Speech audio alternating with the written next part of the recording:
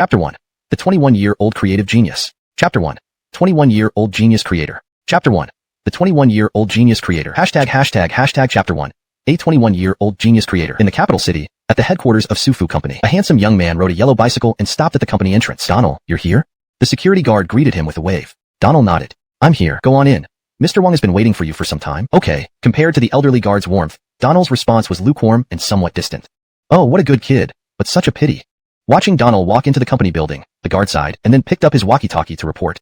As Donald entered the lobby, several employees greeted him enthusiastically. Rocky merely gave polite nods in return, saying no more than 3 words throughout. Anyone unfamiliar might think the company owed him $1 million, and that he was there to collect. Do you know today, Mr. Wong's phone hasn't stopped ringing?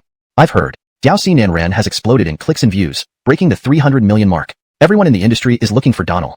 I even doubt if Donald is human. What kind of genius comes up with this? Rocky seems so aloof usually, yet writes such hilarious scripts. It's unscientific. Please sit anywhere. Once seated on the sofa, Armin promptly fetched a bottle of Shuiyuan mineral water from the mini-fridge and handed it over. Interestingly, despite always offering his best tea earlier, Donald never touched it, preferring bottled water instead. Armand, knowing this, now skipped the tea ritual altogether. Opening the bottle, Donald chugged the entire bottle in one go, leaving Armand dumbfounded. After a few seconds, Armand recovered and retrieved another bottle from the fridge for Donald. Without a word, Donald uncapped the second bottle and started drinking again. Armand watched, gulping audibly as if he too felt thirsty. Donald glanced at Armand, put down the bottle without finishing it. But really, it was parched. Beijing's August weather felt like an oven. After cycling for miles under the sun, anyone's throat would be dry. Did you check the list? Yes. This is the 500,000 renminbi fee for Diaoxi Nanran S script, plus a 300,000 renminbi bonus from the company. You've worked hard lately, rest well, and keep it up. Armand passed a bank card to Donald. Thank you. Donald calmly accepted the card and pocketed it. Armand was used to Donald's reserved demeanor and impassive reaction when handling money. It wasn't impolite. Rather, he believed most geniuses were eccentric and aloof, consistent across history. Even after serving a 3-year sentence, Ilium must repay the debts upon release or face re-imprisonment. Visiting his father in prison, Donald found himself speechless. Shockingly, the pampered son adjusted remarkably, dropping out of school to earn money to clear his father's debts. Unbelievably, at 21, he partnered with Sufu, wrote 3 hit scripts in 3 months, and revitalized the dying short-form drama market. Especially Diaoxi Nanran, which broke all-time click and view records, became an instant legend. Sufu saw Donald as a priceless asset, hoping to nurture a future industry legend, a living cash cow. Returning to the topic, after putting away the bank card, Donald pulled out a plain notebook from his pocket and handed it to Armand. Mr. Wong, take a look at this. What's this? Donald didn't reply but drank more water. Throat tightening again, Armand opened the notebook, instantly shocked by its contents. Beijing, Sufu Company Rocky Headquarters. A young man with a handsome appearance stopped his yellow bike in front of the company entrance. Donald, you're here? The security guard waved and greeted him. Donald nodded. I'm here. Go on in. President Wong has been waiting for you for a while. All right. Compared to the warmth of the elderly guard, Donald seemed rather indifferent. Oh, what a waste. This kid is so talented. The elderly guard sighed as he watched Donald enter the building, then picked up the walkie-talkie to report. Let's head to the office. Okay. Though the conversation was brief, it was clear that Armand held Donald in high regard, even though Donald remained emotionally distant. If it were anyone else, even the company president Miguel, Armand wouldn't go out of his way like this. But who would blame him for being so attentive to Donald? At just 21, Donald was a genius creator who collaborated with Sufu Company for 3 months, delivering 1 blockbuster script each month. His works consistently topped the online drama rankings, securing Sufu's position. Even the once average-performing Sufu Company gained recognition in the industry, inching toward top-tier status, thanks to Donald's efforts. Moreover, Donald breathed life into the nearly defunct short drama industry. Given this, Armand wasn't about to complain even if Donald acted coldly or worse. Please, sit wherever you'd like. Sitting on the sofa, Armand immediately fetched a bottle of Shuiyuan mineral water from the mini-fridge and handed it to Donald. Ironically, whenever Donald visited before, Armand would offer his best tea with enthusiasm, but Donald showed no interest in tea, always preferring mineral water. Armand knew Donald's habits and skipped the tea-making ritual, finding it practical. Opening the bottle, Donald gulped down the entire bottle in one go. This bizarre action left Armand speechless for a moment. After a few seconds, Armand snapped back to reality and took another bottle from the fridge, handing it over to Donald. Donald unscrewed the cap again without a word. Armand stared intently, swallowing hard as if he himself was thirsty. Glancing at Armand, Donald put the bottle down, not drinking anymore. Yet, he was really thirsty. It was sweltering in Beijing in August, and riding a bike for several miles had left his throat parched. Did you see the rankings? Yes. Rockhire is your 500,000 renminbi script fee for Diaoxi Nanran, plus an additional 300,000 renminbi bonus from the company. You've been working hard recently, so please rest well and continue your great work. Armand handed Donald a bank card. Thank you. Donald calmly pocketed the card. Armand was used to Donald's reserved nature. He rarely spoke much and never betrayed emotion when handling money, which wasn't considered impolite by now. Armand attributed this to the eccentric personalities of geniuses, who were often aloof and cold. Through history, such traits weren't uncommon. For a genius like Donald, even someone like Armand or even the company president Jonathan would be overly cautious, fearing they might offend this cash cow who might leave in a fit of anger.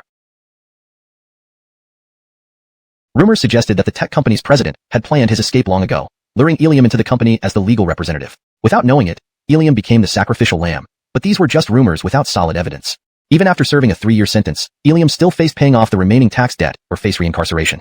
Upon hearing this, Donald visited his father in prison, but they remained silent. Unexpectedly, this privileged young man, accustomed to luxury, didn't collapse under sudden family adversity. Instead, he abandoned his studies and returned home to earn money for his father. More unexpectedly, at just 21, Donald found a collaboration with Sufu. In 3 months, he wrote 3 hit scripts that dominated online rankings for 3 months straight. The latest weekly web series Diao Si Nanshur set record-high views and plays, achieving legendary status. Sufu saw Donald as a treasure, wanting to treat him with the utmost respect. At 21, Donald had already made significant achievements in online drama creation, hinting at a long and potentially legendary career in the film industry, a true money-making marvel. Having received the bank card, Donald casually pulled out a small, ordinary notebook from his pocket and handed it to Armand. "President Wong, please take a look at this." Those doubts vanished completely. Asterisk the Rockyartless Taoist asterisk? Armand read intently. As the main person in charge of web dramas at Sufu, Armand might lack acting prowess, but he was indeed a professionally trained individual. Just a few paragraphs in, Armand's eyes gradually widened, his facial expression freezing in exaggerated surprise. Shocked, excited. Even his body trembled slightly. Donald wasn't rushing for money. This, asterisk the Rockyartless Taoist asterisk, script was consistently high in quality, if not better than the previous 3. It presented a fresh, eye-catching setup that broke away from the usual styles, truly showcasing extraordinary talent. Armand's judgment of scripts was exceptionally sharp. Rocky knew what styles and settings would resonate with audiences, a key reason he maintained his position. Beyond any family connections with boss Jonathan, his discerning eye was unmatched within the company. Asterisk the Rockyartless Taoist asterisk diverged significantly from his previous works. The protagonist achieved a dream shared by many, a being who never ages or dies. But despite this godlike existence, he possessed no magical powers and still had human physiological needs. Over his long life, he faced more formidable challenges compared to ordinary people. "This half bottle of water, I'll take it with me. Don't waste it." Armand nearly spat out blood. Was it really necessary? A half bottle of water, nothing much, especially for a renowned creator now earning millions monthly. Moreover, this particular brand, Snow Spring, cost merely 1 renminbi and 50 cents per bottle, which he kept only because Donald liked it. Rocky opened his mouth, intending to offer a whole truckload if Donald loved it so much, but reconsidered. Though frugal, Donald, once a rich young master, retained a sense of pride. Delivering a truckload would imply charity, which would only cause embarrassment. Taking the half bottle, Donald left without looking back. Ding. Asterisk system deposit of 1.8 million renminbi. Automatically saved and locked 1 renminbi and 80 cents million. Asterisk. Asterisk current deposits meet stage threshold. 1 draw opportunity granted. Asterisk. Just as Donald exited Sufu's gate, the familiar system notification echoed in his mind. His lips twitched. The satisfaction of earning the money was short-lived as it was automatically deducted, faster than any bank withdrawal. It felt like Alipay overdraft users must feel. To add, Donald was a time traveler, having arrived in this parallel world 3 months and 5 days ago. His current body's original owner, also named Donald, had ended his life due to financial strain and the shock of his family's downfall before dropping out of school.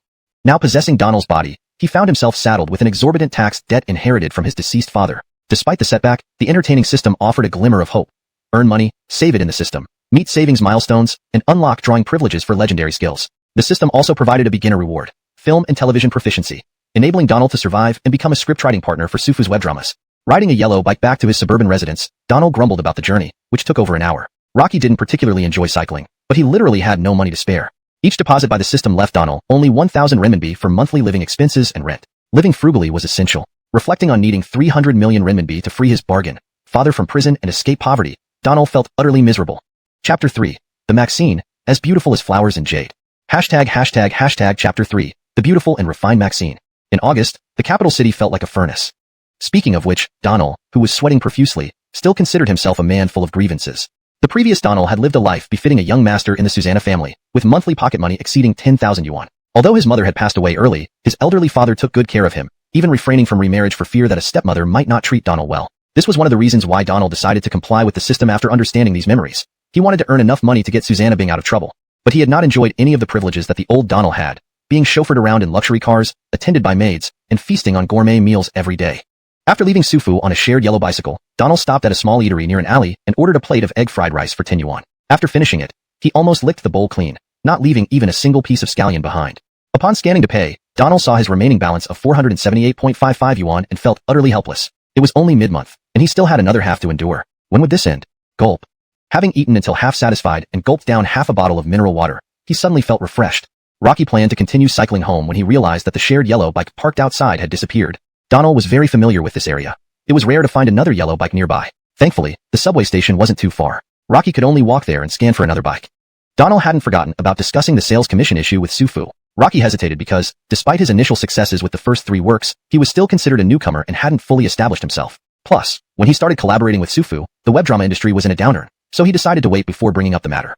This parallel world confused Donald in many ways, especially regarding timelines. Though it was clearly 2022, the development of events seemed much slower compared to his previous world. For instance, Diao Si Min sure began production in 2012 in the previous world, but it didn't exist here yet.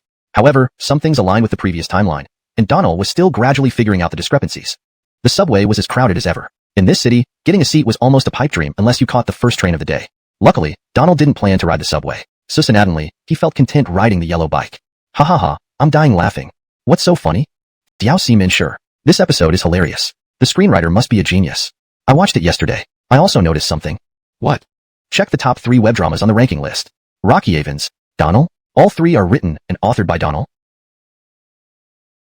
In the capital, wealthy people and beautiful women driving expensive cars were common sights, but a pink Ferrari always drew attention. Maxine was used to receiving stares while driving, with tinted windows to prevent being noticed. Indeed, a young man struggling on a yellow bike spotted the pink Ferrari and couldn't help but feel envious. If only he could gather enough money to buy one himself. While daydreaming, he approached a green light intersection just as the Ferrari turned right. Clang. The front of the yellow bike collided with the right side door of the pink Ferrari. Fortunately, Maxine's driving skills were impeccable. She stopped the car promptly, and Donald quickly jumped off the bike. Otherwise, he might have sustained injuries. A woman in a strapless dress, wearing sunglasses, got out of the car. Are you alright? Her voice was incredibly soothing. Despite still feeling upset, Donald couldn't muster any anger. Seeing Donald remain silent with a stern expression, Maxine walked over to check on him. Finding no apparent injuries, she breathed a sigh of relief. Is that Blakely? Goodness, it's really Blakely. The moment Maxine stepped out, passersby recognized her. Soon, a crowd surrounded her, phones in hand, ready to document the moment. Meeting a celebrity was rare, let alone a top-tier star like Blakely. No one wanted to miss this opportunity. Donald bore primary responsibility, while Maxine had secondary responsibility. Donald's mind was reeling. This is a Ferrari, for crying out loud, and I'm the one primarily responsible? Am I supposed to pay the repair cost with my life? Note, the paragraph structure and line breaks have been maintained as requested. Chapter 4, Maxine's Cash Power. Hashtag Chapter 4, Maxine's Cash Power. Isn't this a disaster out of nowhere? If given another chance, Donald would probably still choose to ride the yellow bike. After all, it saves money. At the accident scene, both the Ferrari and the yellow bike had been moved to a position that did not obstruct traffic. Due to the large crowd gathered around, the traffic police helplessly asked Maxine and Donald to step into the police car to discuss the compensation for the accident. Please show your vehicle registration, driver's license, and ID. I don't have them. I didn't mean you. Just bring your ID. We need to register it. The traffic police sighed in exasperation. Why would I ask a guy riding a yellow bike for a driver's license or vehicle registration? Maxine was very cooperative, handing over her documents for registration. Donald also grimly produced his identification. Donald? Huh. Maxine raised an eyebrow. Wasn't this the name she had been searching for over 2 months? Rocky remained cold throughout, appearing naturally so without pretending. Moreover, he hadn't even given her a proper glance. His eyes were clear and pure, unlike the dirty minds of those LSPs, low sexual predators. This made Maxine even more interested. As they say, what can't be obtained always causes the most stir.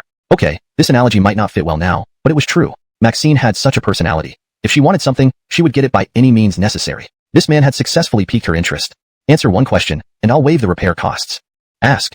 Maxine almost choked on her words. She thought this guy would stay cold until the end, but didn't expect him to give in for some petty cash. Did I overestimate you? The 2 traffic police officers nearby heard this and exchanged glances, almost bursting out laughing. Regaining her composure, Maxine said, Do you know Soul Fairy, Psychological Crime, and Nerd Man? Yes. Are you the screenwriter and original author of these 3 series? I only answered one question. Maxine was utterly deflated. What kind of person is this? So stubborn. It was like dealing with a reincarnated, obstinate soul. Despite her complaints, Maxine had no choice but to admit that she had missed the point in her questions. Seeing that the answer was about to be revealed but suddenly stopped, there was no way Maxine would be someone to give up halfway. How smart is Maxine? A quick turn of the brain, and she found Donald's fatal weakness, money. Answer one more question, and not only will I waive the repair costs, but I'll also give you 10,000 yuan. How does that sound? Saying this, she pulled out a stack of 100 yuan bills from her bag and placed it right in front of Donald. Haha. You have money. You're noble. Do you think I, Donald, can be easily satisfied with a mere 10,000 yuan? At least I earn a 6-figure monthly salary. 20,000. Deal. True to her nature, Maxine immediately took out her phone. Cash isn't enough. Add me, and I'll transfer it to you. If anyone else heard this offer, they would likely laugh in their dreams. It was Blakely, the dream girl of many. But this guy remained unfazed. Scan my QR code. Donald pulled out his battered phone. Its paint peeling and screen protector cracked, opened the payment code smoothly, and extended it to Maxine. Everything was so natural. The 2 traffic police officers were dumbfounded, wishing they could pull out their phones and beg Maxine to add them too. Blakely had no choice. Dealing with this guy had thoroughly tested her patience. Moreover, due to the popularity of the 3 series, various companies had long targeted him. Many people wanted to find him. Rocky hadn't exposed himself because he didn't want to disrupt his life. At Sogu, he felt good, knowing it would eventually become a top company in the industry. Though it gradually faded in later years, it didn't affect his collaboration during its development phase. Additionally, Sogu had treated him well without any contractual bindings. If he changed companies, things might not remain the same. Less trouble was better. Yet, Donald never expected Blakely to be such a woman. Another 20,000, and I'll take you to dinner. Let's go. Chapter 5. Writing a script for Blakely. Chapter 5. Writing a script for Blakely. Bowing for a bowl of rice? Donald didn't think that the 20,000 yuan was particularly significant to him. The money would be immediately deducted once it reached his hands, and in terms of saving up 300 million, it was just a drop in the bucket. However, if he refused Blakely and she made good on her threat to have him repair cars, he genuinely wouldn't have the money to pay her. Donald called this adaptability. Besides, although Donald knew why Blakely had approached him, his impression of her had always been positive, both in his past life and now. Whether in terms of personality or character, Blakely was viewed by the public as exceptionally outstanding, with either is fine. Blakely sighed. Let's go with green tea then. She invited Donald to sit down and told the tea preparer, I'll do it myself. We need to talk. People working here were astute. Upon hearing this, the lady promptly stood up. Susannaire, Miss Walker, let me know if you need anything. Once the tea preparer left, Blakely began pouring the tea herself. The atmosphere in the room grew quiet, so she started the conversation while brewing the tea. I've read all your works, they're excellent. I know you haven't signed with Sufu. Have you considered more stable development? No. Blakely, experienced in reading people, felt frustrated today. She usually gauged people easily with just a glance, but Donald confounded her. His reactions were inscrutable, making her cautious about discussing business. Unable to get a read on Donald, who appeared either dull or very shrewd, she had to push forward. Zion desperately needs someone like you. If you agree, I can offer you triple market price for a script. To Blakely's surprise, Donald immediately responded, okay. Really? She asked, taken aback. Yeah. So, are you willing to collaborate with Zion? No, I won't sign any contract, but I can write a script for you. Though slightly disappointed, Blakely saw potential. With Donald's current popularity surpassing even that of the lead actors in his works, a script from him would surely become a hit. Once they collaborated, there would be future opportunities. Blakely believed, tisk, expensive things have their reasons. Look at it. Imagine the prestige it brings. I don't think we have many sports cars like this around here. Who's the lucky girl riding in style? The Ferrari stopped at the village entrance. 2 old men, sitting under a tree, walked over to examine it closely, attracting many passers-by. Donald opened the door and stepped out, followed by Blakely. Almost instantly, bystanders recognized Blakely. Is that Blakely? Yes, definitely. Crowds soon gathered around. Donald dreaded this. Celebrities like Blakely were always the center of attention, and the commotion would only disrupt his peace. Do you mind if I come inside for a drink?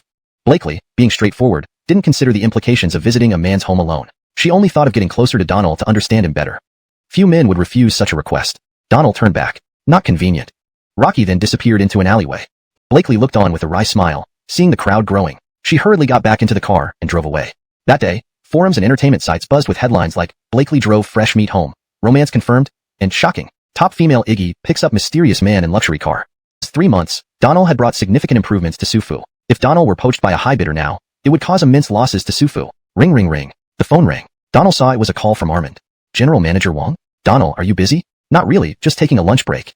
Oh, rest well. Take care of your health. If you have any issues or difficulties, let us know. Thanks. After hanging up, Donald was confused. While Armand usually cared for him, it was odd for him to call just to say these vague words. There was something strange about it. Donald didn't think too much about it. Rocky was completely unaware of the online commotion, not being someone who frequently surfed the web. Even if he wanted to, his old-fashioned phone was so slow that he simply stopped using it altogether. Donald didn't nap either. After the call, he thought about writing a script for Blakely. In the previous world, Blakely had starred in many successful productions, each receiving its own wave of praise. The most popular one among fans was Sword Dynasty, but Donald decided against writing that one because it had too many continuations. Suddenly, an idea struck him. With pen in hand, he started writing in a notebook. From noon until afternoon, Donald spent 5 hours completing the script. Eternal Love and 10 Miles of Peach Blossoms was a hugely successful show in the last life, catapulting Blakely's career and earning her numerous awards. After finishing, Donald didn't need to review it further. Rocky sent a message to Blakely. The script is done. I'll bring it to your company tomorrow. At that moment, Blakely was still lost in thought. Rocky hearing the WeChat notification, she picked up her phone and immediately widened her eyes. Are you joking?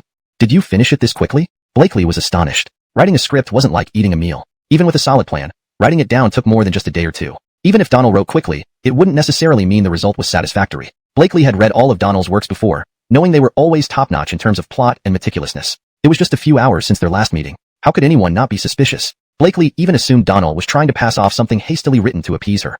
Really? That fast? Blakely replied. Yes. Donald remained as cold as ever. Blakely thought for a moment. I'll come pick it up. Forget it. I'll deliver it. Donald genuinely feared the attention Blakely, a huge star, drew everywhere she went. Rocky wasn't worried about gossip, but preferred not to have his life disrupted. Really? That's fine too, Blakely replied. Reimburse me for transportation first. Seeing this reply, Blakely couldn't help but laugh and cry simultaneously. She wondered how frugal he could be. If she bought the script at 3 times the market price, 1.5 million yuan, couldn't he afford a cab fare? Though she inwardly complained, she still transferred 1,000 yuan to Donald. Seeing Blakely transfer 1,000 yuan, Donald frowned and promptly refunded it. Rocky knew too well that the system deducted amounts over 1,000 yuan, and he'd regret it later if it happened. Too much, Donald replied. Blakely was ready to explode. She accused him of being greedy, offering extra reimbursement, yet he refused. Donald had truly rendered her speechless. Blakely angrily cursed, "Dead Donald." After venting her frustration, she transferred another 500 yuan. Unaware, she never let any man affect her emotions. Today, with Donald, she kept experiencing unexpected mood swings, even developing some inexplicable feelings. Donald received the payment instantly. Rocky didn't enjoy doing this but had no choice. Rocky barely had 400 yuan to his name, and this trip would cost about 300. After receiving the money, Donald waited, confirming the system hadn't deducted it. Overjoyed, he realized he'd still have 100 or so yuan left after expenses. What if he took the subway? Delighted, Donald grabbed the script and headed out, walking nearly 15 minutes to the metro station.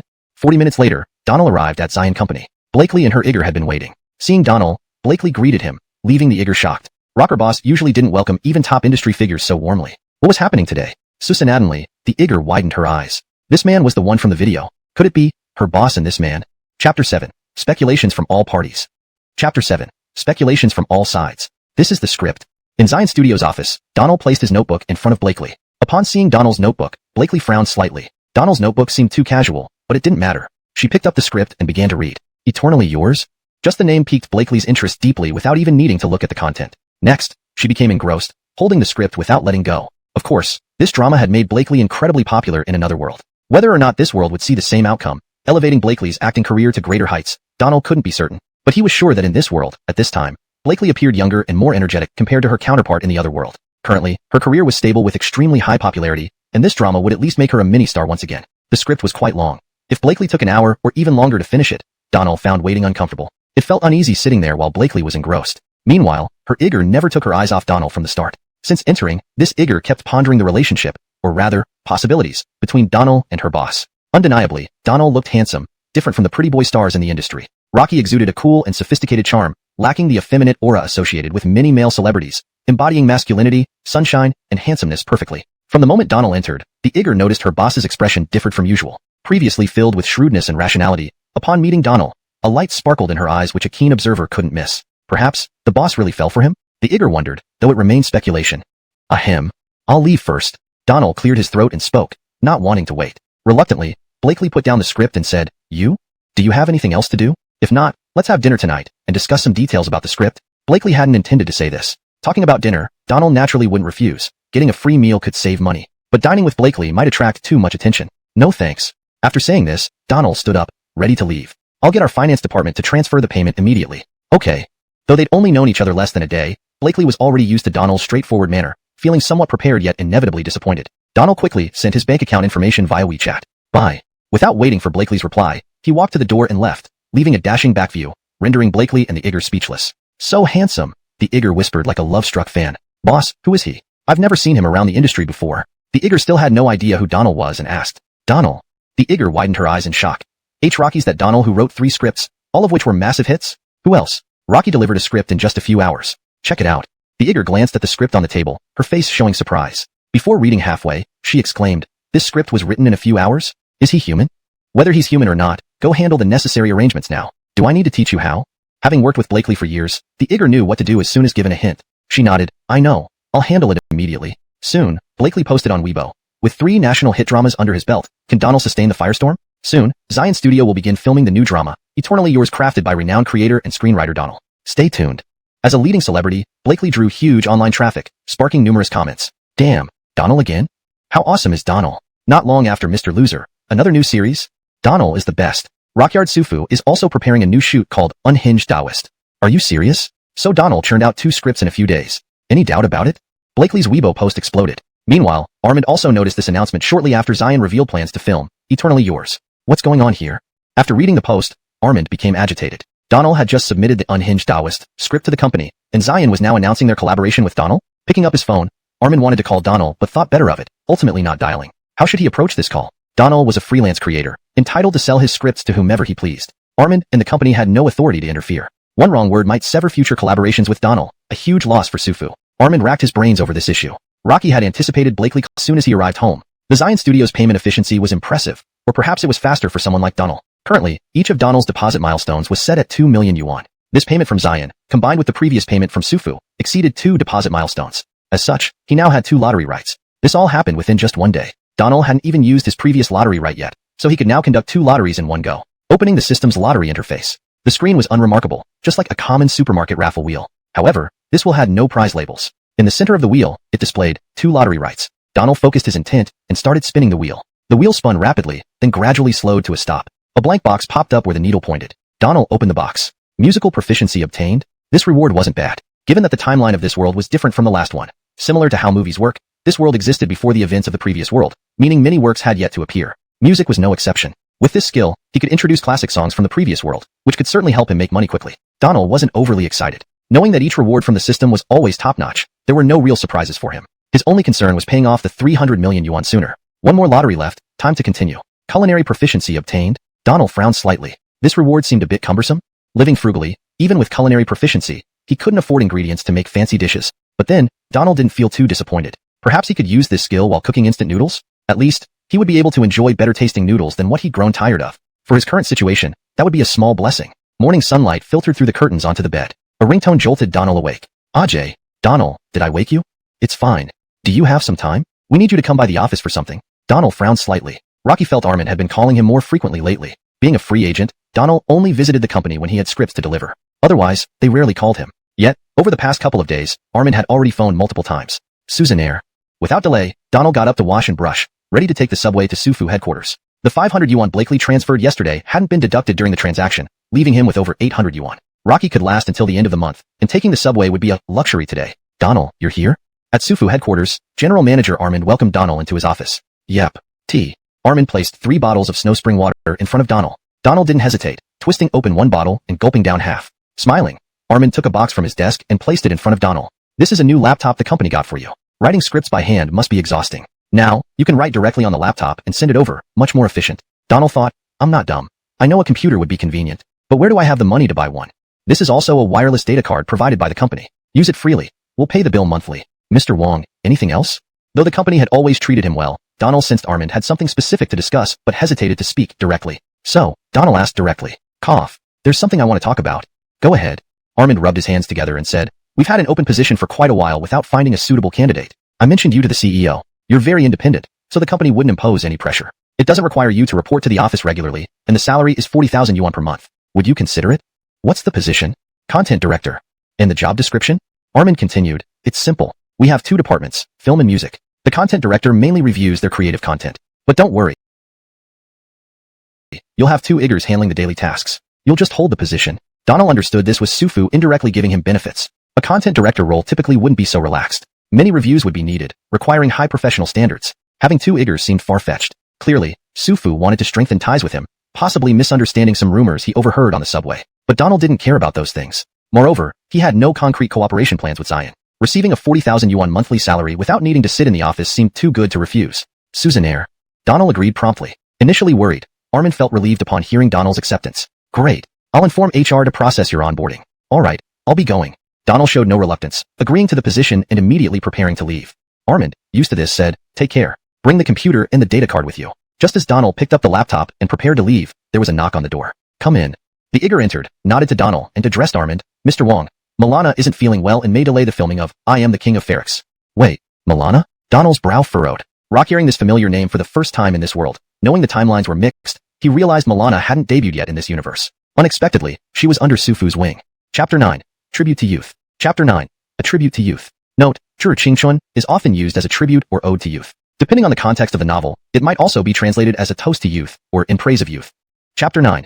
Tribute to Youth. Sofu Company did not just focus on the development of film and television as well as the internet. It also cultivated and developed singers. Though relatively small in scale within the industry, Sofu offered great benefits, attracting a good number of promising talents. What Donald hadn't anticipated was that a singer at Milana's level had actually signed with Sofu in this world. Milana was an incredibly popular superstar from the previous world. Debuting at her peak, she was the goddess in countless hearts and had never been associated with Sofu before. At this moment, Armin heard his Igor and temporarily forgot about Donald, asking anxiously, What about those 2 songs the company prepared? The Igor frowned and said, Boss Wong, most of the participants in the King of Ferrex are big names. There are only 2 newcomers, and they're both under Huayu Entertainment. Armin cut in, well aware that Sofu had no edge in music. From its establishment, Sofu focused primarily on film and television as well as the internet, only forming a music team 6 months ago. They couldn't compete with companies like Huayu. It was clear the company had received some inside information suggesting their songs for Milana weren't impressive enough, hence the cancellation of the previously submitted tracks. But where could they find suitable songs now? Armin scratched his head, feeling lost. Rocky struggled to come up with a solution. If it were just a perfunctory performance, any song would do, regardless of results. However, Milana was Sofu's best singer at the moment, and the one they were heavily promoting. If her first public appearance failed to attract interest, her future prospects would be bleak. I have a song. What? Armand and the Igor almost spoke in unison, staring at Donald, incredulous. Everyone knew Donald's expertise in screenwriting, but he had never mentioned writing songs. This revelation naturally surprised Armand. On second thought, if Donald excelled in screenwriting, his literary skills must be solid. Writing songs, after all, was also a form of literature. Donald, you have a song? Armand asked eagerly. Donald nodded. It can be tried. Good, very good. Let's go right away. Sofu had 3 departments, film and television, internet, and performance. Although Armand was the head of film and television, he often handled all matters in the company due to the lack of suitable personnel for other roles. Today, Donald had been appointed as the content director, so consulting him about Milana's missing song was reasonable. Performance division. The company had 4 singers. Upon entering, these singers immediately stood up and greeted Armand in unison. Armand glanced around, didn't see Milana, and asked, "Where's Milana?" "In the restroom."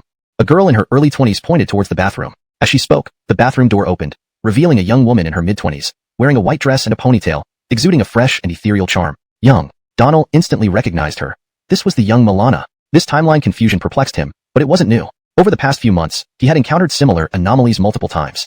"Milana, come here." Armand beckoned to her. Milana, looking somewhat shy, responded, "Boss Wong. This is Donald, our content director. Everyone, call him Hamish." Upon hearing this introduction, the singers stared at Donald in astonishment, widening their eyes as if seeing a monster. Young. They shared this thought. Donald's fame was well known, especially online. Privately, they had speculated that he must be a middle-aged man in his 40s or 50s. Imagine their surprise when they saw he was only in his early 20s. "Hamish!" They all called out in unison. Donald, still a bit bewildered, simply acknowledged them. "Donald, did you already write the song?" Donald nodded. Indeed, the music mastery skill he acquired through the lottery had songwriting. She hummed the melody softly in her mind, completely spellbound. Chapter 10. Donald's musical talent. Chapter 10. Donald's musical talent. Donald wasn't musically inclined in his previous life. However, after winning the musical proficiency card, the melodies of those familiar songs naturally flowed into his heart. In front of Armand and Milana's stunned expressions, Donald had already finished writing both the lyrics and music for an entire song. After reviewing it once, he nodded with satisfaction and pushed the notebook toward Milana. "See if you can sing it." Honestly, Donald was unsure whether Milana could perform this song. After all, the disruption in timelines might have caused many chain reactions, though Donald hadn't discovered any issues yet. Milana had watched Donald write the song and knew its content by heart, even humming it along as Donald wrote. By the time Donald finished, Milana was thoroughly impressed. If Donald indeed wrote the song on the spot, Milana found it hard to believe that even a genius wouldn't need some thinking time. Milana responded with a nod, treating the notebook like a precious treasure, carefully examining it again. Armand was also looking over Milana's shoulder. His unruly face is like the sky at dusk. Rocker washed hair is like a flame in my heart. Even Armand, watching from the side, didn't dare to speak up. Rocky felt Milana did well on the first line, but each time Donald would call a halt, and neither Armand nor Milana understood why. "Prepare, let's continue." Rocky has an unruly face like the sky at dusk. She has washed hair like a flame in my heart. A brief revelry thought to last a lifetime. A long farewell, the grand banquet of youth. Stop. Donald deeply inhaled, stopping Milana's recording. This time, Milana sang 4 lines, showing significant improvement. Actually, Milana had done very well, but Donald still felt it lacked something. Perhaps due to the age difference caused by the timeline shift, certain emotions weren't fully conveyed in her performance, so Donald refused to compromise. After all, the Milana from his past world had sung every song flawlessly, and Donald wouldn't allow any imperfections from the present Milana. The emotion shouldn't be forced. Be more delicate but not overly sentimental. It needs to be natural, understand? Milana listened intently to Donald's instructions. His demand seemed excessive given her current skill level. She hadn't officially debuted yet, and her technique was far below the Milana of the past world, but her voice remained enchanting. Taking a deep breath, Milana signaled she was ready. The music started. Rocky has an unruly face like the sky at dusk. This time, Donald didn't stop her. Milana sang the entire song without interruption. Donald kept his eyes closed, listening through headphones until the music ended. Then, he opened his eyes and gave Milana a thumbs up through the glass. "That's it. I'm leaving." Donald always acted abruptly. One moment he was giving instructions, the next he left immediately after Milana finished singing. Armand called out as Donald walked out of the studio, then hurried after him. "Donald, the song is good? You're not staying too?" "Not necessary, she did great. The fee will be wired by finance later." Without turning back, Donald made a gesture. Armand rushed back to the studio, sat at the mixing console, put on the headphones, and motioned for the sound engineer to play the recent recording. Milana exited the recording booth and waited until Armand finished listening to the song. Rocky slowly took off his headphones. Boom. Armand slapped the mixing board. "It's going to be a hit." The sound engineer and Milana jumped. Turning to Milana, he asked, "Do you like this song?" Milana nodded. Yes. Mr. Susanna is truly a master-level talent. Learn from him.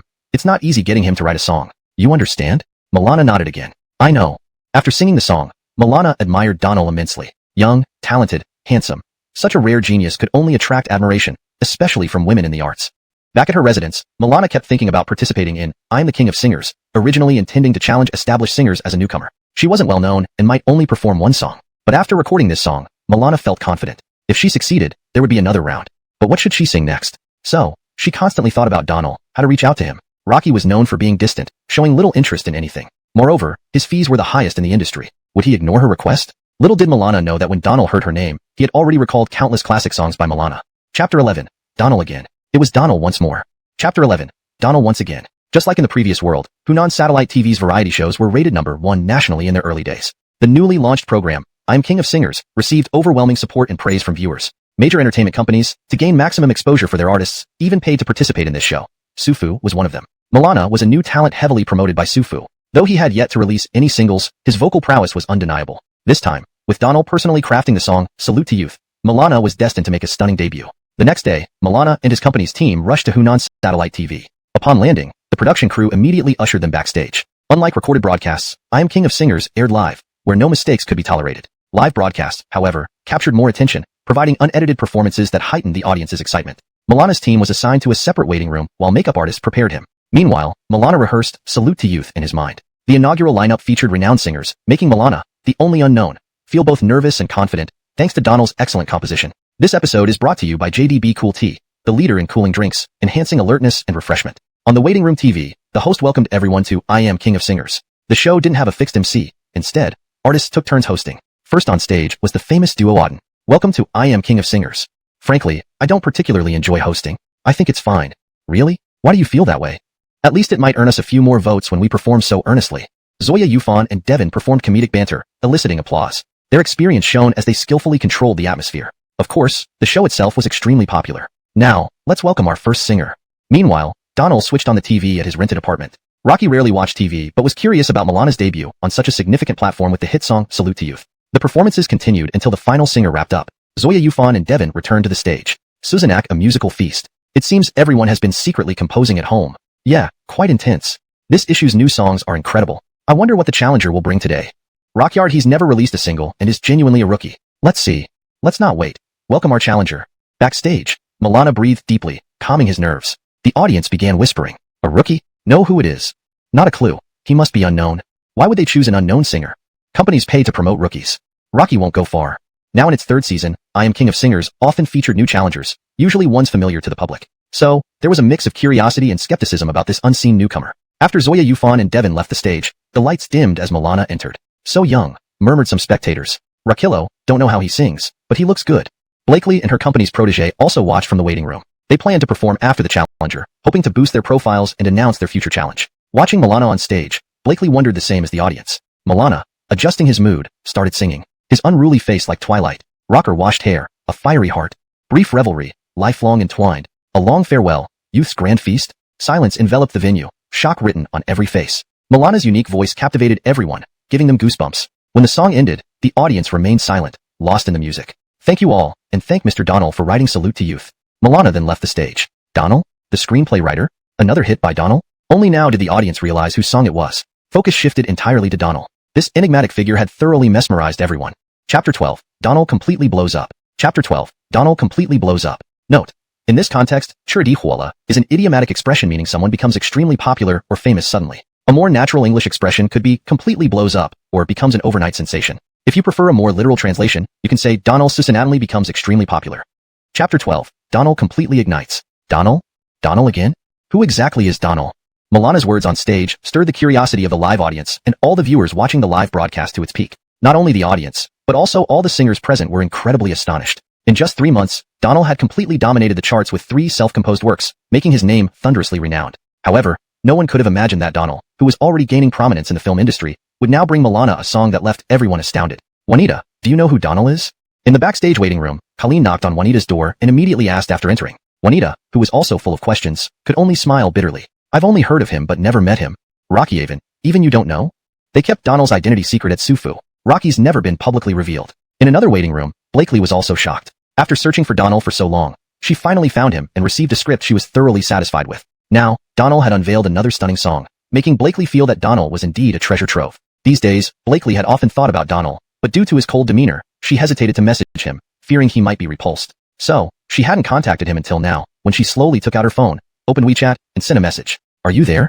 On the other side, Donald had just finished watching Milana's impeccable performance, better than even in the recording studio, and was confident that Milana had successfully challenged the competition. Just as he was about to turn off the TV and sleep, he heard the message notification and glanced at his phone.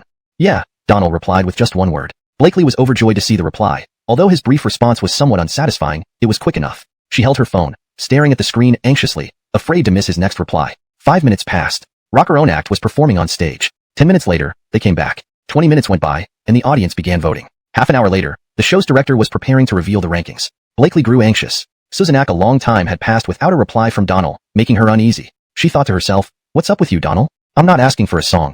At least reply to me. Little did she know, Donald wasn't ignoring her. Rocky had just come out of the shower after replying earlier. After washing up, he forgot about Blakely's message. When Donald prepared to sleep, he picked up his phone and saw her message. Yeah, a bit. Donald politely replied. Rocky didn't realize Blakely was at the scene of I Am the King of Singers.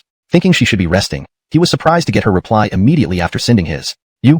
Where were you for so long? Seeing the reply, Donald frowned slightly. The question carried an inexplicable hint, and being experienced in such matters, he sensed something unusual. In the shower. Upon seeing this, Blakely blushed and hurriedly typed back. Do you have time tomorrow? Can you come to my company? I have some script-related matters I want to discuss. Whatever it is, you can ask me directly tomorrow. I might not have time to go. This was perhaps Donald's longest reply yet, though not because he was really busy. If not for fear of being seen as a monster, Donald could churn out 100 scripts in a day, just for fun. But that obsessive method could harm him more than help. Eventually, reporters and paparazzi would dig him out, leaving him no peace. Moreover, he wanted to avoid exposure, preferring to remain a mysterious figure behind the scenes. Seeing Donald's reply, Blakely felt a pang of disappointment but couldn't force the issue. Donald's script was flawless and required no revision. She sought him out mainly to understand him better. Finding no better reason, she sighed inwardly. Alright, if I have any issues, I'll message you. Okay. After replying briefly, Donald was already fast asleep in bed. Lying down, he thought the world was quiet. But Sufu's official website was exploding with countless netizens demanding Donald's photo. Due to the surge in traffic, the website crashed twice. On Weibo, beneath Sufu's official account, netizens flooded in demanding Donald's picture. Some even found several accounts named Donald, but knew they weren't genuine. Frustrated, they left comments under Sufu's official Weibo. At least let Donald open an account to prove he's real. Or is this person made up? Under pressure, Sufu's official Weibo blew up. Armin called Donald, only to find his phone was off. Not just facing public pressure, Sufu's internal lines and Armin's private line were also flooded with inquiries about Donald, but Armin could only laugh bitterly, explaining that due to privacy concerns, he couldn't disclose any information. Chapter 13. Weibo Mogul. Chapter 13.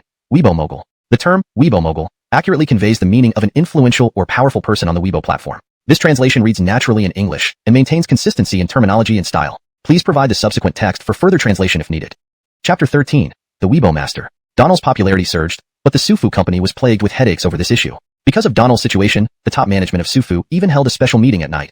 But as expected, no effective solution was found. Donald himself had no contract with the company, meaning they had no leverage over him. Rocky now had full control over his future, and Sufu could not interfere in his departure or stay. Ultimately, the matter ended inconclusively. Meanwhile, Donald finally turned on the computer given to him by Armin, connected to the internet, and first checked the list of popular TV dramas. His few works still dominated the rankings firmly. Donald also visited Zion's official website, where vigorous promotions for the new drama Eternal Love were already underway. Lastly, Donald entered the Tieba forum as a guest. Rocky hadn't expected to be so surprised when he took a look inside. An entire Donald bar had been established by someone unknown, currently ranking first in terms of activity. Posts within the bar were all about discussions on his works and speculations about him personally. Some netizens even posted that they would pay experts to uncover Donald's identity and find him. Just as he saw this, Donald's phone rang. Looking at the screen, it was a call from Armin. Mr. Wong, is there something? Donald, am I disturbing your rest? No, I haven't slept yet. You must take care of your health. Donald frowned, then asked, if you have something to say, please go ahead, Mr. Wong.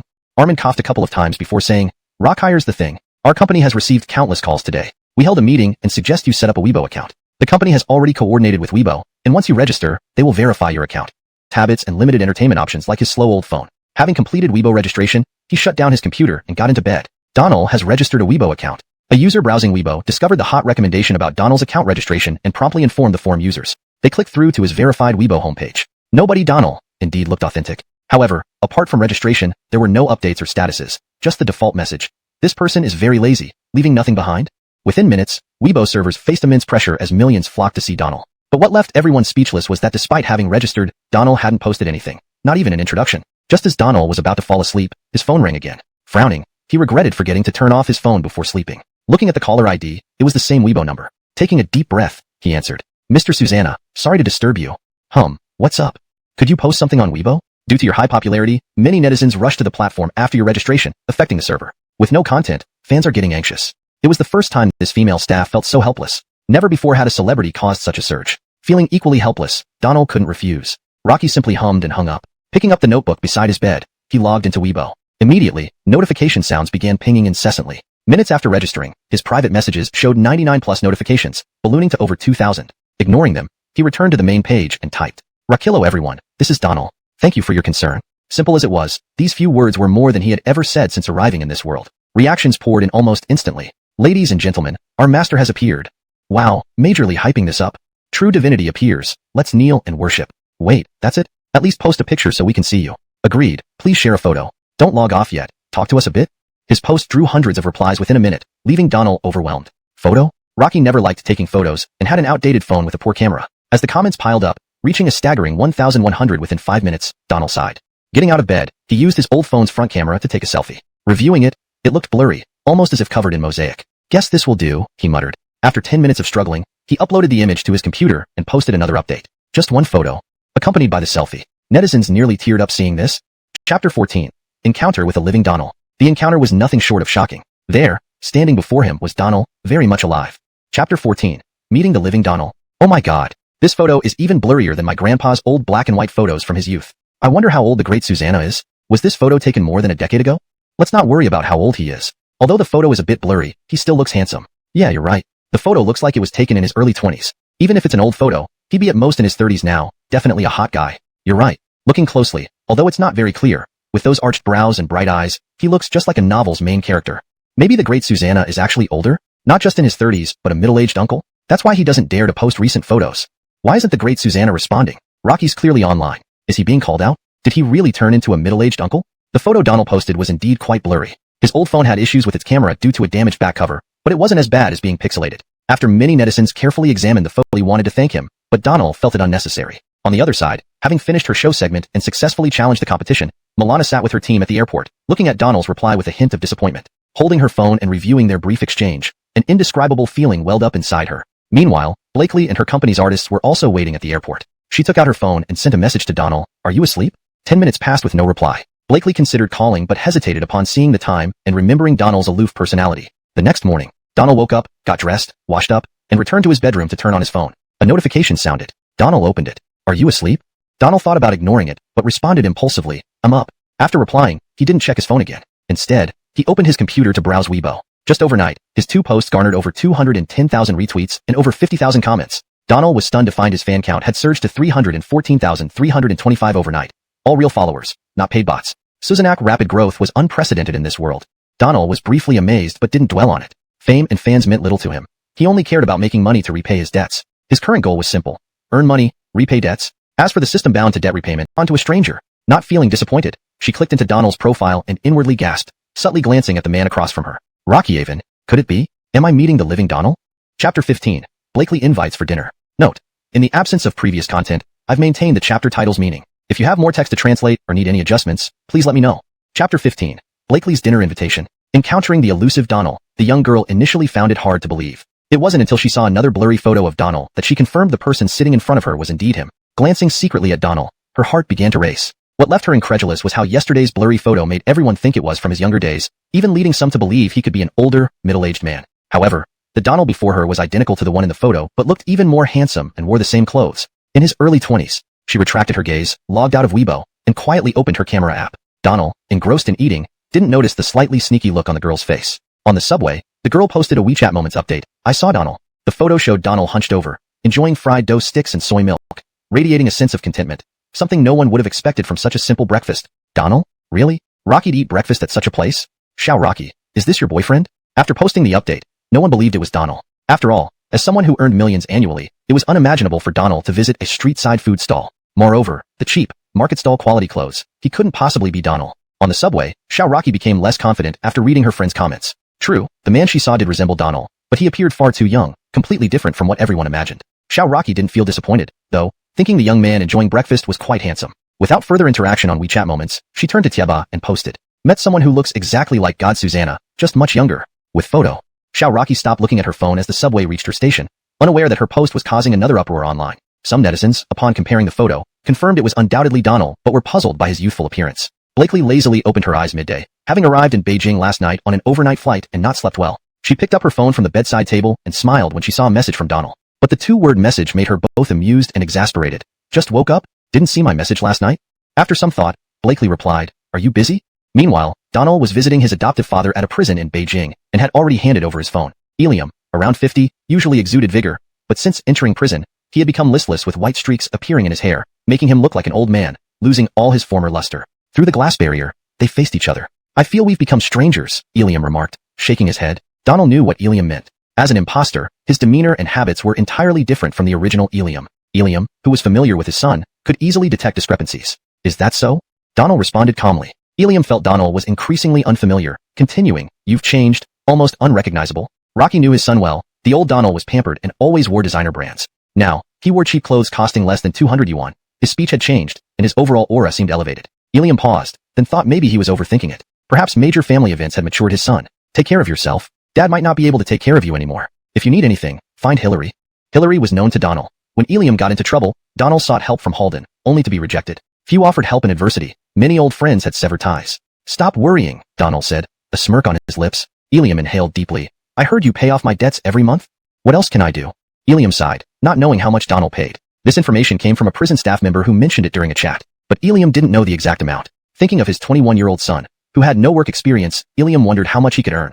"A few thousand perhaps?" "Keep the money for yourself," Ilium said. Donald thought, "Do you think I want to? If not for the system binding me, I'd be free." Yet he didn't complain, appreciating Ilium's past kindness and remembering touching moments, seeing it as destiny. "All right, I'm leaving. Take care."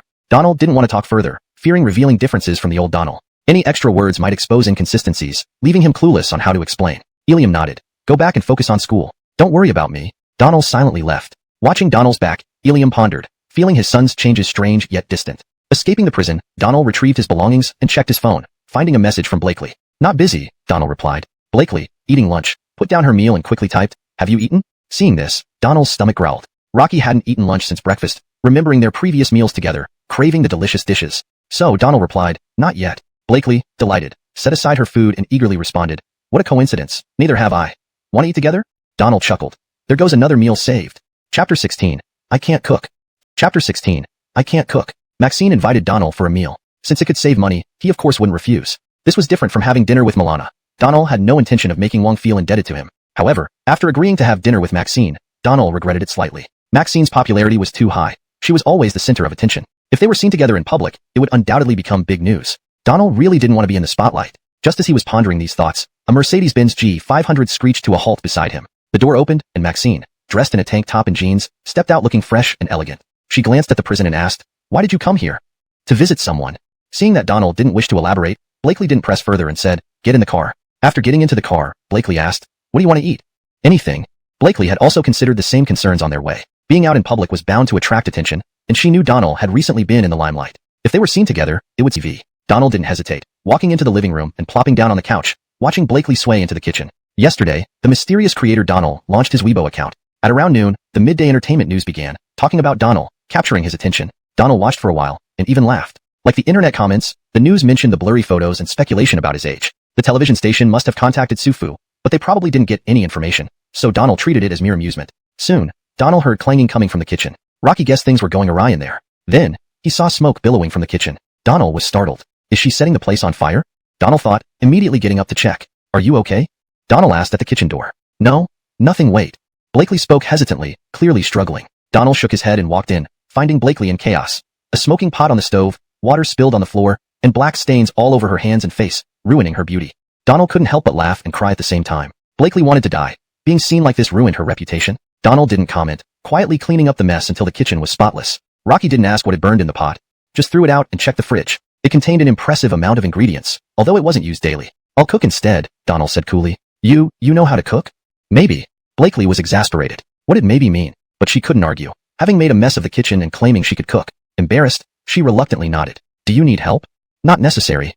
All right. Blakely walked away step by step, turning back to ask again, have you ever cooked before? Donald answered seriously, never. Blakely fell silent. Two novices in the kitchen. It was lucky if nothing caught fire. She decided to wash her face and let Donald handle it. After Blakely left, Donald picked out a few ingredients from the fridge: fresh oiled spinach, premium pork belly, and peas. Somehow, despite never cooking before, Donald visualized the recipes in his mind, the steps, procedures, and methods for each dish. Rocky realized the culinary mastery prize from earlier must be responsible. Half an hour later, Blakely came downstairs from washing up and saw Donald carrying dishes to the table. She hurriedly ran over to see the first dish, a plate of neatly arranged, bright green green spinach with a sprinkle of finely chopped garlic on top, looking appetizing and light. Next, Donald brought out a second dish, stir-fried peas, plain and simple without any visible seed. She had never tasted anything like this day's version. The pork was soft yet not overly mushy as in northern stews, nor was it too firm like those in the south. It had rich layers, and each bite revealed a satisfying juice inside, indicating no excessive use of spices. The flavor was very unique. This is too delicious, Blakely said with wide-eyed excitement while chewing. Donald hadn't even picked up his chopsticks yet. Frankly, he didn't know how the food would turn out using the culinary mastery skill, but from the looks of it, the presentation was excellent. Hearing Blakely's words, Donald also tried a piece of the braised pork. Taking a bite, Donald raised his eyebrows slightly, surprised by his own cooking. Rocky thought to himself, this culinary mastery truly does not disappoint. Then Blakely tried another piece of braised pork. Blakely paid great attention to her diet and usually only tasted a small portion of the braised pork, regardless of how good it was. But today's braised pork was exceptional, so she couldn't help but eat more. Next, they tried the garlic-flavored lettuce. Garlic-flavored lettuce was common in restaurants and considered a refreshing side dish. The key was the heat control. If the fire was too high, the lettuce would become too soft and affect the texture. If too low, it would be raw and unpleasant. Therefore, it tested the chef's ability to manage the temperature perfectly. Simple dishes often reveal true skills. Blakely loved this dish, so there was always some in the fridge at home. But Donald's garlic-flavored lettuce was something she had never tasted before. The lettuce was crisp and tender, slightly light in flavor but developed into a richer blend of flavors during chewing, creating a wonderful sensation. Next came the peas. A dish of stir-fried peas without any added condiments. Blakely simply couldn't stop after tasting them. In half an hour, the two of them devoured all three dishes, even cleaning the plate's juices thoroughly. Usually eating just until 3/10 full and mostly relying on fruits for nourishment, Maxine felt unusually stuffed today. Donald also dug in with enthusiasm, finishing 3 bowls of rice. After eating, both leaned back in their chairs, rubbing their full bellies. Any pretense of being a lady, losing weight, or watching her diet flew out of Blakely's mind. Donald, did you learn your cooking skills at Lanxiang? Donald couldn't help but laugh, shaking his head. No. Lanxiang, known for various memes in the previous world, was also quite popular here. It's not shameful to study cooking, so why deny it? If you say you've never learned, I won't believe you. Feeling somewhat at a loss for words, Donald explained, I really haven't studied. I occasionally research cuisine. Blakely looked at Donald with widened eyes. This was the most words Donald had ever spoken, not as aloof as before. With a slight smile on his face, he seemed transformed from a gloomy man to a bright young lad. Blakely felt like she had discovered a new continent. Yet you claim you don't know how to cook? Is this what you call not knowing how to cook? To avoid showing her admiration, Blakely quickly spoke up, trying to shift her focus. I just casually made them. It's not that impressive. Blakely realized Donald wasn't actually cold, but just reserved around unfamiliar people. Now, having seen him several times, he opened up more than before. Instead of short replies, he started to converse normally. Casually making it this good? What if you were serious? Maybe you could teach me when you're not busy? Donald hesitated. I have some things to do. I should go. Blakely felt a bit disappointed but stood up, raising her eyebrow. All right, let me drive you back. Initially, Donald wanted to say he'd go back alone, but considering saving expenses and assuming Blakely wouldn't attract much attention unless driving her pink Ferrari, he nodded in agreement. On the way back, Blakely tried hard to make conversation, but Donald didn't engage much, making the atmosphere rather dull. Knowing Donald needed time to open up, Blakely didn't rush it. Since Donald came to her place for dinner today, he could come again tomorrow. There was plenty of time for them to grow closer. They stopped at the same intersection. After getting out of the car, Donald quickly left but then turned around to wave at Blakely. Sitting in the car, Blakely didn't get out. Seeing Donald wave goodbye, her initial disappointment turned to joy as she waved back enthusiastically. Back home by 3:30 p.m., Donald idly checked his Weibo homepage. Thankfully, the buzz had calmed down a bit. Though there were still many posts online, it wasn't as crazy as yesterday. Just as he shut off his computer, his phone rang. It was Armin calling. Mr. Wong, what's up? Donald, I need to discuss something with you. Do you have time to come to the office? I'll send Xiao Ira to pick you up. Luckily, the latter part of the sentence meant Donald didn't have to decline. Since someone was picking him up and he had nothing else to do, he might as well go. Being the company's content director with a 6-figure salary per month, he felt he should show his value despite not needing to be present regularly. Susannaire. An hour later, Donald arrived at the company. Coincidentally, he bumped into Milana right as he entered the office. Hamish. Yes, are you heading home? Milana initially planned to go home but responded awkwardly. I'm going to buy some water. Buy water? Isn't there a vending machine in the office? Milana's heart raced, unsure why he felt nervous under Donald's gaze. Unconsciously feeling like his intentions were detected, he improvised. There isn't what I want. Hamish, would you like something? I can bring it back for you. No, thank you. I'll head upstairs. Donald walked off. Watching Donald leave, Milana hesitated for a moment and then followed. Hamish, are you free this afternoon? Would you like to have dinner with me? Stopping, Donald glanced at Milana. Knowing Milana wouldn't give up if ignored, he nodded. Susannaire, but I don't know how long it will take. That's fine. I'll wait for you at the company. Donald nodded silently and walked into the elevator. After the elevator doors closed, Milana breathed deeply, flashing a bright smile. Chapter 18. Going on a show? Do they pay for it? Chapter 18. Appear on a show? Will they pay? Donald has arrived. Please take a seat. In the office, Donald sat down as Armand placed 2 bottles of water on the table. Mr. Wong, what's up? Armand also sat down, rubbing his hands and smiling. Well, the song to youth has become quite popular, hasn't it? Milana also successfully challenged and will be participating in I Am the King of Singers. We don't have any new songs coming out lately, so, you see. Alright, I do have some. I'll give them to you shortly. Armand was taken aback, hardly believing it. After all, To Youth was written just a couple of days ago, even on the spot. Donald had never mentioned writing songs before. And a classic like To Youth is something many creators might not produce in their entire lifetime. Now, Donald just casually says he has more songs? Judging from Donald's creative history, he couldn't possibly churn out something mediocre, which left Armand stunned. Was Donald already writing songs before scripting? Donald, did you write many songs previously? Armand couldn't help but ask curiously. No, today I just happened to get inspired, Donald replied straightforwardly. This answer left Armand speechless. When did Donald ever divide inspiration into today or tomorrow? Rocky wrote whenever he felt like it, day or night. A steady stream of ideas couldn't even describe this prolific creator's inspiration. Before Armand could recover, Donald pulled out his small notebook and fountain pen, which he carried with him daily, and started writing on the table. Milana's songs? Classics? Isn't that effortless for him? But May We Last? Armand saw Donald write down the song title and furrowed his brows. This title seemed like it would belong to a country-style folk song. Was Donald going to scribble something together to Ying Fu, cope with this? Note, the phrase Yun Ren Changjiu is literally translated as hope people last long.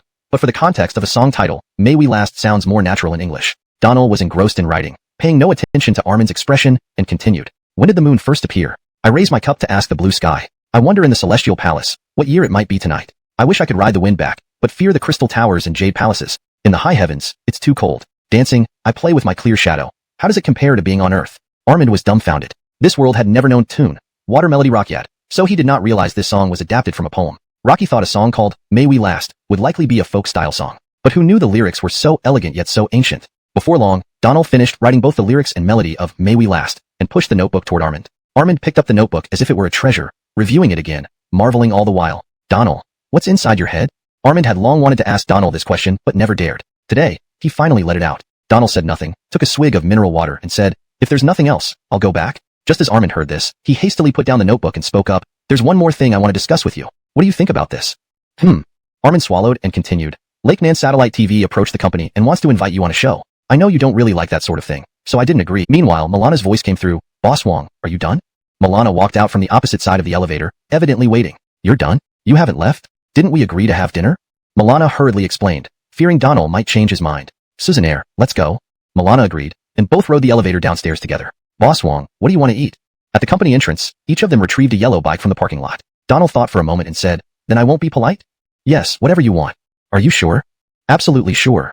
Fine, then let's go to Southwest Street. Southwest Street? Milana knew this area well. Southwest Street corner only had snack shops, no restaurants. There aren't any restaurants on Southwest Street, Milana frowned. Rosanna looked mischievous. You'll see when we get there. Milana, helpless, followed Donald to Southwest Street by bike. It was close, just about 5 minutes by bike. They stopped at a pancake shop. Right here, Shija pancakes are famous. Milana nearly turned to stone. Shija pancakes were well known in this area, but it was merely a pancake stall, not a restaurant. There was no place to dine in. Boss Susanna, you said whatever I wanted. You treat me. So, I want 2 pancakes with extra beef and green peppers, 2 pieces. Milana was speechless but ended up buying 3 pancakes, 2 for Donald, and 1 for himself. Both Donald's pancakes had extra meat, costing 2 extra yuan. Since there was no dine-in, they were wrapped in paper bags. Donald squatted outside the shop and dug into the pancake. Milana followed suit, squatting next to Donald, glancing at him while slowly eating. How is it? Good, right? Milana felt a lump in her throat. She knew Donald was trying to save her money, which deeply moved her. Armand saw Donald write the song title and frowned. This title sounded like it belonged to a rustic folk song. Could Donald be writing something casually just to cope? Note, the word fuyan, in this context, means to do something perfunctorily or half-heartedly. It has been translated as to cope, with additional context for better readability. If you have any specific preferences or further details, feel free to let me know. Immersed in the moment, Donald paid no attention to Armand's expression and continued writing. When did the moon appear? Raising my cup to ask the blue sky. Unaware of the celestial palace. What year is it tonight? I wish to ride the wind back, yet fear the jade palace is high. The cold at great heights cannot compare to dancing here below, where the shadows resemble life. Armand was dumbstruck. This world didn't have the Farouk dynasty poem, Shui Diaogu 2, so he didn't know the song was adapted from poetry. Rocky initially thought that a song titled, But Yan Ren Changjiu, Wish People Longevity, would be a rustic folk song, but these lyrics were stunningly elegant yet deeply classical. Note, Yan was likely meant to be done. Based on context it should read, But Yan Ren Changjiu, as, But Wish People Longevity, which is corrected in the translation as, Wish People Longevity.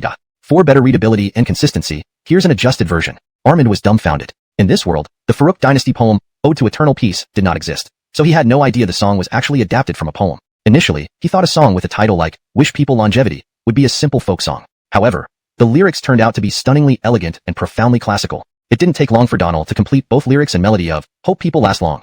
Then he pushed the notebook towards Armand. Armand regarded the notebook like a treasure, rereading it while marveling aloud. Donald, how does your mind work? Armand had wanted to say this to Donald for a long time, but never dared. Today, he couldn't hold back anymore. Donald remained silent, taking a sip of mineral water. If there's nothing else, I'll head back. Rock hearing this, transfer it immediately. System received 1 million renminbi, automatically deposited and locked. Current deposit has not reached the phase savings milestone. After finishing the discussion with Armand, Donald was about to take the elevator downstairs when the financial department had already transferred the payment. Meanwhile, Milana's voice came through. Mr. Wong, done talking? Milana emerged from the opposite side of the elevator entrance, having been watching. All done. You haven't left yet? We agreed to have dinner, didn't we? Milana hurriedly explained, fearing Donald might change his mind. Suzanaire, let's go. Milana nodded, and they rode the elevator together. Mr. Wong, what would you like to eat? Standing at the company entrance, each of them got a yellow bike from the parking lot. Donald pondered, I won't be too polite, all right? Of course, whatever you fancy, Milana smiled. You're sure? Certain and definite. All right, let's go to Shinyo Street. Shinyo Street? Milana knew this area well. Shinyo Street mainly had snack shops, no proper restaurants. There seemed to be no restaurants on Shinyo Street. Milana frowned. Rosanna wore a mysterious smile. You'll see. Milana had no choice but to follow Donald to Shinyo Street. It was close, only about 5 minutes by bike. Donald stopped outside a pancake shop. Rockhire, Shinyo pancakes are famous far and wide. Milana nearly froze. Shinyo pancakes were well known locally, but it wasn't a restaurant, just a pancake stall where you can't dine in. Boss Susanna, you said you'd treat me to anything I wanted. 2 extra RMB for beef and another for green peppers, 2 pancakes. Milana sighed but eventually bought 3 pancakes, 2 for Donald, 1 for himself. Donald's pancakes were larger, with an extra 2 RMB worth of meat, packed in paper bags. Squatting outside the shop, Donald devoured his pancake. Milana followed suit, squatting next to Donald, glancing at him while eating slowly. How is it? Taste good? Donald asked mid-bite. Yeah. Milana felt tears welling up, realizing Donald was trying to save her money, which moved her deeply. Chapter 19. A visit to the mushroom house. After finishing a burnt pancake from Southwest Street with Donald, he rode his yellow bike home. Milana received a call from Armand and immediately rushed back to the company. When she saw the second song Donald had written for her, she was already very admiring of Donald. Upon seeing May We Last Forever, her excitement became almost overwhelming. This song seemed even better than To Youth. The lyrics were as beautiful and captivating as poetry. Just by singing it silently in her heart once, she was deeply drawn in, making her inexplicable feeling for Donald even stronger. Donald sneezed twice. By this time, he had returned home and was flipping through The Life I Aspire To. Armand told him that he would go to Hunan Satellite TV on Saturday for the show The Life I Aspire To. In his previous life, Donald was a loyal fan of the program. The rustic charm, curling smoke, watching clouds drift by while detached from worldly affairs. This might be what everyone aspired to, but how many could truly achieve it? Donald found that in this world, The Life I Aspire To was just starting its first season, having aired only 2 episodes without many guests visiting the mushroom house. Yet, the show's reputation was quite good. Due to changes in the timeline, Donald wasn't sure if this world's version of The Life I Aspire To would have the same lineup of guests per episode as in his previous life. It probably wouldn't because many celebrities had undergone changes, such as their ages or debuts. However, the regular cast remained the same. Felix, Tanner, Langston, Conall, plus Orson. A day later, time quickly arrived at Saturday. Donald packed a backpack and boarded a flight to Changsha. Originally, Armand planned to assign company staff to accompany Donald, but he declined, not wanting to monopolize company resources nor create a grand scene. The plane landed in Changsha, and Donald, all alone, walked out of the corridor. Soon, he saw a young lady outside holding a sign saying, Welcome Teacher Susanna to Changsha. Rakilo. The young lady, about 24 or 25 years old, was pretty and looked youthful. Hearing Donald greet her, she finally focused on him. Are you Teacher Susanna? I'm Donald. The young lady looked around curiously and asked, You're here alone?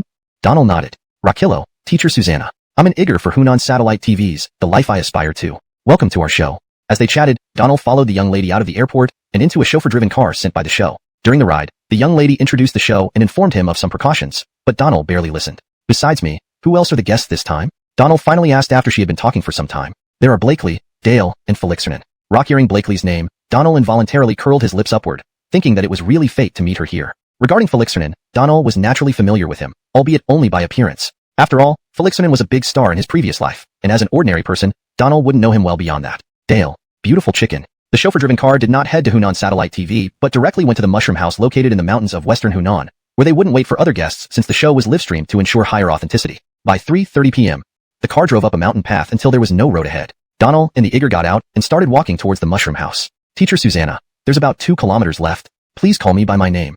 Hearing her call him Teacher Susanna repeatedly, Donald felt uncomfortable. At 21, he didn't have many highlights except for writing a few scripts, so the title of teacher felt too distant. The young lady shook her head vigorously. No, I think you suit this title perfectly. Donald couldn't find words to counter and let it be. After a short walk, the young lady pointed to a house emitting curls of smoke far away. Teacher Susanna, we're here. Inside the courtyard of the mushroom house, Tanner, Orson, and Ezra were chatting, while Langston and Connell played with the dogs nearby. The show's team had already notified them that this episode would feature a newcomer, Donald. Tanner, a heavyweight in the film industry, knew Donald's name well. Rocky had read Donald's scripts and gave them high praise. Despite hearing about Donald, he had never met him and couldn't find any information about him within the industry. These past couple of days, Donald had opened a Weibo account, revealing his photos. Like most netizens, Felix and Tanner assumed Donald might be middle-aged. Right now, the two were discussing Donald. Teachers aired in your circle, creators like Donald are hard to come by, aren't they? Tanner shook his head. I know of a few talented ones, but they produce very little. Someone like Donald is once in a century. Didn't you watch I'm a Singer the other day? Teachers aired?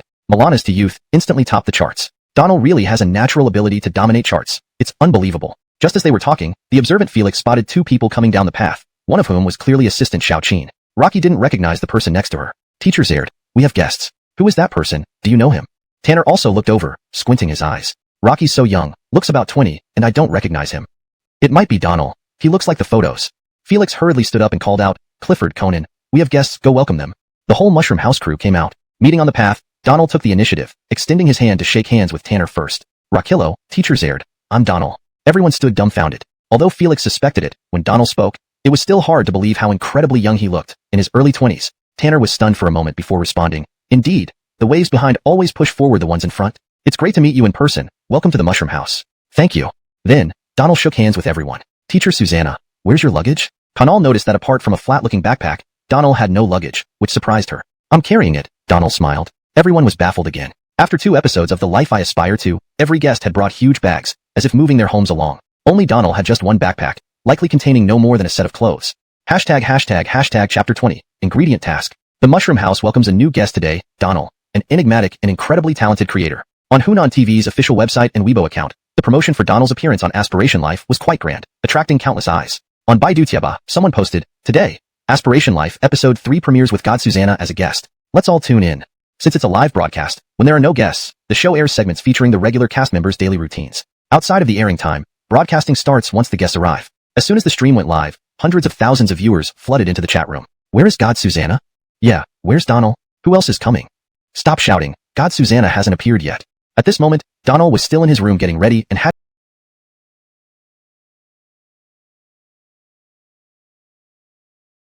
entered the live broadcast frame. The audience couldn't see him, so comments flooded the screen. In the first 2 episodes of Aspiration Life, the peak viewer count during live broadcasts was around 4 million. However, today, even before the program officially began, over 2 million viewers had already gathered, clearly showing Donald's immense popularity. Finally, Donald slowly descended from upstairs and came into view. Donald, are you all set? Tanner called out. The livestream audience erupted upon seeing Donald. Holy crap, is this real? Rocky's so young?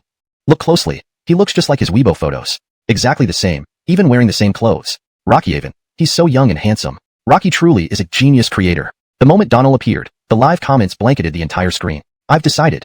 I'll bear children for God Susanna. You think a toad can eat swan's flesh? No one stop me. I'm going to ambush God Susanna at Mushroom House tomorrow. The livestream viewers surged from 3 million to 6 million and kept increasing. Donald responded and walked downstairs. Today's Mushroom House task.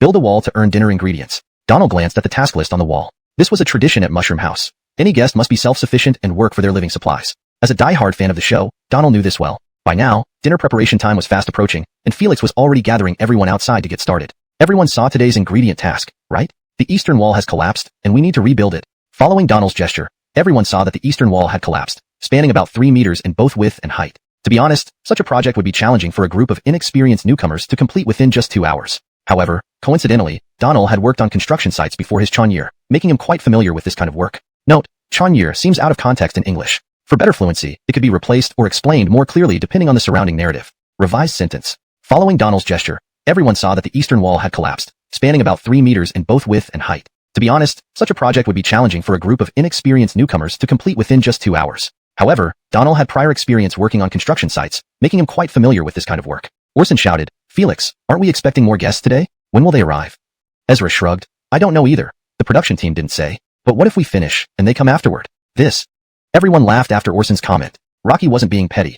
It was partly in jest. Originally, 4 guests were expected, but only 1 had arrived, and there was still much work to do. Tanner raised an eyebrow. Xianhua's right. Midsummer, the weather in the mountains was unbearably hot. Everyone was drenched in sweat. Orson sat panting on the concrete ground. Conan and Clifford also found shade to rest. Tanner and Felix, being slightly older, had also taken a break.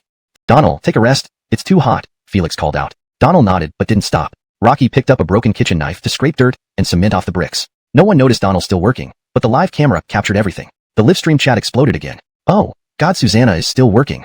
Why isn't God Susanna resting? Doesn't he feel tired? Didn't you notice earlier? God Susanna was the first to start working, cleaning a large area by himself, and he's still going strong. His stamina is amazing. A role model indeed. Can write brilliantly and works hard too. Truly admirable. Suzanak Love. Who could refuse a genius creator who works hard? By this point, the live stream had an astounding 10 million viewers. This shattered all records for online streaming platforms, leaving any Liulang Shaoseng or popular stars feeling inadequate. Note, Liulang Shaoseng is a Chinese term that doesn't have a direct English equivalent. It refers to young male celebrities who are popular and bring a lot of web traffic. For better fluency in English, it should be replaced. Revised version. This shattered all records for online streaming platforms, making even the most popular Liulang Shaoseng and top celebrities seem inadequate. Or better yet, this shattered all records for online streaming platforms, putting even the most popular young sensations and top celebrities to shame. Hashtag chapter 21. Have you worked on a construction site before? It didn't take long before the resting crowd realized Donald was still working tirelessly. They then started to join him. Donald, aren't you tired? Tanner asked as he approached Donald. Not really, I'm okay. Young people have it good. They're energetic and can work hard. Tanner couldn't help but marvel at this. Seeing that most of the bricks were cleared, Donald glanced around, picked up a shovel, and began mixing sand and cement in preparation for the next task. Everyone watched in amazement. Nobody could believe Donald hadn't worked on a construction site before. Even Tanner, despite his age and knowledge, might not be as skilled as Donald when it came to actual practice. Rocky couldn't help but wonder if Donald had ever worked at a construction site in the past. Everyone, come over here. Let's mix the cement quickly. Time is running out. Tanner called out, and everyone gathered around. Bao Bao and Clifford, go get a hose and water those bricks over there, Donald instructed. Bao Bao and Kanal weren't familiar with this task and looked at Tanner for confirmation. Tanner nodded and added, follow Donald's instructions. Water the bricks and also dampen the ground where we'll be building the wall. At this moment, the live stream switched its camera view to a small path where several guests were walking and chatting merrily. Dale was dressed fashionably, just like always, sporting high-top leather shoes that added 5 centimeters to his height. Blakely wore a checkered shirt and jeans with a ponytail, giving off a strong vibe of a girl next door. Felixernan exuded a laid-back demeanor, wearing a tank top, casual pants, and sunglasses. Rocky, turn the camera back to Donald. What? Kuan, who plays basketball, is online.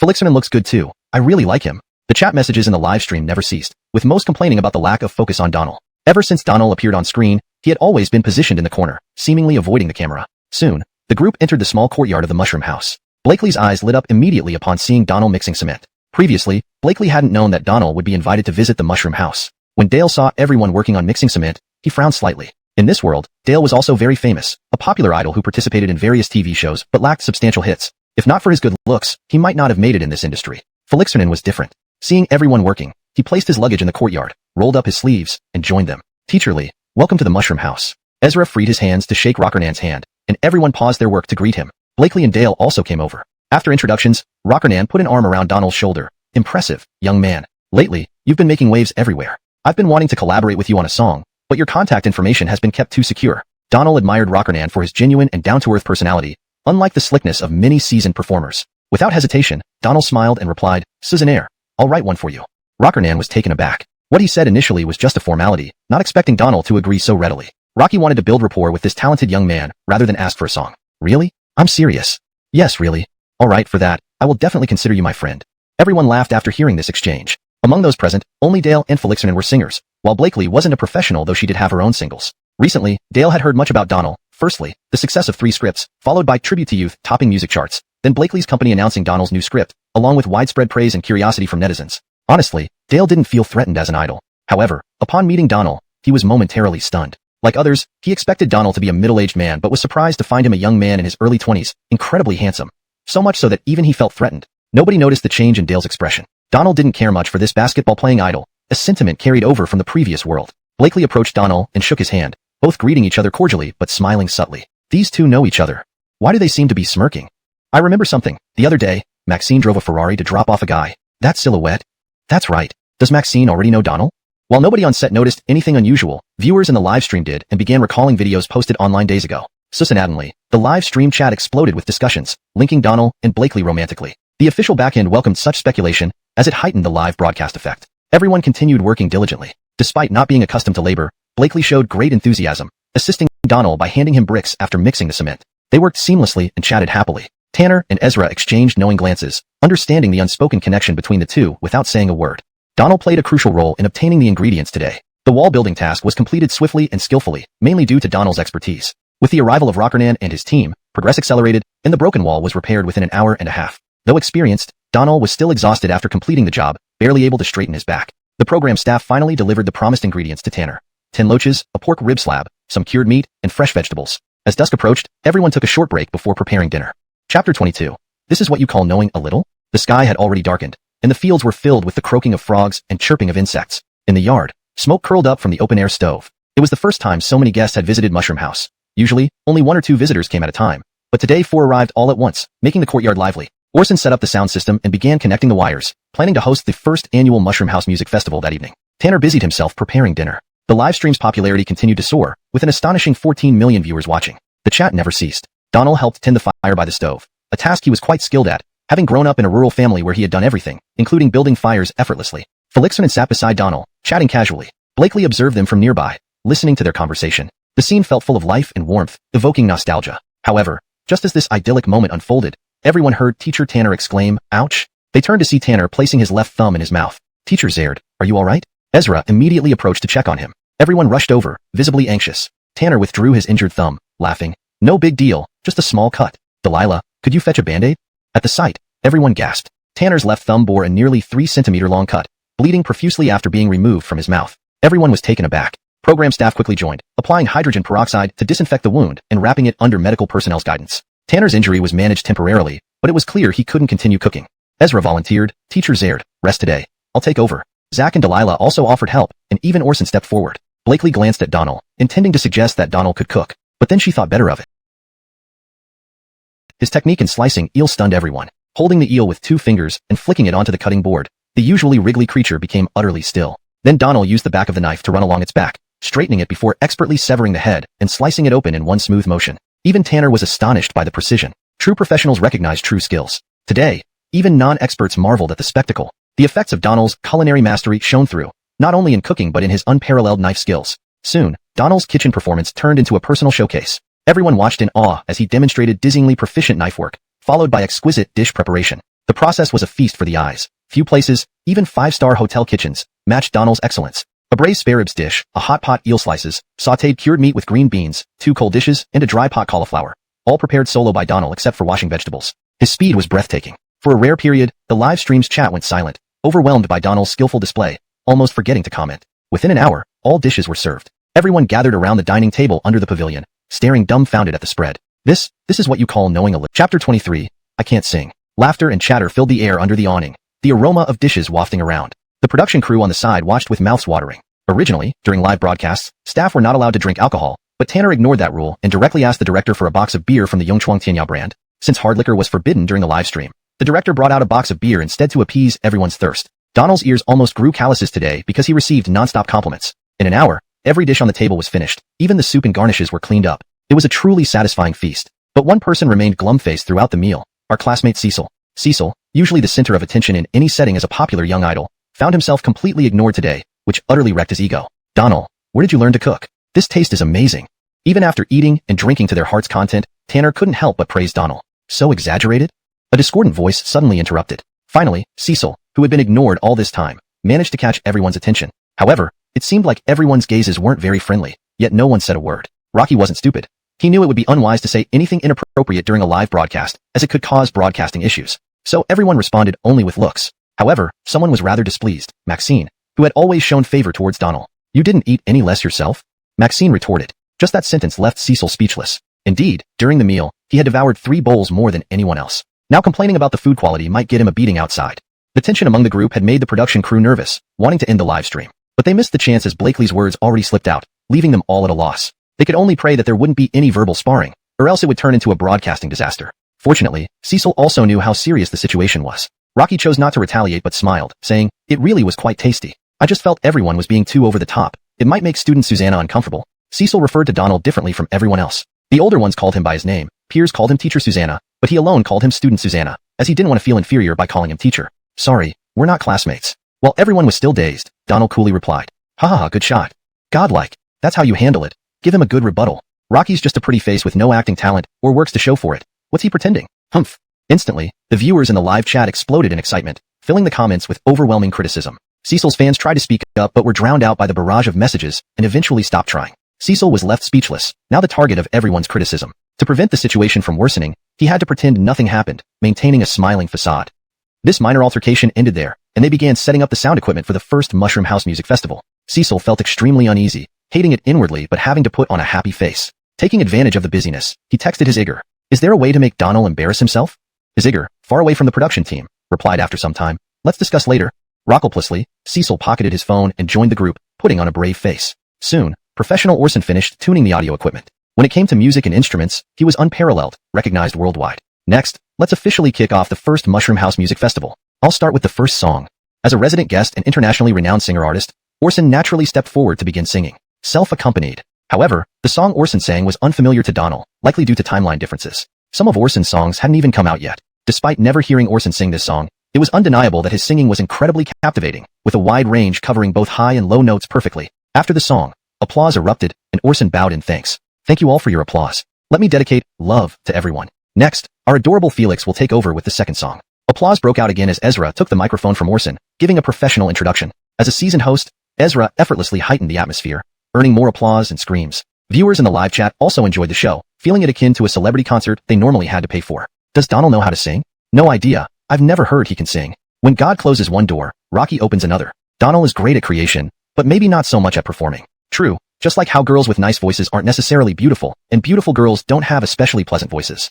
Viewers started speculating. Everyone was curious. If it weren't for each guest needing to perform at this festival, it wouldn't be meaningful. Regardless of whether Donald would sing or not, the atmosphere was already lively, drawing villagers nearby to watch and film, making it quite bustling.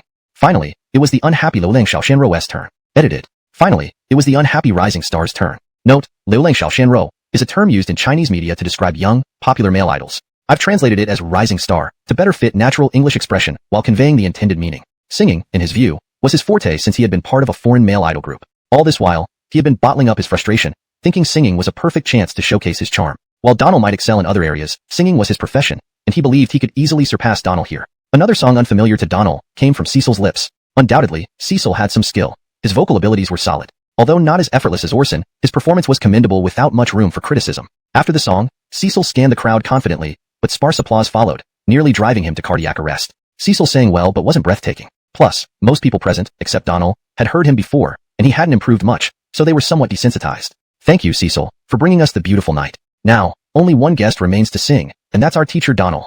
Everyone's gaze turned to Donald. Donald gave an awkward smile. Honestly, he hadn't planned to sing. Though he didn't go off-key, his singing ability was average. Performing in front of professionals made him lack confidence. But, seeing Ezra walking towards him and pulling him to the center, Donald had trouble expressing his reluctance. "Ezra, I really can't do it," Donald frowned. "It's fine, it's just for fun. Just give it a try." Chapter 23, I Can't Sing. Laughter and chatter filled the area under the shelter, while the aroma of delicious food wafted through the air. The crew members could only watch from the side, drooling at the sight.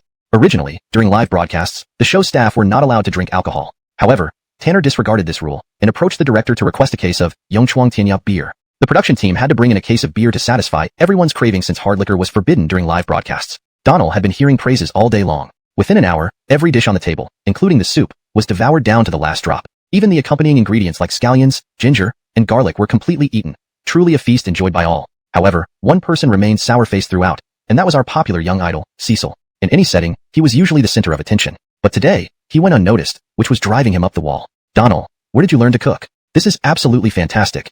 After satisfying his appetite, Tanner couldn't help but praise Donald's cooking. "Really?" An unpleasant voice suddenly interrupted. Finally, Cecil, who had been ignored by everyone, successfully drew attention towards himself. But it seemed that no one appreciated his interruption. No one spoke a word, and he wasn't foolish enough not to realize the unfriendly gazes were because they didn't want to cause trouble during the live broadcast. Thus, they only responded with stern looks. However, someone was displeased. Walker Boss, who had always shown favor towards Donald. "Well, you didn't eat any less either." Walker Boss shot back. With just those words, Cecil was left speechless. After all, he had devoured 3 bowls of food, more than anyone else. If he complained about the taste outside, he might get beaten up. The tension between them made the production crew extremely nervous. They wanted to terminate the live broadcast, but it was too late. When Blakely commented, the crew could only hope there would be no further conflict or incidents would occur. Fortunately, Cecil also realized the severity and decided not to retaliate. Rocky smiled awkwardly, saying, "It was indeed delicious. I just think your classmates are exaggerating, which might make you feel uncomfortable." Cecil referred to Donald differently than others.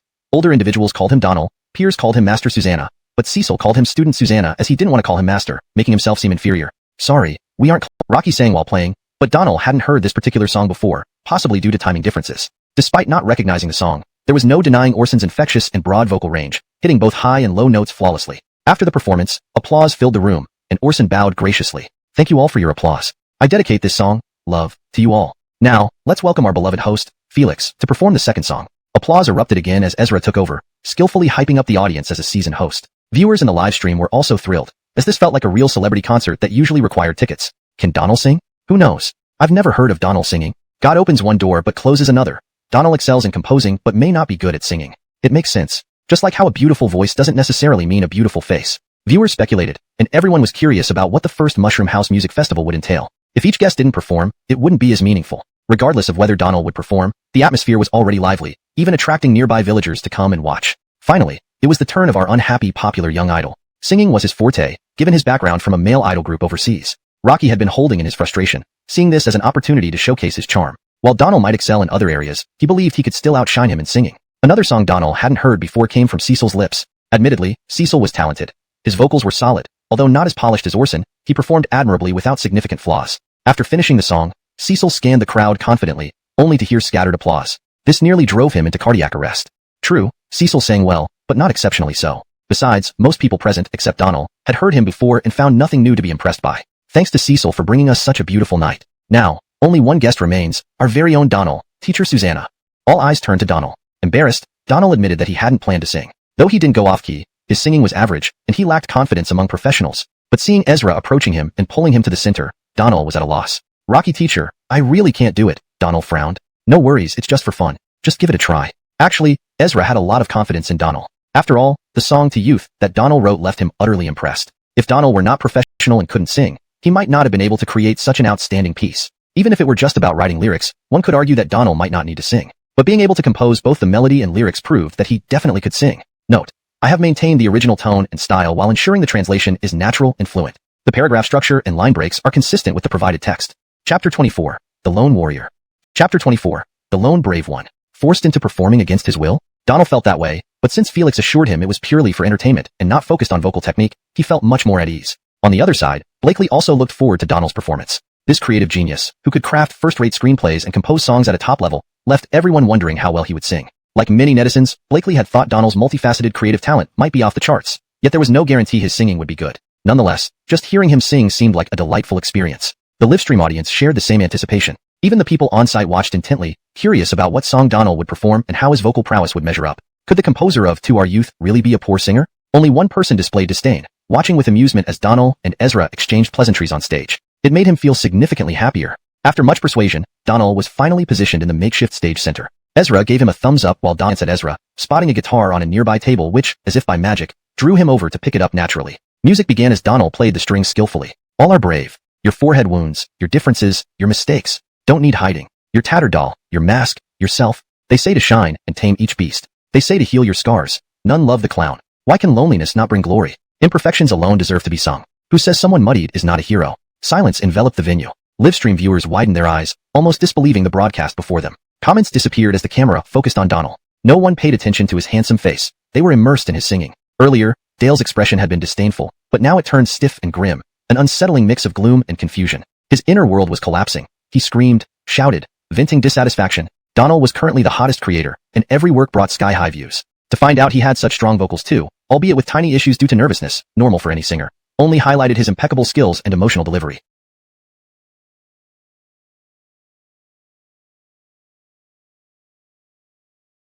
Others sobbed. Comments flooded the screen. I'm crying. This song is truly powerful. My mom slapped me for kneeling before the computer listening. Amazing. Did anyone notice Donald writing something before singing? Probably lyrics. What?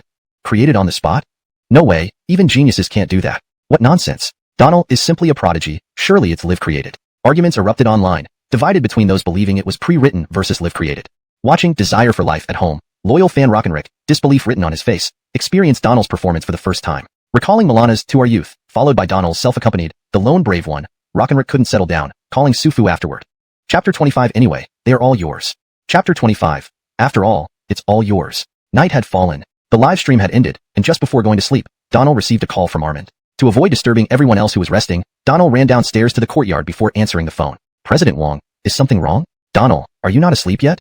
Donald couldn't help but feel exasperated. If he were sleeping, could he even answer the call? It seemed like something had made Armand somewhat senile recently. Almost. So, the director of Hunan TV's I'm the King of Ferrex, Rockenrick, personally called the company wanting you to appear on the show.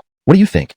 Oh right, they're offering 1 million yuan. Armin knew exactly what would persuade Donald, so he mentioned the sum immediately. Indeed, only money could move him now. Though he couldn't freely spend this money, it would still be useful for paying off debts. 1 million yuan wasn't too shabby, and it meant gaining a new draw privilege. Why not? Suzanaire. Alright, I'll reply to Director Rockenrick. Oh, by the way, Donald, did you give that song Lonesome Warrior to anyone else today? No. Armin felt relieved and hurriedly said, the company discussed it and decided to release it as your single. Do you have any objections?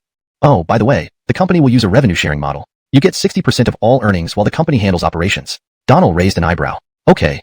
They quickly reached an agreement. Donald didn't know how much the single would earn, but since the company was giving him 60%, he was satisfied. As long as there was some income, Donald didn't mind anything else. The only thing bothering him was that he'd need to spend time on composing and recording later. After hanging up, he returned upstairs to rest. Just as he touched his bed, he heard Felixernan softly calling out, Donald. Felixernan, you're not asleep yet? The second floor had 4 rooms. One room was assigned to the 2 girls, while the remaining 3 were divided among the male colleagues. Donald and Rockernan shared a room, Huxley and Ezra another, and Langston and Dale occupied the last one. Rockernan and Donald's beds were close together in the small room, almost side by side.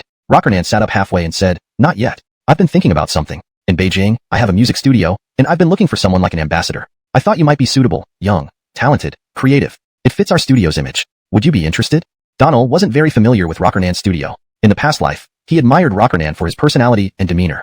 Through their brief interaction today, Donald confirmed that Rockernan was just as worthy of friendship as in his previous world. So, he had a good impression of him. Given Rockernan's current fame, he could easily use himself as the studio's ambassador. Rocky might have even considered it before. Susanately asking Donald to be the ambassador likely stemmed from recognizing Donald's rising fame and unlimited potential. Whether Donald took the offer or not was less important. What mattered was that Rockernan liked him a lot. Thus, he didn't overthink it. I don't know if I'm the right fit, Felixernan. You're perfect for it. If you're willing, the studio will pay you 2 million yuan annually as an ambassador fee. Think about it.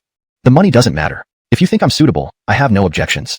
Donald maintained formal politeness, but Rockernan waved it off. Let's keep things clear. We'll proceed as discussed. Once we return to Beijing, I'll contact you. Send me your bank account, and I'll arrange for the payment. Suzanaire, by the way, Felixernan, are you also going to I Am the King of Ferrex? Yes, why?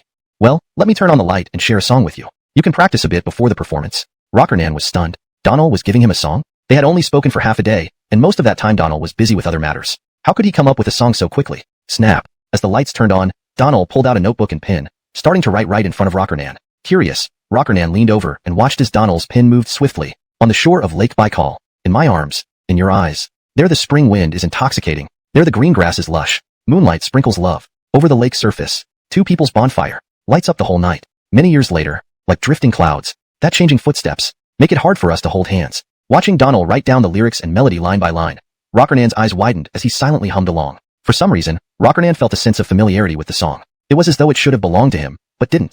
Every word and note felt intimate and deeply appealing to Rockernan. Rocky believed he had found a song perfectly suited to him, proving that the melody matched his style. Little did Rockernan know, this was originally his own song, which Donald had merely transferred. Donald often joked that he wrote others' songs, leaving them with none to write. Donald was aware that despite the chaos in timelines, things destined for certain people would eventually find their way back. Like Milana's youth, Rockernan's Lake Baikal, he merely brought these moments forward in time. These people were, in a way, his benefactors. Having finished writing, Donald tore off the page neatly and handed it to Rockernan. Rockernan read through it twice, truly loving it. Slapping his thigh, he exclaimed, Donald, you're a genius. Thank you, Felixernan. Just so you know, I can't take this song for free. Double market price, and I'll have the finance department include the ambassador fee. Wait, Felixernan, that's not what I meant. Rockernan waved it off. Enough, I understand. If you don't accept payment, how can I ask you to write songs for me again? Fine. Since Rockernan put it that way, Donald's acting skills came into play, and he dropped the pretense. Alright then. Double market price. It would indeed amount to another 1 million yuan based on masterclass standards. Chapter 26. I'll give you 1 billion. Previous the content following the outline given in the instruction, ensuring the tone, style, and structure are preserved. However, the continuation is not provided in the original input, so only the chapter title has been translated based on your request. If you have more text to translate from this chapter, please provide it, and I will continue the translation accordingly. Chapter 26. I'll give you 1 billion. The next day, Donald woke up early. Today, he was still a guest at the Mushroom House. Yesterday's Yearn for Life live stream reached its peak with 18.5 million viewers, breaking the record for the most watched live broadcast. Ultimately, all this traffic was due to Donald's contribution. Although Donald only truly appeared on screen while singing, the entire interactive topic of the live stream revolved around him. Yesterday's slight friction between Donald and Thorne almost caused a broadcasting mishap, but ended up becoming a pivotal moment that enhanced the show's appeal significantly. Usually, each live stream started just before lunchtime, but today, the production team began recording in the morning to document Donald's daily life. Since the moment Donald left his room, a mobile crew had been following him, capturing his every move. The production team couldn't afford to miss out on such a high-traffic magnet. As soon as he stepped out of the room, a camera almost hit him in the face, startling Donald. So early? The cameraman responsible for shooting didn't say anything but nodded. Donald didn't make any comments either. If they wanted to film, he would let them. After all, today was his last day, and he'd already shown himself enough. After brushing his teeth downstairs, Donald decided to go jogging along the small path outside Mushroom House. Donald. A voice came from behind. Donald turned around to find Blakely approaching in sportswear. Are you going jogging? Donald nodded. So early? You got up even earlier. I'll run with you. Since there was no reason to refuse, the two started jogging together. The mountain air was crisp and refreshing, allowing one to relax in the unpolluted natural environment. Usually, Blakely jogged in the gym, and she wouldn't have followed if she hadn't seen Donald jogging. Though it was a slow jog, the cameraman following them struggled, panting heavily. After running for a while, Donald noticed the cameraman falling behind. Rocky smiled slightly and asked Blakely, "Can we speed up a bit more?" Blakely nodded. For her, this distance was nothing. She usually ran 10 kilometers in the gym. Thus, they picked up their pace. In the live stream chat, viewers were frantically commenting, "Come on, cameraman, keep up." I knew these two had something going on yesterday. Seeing Donald and Blakely disappearing into the distance, the chat erupted. However, neither of them cared much. Donald didn't intend to play tricks. He was simply overwhelmed by the exclusive live stream treatment and wasn't used to it, so he wanted to lose the cameraman. As for Blakely, having a camera following her made her cautious about exposing their prior acquaintance. Being alone with Donald was what she desired most. They jogged along the winding path into the mountains until Blakely finally slowed down, and Donald stopped as well. "Let's rest here and then head back." "Okay, let's do that." Donald found a clean rock for Blakely to sit on and sat beside her. "Rocky, Donald, can I have a song too?" After sitting down, Blakely spoke up immediately. "Susannaire, I'll give you one when we get back." Huh. Blakely was surprised. Previously, getting a script from Donald was extremely difficult. Now, he readily offered her a song without hesitation. "You're not feeling well, are you? How could you agree so easily? Are you tricking me? What do you want me to say? No?" Blakely couldn't argue. Indeed, sometimes her thoughts were contradictory. Actually, Blakely wished Donald wouldn't agree so readily, giving her a chance to banter with him and create some conversation. With Donald agreeing so effortlessly, she struggled to find a topic to discuss, leading to an awkward silence. Blakely knew very well that her intention in getting closer to Donald wasn't purely about scripts or songs. At first, that might have been true, but now, she genuinely enjoyed being with Donald. She realized she liked this man. Breaking the long silence, Blakely finally asked, "Can I ask you a question?" "Better not." Feeling like she had found the same resolve as when they first met, Blakely pressed on, "No, I have to ask." "All right, go ahead." Blakely hesitated before timidly asking, "Do you have a girlfriend?" "No." "Really? So someone as talented as you has no girlfriend?" Donald wasn't lying. Given his talent, he could find a girlfriend easily. However, his decision to remain single was straightforward. He owed 3 billion yuan, lived on 1,000 yuan monthly allowance, and barely managed to cover rent. With less than 17 yuan a day, supporting a girlfriend seemed absurd. Moreover, while he was considered a creative genius, how many women would be willing to endure such hardship knowing he owed 3 billion yuan, especially with less than 1,000 yuan a month? That was 3 billion, not 3 million. Even 300 million would take time to pay off, but 3 billion was terrifying. Noticing Donald's silence, Blakely asked softly, "Is there something you can't talk about?" Donald remained silent. Blakely grew anxious. "If you don't tell me, how can I help you? Why can't you share your troubles? Isn't carrying everything alone exhausting?" Sensing Blakely's concern, Donald tried to lighten the mood. "Don't ask anymore." "Absolutely not. You have to explain yourself today." Blakely insisted. Donald sighed, realizing he couldn't avoid it. "I owe 3 billion. This time, Blakely was speechless. 3 billion was an astronomical sum. Even if she sold all her properties, she wouldn't have enough. Her assets were worth just over 1 billion. Company operations required significant funds, and expenses were high everywhere. The tax scrutiny in this world was strict, preventing companies from taking shortcuts, making it harder to earn huge sums quickly compared to the previous world. Donald stood up. "Let's go back." Blakely took a deep breath and stood up as well. "I'll give you 1 billion. Donald turned to look at Blakely. Their eyes met, and both remained speechless. Chapter 27. Mastering the skills of a fishing expert. 100 million yuan. If Donald said he wasn't tempted, that would be a lie. Rocky knew what Blakely was thinking, and to say he didn't like her at all would also be false. After all, Donald had always liked Blakely since the previous world. But this damn system doesn't recognize such things. Only money earned through his own efforts counted toward paying off the debt. Even if Blakely gave him 300 million, it wouldn't help him meet the system's conditions. It would be in vain. Donald smiled. "Let's go back." Without waiting for Blakely's reply, Donald started walking away. Blakely took a deep breath, looking at Donald's retreating figure. Mustering up her courage, she shouted, "Donald, why did you refuse me?" Donald did not answer or turn around, continuing to walk forward. Why refuse? Donald was a transmigrator with an incredibly powerful system. Rocky didn't want to be a tool in the entertainment industry, but rather wanted to earn money to repay his debts and unlock another state of the system. Though he did like Blakely, he feared that being together now would lead to rumors. Rocky didn't want to be seen as someone who relied on a woman to rise. At least not yet. It wasn't the right time. Blakely felt extremely hurt, standing there watching Donald's back. His silence and lack of acknowledgement made her eyes well up instantly. She had never been snubbed by any man like this before. Rocky was someone who was both loved and hated, and despite knowing each other for a while, their relationship remained distant. Why? Blakely choked out the word, then followed Donald down the mountain. Donald intentionally slowed his pace, allowing Blakely to catch up. Rocky glanced over and saw her red-rimmed eyes, realizing she must have been crying. But he pretended to notice nothing. This might be cruel, but it could help Blakely temporarily set aside these thoughts.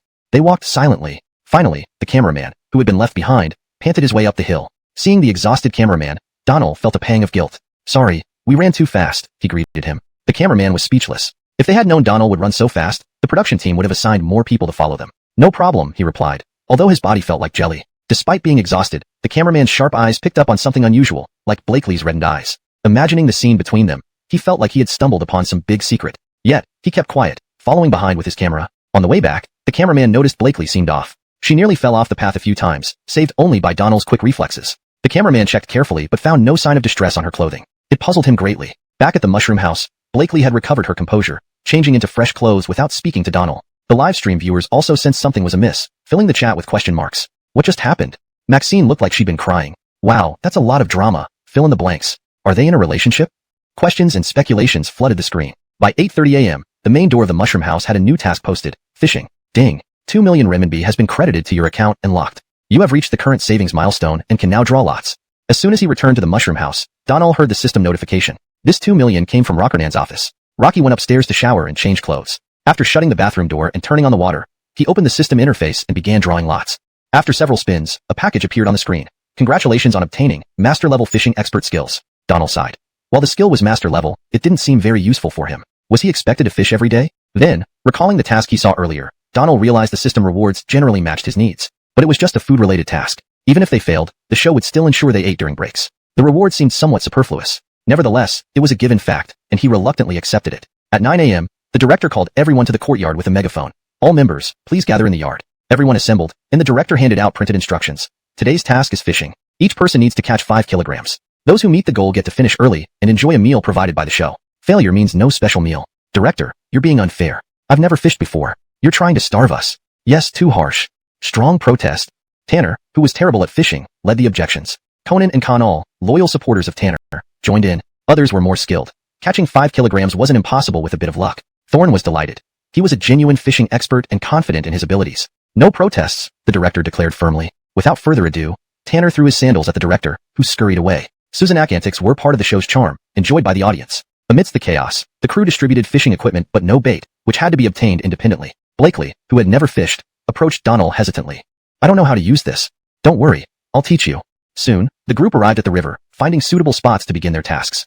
Chapter 28, Dale falls into the water. Blakely followed Donald. This was likely the scene that the live stream viewers had been most eager to see. After all, when the two were running up the mountain earlier, everyone had already sensed a growing closeness between them, sparking even more speculation. Of course, Donald and Blakely were oblivious to what the live stream audience thought or said. They didn't care. As the saying goes, those who stand upright have nothing to fear from shadows. Donald brought along Blakely, who couldn't fish, found a good spot, and had her set up the stools and fishing gear next to him. Rocky then took out a small hoe and began digging nearby. What are you digging for? Blakely asked curiously. Worms. Using them as bait? Yep. Blakely watched Donald dig with amusement, and she volunteered to give it a try. Reluctantly, Donald handed her the hoe and started organizing the fishing equipment, checking the lines and hooks after taking them out. Previously, Donald knew nothing about fishing and had never done it himself. However, since activating the fishing master skill proficiency, his mind had been flooded with a wealth of fishing knowledge, allowing him to work efficiently. Meanwhile, Dale had already settled into his fishing state. Rocky didn't dig for worms, but instead used corn kernels he found in the mushroom house as bait. Others followed suit and entered their fishing states, except for Donald and Blakely, who were still leisurely preparing. There don't seem to be any worms here, Blakely said after digging for a while without success. Donald stepped forward, took the hoe from Blakely, and tried digging in a different spot but found nothing. Then he noticed a lot of foxtail grass on the meadow. His eyes lit up as he tossed aside the hoe and picked a big bunch of foxtail grass. Can this be used for fishing? Blakely asked, intrigued by Donald's actions. We'll find out soon enough. Back at the fishing spot, Donald first hung a section of foxtail grass on Blakely's hook and helped her cast it into the water. Rocky did the same for himself. What happened next left everyone stunned. Less than a minute after casting his line, Donald saw the float start to sink. Rocky waited patiently, and when it sank again, he swiftly pulled the rod. All eyes turned toward him. As Donald expertly reeled in the line, a large bass emerged from the water, causing everyone to exclaim in surprise. This fish looked to weigh around 4 to 5 pounds, which was not common for bass. Connell, abandoning her own equipment, ran over to applaud for Donald. Blakely excitedly shouted, "Quick, don't let it escape," and even tried to help. Soon, the first fish was landed and weighed approximately 5 pounds. Donald had basically completed his task. Rocky placed the fish in the keep net, but didn't leave just yet, knowing that Blakely still needed some luck. Rocky couldn't bear to see her go hungry. Rocky continued to fish. Elsewhere, seeing Donald land a fish, Dale inwardly cursed his bad luck and silently focused on his float. Yet, his float remained completely still. The same was true for others. None of them had caught anything. Before long, Donald caught another fish. Rocky hearing Blakely shout, "Another one!" He quickly reeled it in. It weighed around 2 pounds. Within 10 minutes, Donald was catching a fish almost every minute. Blakely giggled incessantly, while Conan and Connell also abandoned their tasks to learn from Donald. Eventually, even Rockernan, Tanner, and Ezra joined in, each picking a bunch of foxtail grass to mimic Donald's method. However, things weren't going as smoothly as they hoped. Among the 8 present, only Donald continued to catch fish, while the rest saw no action. Dale grew anxious. Rocky was well known in Beijing's fishing circles, always returning fully loaded after each trip. But today, he hadn't seen even a trace of fish after 15 minutes. Feeling dejected, Dale spotted a fish slowly surfacing near his position, about 6 to 7 pounds. It swam right in front of him, seemingly taunting him. Angered, Dale grabbed a large stone to throw at it. The fish mysteriously sank just as Dale aimed. Then, Dale saw his float move and sink rapidly. It's Chapter 29, A Farouk of Love's Offering. Chapter 29, A Farouk of Love's Offering. Note: this translation aims to capture the poetic and emotional essence of the original title, reflecting both the musical/poetic connotation and the idea of offering or devotion in love. If more context is provided, further refinement can be made. Please provide the rest of the text for a complete translation. Hashtag Chapter 29, A Farouk of Love's Offering. The swift current made Dale realize he had no chance of swimming back from the center of the pond. However, he didn't want to embarrass himself in front of so many people. His internal struggle was completely at odds with the reality of the situation. Fortunately, the show's production team was prepared.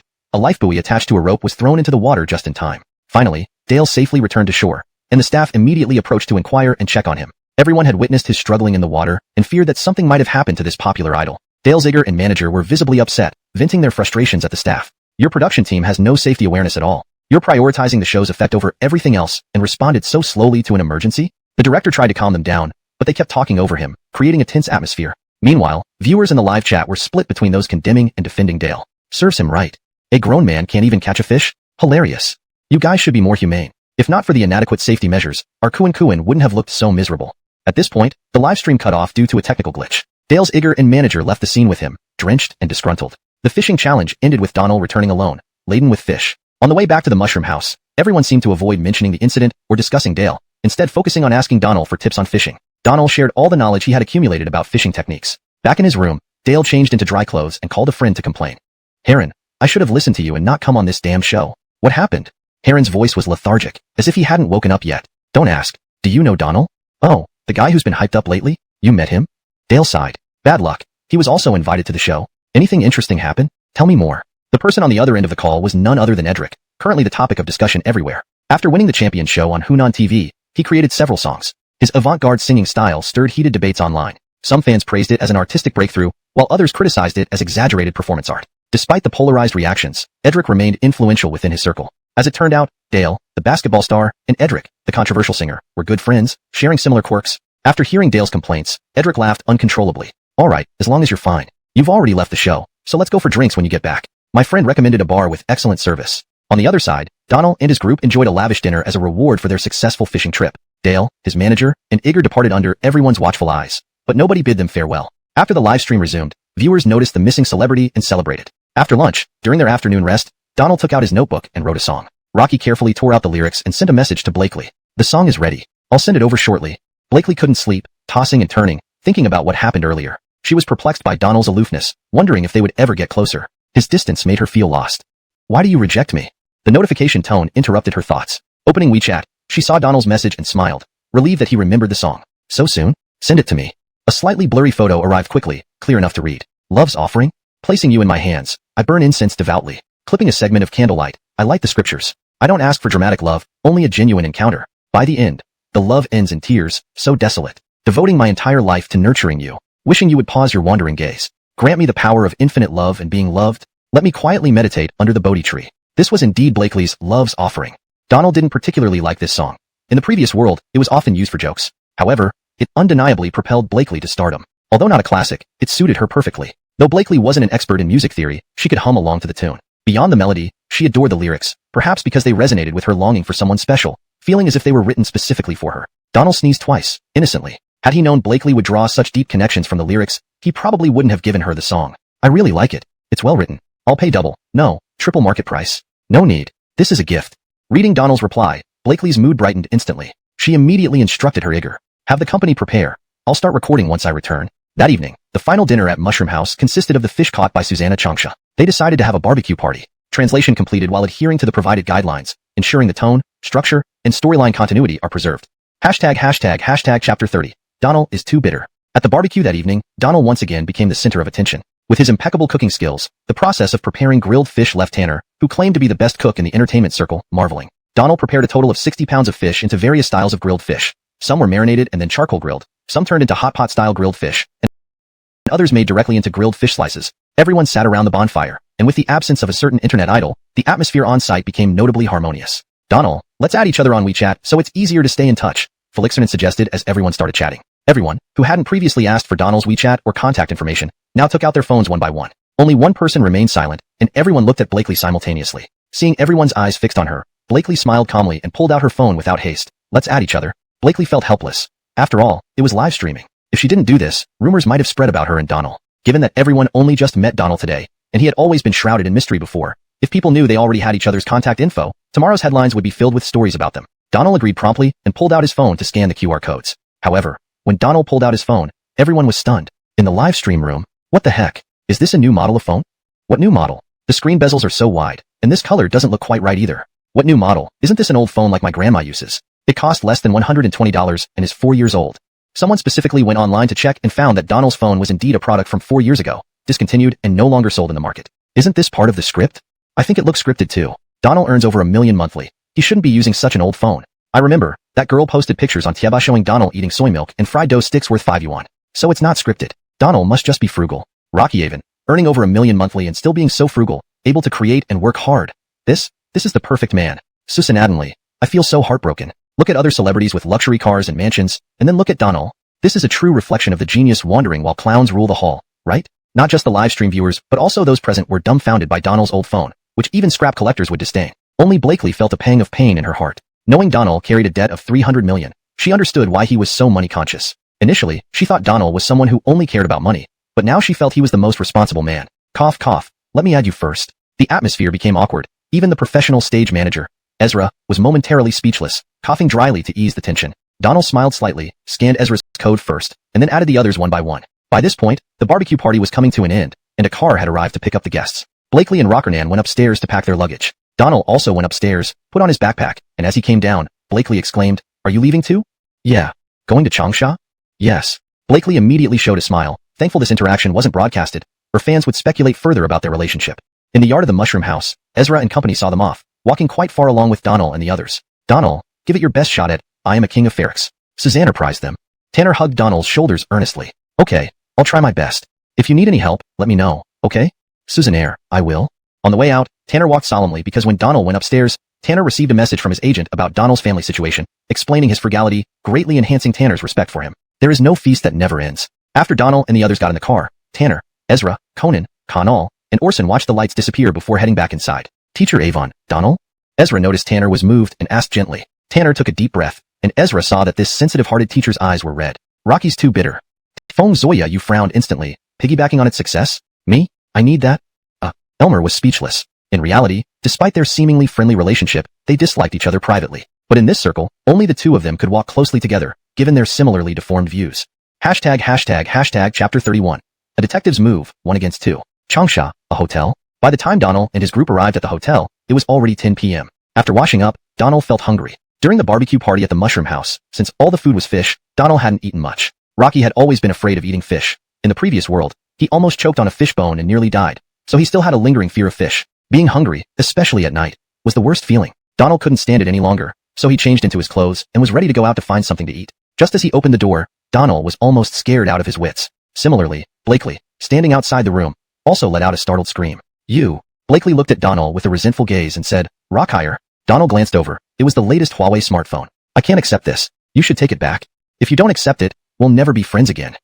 Looking at Blakely's pleading eyes, Donald sighed. "Thank you." Rocky, no problem, on the counter, unaware of Donald's arrival. "Uni old pickled cabbage beef noodles? Master Kong old pickled cabbage beef noodles?" These brand seasoning packets reportedly contained pickled cabbage that had been stomped on in the previous world. Rocky wondered if it was the same in this world and felt creeped out, so he abandoned the idea. Surprisingly, Baixiang instant noodles were available in this world too. And they were affordable. One large bone noodle pack cost only 1.5 yuan and came with 5 servings. Donald decided to buy the whole pack, planning to keep the leftovers in his backpack. "Check out." Donald walked to the counter, but the cashier girl didn't react at all. Donald lightly tapped the table. Only then did she open her drowsy eyes and listlessly scan the noodles Donald handed over. "That will be 7.15 yuan. Anything else?" "No thanks." Donald took out his old mobile phone to pay via QR code. This part was what he disliked most because his phone was so outdated and slow that scanning always took a long time. Donald regretted not switching to the new phone Blakely had given him before leaving. Seeing Donald's old phone, the cashier girl curiously glanced at him and rubbed her sleepy eyes. "Rocky Avens. Are you Donald?" "No, Donald replied. No way, you are. Don't try to trick me.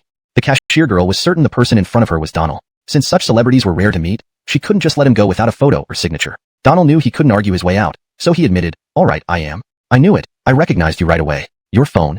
The girl didn't finish her sentence. At this moment, Donald really wanted to smash his phone. It kept freezing during the payment scan. Let me handle it. No need for you to pay. Consider it my treat. Finally, Donald managed to scan successfully and paid quickly, preparing to make a quick exit. The cashier girl quickly grabbed the noodles, pretending to put them in a bag.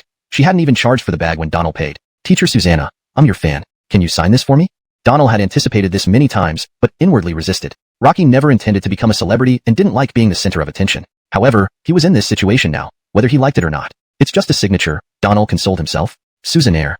The girl happily took out a fancy notebook, and Donald signed his name. His handwriting wasn't good, as he had never practiced signatures seriously, but the girl didn't mind, treating the autograph as a treasure. Teacher Susanna, can we take a photo together? Please, I love your work. I'm a huge fan. A few minutes later, Donald finally left the store and headed back to the hotel. This was why Donald disliked being a celebrity. Everything they did was watched by everyone, disrupting their personal lives. Being admired by thousands didn't change anything for him. Meanwhile, the cashier girl excitedly posted a photo with Donald on her social media, along with the autograph, garnering envious comments from her friends. Some even shared the photo online. Of course, it was just a fan meeting her idol, but for those with ulterior motives, this photo was filled with potential scandals. Today, a detective had received a call from Gwen, agreeing to help her find some dirt on Donald. However, the detective was unfamiliar with Donald and needed to start investigating online, looking for any traces left by Donald. For example, there were rumors that Blakely had known Donald for a long time and had driven him home. Others had seen Donald eating soy milk and fried dough sticks, and so on. Detective Dawson saw the photo of the cashier girl with Donald and instantly realized its potential value. Chapter 32. Boys need to take care to protect themselves. Hashtag Chapter 32.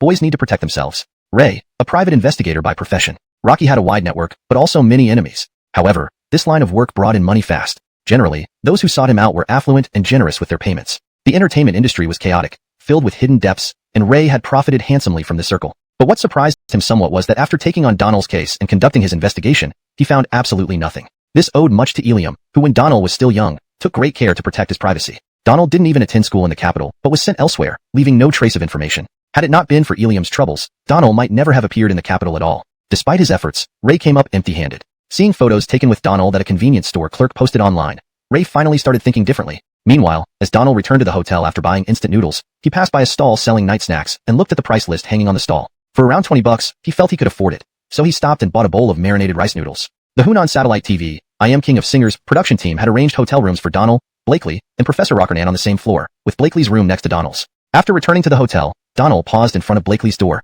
hesitating for a while before knocking. Blakely opened the door in her hotel bathrobe. Donald deliberately avoided her gaze and handed over the marinated rice noodles. Rockhire. Blakely stood there dumbfounded for several seconds. Donald bought her night snacks? Was this guy actually becoming considerate?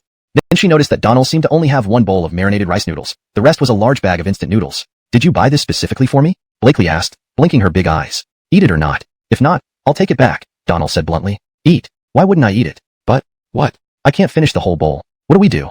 Women. So troublesome. Donald grumbled inwardly. And it was more troublesome because the hotel room didn't have any spare bowls. If it did, he could split it. How about this? Come in, and we'll eat together?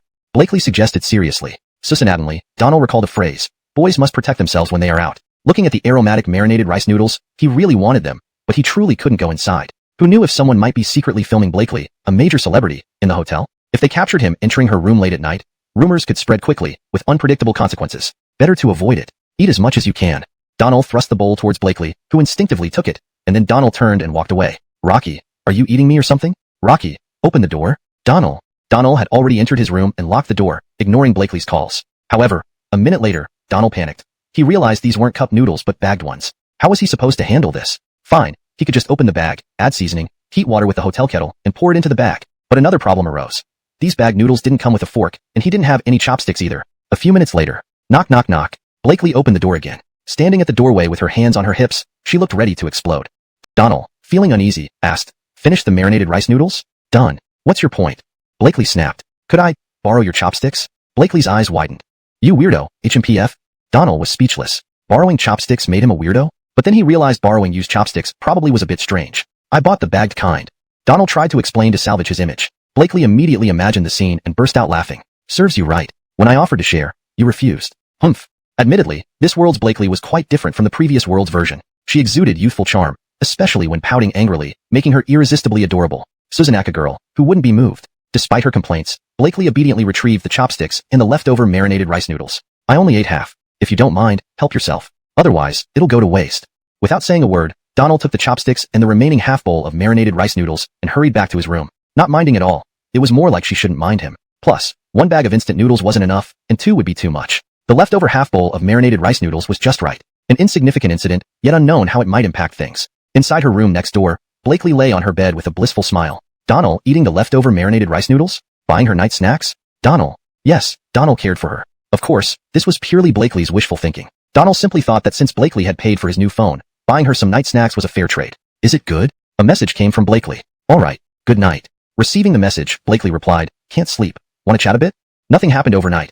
Donald really slept soundly. The next morning, Donald woke up early to freshen up. Today was the live broadcast day for I Am King of Singers. Although the broadcast started at 1:30 p.m., he needed to submit his song in advance so the band could practice. After freshening up, Donald sat on the sofa, pondering which song to choose. Rocky knew his singing skills were now top tier, even surpassing professional singers. And with so many classic songs he knew, deciding which one to perform wasn't easy. After much deliberation, Donald finally pulled out his notebook and pen and began writing. Chapter 33. Swords drawn and bows taut. Chapter 33. Tension mounts. The morning sunlight filtered through the curtain slits and fell upon the bed. Donald blinked away his drowsiness, turned on his phone, and heard a notification from WeChat. Can't sleep. Can we chat for a bit? Donald, you jerk. Seeing 2 messages from Blakely, Donald frowned. Why am I a jerk now? Women are truly unfathomable creatures, he thought. Rocky got up, washed up, and went downstairs for breakfast. Breakfast couldn't be missed, especially since it was free. An unexpected kindness for the financially strapped Donald. As he opened the door, passing by Blakely's room, Donald considered calling out to her but decided against it. Instead, he took out his phone and messaged Blakely while descending the stairs. Having breakfast. Bring some back for me. An instant reply left Donald momentarily stunned. Rocky replied helplessly, what do you want? 1 egg, a bowl of congee. 15 minutes later, Donald returned to the hotel with 1 egg and a bowl of black rice porridge, knocking on Blakely's door. When the door opened, she was still in her pajamas. The hotel pajamas were loose, but did little to hide Blakely's impressive figure. Donald didn't dare to linger. He simply extended the breakfast toward her. 1 bowl of black rice porridge, 1 tea egg. Blakely held out her left hand with a toothbrush and right with a toothpaste cup. Can you bring it in for me? Donald really didn't want to go inside but had no choice. After handing over the breakfast, he placed it on the table and made to leave immediately. Bang. Blakely closed the door behind him, leaning against it. Are you afraid I'll eat you alive? You haven't had breakfast yet. As he spoke, Donald found himself next to Blakely, less than 20 centimeters apart. She stood firm, leaned back against the door, tilting her head slightly upward, her lips pursed, staring at him with a look of resentment. Their eyes locked. Donald looked into Blakely's eyes, then suddenly pinned her against the wall. Blakely's heart skipped a beat, racing wildly, taken aback by Donald's sudden dominance. But then, Donald reached out, pulled her body close, spun around, and the door clicked shut as Donald quickly disappeared down the hallway. Donald. Blakely stomped her foot in anger. The moment of anticipation was quenched like cold water doused over her. She couldn't imagine a worse feeling. At 10 in the morning, the show crew's vehicle arrived at the hotel to pick them up. In the car, Rockernan sat beside Donald while Blakely remained silent. Rockernan noticed the awkward atmosphere but didn't pry. Finally arriving at Hunan TV, they disembarked. Blakely went straight to the backstage contestant waiting area, while Rockernan and Donald headed to the recording studio to submit their songs to the band director. Donald, about Blakely. Huh? What? Donald pretended not to know. It's nothing. Just that she seems unhappy. Oh, I didn't notice. Rockernan let it drop, changing the subject. What song have you prepared? Donald handed over his notebook without hesitation. Once upon a time, Asterisk dreamed of wandering afar with sword in hand, to witness the world's grandeur. Asterisk youthful heart often acted rashly. Now you travel across seas. Asterisk. That girl who once broke your heart has silently vanished. Love always leaves you yearning and troubled. Rockernan furrowed his brow. It wasn't that Donald's song was bad. In fact, it was exceptionally good. But how could someone barely in their 20s write such profound lyrics? Logically, Donald shouldn't have that depth of experience. Yet his words felt like those of a middle-aged man who had seen much life. Donald, can I ask you something? Susannaire, Teacher Lee, where do your creations and inspirations come from? Donald smiled. Just imagination. Art comes from life and transcends it. Rockernan had no response. Donald's answer was impeccable, but somehow incomplete. Donald seemed to harbor an inexplicable reservoir of creativity, odd yet strangely fitting. Donald, I recognize you. Rockillo, I'm Rockenrick. Rockenrick, of course, Donald recognized. From his past life, he admired Rockenrick, the talented director of I Am a Singer. Director Hong, hello? They shook hands, and Rockenrick patted Donald on the shoulder, smiling. Thank you for participating in this episode of King of Singers. Thank you for giving me this opportunity. Don't mention it. Your reputation precedes you. Do your best. I believe in you. Thanks. After chatting for a while, as they exited the studio, they encountered a group rushing through the corridor. In the middle was Edric, wearing an outrageously colorful coat and long boots, looking like a walking rainbow. Donald knew Edric well and harbored a dislike for the flamboyant performer. Flanked by an eager and manager, the narrow backstage passage was almost entirely blocked. Donald looked around but found nowhere to go, so he stood his ground. Unexpectedly, Edric's eager stepped forward, shoving Donald. Move. Donald chuckled inwardly. Was this place her backyard? Rocky didn't budge. The Igor was slim and struggled to push Donald. Who's this? No manners at all, the manager grumbled. The duo walked closer, meeting Donald's gaze. With hostile-looking Igors and manager nearby, tension thickened. What's impolite? Are you crabs? Walk sideways. Though typically quiet, Donald wasn't yielding here. He disliked Edric anyway. What's your problem? Can't you just step aside and let us pass? Donald laughed sarcastically. Why don't you step aside and make room for others? Both sides refused to give in, tensions flaring. Donald, what's going on? At that moment, Rockenrick emerged from the studio, noticing the confrontation and asked. Hearing Rockenrick's voice, Edric, who hadn't glanced at Donald before, squinted and glanced up at him with disdain, seemingly saying, What are you even worried about? Do you even qualify? Chapter 34. Etiquette is for dealing with people. Chapter 34. Etiquette is meant for people. Donald had been making waves online recently, but most of the buzz was centered around his few top-ranked TV shows. In the music industry, Donald had indeed written several songs, including A Salute to Youth for Milana and Lonely Warrior, which he sang at Mushroom House. Nevertheless, Donald was still considered a newcomer. Edric had been in the music scene for over 3 years, amassing a large fan base and NC fans within this circle. Although his later works were often criticized for their demonic transformation, it couldn't be denied that he still held a certain amount of influence and fandom in the music world. Previously, when Dale mentioned Donald, Edric didn't take it seriously. Rockenrick knew this team too well, arrogant and self-centered. Though he didn't like them either, the TV station, needing ratings, couldn't make decisions based solely on his role as director. Upon hearing his words, Rockenrick narrowed his eyes. He couldn't stand this team bullying newcomers, especially talented creators like Donald. Suzanak suppression could dampen the spirits of someone new and talented, which was all too common. However, before he could speak, Donald cut in. Etiquette is meant for people. You're cursing. You're not human. Watch your mouth. Edric's eyes widened in shock. Rocky never imagined that Donald would dare speak to him this way. No matter what, Donald was still a newcomer, even undebuted. In the future, entering this industry would require accumulating connections and getting along with many people. To offend someone before even debuting? Rocky, Donald, explain yourself. Who isn't human? Edric snapped back, glaring at Donald. Donald's lips curled into a faint smile. What do you think? Edric was speechless once again. Rockenrick hadn't expected Donald to respond like this, completely going off script. Seeing Edric's flustered state, Rockenrick almost burst out laughing. That's enough, everyone disperse. The show is about to start, go prepare. Rockenrick didn't want the situation to escalate further, which wouldn't benefit Donald. Edric's face turned green. When had anyone ever spoken to him like this? Serve our energy. Rest now, the live broadcast starts soon. Abram left the waiting room. Donald leaned back, closing his eyes, pondering whether his chosen song, Once Upon a Time, was suitable. Although it was a classic from the previous era, it was rather soft and might lack the wow factor on this stage. Suddenly, a song flashed into Donald's mind. One he knew well, which Edric had covered in the real world in 2018, The Plain Road by Pooh Shu. Would it be interesting to use a song Edric once covered against him? Note, Pooh Shu, is kept in pinyin form for consistency and clarity in English text. Chapter 35, Donald again. In the waiting room, Milana was also nervously practicing in silence. Milana didn't know that Donald had also been invited to participate in I Am the King of Singers. However, his program agent had told him that 2 new artists were challenging today. One was Emmett, and the other was unknown. Rockenrick had invited Donald without much publicity, keeping it confidential. Only Hwaza Yajiu and the show's agent Abram knew about this arrangement. Blakely was there again to promote her company's new singer. The last time, the new artist sang a song, but according to Rockenrick standards, the singer wasn't good enough and wasn't invited back. Now Blakely's mind wasn't on promoting her new singer. She seemed distracted, still thinking about what happened that morning. Was it because I didn't make my intentions clear enough, or does Donald really have no feelings for me at all? From the day I debuted, countless men have pursued me, but I've never opened my heart to any of them because I haven't found the right one. When Donald appeared, I thought my true love had finally arrived. However, his distant yet approachable attitude drives me crazy. Donald. Rock hearing the boss call out suddenly, the new singer shrank back in surprise, looking at Blakely in astonishment. Sis, what's wrong? Only now did Blakely snap out of it, realizing she had acted oddly. She hurriedly mumbled, nothing. Achoo. On the other side, Donald sneezed in the waiting room as Abram returned with a beaming smile. Teacher Susanna, the show is starting. Okay, Donald replied nonchalantly. Teacher Susanna, do you feel confident about today's challenge? Not really, Donald admitted honestly. Indeed, due to the music mastery skill, his singing level had significantly improved, even rivaling top-tier singers. But he was fully aware that these participants were all seasoned performers who had dominated the music scene for years. Even in his previous world, such a lineup would have been incredibly impressive. The audience here isn't here just to hear me sing. They're here for those established stars. So, on this stage, I actually don't have an advantage. My only edge is that my songs are classics from the previous world, but whether the audience will appreciate them is another matter. But Donald wasn't overly concerned. After all, he wasn't here to win any prizes. Whether he placed or not wouldn't affect him much. Rocky could still write songs to earn money, and the show's production team had paid him well this time. Like Donald, Abram felt the immense pressure.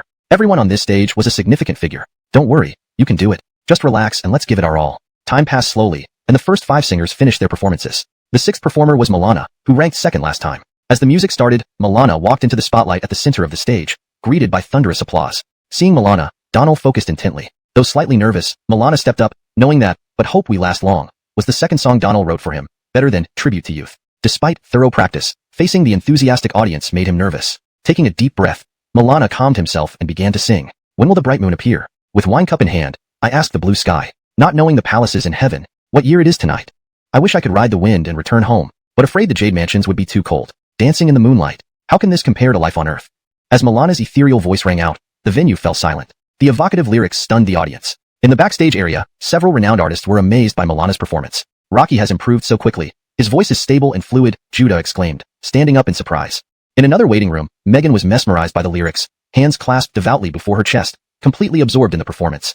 Milana grew more confident as he continued, his melodious voice echoing through the hall, transcending earthly bounds, perfectly fitting the lyrics' celestial nature. Turning around the vermilion pavilion, descending over the carved railings, shining on those who cannot sleep. There should be no resentment. Why does the full moon shine most when people part? People experience joy and sorrow. The moon waxes and wanes. This is how things have always been. May we all live long and share the beauty of the moon. By the end of the song, the entire audience stood up in ovation. At this moment, glory belonged to Milana. Bravo! What a beautiful song. The applause erupted like thunder. Milana felt gratified, having delivered the song perfectly, honoring Donald's effort. Thank you everyone for enjoying. But hope eyebrow, neither do I. It's time for you to go on stage, the Igor reminded. Emmett stood up, adjusted his flamboyant attire, and walked out of the waiting room with his Igor. Next, let's welcome our seventh singer for tonight's competition. Milana left the stage as Emmett, dressed in his peculiar outfit, took center stage. Audiences seemed accustomed to this flow artist's eccentricity but were still momentarily speechless by his look today.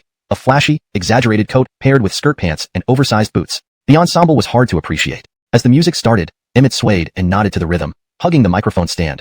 One foot even perched on a bubble machine.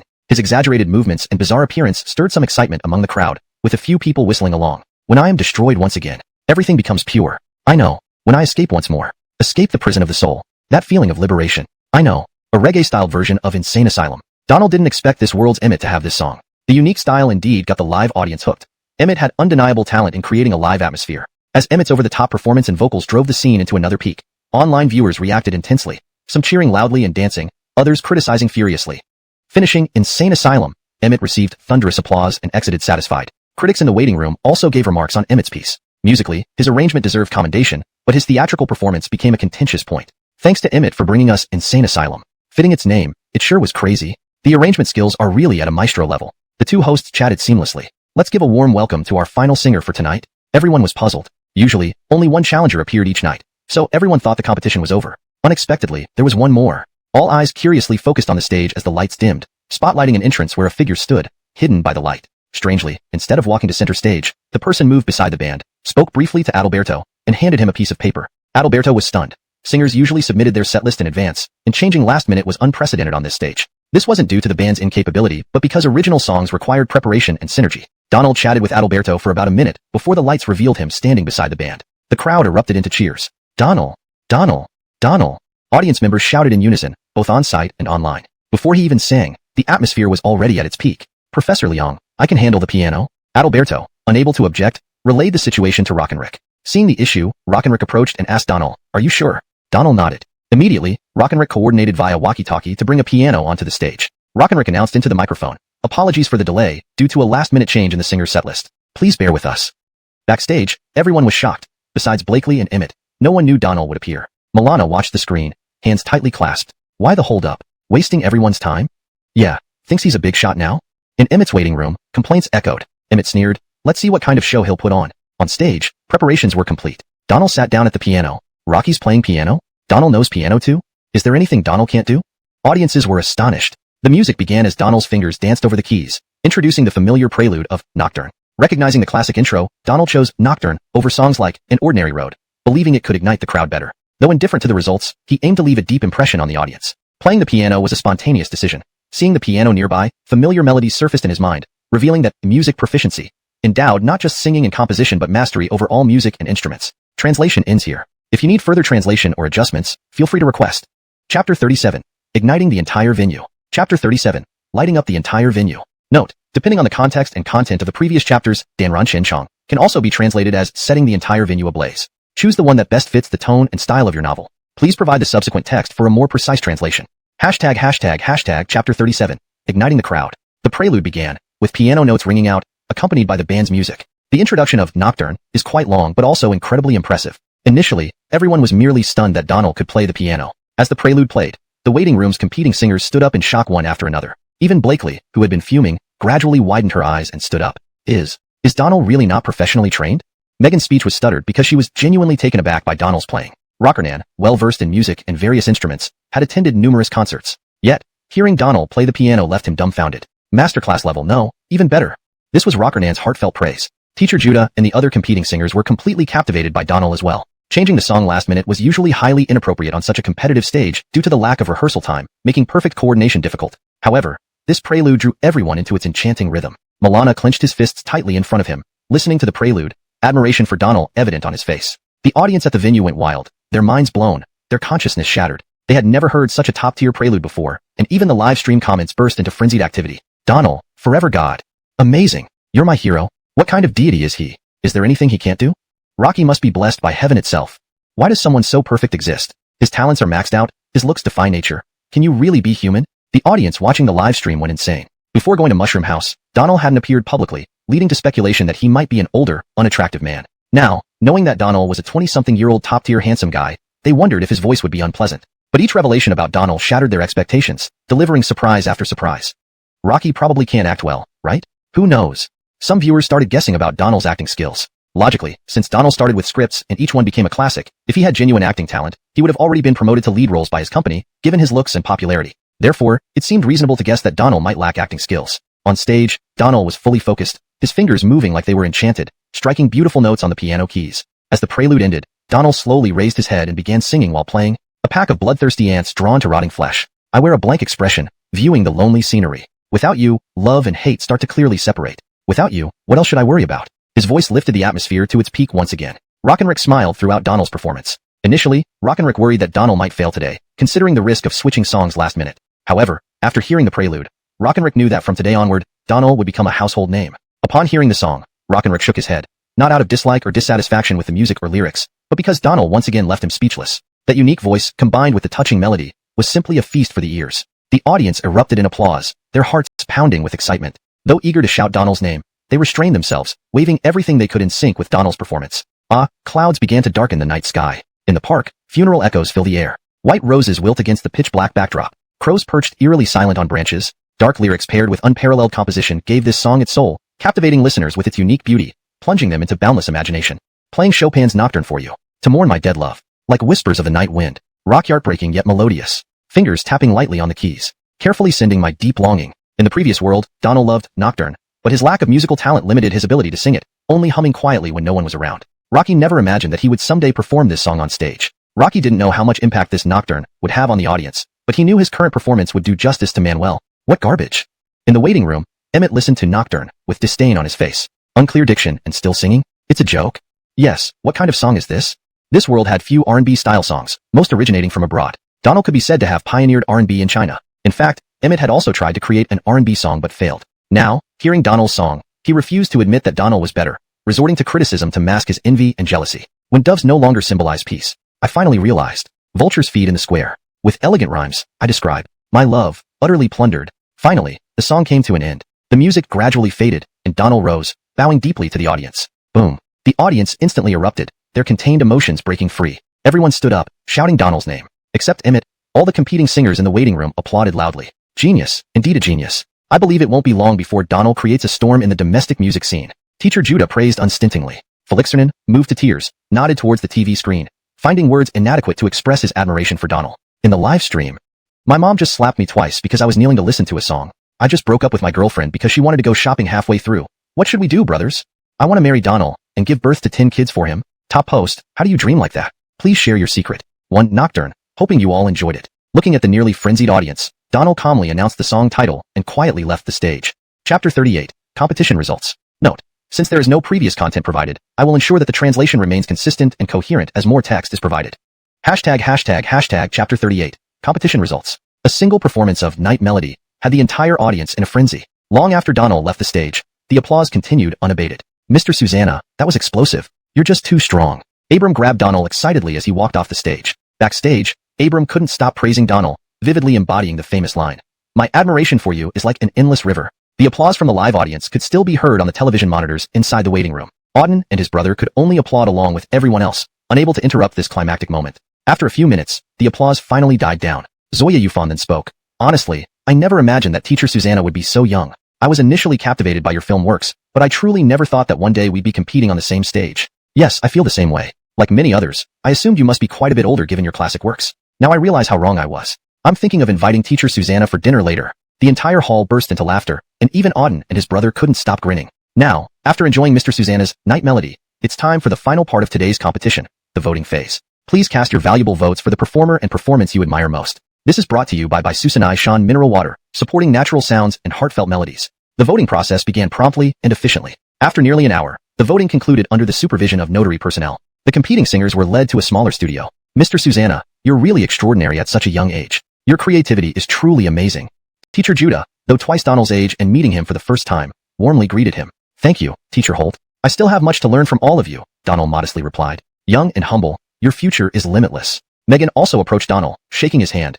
This is your debut at Mushroom House, and I watched it from start to finish. Fearless gave me goosebumps. Teacher Susanna, there's no need for false modesty. You deserve the annual Golden Melody Award. Donald smiled awkwardly. Hardly, compared to my seniors, I'm still a novice. Rocky then exchanged greetings with Rockernan, Leora, and the Auden brothers. Finally, only Milana and Gwen remained. Upon seeing Donald chatting with the other veterans, Milana rushed over. Instead of shaking hands, the rather shy Milana stood next to Donald and said, President Susanna, cough. Rock hearing Milana address him that way, Donald felt somewhat uncomfortable, especially since they weren't in a corporate setting. You did well today. Donald commented. It's all thanks to your guidance.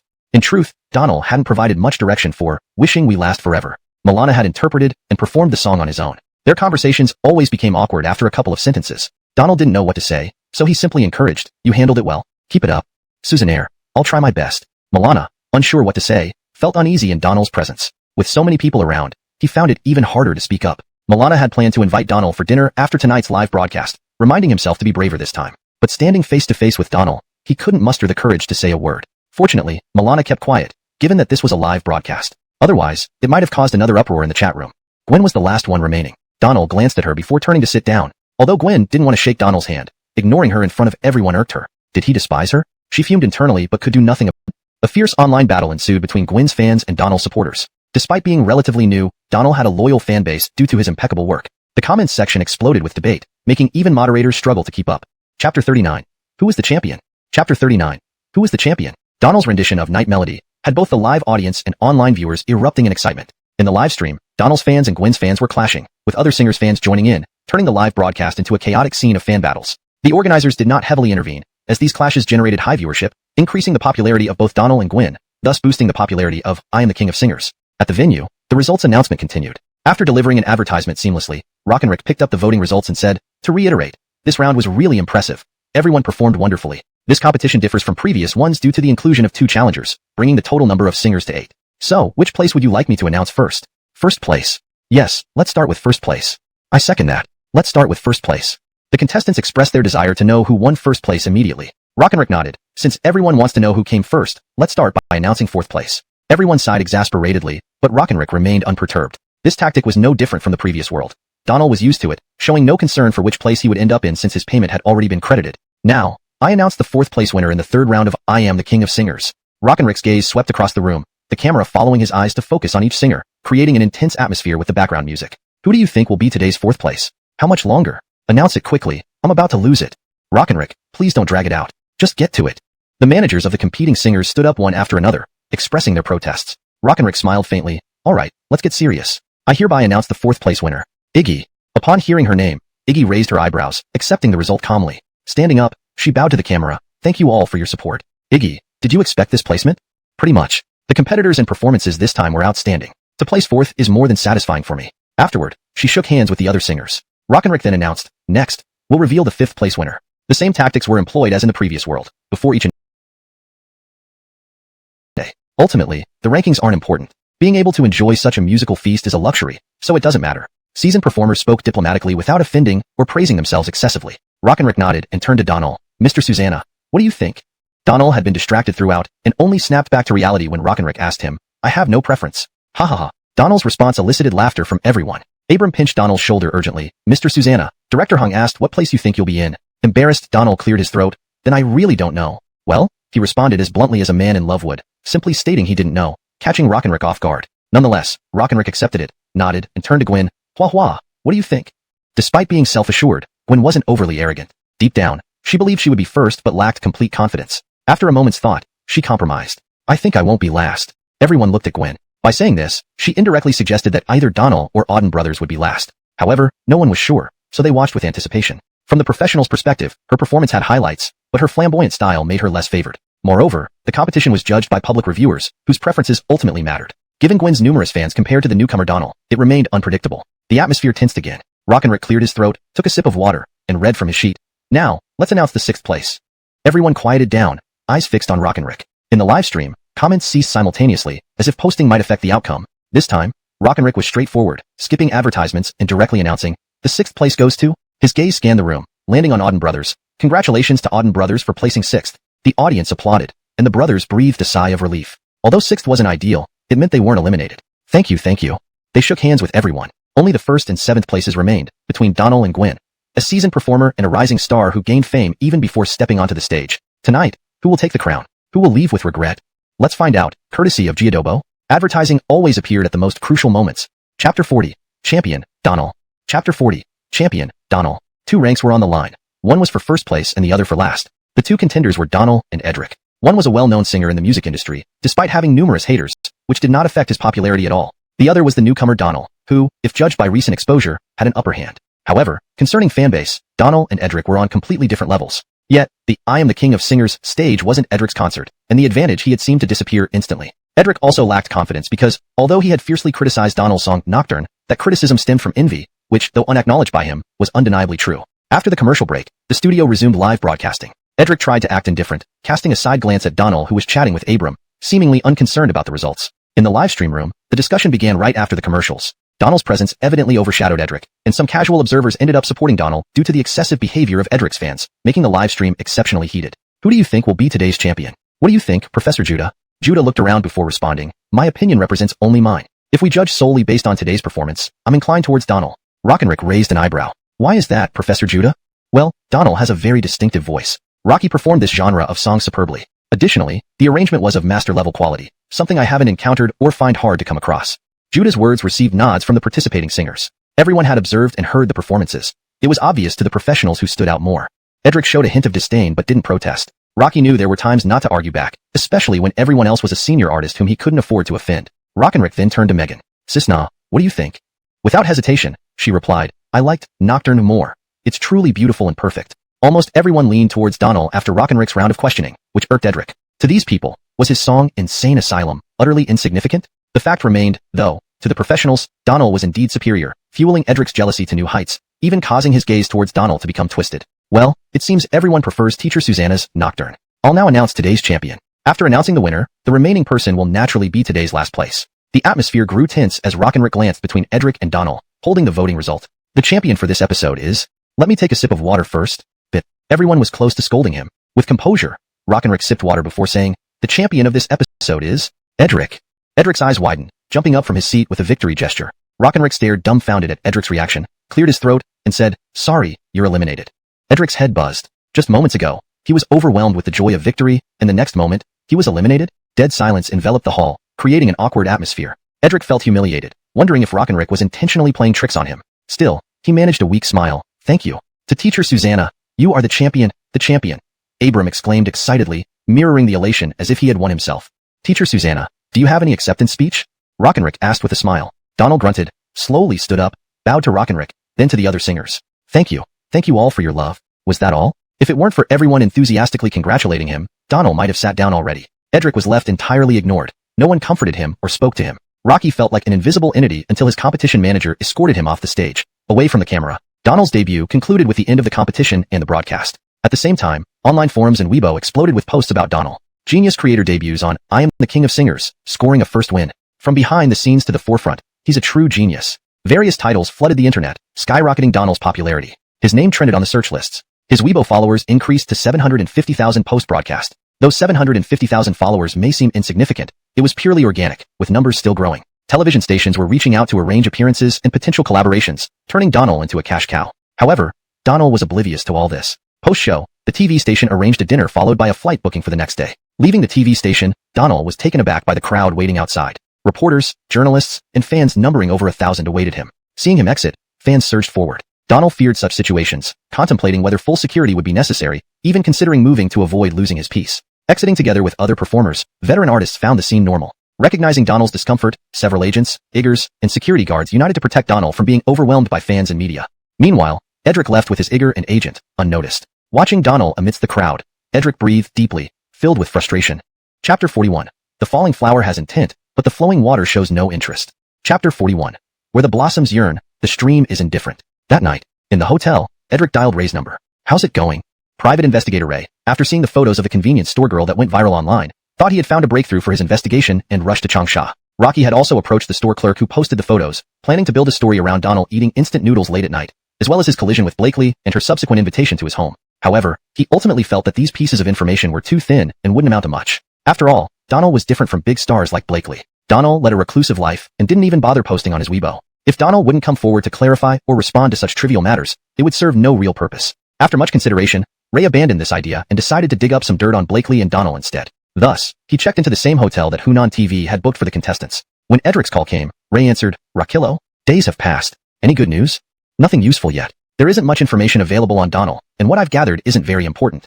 "I don't care if it's important or not. Release whatever you have. Even a tiny bit would help." Edric was anxious. He despised Donald, especially since Donald barely glanced at him, making him feel irked by this arrogant man. Ray chuckled inwardly. The more desperate Edric became, the more money he could make. But he couldn't reveal the limited information he had without substantial proof, as it might backfire on him. "Don't worry, I have some leads. Let's take it slow." Edric took a deep breath. Rocky just wanted to see Donald humiliated sooner. Knowing Ray's capabilities, he reluctantly accepted. At 8:30 p.m., the production team hosted a banquet in the hotel for this episode's contestants. Rockenrick presided over 3 tables, including the 7 contestants, TV station staff, Blakely, and other artists under her agency. Edric had already returned to Beijing and wouldn't attend such events. There was no face for him here, and watching Donald irk him further was unnecessary suffering. As the dinner progressed, everyone began to disperse. Initially, Blakely had planned to fly back to Beijing at 10:30 p.m. but stayed when she learned that Donald wasn't leaving until the next day. Similarly, Milana stayed while the other singers headed straight to the airport. Before leaving, everyone warmly greeted Donald, exchanged contact information, and made music collaborations. Donald was generous, agreeing to all offers. These singers had many classic hits in another timeline, and providing them with hit songs could help pay off debts, so Donald was happy to oblige. Leaving the hotel, they split ways. Donald, Blakely, and Milana rode a station-provided van back to the hotel. During the ride, Donald remained silent as usual. Milana wanted to talk but hesitated because Blakely was present, leading to a somewhat awkward atmosphere. Upon arrival, they headed upstairs together. Milana and the artists under Blakely's agency stayed 1 floor below Donald. As the elevator doors opened, Milana turned to look at Blakely and Donald. "See you tomorrow, Blakely." "Yeah, see you." Rock hearing Milana call Blakely's sister, Donald felt a bit odd due to the altered timelines affecting their ages. Milana then looked at Donald. "Mr. Susanna, see you tomorrow." "Susannaire, get some rest." As the elevator door closed, Blakely opened her mouth to speak, but they had already reached the next floor. "Rocky Donald." Just as Donald stepped out of the elevator, Blakely called him. "Huh. 3 Lives, 3 Worlds, 10 Miles of Peach Blossom starts filming after we return to Beijing. I want you to join the crew." "No thanks." Before she could finish, Donald interrupted. "Wait, how about I pay you?" Blakely exclaimed. Truthfully, Blakely Pictures had an excellent team for producing dramas, and Donald's script was complete, needing no revisions. His presence wouldn't impact the filming, but Blakely simply wanted to be around Donald daily. She knew she had fallen for this aloof man. "No time. I promised someone else to write songs," Donald replied coolly. Donald disliked public appearances, especially in film sets where complexities abound. Rocky preferred not to invite trouble, so he refused despite the potential earnings. Blakely struggled to convince Donald. Even offering money failed, and she doubted other methods would work. Reaching her room, Donald continued past without stopping, swiping his card to enter his own room. From a corner, a man wearing a cap took pictures of them, unnoticed by Donald and Blakely. "Donald." Blakely called out again. "What? Anything else?" Blakely bit her lip, looking down, then slowly raised her head, gazing affectionately at Donald. I like you." A nearby videographer wished he'd recorded the conversation for its explosive potential. A renowned star falling for a talented creator would surely trend instantly. Rocky imagined the scandalous headlines. "Shock. Famous actress spends the night with a talented creator." The secret between a famous actress and a talented creator. Yet, the outcome was unexpected. Donald looked at the blushing, longing Blakely and simply said, "Thanks. Good night." People have seen instances of unrequited love, but never like this. That was Blakely, the dream lover of many, being casually turned down by this man. Chapter 42. Maxine's Confession. Note: the chapter title is translated to maintain the structure and meaning, assuming further context will follow. If there's more text in this chapter, please provide it for a complete translation. ####Hashtag Chapter 42. Maxine's Confession. Bang! Donald turned around and entered his room, closing the door behind him. Blakely stood frozen at her own room's doorway, staring blankly at Donald's now closed door. She felt utterly lost. Blakely was completely disheartened. She had never been this explicit with Donald before because she wasn't entirely sure whether it was just a fleeting attraction or genuine feelings for this straightforward man. Today, after some reflection, she mustered up the courage to confess, only to end up in such an unexpected situation. This was Blakely's first time confessing to a man, and she was fully aware of Donald's current predicament. When Donald mentioned owing 300 million yuan, she believed he didn't want to burden her, so she tried to make an effort because once missed, it might be hard to find someone as talented as him again. But she overthought things. However, Donald didn't explicitly reject her. He simply said, "Thank you, and good night." What did that mean? Blakely couldn't figure it out. In an instant, tears welled up in her eyes. Her first confession ended so awkwardly, making her feel incredibly be short on money? Not at all. Donald took a deep breath and replied, "You guess." Seeing his reply, Blakely chuckled softly. If one thought carefully, that response carried multiple meanings and was quite ambiguous. Finally, her face lit up with a smile, and she replied, "I won't guess. I've already expressed my feelings. Now it's your turn. You don't know me well. You might think differently once you do. Get some rest. Maybe you'll regret it tomorrow." Blakely's lips curved into a sweet smile. "What if I don't regret it tomorrow? Will you accept?" Donald smiled slightly at her reply. Rocky had never imagined Blakely could be this childlike and adorable, making his heart flutter. "Let's talk about it tomorrow." "Fine, I'll see how you explain it tomorrow." The conversation finally ended, and Donald rarely smiled like this. Rocky turned off his phone, took a shower, and prepared for bed. However, once he got ready for sleep, he found he couldn't fall asleep. Unable to resist, he opened WeChat and reviewed their chat history, feeling incredibly happy but trying to suppress his excitement. Taking a deep breath, he turned off his phone and went to sleep. In the neighboring room, Blakely also tossed and turned, unable to sleep, reading their chat history repeatedly, wishing it was already the next morning. She even set her alarm for 6 in the morning, planning to wake Donald early and ask him face to face how he'd explain things then. Downstairs, Milana also couldn't sleep. She drafted numerous WeChat messages to send to Donald, but deleted them each time. She hadn't interacted much with Donald beyond 2 songs and work-related topics. Donald never spoke about anything else. She had unilaterally developed feelings for this slightly older boy but couldn't find the words to express them. Finally deleting her last draft, Milana gave up, chuckling to herself. She wondered what had gotten into her, why she had suddenly fallen so deeply without warning. The night passed quietly. At 6 in the morning, Blakely's alarm rang, but due to a sleepless night, she didn't hear it. Donald woke up early, freshened up, and was about to go downstairs for breakfast when his phone rang. It was a call from Armand. "Mr. Wong, is something wrong?" Armand cleared his throat. "Donald, I didn't disturb your rest, did I?" "No, I just woke up. Go ahead." "So, Mushu House called the company, inviting you back for another episode. What do you think?" Donald raised an eyebrow. "How much?" 100 million yuan. "All right, when?" "The day after tomorrow." Donald pondered. "Am I going back to the capital city today?" "It's up to you. If you don't return, we'll treat it as a business trip and cover all expenses." "Okay, let me think about it." Avonging up, Donald contemplated. Returning to the capital wasn't necessary since the company covered everything here, saving him money. His funds were limited, so he wanted to save as much as possible. Just then, his phone rang again. This time it was Blakely. "Donald, are you going back today?" As soon as the call connected, Blakely asked. Hearing this, Donald realized Blakely had also been invited to Mushu House and knew he was too. "I haven't decided yet. How about we don't go back?" If Blakely hadn't suggested it, Donald would have stayed to save money. But her proposal made him hesitate. Staying meant being together, which would surely stir up rumors. "Let's decide later." Donald avoided answering, then asked, "Do you want to join me for breakfast?" "Yes, and don't forget, you haven't answered my question from yesterday. I want an answer today." Chapter 43. Donald runs away again. Chapter 43. Donald runs away again. Note: depending on the context, Su Yun could also be translated as Donald. I've provided both possibilities here, but typically character names should remain consistent throughout a translation. In this case, to maintain consistency and assuming this is the first occurrence of the name, I'll use Donald. Chapter 43. Donald runs away again. Please provide more text if you need further translation or clarification on the character's name.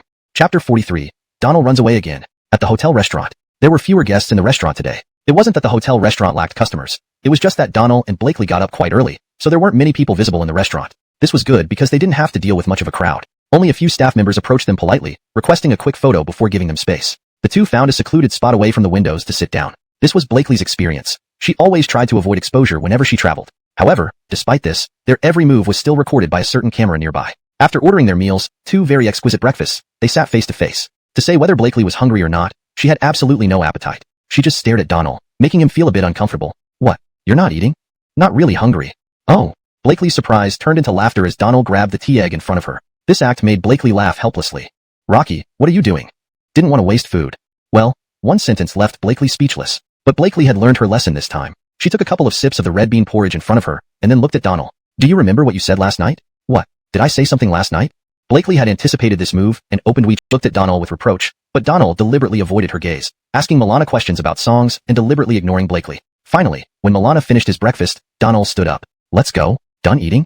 "Yes, Teacher Susanna. I'll go pack upstairs and head to the airport at 9. "What about you, Sister Blakely?" Blakely looked at Donald, unsure if he was going back today. "I need to pack too." Blakely was filled with question marks, but she couldn't ask directly in front of Milana. Originally, it seemed like Donald had no plans to return, but now, he changed his plan, clearly trying to avoid her. By not answering her question directly yesterday, Donald indirectly showed his stance. I'll go pack too." Feeling lost, Blakely Blakely left without waiting for Donald and Milana, deciding not to follow him further. Sister Blakely is really decisive, Milana said, watching her leave with a smile. Donald took a deep breath and forced a smile. Let's go upstairs. They went upstairs and returned to their respective floors. Donald paused outside Blakely's door, raising his hand to knock, but before he could, the door opened, and he was pulled inside by Blakely. Bang. The door closed, and Donald finally came to his senses. Tell me, what do you mean? Blakely had been struggling internally after returning earlier, debating whether to ask what happened. Second time too. Chapter 44. Is Donald stingy? At noon, a flight from Changsha to Beijing at 12 o'clock. Rather than having to spend money on food and drinks in Beijing, Donald chose to stay in Changsha with Blakely. After all, Donald was still worried that staying with Blakely would eventually lead to some unfavorable rumors about her surfacing. As for himself, he did not care much. In reality, Blakely had never worried about these issues. Being single, even if she were to publicly announce a relationship, it wouldn't bother her at all. However, she was completely unaware that Donald had other concerns and didn't like his life being disturbed by external factors. On the plane, Donald, Blakely, and Milana were all seated in business class, but after boarding, they barely exchanged any words. Milana didn't know what to say, though he really wanted to speak with Donald. Blakely was still upset because Donald always seemed to run away, which frustrated her every time. The 3-hour journey ended in silence. Exiting the airport, a driver from Blakely's company was already waiting outside. As soon as they left the airport, Blakely and Donald were immediately surrounded by reporters and fans. Teacher Susanna, are you officially debuting now? How do you feel about participating in I Am the King of Singers? Teacher Susanna, will you be involved in Zion's production of Eternal Love? Teacher Susanna, it is said that you have not signed any acting contracts with Sufu. Are you planning to switch companies? Teacher Susanna, are the online videos about you and Blakely real? What do you have to say? Compared to Blakely, Donald was currently more popular. The driver sent by Sufu couldn't even get close due to the swarm of media and fans blocking the way. When Blakely heard questions about her and Donald, she glanced over and noticed Donald maintaining a poker face throughout without uttering a word. Please move aside. I have nothing else to say. Thank you, everyone. Donald tried to break through the crowd but found it impossible. Even with Blakely's driver and 2 Iggers leading the way, it was difficult to tear through the encirclement. Thankfully, airport staff were used to such situations and quickly stepped in to help disperse the fans and reporters. Blakely kept a serious face throughout and didn't answer any media questions, following Donald closely. Finally, they managed to squeeze into the car. Donald and Milana climbed into Blakely's company van. With a roar, the car sped off, leaving a string of media vehicles trailing behind until they gave up. Take them back to the company first, Blakely instructed her driver, not wanting to start a conversation with Donald with Milana around. Donald hesitated, thinking of asking the driver to take him home directly to avoid riding a yellow bike again after reaching the company. But considering this was Blakely's company car, he decided against it. An hour later, the car stopped in front of Sufu Company. After getting out, Donald waved goodbye to Blakely and Milana. Do you want to go up, Boss Susanna? The driver asked. No, I'll just head home, Donald replied after glancing at the company building. Milana bit her lip. Are you busy? If not, could I invite you to dinner at a restaurant instead of eating flatbread? Milana had always wanted to treat him to a meal seriously, but Donald felt there was no need. This world's Milana was just starting her career and earned only a few thousand a month, making ends meet. Rocky did not want to make Milana's life tight because of a meal, knowing that she might spend all her savings to thank him. There's no need to thank me. If anything, I should thank her. After all, the songs I gave her were originally hers. Donald thought. Maybe next time. I've got things to attend to now. Definitely next time. Okay? Donald ultimately declined, hoping to relieve her. Feeling relieved, Milana nodded. Okay, next time. You can't find excuses to refuse me. Alright, I promise. Then, I'm heading back to the company. Take your time going home. Donald nodded and under Milana's gaze, casually scanned a yellow bike from a nearby station and rode home. Milana was puzzled why Donald always chose to ride a yellow bike instead of taking taxis or using subways. Given his current income, buying a car would be a breeze. Watching Donald's retreating figure, Milana found him more charming. An energetic, humble creative genius who was frugal, embodying almost every virtue. If Donald knew what Milana thought, he'd probably cry. Rocky wasn't unwilling to take taxis or buy a car. He just didn't have the money yet. A taxi followed Donald's bike slowly. Ray, inside, couldn't understand why Donald always cycled from the company. Donald's current fame and talent easily netted him hundreds of thousands monthly, yet he refused to buy a car or even take taxis. Finding an answer, Ray concluded Donald must be very stingy, a miser. Click, click. Ray snapped photos along the way. Guy, what are you doing? The taxi driver asked when he noticed something odd. Haha, I'm a journalist, Ray responded nonchalantly. The driver looked at Donald cycling ahead. Is he? I don't recognize him. Have you heard of Donald? After pondering, the driver suddenly slapped his thigh. Oh right, that creative genius. Stopping at a noodle shop, Donald entered while Ray, after paying the driver, also followed inside. Chapter 45. Maxine pays a visit. Note, the chapter title has been translated to maintain the structure and style of the original text. If you have more content from this chapter, please provide it so I can continue the translation. Chapter 45. Maxine visits. Boss, a bowl of noodles please. Coming right up. Just a moment. The noodle shop owner was from Shaanxi province. The couple ran the shop. The husband appeared honest and straightforward, speaking with a thick Shaanxi accent. The small store occupied less than 10 square meters, yet during lunch hours, it could accommodate around a dozen diners. The cleanliness inside the shop was commendable. Donald found an empty seat in a corner and sat down, pulling out his phone to play with. Blakely had given him this phone, which was naturally easy to use. It was smooth, and finally, he was rid of his old, outdated senior citizen phone. His mood felt much lighter as a result. Logging into Weibo, He checked and was surprised to find that his followers had quietly risen to nearly 700,000. Compared to other celebrities who often boasted millions, or even tens of millions of followers, his number was insignificant. However, these were genuine numbers without any fluff. And importantly, Donald didn't really care how many followers he had. Rocky skimmed through some replies, noting that since he hadn't posted anything after his first photo, fans' comments were concentrated on his earlier posts. Some private messages left him speechless. Exiting Weibo, just as his noodles were ready, the boss called out. Donald got up to fetch the noodles. The boss asked, "Would you like to add anything?" Since it was plate noodles, adding other ingredients would incur extra charges. Donald looked at the options. Initially, he thought he'd skip additions but then decided, add a slice of tofu skin. That'll be 11 yuan. After paying via QR code, Donald turned and almost bumped into Ray. Donald didn't recognize Ray. Fortunately, his soup didn't spill. Rocky mumbled an apology, and they passed each other.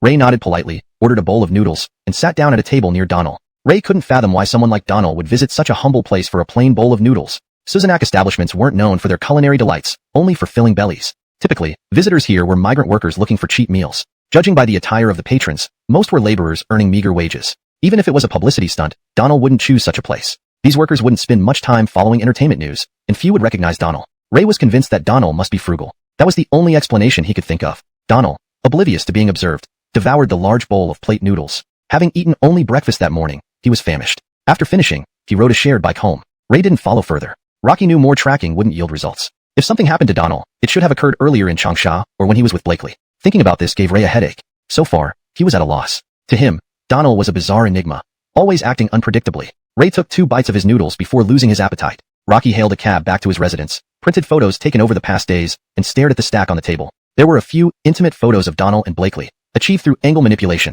The rest were worthless. Back at his residence, Donald took a nap. Rocky woke at 5 in the afternoon. Checking his phone, he saw several WeChat messages from Blakely. 1400 hours. What are you doing? 1410. Why aren't you replying? 1420. If you don't reply, I'm coming over. Sweating profusely, Donald knew she meant business. Quickly responding, I was napping. Just woke up. Almost instantly, Blakely replied, guess where I am? Seeing this, Donald felt a chill run down his spine. Not serious, miss? Rocky muttered. Knowing Blakely's direct nature, she likely found him, perhaps pacing outside the intersection. Crying and laughing at her predictability, Blakely's character was identical to the one from the previous world. She acted impulsively. Should he go out to meet her? No, crowds would cause chaos. Taking a deep breath, Donald replied, what do you want? Afraid people will see us and spread rumors? Fear what? Dating rumors? Or rumors about me flirting with a young guy? Even if seen, what's there to worry about? An unmarried man and an unmarried woman. Can't public figures have personal lives?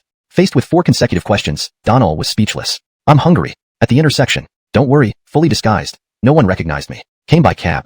Sighing in relief, Donald was glad she hadn't arrived in her luxury car. Otherwise, she'd have been a sight in this semi-rural area. But in summer, even fully covered, she still might be recognized. To avoid complications, Donald sent Blakely his location. Shortly after, Blakely messaged, which room are you in? 202.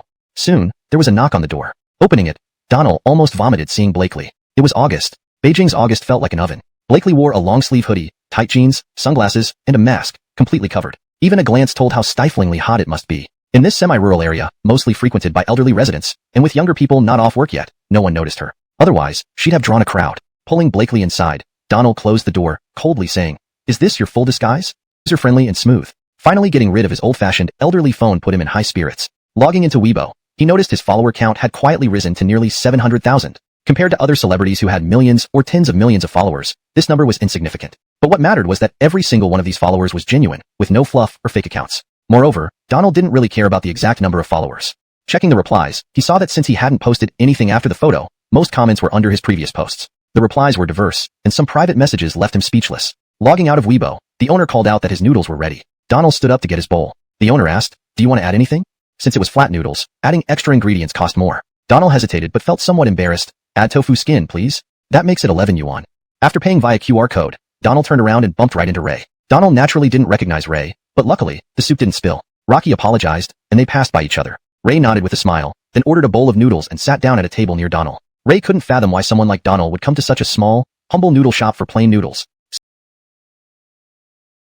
Suzunak places offered barely passable food, only good enough to fill one's stomach. Typically, only migrant workers came here for its affordability and filling meals. You could tell by the diner's attire. They were hard-working laborers. Even if Donald wanted publicity, he shouldn't choose such a place. These workers wouldn't spend much time following entertainment news and likely wouldn't recognize Donald. Ray firmly believed Donald was being frugal. That was the only explanation he could think of. Unaware of the scrutiny, Donald relished the large bowl of noodles. After eating breakfast at the hotel this morning, he was already famished. Rocky devoured the entire bowl, even finishing the broth before leaving.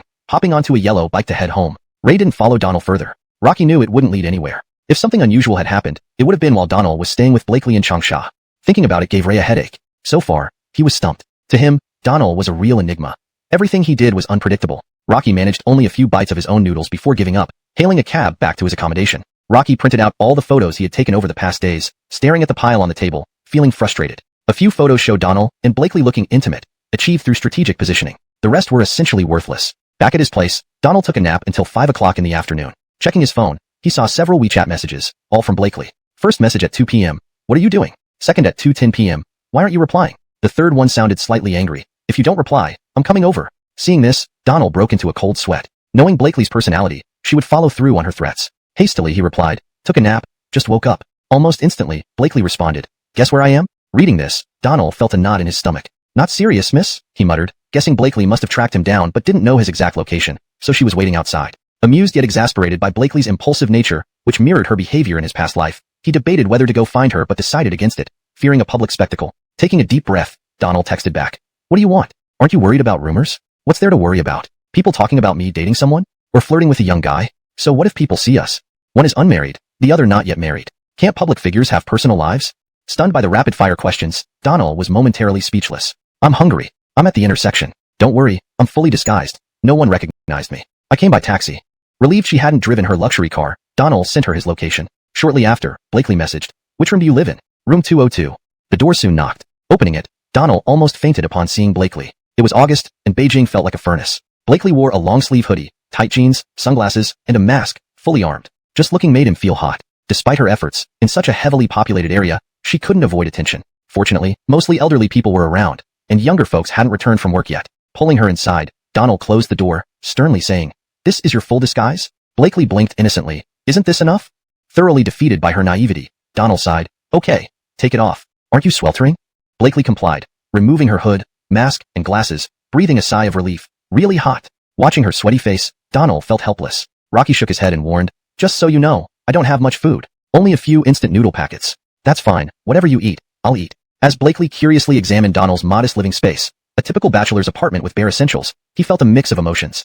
Seeing his frugality despite owing $300 million at 21, Blakely became even more convinced of his sincerity. Rocky was only 21, shouldering a massive debt, living frugally in a cheap, tiny apartment. Many young men might act similarly, but few could withstand such immense pressure without breaking.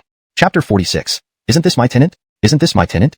Chapter 46. Isn't this my tenant? Seeing Donald's living conditions, Blakely couldn't help but feel a pang of sympathy. A creative genius who created masterpieces with each work and song, earning significant income, yet could only live in such cramped quarters. It was worlds apart from the lifestyle of those within the circle. Unable to suppress her feelings, Blakely turned to Donald. Are you comfortable living here? Donald replied with an indifferent tone. It's okay. Good lighting and cheap rent. Have you considered moving somewhere else? Donald quickly shook his head. Rocky knew that Blakely must have many properties in Beijing, but he didn't want to move there. After all, he had never thought of relying on others, especially given Blakely's special status. No need, I'm quite fine here. Blakely mentioned it casually. Through the past few days' interactions, she gradually understood Donald's life. This guy was very principled and independent, never imposing on others or becoming a burden. You can sit anywhere. I'll go cook some noodles. Donald hurried into the kitchen, leaving Blakely in the room. In the kitchen, he found only 3 packets of instant noodles and a few eggs. Donald rarely cooked as buying groceries wasn't cheap. With a monthly budget of 1,000 yuan, he needed to be frugal. The tiny apartment had no fridge, so during the summer, storing vegetables was impractical. Therefore, he mostly prepared easy-to-cook food like instant noodles. With 3 packs of instant noodles in hand, Donald began brainstorming various cooking methods. Unlike his usual method of boiling, he soon busied himself in the kitchen. Soon, 2 fragrant bowls of stir-fried instant noodles were set out. I didn't add chili, Donald said as he handed one bowl to Blakely. You know I can't eat spicy food? Blakely asked in pleasant surprise. Caught off guard, Donald explained, no, there just isn't any chili at home. Okay, typical straight men, Blakely thought to herself. Despite this, she was still delighted by the delicious aroma of the noodles. She often ate instant noodles, especially during busy shooting schedules or late nights when the house was empty of food. But these noodles were far superior to what she usually had. How did you make these? After tasting Donald's cooking, Blakely knew. You can leave after dark. Donald spoke, breaking the tension. Are you rushing me?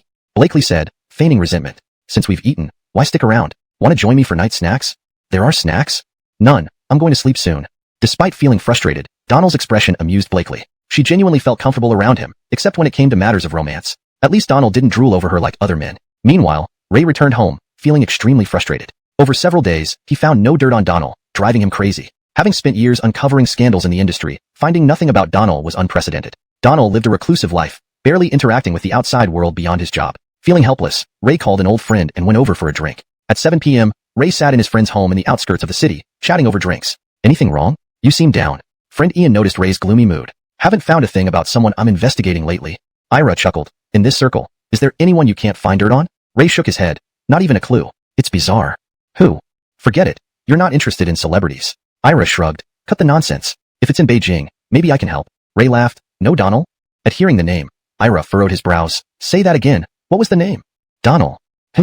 Ira remembered Donald. After thinking, he remarked, Rocky's in his early 20s. Looks pretty lively. When did you care about celebrities? Don't change the subject. Is it him? Yeah, about 20-something. Ira slapped his thigh. Isn't he my tenant? Chapter 47.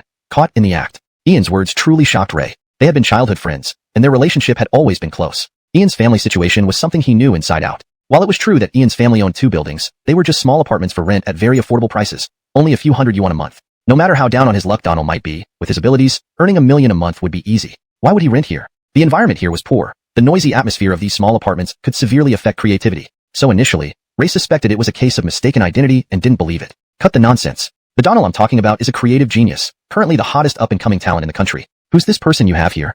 Ian took a sip of wine and rolled his eyes. You're looking down on people, aren't you? What's wrong with the people here? This is still Beijing, the heart of the capital. Does having money mean one must live in a villa or mansion? How much does it take to be considered rich around here? Rocky heh. As he spoke, Ian walked to the window, opened it and pointed out, see that? 202. That's the Donald you're talking about. I remember it clearly.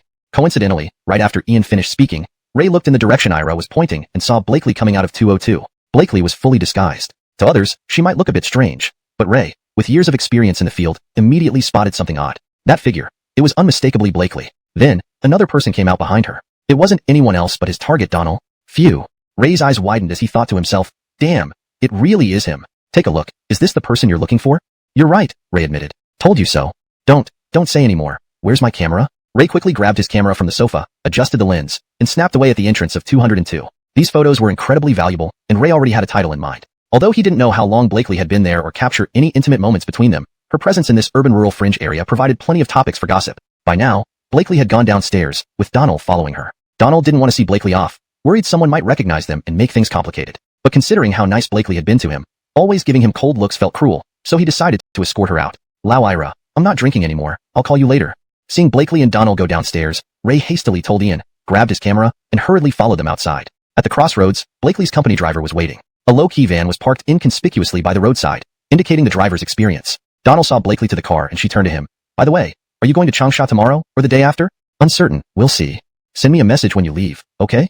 After thinking for a moment, Donald nodded. Susannaire. Blakely was secretly delighted. This was the first time Donald had agreed so readily. If not for her driver being present, she would have hugged Donald tightly. In the alleyway, Ray muttered while snapping photos. Kiss her, you fool. Kiss her. In the end, Blakely quickly got into the car and drove off. Rocky, you're doing some photography here? An unexpected visitor appeared at the alley entrance, curious upon seeing Ray with professional equipment. Donald heard the noise and turned to look. Though it wasn't dark yet, he could clearly see Ray at the intersection. When he saw Ray, Donald frowned slightly. Donald had an excellent memory. Rocky remembered encountering this man earlier at the noodle shop, almost bumping into him. Back then, he hadn't paid much attention, but now, seeing the professional camera equipment, Donald realized something belatedly. Just shooting for fun, Ray replied casually, looking up at Donald. Their eyes met. Oh no. Ray, seasoned in the game, knew immediately that he had been recognized by Donald. Donald remained calm, walking over. Well, what a coincidence. Do we know each other? Ray feigned confusion. Donald smiled. Oh, never mind then. And with that, he walked back into the alley without looking back. Watching Donald disappear into the alley, Ray let out a long breath. Rocky knew Donald had recognized him but hadn't confronted him directly. No friction, no damage to his camera. It was already a lucky escape. Back home, Donald immediately pulled out his phone and started looking for a new place to live. Rocky knew this man was definitely a paparazzo who had likely taken many photos of him with Blakely. If all went as expected, these photos would soon appear online. Donald wasn't worried about defamation since nothing had happened between him and Blakely. However, the internet often ignored the truth and latched onto hearsay, leading to potentially negative impacts. Rocky wasn't afraid of anything, except the fact that knowing his address, this guy would probably visit him frequently, and he disliked the feeling of being watched. Blakely's side would likely face more complications, public relations and clarifications, a headache to think about. Outside the alley, Ray got into his car and called Ian. Rakillo Lao Ira. Go on. That 202 Donald, when you're free, keep an eye on him. Take photos if a woman visits. No way. Do you want my properties to lose tenants? Forget it. I can't help. Ian was shrewd. Rockelping Ray risked exposing his buildings as a place for spying and clandestine activities, ruining future rental prospects. So he flatly refused. I'll pay you 20,000. Ray offered a high price. Even 200,000 wouldn't make me help. You're trying to ruin me, Ian said, angry. Ray sighed in defeat. All right, forget it. We'll drink later. Drinking is fine. Chapter 48. Counterproductive. Please note that without the following content, it's hard to maintain the paragraph structure and line breaks as requested. If you could provide the full chapter or more context, I would be able to assist better. Chapter 48. Counterproductive. Rockire are the photos taken during this period. Take a look. At an entertainment club, Edric received the photos sent by Ray and was full of surprise after looking at them. Donald and Blakely? Is there something going on? Ray chuckled. In this circle, although he knew many secrets, he was not very clear about Donald and Blakely's relationship. Despite encountering Donald and Blakely a few times, their interactions seemed normal. Rocky had no confidence in judging their relationship. Rocky just secretly laughed at how Edric completely matched the fabricated facts he wanted. I don't know the specific situation, but there's definitely something between them, Ray said. I've seen the photos, but they don't seem to be too problematic. What do you plan to do? Ray smiled. Very simple. Think about it. After chatting for a while, Edric understood Ray's thoughts and replied with a message. Just do as you say. At this time, Donald had already finished washing up and was lying on his bed. After scrolling through Weibo for a while without interest and then Douyin for some time, he was about to sleep when he suddenly saw a trending topic. The secret of a top-tier female celebrity and a popular creative genius. Curious, Donald clicked in to take a look. The post was made on Ray's Weibo, exposing several photos of himself and Blakely. The photos were fine, showing no intimate contact, but the content of the post was described vividly. The post had only been up for 3 minutes before it shot up the trending list, obviously due to organized efforts behind the scenes. The comments below were all exclamation marks and various speculations. Donald couldn't help but laugh after reading the comments. When he encountered Ray in the alley, he had already anticipated that such a situation would occur. Rocky even thought about how Ray might hype up the relationship between him and Blakely. Creative genius. Emily Studio has something to say. There was something to say, but not a lawsuit or rebuttal. Everyone acknowledges Teacher Susanna's creative talent. Previously, Teacher Susanna collaborated with our company on Eternal Love, which will begin filming soon. Due to script communication, lead actress Blakely and Donald had frequent recent interactions, but their relationship is strictly professional with none of the imagined scenarios happening. Donald read this post from Emily and couldn't help but sigh in relief. Rocky truly feared Blakely might blurt out that they were in a romantic relationship. After Emily's post went up, Donald found that his Weibo gained nearly 10,000 followers instantly, and his previous posts received thousands of new replies. Donald didn't care about these developments and logged out of Weibo without a word. Just as he logged out, his phone rang. It was a call from Blakely. Haven't you rested yet? Cough, are you online? Blakely asked. I've seen it. Is my clarification appropriate? Donald raised an eyebrow. Yes, it's appropriate. In fact, I was thinking of saying we are a couple. You're happy, that's good. Rock hearing Donald's response, Blakely felt a little disappointed and continued. If I clarify it this way, would you mind? No. Go to sleep. I'm sleepy. Donald added. Okay, rest well, good night. After hanging up, Donald turned off his phone directly. Blakely's call, in Donald's mind, was just probing his psychology. Donald naturally wouldn't let Maxine succeed. On the other side, Edric looked at the posts online and was extremely frustrated. After finally getting some clues for exposure, it ended up promoting Blakely's image successfully. This would frustrate anyone. Edric called Ray. They talked on the phone for over 10 minutes and parted ways unhappily. Ray was also helpless. Donald's side was truly flawless. Although it seemed he had gotten a clue, it ended up inadvertently promoting Blakely's Emily. Truly counterproductive. Chapter 49. A fishing live stream invitation. Note: since there is no following content provided, I can only translate the chapter title. Please provide more text for further translation. Chapter 49. Invitation to Douyu live streaming. The post orchestrated by Emmett and Ray sparked heated discussions online.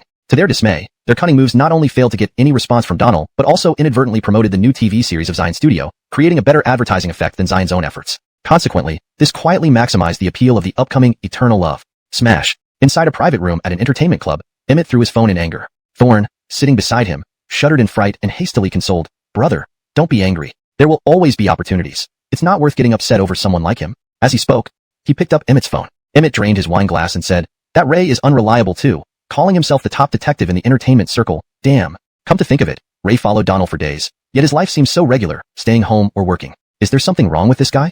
Probably just putting on an act. I believe this guy must have some scandalous dirt on him. I'll find out more. After their analysis, Ray, on the other side, was fuming. Rocky posted the expose on his Weibo account, which was now inundated with hostile comments, making him experience firsthand the cruelty of cyberbullying. Some fans of Blakely even went as far as saying they'd beat him whenever they met. Though it was a society governed by law, encountering such fanatical fans could be terrifying. If one day he were ambushed while walking alone at night, there would be no place for reason. Seeing the replies getting increasingly extreme, Ray became genuinely afraid. Rocky had never felt so scared before and ultimately deleted the post and turned off the comment function. Donald's popularity soared because of this post, with his Weibo followers surging to 1.3 million overnight.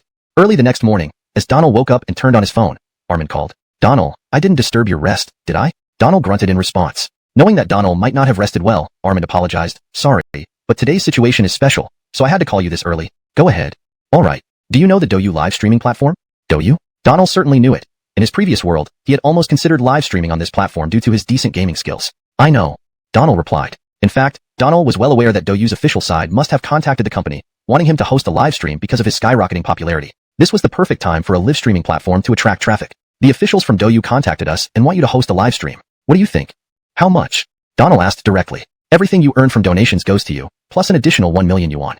Donald raised an eyebrow. Admittedly, the terms were quite tempting. With his current fame, even if the audience didn't donate, many musicians would likely tune in just for fun and shower him with gifts. However, Donald wasn't interested in these donations. Rocky hadn't intended to earn money this way, especially since he wouldn't be a regular streamer. Being criticized for profiteering would be counterproductive. So, how about this? Ask the officials to turn off the donation function, and let's go with 1 million yuan. Turn off the donation function? Are you sure? Yes, I'm sure. Okay, I'll contact Douyu immediately. What about the timing? When should we start and end? 1 hour, from 3 p.m. to 4 p.m. The time seemed reasonable, allowing Donald to fit it into his schedule without disrupting his evening plans. Alright, go ahead and arrange it with the officials. Not long after, Armin called again to inform Donald that everything had been arranged and the live stream would start promptly at 3 p.m. Oh, Donald, when can you come by the office? Anything happening at the office? No, the company has prepared a laptop for you. Come check it out, and if you don't like it, we'll replace it with one you prefer. Alright, I'll head over later. The company had always been generous with him, always providing top-notch equipment without worrying about costs. At noon, Donald had a bowl of fried rice at a roadside diner and cycled to the company. Donald, you're here? The gatekeeper, who hadn't seen Donald in a few days, greeted warmly. Rakillo, sir. Rocky, great. Go on up. Mr. Wang is waiting for you. Suzanaire, goodbye, sir. After a brief chat, Donald parked his bike and went upstairs, knocking on Armin's office door. You're here, Donald. Yes. Check this out. If you don't like it, we'll replace it right away. Armin handed Donald a brand new Huawei laptop. Donald nodded approvingly. It's fine, thank you. Oh, no need for formalities. If there's no problem with the computer, let's go. Go? Where? Follow me, you'll see. Donald followed Armin down the corridor and stopped outside a room marked Executive Office. It was right next to Armin's office. Armin opened the door, and they entered. Do you like it here? The office looked newly renovated, with a fresh smell and all new furniture. This is, Donald asked in confusion. This is your office. The renovation was completed yesterday. If you don't like it, just tell us what style you prefer, and we'll renovate it accordingly. That's fine, it's good as it is. Considering the company provided an office for someone who rarely showed up twice a month, he felt no need to be picky. Alright then, you can do the live stream from your office today. The Douyu team will come over shortly to set up the software. Suzanaire. Alright, I'll leave you to familiarize yourself with your new space. If you have any issues, just call the internal line. Armin left, and Donald placed the laptop on his desk. Standing by the floor-to-ceiling window, he admired the view. Though not spectacular, it offered a wide vista. Donald even thought about placing a bed here, living directly in the office and skipping the trouble of finding a new home. Chapter 50. The live stream turned into a concert? Live stream suddenly transformed into a concert? Chapter 50. Live stream turns into a concert? The official staff of Douyu arrived at the Sasanafu headquarters shortly after. In Donald's office, the officials helped him download the live streaming software and engaged in a discussion with him. Indeed, this world's Douyu was at the forefront of the live streaming industry, but it was still in its early stages of development, so the platform's daily active users and traffic weren't substantial. Donald's recent explosive popularity had led Douyu to consider collaborating with celebrities. They not only intended to invite Donald, but also planned to cooperate with more stars in the future. After the official staff completed setting up everything for the live stream, Donald heard a notification in his head about receiving 1 million yuan. Ding. System has received 1 million yuan, which has been automatically deposited and locked. Deposit milestone reached. You have gained 1 lottery draw permission. Current deposit has met the first stage deposit target. The next milestone is raised to 3 million yuan. At first, Donald was bewildered by the voice in his mind. The deposit milestones had gone from an initial 1 million to 1.5 million and now directly jumped to 3 million yuan. This certainly increased the difficulty of gaining new lottery permissions, but Donald wasn't too concerned. After all, given his current set of skills, he felt adequately equipped to meet his needs. Once the Douyu staff finished setting up and left his office, Donald waited until 3 o'clock for his live broadcast to start. After they left, Donald opened the system and started the lottery. Upon completion of the lottery, he obtained the medical proficiency skill. Following the lottery, a flood of information surged into Donald's mind. Information that was entirely unfamiliar to him. It began integrating into his memory. Donald was very familiar with this process. Once the integration was complete, his memory was filled with numerous pieces of knowledge that seemed innate and were incredibly clear and understandable.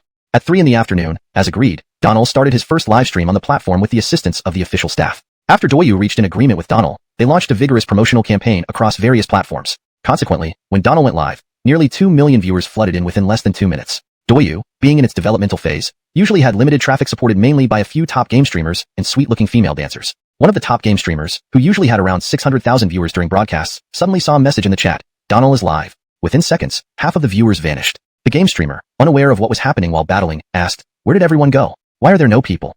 Don't you know today is Donald's debut live stream on Douyu? I'll be back later. I'm going to check it out."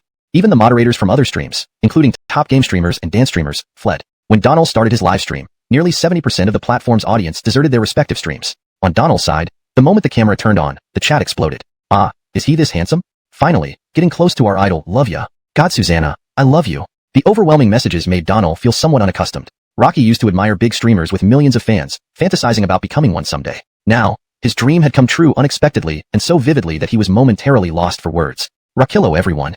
Donald stared at the screen for a long time before saying a word. If others knew he was nervous, they probably wouldn't believe it. After all, Donald had stood on a stage like, I am the king of singers, facing a national audience. How could he be intimidated by a few million viewers online? But reality was just that. What the heck? Why can't we send gifts?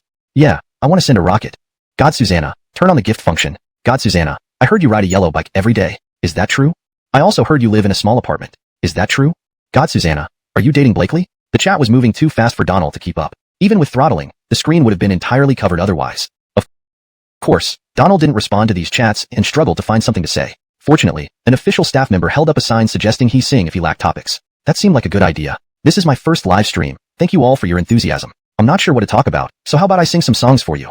Hearing that Donald would sing, the chat erupted again. With the official's assistance, everything was ready, and Donald began singing. Although he hadn't prepared any accompaniment for the songs he sang, someone quickly brought a guitar upon request. Playing the guitar and singing, Donald performed his first song, Fearless Warrior. Without accompaniment, Donald's guitar skills added a unique soul to the song. The audience fell silent, engrossed in the performance. Many ran to Weibo, forums, and other platforms to post about the live stream. Within 15 minutes, the number of viewers rose from nearly 3 million to about 7 million. Prominent musicians and singers, intrigued by Donald's talent since I'm the King of Singers, where he sang Night Melody, and the previous performance of Fearless Warrior on Mushroom House, came to listen. After finishing Fearless Warrior and interacting with fans for a couple of minutes, Donald continued with Night Melody. By the end of 2 songs, the chat never stopped. Many viewers even posted that Donald was turning his live stream into a personal concert on Douyu.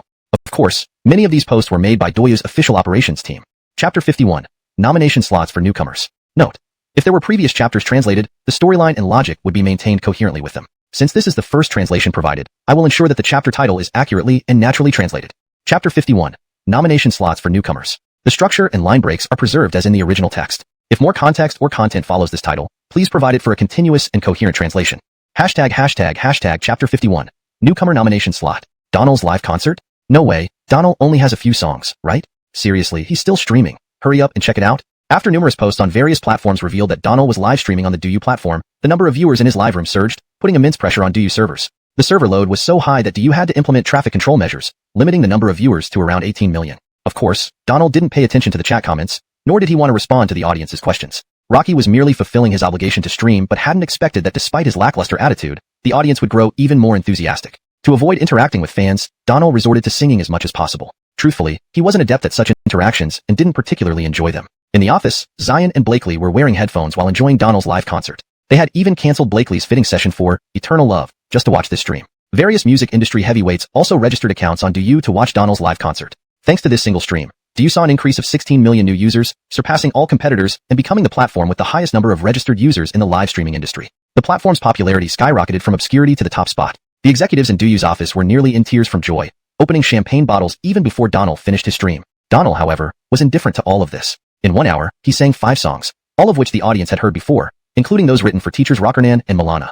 An hour isn't long, and as the live stream neared its end, after singing the 5 songs, Donald followed the instructions given by the official staff and interacted briefly with the audience before officially ending his Douyu live stream. The moment he finished, Donald's phone rang. It was Blakely calling. Donald, you sang really well, thumbs up. Donald responded awkwardly, you didn't call just to give me a thumbs up, right? Oh, and I wanted to ask if you're going to Hunan today or tomorrow. What did the production team arrange?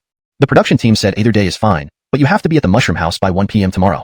Thinking about it, Donald decided that since there wasn't much to do in Beijing and his current residence had been exposed, moving would be necessary to avoid harassment. So, let's go today. Alright, I'll get my Igor to book the tickets. You can book your own ticket. I'll have the company book mine. Donald didn't want to take advantage of Blakely. Besides, the flight cost would be reimbursed by the program anyway. Okay, I'll check the timings and send you the information later. Alright. After finishing the conversation, Donald turned off his computer. Although it was his first time live streaming for an hour and he had only sung 5 songs, he felt somewhat exhausted. Lying down on the couch in the company's lounge to rest for a bit, he hadn't even settled in when there was a knock on the door. Come in.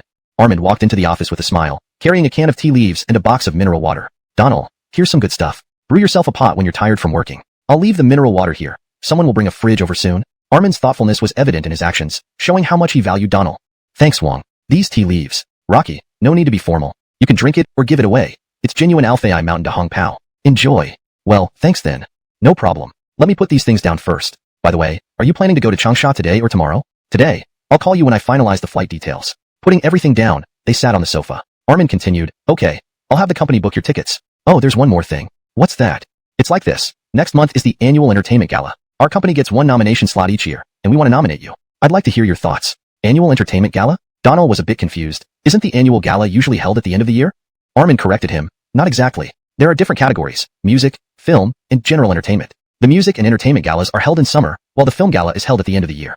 This was something Donald hadn't known. Nodding, he replied, maybe it's better to give the slot to another artist in the company, like Milana. Rocky's very talented and promising. Donald hadn't planned to mix much with this industry, so he hadn't thought about getting on stage to receive awards. Armin was taken aback. This annual entertainment gala specifically targets newcomers, and many aspiring artists fought tooth and nail for a nomination. Obtaining a nomination was extremely difficult. The gala relied on nominations from domestic entertainment companies, and each company got only one slot per year.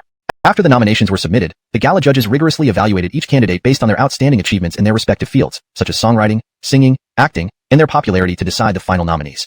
Winning could lead to a surge in resources and sky-high value. Suzanak, an opportunity didn't come every year. Fortunately, Armin knew Donald's weak spot and quickly said with a smile, Donald, this annual gala offers only one chance for newcomer nominations each year. Missing it means losing the opportunity. Also, winning the award could double your market value. If Armin had mentioned something else, Donald might not have cared. Regardless of whether he received the nomination, he would continue writing and making money. But doubling his value was undeniably appealing. Right to the heart. Donald raised an eyebrow. Okay. Actually, Sufu could easily give the slot to one of their contracted artists, boosting morale. Donald had no contractual obligations to the company and could be poached anytime now that he was exposed. However, Sufu wanted to give the nomination to Donald. Whether he stayed or left, Sufu intended to treat him fairly, ensuring that Donald wouldn't forget his old company and leaving open numerous opportunities for future collaboration. A creative genius was always in demand, as long as they could produce quality work. Chapter 52. First Intimate Contact. Note: without the following content, it's just the chapter title translated. Please provide more text for a fuller translation.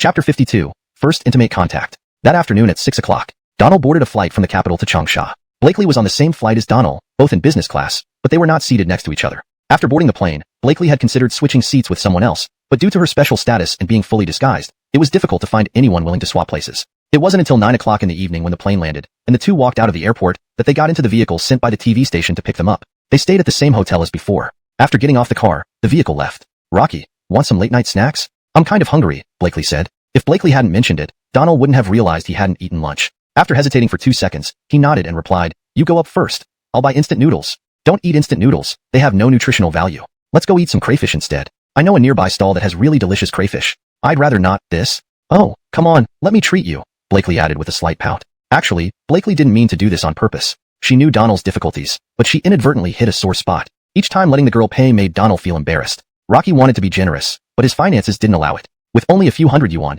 eating a meal of crayfish would cost them a couple of hundred each, a sum he found hard to bear. Let's skip it. I'll just eat instant noodles at the hotel. Donald declined again, feeling quite uncomfortable. What are you fussing about? Let's just eat crayfish.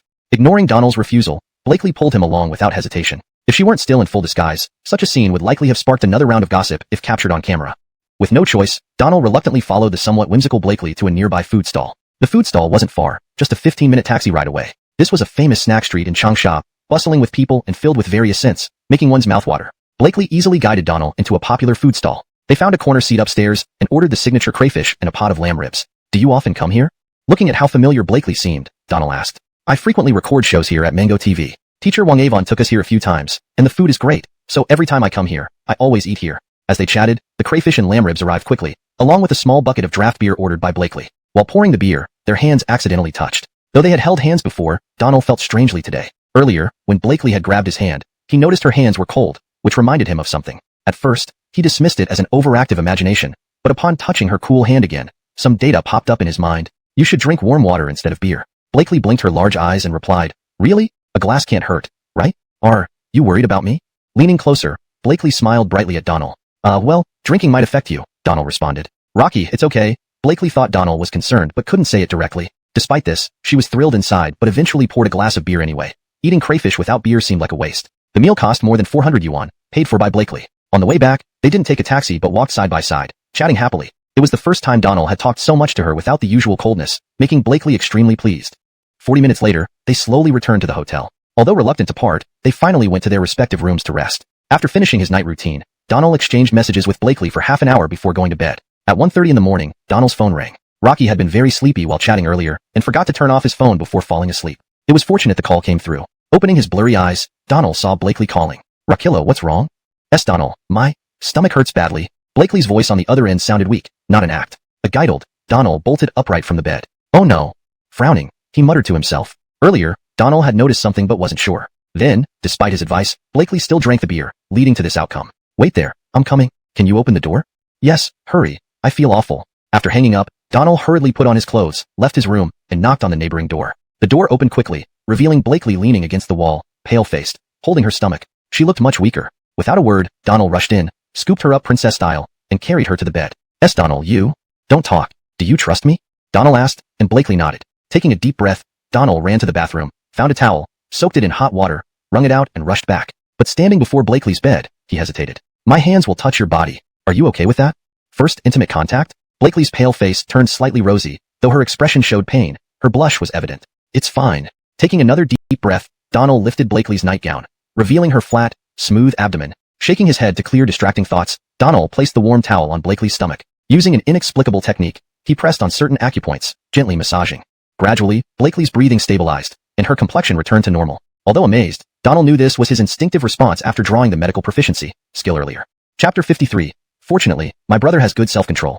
Chapter 53. Fortunately, I have good self-control. Blakely had gone from intense pain at the beginning to feeling much more relaxed now. Her complexion gradually regained its natural rosy hue, and her breathing became smoother. 10 minutes later, Blakely was completely calm, slightly opening her small mouth and half opening her eyes. Feeling Donald's warm hands massage an unnamed acupoint on her body, sometimes using his palms to knead, created an indescribable sensation. How are you feeling? Donald asked, but Blakely didn't reply. Rocky glanced at her, biting her lower lip in a way that suddenly made him feel hot. Cough, cough. Donald cleared his throat twice. Blakely then opened her eyes wide, and her face flushed instantly. What is it? Are you okay now? If so, I should go back. As Donald spoke, he also stopped his actions. As that warm palm left her body, Blakely felt a sudden sense of loss. She softly said, still hurts a bit. Actually, she hadn't felt any pain for several minutes. She just enjoyed the sensation. So, Donald wasn't sure if Blakely was being honest. Rocky hearing her say she still hurt, he assumed his techniques weren't working. Rocky asked anxiously, where does it still hurt? Blakely casually pointed to her abdomen. Rock higher. Without further ado, Donald immediately started massaging her. You should avoid drinking cold water or beer while eating spicy food. Women are naturally cold in constitution, and you having deficiency, so? Did you study medicine?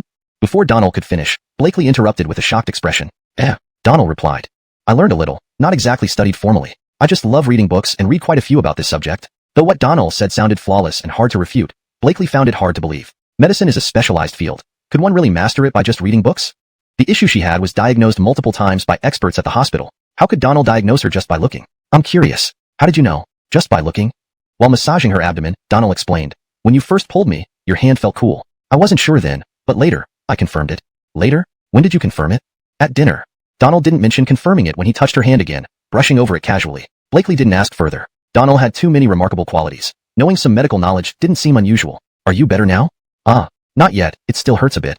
Rock hearing this, Donald let go because he noticed a smile on her lips, realizing everything. If it still hurts, we should go to the hospital. Should I call a car for you? Blakely immediately sat up from the bed, waving her hands. No, don't take me there. I hate hospitals. I think you're better than those doctors. Rub my stomach for 2 more minutes, just 2 minutes. Donald felt helpless. Was he encountering a female troublemaker who wanted to take advantage? Yet, it wasn't clear who was taking advantage of whom. 5 minutes later, Blakely finally stopped pestering Donald. She still felt a bit disappointed. Donald's massage was extremely comfortable, far superior to beauty parlor therapists. Of course, other factors added to her pleasure. Well, it's getting late. Get some rest. Try not to drink cold beverages. Drink warm water in the morning and avoid overly spicy foods.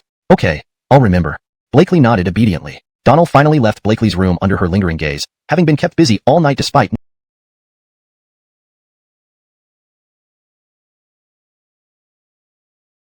not being tired since he rarely stayed up late. The next morning, Donald, who had insomnia till midnight, still got up early. Rocky went downstairs, had breakfast at the hotel restaurant, then took some congee, steamed buns, and side dishes upstairs for Blakely. Back upstairs, he knocked on the door. Blakely answered in her silk pajamas, clearly not the hotel-provided ones, but expensive-looking ones. Of course, Donald's attention wasn't on the quality of the pajamas, but on the beautiful figure beneath them. Rocker exposed, pale thighs were dazzling. Breakfast. Eat while it's hot. Donald turned away, handing the breakfast to Blakely. Come in and sit for a moment. Let me freshen up. Blakely didn't take the breakfast but opened the door fully, pulling Donald inside unexpectedly. Caught off guard, Donald entered the room, placed the breakfast on the table, and turned around to see Blakely entering the bathroom. Soon, water sounds came from inside. The hotel layout was unique. The room faced the glass-wall bathroom. From Donald's position, he could clearly see the silhouette inside and even make out details. Excited, Suzanak scenes usually only appeared in movies and TV shows, making Donald feel blood rushing to his head. Finally, after 10 minutes, Blakely called out from inside. Donald, can you pass me a towel from the hotel? I forgot. Donald didn't overthink it. Where? Seems to be in the wardrobe. Check. Donald found the towel in the wardrobe and hesitated at the bathroom door. Before he could second-guess himself, the glass door opened. Though not fully open, Donald caught sight of her through the gap. Rocky gasped and quickly turned away, passing the towel through the crack. I'm going back. We should leave after you eat.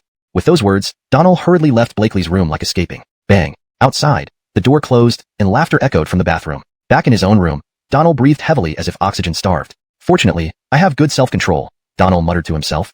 Chapter 54. Back to the Mushroom Hut. At 9:30 in the morning, Donald received a call from the production team. The person who came to pick up Donald and Blakely was the same girl who had picked him up at the airport last time. After their previous interaction, she seemed much more familiar with them this time. The moment she saw Donald, the girl frowned slightly. Donald was still wearing what looked like cheap market stall clothes that probably didn't cost more than 200 yuan in total. Despite being a creative genius earning hundreds of thousands monthly, Donald's outfit indeed made him look somewhat undignified. But she only smiled and waved subtly. What she didn't know was that this millionaire, in reality, only had a monthly living expense of 1,000 yuan. Buying clothes was a luxury for him.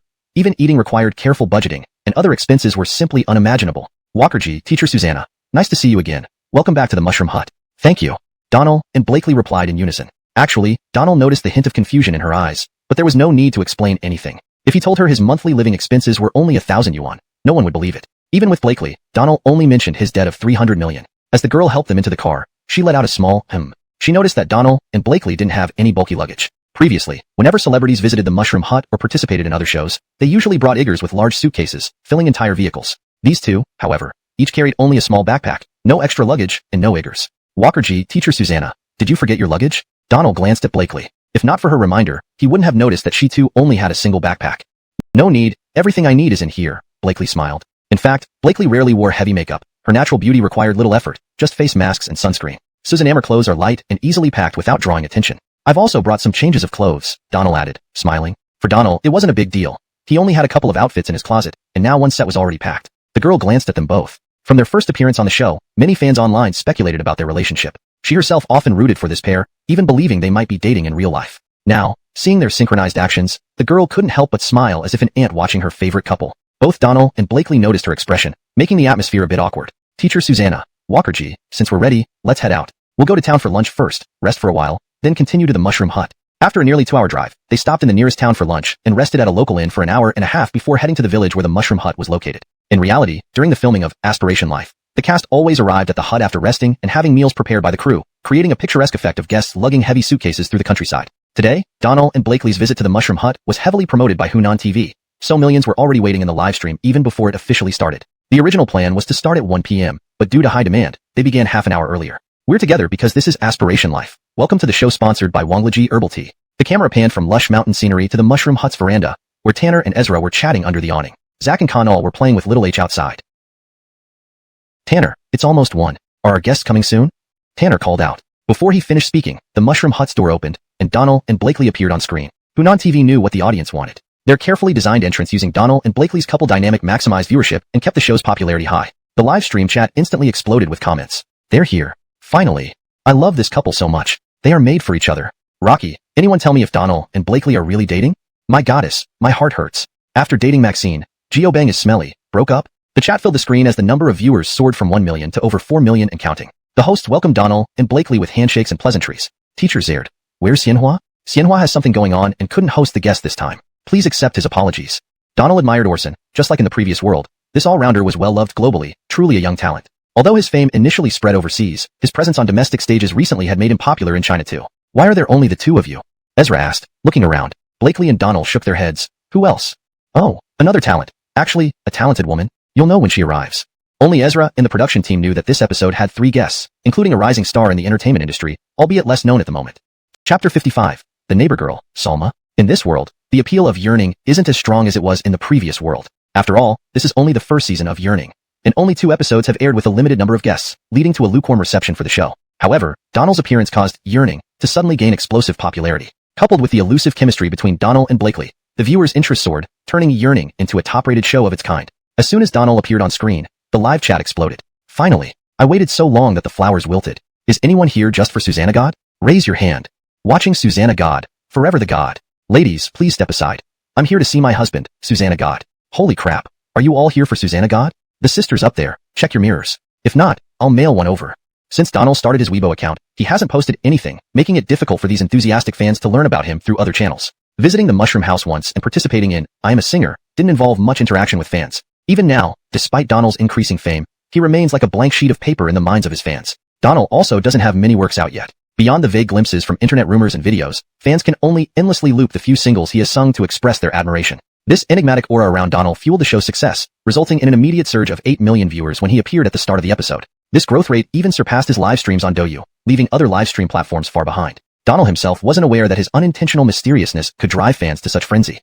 But Donald knew very well that if regular celebrities lost their heat in traffic, they would gradually fade from public view and eventually decline. Fortunately, he never intended to follow that path, so he didn't care. Under the pergola in the courtyard, everyone was chatting and cracking sunflower seeds. Felix, who exactly is the person you mentioned? Zach couldn't contain his curiosity. You'll know soon enough. Ezra left everyone hanging, shifting the audience's focus from Donald to the mysterious person he mentioned. Who has been popular recently? Besides our Susanna God, is there anyone more popular than him? Show effect? I think Felix is just building suspense. Some viewers began searching online for anyone else besides Donald who had been trending recently. Soon, some clues emerged. Recently, apart from Donald, another rising star was Salma, who stood out in Hunan TV's Susanna Per Girl. The popularity of Susanna Per Girl wasn't high because of negative feedback during the preliminary auditions due to unprofessional judges. However, Salma, with her distinctive voice, gained many fans. Still, being a newcomer, she couldn't boost the entire show's ratings. Both Susanna Per Girl and Yearning were Hunan TV programs. To give Salma more exposure, Hunan TV arranged for her to visit Yearning and piggyback on Donald's popularity. Once the viewers guessed Salma, they immediately agreed, understanding that this arrangement benefited both the show and the network's efforts to promote Salma. Just as the audience and the people at Mushroom House were questioning Ezra, a knock came from outside. Ezra rose and laughed. Looks like our guest has arrived. Zach and Connell ran eagerly toward the door. Come in. The door isn't locked. Zach shouted as he ran. The door opened, and Salma appeared on screen. Wearing blue jeans and a plaid shirt, with her hair tied in a ponytail, Salma looked small and cute, like a neighbor's Anika. It's really Salma. Susanna Per Girl. Her singing is so good. No matter how good, she's still not as amazing as Susanna God. Susanna God is eternal. Upon seeing Salma, Donald was slightly surprised. Overall, Salma hadn't changed much in appearance. In this world, she still had baby fat on her face, but her figure was slimmer than before. Salma. Zach and Connell shouted almost in unison. Fine. Though they acted surprised, everyone knew Salma was coming, except for Donald and Blakely. This suspenseful act was merely part of the show's planned scenario. As long as it improved the show's effect, everyone played along to create the right atmosphere. Tanner, Ezra, Donald, and Blakely welcomed her. Welcome, Celine, to Mushroom House. Did you get tired on the way? Felix, I'm fine. Thanks. Salma politely replied while wiping sweat from her forehead after dragging a large suitcase in the hot weather. She shook hands with everyone and, when she reached Donald, flashed a radiant smile, her eyes filled with joy. Teacher Susanna, I finally met you. I love your songs so much. Salma didn't hide her admiration for Donald, looking as if she had seen her boyfriend, making it unclear whether she loved the music or Donald himself. Donald hesitated slightly, feeling somewhat awkward as he recognized her. She seemed quite lively, similar to her personality from the previous world, frank and expressive, not one to hide her feelings. Donald nodded and smiled, extending his hand.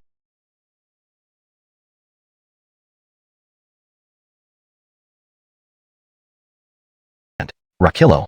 Blakely watched the scene, feeling a pang of jealousy, suspecting Salma of flirting subtly but having no proof.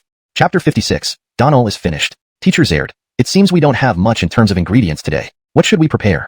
Everyone sat down under the pavilion as Ezra reminded Tanner. This was a tradition at the Mushroom House. If the production team did not arrange tasks to acquire ingredients, the permanent and temporary guests would collaborate to solve the problem. In fact, the production team had already decided what to do before the guests arrived. Given that Donald had demonstrated his extraordinary fishing skills during his last visit, this task would definitely be assigned to him, while others would cooperate and find some other ingredients. Just as Tanner was about to speak, there were some commotions near the entrance of the Mushroom House. This was a live broadcast, so there were always people stationed outside during live shows to prevent unnecessary trouble. The celebrities present would naturally attract many onlookers once the show started. Typically, no one would come here to cause trouble. However, the sound from outside was clearly not caused by troublemakers, but rather by the production crew causing a disturbance. A disturbance from the production crew? This was a live broadcast mishap, yet the cameras still panned over. At the gate, a simply dressed villager was anxiously talking while holding a child. Several production staff rushed forward to check, including the director who hurriedly ran over. Because they were close by, they could roughly understand the conversation.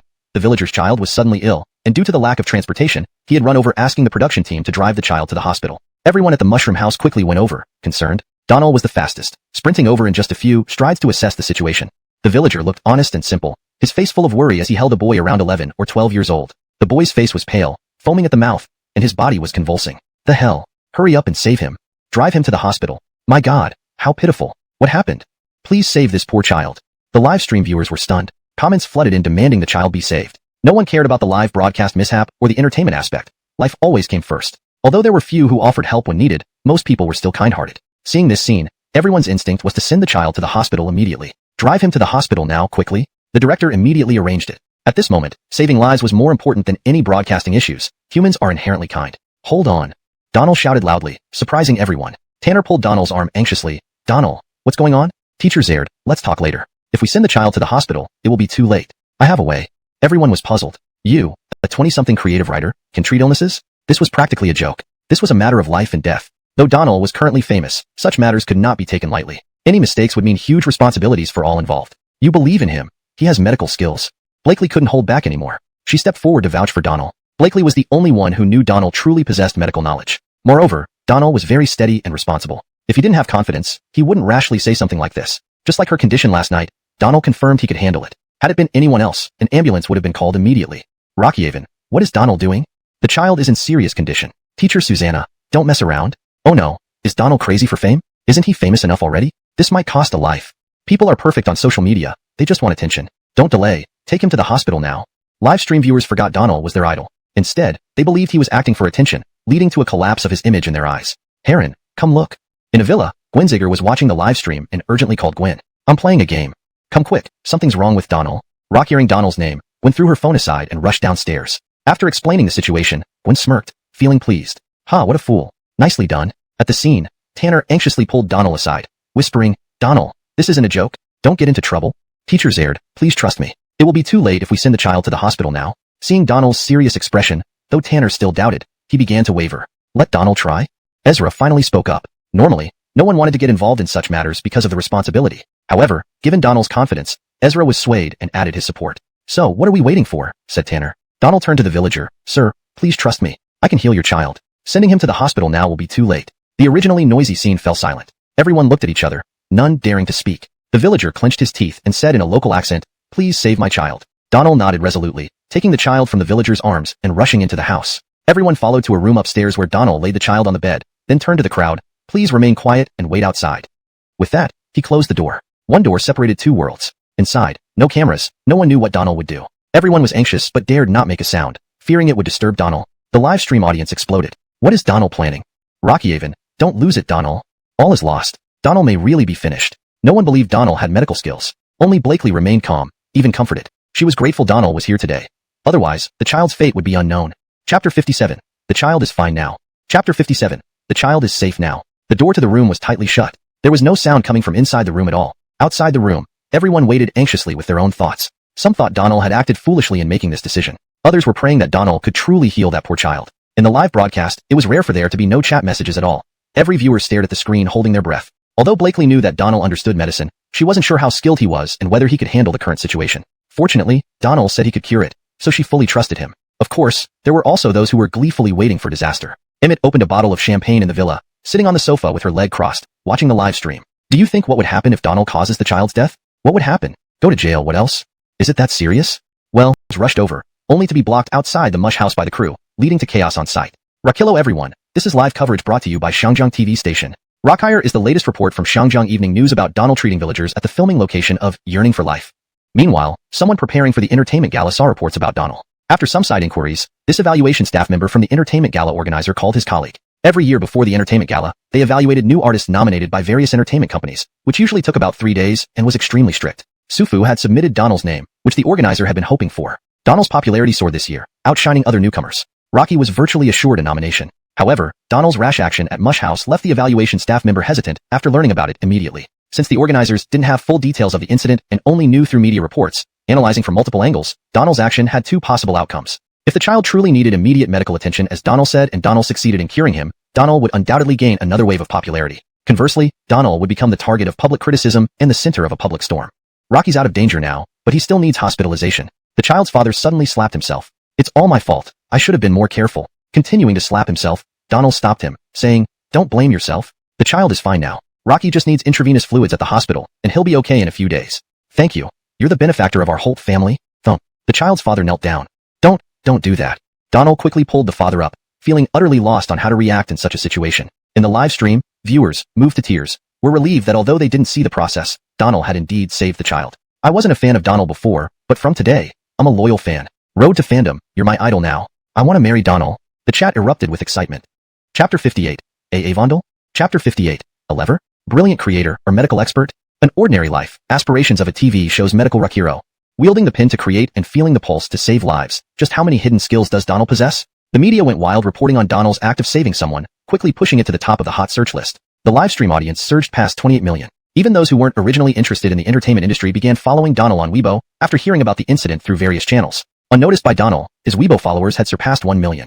None of this was particularly important to Donald, when treating patients until dusk. It wasn't that no villagers came after dark, but rather Donald was utterly exhausted. Seeing this, the villagers felt guilty and stopped approaching him further. As twilight fell, they left together, finally allowing the mushroom house to return to peace. Viewers, seeing Donald's exhaustion, felt moved. This was real life. Not necessarily the life they aspired for, but genuine and authentic. In this remote, relatively poor village, a doctor represented hope for many. Suzanak, a doctor, must not be motivated by money but driven by righteousness, caring for every household. Under the pavilion in the small courtyard, Donald rested with his eyes closed. Blakely and Salma sat opposite, serving tea and water meticulously. However, Donald was too tired to move, his mind blank. Observing Donald's weary state, Blakely felt pained but refrained from showing excessive concern to avoid gossip. To Salma, Donald appeared incredibly dignified and great-hearted. Today's show schedule couldn't proceed as planned, and dinner was arranged by Tanner. Just as he was cooking, a clamor outside interrupted again. Villagers returned carrying gifts, and the director opened the gate, letting in dozens of them, each holding something. Some carried chickens and ducks, some rice, vegetables, or eggs.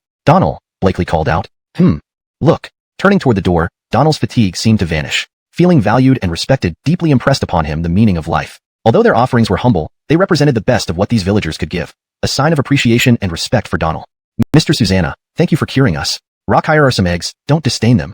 Mr. Susanna, this is our home-raised free-range chicken, very delicious. Sir, this is the smoked pork from last New Year. Approaching the villagers, Donald bowed respectfully. Thank you all. Please take your gifts back. It's part of my duty. Those simple words conveyed profound emotions. Live stream viewers were once again charmed. This is real life.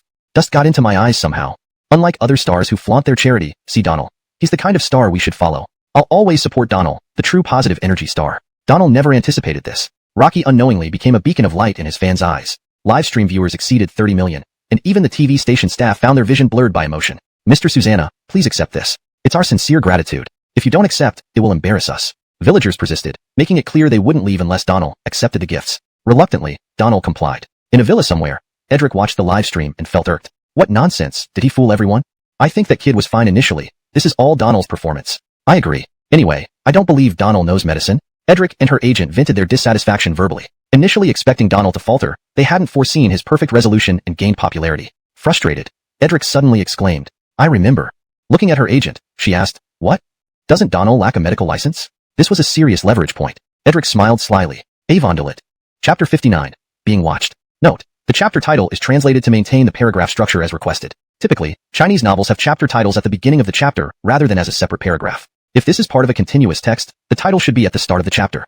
Chapter 59. Being targeted. That night, the moon hung high in the sky, and the Mushroom House courtyard was filled with melodious songs. The Mushroom House party that evening was somewhat special. Not only were there program guests, but many villagers also participated. This episode had a unique charm, portraying a harmonious scene full of warmth. At 10 o'clock in the evening, the live stream ended, and the activities in the yard concluded. The villagers dispersed, and Donald, who had been busy all day, took a shower and chatted with teacher Zared and the crew before heading to bed. Nothing noteworthy happened that night. The next morning, as Donald woke up, he heard some commotion downstairs in the yard. Rocky quickly got dressed and opened the window to take a look. There were two people in the yard, a man and a woman, talking to the production team. They seemed to be here for medical consultation. Yesterday evening, after the gathering between the villagers and the Mushroom House crew, the production team had already informed the villagers that they wouldn't disturb the filming during live streams. Those needing medical help should wait until Donald was off air. The couple in the yard was well dressed, clearly from affluent backgrounds. They spoke Mandarin with an accent, indicating they weren't locals. Donald brushed his teeth and headed downstairs. As soon as the couple saw him, they warmly approached. Mr. Susanna, we finally meet. We came all the way from Shurian in Hubei. We? Hold on, Donald interrupted the middle-aged man. You're here to see me for medical advice? Yes. We've come seeking Mr. Susanna's expertise. Donald glanced at them, slightly frowning. Since acquiring medical proficiency, diagnosing illnesses through observation became effortless. With just one look, he could tell if they had any health issues. Donald was confident these two were perfectly healthy. Go back home. You're both very healthy. They exchanged a glance subtly, both deeply shocked. Indeed, they had no health issues, yet Donald diagnosed it with a single glance, an unexpected skill. Their real purpose wasn't about health but money and vengeance. The middle-aged man, taken aback, said, Mr. Susanna, how do you know we're healthy without examining us? Right, Mr. Susanna. We traveled so far to seek your help. Can you really dismiss us without checking? Donald smiled. What symptoms would you say you have? Caught off guard, they hadn't anticipated this question. Their faces revealed their confusion. Donald chuckled again. Go back. If a hospital diagnosed something wrong with you, get a second opinion. I won't deceive you. If I'm mistaken, feel free to come back anytime. Rocky looked sincere because he genuinely didn't know why they were there. Perhaps they had been misdiagnosed by a hospital, leading them here for help. Misdiagnosis was common, often ruining lives, something Donald had witnessed in his previous world. The couple remained silent. Donald stepped forward and patted the man's shoulder. Relax, brother. You're fine. No need to worry. Ordinary concern touched the 40-something man deeply. Originally planning to sabotage Donald, he found himself unexpectedly moved by Donald's honesty and responsibility. Reflecting on his past actions, the man sighed, "Need for that warning. Enough, don't argue. This dirty money would keep me awake at night. Suzanak a good person. Why frame him?" The woman fell silent, smiling bitterly. "Yes, what a good person." The man pulled out his phone and dialed a number. "We can't do this. Find someone else." Rocky hung up before receiving a reply. At 1 p.m., the live stream began as usual. Following the agreement with the villagers, no one came seeking medical help today. The program schedule changed, with guests having no assigned tasks. Instead, they welcomed the villagers back to the mushroom house, using the gifts received yesterday for tonight's dinner. Take from the people, use for the people. Chapter 60. Gained a younger sister. Note: as there is no previous content provided, I will ensure this translation stands alone coherently. If you have specific previous content or additional text to translate, please provide it for more context. In this chapter, the protagonist unexpectedly gains Anika. The sudden change in family dynamics brings about a mix of emotions and adjustments for everyone involved. For an accurate and detailed translation, please provide the full text of the chapter. Chapter 60. Recognized a younger sister. The bright moon hung high in the sky, and even in late summer, the heat was relentless in this mountain village. Beneath the mushroom house courtyard's pavilion, Felix brewed a fine pot of tea. Everyone gathered around the long table, each holding a straw fan, listening to Tanner share entertaining anecdotes from the entertainment industry, laughter filling the air, making them forget about everything else. During the casual conversation, Donald examined everyone's health condition, finding all healthy except for teacher Zaird, who had some lumbar vertebra issues. As for Blakely, Donald had already informed her of her condition earlier, so he skipped over that part. After 2 cups of tea, teacher Zaird spoke up. "Donald, I know you're not signed with any company yet. Don't you have any plans?" Donald shrugged. "I've never intended to enter this circle. Writing is mainly a hobby of mine, so I don't plan to sign with any company." Donald didn't bat an eye while speaking. In truth, besides his lack of interest in entering the industry, his main reason was that if he signed with a company, he wouldn't be able to retain as much profit from his creations. Salma interjected, "Teacher Susanna, I'm curious. Your works are so diverse. I've always been following your music. Have you never faced writer's block?" This was Salma's first conversation with Donald after 2 days of interaction. The admiration on her face made her look even more adorable. There is occasionally a bottleneck. Haven't I had no new works for quite some time?" Upon hearing this, everyone nearly collectively groaned. "Don't joke, please. It's only been a few days since your last release, and you're talking about writer's block? Probably no one else in the industry could say that." Salma's respectful tone made Donald feel somewhat awkward, considering they were around the same age. "Well, just call me by my name. Calling me teacher feels a bit odd. I'm only slightly older than you." Everyone laughed upon hearing this. "All right, then I'll call you by your name. Okay, from now on, you can just call me by my name." "All right." Salma propped her chin up and asked curiously, "Susanna, Donald, have you experienced a lot of relationships?" This prying question instantly piqued everyone's interest. Even Blakely leaned in to listen intently. Art springs from life. Although Donald hadn't written many songs, the depth of emotion in them was masterful, leading Salma to wonder if Donald had experienced numerous relationships to produce such works. Donald smiled awkwardly. "I'm still single." "Really? So you rely purely on imagination?" Teacher Tanner also found it hard to believe. As someone with experience, Tanner knew that creative inspiration largely came from life experiences. Otherwise, it would be challenging to grasp such nuanced emotions. Donald shook his head helplessly. "Honestly, if I must say, it might be the innocent crushes during school days. Does that count?"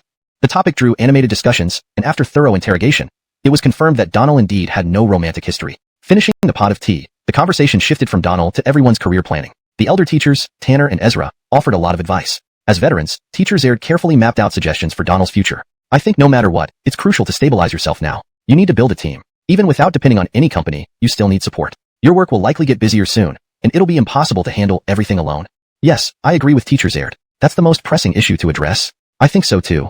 Everyone was deeply concerned about Donald's career planning. At 21, Donald's fame rivaled top-tier stars, and his current popularity far exceeded theirs. Companies lining up for endorsements and show invitations would be endless. While Sufu could assist with necessary activities, it wasn't a long-term solution as Donald wasn't signed with them. "Thank you, teacher Zaird and everyone for your advice. I just don't want to become a star in this industry. I think it's great like this. When I'm happy, I go on a show. When I'm not, I create at home. It's very free-spirited." Everyone understood after hearing Donald's heartfelt words. Becoming a star wasn't what he wanted, and this lifestyle suited him perfectly. "By the way, Donald, tomorrow is the Entertainment Awards Gala. I heard Sufu submitted your nomination." "Yeah, they did submit a nomination. Congratulations. If you win this award, your compensation will jump a notch." "Wow, teacher Susanna. Donald, you'll definitely win this year's awards, especially the Best Newcomer and Best Creation Awards." "Agreed. I'm confident Donald will take home those prizes." Discussing the entertainment awards, everyone unanimously believed Donald would win. Naturally, Donald shared the same belief. Given his status as the hottest newcomer, not winning would imply foul play. After some more discussion, everyone retired for the night, leaving only Salma and Donald under the pavilion. "Teacher Susanna." Donald raised an eyebrow. "Oh, Donald. No, calling you by name feels impolite. How about I call you brother?" Donald thought about it. It wasn't a bad idea. Being a bit older, he could accept being called brother, plus gaining a sister seemed like a good thing. "Susannaire, call me brother." Salma immediately beamed. "Brother Donald, can I reserve a song from you? I know your songs are expensive." "Susannaire, I won't charge you." "Huh." Salma was taken aback. Donald's songs cost hundreds of thousands, even millions. Could he really just give one away? She wondered if he was just humoring her and would forget this promise once they parted ways. No, brother, that's not what I meant. I'll pay you eventually, but I can't afford it right now. Can I owe you? Donald smiled gently. I said I won't charge you. Consider it a welcome gift for your new brother. Really? You'd really give me a song? Salma couldn't contain her joy and almost wanted to kiss Donald. Brother, you're amazing. Donald chuckled. He'd had this idea since their first meeting. This world Salma was not yet famous and was only starting to gain recognition on Susannaper. Knowing how successful she became in the previous timeline, Donald felt an instant affinity for her. Combined with Salma's charming demeanor and delightful personality, Donald wanted to gift her the song that would make her famous. Since it was originally her song, he saw it as doing her a favor. Rocky decided he would ensure she got that hit song, no matter what. Chapter 61. Donald's background. Note: without the full context of the surrounding chapters, this translation is provided based on the given title alone. If you have more text from this chapter, please provide it for a fuller translation. Chapter 61. Donald's background. Brother, tell me, why don't you like entering the entertainment industry? With your current popularity, you could easily reach top-tier status. You have an endless future ahead. I really can't understand. By the way, brother, where do your creative inspirations come from? Brother, add my WeChat. Salma, like a curious child, threw out all her questions at once. Of course, Donald just answered her questions casually. Rocky couldn't tell her that his inspiration came from being a transmigrator. The two chatted until 11 o'clock in the evening before going back to their rooms to sleep. After taking a bath, Blakely had been watching Donald and Salma under the awning from upstairs through the window, feeling a complex mix of emotions, especially when she saw them laughing and chatting together, which made her feel even more uncomfortable. Seeing Donald go back to rest, Blakely took out her phone and sent him a message. Finished chatting? Upon seeing the message, Donald could more or less sense some emotion behind these words. Yes, time for bed. But I still want to chat. It's quite late, let's talk tomorrow. Donald turned off his phone directly. Rocky knew Blakely well. Unless he didn't reply to her messages, she wouldn't give up. So turning off his phone was the most reliable method. The next morning, the production crew had arranged vehicles to send the guests away. It was the entertainment gala day, and Donald had to get back early. Blakely also had to attend the gala, as did Felix, who would be hosting it. Thus, they all left together. It was already 1 o'clock in the afternoon when they returned from Hunan to Beijing. Because Felix was with them, Blakely talked very little during the trip. After landing, Ezra went to visit Zion with Blakely, while Donald went home by himself. Rocky hadn't settled his moving issue yet. Forget finding a place. Even if he found one, he didn't have the money to pay the rent. In Beijing, people usually pay rent every 6 months or annually, not monthly. Donald had decided that he definitely couldn't continue living there. Taking the subway home, Donald called Armand. Donald, are you home? I'm home, Mr. Wong. I want to discuss something with you. Go on, don't be polite. Well, I want to move but haven't found a good place yet. Can I stay in the company office temporarily? Armand hesitated. Stay at the company? That would be so inconvenient. Let me find you a place. Indeed, staying at the company would be inconvenient. Not because Donald would disturb the company, but because he wouldn't get any peace and quiet. Mr. Wong, no need. I'll find a place myself later. For now, I won't affect my colleagues by staying at the office. Let me tell you, Donald, think about it. Colleagues work at different times, and it will seriously impact your rest. You're a creator, and it's too noisy here. Mr. Wong, it's fine. Just a temporary arrangement. Donald interrupted Armand. Rocky knew it wasn't convenient, but he had no other choice. Rocky couldn't tell anyone he didn't have enough money for rent. Rocky also didn't want to trouble Armand to find a place for him, even stay here temporarily, and I'll find a good place for you later. Okay, Donald replied with a smile. All right, it's almost time. Get ready. If you need anything, just speak up. The driver will wait downstairs, and we leave for the gala at 6. Armand left the office. Donald simply placed his luggage and changed into another outfit, which was just another cheap buy. In the afternoon, news spread online that Donald had moved out of his original small apartment. His address had been exposed last time, and indeed, there were people waiting around hoping to see their idol, but they never saw him. This time, Donald's move wasn't revealed by the landlord, and no one knew who discovered it and posted it online, even revealing that Donald had moved to Sogu headquarters. People began asking questions. With Donald earning millions per month, why had he previously lived in a small, poor-quality apartment costing only 500 yuan per month? And why did he now choose to move to Sogu headquarters? Many puzzling questions arose, leading some powerful netizens to start digging for reasons. What even detectives couldn't find out, these netizens seemed to uncover effortlessly. Soon, some of Donald's past emerged. Donald studied abroad, coming from a single-parent family with ample financial resources. Some of his overseas life experiences were also unearthed. During his school days, Donald was a typical slacker, using school as a cover while idling away his days in luxury overseas. This background prompted more curiosity about Donald's family background. Soon, some previously undisclosed details were uncovered by these netizens. Chapter 62. Entertainment Grand Ceremony. Note: the provided text is just the chapter title. There's no additional content to translate for this specific section. Chapter 62.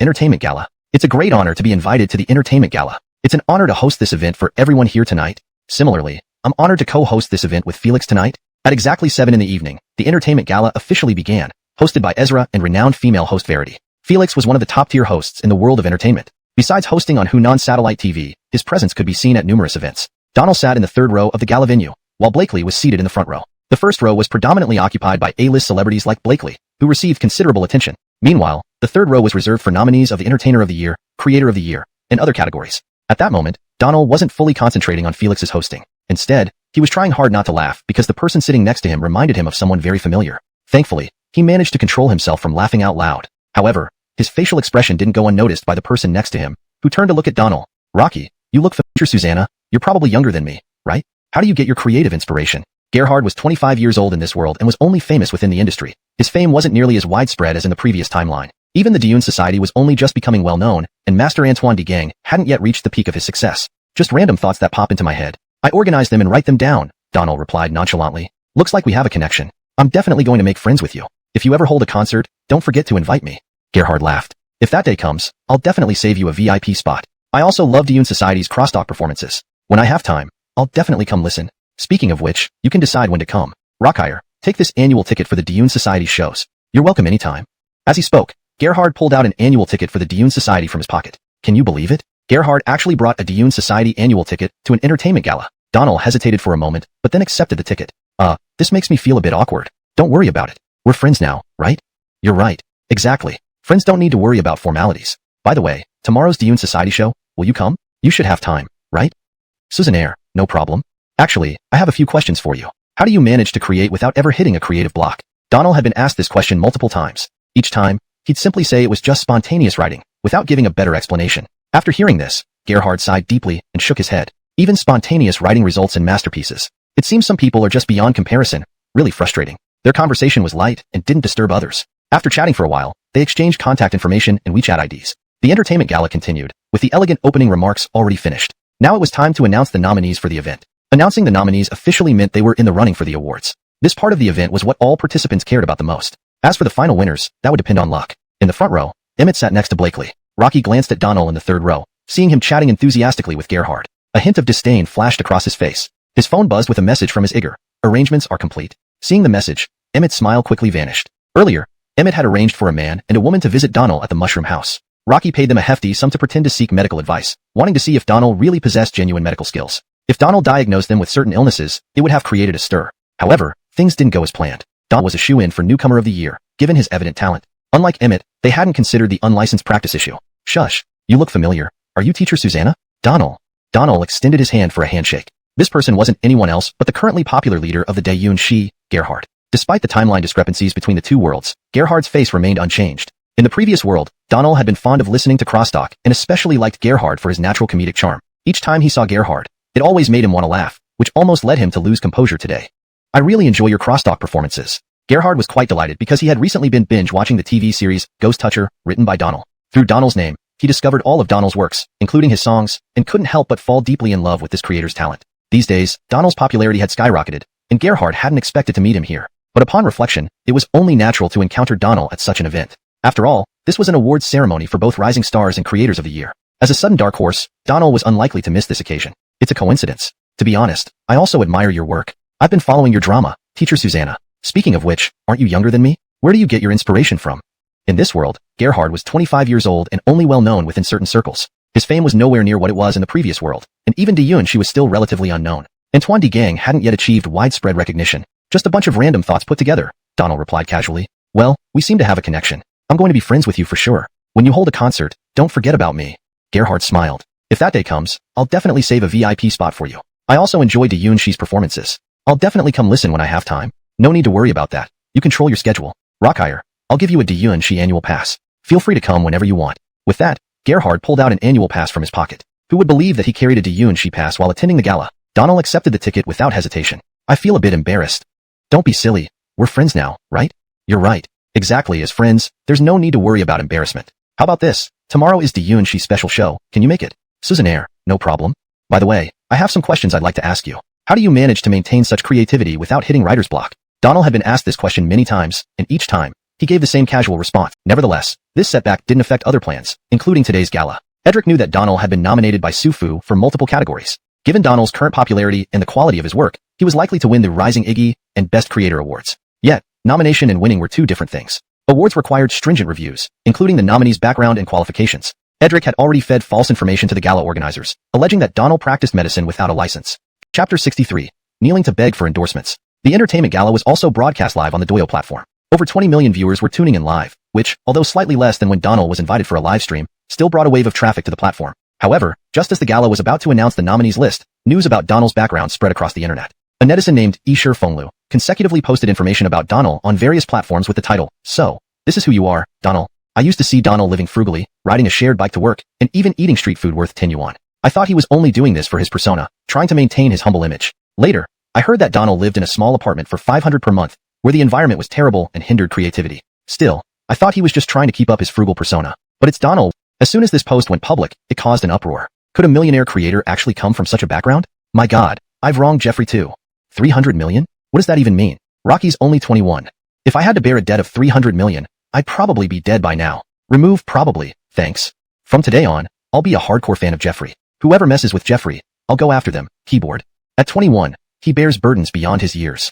I thought it was sponsored content, but after verifying based on the provided info, I'm sure it's all true. You made me teary-eyed. Eating meals costing a few dollars, dining at a $10 street stall, living in a tiny 500 yuan apartment, yet creating masterpieces. Truly, the great ones wander while the fools reside in halls of fame. Just look at those celebrities. Am I jealous? Jeffrey pays far too much at his age. Within 10 minutes, the post had been forwarded tens of thousands of times, rapidly dominating the trending topics. An official website reposted this content, commenting underneath, "A 21-year-old genius bearing hope and responsibility. Despite his youth, his values are right on. Not only is he a medical talent who offers free healthcare to villagers, but he also embodies positive energy that our country needs. A model for the new era, young people should follow his example. Therefore, we confer upon Donald the Outstanding Youth Medal."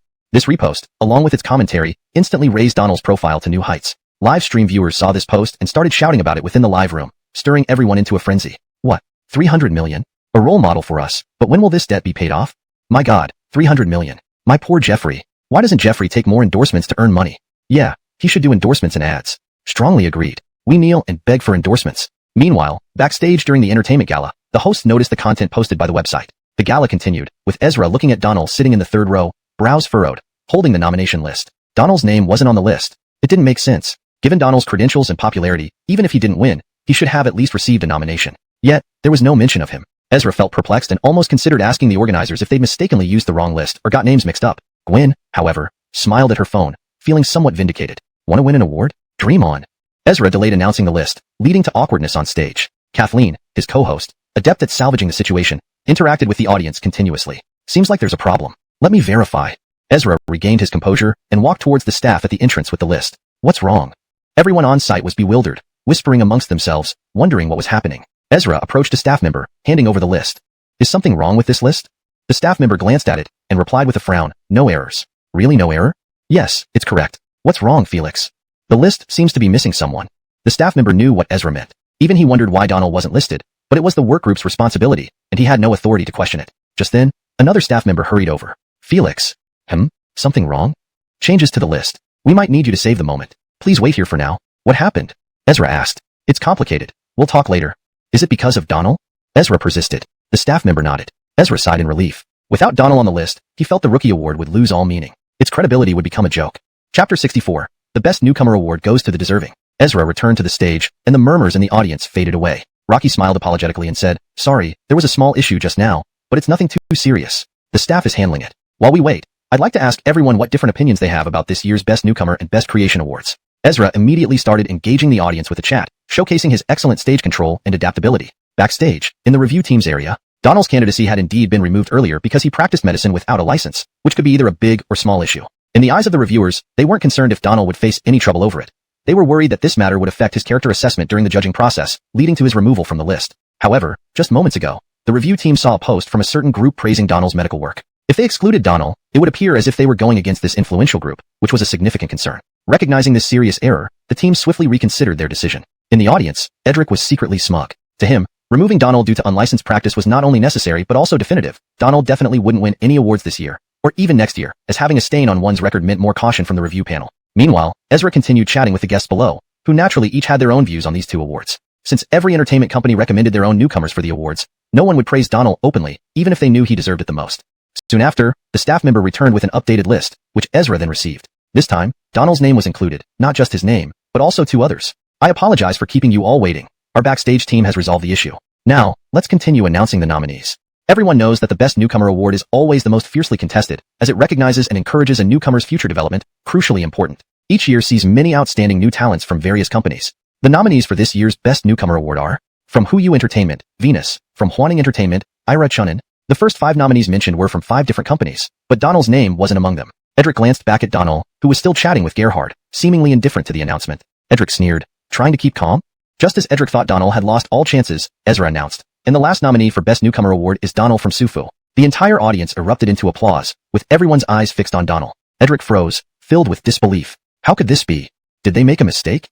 Maybe it's just a token gesture? Edric thought to himself that Donald couldn't possibly win, deeming it a conspiracy by the judges. If someone with a questionable background could win, the significance of the event would be nullified. To everyone else, Donald was the deserving winner, except for Edric, who felt envious and spiteful. Everyone clapped for Donald, while Edric remained poker-faced and disdainful. Rocky, it's calling you. Noticing the applause, Donald stood up hurriedly, bowing to all sides. Thank you all. Now, let's reveal the winner of the Best Newcomer Award, Ezra said. Who do you think will win among these nominees? The crowd kept looking at Donald, making him somewhat uncomfortable, a sensation similar to being singled out on stage for wrongdoing back in school. Does everyone seem to agree it's Donald? Ezra asked with a smile. Ladies and gentlemen, please welcome the winner of this year's Best Newcomer Award, Donald. The applause thundered again. Edric was stunned. All his efforts led to this unexpected outcome. He was convinced there was foul play. Live streams filled with congratulatory comments. Congratulations to Jeffrey for winning Best Newcomer. Flowers spread. Blakely stood up clapping, her radiant smile reflecting immense joy as she watched Donald. Donald rose once more, bowed, and walked to the stage naturally. Rockyard felt congratulations on winning the Best Newcomer Award, Donald. Do you have anything to say? Verity handed the trophy to Donald, who accepted the elegant transparent trophy. After a few seconds, he began. ##### Chapter 66, the third award. Amazing. Go Jeffrey. Absolutely deserved. Giving this award to anyone else would be a scandal. Best Film and Television Creation Award? Who else but our Jeffrey? So inspiring. The Jeffrey who owes 3 billion yuan is finally about to rise from today? I hope Jeffrey isn't constrained by his massive debt. I wish he could live stream for product endorsements. I'd support him even if I had to sell everything. Susan Apport for merchandise promotion and endorsements. If you don't have enough money to repay your debts, I'll contribute. Really moved to tears. Let's all support Jeffrey. Rocky's had it so hard. The audience in the live stream were exceptionally excited. Both awards going to Donald wasn't unprecedented, but happening for a newcomer was a first. More importantly, despite Donald's high fame, he neither promoted products nor endorsements and rarely appeared on shows, completely relying on his talent to earn money. Unlike other stars with fan clubs, fundraising campaigns, or deceptive product promotions, Donald was genuinely a breath of fresh air in the industry. Yet, this very purity meant he couldn't even afford proper meals, evoking genuine sympathy. Donald took the stage again to receive another award, leaving Edric utterly baffled. What was the problem? Why was it always Donald? In the film and television world, many creators had excellent performances. Donald had only created a few works that performed well, but as a novice with just a handful of creations, he still lagged behind many veteran creators. What Edric overlooked, or perhaps refused to acknowledge, was that Donald's works had consistently topped charts since their release, never losing popularity, a phenomenon unseen in the industry. This alone qualified Donald for the award. Standing on stage for the second time, Donald claimed not to be nervous, which would be lying. While he didn't care much for trophies, winning would significantly boost his value, which was crucial. Thank you all once again for your support. I know I'm a novice and need to learn much from seniors. I'll strive to create better works. Donald didn't know what to say next. Rocky was simply overjoyed, though he wasn't eloquent. If he admitted this weakness, people might think he was modest given his classic works and apparent writing skills. But the truth was that those masterpieces were mere reproductions, having nothing to do with his own abilities. Applause erupted again. After bowing, Donald walked down, shaking hands frequently, feeling quite pleasant. In the live stream, fans exploded with excitement once more. 2 trophies. Who can match that? Rockyardly suggests Jeffrey sweeps all tonight's awards. Merch. Is it wrong to say Donald is the most handsome? No one objects, right? Ladies, please excuse me while I propose to Jeffrey here. Everyone's gone crazy, but I still feel upset. With 3 billion in debt. My goodness, when will this end? Live viewers soared past 32 million, following Donald's previous live streams. Clearly, this surge in traffic was because of Donald, making him far more impactful than any idol. At the awards show, Donald returned to his seat. Gerhard examined the trophy, while Ezra said into the microphone, "Let's once again warmly congratulate Donald on his win." Except for Edric, who seemed indifferent, no one skimped on applause and praise. Great, thank you all. Next, we'll announce today's lucky winners. Next is the Best Music Creation Award. As usual, guess who will take home the award? Naturally, everyone's eyes turned to Donald again. Twice awarded, twice victorious. Now for the Best Music Creation Award, Donald felt even more confident. His songs were timeless classics in this world, not many in number but outstanding in quality. Other creators might have numerous songs, but lack true masterpieces. Moreover, Donald's songs dominated the charts continuously. Even Lone Warrior, without accompaniment, remained atop all lists as a live version. It's Chapter 67, The Price of Jealousy. Chapter 67, The Price of Jealousy. Congratulations. Thank you. Go for it, Donald. Thank you. I will do my best. As he walked up to the stage, Donald shook hands with many people again, who sincerely praised him, making Donald feel very encouraged. Blakely was like a little fangirl at this moment, crossing her fingers and holding them under her chin, her eyes following Donald's every move without ever leaving him. She even took out her phone and sent a message to Donald. Should we celebrate properly tonight? Of course, Donald did not hear the notification sound. Upon reaching the stage, Ezra gave Donald a big hug and whispered in his ear, "How does it feel?" Pretty good."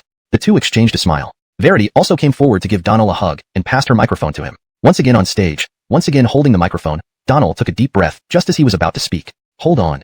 An ill-timed voice suddenly interrupted, and everyone looked in its direction. The speaker was none other than Gwen, who was seething with suppressed anger. What is he going to do? Who knows, maybe he feels imbalanced inside. Rocky, it's understandable. All major awards were scooped up by Donald. Rocky must be feeling stifled. Even if there's any imbalance, it's not appropriate to speak up now, right? People on the scene started whispering, unsure what Gwen intended to do. However, it was certain that something was about to happen now that Gwen had spoken up. Ezra furrowed his brow but quickly recovered, then said, "Well, Flower, do you have something to say?" In fact, after Gwen spoke, he felt a bit regretful, but he couldn't control his emotions when he was upset. Rocky felt like a loser, an accompaniment. Since he entered the industry, he had never been as miserable as now. So, he needed a vent for his frustration. Since he already disrupted the award ceremony's rhythm, there was no turning back. His mind was in chaos, not allowing room for second thoughts. Not considering the consequences of stepping forward, he steeled his resolve and ascended the stage in front of everyone. Indeed, this act seemed manly, perhaps the most manly thing he'd done in his life. "I have something to say." On stage, facing the audience below, he accepted the microphone handed over by Ezra. "I remember the Entertainment Awards have strict criteria for reviewing nominees, historically rejecting any artist with blemishes on their record. Suzanak individuals cannot participate in future award competitions, correct?"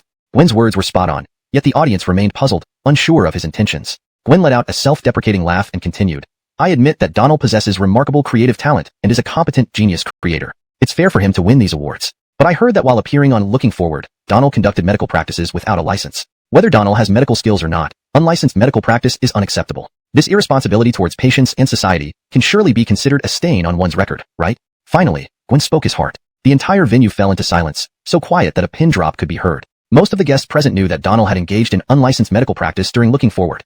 Although it was indeed a serious act, it had no further repercussions and importantly, Donald had treated a villager's child, which in itself was a good deed. If nobody brought it up, it would have been overlooked, but bringing it up now was clearly embarrassing Donald. Gwen was obviously motivated by envy over Donald, winning 3 major awards at the gala. Now that it was on the table, it had to be addressed. Everyone was waiting for the organizers to respond. The atmosphere was eerily tense. Donald remained silent with a natural expression, while Gwen blushed and appeared visibly agitated. None of those attending the event knew that a consortium or association had already commented on Donald's unlicensed medical practice, so they all thought this matter had grown large, probably ruining tonight's entertainment awards. However, just as everyone remained silent, 2 staff members walked onto the stage from backstage. "We apologize for interrupting. Firstly, I represent the Entertainment Awards organizer to respond to Mr. Gwen's query. We adhere strictly to our principles, rejecting artists with stains on their records and never awarding any prizes for life. That is our unwavering stance. Concerning the issue raised by Mr. Gwen about Donald's unlicensed medical practice on Looking Forward, we have obtained the official opinion from the consortium. They have reviewed and commented on Donald's actions, confirming that his unlicensed practice does not constitute a stain on his record and has garnered support from the consortium. That concludes our final explanation. If Mr. Gwen still feels the consortium's comments should not be a benchmark, we invite him to challenge Donald's behavior via the consortium. Sorry for the disruption." Next, we hand back to the host. The staff's words left Gwen stunned. Rocky knew the significance of the consortium's comments. Asking them to deem Donald's actions as wrong would likely end his career in the circle. Only now did Gwen realize the severity of the situation, understanding the enormity of his mistake. Even if the consortium didn't single him out, his future prospects in the industry were bleak. Regret? There are no regrets in life. Now he felt weak-kneed and embarrassed. If not for his Igor pulling him off stage, he wouldn't know how to walk away gracefully. The staff left, and Gwen was pulled out of the venue by his Igor, along with a vice president from his company. Outside the hall, Gwen was shoved into a limousine. Sitting in the back seat with lifeless eyes and a blank expression, looking like a walking dead. The vice president opened the door and got in, taking a deep breath as he glanced at Gwen. "Let's go back to the office." The vice president knew Gwen would likely be shelved for some time, but how long remained uncertain. Stumbling into trouble, harboring jealousy leading to resentment, Gwen ultimately paid the price for his actions. Chapter 68. Taking Donald Home. Note: without the subsequent text, I can only provide the translation of the chapter title. Please provide the full content you wish to translate. Chapter 68. Bringing Donald Home. Damn, that was satisfying. Haha, this is what you get for hoisting yourself on your own petard? Is Edric really a fool? Rocky deserves it for thinking he could mess with our god Susanna. What a delusional attempt. The audience in the live stream once again erupted in cheers. 3 years ago, when Edric made his debut, he was truly head and shoulders above others. As a singer-songwriter with an excellent vocal talent, he gained tremendous support from fans. Over time, although his vocals improved, his image drastically changed into all sorts of odd styles, gradually eroding the patience of fans who once adored him. Eventually, he became everyone's target, losing his fan base. Now, at the entertainment gala, he had caused a broadcast mishap, not only tarnishing the event but also damaging his own reputation. The gala continued until 10 o'clock in the evening, after which there was a banquet on the 5th floor of the venue in a spacious hall with 20 tables where everyone gathered. This was the moment for networking. The intricate web of relationships between entertainment companies and artists unfolded fully here, much like a spider's web, visible only under such circumstances. Donald, Blakely, Gerhard, and others including Sufu's Armand and executives from several entertainment companies shared one table. Today, Donald was the biggest winner, claiming 3 prestigious awards. This not only increased his value manifold, but also brought benefits to Sufu. Suzanak was the reward. Though Donald had never officially signed any agreement with Sufu, the company had always supported him. Now, as Donald achieved fame and success, Sufu's status also elevated significantly. Even before the food arrived, everyone engaged in pleasantries, exchanging friend requests and contact information. In this phase, Armin felt the most helpless, knowing that Donald's network would expand, possibly shortening the time he might stay with Sufu. But this was beyond Armin's or Sufu's control, leaving it entirely up to Donald. Several executives and other guests added Donald's contact information without exception, even making song and script requests right in front of Armin. Donald handled them gracefully, accepting all without commitment.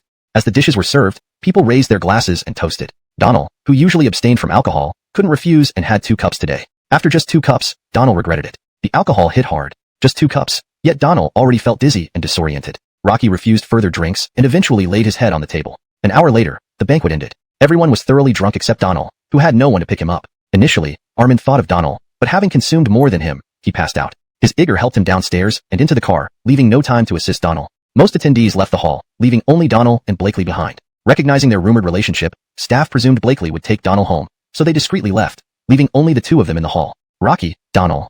Donald barely responded without opening his eyes.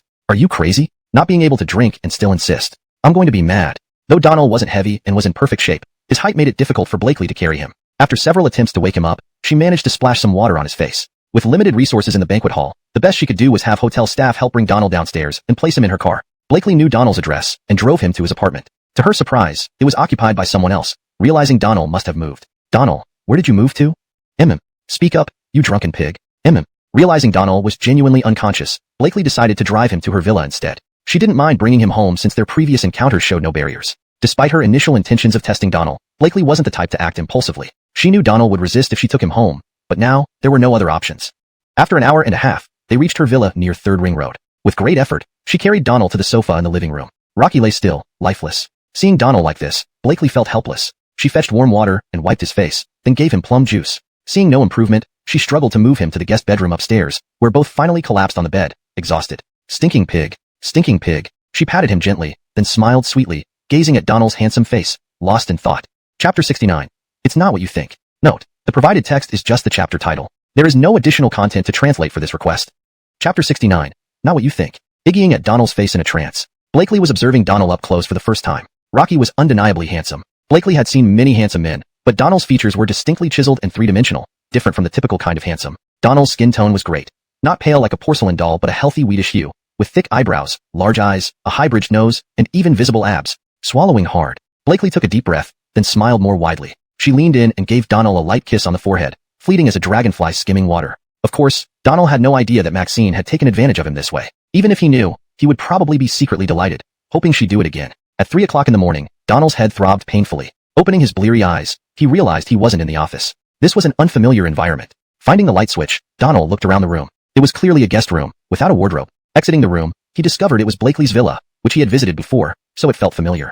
Thinking about it, Donald sighed. Rocky hadn't expected his first embarrassing moment in this world to be at Blakely's home. Knowing her routine, he found the fridge and downed a bottle of plum juice in one go. Just as he was about to return to sleep, he noticed someone lying on the sofa. Upon closer inspection, it was Blakely, asleep on the sofa covered by a summer blanket. After some deliberation, he decided to wake her up. Rocker sleeping on the sofa must have been out of concern for him upstairs, in case anything happened while he was drunk. The thought warmed Donald's heart. Maxine.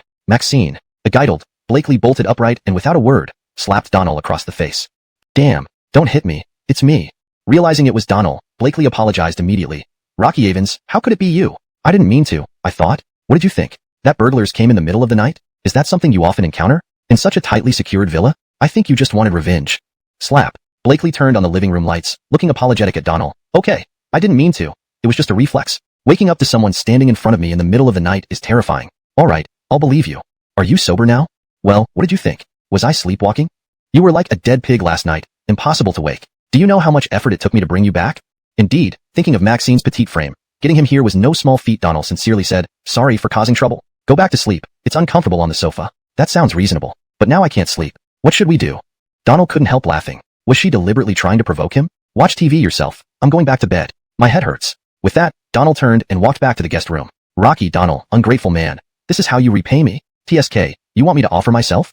Pfft, who wants you anyway? You smelly pig. Donald laughed in spite of himself. Now he even had a nickname? What a surprise. Ignoring her, Donald went back to his room, shut the door, and went straight to bed. Entangling with Blakely further would only invite more trouble. After complaining a bit more, seeing that Donald wasn't responding, Blakely stopped talking. At midnight, she wouldn't chase after him anyway. Knowing Blakely, she wouldn't be that bold in this regard. They went to their respective rooms quietly, and all was well.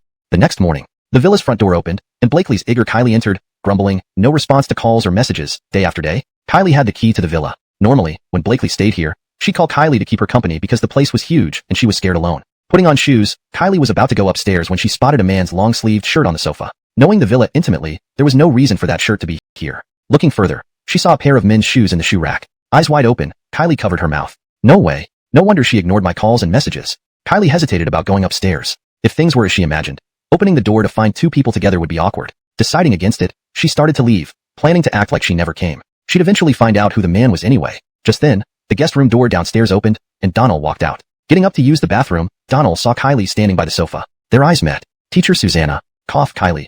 When did you arrive? I just got here. When did you come? Asking such a silly question, Kylie mentally slapped herself. Embarrassed, Donald replied, do you believe I just arrived before you?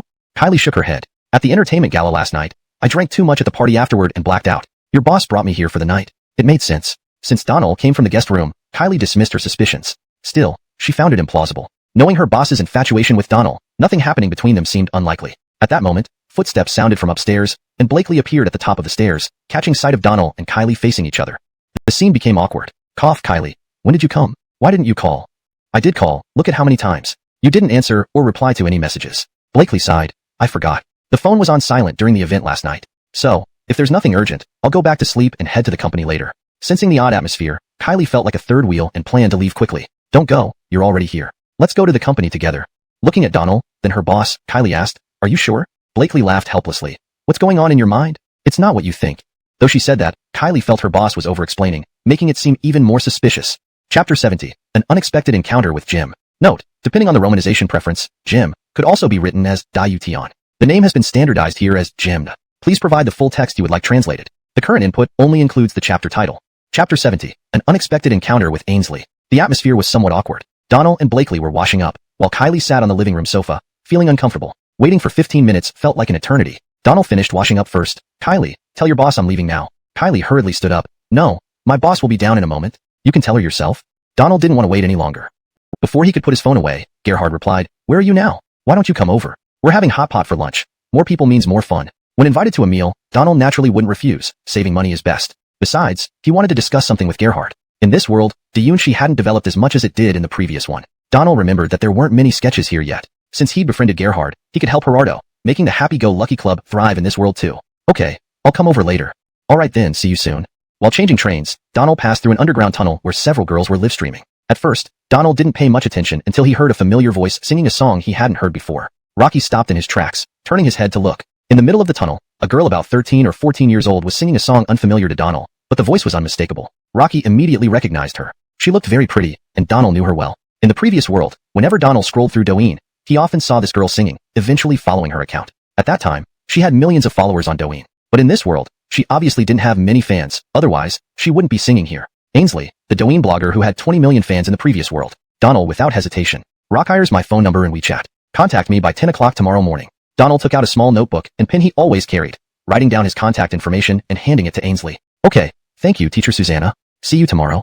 Donald left the underground tunnel and headed to the Dayunshi via subway. Ainsley stopped singing, packed her things, and left the tunnel. At 10 in the morning, Donald arrived at Dayunshi. In this world, the Happy-Go-Lucky Club had only one branch in Beijing, barely surviving. Even maintaining basic expenses was a struggle. The theater was set up in the courtyard of Gerardo's house in Beijing, transformed into a large theater. If Gerardo hadn't been committed to the Dayunshi, he could have sold this courtyard and lived comfortably for life. At this hour, no one was at the Dayunshi theater. When Donald entered the courtyard, a young man about his age greeted him. Sir, the show hasn't started yet? I'm looking for Gerhard. Oh, little you, please wait a moment. The young man was very courteous, addressing Donald respectfully. Clearly, Gerardo had trained his disciples well. Shortly after, Gerhard emerged from the back courtyard, spotting Donald and shouting from afar, Teacher Susanna, you finally made it. Hurry, it's almost time for lunch. Donald frowned. Call me Donald. Got it, whatever you prefer. I'll call you by your name from now on. As he spoke, Gerhard walked up to Donald, draped an arm around his shoulder, and led him toward the back courtyard. Chapter 71. Gerardo wants to become blood brothers. Gerardo expressed his desire to become blood brothers with them. Note, the provided text is quite brief, so the translation closely follows the original structure while ensuring it reads naturally in English. Chapter 71. Gerardo wants to become sworn brothers. Beijing Sihiyuan. Donald, having lived 2 lifetimes, had never stepped into such a place before. In his previous world, a Beijing Sihiyuan within the second ring road would have been practically priceless. In this world, the cost of a Beijing Sihiyuan wasn't much different. This 3-entry courtyard complex had been transformed. The front was now the base for Diunch, with a door on the side leading to the back garden. The rear garden featured an open space surrounded by exquisitely carved screens. Behind these screens stood a stone table with a chessboard atop it. The inner courtyard had 5 main rooms, larger than most. On either side were 3 roomed annexes each. It was midday under the bright sun when young disciples practiced martial arts in the inner courtyard. Some were vocal training, others performing basic movements. Senior brother, who is this? Wait, isn't that teacher Susanna? One younger disciple saw Donald and immediately recognized him, while another slightly older disciple interjected. Rakillo. Good heavens, it really is teacher Susanna. This is a rare honor. No, an esteem. Although it's a bit off-season for black tea in summer, tasting it fresh is still quite nice. They say this stuff is scarce throughout the year. This is indeed a rarity. It's my honor, Donald replied politely. Haha, sit down. Dinner will be ready soon. We're having hot pot today, with fresh lamb flown in from Inner Mongolia. All the items came from friends, illustrating Antoine's extensive social circle. Sitting down with Antoine, Gerhard took charge of pouring the tea. I watched the entertainment awards, teacher Susanna. You truly excelled, taking all the major prizes this year. Just lucky, teacher Antoine. Don't laugh. Well, your talent speaks for itself. Too much humility is arrogance. Come, have some tea. After several cups and casual chat, the conversation naturally shifted to crosstalk. Honestly, I'm very confused. Crosstalk isn't popular domestically. Young people nowadays prefer cinemas or chasing stars. They aren't interested in crosstalk. Donald smiled. Not entirely true. Maybe we just haven't found the right jokes that resonate with them. Antoine frowned. What do you mean? Donald set down his cup and continued. Young people aren't against crosstalk. They just find it too traditional. If we try new approaches, enriching the sketches and making the punchlines more engaging, perhaps they'd enjoy it more.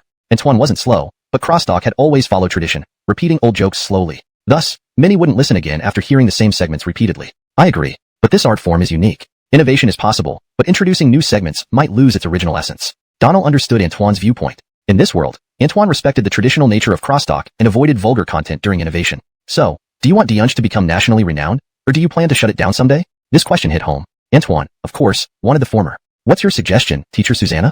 Donald smiled and said, diversify. Crosstalk doesn't have to be strictly traditional. As society evolves, these elements can become historical. Incorporate current trends and audience preferences into the act. Crosstalk should appeal to everyone, combining elegance and humor. Combining elegance and humor.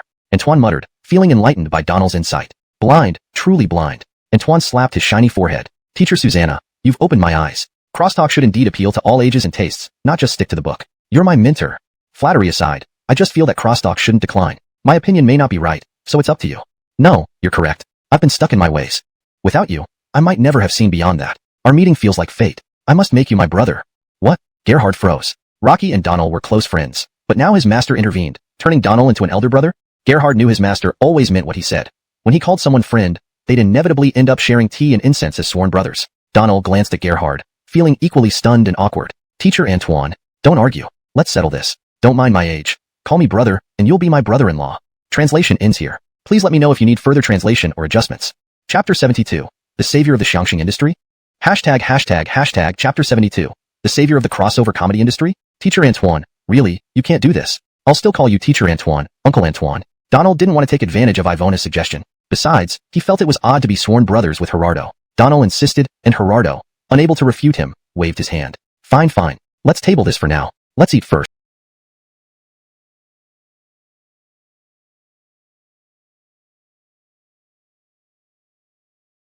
Diunshi, even counting the disciples, had fewer than 20 people at the time. Some were performing outside for money, while usually around 8 to 10 people stayed home. Today, despite being a special event, only 11 were present. Donald, Ivona, and Gerardo sat at one table, while the remaining disciples occupied another. Donald noticed that in this world, Diunshi did not yet have members like Rocky Yunwei or Chao Yunjin. Just as they were about to start eating, the restaurant door opened. Wow, having hot pot?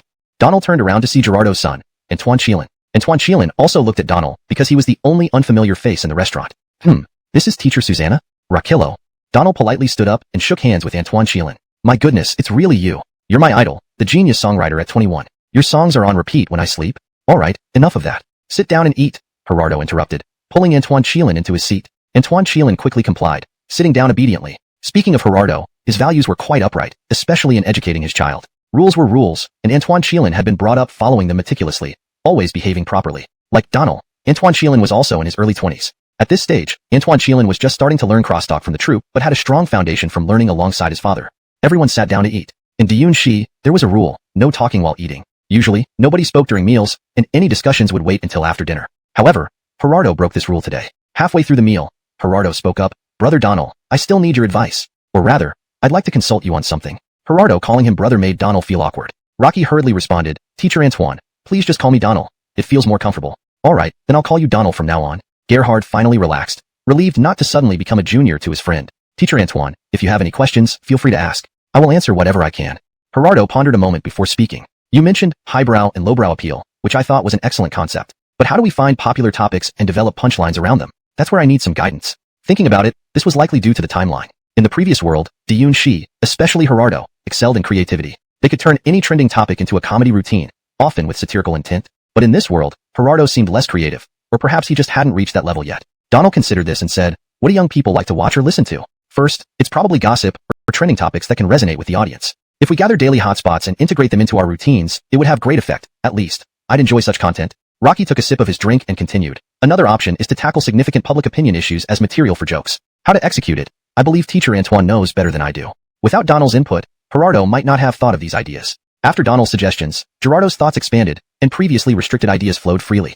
Gerardo had been contemplating these matters, as the crosstalk industry, or even Diyun Shi, was almost on the brink of collapse. Without improvement or adjustment, this traditional art form could truly disappear. Gerardo slapped his thigh. Right, how did I not think of that? Only a genius like you can broaden one's horizons. Let's meet tomorrow, not later, to discuss this further. Since Donald had no immediate plans, he agreed immediately. Let's meet tomorrow morning. Agreed. You're truly Diyun Shi's savior. No, the entire industry's savior. Teacher Antoine, you exaggerate. Donald initially wanted to help Ivona come up with some routines, and decided to discuss things with Gerardo. This way, he could also assist in solving Diyun Shi's development challenges. Donald loved listening to crosstalk and didn't want to see this industry fall apart.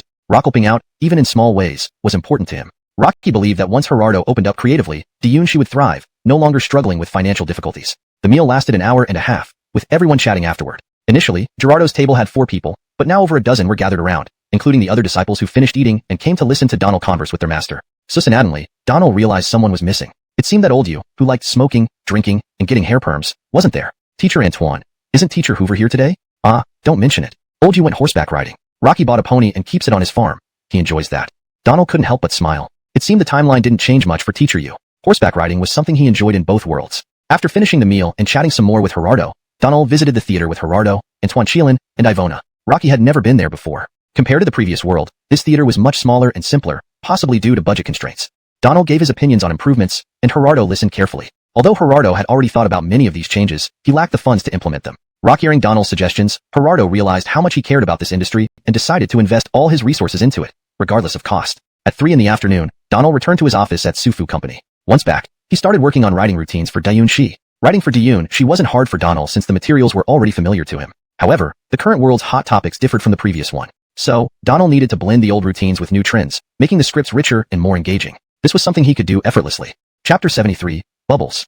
Chapter 73, Bubble. Writing jokes for the Taeyun Shi was quite simple. As usual, he could just transplant them from the last world. Although Donald had many ideas about current hot topics in this world, he did not want to write them down. For Taeyun Shi to escape its current predicament, it needed to explore and write these on its own. Only through practice could they truly master and apply them in crosstalk performances. As the saying goes, giving a man a fish feeds him for a day. Teaching a man to fish feeds him for a lifetime. Donald understood this well, even though he knew Taeyun Shi would eventually thrive. At 5 in the afternoon, Donald finished writing several jokes and was just stretching when his WeChat notification sounded. Rocky picked up his phone and saw a message from Salma.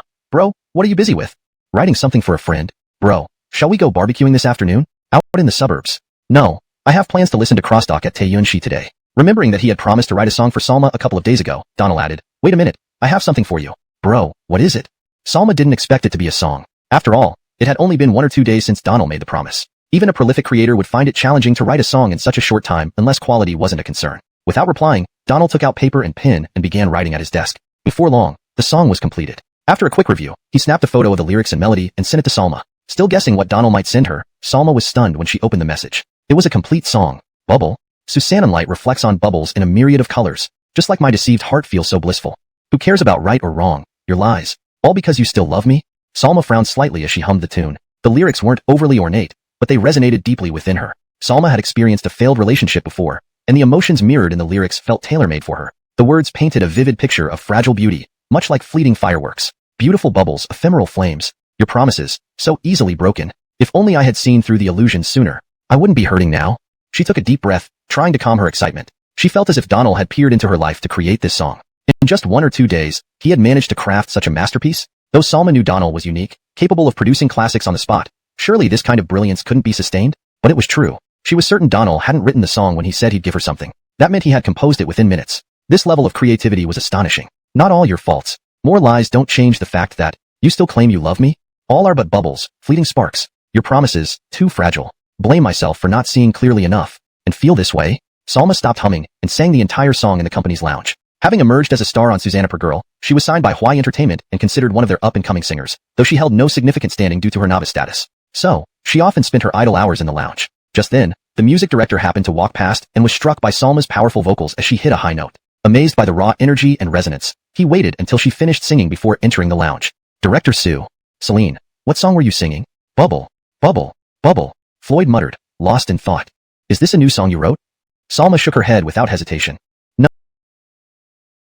Gets 20%. Salma's situation might be slightly better because she had gained recognition during the Susanna Per Girl competition. Rocker base salary might be higher than other rookies, but certainly wouldn't exceed 5,000 yuan, and the split ratio probably wouldn't differ much. For mid-level artists, the monthly base salary ranges from 5,000 to 6,000 yuan, with a 30/70th split, again, after tax, where the artist only gets 30%. This is generally the price and split model for most entertainment companies. The next level up is an agency contract, which guarantees a monthly base salary of no less than 10,000 yuan, with a 40/60th split for other earnings, all before tax. The company also covers all expenses related to activities and travel, though only official business expenses are included. At the top level, senior agency contracts are usually held by third-tier artists, who earn around 20,000 yuan per month, and their revenue split occurs pre-tax, still at 40/60ths. These artists receive many benefits and have dedicated managers handling all their activities. Top-tier artists, on the other hand, operate under free agent contracts. To avoid being overly constrained by the company, they have their own managers and can freely choose projects and activities. They don't receive a base salary but negotiate splits directly with the company, often at favorable terms like 80/20ths or even 90/10ths, ensuring high earnings despite lower splits.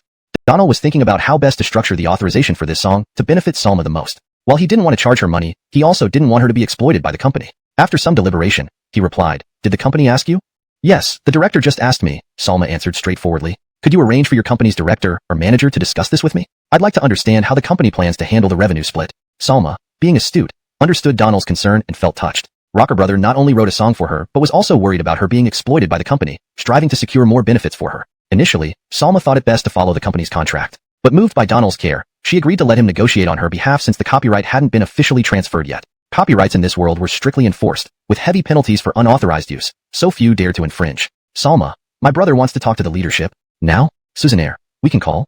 Soon, Donald received the call. After polite exchanges and introductions, he got straight to the point. "This song, Foam, will only be authorized for Salma. She can collaborate with your company, but I want to clarify that I hope this song isn't treated according to the rookie contract. For this song, I want a 50/50 split, and I have no other demands. If your company finds this unsuitable, then I will take responsibility for producing the song independently and find another way to release it, because this song is worth a 50/50 split." Donald spoke at length, emphasizing his main goal, a 50/50 split. Technically, the music director had no authority to finalize this. But given Donald's reputation, a songwriter whose every song became a hit, and having heard Salma's clear singing, he knew this song would be a massive success. So he overlooked his position and engaged in the discussion.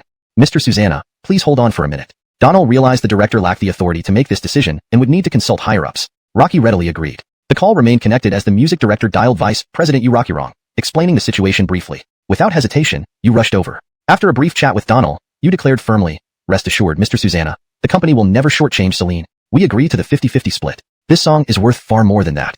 Yu Rockyrong, adept at navigating corporate politics, knew exactly how to handle the situation. In dealing with someone of Donald's caliber, clarity and decisiveness were key. Chapter 75. Fooled by Gerardo? Chapter 75. Fooled by Gerardo? How much value can a song have? Ultimately, it depends on the creator. Salma is a newcomer, and although she has gained some popularity, it's not very high yet, so her value is relatively low. But Donald is different. With his current popularity and every song being a classic, any song he produces is bound to be a hit in the market. The executives at Huai are not fools. As long as Salma maintains a good relationship with Donald, she will surely get more songs in the future, making it hard for her not to become famous. Moreover, through their relationship, Huai can maintain a subtle connection with Donald, achieving two goals at once. After Donald finished talking with Yu Rockyrong, he hung up the phone. Yu Rockyrong immediately instructed the company to draft an agreement and signed a contract with Salma. After sending it to Donald for review, Donald then sent the authorization letter to Huai. Once everything was settled, Donald's phone rang again. It was Salma calling. "Brother, thank you." "Rocky, don't be so formal with me." Alright, no need to say more, that's it." Salma didn't know how to express her gratitude. Donald's simple words warmed her heart. Throughout her journey, she had experienced many things. In this industry, so-called care often feels superficial, with people acting one way in front of others and another behind closed doors. Even on the Susanna Per Girl stage, those who advanced alongside her and were considered friends did the same. True friendships like Donald's were rare, causing this naive girl to suddenly feel a strange flutter in her heart. Brother, when are you free? I'd like to treat you to a meal.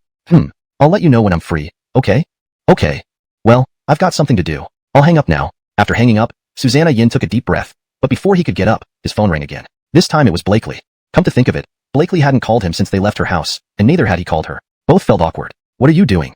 Nothing much, just writing something for someone else. Previously, if Blakely heard Donald writing for someone else, she might have asked why he didn't write for her. Now, hearing Donald's explanation, Blakely remained calm. What are you writing? A script? No, jokes, Shangxian jokes. Really? You write those too? Just helping out a friend. Who? Wait, is it Gerhard? I saw you two acting mysteriously at the entertainment gala. Yes. Alright, do you have time this afternoon? You're going to perform at the Diyun Society? Yeah, come along if you want. I love listening to Shangxian. Blakely said this casually. In fact, she had never been to a live Shangxian performance, only watching on TV. She wasn't particularly interested in traditional Shangxian, finding it repetitive and lacking in freshness, which gradually dulled her interest. You can go by yourself. No need for me to bring you. Fine, you're so stingy, Humph. At 5 o'clock in the afternoon, Donald arrived at the Diyun Society and handed over the jokes he had written to Ivona. Ivona read through the material Donald had written and turned to look at him in amazement. Not bad. Have you written this kind of thing before? Donald shook his head. I don't believe you. This stuff is better than what our professionals write. It's just jokes. If you haven't eaten pork, you've seen pigs run. These incorporate traditional Shangxian segments and punchlines. I didn't add any current hot topics. You'll have to find those yourselves. I understand. I understand your point. We can't rely on others to do everything for us. Everyone has their specialty. If we can't even do this, we don't deserve to be in this industry. Ivona interrupted Donald, catching on quickly. Donald nodded. Exactly, just don't overthink it. As they were talking, Gerardo walked out from the inner courtyard and greeted Donald. Then, Gerardo also read through the material Donald had written and was even more impressed. Before, when people said Donald was a creative genius, there was always some doubt. Now, Gerardo truly believed it. Donald had written this material in just a few hours after leaving the Diyun Society, which was astonishing. Stop standing there and practice. After finishing reading, Gerardo urged Gerhard to practice and sat down with Donald on the chairs below the main theater. I noticed something. What is it, Master Antoine? Oh, don't keep calling me Master Antoine. If you're uncomfortable, call me Gerardo. I'm used to calling you Master Antoine, Donald smiled. Well, whatever you prefer. Anyway, I've noticed that you really seem suited to Shangxian. Would you like to give it a try? Donald had indeed thought about this, but that was in the previous world. Now, with 300 million yuan of debt to repay, he needed to focus on earning money. While performing Shangxian could earn money, compared to writing scripts or songs, it was still slower, especially given the current situation at the Diyun Society. Give it a try? Seeing Donald silent, Gerardo asked again. Donald smiled. Maybe I can try sometime. No need to find an opportunity. Why wait when today is a good day? No, I'm totally unprepared today. I don't even know what to say. Gerardo frowned slightly. Then tomorrow. How about tomorrow? Donald thought about it. Rocky didn't have anything planned anyway. Rocky could figure out what to say tonight. Alright, tomorrow. They agreed, but Donald felt like he had somehow been led into a trap by Gerardo. Chapter 76. The improved crosstalk becomes extremely popular. Hashtag Chapter 76. The improved crossover comedy gains popularity. Amal successfully convinced Donald to perform a crossover comedy show, and Donald couldn't resist Amal's persuasion, so he reluctantly agreed. To be honest, Amal wasn't trying to gain any benefits from Donald. At this point, Amal was in dire need of money and knew Donald's current value, but he had never thought about exploiting Donald for financial gain. Amal wanted Donald to perform because he believed Donald could do it well. Rocky could write such excellent scripts and clearly understood the art of crossover comedy, so performing shouldn't be too difficult. Amal was genuinely curious if Donald could excel at comedy beyond singing and writing screenplays. Of course, Donald didn't overthink it either. If Amal really wanted to exploit him, there were many ways to do so. There was no need to act so pretentiously. That evening, before the Diyun Set Grand Theater's crossover comedy special began, Donald sat in the front row until the show started. Rocky noticed that the audience was alarmingly small. Less than 100 people in a theater that could hold 600. With ticket prices starting at 88 yuan, the average ticket price around 168 yuan, revenue would only reach a few 10,000 yuan per night. Even with daily earnings of tens of thousands of yuan, maintaining Diyun Set would still be challenging, considering the expenses for food, drink, and salaries for so many apprentices. It was no wonder Amal was deeply troubled by this issue. As the first pair of performers took the stage, someone quietly sat next to Donald, bringing a subtle fragrance with them. There's a new segment today? This is interesting. Yeah, this segment is pretty cool. Not just the person behind Donald responded this way. Many others shared the same surprise. In recent years, Diyun Set's performances had repeated old segments without novelty or freshness. People came to chat, drink tea, and snack rather than to watch the show. But today's segments rekindled everyone's interest. These new segments were, of course, written by Donald. Unlike writing a script, he composed various segments that Diyun Set could adapt to current hot topics to engage the audience. Credit where it's due, Diyun Set's members were shrewd and could create good crossovers with any material, even impressing Donald himself. Gradually, applause echoed through the hall. People started interacting with Gerhard and Hoover on stage, laughter increasing, replacing the previously dull atmosphere. Haha, this is fun. Blakely, sitting beside Donald, laughed heartily, thoroughly amused by the two performers on stage. Standing in the aisle, Amal observed the audience's reaction, feeling relieved. Initially, he had been unsure how the audience would react to the changed flavor of traditional crossover comedy. Surprisingly, the response was overwhelmingly positive. Seeing the audience laugh and interact made Amal's heart settle. Rocky glanced at Donald, deeply admiring this young man and quickly interjected, "Oh, you're here with Donald, right?" Amal tactfully smoothed over the situation, knowing Donald had arrived earlier while Blakely joined later. Rocky couldn't speculate about their relationship in front of them. "I have some business with teacher Susanna hence," Blakely said awkwardly. "Come join us for tea. You can talk later." "What do you think, Maxine?" Blakely looked at Donald, who raised an eyebrow. "Susannaire, we can't refuse such hospitality." Amal chuckled, leading the way, while Blakely walked beside Donald. They looked like a genuine couple, a perfect match of talent and beauty. Chapter 77. Returning to Blakely's house. Note: without the full context, this is a general translation of the chapter title. If you provide more text from this chapter, I can continue translating it for you while maintaining the storyline and logic. Please provide the next part of the text you would like translated. ####Chapter 77. Return to Blakely's home. In the back hall of the Donghua, Amal took out another precious Donghua tea that he hadn't dared to drink yet. Rocky brewed the tea and poured it for Donald and Blakely. "So, how did you find today's show?" Amal asked directly. "That's the taste." The tea is good, right?" Donald coughed slightly. "I meant the taste of today's performance. I also thought it was excellent. Keep it, and just remember to visit often." Blakely, being straightforward, accepted the card without further ado. Donald was puzzled. Gerhard had given him a membership card from an entertainment event, taking it from his own pocket. Now Amal was giving Blakely a membership card. Clearly, Amal, Antoine de Gang, always carried a Donghua membership card with him, hinting at the troops' precarious situation, needing to distribute these cards widely. Later on, these cards were auctioned for 200,000 yuan each, with no supply to meet the demand. After chatting for a while, Amal arranged some night snacks for everyone. After the meal, Amal offered to drive Donald home, but Blakely took charge. Finally, Amal bid farewell to Donald and Blakely at the entrance, watching as they drove away. "Master, look at Maxine and Donald. Don't talk nonsense. You don't understand the rules." Gerhard scratched his head, chuckling as he followed his master into the courtyard. Blakely drove her understated Mercedes slowly today. In the car, Donald remained silent, creating a somewhat somber atmosphere. Unable to hold back, Blakely finally asked, "What's going on between you and Amal? Why are you doing crosstalk?" "Just playing around. Nothing serious." "Oh, I thought you were planning to stay permanently at Donghua. Isn't Eternal Love filming already? How do you have so much free time?" "No, the day's scenes wrap up first. By the way, I heard you wrote a song for Salma?" Donald frowned slightly, surprised by Blakely's extensive network. Rocky had just written a song for Salma, and Blakely already knew about it. Still, he nodded. "Yes, I did write a song." "How did you know?" "Never mind that. So, what's next?" "What next?" Blakely was momentarily taken aback by Donald's question before replying, "Do you have any songs for me to sing?" Donald didn't want to dampen Blakely's spirits. Rocker singing wasn't really suited for a career as a singer. Despite this, he steeled himself and said, "You should focus on acting and managing your company. Singing. Donald, I'm being honest. You're not suited for this path." Blakely knew deep down that she wasn't suited for singing, which was why she hadn't pursued it. Since meeting Donald, she realized she sang average at best, and her popularity stemmed largely from Donald's influence. Thus, she couldn't argue. "All right, when will you write a script for me?" "After Eternal Love finishes filming, I'll write one for you." "Are you not busy enough already?" "Not really. Whatever you write, I'll shoot. From now on, I won't shoot unless you write it." Donald was both amused and perplexed. On reflection, he realized that her statement made sense. Given his current popularity, scripts written by him would likely garner significant support. Perhaps it was out of affection for him. Donald didn't want to dwell too deeply, fearing the growing closeness between him and Blakely could cause unnecessary trouble for her. The car screeched to a halt, and Donald realized they were at Blakely's villa gate. "I need to go home." "Oh, lost track of time chatting. Just stay here tonight. I'm too tired to drive." Donald was speechless. Clearly, this wasn't fatigue but deliberate. Not knowing what to say, he went along with it. Entering the villa, Blakely found a bathrobe for Donald and headed upstairs to shower, leaving him alone downstairs. Donald went to shower as well, trying not to think too much. Nothing happened the first time, but it didn't mean it wouldn't happen the second. Blakely was clearly being intentional, and while Donald wasn't afraid of what might happen, he didn't want anything to occur between them under their current circumstances. If all debts were settled, perhaps he could consider romantic matters then. But currently, even basic needs like food were a concern. Having a wealthy girlfriend was nice, but as a man, he couldn't rely on her for meals. It felt awkward just thinking about it. Chapter 78. Forgetting Ainsley. Chapter 78. Forgetting Jim. The provided romanization Jim is more accurate for a natural English reading. The original text seems to be a chapter title indicating someone named Jim was forgotten. Therefore, the edited translation aims to reflect this context accurately and naturally in English. Chapter 78. Forgetting Ainsley. On this side, Donald was still thinking that as long as he could have a peaceful night's sleep, he would leave early the next morning to avoid running into his Igor again like last time. On the other side, in a certain rental apartment, Ainsley was in a terrible mood. A day earlier, Donald had met her in an underground passage. More accurately, it was Donald who approached her and told her to meet at Sufu Company the next morning. She went there. However, when she told the security guard that Donald had asked her to come, he refused to let her in, informing her that there was no notice or appointment made. If Donald had indeed asked her to come, he suggested she call Donald to confirm. Initially, Ainsley thought about calling Donald, but eventually decided against it. If Donald remembered her, he would definitely contact her. If she called him while he was busy with his work, she might disturb him and create a bad impression. So, Ainsley returned to her rental apartment on her own and did not live stream from the underground passage yesterday. But Donald never contacted her all day. Ainsley smiled bitterly to herself. Maybe she was overthinking it. Donald might have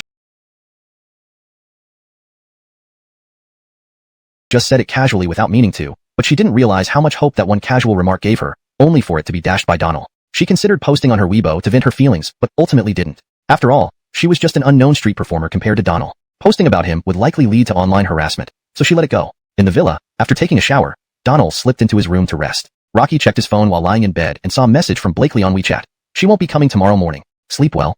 Donald hesitated for a moment but didn't reply, fearing it might delay his sleep if he did. Just as he was about to turn off his phone, he noticed a friend request from someone he hadn't contacted before.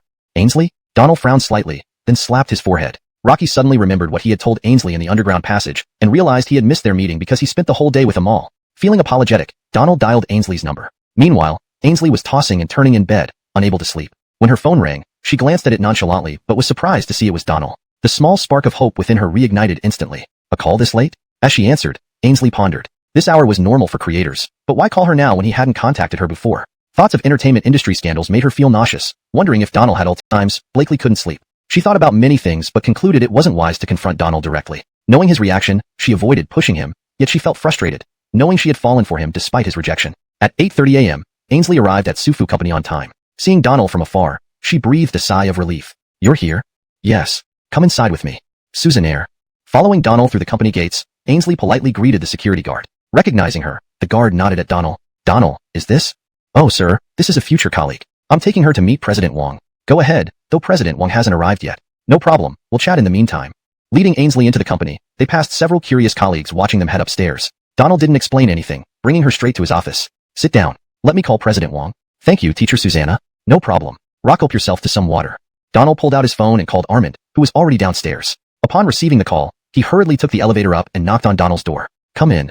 Armand entered and saw Ainsley sitting on the sofa. She stood up and bowed slightly. President Wang, this is Ainsley. She sings very well. I recommend her to the company, and mentally preparing to impress Armand when asked about her background, but she was taken aback by his immediate acceptance. Thank you, General Manager Wang. Armand nodded and turned to Donald. Donald, what do you think?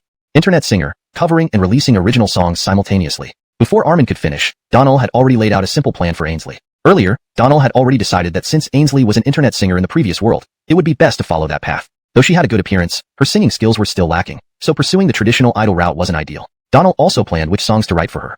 An internet singer? Armand asked, somewhat surprised. In this world, with live streaming being a nascent industry, internet singers weren't strictly confined to live streaming. They could gain popularity through online platforms by posting covers or originals. However, this concept was not yet fully developed, making Armand question its feasibility. Ainsley was also confused. She had never heard the term internet singer before, only live streaming singer. Seeing their perplexed expressions, Donald paused to explain. After listening, Armand frowned slightly. Donald, is this going to work? Only then did Donald realize that this world had no established concept of internet singers. This explained why both Armand and Ainsley looked at him with bewilderment. It will work. The future trend will be dominated by internet stars born from the digital age. Armand had absolute trust in Donald. If Donald said it would work, it would. Moreover, Ainsley was still a newcomer in the company. Following Donald's plan meant minimal resource investment. Since Donald believed she should pursue the internet singer route, it indirectly suggested that he didn't see potential in her as a traditional singer, thus clarifying her current position. So, how do we proceed?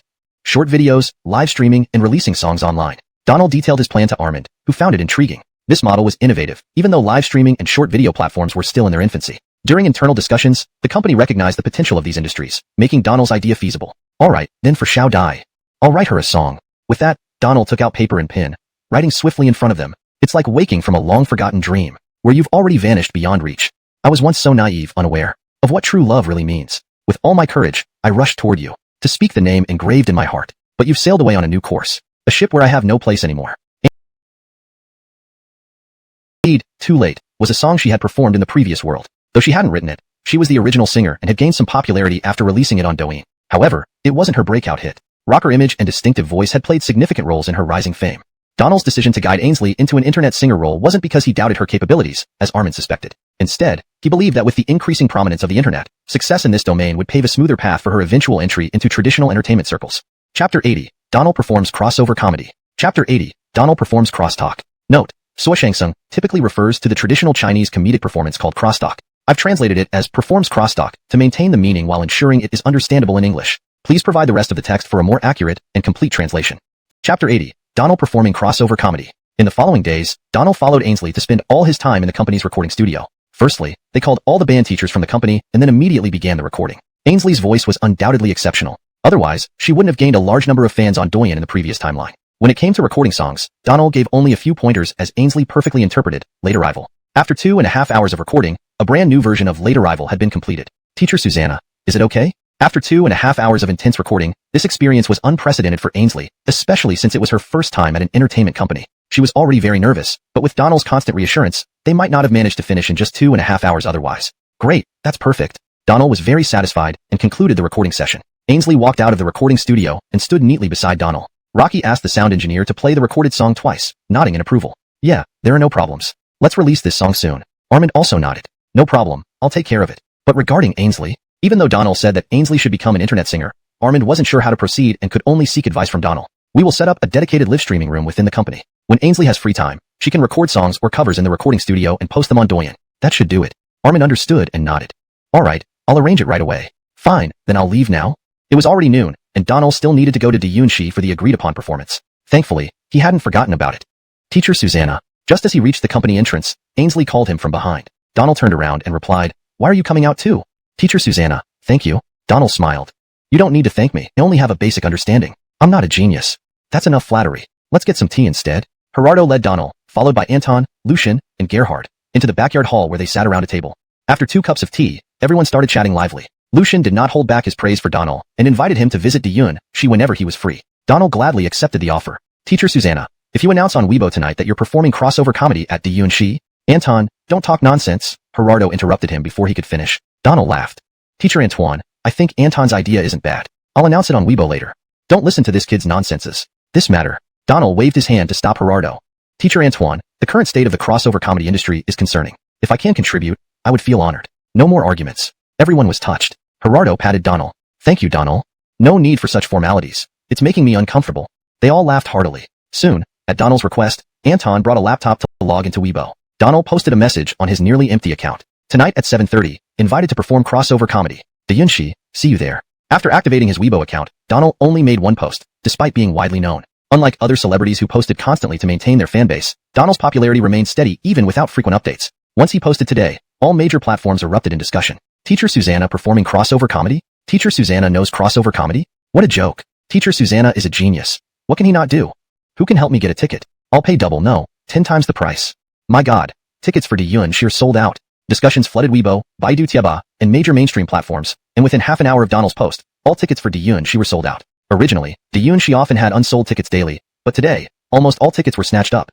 Of course, scalpers were the quickest to react. They bought most of the tickets. On various platforms, these scalpers openly sold the tickets at high prices, which were quickly purchased by enthusiastic fans within minutes. I'd pay 100-fold to support Teacher Susanna. This seems a bit off. We're supporting Teacher Susanna by buying tickets, but this money doesn't go to him. Forget about the money. Supporting Teacher Susanna by watching his performance is what matters. Fans were extremely excited. This was likely the closest they would ever come to interacting with Donald. Missing this opportunity might mean never having another chance. Previously, when someone revealed that Donald lived a frugal life to pay off his father's tax debt of 300 million yuan, fans urged him to take endorsements and ads. Yet, Donald chose not to do any of these things and continued living simply. Finally, fans got a chance to support him financially, albeit indirectly through scalpers, and they weren't going to miss it. Chapter 81. Mastery of Acting. Chapter 81. Mastery of Acting. Note, Yanji Jingtong is translated as mastery of acting to convey a deeper level of expertise. If you prefer a different phrasing, please let me know. Chapter 81. Acting Proficiency. The news that Donald would perform crosstalk at the Douyin spread across the internet. Not only did tickets for Douyin become hard to come by, but even some of Gerardo's close friends who called him found out that there were no seats left. Additional chairs had to be placed in the aisles. The once neglected art of crosstalk became incredibly popular because of Donald's one Weibo post. Even other crosstalk theaters saw a peak in their performances, with nearly all seats filled. In the backstage of the Douyin theater, Donald had just finished rehearsing with Gerardo and was about to rest. As his phone had been on silent during rehearsal, he found over 20 missed calls when he checked it. Calls from, oh, it's no big deal. Add a chair. Friends make everything lively. Thank you, Teacher Antoine. Don't be so formal. I should thank you instead. They exchanged pleasantries before Gerardo put his arm around Donald's shoulders. Let's go eat first. By 7 o'clock, the Douyin theater was packed, even though the show hadn't started yet. Gerardo peeked from backstage, smiling. This was the most successful show ever for Douyin. Backstage, the disciples were applying makeup. Crosstalk makeup is simple, just powdering the face. Thus, while getting ready, everyone discussed the evening's content. Donald sat in a corner, resting. Tonight, he and Gerardo had 2 performances, the first and the finale.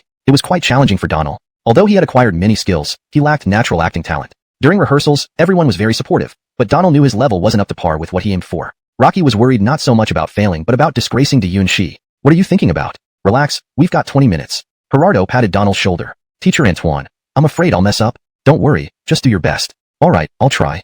Gerardo's encouragement boosted Donald's confidence. At 7:20, 10 minutes before going on stage, Armin called again. Mr. Wong? You arrived? Yes, almost there. Also, Donald, they agreed and will transfer the money to your account soon. So fast? Just then, Donald received a message. 10 million yuan deposited, locked and saved automatically. Deposit reached the milestone. 1 draw chance available. 1 draw? Rock hearing the system voice, Donald frowned deeply. Mr. Wong, I have something. Please hang up and come directly. The deposit milestone has been raised to 2 million, meaning 1 draw per 2 million. Can you explain this? Deposits count based on single transactions. If less than the milestone, it accumulates. If more, only 1 counts. Although Donald wanted to complain, this was the first time he encountered such an issue, so he could only accept it. Better than nothing. Rocky activated the drawing function decisively. After the 9-grid rotation stopped at acting proficiency, Donald felt accustomed to it. Whenever he needed a skill, the system drew exactly what he needed. Now, acting proficiency was like a timely relief. With it, he could definitely perform well tonight. After digesting the new skill, Donald didn't feel any significant changes or sensations. Previously, he'd experienced data flooding his mind when absorbing skills, but this one felt like nothing happened. With only 10 minutes until the show, Donald straightened his attire provided by Diyun Shi and applied minimal makeup. 5 minutes later, Armin called again. Mr. Wong? Donald, I'm here but... What happened? They won't let me in. Donald coughed lightly, guessing Armin probably told them he sent him, which wouldn't work. Give the phone to the ticket checker. Armin handed the phone over. Rakillo, may I speak to? Donald, please let this gentleman in. Ah, Susanna Lauscher's friend. My apologies, Susanna Lauscher? It's fine, thank you. Understood, Susanna Lauscher. I'll let him in right away. Avonging up, it was time to go on stage. Gerardo called him. Donald switched off his phone, and they walked toward the theater. Chapter 82. You are desecrating the art of xiangxing. Note, xiangxing is often left untranslated as it is a unique form of Chinese comedic performance. If a clarification is needed, it can be described as Chinese comedic dialogue. You are desecrating the art of xiangxing. If you have further text for translation or need any adjustments, please let me know. Hashtag chapter 82. You are desecrating the art of crosstalk. Today, the Diyun Club was packed with people. The not-so-large theater had its aisles completely occupied. There wasn't a single empty spot. When Amal and Donald took the stage, thunderous applause immediately erupted from the audience. Teacher Susanna, I love you. Teacher Susanna, I want to bear your children. Before they even stood firmly on stage, Donald's fans in the audience started making a ruckus. Suzanak, an enthusiastic atmosphere, hadn't been seen at the Diyun Club in a long time. Oh, so many people have come? Teacher Susanna, you sure have a lot of admirers here. As the applause gradually subsided, Amal started cracking jokes. Donald smiled lightly. Hi, just about, but not all are here yet. Huh. Just as Donald finished speaking, a chorus of boos rose from the crowd, followed by laughter that filled the entire venue. The atmosphere was set from the very beginning. Donald waved his hand and continued, Thank you all for coming. A lot of friends are here to see Teacher Antoine perform. Oh no, I think they're all here to see you, Teacher Susanna. Teacher Antoine, don't be modest. You're an excellent crosstalk performer. Why do you think you perform so well? Wow, now that you ask, I'll have to think about it. Honestly, I haven't pondered over this much. The two exchanged a knowing smile. Donald then said, I've researched this topic. Really? Tell us what you found. Why do many famous crosstalk artists enjoy such popularity among audiences? Just because everyone appreciates them. Indeed, the first piece of crosstalk Donald wrote was based on one of the most famous crosstalk pieces from the previous world. Asterisk I want to oppose vulgarity star. Rocky had listened to this piece countless times and never tired of it, stood up, applauding and cheering without restraint. Thank you all. Amal and Donald bowed deeply. Several audience members rushed forward with bouquets of flowers, and Donald and Amal hurriedly greeted them. Teacher Susanna, Teacher Antoine, can we take a photo with you? Of course, let's take one together. They posed for several photos with the audience, including some selfies with everyone on stage. Amidst the cries for another performance, Donald bowed again as Amal spoke. Thank you all. Today, Susanna and I have more collaborations planned. We'll see you soon. Despite the audience's insistence, Amal, although tempted to continue riding the wave of enthusiasm, knew Donald had only prepared 2 acts for today. If they performed both back-to-back, there would be nothing left for the finale. Amal had never seen Donald's improvisational skills live, and didn't know about his acting proficiency, leading to his caution. Amidst the applause, they returned backstage, where Amal embraced Donald's shoulder and praised him enthusiastically. Teacher Susanna, you're amazing. From what I saw today, you're really a master of crosstalk. Thank you, Teacher Antoine. I still have a long way to go. Don't be modest. I'm telling you the truth. Your skills leave me in awe. Donald scratched his head.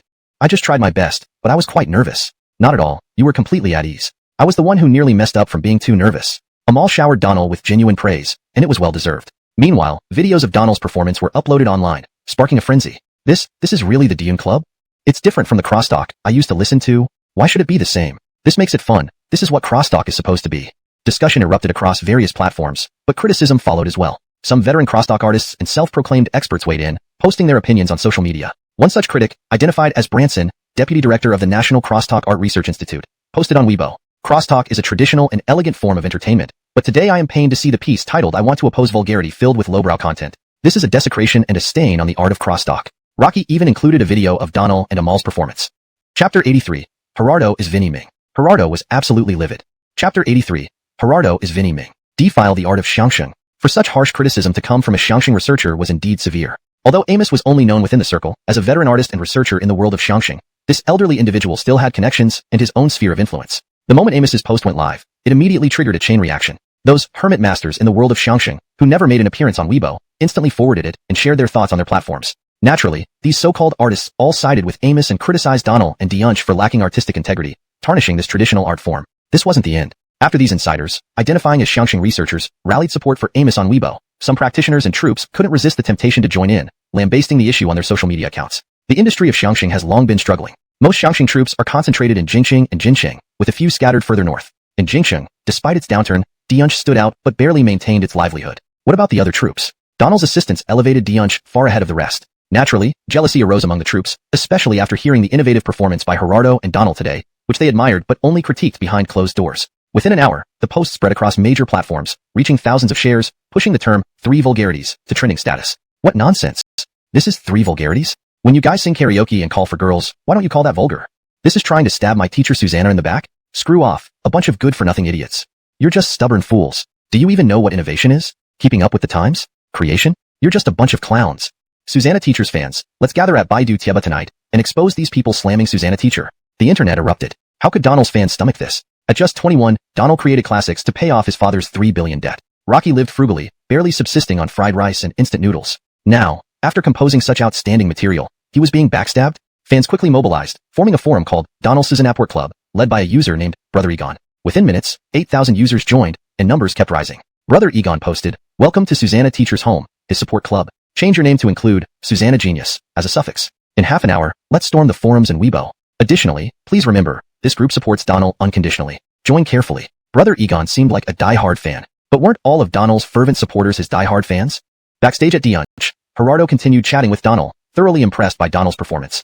Gerardo didn't push Donald into Xiangxing. He knew Donald's income far exceeded that of a performer. While they chatted, Gerhard barged in without knocking. "Master, Teacher Susanna." "What? No manners now?" Gerhard scratched his head awkwardly. "Master, there's something important. No matter what, how many times do I have to tell you?" "Sorry, Master." Gerhard stepped out again. Donald admired how Gerardo educated his disciples, emphasizing propriety, not only by example but also strictly enforcing it. Knock knock. "Come in." Gerhard entered again. "What is it?" Gerardo asked. "Master, look at this." Gerhard walked over, respectfully handing his phone to Gerardo. Gerardo glanced at it, frowned, then smirked dismissively. "Just this? Huh. People can say whatever they want. But Master, see this?"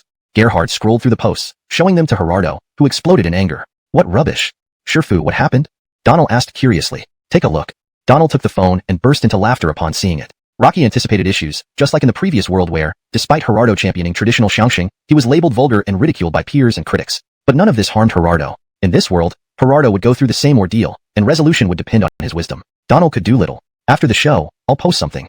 Evening the phone back, Donald calmly said, "It's no big deal. Don't bother posting anything. It'd be giving them attention. Let's see what tricks they pull. As if they can shut down Dianche." Gerardo grumbled, truly enraged. Xiangxing was already declining. Just when innovation brought new life to it, these scoundrels struck. Gerardo couldn't remain calm. "Let's wait and see. Don't get involved, Shifu. Keep your cool." "I know. You stay out of this." Donald smiled. "I'm fine, really. Alright, let's focus on the script." Gerardo spoke calmly but harbored different intentions. Rocky didn't want Donald embroiled in this mess. Rocky would handle it himself later, ensuring Donald stayed out of trouble while preparing to confront those who criticized him. Chapter 84. The Unexpected Brother with the Great Saber. Note: without the subsequent content, I can only provide the translation of the chapter title as above. Please provide more text for a fuller translation. Chapter 84. Unexpected Geraldine. The special comedy show at Dianche was still ongoing. For the time being, Antoine de Gang didn't have the heart to pay attention to these matters, but was inwardly furious. After rehearsing lines with Donald for a while, Antoine de Gang left the lounge under the pretext of going to the restroom. Outside, he pulled Gerhard aside for a discussion, and coincidentally, he also dragged along Antoine Chilin, who saw them. Donald stayed in the lounge by himself, opened up his browser, and began looking through those posts and their responses. It had to be said that with Amos, a respected figure in the world of crosstalk, posting messages, it did hold considerable influence, attracting many people he barely knew to voice their opinions. Regarding this, Donald wasn't afraid at all. No matter how they smeared him, even if the incident eventually escalated and caught the attention of certain departments, or if he got blacklisted from the entertainment industry, it wouldn't impact him much. Rocky hadn't planned on entering the entertainment industry anyway. He could still write scripts and songs. However, Donald did not want this crosstalk reform to drag Dianche down with him. It had been challenging enough to bring the art form back to life in this world, and it would be regrettable if it all came to nothing due to some trivial matters leading to scrutiny from relevant authorities. While browsing the posts, Donald found one that ranked 5th in hot searches, Troll Forum. When he clicked in, He realized that a fan named Geraldine had set up their own Baidu Tieba forum and was calling for everyone to flood it with posts. Seeing this, Donald's eyes lit up. If someone took the lead, he could later put out a message on Weibo taking responsibility for everything, thus avoiding any harm to Dianche. It would deflect all criticism towards him, which would be beneficial. Should he contact an administrator? That would require Armand, as Donald didn't know how to get in touch with one. After some deliberation, Donald replied, "Give me your phone number. I am really Donald." Geraldine expected Donald not to reply but was surprised to see a quick response asking for his phone number. Without hesitation, he provided his number, saying, "Call me. Don't act shy here." Seeing the reply, Donald shook his head with a smile and dialed Geraldine's number. "Rakillo, Geraldine. Don't call me brother. What do you want?"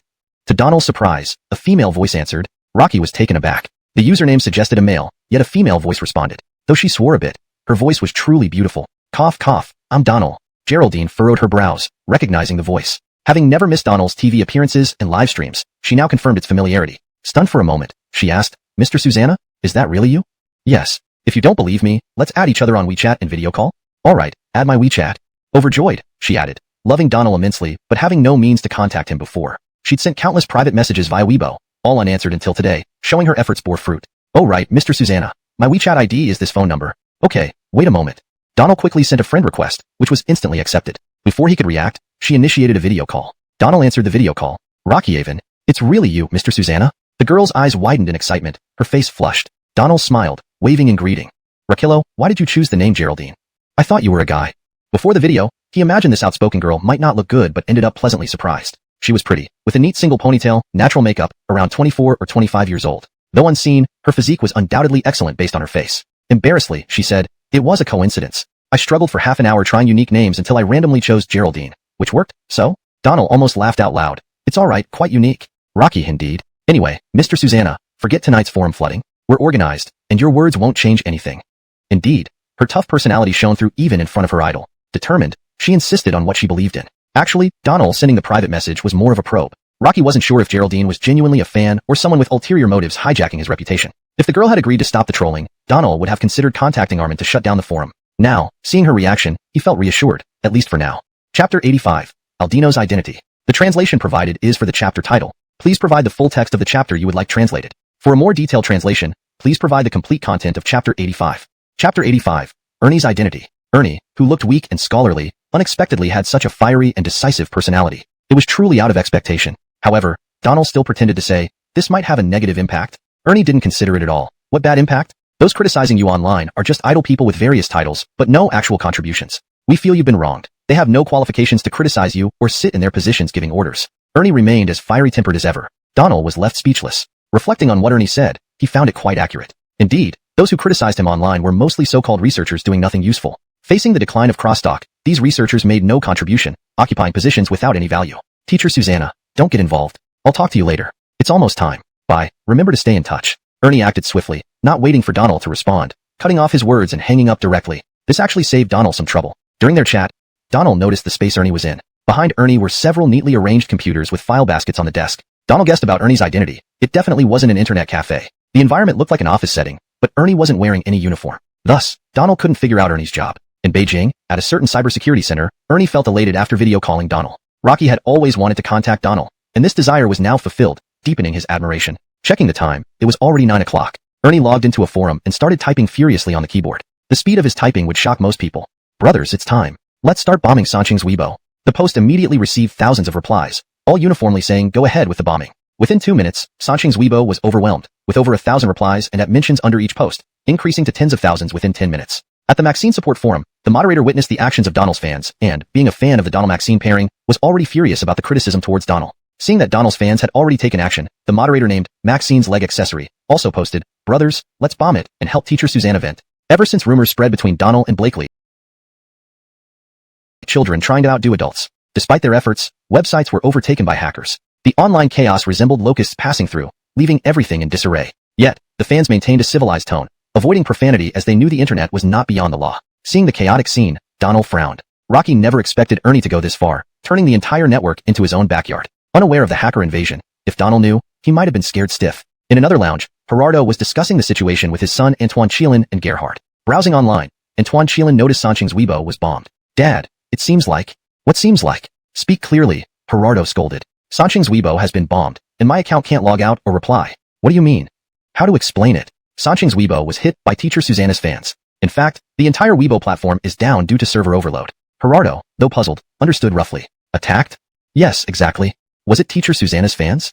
This hackers may be involved. Meanwhile, the Weibo executives called the Cybersecurity Bureau to report the hack. After hearing about it, the Bureau's senior official questioned the severity, thinking it was due to heavy traffic causing server overload. However, receiving similar calls from other platforms raised concerns, leading him to alert the Bureau immediately. Soon, while operating Ernie's ID, Bristol's phone rang. Seeing the caller, Bristol smiled, stopping his typing and answering.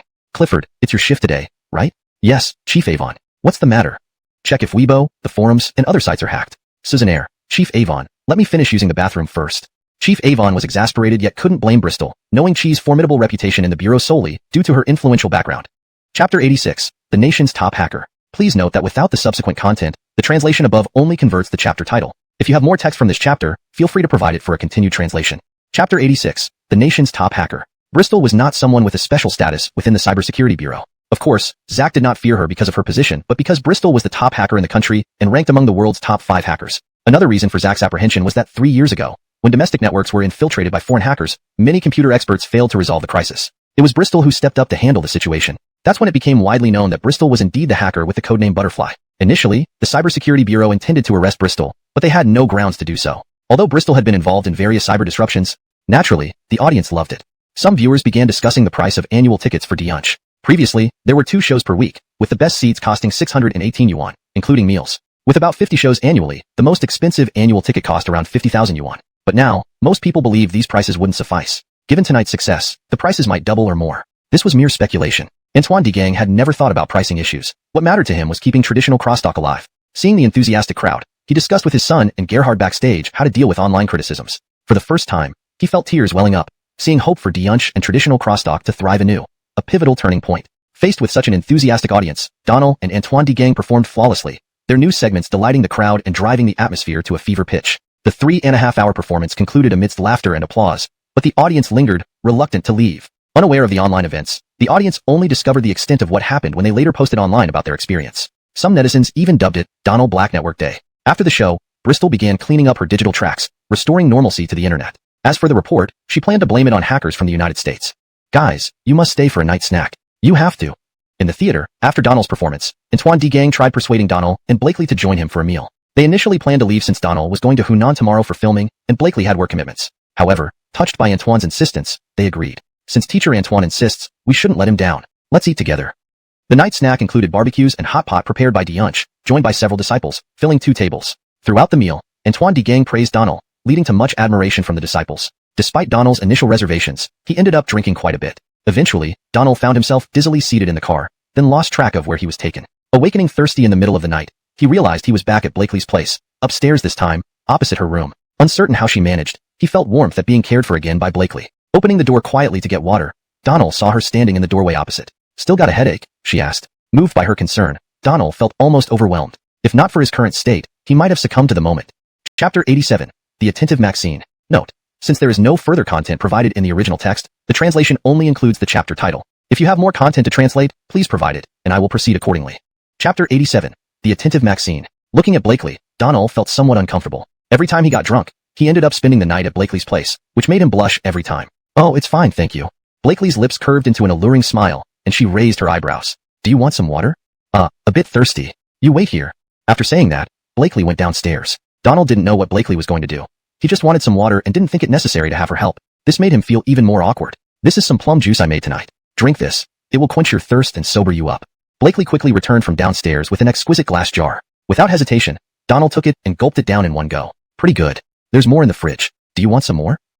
No, it's not early anymore. You should get some rest. The more Donald faced Blakely in this setting, the more uncomfortable he felt. After finishing his drink, he hurriedly urged Blakely to rest. Today, Blakely didn't act as mischievously as usual. She responded, Susannaire, you're flying to Changsha tomorrow morning, so you should also get some rest. By the way, I've washed your clothes and put them in the wardrobe. There's also a bag inside with 2 sets of clothes and toiletries. You can go straight to the airport without needing to go back for your luggage. It was impossible for Donald to remain unmoved by such meticulous care. Wait, thinking about it, Donald blushed suddenly. Rocky hadn't noticed when he woke up that he was wearing pajamas, which meant Blakely had taken off his clothes last night to wash them. Alright, I'm going to sleep now. Donald couldn't spare any more time to chat with Blakely and quickly retreated to his room. After returning, he undid his pajama top to check. Thankfully, he wasn't naked, but even so, he felt a wave of embarrassment. Donald, you really need to learn from these experiences. On the other side, Blakely returned to her room, leaning against the door while giggling quietly. She noticed Donald's blush when they were talking. It was the first time she had seen him shy and flushed, making her heart flutter with satisfaction. Though their relationship remained vague, at least this boy who used to be indifferent had become very gentle with her. This night, Donald truly suffered from insomnia, which was his first experience in this world. Tossing and turning, he told himself once again never to drink again. Rocky managed to doze until dawn. At 7 in the morning, Donald got up and searched through the wardrobe for his clothes. His less than $200 streetwear had been washed and neatly folded. Buzz. His phone vibrated. Donald took out the clothes and placed them on the bed before checking his phone. A message from Blakely read, "Breakfast is ready. Come down after you've finished washing up." Donald took a deep breath and replied, "Okay." Rocky quickly dressed, glancing at the backpack Blakely had prepared for him. It was similar in size to his own, containing 2 summer outfits, nothing too fancy, just ordinary domestic brands, and a set of toiletries. In fact, when Blakely brought Donald back last night and stopped at a mall to buy clothes, she had intended to get him something nicer. But considering he might refuse expensive branded items, she chose domestic casual wear matching his taste. This way, he probably wouldn't decline. Soon, Donald came downstairs, carrying the backpack Blakely bought for him. Seeing Blakely waiting for him in the dining area, he smiled. "Thanks, the clothes look great." "Really? Really, and they fit well. As long as you like them, let's eat. I made some century egg and lean meat congee. See how it turned out."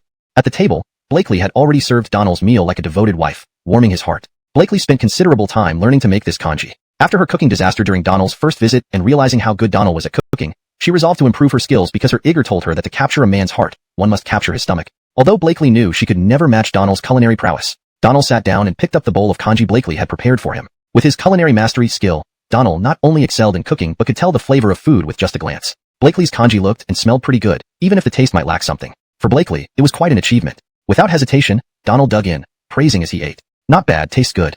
Blakely rested her chin on her hand, watching him. "Really? Don't fool me. Really, try it yourself. It's very good." Encouraged by Donald's words, Blakely also poured herself a bowl, and found the taste quite acceptable, far better than expected. Donald graciously finished 2 bowls. When it came to eating, he always went all in. If not, he would never feel full enough. Finishing, he patted his belly. "I'm full. Time to head to the airport. I'll take you." Donald waved his hands, declining. "No, that's not necessary. I can go myself." Blakely understood Donald's concerns. Although she wasn't afraid of being spotted, she respected his wishes. "All right, I'll call a car for you." Blakely knew Donald's frugal nature. Left to his own devices, he would likely take the subway or bike instead of spending money on a cab. She just wanted to make things easier for him and reduce his workload. Donald didn't argue and simply shrugged. Fine. His flight was at 9:30 a.m. to Changsha. Donald had been invited to become a regular guest on Yearn for Life, and possibly on other programs on Hunan TV. Rocky understood the station's grasp on audience engagement. However, the controversy surrounding the Dune Society performing crosstalk was still unfolding, and its impact on his appearance on shows was uncertain. For now, he'd take each day as it came. Chapter 88. Elspeth's first foray. Elspeth, at the beginning of her career, was like a fresh lotus bud just emerging from the water, full of potential and vigor. Her first venture into the world outside her hometown was filled with both excitement and trepidation. With a heart full of dreams and a mind brimming with curiosity, she set out to explore the vast world that lay before her. Little did she know that this journey would shape her in ways she could never have imagined. The early morning sun cast a golden glow over the bustling streets of the city, where Elspeth found herself for the first time. The sights, sounds, and smells were all new and exhilarating. People bustled past her, each with their own stories and destinations. Elspeth felt a mixture of awe and nervousness as she stood there, taking it all in. She knew that this was just the beginning of a long and winding road ahead. In the days that followed, Elspeth encountered numerous challenges and opportunities. Each experience taught her something valuable, helping her grow both as a person and as a professional. She met people from all walks of life, some who offered her guidance and support, while others presented obstacles that she had to overcome. Through it all, Elspeth remained steadfast and determined, always pushing forward toward her goals. Thus began the story of Elspeth, a young woman on the cusp of greatness, ready to leave her mark on the world. ####Chapter 88. The Rookie Elspeth. After a 3-hour flight, we landed in Changsha. This time, the same lively and adorable girl was there to greet Donald. "Teacher Susanna, this way? It's you again?" Seeing the girl, Donald smiled broadly. He had a good impression of her, but embarrassingly, he hadn't remembered her name. "Yes, Teacher Susanna. In the future, as a permanent guest, you will have me as your dedicated Igor for all activities." "Great, let's go." Having visited, longing for the countryside, twice before, Donald was already familiar with the route. After getting into the car outside the airport, they followed the previous path, first driving to a nearby town for lunch, then taking a nap, before heading to the location of the mushroom house. "Oh, right, Teacher Susanna, from now on, the show will only be pre-recorded, no live broadcasts." On the road, the young Igor informed Donald. Why not? Live broadcasts don't work well?" The Igor explained awkwardly. "It's not that. Due to a live broadcast accident last time, which had negative impacts, the production team is afraid of similar incidents happening again." Donald nodded understandingly. This arrangement wasn't hard to understand. In the previous world, very few shows were live-streamed because of many uncontrollable factors, so most programs were pre-recorded. Each method had its advantages. Live broadcasts could attract more traffic and achieve a second wave of viewership after airing on the platform, maximizing traffic. Although it had switched to pre-recording, there were still no scripts or predetermined lines, maintaining the program's authenticity and closeness to everyday life. Rockins, Donald still like this show very much. Are there other guests today? There are two. Who are they? One is Elspeth, and the other is Becky.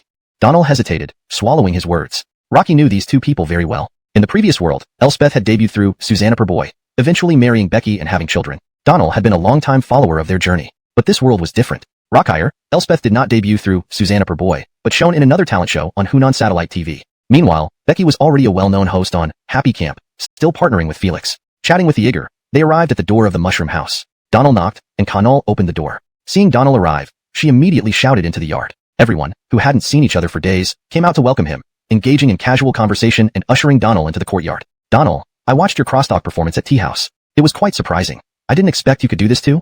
Teacher Huxley put his arm around Donald's shoulders, complimenting him as they walked. I love listening to crosstalk myself, but Donald's performance really gave me a fresh feeling, making it more interesting. Teacher Ezra also chimed in. Me too, I watched it too. Connell and Langston said in unison. Surrounded by everyone, Donald sat down under the pergola in the courtyard, scratching his head bashfully. I'm still dealing with this. The internet has exploded. Don't worry too much. Any change from the original state will encounter opposition. However, I think this change is genuinely successful. Art is often regarded as highbrow, but I believe what the audience and the public enjoy most is something that appeals to both refined and popular tastes. Teacher Avon's cultural sophistication truly shone through, leaving Donald somewhat embarrassed. Thank you, Teacher Avon. By the way, are we recording now? Donald glanced at the camera crew filming beside them. Yes, from the moment you left the airport, it has been a recording session. Donald made an sound, looking at the camera operator. Thanks for your hard work. The cameraman nodded without speaking. Donald was curious. According to tradition, the director should have announced today's ingredient task by now, but no one had mentioned it yet. Teacher Avon, what's our task for today? Free play. Today, we're going picking. Do you want to change clothes? In an hour, we'll head to the fields to gather ingredients. I heard there are 2 more guests arriving, haven't they? Huxley checked the time, saying they should be here soon. Do you know them? I know Sister Da, though only from TV. As for Elspeth, no. Just as he finished speaking, a knock sounded from outside the gate. Connell and Langston hurriedly got up to open the door. They must be Sister Da and Elspeth. Upon opening the door, they indeed found Elspeth and Becky standing outside. Observing Elspeth, Donald noticed she appeared younger than she did at this point in the previous timeline, almost similar to his age, while Becky also looked younger, around 26 or 27. Elspeth wore a white t-shirt, carrying a backpack and dragging a large suitcase, while Becky just had a makeup bag, nothing else in her hands. Duh, where's your luggage? Felix asked as he greeted them. Oh, this suitcase is mine, Becky indicated to Elspeth. Elspeth smiled kindly. The suitcase is a bit heavy, so I'm helping Sister to carry it. No one paid much attention except Donald, who couldn't help but smile fondly, noticing how the two resembled a couple in the previous world. Everyone went forward to greet them warmly. Becky saw Donald and exclaimed in surprise, Donald, oh no, Teacher Susanna, it's great to meet you. I've heard so much about you. You've been to the studio twice, and I always wanted to meet you, but kept missing you. Finally, we meet. Sister Da, nice to meet you. Donald shook hands with Becky. Teacher Susanna. Elspeth also approached and shook Donald's hand. Hearing Elspeth address him as Teacher Susanna, Donald felt uncomfortable. She was the idol whose songs he used to replay frequently when he was younger, and now their roles seemed reversed. Please, don't call me Teacher Susanna. Just Donald is fine. It feels strange. Donald's comment made everyone laugh heartily. They led Elspeth and Becky into the courtyard, waiting until they settled their luggage. Huxley then explained that the shooting might last 2 to 3 days, during which the production team would not arrange any specific content, allowing everyone to act freely, just like in daily life. Rocky also informed everyone that they would start picking in half an hour. Everyone cooperated willingly. Apart from the tasks assigned by the production team, arrangements were generally made by Teacher Huxley, the oldest and most experienced among them. Everyone was happy to follow his lead. Chapter 89. I'm determined to be this matchmaker. Chapter 89. I'll definitely be the matchmaker. Teacher Susanna. No, don't call me Teacher Susanna. Just Donald is fine. You can even call me by my name. This wasn't the first time Donald told someone this. He had always been resistant to being called Teacher Susanna. Firstly, he felt too young to be called a teacher, and secondly, he was only just starting out in his field. At 2 in the afternoon, the Mushroom House gang went to pick vegetables from the fields. Elspeth was paired with Donald. Elspeth started speaking but was interrupted by Donald. In this world, Elspeth was rather shy. Donald's interruption left him unsure of how to continue, looking rather goofy, which almost made Donald laugh out loud. Oh, Teacher Susanna. Donald? Yeah, that's right. Donald smiled. Elspeth chuckled awkwardly as well. I heard you'll be a permanent guest for this season? Donald nodded. Yeah, from now on. I think it's pretty good here. The scenery and air are nice, which should help with creation, right? Elspeth wasn't particularly skilled at conversation, but today he unexpectedly opened up because he admired Donald. Rocky had studied each of Donald's songs.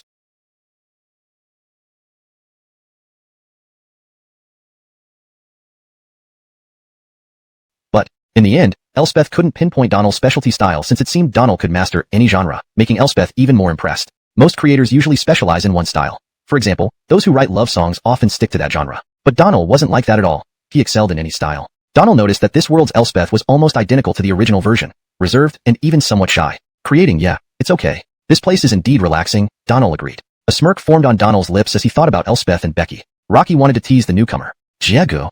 Ah. Elspeth was taken aback when Donald addressed him this way. It felt like an incredible honor.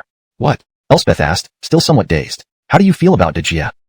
Elspeth hesitated. Speaking of which, Elspeth and Becky weren't new acquaintances. They met during a late-night meal after filming a show at Hunan Satellite TV and exchanged contact information. Becky was now a famous host while Elspeth was merely an emerging singer, not yet close to being a star. Later, Elspeth learned that Becky had helped him discreetly during the program but didn't know how to thank her. Although they were connected, they hardly ever spoke. After knowing each other for months, they had exchanged fewer than 5 sentences. Every time Elspeth talked to Becky, he became very nervous, comparing himself to her and feeling their gap was too wide. Rocky came from a humble background, with no connections or fame. To him, compared to Becky, he was nothing. Even getting more screen time required Becky's help, making Elspeth quite insecure. Donghua is pretty nice, Elspeth finally said hesitantly. Do you like Donghua?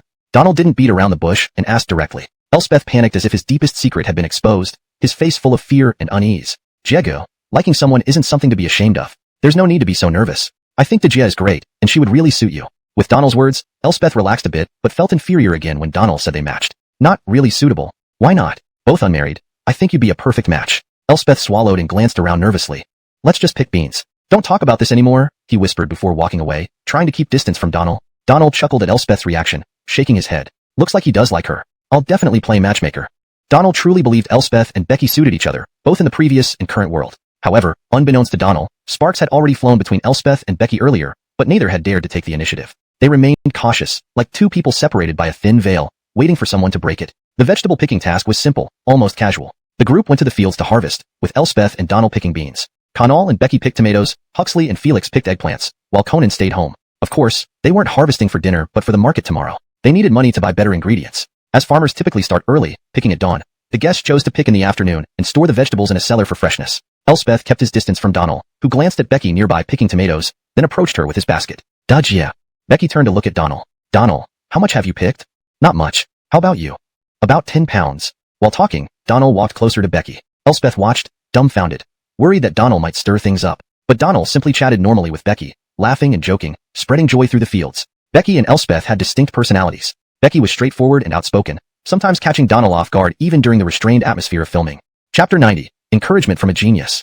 ##### Chapter 90. Encouragement from a Genius. Fortunately, Donald didn't say anything to Adelia. The two of them chatted normally. Elspeth stood on the side, sweating profusely. In the afternoon, after harvesting vegetables, everyone returned to the mushroom house and stored the vegetables in the cellar. It was also time to prepare dinner. There were no specific ingredient challenges today, so everyone had to arrange their own ingredients for dinner. Due to Donald's previous treatment of the villagers, the mushroom house had received plenty of ingredients. Rockins, no one was worried about it. Donald, you make dinner tonight. We'll assist you. I agree. So do I. Huxley's suggestion was unanimously approved by everyone. Donald's cooking was delicious. Everyone was still craving more after tasting his food last time. Now that there was another opportunity, they definitely wouldn't let this hidden culinary master sit idle. Okay.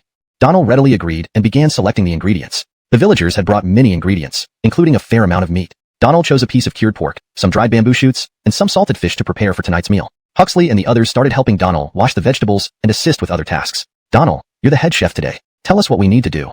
Huxley once again deferred to Donald's leadership. Donald didn't refuse and said, then. Rocky looked at Elspeth and Adelia. Nagu and Diego, you two can wash the cured pork. Carter and Zach washed the vegetables while teacher Avon and Felix helped start the fire. Elspeth followed Adelia to wash the cured pork. Elspeth understood that Donald was deliberately creating opportunities for them to be alone together, but for Elspeth, this was undoubtedly torturous. A shy man who doesn't know how to chat would usually be at a loss in such situations.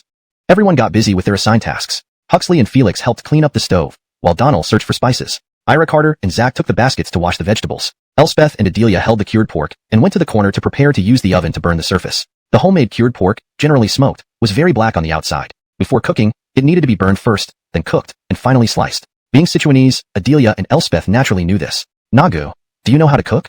Elspeth couldn't think of any topic and found one hard way. Yes, if there's an opportunity, I can cook for you to taste. Okay. Elspeth responded hesitantly but felt elated inside as if he were falling in love suddenly. Have you thought about joining I Am the King of Singers? Elspeth smiled faintly. Speaking of it, currently, the most popular music show was I Am the King of Singers, featuring elite singers, mostly veteran predecessors. One could learn a lot from this stage, even if just visiting briefly. Elspeth naturally thought about it, but getting onto the show seemed like a pipe dream for him now. He echoed. What if teacher Avon helps facilitate? Huxley looked at Donald and raised an eyebrow. I'm not good at this, and we don't know the situation yet. Let's wait and see. Teacher Avon didn't respond, so Donald stopped talking about it. Dinner preparations were almost done, and Donald started cooking. A circle of people gathered around the outdoor hearth, watching Donald cook. Ordinary ingredients became art pieces under Donald's astonishing knife skills. Even Huxley praised him endlessly. Before long, Donald prepared a table full of dishes with excellent color, aroma, and taste. The yard was filled with the smell of food, making the crew members drool. This episode turned out to be the most spontaneous one, without any specific arrangements. Guests freely picked vegetables, started fires, and cooked, experiencing genuine rural life. However, it was also one of the most joyful episodes. Everyone enjoyed dinner and talked happily under the pergola, each with a genuine smile. It lasted until 10 o'clock when everyone washed up and went to bed. Today, Donald and Elspeth were arranged to share a room. After washing up, they lay down and turned off the light. After a long pause, Donald spoke. Diego, are you asleep? No, Donald, what's up? Thinking about Nagu? Elspeth was speechless, lowering his voice. Donald, don't say that. Haha, joking. Don't be nervous. Oh right, did I Am the King of Singers invite you? Donald knew very well that at this point in time, Elspeth owed much to Adelia's help to achieve his dreams. Of course, Elspeth's efforts played a significant role, so Adelia must have been helping Elspeth enter the industry step by step. No, why would they invite someone as unknown as me? Not necessarily. Salma was also a newcomer. You'll get your chance. Hopefully. Elspeth smiled. Definitely. Get some rest. Chatting with Donald lifted Elspeth's spirits. In the current music scene, Elspeth admired Donald as a genius. His encouragement, or even getting closer to him, was greatly beneficial for Elspeth. Chapter 91. Let me give you a Farouk. Let me give you a song. Chapter 91. Let me give you a Farouk. That night passed quietly. Donald powered off his phone early and only turned it back on the next morning, noticing several messages from WeChat. The messages were all from Blakely, asking if Donald was at the show and why he hadn't started live streaming yet. Donald replied with, it's been changed to pre-recorded. Then, everyone gradually woke up. It was just dawn. Since today was the town's market day, everyone got up early to prepare to sell the vegetables they had picked yesterday in the streets. String beans, eggplants, tomatoes, and some Chinese cabbage added up to about 100 pounds. Donald and a few men were responsible for loading the vegetables into the car. Then, everyone from the mushroom house set out together to the market. For city-dwelling people, attending the market was still quite novel. The town had only one street, lined with tents selling clothes, snacks, seasonal vegetables, and filled with continuous shouts of vendors. Just as the crew from Longing found a place to park, they were immediately surrounded by the market crowd. Everyone knew that a Hunan TV show was being filmed here, but these were mainly farmers who didn't have much time to loiter around. After hearing that Donald helped treat villagers, many came specifically to see him, boosting the program's reputation significantly. Seeing this scene, the director quickly stepped forward to disperse the crowd. The crowd wasn't difficult. After taking a few photos and smiling, they dispersed. Madam, buying vegetables? Please don't leave. Donald tried to attract attention, but in this setting, there was no celebrity effect. Everyone laughed and walked away. However, many admirers and fans lingered, chatting with Donald and the others while also purchasing vegetables. The 100 pounds of vegetables sold out quickly. An hour later, all the vegetables were gone, bringing in about 400 yuan. They returned to the vehicle, where Huxley counted the money, 465 yuan. Everyone worked hard today. What should we spend this money on? Teacher Avon, you decide. Yeah, you decide. Huxley smiled. Alright then, I'll distribute it. Let's buy some chicks, a bag of rice, and use the rest to buy vegetables. After allocating the funds and purchasing the necessary items, they ate some street snacks for lunch before driving back to Mushroom House. Half a day went by like that. Donald, have you ever been in love? During their afternoon break in the room, Elspeth casually asked. Donald smiled awkwardly. Does unrequited love count? Elspeth looked surprised. Unrequited love, you? Yeah, in high school, I had a crush on the school belle. Elspeth laughed. So, does your inspiration come from there? This isn't the case. Why did you suddenly ask this question? Did you hit a bottleneck, Brother Jia? Elspeth chuckled awkwardly. A bottleneck, indeed, always. I've written many lyrics and melodies, but in the end, I was never satisfied with any of them, so I deleted them. At this point in time, in another world, Elspeth indeed had not produced any significant works yet. He gradually became famous later on. Donald thought it unnecessary to offer help right now since Elspeth had Beck in helping him, ensuring a quicker rise to fame. Without good opportunities, it would be much harder for Salma and Ainsley to enter the industry compared to Elspeth. While talking, Elspeth's phone rang. Checking the screen, he saw an unknown number. Elspeth answered. Rockillo. Who is this? Is this Elspeth? This is Rockenrick. Elspeth raised an eyebrow. Rocky recognized the name, but he never expected Rockenrick to call him. Director Hong, you? Ha ha ha, no need to be nervous. Rockire's the thing. I represent I Am the King of Ferrix and am inviting you to compete in the next episode. Do you have any other commitments? No plans, Director Hong. Great. See you tomorrow evening. Oh, prepare at least 2 songs. Got it, Director Hong. See you tomorrow. After hanging up, Elspeth took a deep breath, unable to hide his joy. Donald also smiled. Congratulations, Brother Jia. I can't believe it. It's so sudden. Excited, Elspeth's voice trembled slightly. An invitation to perform on such a platform was undoubtedly a form of recognition for him. Only Donald knew this achievement owed much to a certain woman. Because of this call, Elspeth couldn't sleep during the afternoon break and started chatting with Donald. Mr. Susanna, or rather Donald, you've been on I Am the King of Ferrix several times. Can you give me some advice? Honestly, Donald didn't have much to offer. To him, as long as the vocal skills were solid, both covers and originals could create a stir. Strictly speaking, he was a complete novice himself. Chapter 92. It's for you, no nonsense. Chapter 92. It's yours, no Viniusing around. It took only a few minutes for the entire song. Donald's actions left Elspeth utterly stunned. Rocky stared blankly as Donald picked up the lyrics and music he had just written and handed them over. Donald, did you really have these lyrics and music prepared beforehand? Although Elspeth had heard numerous stories about Donald composing on the spot, he still found it hard to believe. Now, Seeing it with his own eyes, he couldn't deny it. Even if Donald had prepared them earlier, such memory and speed were beyond what an ordinary person could achieve. Donald smiled but said nothing. Only then did Elspeth regain his senses and started reading the lyrics and music that Donald had written. The most beautiful Susan Ann. My world is beautiful because of you. My sky remains bright because of you. You give me joy, shed tears for my sorrow. Your tolerance lets me spread my wings high. The lyrics rhymed beautifully, which was the basic skill of any creator. These lines weren't particularly striking, but Elspeth was a professional singer. When combined with Donald's music, the song gained an entirely different feeling. Your words, your tears, your smile, your beauty. In my eyes, they surpassed the most beautiful rose. Ordinary lyrics became melodious with the right tune. Elspeth even began humming softly along. After going through the entire song, Elspeth's face lit up with joy. The song's high notes matched his forte perfectly. Although King of Singers wasn't about showcasing high notes, this song would definitely ignite the entire audience. Donald, this song? Elspeth stopped mid-sentence because he knew Donald's songs commanded a very high price. Twice or even 3 times the rate of top creators in the industry. How could Elspeth afford it? What's wrong, Brother Gia? Is the song unsuitable? No, it's great. Elspeth waved his hands frantically. Why don't you seem too fond of it? Embarrassedly, Elspeth set the lyrics and music aside and said, all right, I'll take this song. In the future, Donald laughed and pushed the lyrics and music into Elspeth's hands. What are you thinking? It's a gift for you. Gift for me? Yes. If you don't like it, I'll take it back. I do, of course I do. Elspeth clutched the lyrics and music tightly. His awkward expression finally softened, replaced by a surge of emotion. After all, one of Donald's songs could be worth close to $1 million or more, depending on how Donald signed with the collaborating company. A direct sale might fetch over $500,000, while profit sharing was unpredictable. To offer a song of such value so easily, well, it might sound materialistic, but that was reality. What appeared to be a simple gesture carried immense value. Donald, this is too valuable. All right, stop fussing. Seeing Donald's earnest and slightly irritated expression, Elspeth replied seriously, fine, I'll accept it. Don't waste time, Brother Gia. You should practice. We're on stage tomorrow. Okay, I'll familiarize myself now.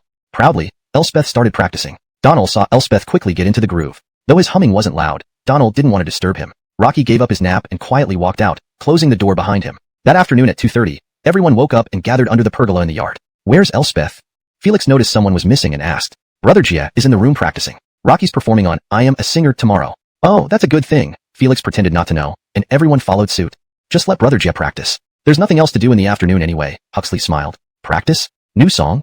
Becky frowned. Elspeth's appearance on King of Singers was Becky's doing, but there was no need to practice at this moment. Even if Elspeth practiced upstairs with a dedicated cameraman, it felt too casual. Elspeth appearing on this show was already a favor owed by Becky. If Elspeth performed poorly, it would reflect badly on her. Though there were no specific arrangements for this episode and everything was up to improvisation, Becky didn't want Elspeth's practice to affect the show. Everyone looked at Becky. Ezra understood her concerns and Donald, after a moment's thought, chimed in, Brother Gia is practicing a new song. Let him go.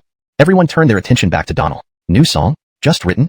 Felix asked. Donald scratched his head. I wrote one for Brother Gia. With the show tomorrow, I'm worried he won't be familiar enough, so I suggested he practice. This explained everything for Becky, who even smiled. Donald's popularity and his knack for creating hits would surely boost Elspeth's popularity. Despite this, Huxley quietly consulted the director, knowing it was better for Elspeth's sake. The director confirmed there was no issue since Elspeth would still appear on camera without disrupting the show's flow. Satisfied with the director's response, everyone shifted the topic, asking Donald what song he had written for Elspeth. How could he have composed a whole song during just one nap? Though Donald's talents weren't surprising, everyone was still amazed. Donald naturally didn't divulge specifics, brushing it off. A new song must stun everyone when revealed on stage. Throughout the afternoon, the guests at the Mushroom House chatted normally, sharing interesting entertainment industry anecdotes and discussing current trends until 5 o'clock when preparations for dinner began.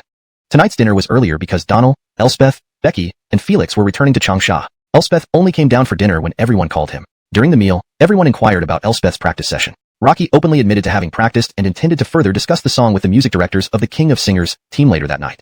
Chapter 93, Just a Newbie. ###Chapter 93, Just a Newcomer. Javier, how's the song practice going? At 9:30 p.m. that night, as Donald, Elspeth, Becky, and Felix were leaving the Mushroom House, Ezra asked while in the car. Elspeth glanced at Donald. I'll need Donald to help me check it later. I'm not sure if I've captured the feeling Donald wanted. Alright, I'll take a look for you later. Becky was inwardly pleased. With Donald's help now, it was undoubtedly like bringing coal in the snow for Elspeth's career. This time, getting him onto the stage of I Am the King of Singers, whether or not he would become popular depended on his own fortune. Of course, Becky believed in Elspeth's talent, but Elspeth's lack of romantic inclination made her somewhat helpless. At midnight, Elspeth and Donald were dropped off at the hotel. Becky and Ezra had already returned to the station with the driver, as they still had programs to plan and verify, and didn't have time to see the two back to the hotel. Back at the hotel, the two returned to their respective rooms. Elspeth started contacting Rockenrick, submitting the songs he wanted to perform and informing Rockenrick about a new song he had, which required some effort from the music arrangers. Fortunately, Rockenrick usually worked late into the night since there was a live broadcast the next day, and many things needed to be arranged beforehand. Upon receiving Elspeth's message, Rockenrick was quite surprised because he thought Elspeth would just be covering 2 songs, as Elspeth didn't have any new releases. If he did, he would have used them in previous programs. Hearing Elspeth mention a new song, Rick smiled upon reading the message. It turned out to be a song written by Donald. No wonder Elspeth had a new song. Rick was also curious. It seemed like Donald gave songs to whoever asked, and it wasn't Donald who took the initiative. Most people begged Donald to write songs for them, and Donald could always produce a new song within a short period. Suzanak, a genius, really seemed to have everything handed to him on a platter.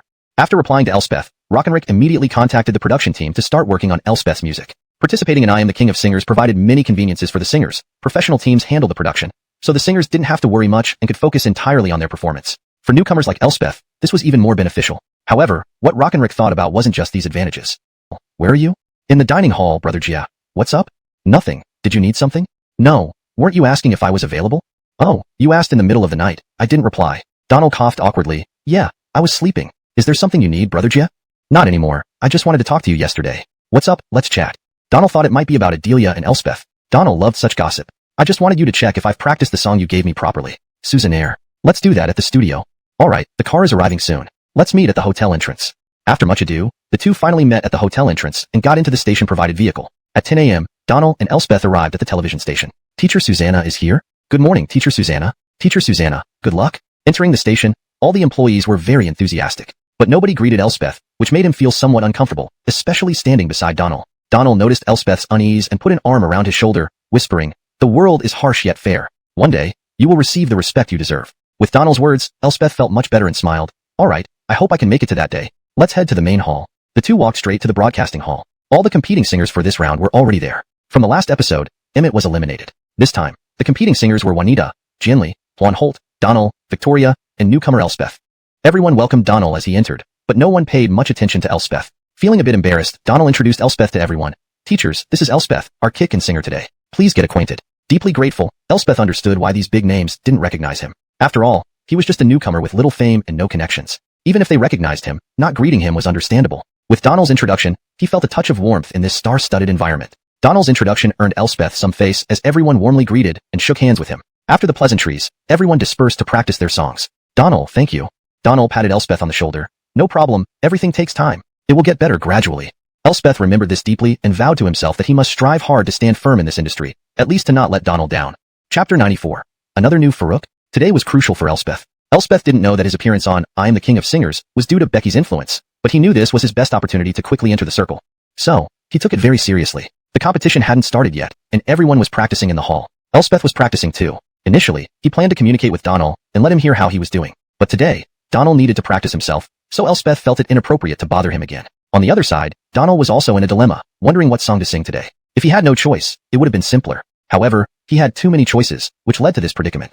Cover songs? Impossible, because Donald was unfamiliar with the songs performed by singers in this world. Reproducing them would take too much time compared to original songs. But, there were too many original songs, and Donald was having a hard time choosing. The band teachers watched Donald anxiously. Donald, haven't decided on the track yet? Rick walked over upon seeing Donald, constantly frowning and asked. Donald smiled awkwardly. Not yet. Another original? Donald didn't hide and nodded. Yeah, another original. Rick and the band teachers were stunned. There were high-output creators like Donald, but none of them produced masterpieces every time without fail. Just as Felixenric was about to speak, Donald suddenly said, let's go with this one. Then, in front of everyone's bewildered eyes, Donald hunched over the piano, pulled out paper and pen, and started writing rapidly. Rick stood beside Donald, watching him finish one song fluidly and then immediately start another. Rick was dumbfounded. Is this human? Is this really human? Rick screamed in his heart. The band teachers also stared blankly at Donald, or more precisely, at the pen dancing across the paper in his hand without stopping. After a while, Donald exhaled deeply. 2 songs finished. Sorry to trouble you, teacher. Donald handed the written lyrics and music to the band teacher. It took the band teacher a moment to react. Rocky accepted the sheets from Donald, feeling numb. 2 songs, in a few minutes. This was something beyond normal human capability, yet Donald made it happen. At 11:30 a.m., the competing singers entered their respective waiting rooms. Donald's agent was still Abram. A week hadn't passed since they last met. Upon seeing Donald again, Abram gave him a big bear hug. Teacher Susanna, what track did you prepare for today? You'll know soon. Original? Can't even hint a little? Abram asked curiously. Yes, an original. Donald smiled. Abram, like the band teachers, was also left speechless. Donald hadn't been idle this week, juggling between different commitments. Yet, he managed to compose 2 new songs. It was miraculous. The live broadcast began, and the singers started drawing lots. Today, Donald drew second. Everyone was eagerly awaiting Donald's performance. Teacher Susanna, it's your turn. Before Megan finished, Abram rushed to tell Donald. Donald nodded, stood up, left the waiting room, and headed backstage. As Megan descended, she bumped fists with Donald at the entrance. Good luck, Donald. Thanks, Teacher Na. Donald took a deep breath, stepped onto the stage, and basked in the thunderous applause under the spotlight, which brought him immense comfort. Previously, such applause would have made him nervous, but now, it gave him a sense of accomplishment. Music started, and everyone was unfamiliar with it. A new song? Another new song? Definitely, never heard this intro. The live audience instantly got excited upon hearing the intro. Most of them were there for Donald, and the prospect of a new song thrilled them immensely. Comments flooded the live stream. Rock Here It Comes, finally. Another new song, Teacher Susanna YYDS, Forever Young, Dynamic, Susannaperb. Does Teacher Susanna even have a creative bottleneck? How can he release new songs like they're free? Today's lineup is all top-tier artists. The challenger probably doesn't hold much hope. Getting on this stage itself is impressive. Any expectations? Anyone on this stage is already recognized in the industry, promising future. Both the live audience and the online crowd were hyped up. Donald took a deep breath, lifted the microphone after the intro, and began singing. Hard to forget the first time I saw you. Those captivating eyes. Hashtag Chapter 95. Inevitable Love. Donald's first song was Inevitable Love by Zephyr. This song had once been extremely popular in the previous world, becoming a must-sing hit in schools and KTVs. Donald held a special affection for this song. Aside from Manuel's songs, it held a very important place in his heart. As soon as the music and Donald's voice began, the audience held their breath. It was another song with an entirely new style, leaving everyone utterly stunned. In the contestants' lounge, all the competing singers were equally shocked by Donald's performance. His prolific output differed greatly from other creators. Other songwriters might spend a year, 10 years, or even a lifetime without creating a single hit that could become a classic. But every time Donald opened his mouth, it was a classic. This was astonishing. The singing continued. In my mind, your image refuses to fade. Holding your hands, feeling your tenderness. I feel like I can't breathe. Your innocence, I want to cherish. Seeing you hurt makes me sad. The live stream chat exploded. Susanna God's versatile style is really amazing. Is Susanna God in love? Not quite. Maybe he's in unrequited love? Isn't Susanna God and Blakely always getting along well? Those paparazzi are really useless. The audience immediately thought Donald was either in love or harboring unrequited feelings for someone upon hearing the song. At this moment, Blakely, who had just finished filming and was taking a nap, entered the live stream. Listening to Donald's latest song, her lips curled into an involuntary smile. But seeing the viewers' comments, she frowned. She suddenly felt that what they said might have some truth to it. The song didn't necessarily apply to those in a relationship, but possibly to someone with unrequited feelings. Although she and Donald weren't in a romantic relationship, they weren't exactly in a state of unrequited love either. If Donald truly liked her and wanted to be with her, they would have already been together. Thinking about this, Blakely's originally cheerful mood turned melancholic. Donald never expected that such a song would spark so many speculations. The performance continued. I'm afraid I'll fall in love with you, so I dare not get too close. Afraid I have nothing to give you. Loving you requires great courage. Susannadenly, Blakely smiled again. These lyrics seemed to describe her and Donald perfectly. Donald feared falling in love with her and dared not get too close. Rocky was trying to help repay, bringing the coolness of first love in this summer. Let's give another round of applause for Teacher Susanna. Besides asking the song's title, it seemed the host was sneaking in a soft advertisement. Donald left the stage, and the host continued. Today, all 6 singers have completed their performances. I believe everyone has chosen their favorite. Who will touch your heart the most? Please cast your precious vote. Also, we have a challenger joining us today. Let's welcome our challenger to the stage. Backstage, Donald had just spoken to Elspeth, offering a few words of encouragement. Though Elspeth had some experience on other stages, this was the I Am the King of Singers stage, filled with renowned artists. Elspeth couldn't help but feel nervous. With Donald's encouragement, Elspeth managed to ease his nerves. Rocky took a deep breath and stepped onto the stage after the host announced him. Elspeth? Why is Elspeth here? I know him. Elspeth is a contestant from Mango TV's New Generation show. Rocky sings well, but not up to the level of I Am the King of Singers, right? What do you know? Elspeth performed alongside Teacher Susanna on the Desire program. I think he must have some connections. Don't joke. Elspeth's family runs a small snack shop. He has no background. Seeing Elspeth take the stage, the live stream audience burst into chatter. Elspeth indeed seemed out of place on this stage. Unlike Salma, who had won Susannaperb and garnered a huge fanbase, Elspeth was currently an unknown talent, with no notable works or fame. Not just the live stream audience, but the live audience was equally surprised. Everyone had speculated which big star would challenge tonight, only to see Elspeth step up. Standing under the spotlight, Elspeth closed his eyes. Rocky knew people would question his presence on stage, so he focused on controlling his nerves and singing well to honor Donald and not disappoint the audience. The music began, and Elspeth slowly opened his eyes. Rocky didn't dare look at the crowd. My world is beautiful because of you. My sky remains bright because of you. You bring me joy and wipe away my tears. You give me tolerance, allowing me to soar. As Elspeth's voice rang out, Donald smiled. Not in mockery, but in satisfaction. The voice was so familiar, identical to the last world. It brought Donald back to a school event where Elspeth sang 2 songs, one of which was The Most Beautiful Susan Ann. Chapter 96, the second round of the competition. Note, as this is a chapter title, it may not contain much context. Please provide more text for a comprehensive translation. Chapter 96, second round of performances. Whose song is this? Is it a new song? An original one? It's so good to listen to. What's the name of this song? As Elspeth started singing, the live audience began whispering amongst themselves. The livestream audience also asked, what is this song? Seems like I haven't heard it before. It must be an original. An original by Elspeth? So impressive. This song is great. In the backstage waiting room, the other renowned singers all raised their eyebrows in surprise at Elspeth's new song. Only Donald sat calmly, appreciating what originally belonged to Elspeth. while Abram beside him listened intently. Teacher Susanna, Brother Jie's song is quite something. Indeed, very good. On the other side, in a luxurious apartment within Chaoyang district, Edric was watching the live performance as well. What is this? This trashy lyric has no substance. Susanaka's song deserves to be on stage? How could this show invite such a singer?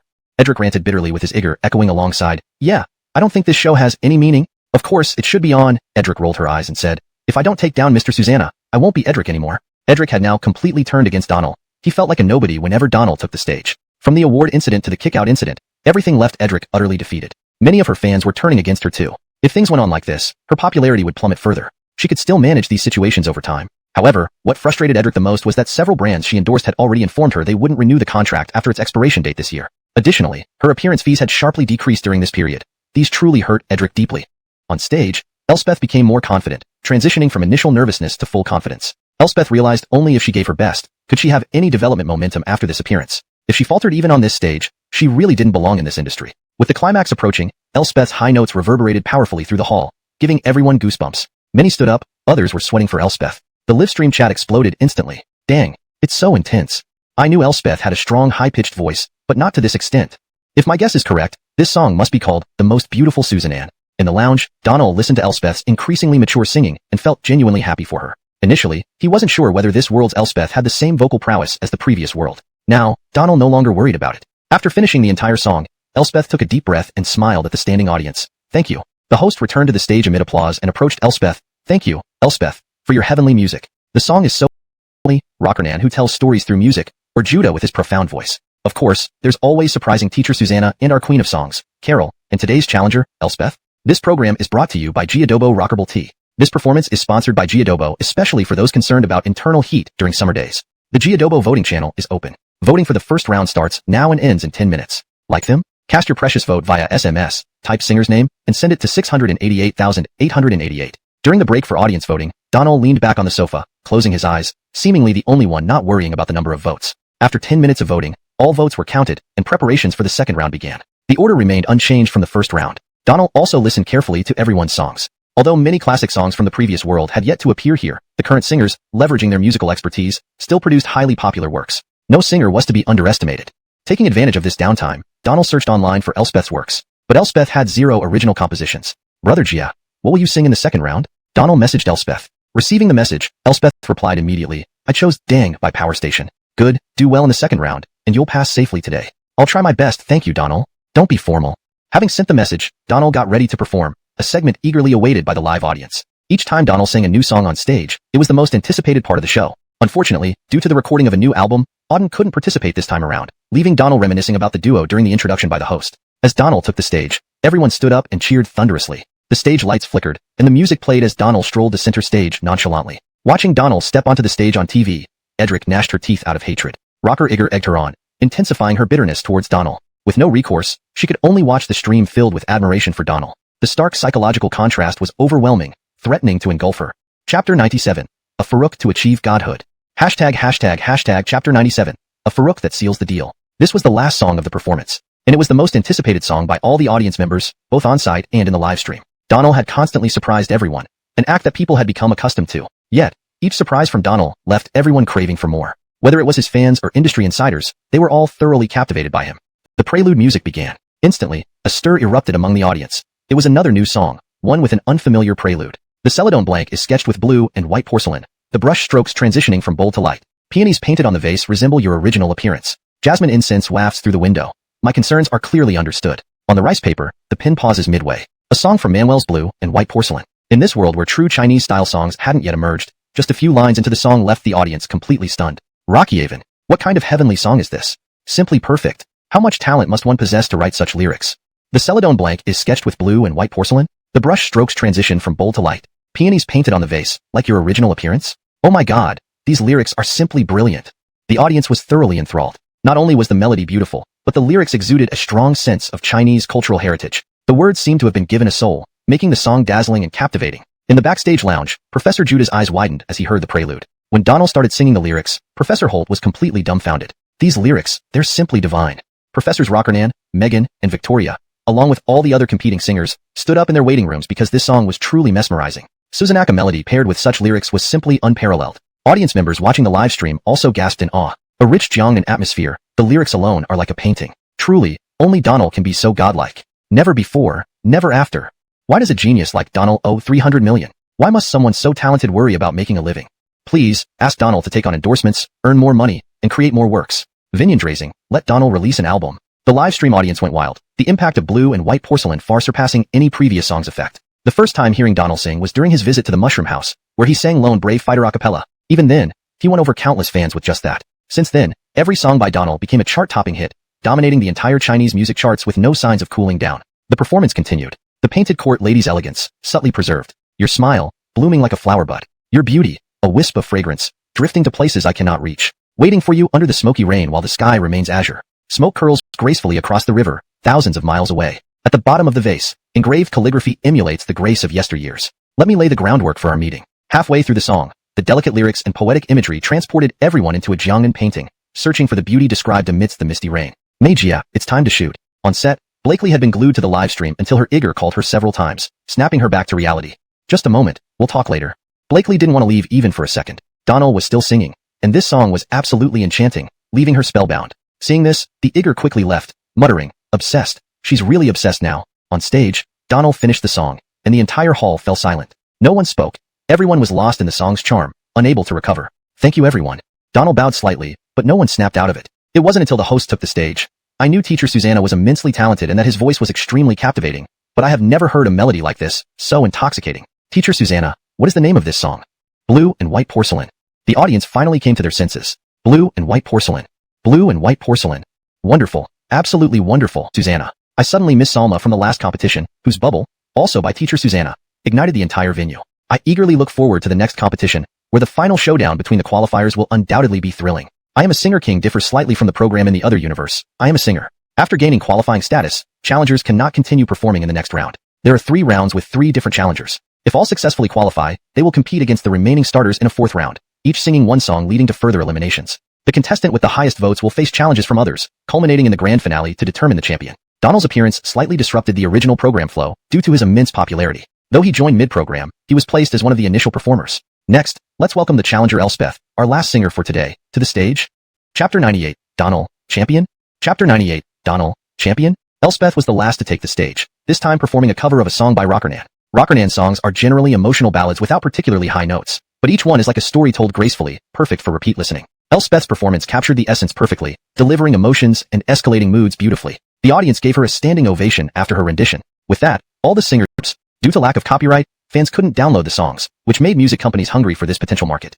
Naturally, Sufu had its own plans. Even though Donald didn't have many songs, these could be sold as singles or downloaded for a fee after recording, offering substantial profits. Armin hadn't spoken up yet, wanting to hold off until Donald had more songs for an album. Rocky didn't want to pressure Donald. But now, things were getting difficult to hold back because Donald's songs dominated the charts. Fans continuously urged on social media for single releases, but Donald never went online, leading them to flood Sufu's website with comments. Backstage, Donald had just hung up from a music industry contact when his phone rang again. It was Armand. Mr. Wong, what's up?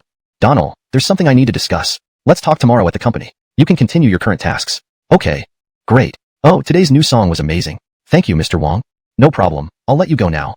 After hanging up, Donald frowned. Rocky wondered what Armand needed. Usually, Wong didn't bother him unless it was about business. Whatever it was, if it benefited both Sufu and himself, it was fine. The 10-minute voting period ended quickly. Votes were being tallied efficiently by officials and the production team. Meanwhile, forums across platforms buzzed with predictions about the I Am the King of Singers champion. 65% guessed Donald, while Elspeth got 12%, with others trailing far behind. Soon, the votes were counted, and it was time to announce the results. This part always tortured both the contestants and the audience. Abram led Donald to a small studio where the other contestants were already seated. Seeing Donald enter, everyone stood up and greeted him warmly. Donald, today's Tsinghua CI blew me away. Fantastic. Judah stepped forward, genuinely praising.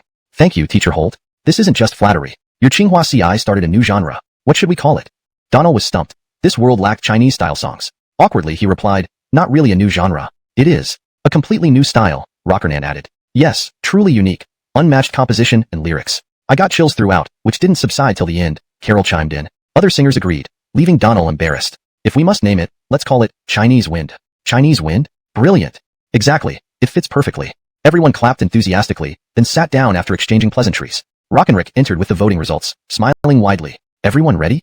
So, who do you think will be today's champion? Rockernan spoke first. I vote for Donald. So do I, Judah said. Well, no one else. Donald definitely wins. Both songs today were outstanding, Megan followed. Others nodded in agreement. Rick grinned even wider. Seems like we all agree. Now, our first place winner is... Ahem. Rick cleared his throat habitually. Everyone knew this meant advertisements. A century of nobility, Baishuishan mineral water replenishes essential minerals for your health. For health, choose Baishuishan. Everyone laughed collectively. Online viewers wanted to throw keyboards, but Rick's direct advertisement wasn't annoying. Instead, it heightened the anticipation at this moment, building suspense.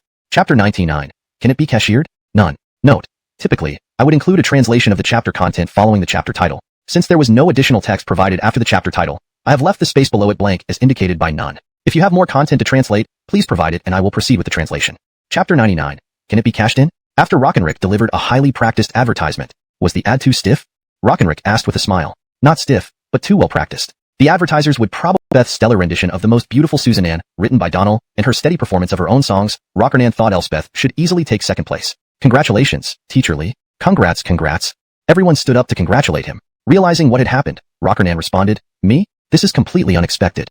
Having a fanbase definitely helped. Rockernan hadn't expected to take second place, thinking it would go to Elspeth. It seemed he benefited from being an established singer. Deservedly so. Felixernan singing is incredibly moving, Teacher Judah said with a smile. Thank you everyone. I feel undeserving. After exchanging pleasantries, everyone sat down again. Rick then proceeded to announce the day's rankings. This time, Rick didn't play any games. After announcing Rockernan's position, he continued, Now, let's announce who came in third place. Any guesses? I think it should be Elspeth. The Most Beautiful Susan Ann was amazing, and she performed very steadily. Elspeth interjected, I can't compare to the seniors. I think Teacher Sandra should get third place. She performed exceptionally well and tackled a challenging song. They pushed back and forth humbly. Seeing this polite exchange, Rick laughed and said, All right, since everyone is so humble, let me announce who got third place. The third place goes to... Congratulations to the new challenger Elspeth. Well deserved indeed. Everyone stood to congratulate Elspeth, who felt genuinely elated. Getting third place in such a prestigious event ensured her another opportunity on stage, which was the best outcome. Thank you, everyone, for giving me this chance on the singer's stage. Elspeth bowed respectfully, almost tearing up with gratitude. Approaching Donald, she gave him a big hug. Teacher Susanna. No, Donald, thank you. Donald patted her shoulder. Keep it up. Yes, I will. Indeed, she owed the most gratitude to Donald. Without The Most Beautiful Susan Ann, Elspeth might not have secured third place, and her future in the competition would have been uncertain. Rocky's truly a god. That The Most Beautiful Susan Ann earned Elspeth extra points. I've noticed that any song written by Donald becomes a hit when performed. It's not just about who sings it. Anyone can sing, but Susanna God's songs are flawless, which is why they elevate the performers. Susanna God is too powerful.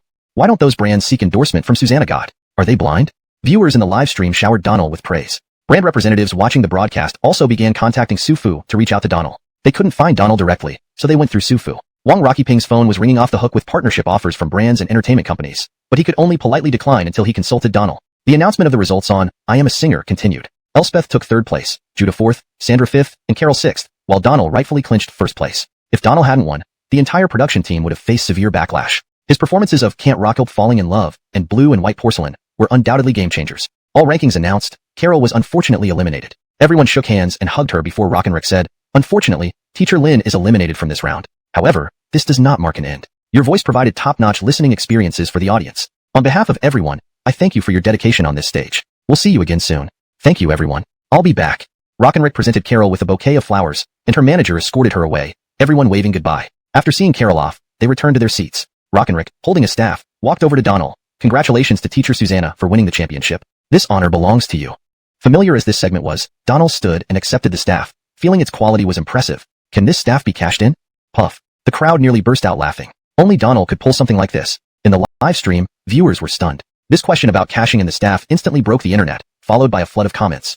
Chapter 100. Maxine Susanaming. Chapter 100. Maxine Susanamand. Note, this translation assumes that Yang Lalban refers to a person addressed as Maxine, and that this title is part of a larger narrative or story divided into chapters. Chapter 100. Maxine Susanaming. The television show, I Am the King of Singers, had already been firmly occupying the hot search list due to Donald unveiling yet another classic song. Who would have thought that a simple question from Donald, can it be cashed out, would hijack the top trending topic? Susanately, can it be cashed out? Became an internet sensation. Across various platforms, this phrase started appearing in all sorts of contexts, truly making people laugh and cry at the same time. Donald did not feel embarrassed about this development. After all, he had just blurted it out casually. After wrapping up, I Am the King of Singers, Donald took an afternoon flight back to Beijing. Upon landing and turning his phone back on, he received several WeChat messages. Have you arrived? Reply if you're back. These were from Blakely. Bro, are you coming back to Beijing today? This was from Salma. Leapt up upon reading Donald's message. For Donald to agree so readily showed a significant shift in their relationship compared to before. Holding her phone and looking at Donald's reply, Blakely felt elated. Susanately, she was much more energetic. Rocky just got off the plane. He probably hasn't eaten yet and must be hungry. What should I prepare? After working so hard on the program all day, he must be exhausted too. Should he take a shower first? Thinking like this, Blakely knew cooking wouldn't end well, so she checked the time and immediately ordered takeaway, noting down not to deliver too early but 1 hour later. After setting up dinner, Blakely went to the bathroom and set the water heater to a constant temperature, adjusting everything upstairs and downstairs. That way, as soon as Donald arrived, he could take a shower and then eat, a perfect plan. After finishing, Blakely hurriedly went upstairs to freshen up her makeup and sprayed a bit of perfume. Though in this world Blakely looked naturally beautiful without makeup, she hoped Donald would fall deeply for her at first sight. With all this done, Blakely hummed happily to herself. Meanwhile, Donald had returned to the company. Armand had been waiting downstairs, rushing forward to open the car door for Donald the moment he saw the company vehicle return. This surprised both the guard and the driver. Even Donald was stunned when the door opened. Knowing how good the company treated him, Donald was touched but felt slightly embarrassed by this level of attention. Boss Wong, what's so urgent? Rocky, let's go to the office. You must be tired. Would you like to go home and rest for a bit? No, let's talk at the office. They went upstairs, settling into Armand's office where he offered Donald 2 bottles of chilled Evian water. Boss Wong, what's going on? Well, the company wants to record the songs you've sung in a studio when you have time. These recordings can then be sold as downloadable content. What do you think? This was beneficial, offering considerable profit. Donald nodded. Susannaire, we can start tomorrow and finish in 1 day. 1 day? Armand was shocked. Huh? Will it take longer? If anyone else said this, Armand would dismiss it as nonsense. But this was Donald, so he shook his head. No, I just worry you might tire yourself out. Armand actually feared that the music Donald performed on I'm the King of Singers already had background tracks, making recording much easier here. Plus, Donald's singing prowess was unmatched within the entire industry. His concern was merely whether Donald's voice could handle recording multiple songs in a single day, fearing any flaws in the final product. Don't worry, 1 day will be enough. Donald said nonchalantly. Alright, we'll start in the morning then? Susannaire, is there anything else? Armand hesitated, unsure if he should bring it up. Many entertainment companies had contacted him, wanting to collaborate with Donald. Armand, and even Sasanafu Entertainment as a whole, feared losing Donald to these big players. Without any contractual ties, they worried other companies would offer lucrative deals. Deep down, Armand wanted to sign Donald for Sasanafu Entertainment, but Donald refused. Rocky thought it best to inform Donald since those companies might eventually contact him directly, leading to potential conflicts. So, Huan Yu and a few other companies want to discuss albums and contracts with you. What do you think? Donald frowned. Can't our company make albums? Of course, we just needed your input. If you hadn't mentioned it, I wouldn't know if you wanted to. Let's do it. How many songs in an album? 12 songs. Alright, once we have enough, let's just do it. No need to ask me again. Armand felt relieved hearing this. Despite being relatively small in the industry, Sasanafu Entertainment was where Donald began, and the company always showed him small favors. It seemed Donald still recognized Sasanafu Entertainment. Good. Should I reject the others then? Reject them. Is that all? Nothing else for now. Alright, see you later. Donald stood up to leave. Just as he was about to depart, Armand remembered. Donald lived in the company's accommodations. Donald, where are you going? A friend invited me to dinner, so I'm leaving. It was getting late. So Donald left the company, scanned a bike, and headed towards Blakely's villa. Rocky didn't want to call her to pick him up. It would attract too much attention. Chapter 101. The Unlucky Paparazzo. Hashtag Chapter 101. Unlucky Paparazzi. There are many paparazzi in the entertainment industry, but they don't seem to be very interested in Donald. Previously, Donald had been followed and photographed by paparazzi, but nothing of value was ever captured. In the past, he stayed home like a seasoned shut-in, never appearing on any shows. Later, when rumors of an ambiguous relationship with Blakely surfaced, paparazzi tried to follow up, but still found no valuable interactions between Donald and Blakely. It seemed Donald was just lucky. Despite visiting Blakely's house multiple times, he was never caught doing anything noteworthy. Consequently, the paparazzi eventually lost interest. Thus, even though Donald spent several nights at Blakely's place, none of this information ever leaked. On a 3-ring road, 2 paparazzi were driving along after finishing their day's work. Recently, these celebs have been so quiet. It's like they've all decided to turn vegan. It's getting harder to make ends meet. I don't even know what to write for tomorrow's report. Slow down. Isn't that Donald over there? Though it wasn't rush hour, traffic was still heavy, and biking was faster than driving. While chatting, the passengers suddenly noticed someone riding a yellow bike who looked like Donald. It is him. Didn't he move into the company? Where could he be going? They exchanged glances, and their instincts told them Donald must be up to something. However, it didn't quite add up. Donald was now a big star, different from his obscure days. If he were really doing something important, wouldn't he take a cab? Or if meeting a woman secretly, surely he'd have someone pick him up to avoid being seen. Should we follow?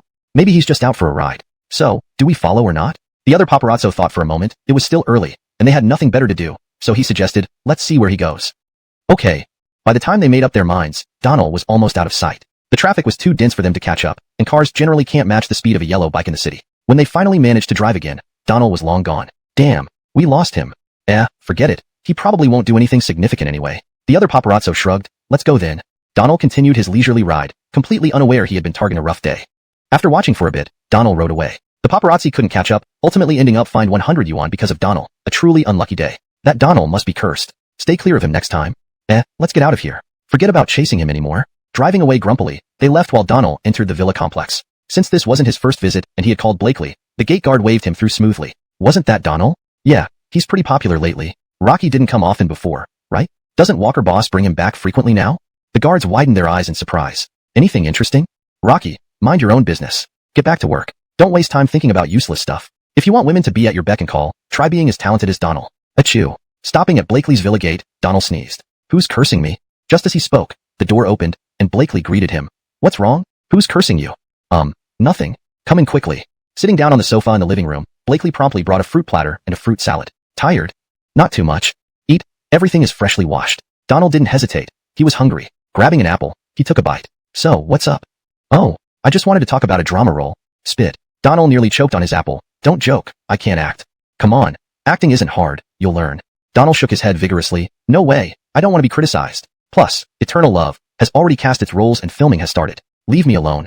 But I didn't say it's Eternal Love. Nope. No way. This isn't negotiable. I really can't act. Spare me. Donald wasn't exaggerating. Rocky genuinely had no talent for acting. Before, he couldn't even sing. Without the system's rewards, he might still be earning money writing articles at home. Blakely was speechless. Donald's determination, coupled with his apparent lack of skill, left her without words. Chapter 102. A script of the time travel type. ####. Chapter 102. A time travel script. There was no way around it. Blakely wanted to act opposite Donald but was outright rejected by him. Though she felt somewhat reluctant, she was helpless. Blakely had come to understand Donald fairly well. Once Donald made up his mind about something, there was hardly any room for compromise. Every time she thought about this, Blakely suspected it might be her own fault. Was it because she wasn't woman enough?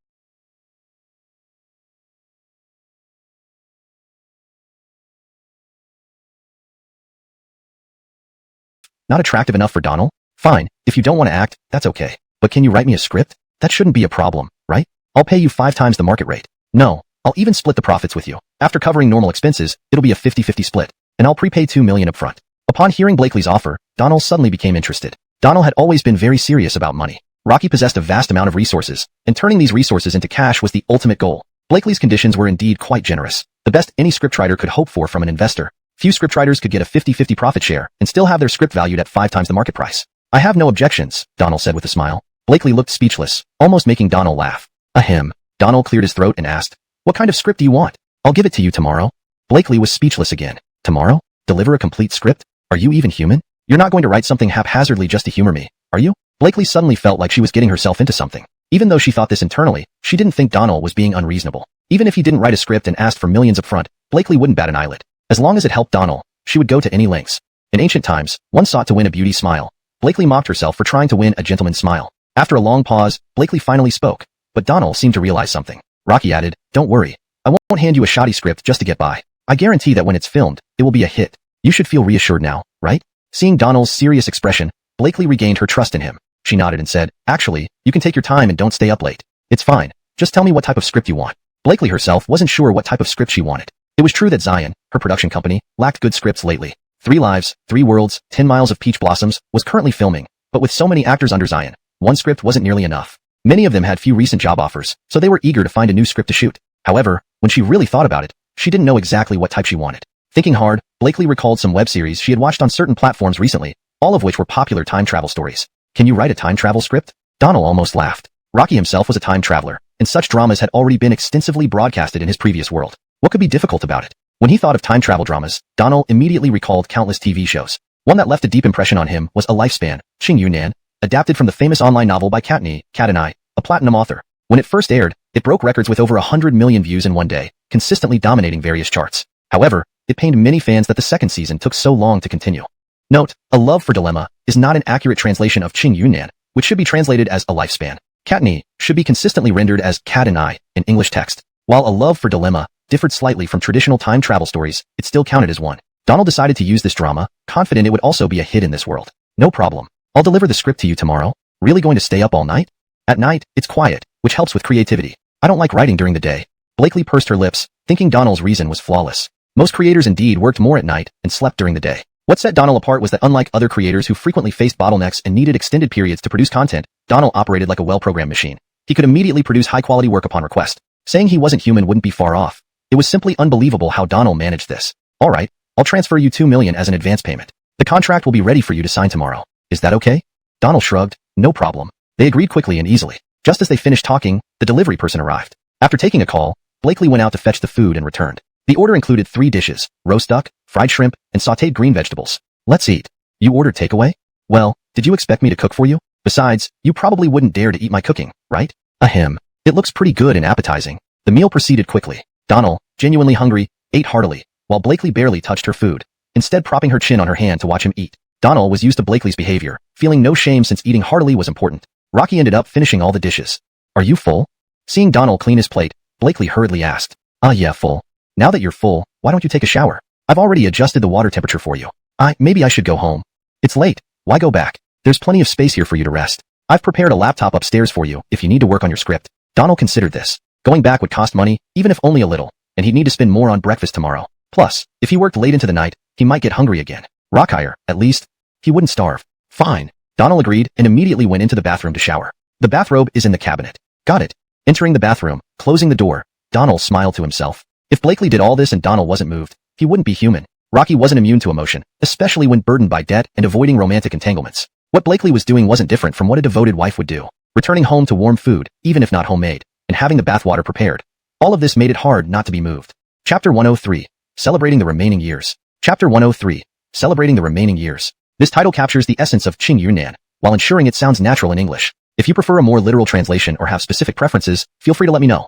###Chapter 103. Celebrating the rest of the year. The bathroom was filled with a pleasant fragrance, which Blakely had thoughtfully arranged. After a comfortable shower, Donald wrapped himself in a bathrobe and stepped out, only to find Blakely was no longer in the living room. On the coffee table, he found a note. There's silver ear lily soup and some drinks in the fridge. If you get thirsty during your late-night work, feel free to have some. Donald smiled, walked over to the fridge, and opened it. Inside, there were not only the silver ear lily soup, but also various drinks, definitely prepared especially for him by Blakely. Rocky picked up a bottle of apple cider vinegar. The funds had arrived. Rocky paused, realizing Blakely must have contacted her financial team just now, who then promptly transferred the initial payment of 2 million yuan. It had been days since Donald last heard this voice. Initially, he aimed to make a daily deposit, but lately, he felt a bit lazy. In truth, with his current fame, he could make deposits every day, though he aimed for at least once daily, each time around several 100,000 yuan. Now, while he hadn't maintained that daily frequency, his income far exceeded his expectations. Shaking off these thoughts, Donald regained his focus, muttering, getting better. Noticing the one-time draw opportunity on his system interface, he eagerly initiated the draw. The spinning lights flickered, slowing to reveal a message. Performance mastery, obtained. Donald frowned slightly. Today, Blakely had suggested he act in a drama, but he lacked acting skills and declined. Now, drawing, performance mastery? Was this the system's plan? Did it want him to act? Regardless, gaining such an ability wouldn't hurt. Donald digested, performance mastery. Like before, there was no immediate sensation or data appearing in his mind, as if swallowing a puff of air. Putting aside these thoughts, he resumed his frenzied typing. Time slipped by unnoticed until Donald felt his fingers growing numb. Glancing at the computer clock, Donald's script was detailed and flawless, a quality Blakely had seen in the scripts of Eternal Love, yet still unbelievable. Despite knowing Donald's capability, Blakely couldn't help but wonder how his brain worked. Completing a script in mere hours seemed unreal, even with pre-planning. A normal person would need days. Faced with this reality, Donald had completed the script in just a few hours. Terrifying indeed. How did you do it? Blakely turned to Donald. What? The script. How could you finish it so quickly? Did you write it beforehand and store it in your email? To Blakely, this explanation seemed more plausible. Otherwise, it made Donald seem inhuman. I wrote a little bit before and stored it in my email. To avoid further questioning, Donald played along with Blakely's assumption. She nodded, relieved that her guess was right. Chapter 104. I can take photos too. Decompiled from the Chinese structural format to adapt better in English reading contexts, chapters are usually introduced with titles in English literature. The original structural integrity and line breaks will be maintained as requested, but note that chapter headings are typically presented differently in English narratives. Chapter 104. I can take photos too. Please let me know if you need the rest of the chapter translated, or have any specific paragraphs you'd like to see translated next. Blakely felt a strong urge to act in it herself. 3 Lives 3 Worlds, 10 Miles of Peach Blossoms should finish shooting in about a month. Let's wait until that finishes before we start shooting this new series. You weren't planning to start shooting immediately? Upon hearing this, Blakely realized Donald was indeed straightforward and honest to a fault. I initially wanted to co-star with you in a script I'd write. When I saw this one, I found it really good and figured it could be a huge success. So, I plan to start shooting after finishing 3 Lives 3 Worlds, 10 Miles of Peach Blossoms. Cough, but I'm not entirely incapable of acting.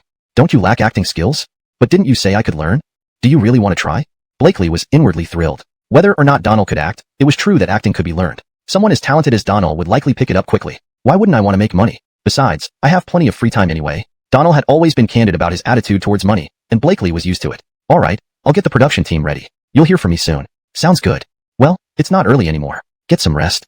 Good night. Blakely wanted to spend more time with Donald, but it was genuinely late. Donald had been busy for days and only returned from Hunan yesterday, so she didn't press him further. The next morning, when Donald woke up, Blakely was still sound asleep, perhaps dreaming about something from the night before. After washing up, He went downstairs and rummaged through the kitchen fridge for ingredients. Despite being limited, just a small bag of imported rice, some eggs, and simple snacks like instant bread, Donald started preparing breakfast. Even the best cook would struggle without proper ingredients, but he couldn't avoid making breakfast since eating out would cost money. Rocky made white rice porridge with peanuts, fried eggs, and egg sandwiches, complemented by a glass of hot milk. A simple yet nutritious meal. After setting the table, he knocked on Blakely's door. "Are you awake?" Drowsy and groggy, Blakely responded, "Uh-huh, I'm awake. Do you want to come down for breakfast?" "Yeah, sure." Rocker's sleepy voice was almost intoxicating. Donald hastily left, afraid he might lose control if he stayed any longer. 10 minutes later, Blakely came downstairs, dressed in silk pajamas, yawning constantly.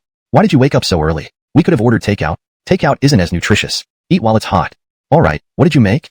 "White rice porridge with peanuts and sandwiches." Sitting at the table, Blakely noticed the heart-shaped egg sandwiches and couldn't help but smile happily. This gesture was full of love. After breakfast, Donald cleaned up the dishes, and Blakely went upstairs to change and apply light makeup. "I'm leaving." "Wait, let me see you off." Donald paused. Saving some money wouldn't hurt. At the entrance of Blakely's villa were two cars, a Mercedes and a pink Ferrari. While Blakely owned many vehicles, these were the ones she usually drove. Driving Donald to work, Blakely talked about the script along the way, asking questions about the details. Donald answered fluently, creating a warm and comfortable atmosphere in the car for the first time. 40 minutes later, they arrived at Sufu Company. "In 3 days, once everything's ready, we'll start shooting. I'll call you then. Susannaire, just let me know when it's ready." Donald got out and watched as Blakely drove away before entering the office. The elderly doorman, who had seen Blakely drop Donald off before, wondered if the rumors about them were true now. "Donald, you're here?" "Yes, sir." "Your girlfriend brought you?" No, sir. Just a friend discussing a new script." "Oh, so there's a new project?" "Yes, sir. I need to go up. Have a good day." Susannaire thing. Entering the office, the old man lit a cigarette and picked up the walkie-talkie. "Donald is here." Having reported, the old man sat down, thinking hard. Just friends? Discussing a new script? Seems familiar somehow. They must have spent the night together if they're back so early. Rocky certainly didn't go over just to discuss a script at this hour. The old man's logic was pretty sound, leading him to conclude they had indeed spent the night together. Later, while chatting with a colleague, "Old Zoya, what are you doing?" "Listening to the news." "What's up?" "Not working today." "Working, yes. But guess what? I think I've noticed something interesting." "What?" "Found out where the boss hides the cash." "Stop joking around. Listen up." "So, what's up?" "Aren't you fond of Blakely?" "Yeah, what about it?" "It looks like there's something going on between her and Donald." If Donald knew this apparently serious old man liked to gossip behind people's backs, he wouldn't be so polite to him. Truly, even a screen can leave a mess when used inappropriately. Chapter 105. Donald, are you there? Chapter 105. Donald, are you there? Donald has arrived? Yes, Mr. Wong. You didn't come back last night? Rocky, I was chatting with friends late and stayed at a friend's place overnight. Oh, I see. Take a look at this contract. If there's anything you're not satisfied with, let me know directly. In Armand's office, Armand handed over a contract to Donald. This is the revenue-sharing contract for the songs. Donald nodded, took the contract, and began reading it. Actually, Donald was just going through the motions. Rocky trusted Sufu completely. Even if Sufu had any intentions of tampering, they wouldn't dare to do so. After all, he could generate significant profit for Sufu, nearly matching half of their profit margin. While his contributions hadn't fully materialized yet, once his songs were produced, combined with scripts and various activities, as long as Sufu wasn't foolish, they wouldn't risk altering the contract. Therefore, Donald wasn't worried at all. After a brief glance, he pulled out his pen and signed it. No issues, I've signed it. Donald was always this efficient. Armand accepted the contract with a smile. Great. Shall we start recording today? Susannaire, everything arranged? All set. Let's go then now. Donald followed Armand to the company's recording studio, where everything was already prepared. Apart from singing A Lone Warrior, a cappella during the Longing show without background music, all other songs Donald had sung previously were recorded with music on I Am the Farouk King. Sufu's Armand obtained the original background tracks from Rock'n'Rick, making the production process much more straightforward and swift. Donald immersed himself in the recording booth from morning until 3 p.m., finally completing the recordings of all songs. Even though Donald insisted on finishing quickly, it still left the sound engineers and the band exhausted. The songs included Unwillingly, A Lone Warrior, Blue and White Porcelain, Foam, originally written for Salma, and Nocturne. In total, 5 songs. Besides these, there was also The Most Beautiful Susannaire by Elspeth, Late Arrival for Jim, a song for Rockernan, and one for Blakely. But those were not sung due to copyright issues, as they would complicate negotiations later on. Donald chose to sing Foam because he really liked it and informed Salma. Besides, he had given the song to her without any payment. Donald, great job. Teacher Susanna, well done. Upon finishing the recording, Armand and the musicians applauded Donald, who felt somewhat embarrassed and said, everyone worked hard. Let me treat you guys tonight. Rocky, how can you treat us? Let me take you all to Jinqing Grand Hotel tonight. Order whatever you like. Armand interrupted Donald and offered. Donald flashed a cunning smile. This was exactly what he wanted. Rocky knew Armand wouldn't allow him to pay, so Donald suggested it knowing Armand would offer instead. By doing this, both the favor and business were settled. Donald couldn't help it. It wasn't stinginess but necessity. He simply didn't have the money. Back in his office-cum-residence, Donald immediately messaged Salma. Celine, inform your boss that I've covered Foam, which will be included in my album. Bro, send it to me quick. Salma replied instantly. Wait a moment, I'll send it right away. Donald quickly sent the audio of his rendition of Foam via WeChat, and the office was closed. Had it not been for Armand knocking on his door, Donald might not have woken up. Donald awake? Could I stay asleep with such knocking? Donald grumbled inwardly. Just woke up, Mr. Wong. What's up? You forgot? Dinner at Jingxing Grand Hotel. Everyone is ready to leave. Got it. Armin left. Donald got up, realizing he had truly slept through the reminder. Since coming to this world, this seemed to be his most exhausting day. Rocky found it amusing that, despite having done physically demanding work in his previous life and being accustomed to it, he didn't feel as fatigued. Yet here, after recording for a few hours, he felt extremely tired. Perhaps this was the result of living comfortably. After getting ready, Donald followed Armin and others to the Jingxing Grand Hotel. In the car, he saw Elspeth's messages. Quickly he replied, I'm here. What's up, brother Jia? 5 minutes passed with no response from Elspeth. 10 minutes. 30 minutes. This interaction seemed familiar. Are you there? Goes unanswered and eventually fades away. Donald wondered what Elspeth had wanted to say. Chapter 106. Matchmaking for a good cause. Note, the original text provided is just the chapter title. If you have more content from this chapter that needs translation, please provide it, and I will continue the translation accordingly. Chapter 106. Bringing a good thing together. Dinner at a big restaurant in the city. It was already 11 o'clock at night when Donald returned to the company. Speaking of which, compared to his small apartment, living at the company was less convenient. Although he could enter and leave any time with a keycard, he couldn't cook here, and there was no place to shower, so Donald had to use water from the restroom. This was only bearable in summer. In winter, it would be impractical. For now, he had to make do and find a house later. After brushing his teeth and washing up, Donald lay down on his bed and glanced at his phone. Elspeth hadn't replied yet, but Blakely had sent a WeChat message. Are you asleep? Not yet. Just finished brushing my teeth and washed up. Have you wrapped up work? Yeah, today I finished early. Is it convenient staying at the company? Rockire we go again. Hitting where it hurts most. Bearable. Donald didn't know how to respond. Saying it wasn't convenient would be too much, but saying it was fine felt a bit insincere. Why don't you consider the suggestion I made before? What? Move into the villa. If you think it's inconvenient for me, I can stay elsewhere. At least it's better than staying at the company, right? Forget it, let's just muddle through for now. Why are you so stubborn? Do you have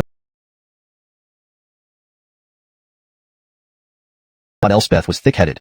Becky was so clearly hinting, yet Elspeth missed every clue. It wasn't just being blunt. It was steel-level bluntness. What puzzled Donald was why Elspeth and Becky's relationship was still like this. One was aggressively hinting, while the other remained oblivious. Was this unrequited love, or what? Another message from Elspeth read, Were you sleeping?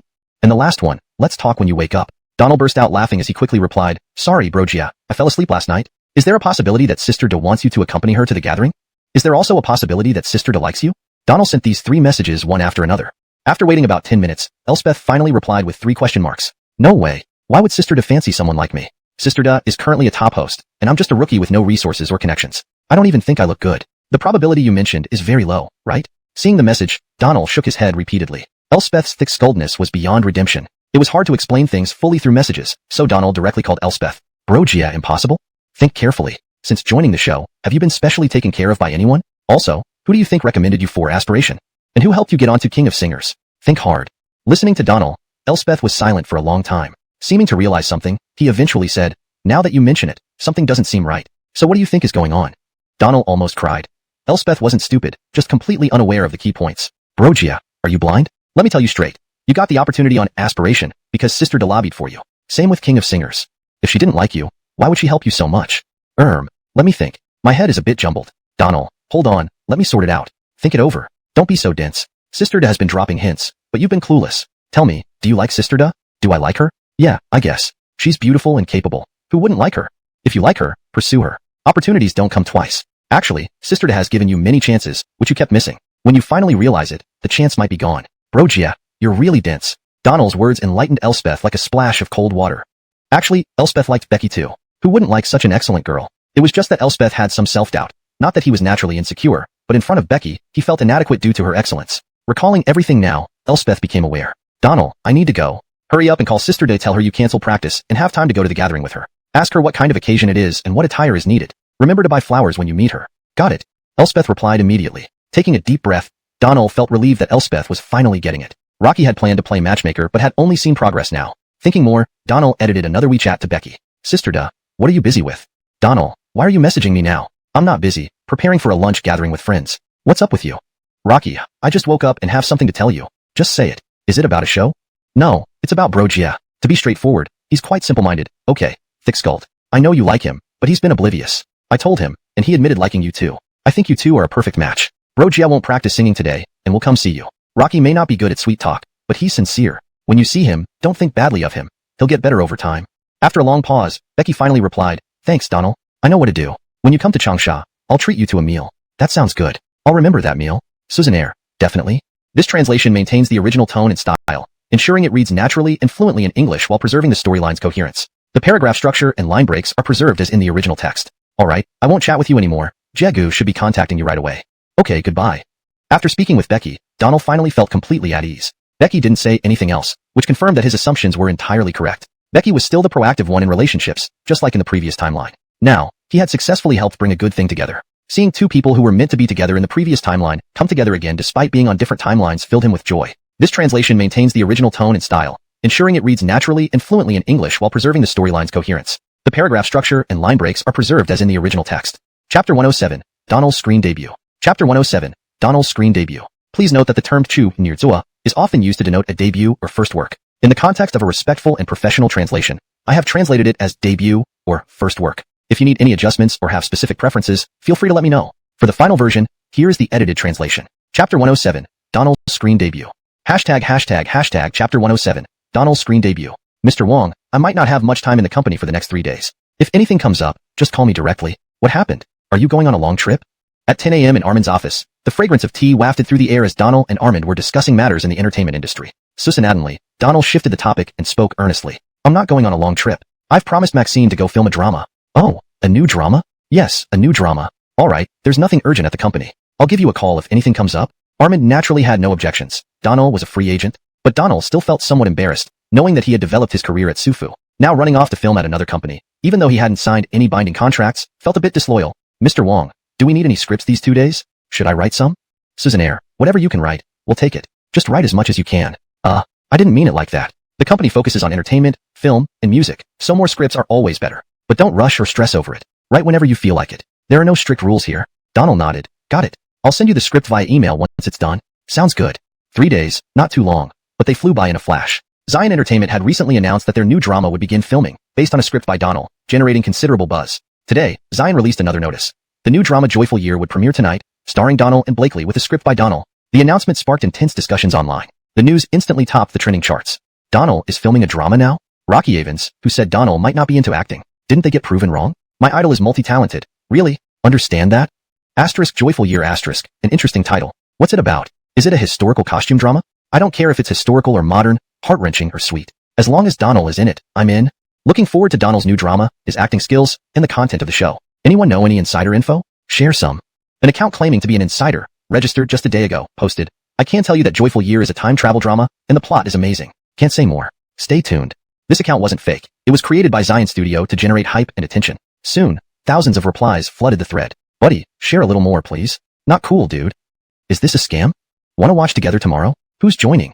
Online chatter grew louder as Donald's fans celebrated, sharing the news excitedly, almost as festive as a holiday. Not because of anything else, just because Donald, known for his creative work, had also started singing and left everyone awestruck. People thought Donald was nearly perfect except for not having acted before. So everyone naturally believed he'd eventually find something he wasn't great at. But now, Donald stepped forward to act. This was absolutely exciting. If Donald proved to be as excellent in acting as he was in writing and singing, he would truly be a god. Amidst everyone's anticipation, the opening ceremony for Joyful Year officially began. That evening, Donald joined the crew in Duyun, Guizhou, for filming. Duyun and Guizhou, with its mountainous landscapes, was also where the original Joyful Year was filmed. It was Donald's first visit. Unlike Beijing, the climate here was humid despite not being near the sea, often raining. Locals often said, the sky doesn't clear for 3 consecutive days, and the land isn't flat for 3 feet, perfectly describing the region's weather and terrain. That day, while filming, it rained unexpectedly despite clear skies and no forecast warning. Following this, Donald alternated between filming in Duyun and Rockingdian. Half a month passed in a blur. Blakely was more exhausted, shooting 2 movies simultaneously during this period. Donald sometimes noticed her looking worn out and felt bad. Every time he asked, she'd laugh and say she wasn't tired. Indeed, Blakely had endured many years in the industry, accustomed to such grueling schedules. Only in recent years, after founding Zion Studio, did her workload decrease. When serious, Blakely embodied the term Iron Lady, and even other actors on set felt inadequate compared to her dedication. This was the path to success. Blakely had walked it, emerged stronger, and achieved today's position. Unlike the current crop of young idols who travel with 5 or 6 figures and post dramatic posts over mosquito bites. During filming, Donald wrote a script for Sufu, adapting the famous novel Snow in the Northern Border originally from Fanghua Shizhuho. Though Donald found it less appealing in the previous world, he improved it with system assistance. Thus, Sufu also announced its new drama, again scripted by Donald. For a while, Donald had 3 dramas being filmed simultaneously, sparking endless online buzz. However, due to filming commitments, he missed appearing on King of Singers. Rockenrick called Donald, assuring him to focus on acting. Donald would return to the stage for the final 2 episodes of King of Singers, which wouldn't affect his chances for the championship. After a month, Eternal Love and Joyful Year wrapped up filming. To stagger releases, Zion coordinated with streaming partners to release Joyful Year first, giving Donald star power. After its popularity, they would release Eternal Love, a strategy proposed by Donald to Blakely. Finally, Donald's screen debut arrived, meeting the audience's eager eyes. Chapter 108. Putting on a show at the dinner party. Note, the provided text is a chapter title. If you have more content from this chapter that needs translation, please provide it, and I will continue the translation while maintaining the same paragraph structure and style. ##### Chapter 108. A night of diplomacy at the banquet. Beijing, wrap-up day. Since Donald was filming a TV series and not a movie, there was no grand premiere ceremony. However, Zion had booked the banquet hall at the Beijing Grand Hotel to celebrate with a gala dinner. Donald detested such events because they attracted many industry giants. In such settings, one not only had to drink but also engage in insincere flattery, which he loathed. But as the lead actor and screenwriter, his presence was essential. Today, Donald finally discarded his cheap market stall attire and donned a tailor-made evening gown. Well, to be precise, Donald didn't have the means to buy these clothes himself. Blakely had purchased them for him. Pretty handsome, huh? Maybe you should stick to formal wear from now on? In Blakely's villa, after changing into the attire she bought for him, Donald stood in front of the mirror, feeling his demeanor had been elevated several notches. I'm not used to it. This isn't my style. Don't take it off, hey. Blakely quickly stopped Donald and said, Antonia, come see if he looks good. The eager Antonia walked in, her eyes immediately lighting up. God, Jeffrey, you look absolutely stunning. Antonia wasn't just being flattering. Donald was naturally handsome. Even in cheap casual wear, his charm couldn't be hidden. Now dressed formally, his entire presence became impeccable. Donald sighed in resignation. Just this once. All right. Once is enough. Let's go, it's time. Accompanied by Blakely and her Igor, driven by the chauffeur, they headed to the hotel. During the journey, Donald felt uneasy in his unfamiliar clothes. Even in his past life, he had always avoided formal attire. At the Beijing Grand Hotel, everything was prepared meticulously. Today, Zion invited numerous industry insiders, including heads of major entertainment companies, along with Sohus Wang and President. By 7 o'clock, guests started arriving one by one. Blakely introduced the cast to the guests, shaking hands and making small talk. The female companions brought by those celebrities couldn't help but stare at Donald, making him increasingly on meal and drinks. Blakely, an experienced hand, understood the true purpose of such events, to mingle and establish connections. The audience applauded enthusiastically, and Blakely bowed slightly in acknowledgement. Now, everyone, please take your seats. The dinner will commence shortly. Jeffrey, as the lead and joy of life, why don't you say a few words? Someone called out, and Donald frowned inwardly, fearing what was coming. With others joining in, everyone's attention focused on him. Donald felt thoroughly out of place. Blakely, realizing the awkwardness, interjected, Teacher Susanna, a few words from you? Donald had no choice. If he didn't speak, it might seem inappropriate. Rocky took the microphone from Blakely and began, I'm not much of a speaker. If it were writing, I'd probably be better at it. Laughter erupted from the crowd, and applause followed. His humor lifted the mood instantly. Anything Miss Walker said seems redundant and insincere if repeated by me. But luckily, everything I wanted to say, she has already covered. What can I do? Give a solo performance. Go on. Give us a show. More laughter erupted. With today's outfit, I'm not sure it fits the occasion. Another day, I'll surely perform for you all. For now, enjoy the food and drinks, compliments of Walker Boss. Agreed. Walker Boss foots the bill. Blakely smiled, surprised by Donald's unexpected wit and humor. Donald wasn't incapable of diplomacy. He simply preferred not to. Today, humor was his best ally, easing tensions while preserving grace. As laughter filled the room, waiters began serving dishes, and guests dug in. Gradually, after a few rounds of drinks, people began circulating with drinks in hand. The real drama of such banquets unfolded. CEOs exchanged business cards, presidents left phone numbers. Everyone played their part, with hidden agendas or genuine intentions. It didn't matter. What mattered was maintaining appearances and securing future opportunities. Chapter 109. I don't ask for much. #### Chapter 109. I don't want much. The victory banquet didn't end until 11 at night, lasting a full 4 hours. Donald couldn't understand how these big shots could talk so much. He had long been impatient on the scene but still kept smiling through the whole ordeal. Rocky couldn't help it. This was life. This was precisely why Donald didn't want to enter the entertainment industry. Rocky felt that he wasn't part of this world since he hadn't signed with any company. Little did he know, he had already put one foot into this circle and become a top influencer within it. Well, a top influencer who worried about his living expenses every day, feeling so pitiful he wanted to cry. Together with Blakely, they bid farewell to guests in batches. Finally, only Blakely, her two Igors, and Armand were left. Mr. Wong, when will Snowy Blade wrap up? Blakely asked at the hotel entrance. About a month. Which platform did you choose for the cooperation? We'll launch on our own platform, and have discussed cooperation with Youku. How do you feel about Youku, Miss Walker? Not bad. Youku has great traffic as an old website. Haha, with those words from Miss Walker, I can rest assured. Oh no, I should be learning from you. Thank you. Cough, cough. Seeing the two engrossed in conversation, Donald coughed twice to remind them of his presence. All right, we can contact each other later. It's late, time to go back. Susannaire, goodbye, Mr. Wong. Armand glanced at Donald. Donald, let me give you a ride home. Well, Mr. Wong, I'll send Donald back. It's convenient for me too. Taken aback, Donald thought, convenient? Where did that come from? Rocky knew Blakely lived in the opposite direction from the company, but Armand, being shrewd, understood young people's matters. Oh haha, okay, then I'll take my leave. Originally, Donald wanted to speak up but was interrupted by Blakely. With mouth agape, he watched Armand leave without saying anything. What are you looking at? Do you mind if I drive you home? The two Iggers exchanged glances and couldn't help but giggle before getting into the car, realizing their momentary lapse. Okay, you drive me home, Donald said helplessly. They got into the car. First, take Antonia and Judith home, Blakely told the driver. The driver responded and drove off from the hotel parking lot. The driver was a man in his 50s who had been with Blakely since Jai Entertainment opened. Considered a confidant, he was not malicious, and Blakely often talked to him about her frustrations. Over time, they developed a friendship rather than a boss-employee relationship. After skillfully dropping Judith and Antonia off, Blakely instructed, let's head to the villa. Not taking me home? Just bear with it. You don't even have a place to shower at the company. Eating tomorrow, you'll stay at the villa. No way, really not. Can you drop me off here? I'll get a cab back.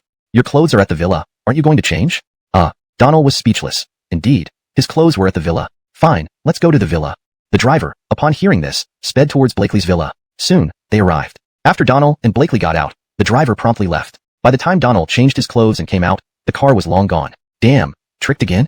Speechless. Just stay the night. I won't eat you, Blakely smiled mischievously. Donald sighed deeply. Fine. Back at the villa, Donald went into the bathroom while Blakely sat on the sofa watching TV. 15 minutes later, Donald emerged in a bathrobe. Can I ask you something?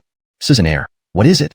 After paying back the $300 million, what do you plan to do? Donald paused. Truthfully, he hadn't seriously considered this. Rocky only focused on earning money to repay the debt quickly. The system would activate its next phase only after clearing the debt. For now, he just wanted to earn fast. Nothing concrete yet. Sit down, please. My neck hurts looking up at you. Donald sat down on the sofa, keeping a distance from Blakely. Do you want to be a superstar? No interest? Donald shook his head vigorously. I never thought about it. I've always avoided the entertainment industry because it's murky. Once you're in, it's like quicksand. As a creator, I'm free and unconstrained. Why muddy myself? Susannatingly, Blakely found Donald remarkably lucid. After years in the industry, she knew its cruelty and so-called unwritten rules. Despite maintaining her integrity, she had faced many difficult situations initially. For women with looks, the industry can be glamorous but tough. Men, however, need both talent and looks to succeed. Donald was exceptional, unmatched in his creative abilities. As he said, he understood the depth of this world and chose to stay clear. Remaining clean, he would eventually transform over time if he truly entered this world. If that happened, Donald wouldn't remain the unique Donald he was now. Thinking this, Blakely preferred the present Donald because she liked him this way. You understand this world well? Donald chuckled. I wouldn't say I understand it fully. I haven't entered it, but have heard enough stories. So, I'm not interested, but I don't hate it either since I make money from it. I don't need much. Perhaps after I pay off the debt, I'll find a quiet place, live worry-free, or travel around the world to see different sights. Donald's face showed genuine longing. This was his dream from the previous world, which remained unchanged in this one. Chapter 110. Paparazzi got lucky. Chapter 110. Paparazzi got unbelievably lucky. Note, the original title uses a play on words, combining paparazzi with a Chinese idiom meaning someone who unexpectedly gets very lucky. For a more literal translation, it could be paparazzi stepped into dog poop luck, but this version aims for naturalness in English. Chapter 110.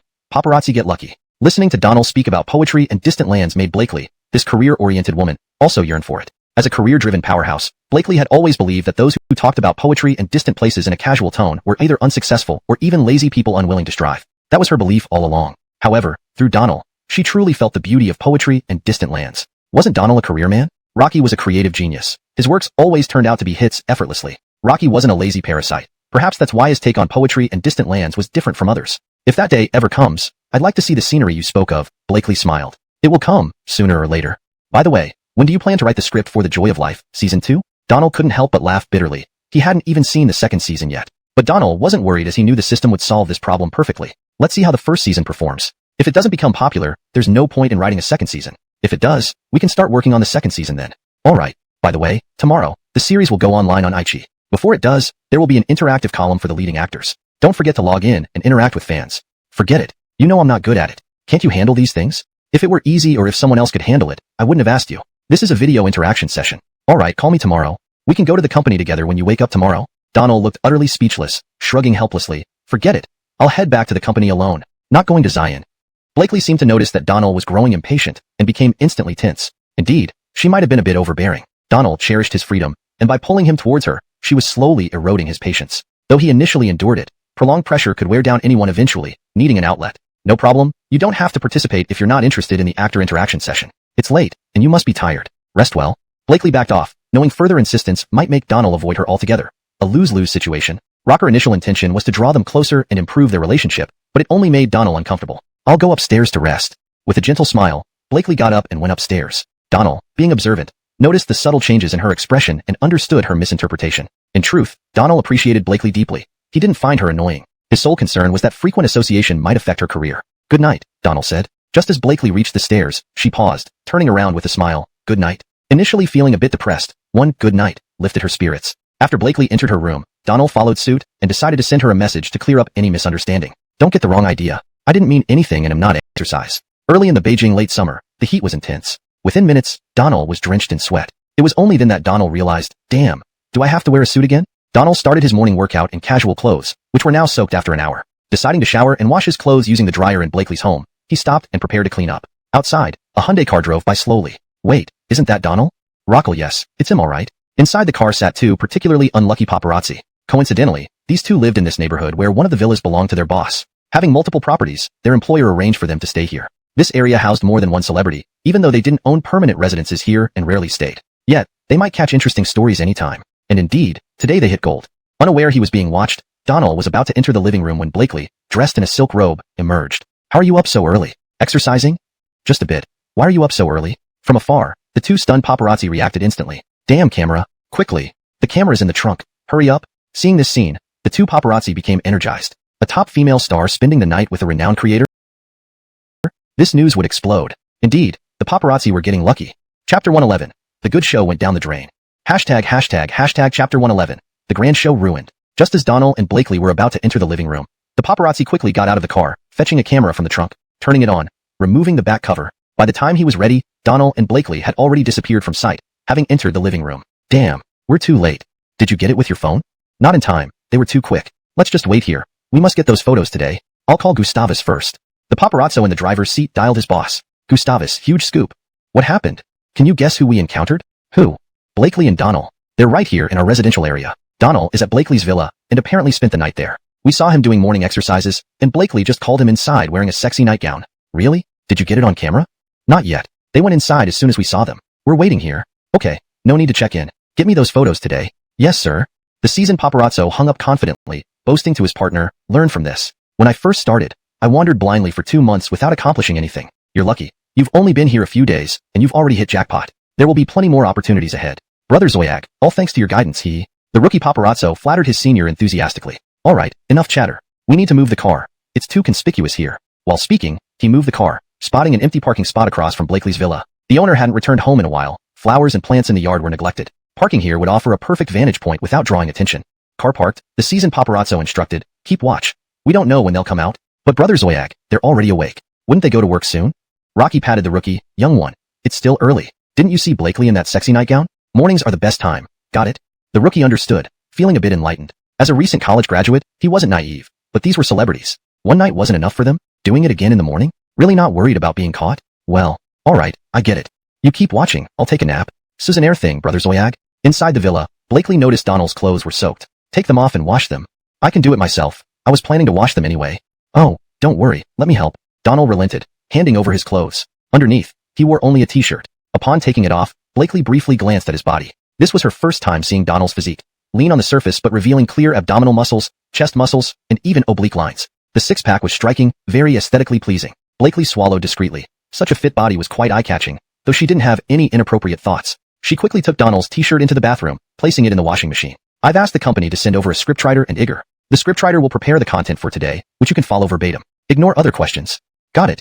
Outside the villa, a minivan parked in front of Blakely's house. The rookie nudged his mentor, Brother Zoyag, someone's here. What? The senior woke abruptly. People are coming.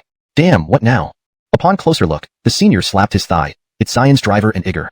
In this industry, most people recognize key figures from major companies like Zion. With their arrival, everything changed drastically. When they all exit together, it would be impossible to capture private moments between Donald and Blakely. It's ruined. Chapter 112. Paparazzi spill the beans.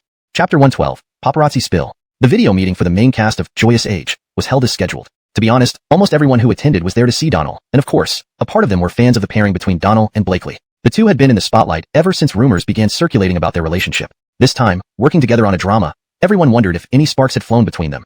This was the issue everyone cared most about. This livestream was once again in collaboration with Douyu. The staff from Douyu that came to Zion Company were already familiar to Donald. After the live streaming room was properly set up, they went live precisely at 10 o'clock. For this occasion, Donald did not use his personal Douyu account, but opened a new one under Zion Company. The moment the live stream started, over 100,000 viewers flooded in instantly, though whether this was the actual number only Douyu's backend system would know. Wow, there are so many people. Blakely rarely streamed, so seeing over 20,000 people in the live room left her momentarily speechless. Raquello Maxine, where's our god Susanna? Maxine, are you dating god Susanna? Maxine, with love's nourishment, you're getting prettier every day. Seeing the barrage of comments all about herself and Donald, Blakely felt delighted but did not lose her composure. Thank you all for your support and love for Joyous Age and the actors. I can see everyone cares deeply about my relationship with Teacher Susanna. Well, I definitely appreciate Teacher Susanna and admire him. We have a professional relationship and are also very good friends. Blakely said a lot, but deliberately kept things vague, knowing when to hype up and when to play it down after being in this industry for so long. Of course, Blakely wasn't using Donald for publicity. This was simply a way to promote Joyous Age. Donald could gain immense attention from this promotion, and Joyous Age could also become popular because of it. Where is God Susanna? Why isn't he here? Maxine, call God Susanna. Let us ask him. Haven't you noticed Maxine blushing? I feel there must be something going on. The fans in the live stream seemed more interested in Donald's personal life than in Joyous Age. Expecting this, Blakely ignored these questions and talked about amusing incidents during filming and revealed some content to draw everyone's attention back to the show. Finally, after Blakely finished what she wanted to say, Donald appeared in front of the camera. What a perfect match. This CP has too much chemistry. I suggest you two get married right now. I don't mind if you two have a baby here. Love it.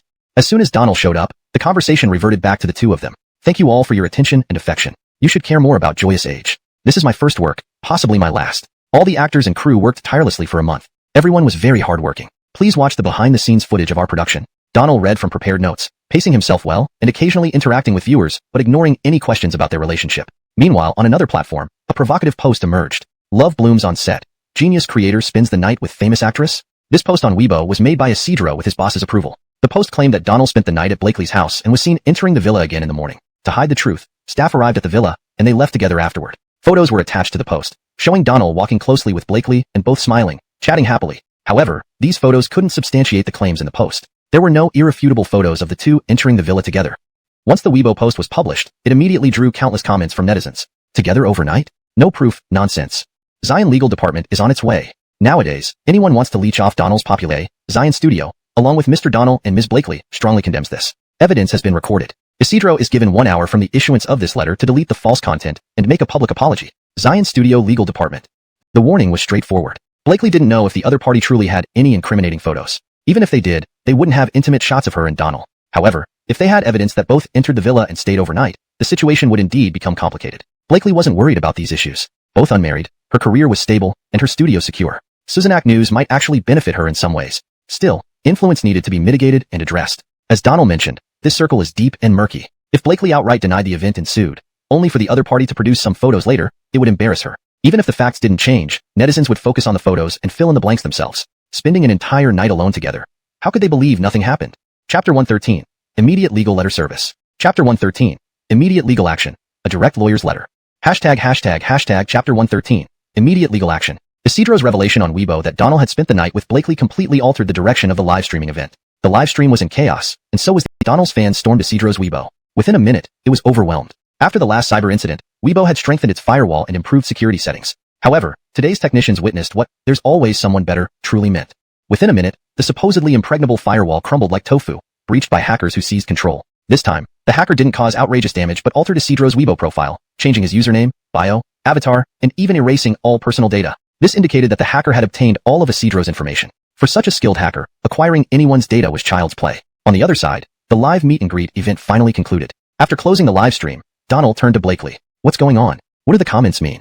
Blakely didn't intend to hide it from Donald. She exchanged a glance with her Igor, who quickly handed over a laptop. Blakely opened the computer and searched for Isidro's Weibo, but she couldn't find him. There were many users named Isidro, but not the paparazzo. Huh? Why can't I find him?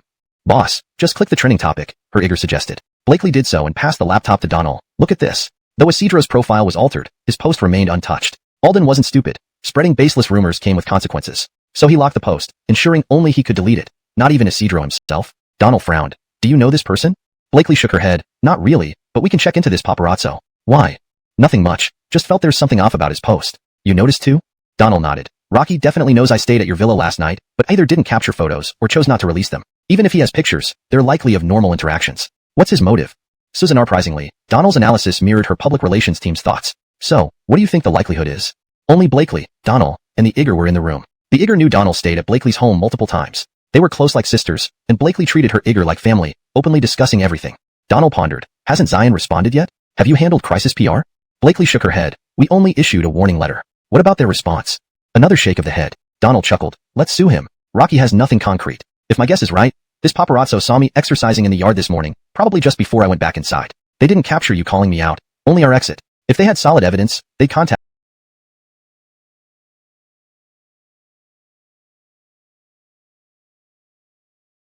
you immediately, seeking a hefty payoff. Are you sure?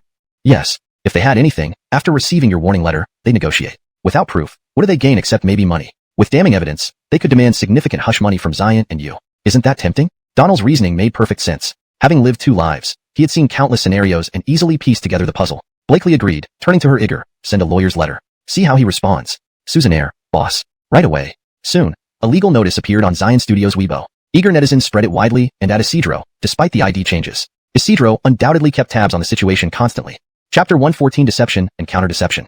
Chapter 114 Deception and Intrigue. Indeed, as Donald had anticipated, Isidro had been closely monitoring the developments. When Isidro realized that his account details had been altered and the online situation was worsening, he was trembling with fear. In reality, such incidents were not uncommon. Major media outlets often took risks to gain some traffic, only to end up being sued by celebrities and paying compensation. Routine affair in this industry. But for Isidro, it was different. Although he had been in the business for a year or two, he was just an unknown paparazzo who had never obtained valuable information to receive large sums of hush money. Rocky feared that if Zion pushed open the door and walked into the office, boss, Xiao Zoyag, have a seat. On the surface, Isaiah appeared calm, but inwardly, he had cursed Isidro's ancestors countless times. Boss, what's the situation with Zion? Don't worry about it, everything's fine. Isidro thought he had heard wrong and frowned. Really? It's fine, boss. Isaiah stood up and patted Isidro's shoulder. Don't worry, have I ever let you down before? Indeed, Isaiah had never put his subordinates in legal trouble before. But notably, Isidro had never encountered such issues before, so what Joe said didn't apply. This time, however, Isidro had truly run into trouble. Isaiah told him not to worry, but how could Isidro understand his boss's true intentions given his intelligence level? Take a few days off and rest at home until this matter blows over. Okay, is this serious? Isidro asked. Nothing serious. You don't know this circle yet? These matters will fade away after a while. Nothing major. Haha, right? Alright, should I head back, boss? Go back, take a good rest. As if pardoned, Isidro almost thanked his boss profusely before quickly leaving the company, leaving the aftermath to his boss. Rocky could sleep peacefully and still get paid. How cozy. As soon as Isidro left the office, the boss's Igor entered. How did it go? Take a look, boss. The Igor handed over a printed draft to Isaiah. Isaiah glanced at it and nodded. Fine, let's proceed. I'll contact Zion first. Saying that, Isaiah pulled out his phone and dialed Zion's number. Rakillo, this is Isaiah from Zhengyang Media. May I speak to Ms. Blakely? Do you have an appointment, sir? No, please inform Ms. Walker that we need to discuss the internet hotspot issue. The receptionist at Zion Entertainment wasn't aware that Isaiah was behind the controversial posts. After hearing his explanation, she reacted immediately. Susan Eyre, please hold. The receptionist immediately transferred the call to Blakely's office. Boss, Isaiah from Zhengyang Media is on the line, saying he wants to discuss the internet leaks. Fine, connect the call. After going live and discussing with Donald in her office, Blakely had made up her mind. She would pursue this case rigorously as a deterrent. This was no longer a novel issue within the circle. However, she was curious why Isaiah was calling now.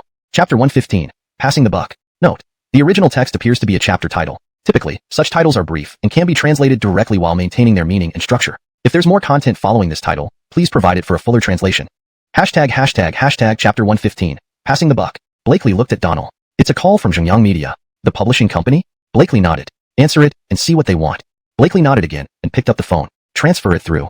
Rakillo President Walker, this is Isaiah from Zhengyang Media. We've met before, do you remember? Oh, what's this about? Blakely asked with indifference. Speaking of which, so-called media companies like this were essentially shell companies, despised in the industry for digging up dirt on celebrities. Naturally, such companies were universally condemned. Rocky, it's like this, President Walker. I only just learned about the online situation. The Weibo post by Isidro does not represent the views of our company. Huh, so you mean it has nothing to do with your company? Blakely interjected with a sarcastic laugh, cutting Isaiah off. Please calm down, President Walker. Isidro doesn't have any contract with Zhengyang Media and isn't a formal employee. Our company has always treated every event and person in the industry fairly and impartially. I personally regret and feel aggrieved by this incident. This new employee was somewhat irresponsible, but even though he isn't a formal employee, I as the boss should take some responsibility for not managing well enough. Listening to Isaiah's lengthy explanation, Blakely realized he was trying to completely distance the company from the matter, pushing all the blame onto someone without a contract. This way, whatever happened next, Zion would pose no threat to Zhengyang Media. Stop. If that's the case, why are you repeatedly? Boss, go ahead. I won't belabor the point about the post causing a stir. Are you scared? Zoya Xian thought for a moment and nodded. A little. Remember, staying calm is crucial in handling situations. You need to think clearly. If you're afraid of such small tests, how will you survive in this industry? Yes, boss, I understand. Relax. Zoya Xian's hands shook. All right, boss. Now, listen carefully to what I'm about to say. It's extremely important for you. The atmosphere grew tense again. Zoya Xian licked his dry lips. Boss, please tell me. I'm listening. Your master, Isidro, is in trouble, and this might involve you too. Zoya Xian swallowed. Boss, is it serious? Isaiah nodded. Very serious, but there's still hope for you. Do you want to hear it? Zoya Xian nodded eagerly. Isaiah whispered into Zoya Xian's ear for about half a minute. Zoya Xian kept nodding in agreement. Do you understand? But. No buts. If you don't follow my instructions, you'll also be in trouble. Do you want that? Zoya Xian thought about it. Rocky had just graduated and came from a modest background. If this cost him hundreds of thousands, he might consider jumping off a building. His family would never forgive him either. Ultimately, reason prevailed over emotion. Alright, I know what to do. Remember, no matter what Isidro says, deny involvement and say it was his own doing. Meanwhile, Blakely told Donald about the situation. Donald had already heard everything and chuckled. Seems like Isidro is passing the buck, so they must not have any solid evidence. What do you plan to do? Blakely raised an eyebrow. If it's fabricated, they should pay the price. Susani them. What else can we do? What do you think?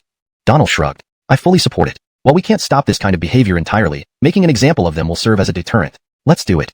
Blakely then contacted the legal department, who informed her that the lawsuit had been filed and they were waiting for a court summons. At home, Isidro was blissfully unaware and sleeping soundly, believing his boss would handle everything. A phone call woke him abruptly. Who is this? This is the XX court. We are issuing a verbal summons. Please report to the court within 12 hours after receiving the summons. Isidro was dumbfounded. A verbal summons from the court? Shouldn't the company deal with this? After hanging up, Isidro called Isaiah, explaining the situation. Isaiah calmly said, the post was yours, and since Zion is suing, you'll need to cooperate with the court. Go, it's fine. Boss, the company. Don't you need to go first to sort things out? Isidro sensed something was off, but felt helpless. Rocky could only agree reluctantly, hoping his boss wasn't just spinning a false narrative. Little did he know, Zhengyang Media had already distanced itself from him. His boss had passed the buck completely onto him. What honor or loyalty existed in this company turned out to be mere slogans. When real problems arose, the boss was the first to turn their back. Chapter 116. Donald, are you there? Are you there? Note. In English, it's more natural to put the chapter number and title at the beginning. The repetition of "Are you there?" is kept to maintain the urgency and tone of the original message.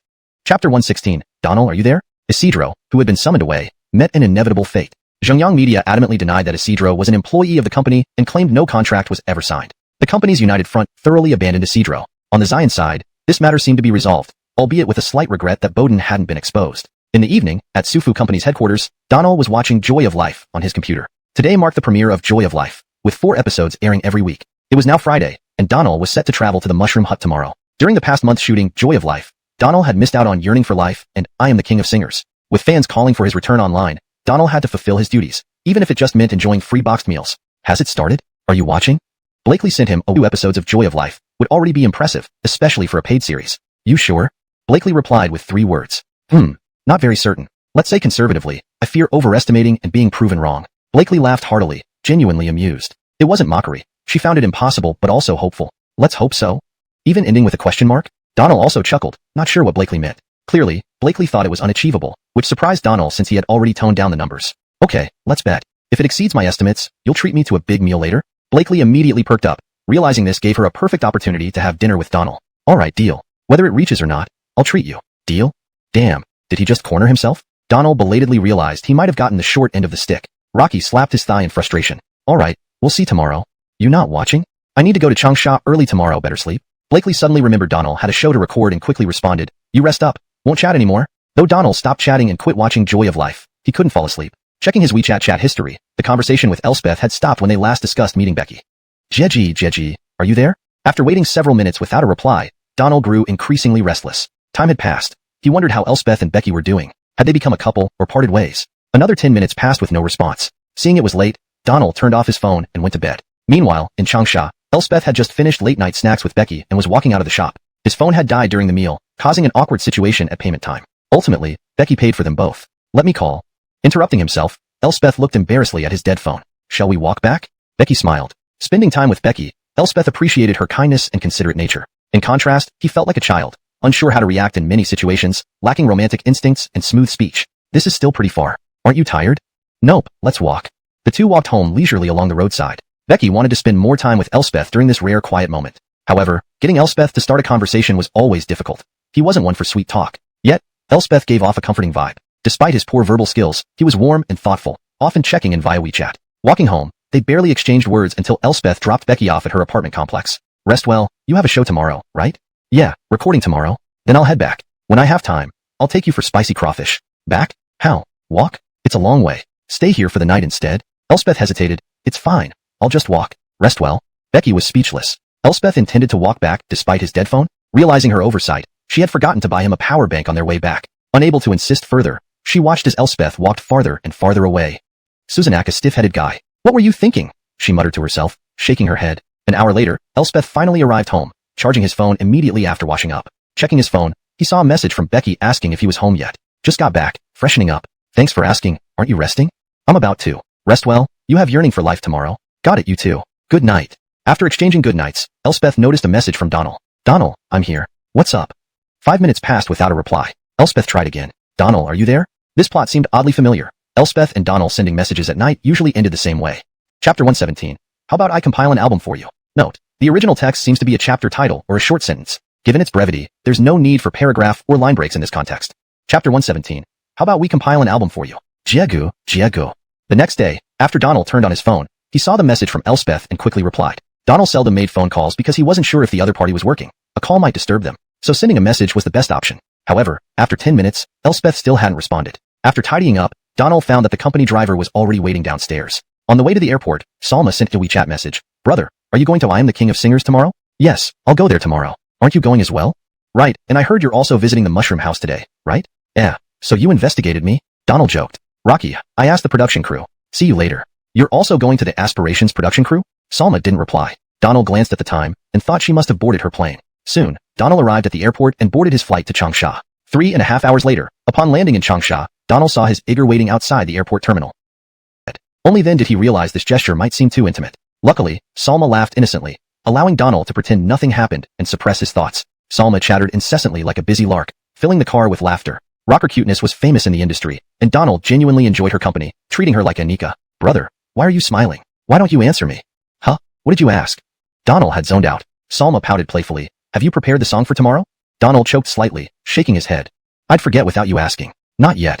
His response left the girls momentarily speechless. There was only one day left before performing, and Donald hadn't even prepared a song? However, Salma knew Donald well. He often wrote songs on the spot. This time would likely be no different, submitting new compositions just before the stage.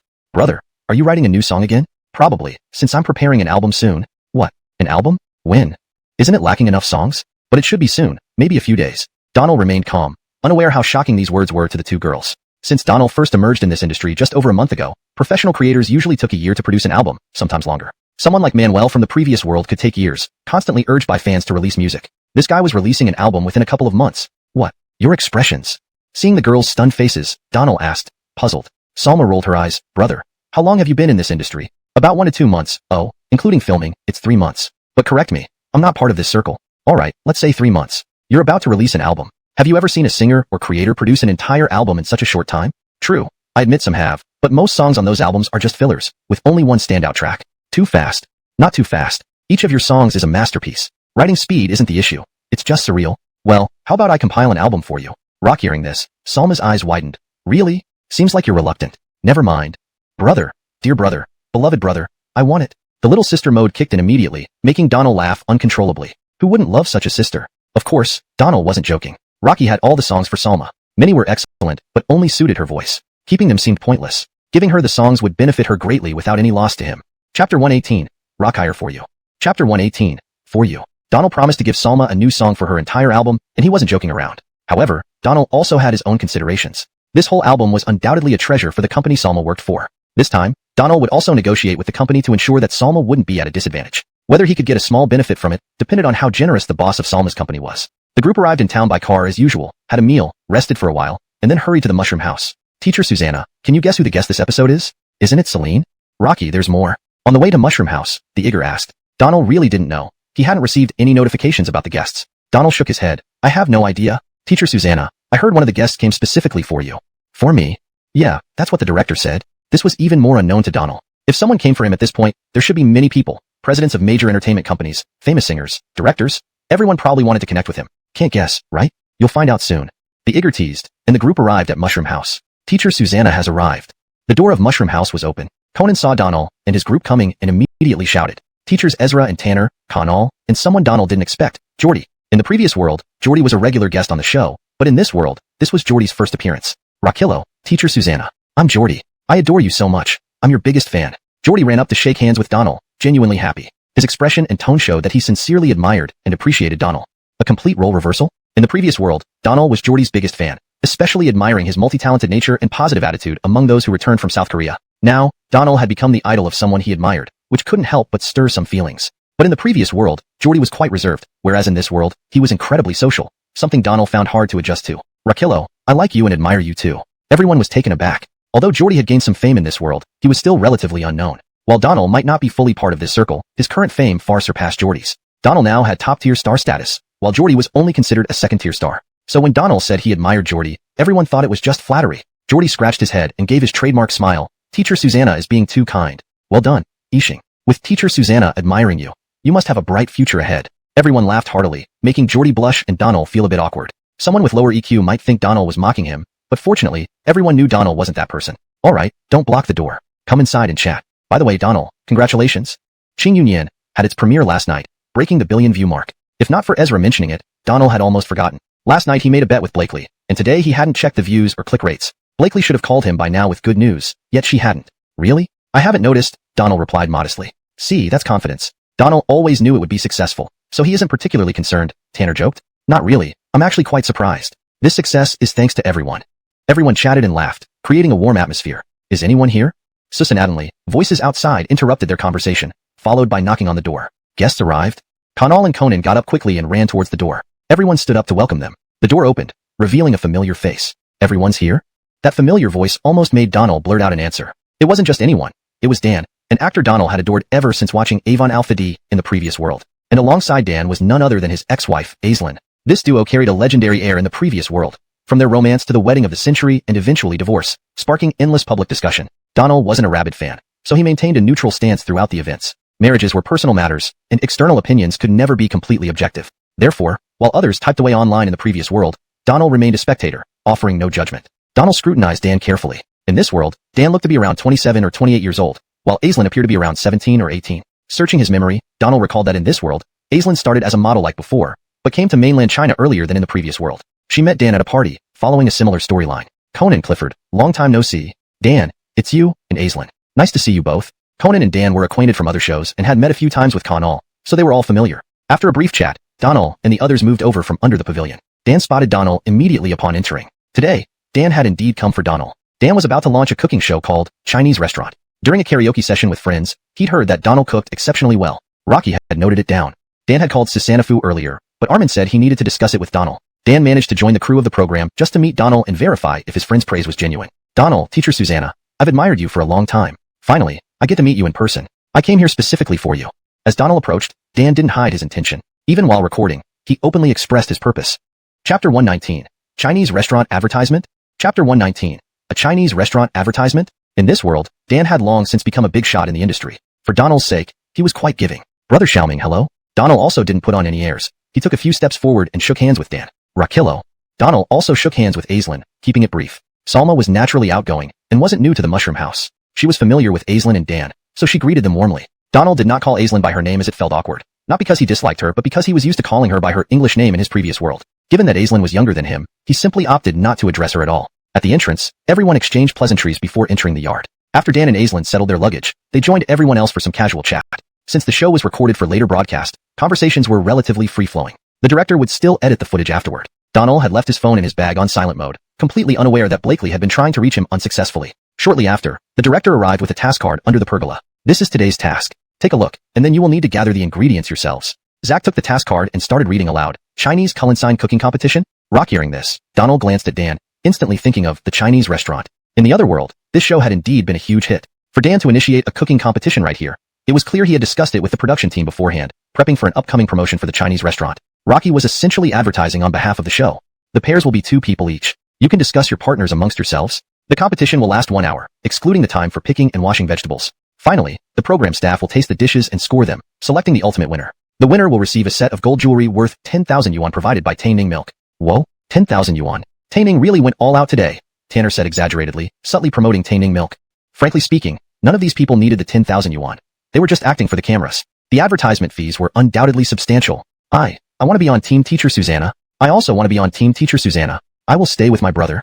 Without hesitation, Zach and Kanal ran behind Donald, standing like protectors. Salma tugged on Donald's sleeve, gazing eagerly at everyone like a child. Everyone knew how good Donald was at cooking. Who wouldn't choose him? Alright, you guys move quickly, but we can't have 3 people per group. How about we draw lots to make it fair? Suggested Ezra. Yes, drawing lots. Jordy agreed wholeheartedly. Tanner raised an eyebrow, but drawing lots might not be appropriate. Out of all of us, only me, Donald, Felix, and Aiden are proficient cooks. If 2 inexperienced cooks end up together by chance, what do we do? Tanner made a point. Ezra patted his head. You're right, Tanner. So, let's do this. We'll put our names, Donald, Teacher Zared, myself, and Aiden, in a box and let Aislinn, Yixing, Zach, and Clifford draw from them. They'll pair with whoever they draw. What do you think? Not bad, that sounds fair. Wait, there's one more person. Where's Celine?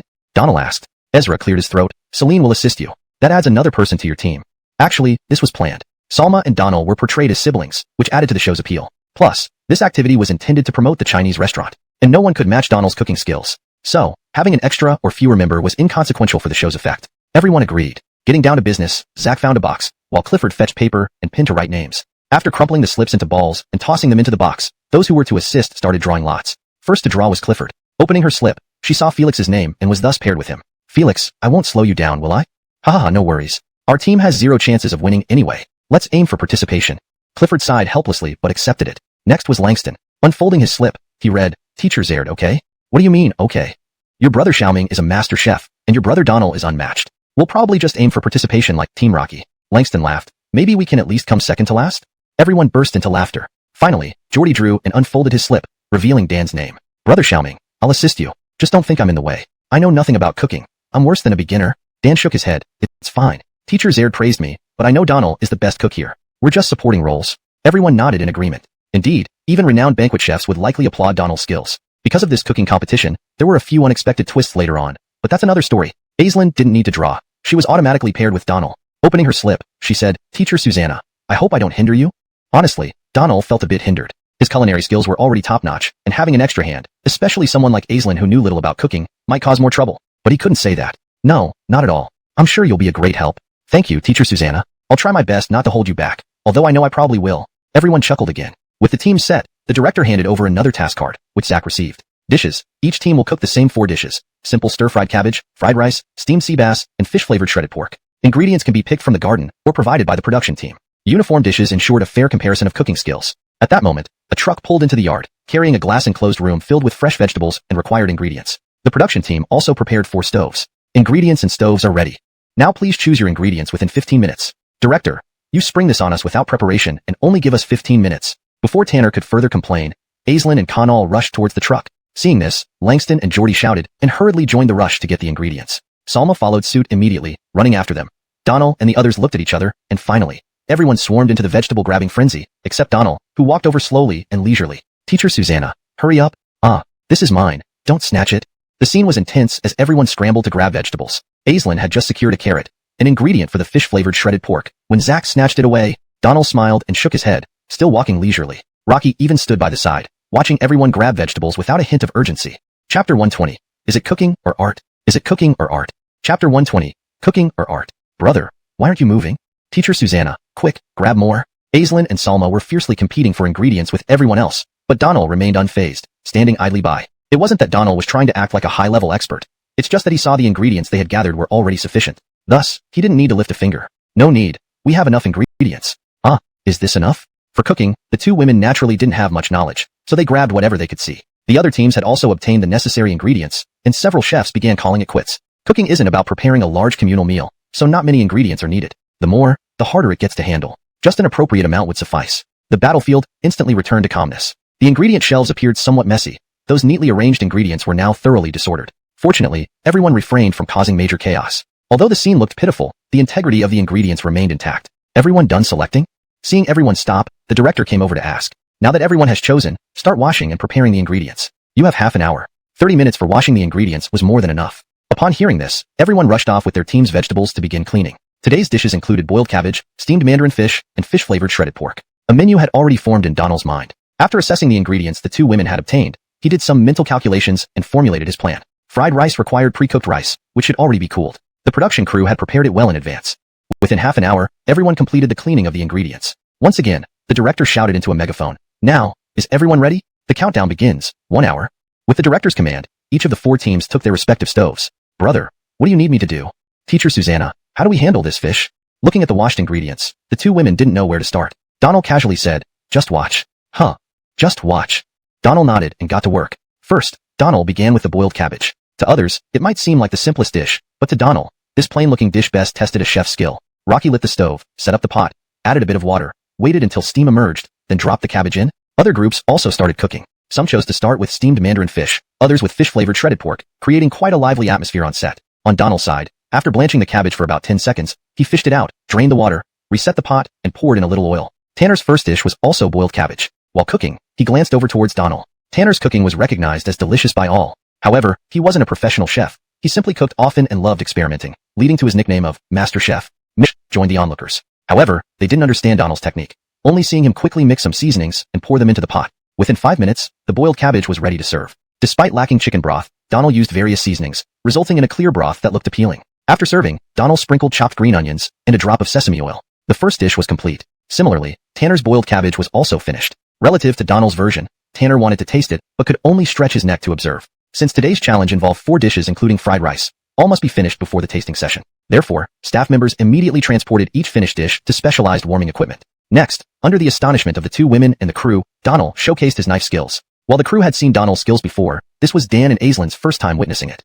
Initially, when someone recommended Donald for his exceptional knife skills, praising him as the best, Dan thought it was an exaggeration. But today, he finally understood what being the best truly meant. All the chefs present together wouldn't match Donald as Iggers. His knife work was dazzling, not like cutting vegetables but rather dancing with the blade, making it highly aesthetic. Ingredients were sliced with astonishing precision, leaving everyone amazed. Off. The director's smile couldn't be brighter, nor could the laughter of the crew members. Of course, everyone already knew this. They were just playing along for the show's effect. The tasting began with Teacher Zaird's dish, boiled cabbage. Everyone acknowledged Tanner's cooking skills. After tasting his dish, they all held up their scorecards. Out of 10 tasters, the highest score was 8.5, and the lowest was 7.5, with the final score being 8.5. Next was Ezra's boiled cabbage, which was slightly inferior to Tanner's, and received a score of 7. Dan wasn't an expert in cooking either, so his boiled cabbage tasted rather average and only scored 6. Finally came everyone's most anticipated dish, Donald's boiled cabbage. Everyone gathered around to inspect it. Donald's boiled cabbage looked quite different from the others. Not only did the broth's color differ, but even the cabbage itself appeared unique. Other people's boiled cabbage truly was just water-boiled cabbage. Besides a hint of oil in the soup, the cabbage seemed soft, as expected after thorough boiling. But Donald's version stood out. The broth wasn't clear like the others, but had a pale yellow turbidity, similar to chicken broth. As soon as the lid was lifted, a burst of aroma hit everyone, instantly making their mouths water. The cabbage's color was also distinctly more vibrant and greener compared to others, almost as if it hadn't been cooked at all.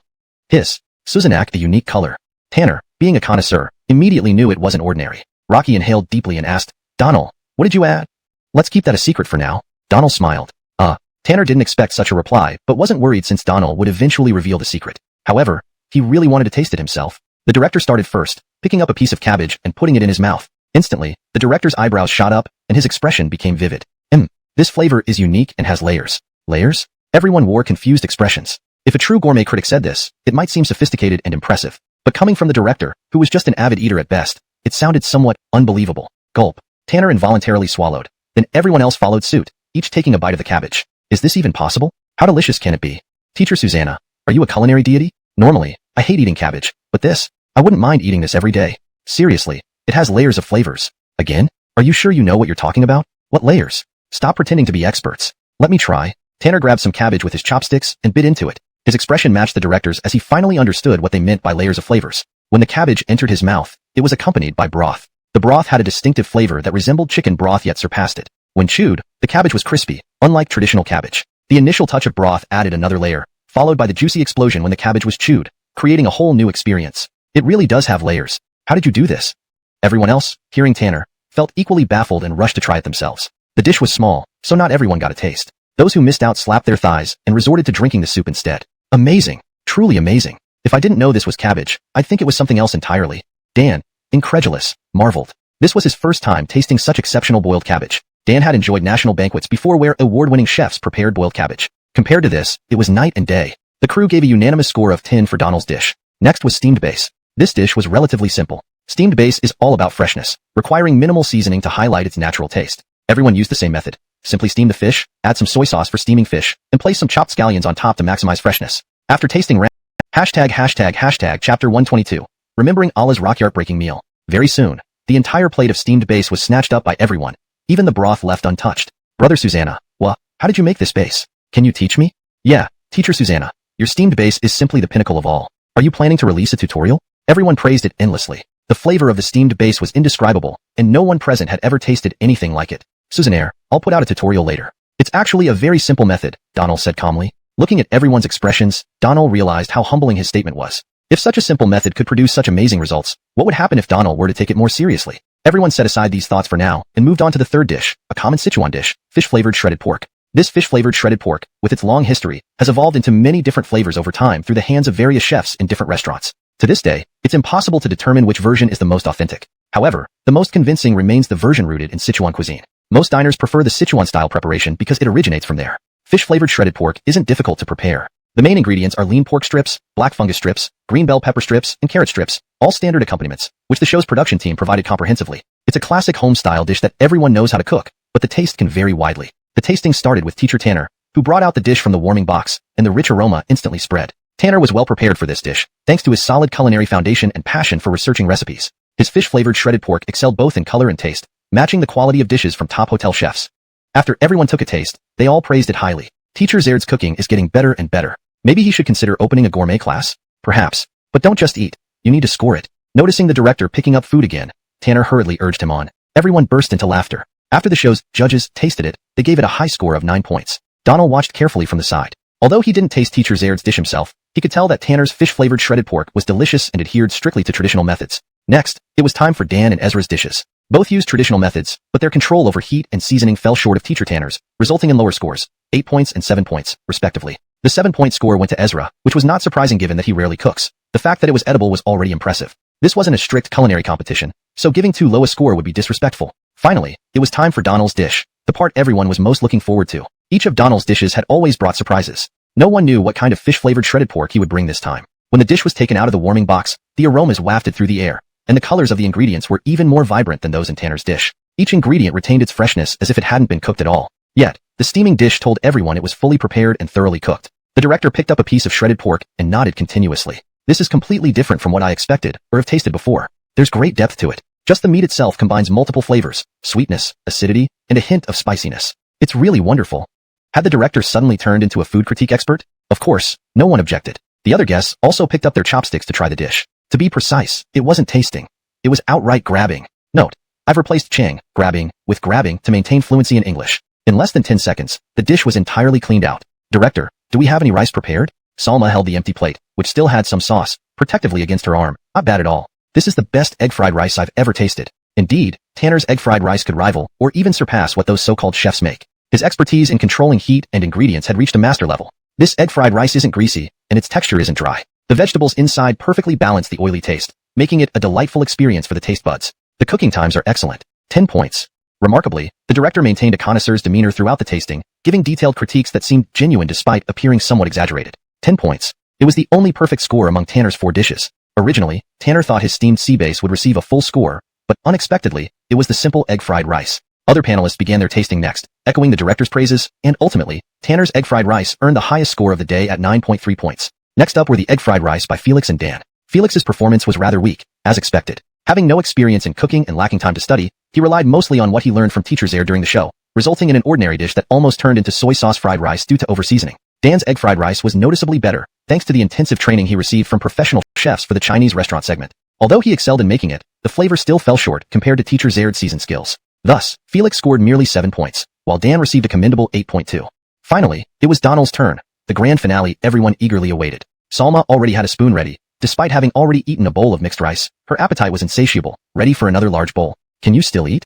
Aislinn whispered to Salma, who replied, of course, don't you want to? I'm afraid of gaining weight. You need energy to lose weight. Kanal, another foodie, secretly grabbed a spoon, waiting anxiously for the judges to finish tasting. Even Tanner was ready, certain Donald's egg fried rice wouldn't disappoint. Everyone was practically salivating as Donald's egg fried rice was taken out of the thermal box. Its aroma alone was different from the previous dishes. While Teacher Zaire's had a rich, light fragrance, Felix's was soy dominant, and Dan's had a unique aroma. Donald's emitted a subtle green onion scent. Green onion scent? Tanner furrowed his brow slightly. Others also frowned. Green onions in fried rice are common, but typically minimal to avoid overshadowing the egg flavor. Surprisingly, upon lifting the lid, the anticipated strong green onion smell vanished mysteriously, leaving behind only a bowl. Chapter 124. Extending an olive branch for the special ability loss endorser. Chapter 124. Extending an olive branch to the special endorser. Note, the term Turanungsu is unclear without additional context. For now, it has been translated as special endorser. If this term has a specific meaning or is a proper name, please provide more context for a more accurate translation. Hashtag Chapter 124. Extending an olive branch for sponsorship. The show's audience judges had tears in their eyes, and some were even sobbing uncontrollably. Seeing this scene, everyone else was utterly shocked. This was just too extreme. How terrible must the food be to make people cry? Salma, looking at Donald with a puzzled expression, quietly placed her spoon back on the table. Aislinn followed suit, putting her spoon down as well upon seeing Salma's action. Tanner, who was originally eager to try, now hesitated. After much thought, he felt that putting down his utensils might be seen as disrespectful to Donald, but he remained still, observing the others. Time seemed to stand still. The audience judges said nothing. 3 minutes, 5 minutes passed. Despite being asked multiple times by the onlookers, no one reacted. The scene was eerily surreal. Even the cameraman considered whether they should call the show's doctor, but then thought, isn't Donald capable of healing? And dismissed the idea. Finally, after what felt like an eternity, the director who had been the first to taste the egg fried rice regained his composure. What happened to me? Why am I crying? Right, we all want to know why you cried, Tanner asked. Yes, why did you? It's because of the egg fried rice, yes, it's definitely it. As he spoke, the director immediately scooped up another large spoonful of egg fried rice and put it into his mouth. Tears that had just been wiped away streamed down again from his eyes. Everyone couldn't help but gape open-mouthed, thinking the same thing. The director is really brave, crying from the food and still eating? Then, the others came back to their senses and began eagerly scooping more rice. Tanner and the rest were once again stunned. You guys, say something. Tanner called out, visibly agitated. It's delicious.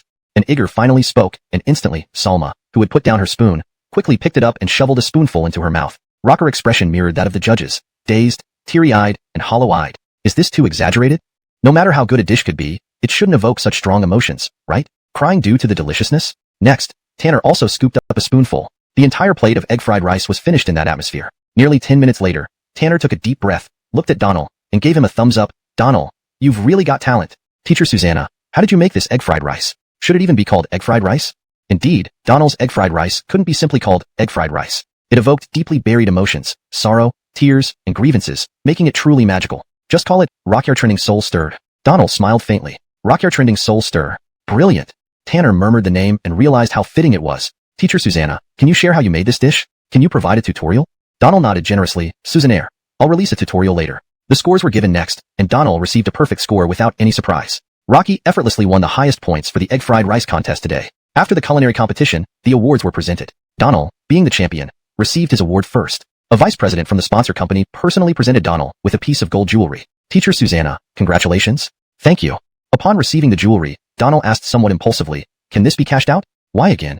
This wasn't the first time. After hearing the offer, Donald pondered, thinking endorsement was not out of the question if the compensation was substantial. Can we discuss this privately after the show ends? Seeing that Donald didn't completely reject the offer and realizing it was inappropriate to discuss during the filming, the Taining Shu vice president laughed and agreed. Absolutely. Also, the gold jewelry is still a gift to Teacher Susanna, along with 10 times the monetary value as additional reward for winning all dishes. Indeed, knowing how to handle things well, the vice president gained goodwill and public relations in one go. Donald gladly accepted the rewards, appreciating the transparent arrangement. Thank you, gentlemen. Donald smiled as he received the prize. Chapter 125. A deal worth over 10 million. Chapter 125. A deal worth over 10 million. It was expected that Donald would win the rewards. The production team had set up this event to support Dan's plan. Besides, they had also fulfilled Taining Shu Group's request and successfully connected the vice president of Taining Shu Group with Donald. Speaking of which, Taining Shu is one of the world's top 500 companies, and it's not often that their vice president personally steps forward. Donald managed to catch the attention of these entrepreneurs. Primarily, since Donald first gained prominence, he never endorsed any products and had no negative news. Even the gossip on the internet was eventually suppressed by legal means. Suzanak, a quality celebrity, who wouldn't want to collaborate with. The culinary competition program ended here. After the awards ceremony, everyone sat under the pavilion in the courtyard, surrounding Donald. Brother, how did you make that fried rice? Teach me quickly. I'll make it right now. And how about the steamed sea base? Donald, you should release a tutorial. We can learn from watching. Everyone was chiming in, giving Donald no chance to reply. Rocky, hey, everyone stop. Donald hasn't had a chance to speak. Tanner quickly intervened, and everyone finally paused. Donald awkwardly smiled and said, why don't I write them down? Susannaire, writing it down is even better. So, with everyone's agreement, Donald took out his always carrying notebook and pen and wrote down the cooking process for today's dishes. Actually, it wasn't as difficult as everyone imagined. Donald has the skill culinary mastery, which simplifies all cuisines, preserving the freshness of ingredients and avoiding the overuse of seasonings like chefs do in restaurants. After Donald finished writing, everyone gathered around to watch. Tanner has the highest culinary talent among them, and after just one read-through, he grasped some key points. Wow, so it's like this? Simplifying complexities and bringing the ingredients back to their essence? Tanner hit the core, making everyone nod in realization. Director, can I try? I don't really have much variety show experience, so I'm afraid. Rocky, variety show experience, I'm not sure if I have it either. This platform promotes Chinese cuisine, so whether you have such experience isn't a problem. In that case, I can give it a try, Donald smiled. So, you agree? Regarding the compensation, let's cut this part.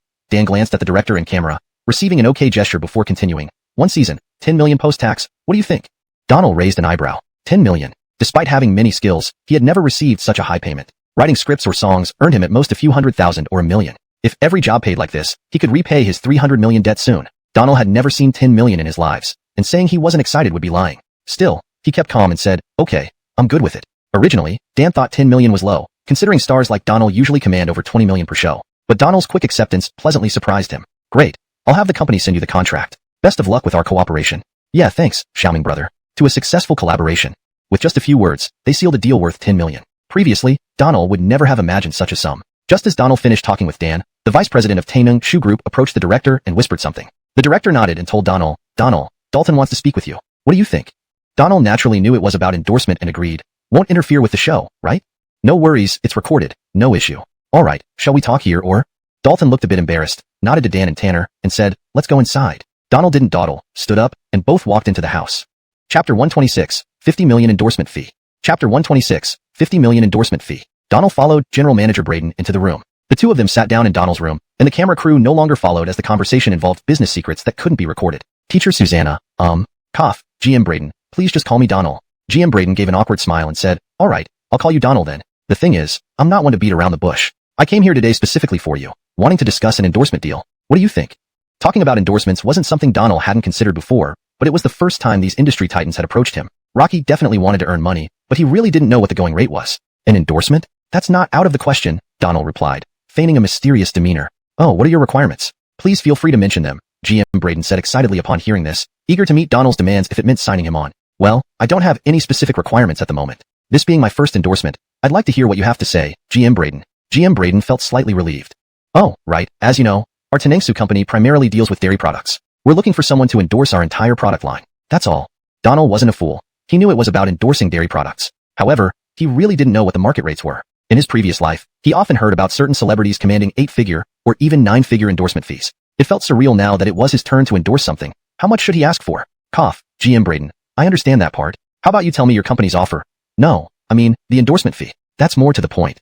Upon hearing this, GM Braden felt the deal was getting closer. Today's goal was to sign Donald regardless of the price. As long as Donald showed interest, the deal could go through since Tenengsu Group certainly wasn't short of money. This is how it works. We might shoot 2 endorsement videos, and the endorsement period will be 1 year. Our offered endorsement fee is 10 million. What do you think?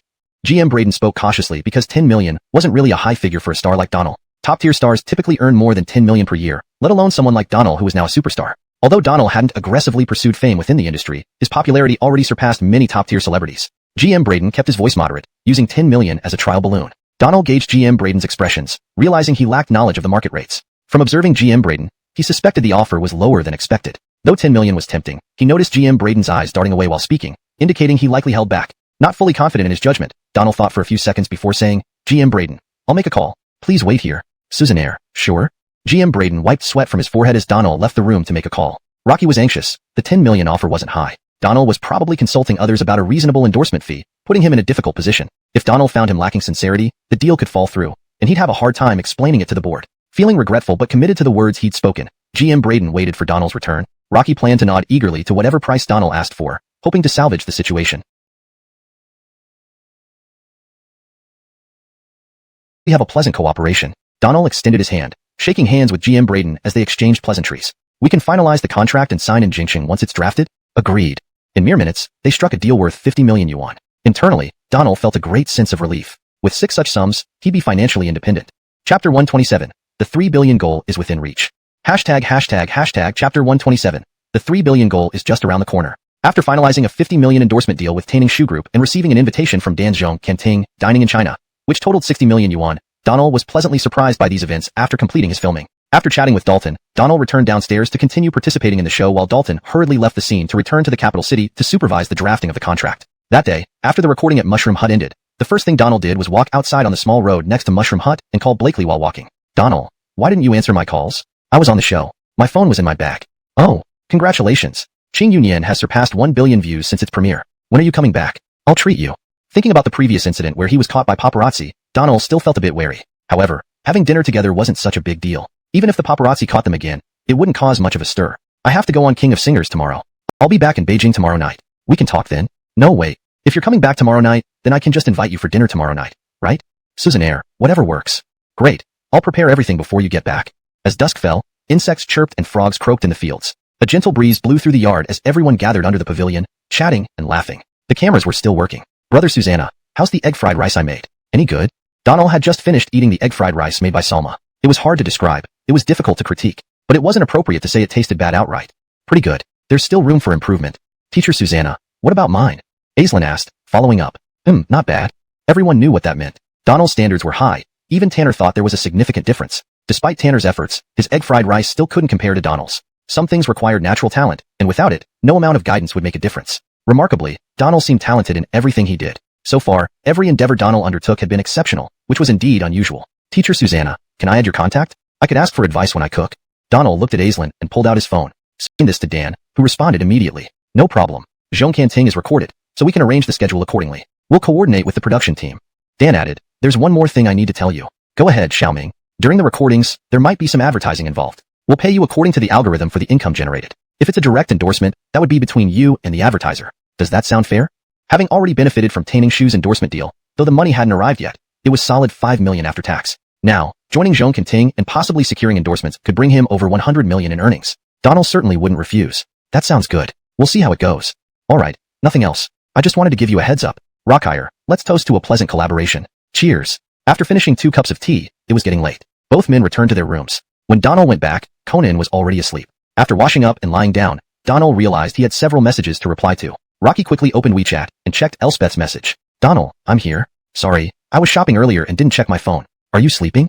Donald, thank you. These 3 WeChat messages indicated that Elspeth and Becky's relationship had almost been confirmed, as they had been seen walking together. Donald replied, Jega, I'm at Mushroom Hut. I just saw your message. Tomorrow, you owe me dinner in Changsha. Expecting Elspeth not to reply, Donald was surprised when he got an immediate response. Aren't you sleeping yet, Donald? Not yet, just about to. Rocky, I'm in Changsha too, and going on the show tomorrow. Let's meet in Changsha. I'll treat you to a great meal. Deal. Well, it's getting late. Get some rest. Okay. After a few exchanges, Donald turned off his phone and lay down. However, thoughts of his sudden increase in income of 60 million, potentially reaching over 100 million with Zhong Canting endorsements, kept him awake. Clearing his debt of 3 billion yuan seemed imminent. Imagining becoming debt-free and free from system restrictions stirred many thoughts, leading to insomnia. Chapter 128. Let's pinky promise. Hashtag chapter 128. Let's make a pinky promise. The next day, Donald got up early. It was late summer, and the mountains were slightly cool. In the early morning, the mist enveloped the mountains like a surreal fairyland. Donald couldn't help but recall the most popular topics from his previous world. The urban migration trends had changed drastically over time. Initially, people tried their best to move into cities, but later on, city dwellers specifically ventured into rural areas. Fast-paced city life made many feel suffocated. Although country living might not bring in much money, it allowed people to enjoy picturesque scenery every day and remain in high spirits. This world was no different. Aspiration for Life, a show celebrating simple rural life, resonated with reality. Donald originally planned to jog, but thinking he would be leaving for Changsha soon, he decided against it. Everyone upstairs was still sound asleep, and dawn was just breaking. Rocky walked quietly downstairs, careful not to disturb anyone. Stepping out of the main hall, Donald saw a beautiful sight in the courtyard.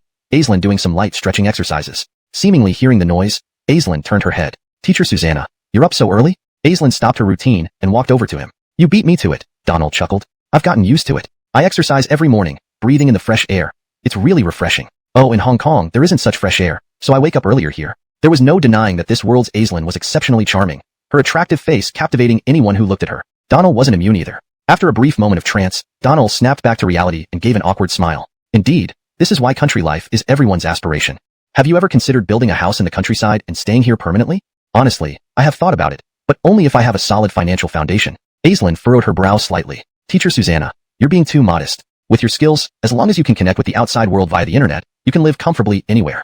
Aislinn wasn't exaggerating. In fact, it was true. Donald now commanded endorsement fees of 500 million yuan, and with his talent, he could enjoy a comfortable life anywhere. But currently, he still owed several hundred million, which needed repayment. Not really, my finances are not in great shape. Teacher Susanna, may I ask a sensitive question? Donald initially wanted to say no, but somehow replied, Susannaire, go ahead. I heard online that Teacher Susanna repaid your father's debts, but you don't need to worry too much. With your current abilities, earning a few hundred million is just a matter of time. Donald didn't argue and smiled. Let's hope so. I'm going for a walk. You? I'll join you. Aislinn followed Donald out of the courtyard. They strolled down a country path, with Aislinn chattering happily about interesting tidbits from Hong Kong and gossip from the entertainment circle that even Donald hadn't heard. As they conversed, Donald suddenly realized he hadn't been very interested in Aislinn in his previous world. Yet, interacting with this young actress who hadn't yet fully blossomed into a top star, he found himself somewhat drawn to her. Of course, this admiration was purely for her personality, though it naturally included her appearance. Beautiful things always elicit appreciation, and there was nothing wrong with that. Teacher Susanna, you have another show tomorrow. Is it a new song? Yes, probably. Haven't decided what to sing yet. This seemed odd. If Donald planned to cover someone else's song, saying he hadn't chosen one yet would make sense. But acknowledging he would sing a new song while admitting he hadn't decided on the lyrics suggested he had numerous unreleased songs in his arsenal. Teacher Susanna, I have one more question. Yes, ask away. Do you write a lot of songs? Technically, it wasn't incorrect. The songs in his mind were numerous, but they weren't written by him. Not really, just occasional flashes of inspiration. Those flashes must be frequent. Or are you composing right before the performance? Wow, what talent.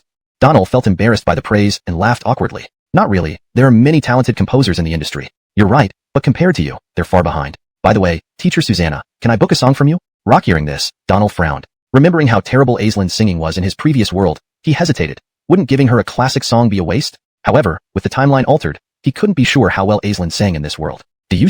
Chapter 129. Imagine rival in love? Chapter 129. Imaginary rival? Walking along the country path, Donald was thoroughly captivated by Aislinn's lively demeanor. She acted like a little kid, talking, moving around, and sometimes even engaging in some casual physical contact with Donald, causing his face to turn red. After all, despite living for over 20 years in the previous world, Donald had remained single. When it came to matters of the heart, he was still inexperienced, much like Elspeth whom he had previously tried to guide. If Donald were more experienced in this area, things between him and Blakely would not be the way they are now, somewhere between friends and lovers. In fact, Donald wasn't sure if what he felt was liking, loving, or something else entirely. Right now, his eyes seemed entranced, unable to look away from Aislinn's face. Every smile and frown made him feel comfortable. Teacher Susanna, what kind of song do you plan to write for me? Aislinn suddenly stopped, tilting her head up to look at Donald. Rocker clear eyes reflected Donald's image, drawing him into their depth like a black hole. Cough, I haven't decided yet. What type do you like? Aislinn tilted her head thoughtfully. Any kind is fine. Whatever you write will definitely be the best. That wasn't an exaggeration. All the songs Donald had written so far dominated various charts, each one a classic, endlessly listenable, none subpar. Well, I'll take a look later. Okay, then I'll wait. By the way, did Brother Aiden mention the Chinese restaurant thing to you? Yes, Donald nodded. Rocky asked you to join too? Yeah, actually, I should thank Brother Aiden for giving me this opportunity on the show. Otherwise, given my experience, who knows when I'd get a chance to shine. Donald smiled but didn't respond. Rocky knew Dan liked Aislinn, just that Zared hadn't openly expressed it yet. This method, helping someone grow and become famous quickly, was the most appealing approach for girls in this circle, offering the greatest temptation for newcomers. What's wrong? Seeing Donald smiling without responding, Aislinn asked. Oh, nothing. I just think Brother Aiden is pretty good, helping you gain popularity. You should really thank him. I know. You two are quite early. Just as they were chatting, Dan's voice rang out from behind them, right on cue. Both turned around and said in unison, Good morning, Brother Aiden. Rocky, you two were even earlier. Called for a run. We could have had company, but why didn't you run? We were chatting. I asked teacher Susanna to write a song for me. Really? Donald nodded awkwardly. Since turning to see Dan, he noticed a hint of something different in Zaired's eyes.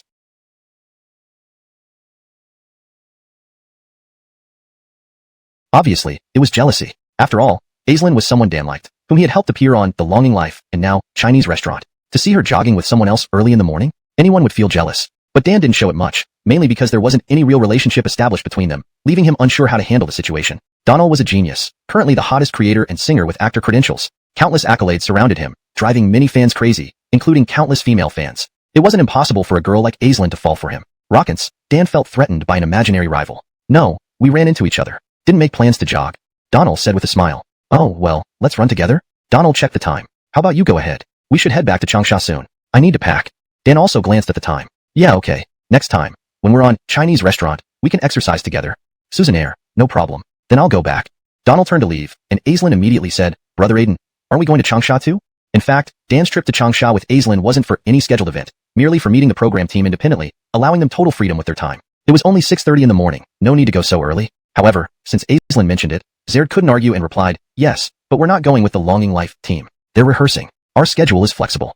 Let's go together. Wouldn't that be more fun? What do you think, Teacher Susanna? Donald looked awkwardly at Dan. Susannaire, whatever. So, the original plan of Donald spending a peaceful morning alone with Aislinn in this picturesque setting, where something special might develop, ended up being thwarted by Aislinn herself, who dragged Dan along. They returned to the mushroom house together. Back at the mushroom house, under the insistence of Aislinn and Salma, Donald prepared breakfast again, the soul-stirring fried rice from yesterday. While cooking, everyone gathered around Donald, watching intently and silently, taking notes of every step. Zach even recorded everything meticulously in a notebook. After breakfast, the production crew's bus arrived nearby. Initially, Aislinn and Dan were to travel in a private car, but due to Aislinn's preference for companionship, they ended up joining the bus ride to Changsha. Watching Aislinn laugh and chat with everyone, frequently interacting with Donald, Dan felt uneasy. Rocky wondered if Aislinn had truly developed feelings for Donald. In his mind, Zared already considered Donald an imaginary rival, though Donald had no such intentions. Throughout the journey, Donald chatted freely with everyone, including Aislinn, oblivious to the slight animosity in Dan's gaze. Chapter 130, The Station Chief's Invitation. Hashtag Chapter 130, The Station Manager's Invitation. On the way from Mushroom House to Changsha, Dan was in agony. Donald didn't feel a thing. For now that he knew about the relationship between Dan and Aislinn, he no longer felt the same admiration for Aislinn as before. Rocky was even completely oblivious to the fact that he had become Dan's rival in his mind. Fortunately, this part of the journey wasn't long. When they stopped at the TV station entrance, Dan didn't go inside with everyone else. Though it was a place he frequented, today he really didn't want to go in. Brother Xiaoming, Are we in a hurry to get to the capital? Watching everyone walk into the TV station, Aislinn couldn't understand why Dan, a regular here, was unwilling to enter today. There's a play I need to discuss urgently. Dan smiled and found an excuse. In fact, there was nothing urgent about the trip to the capital. Mentioning a play was just an excuse. Rocky did indeed have a play to discuss, but it wasn't what she thought. Rocky wanted to take Aislinn to his company to strengthen their bond and show her how much he valued her. Oh, all right. Aislinn clearly wasn't very interested, but she had no choice since Dan had arranged for her to appear on the show's Yearning for Life and Chinese restaurant, so she felt obligated to be polite. Speaking of which, Aislinn had known Dan much longer than Donald. Although Donald had only recently gained prominence, he had skyrocketed to fame rapidly and attracted significant attention in the industry. As a result, Aislinn had also started paying attention to him. At first, Aislinn wasn't particularly interested in someone Donald's age, even dismissing him as a fresh-faced newcomer. But after a series of events, she realized that Donald was a true prodigy. Anything he created was always a masterpiece, showing no trace of being a mere idol. This led to her growing interest in him. She liked him, sure, but love seemed a bit far-fetched, so she decided to get to know him better. After spending a day with Donald, Aislinn found that he was nearly flawless in terms of character, temperament, and appearance. Indeed, Aislinn had no idea that Mr. Walker, when first meeting Donald, faced considerable coldness, even crying in bed over Donald's aloofness. Aislinn was fortunate because by then, Donald had moved past his irritable phase and developed an appreciation for beauty and kindness. Upon entering the TV station, Donald and his group were personally greeted by the station manager. Donald, Jill, you've arrived. Rakillo, manager. Donald and Salma spoke almost simultaneously. Very good. Congratulations, Donald. Your new drama topped all charts on its opening day. A great achievement. Thank you, manager. Rocky, don't mention it. Actually, I wanted to talk to you about something. Are you busy right now? What's so secretive? Amin laughed heartily. Not really secret, just asking if you're busy lately. If not, we'd like to collaborate. Our online film and television sector needs some productions, and we thought of you. Can you write a script? Amin got straight to the point. Suzanaire, I'll do my best. Yang was speechless. He never expected Donald to agree so readily without any consideration. Delighted, Amin hurriedly said, Thank you, Donald. As for the contract terms, feel free to ask for anything, and I'll try my best to accommodate you.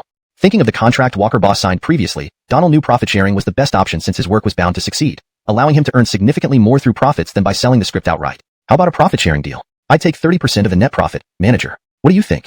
No need to think, it's settled. A 30% share would be exorbitant for most creators, but for Donald, it was worth every bit. His popularity alone justified it. Even if the script weren't perfect, having Donald's name associated with it would boost ratings significantly. Moreover, Amin saw this as a bargain that strengthened ties with Donald. In the past, actors groveled to appear on TV shows, even paying for the opportunity. But Donald was different. His mere presence could multiply a show's ratings, and that's exactly what Amin valued. Judah, Teacher Megan, Felixernan. Donald acknowledged each one individually. Donald, it's been a while. Honestly, I missed you, Rockernan said, stepping forward to shake Donald's hand with an enthusiasm uncharacteristic of him. Perhaps Donald's outstanding talent truly made even a renowned figure like Rockernan feel outmatched. Brother, Salma skipped over to Donald. Do you know what you're going to sing? Donald shrugged. Not yet. Everyone froze. Donald always seemed to work under pressure, but somehow managed to deliver jaw-dropping performances every time. Another new song? Rockernan asked. Yeah, probably, Donald replied. Rockernan, enviously, remarked, even a mule from a production team wouldn't work as efficiently as you. Donald, what do you have in that head of yours? Donald chuckled. I wish I knew myself. Everyone chimed in teasingly, but Donald was used to such scenes. As the others dispersed, only Salma stayed by his side. Brother, spill it. What? The new song. Haven't decided yet. All right, I'll go practice too. Go ahead.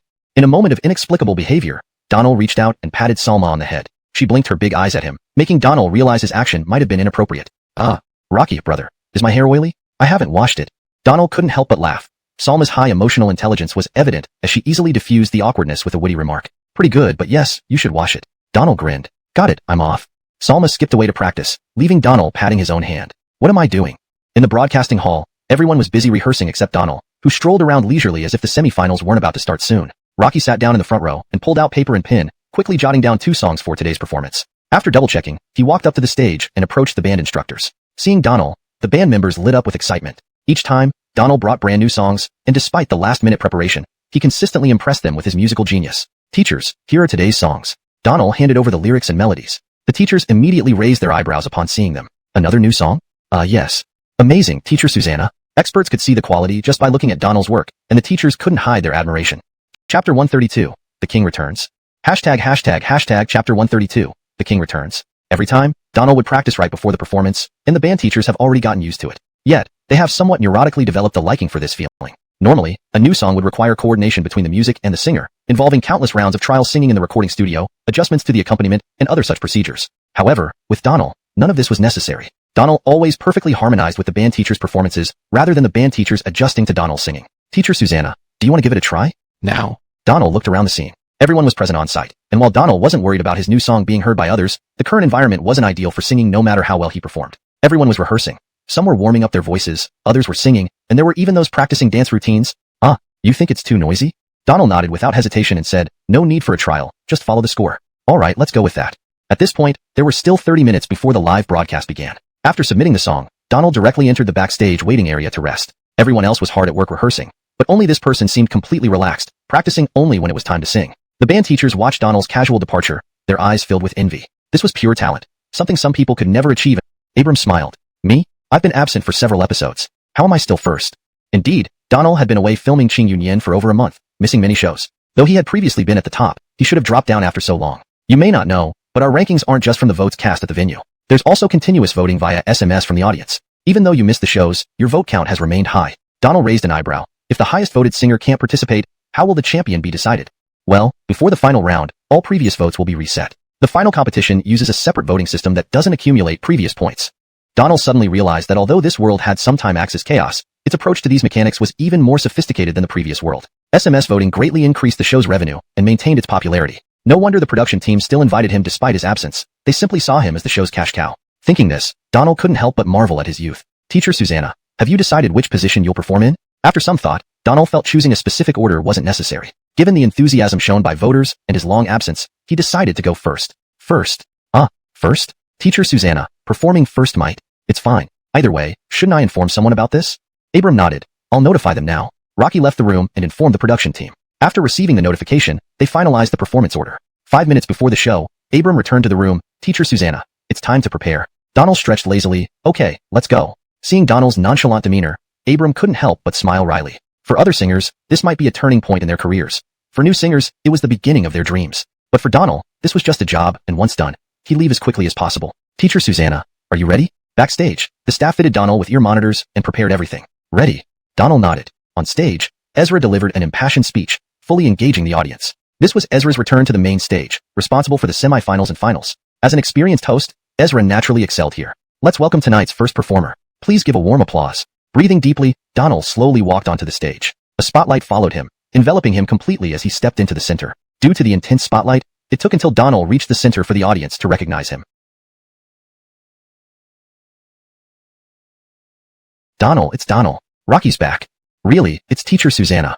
Suddenly, the venue erupted in cheers. Normally, the audience would remain quiet before a performance, but today was different. Everyone stood up, welcoming him like the return of a king. Donald bowed slightly, smiling warmly. The music started, and Donald took another deep breath. Chapter 133, The King of KTV. Chapter 133, The King of KTV Singing. Note, Kagura Zhiwang is a play on words, where Kagura means singing in KTV, and Zhiwang means the king of. A more literal but less natural translation would be the king of K singing. Please let me know if you want to proceed with the more literal translation or if you prefer to keep it as the king of KTV, which is more commonly used and understood in English-speaking contexts. Chapter 133, King of KTV. A new song. Yet another new song. Upon hearing the music, the audience immediately erupted in exclamations. Although the initial volume was not very loud, everyone clearly heard it. Another new song. Wasn't Donald busy filming recently? When did he have time to write a new song?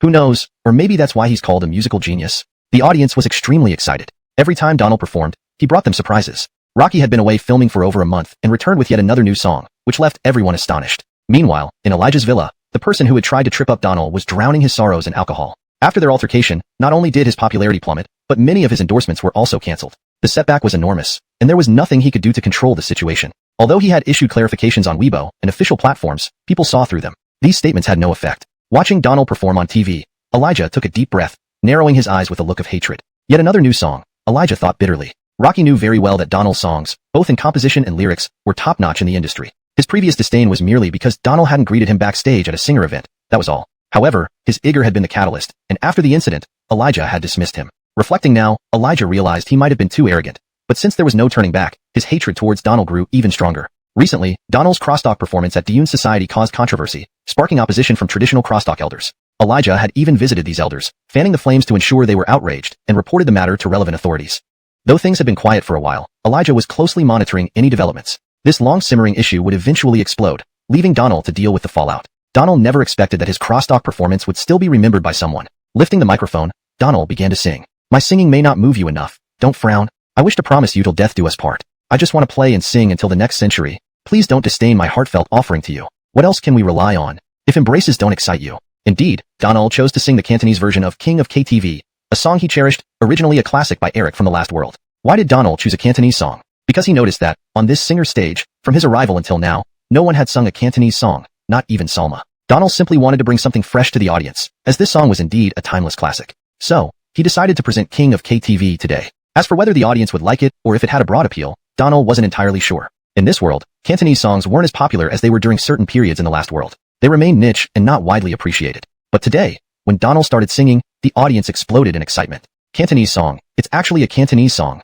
I can't believe Donald can sing Cantonese songs, wow. I'm not a big fan of Cantonese songs, but Donald's song is really good. In the backstage area, all the performers stood up and watched Donald on TV with disbelief etched on their face intently, finally closing their eyes to immerse themselves in Donald's enchanting voice. The process was magical. The barrage of comments in the live stream gradually stopped. Ultimately, not a single comment appeared on screen. The Hunan TV staff thought there was a problem with the live stream, but the engineers discovered everything was fine. Viewers were simply captivated. Only when Donald finished singing and the music stopped did the silence break. Thank you.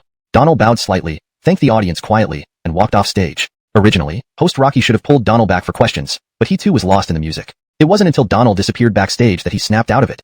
Rocky Lauscher, the song's over, the staff reminded him. Ezra came back to reality. Chapter 134. The next song is Vini Qua. Chapter 134. The next song is Exaggeration. Note, the song title Fuka can be translated as exaggeration or lavish. However, to maintain the original style and ensure accuracy, it has been kept as exaggeration. Please provide more text if you would like further translation. Chapter 134. The next Farooq is Exaggeration. Ah, is it over? Ezra snapped out of his trance and prepared to take the stage with the microphone in hand. Ezra, teacher Susanna has left? Ezra gasped and hurriedly looked down the aisle, only to find that Donald had almost reached its end. Donald, Donald. Ezra immediately called out. The echo in the aisle made Donald turn back. What's wrong, Ezra?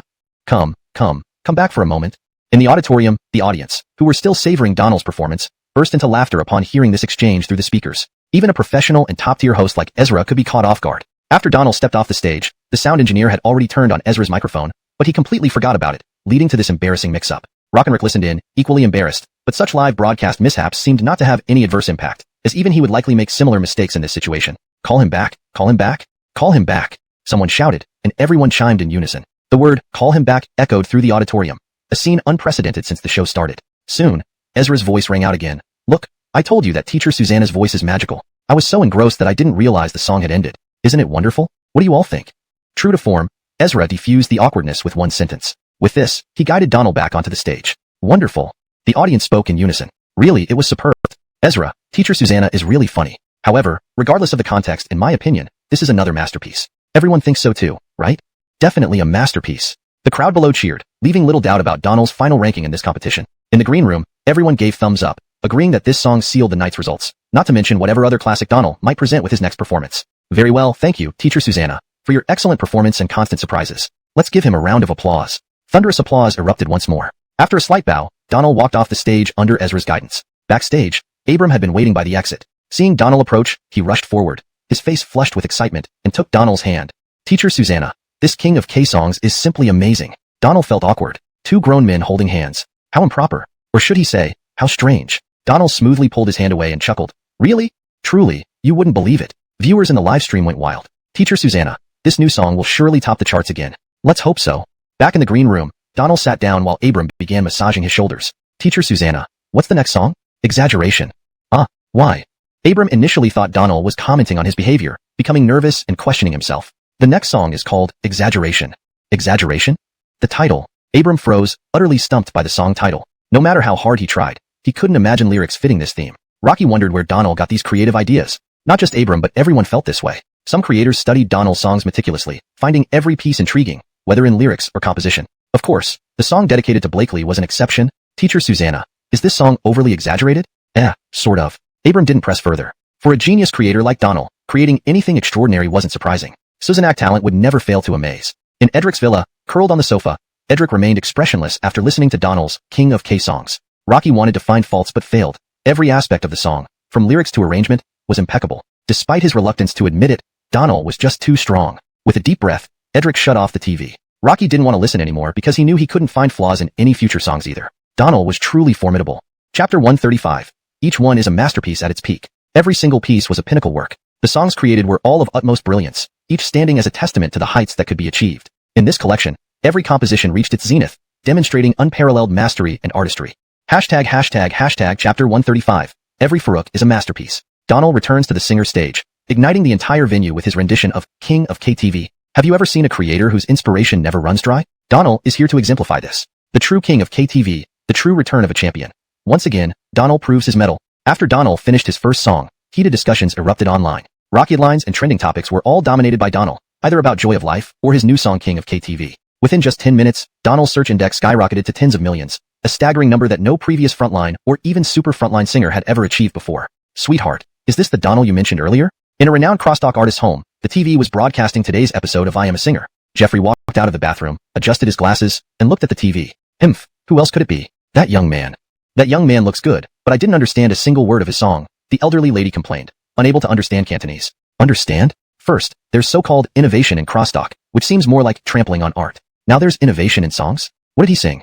Seems like something called King of KTV, the elderly lady replied. Wow, King of KTV, what a bold title. What do you think about addressing the chaos in the crosstalk world? It'll happen soon.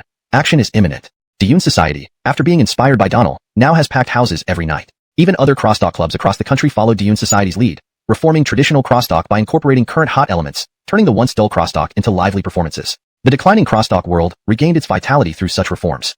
Gerardo, Antoine de Gang, had always wanted to find an opportunity to have a drink with Donald, but due to Donald's recent southern trip for filming and subsequent busy schedule on various shows, he hadn't had the chance. Thus, Gerardo didn't disturb Donald. Today, Gerardo brewed a pot of tea, sat on the sofa in the living room, drinking tea and eating sunflower seeds while watching I Am a Singer. Previously, Gerardo didn't like these variety shows, but since Donald proposed changes to crosstalk, Gerardo not only started paying attention to variety shows but also began browsing Weibo and Douyin, noting down any trending news or funny jokes, ensuring he kept up with everything related to the internet, public life, and public opinion. These became the sources of new jokes performed daily at Diyun Society. TSK, Donald's singing is really good. Dad, do you understand Cantonese? If I don't understand Cantonese, can I still appreciate the music?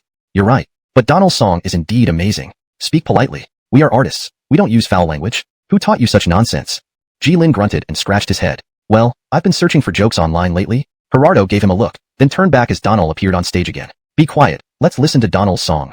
Amazingly, the old man, who usually only listened to operas, now loved listening to pop music, seemingly influenced by his fondness for Donald. On stage, Donald made his second appearance. This was the second round of performances for the day. Other competing singers had already completed their first rounds, and today, all the songs performed by the contestants were impressive. Donald had listened to the first round from backstage and admired these musical elites. If it weren't for his buff, compared to these senior artists, he wouldn't even be considered noteworthy.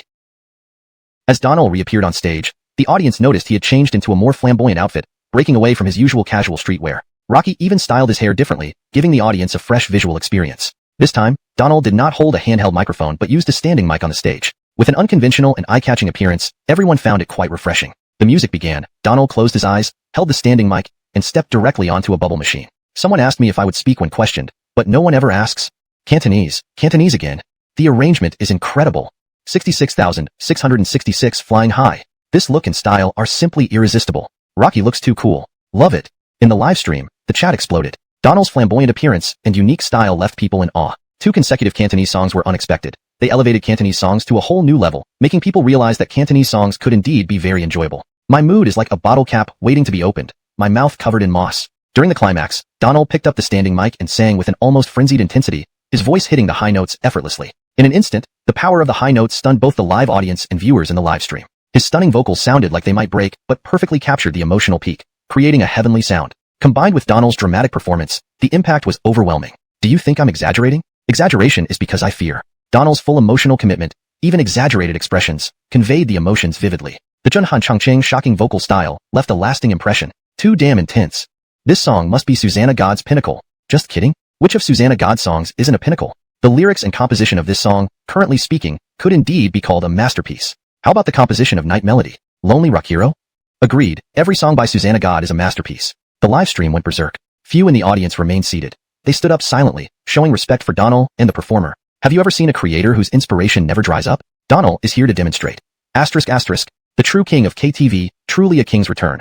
Donald once again proves his mettle. As soon as Donald finished his first song, an intense buzz erupted online. Rocket lines and trending searches were dominated by Donald, whether it was about joyful rest years or his new song King of KTV. The translation has been adjusted to current hot topics, making the usually dull crosstalk more entertaining. The declining crosstalk world has regained its vitality through such reforms. Amal had always wanted to find an opportunity to have a drink with Donald. However, due to Donald's busy schedule, he had recently shot a film in the South and then participated in various shows immediately after returning. Amal didn't want to disturb him. Today, Amal brewed a pot of tea, sat on the sofa in the main hall, and watched I Am the King of Singers, while sipping tea and cracking sunflower seeds. Previously, Amal didn't enjoy watching variety shows. But since Donald proposed innovations in crosstalk, Amal began paying attention to entertainment programs and even started browsing Weibo and Douyin, jotting down interesting jokes and notes whenever he saw any trendy news or humorous segments. Rocky ensured nothing related to the internet, daily life, or public opinion escaped his notice, all of which served as the fountainhead for new Douyin segments. TSK, Donald sings pretty well. Dad, do you understand Cantonese? Even if I don't understand Cantonese, can I appreciate the music? Don't quibble with me, but Mr. Susanna's song is indeed impressive. Speak politely, we are artists, no profanity allowed. Where did you learn these messy words from? Antoine Chelan stuttered, scratching his head. It's because I've been finding segments online every day. Amal gave him a sidelong glance, then turned back as Donald took the stage again. Be quiet, let's listen to Donald sing. Well, Dad, who usually only listens to Peking opera, has now fallen in love with pop music. Truly loving one thing leads to loving another. Whether it's good or bad, it's all due to his admiration for Donald. On stage, Donald made his second appearance for the second round of the show. All previous contestants had completed their performances. Today, everyone's songs were impressive, and Donald had listened to the first round thoroughly in the backstage rest area, admiring the talent pool immensely. If it weren't for my own blessing, compared to these veterans, I would barely count as anything. When Donald stepped on stage again, the audience noticed he had changed his outfit. For the first time in a long while, he traded his usual streetwear for a flamboyant ensemble. Moreover, Donald had styled his hair differently, catching everyone's eye. This time, he didn't hold a handheld microphone but stood beside a standing mic. His unusual appearance piqued everyone's interest. Music started, Donald closed his eyes, held the standing mic, and placed one foot on a bubble machine. Someone asks me, I would say, but no one comes. I wait until there's no choice unacknowledged. Another Cantonese song. The arrangement is awesome. 66,666 soaring high. This style and melody, mind-blowing. So cool. Absolutely loving it. Live chat comments flooded in. Donald's extravagant style and unique style brought a fresh perspective. 2 Cantonese songs in one show were surprising. What used to be somewhat disliked Cantonese songs suddenly seemed much more appealing, proving that they can indeed be beautiful. My heart is like a lid, waiting to be opened. Mouth grows moss.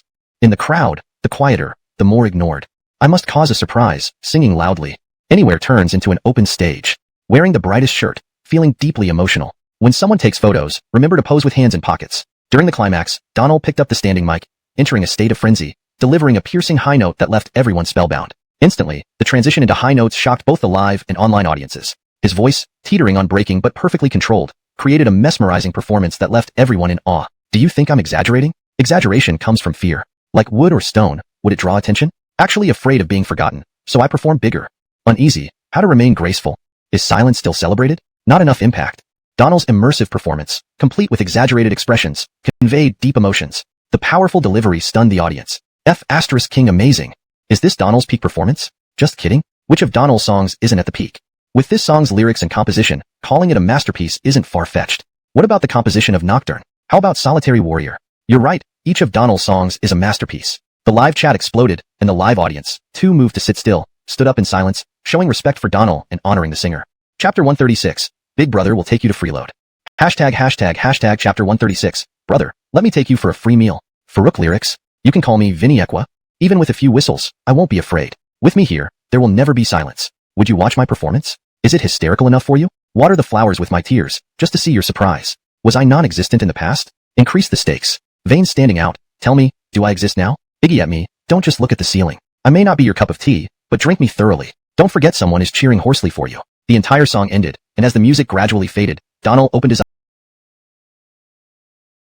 eyes and slowly put down the microphone stand he had been holding. As soon as the music stopped, an ear-splitting roar erupted from the audience. Donald, Donald, Donald, Donald, Donald. The cheers rose higher and higher, as if they could tear off the roof of the auditorium. In the waiting room for the competing singers, all the artists were bowing to the screen, expressing their admiration for Donald. This generation of young singers might never find another creative songwriter like Donald, Judah remarked with a sigh. Judah's statement was not exaggerated. Rocky was a veteran in the music industry, having witnessed countless new stars rise and fall over the decades. However, Donald was different. Currently, Donald wasn't even considered a true member of this industry. Rocky seemed indifferent to fame, and if not for his father's debt, he wouldn't have entered this circle. Therefore, he didn't need to worry about losing himself in it. Writing music that he loved and bringing joy to others, this perhaps described Donald's current mindset. If Donald knew what was on Judah's mind, he would likely laugh until he choked. Judah thought he was too noble. In reality, Donald was just focused on making money. No lofty ideals, no profound reflections, just making money. But now, Donald relished the feeling of being surrounded by everyone's admiration. Germano returned to the stage, shaking his head as he walked up. I really don't know how to describe how I feel right now. Does anyone else feel the same? A wave of enthusiastic applause greeted Germano's words. Teacher Susanna, did you also write this song while using the bathroom? Donald raised an eyebrow. Susannaire did. Ha ha ha. The audience couldn't hold back their laughter. Even Germano couldn't stop laughing. Alright. Looks like I should start thinking seriously in the bathroom next time. Maybe I'll come up with something classic too. What do you all think? Yes. The audience responded in unison. Germano looked at Donald. What's the name of this song? Vini Equa. It's called Vini Equa. Like Abram before him, Germano was initially stunned, then suddenly raised an eyebrow and smiled. Vini Equa, you're right. It fits perfectly. The livestream viewers had already started discussing the song title as soon as Donald mentioned it. No one expected such a fitting title. Why didn't we think of Vini Equa? This title is so fitting. No wonder Susanna got dressed so extravagantly today to match the theme. On stage, after savoring the aptly named song, Germano clapped and praised it highly. Brilliant, truly brilliant. Thank you, Teacher Susanna, for once again giving us a fantastic song titled Vini Equa. Donald bowed slightly, and thunderous applause rang out. Then he exited the stage. During the subsequent performances, Donald listened to each singer. Despite the temporal discrepancies between worlds, this world had its own classics, and many songs were still incredibly moving. For instance, Judah's Crossing Over, Megan's Misunderstanding, Salma's Night Prelude, and so on. After all the singers finished performing, it was time for the most nail-biting moment, the unveiling of the rankings. Host Rockenrick continued his humorous delivery, interspersed with seamless product placements, much to the audience's amusement. The outcome was predictable. Donald took first place for this episode with 2 new hits, maintaining his top rank. Rockernan came in second, Salma third, followed by Judah and Megan in fourth and fifth respectively. This being the semifinals, there were no eliminations, and the final round was scheduled for the following week, where Elspeth would return to compete for the championship. After the show, everyone headed back to their respective cities on flights that same day. Brother, what do you want to eat? Once we get to Beijing, I'll treat you. Salma accompanied Donald to the airport, singing along with his songs in the car. Let me treat you. What do you want to eat? Well, how about you cook something for me? Conditions might not allow for that.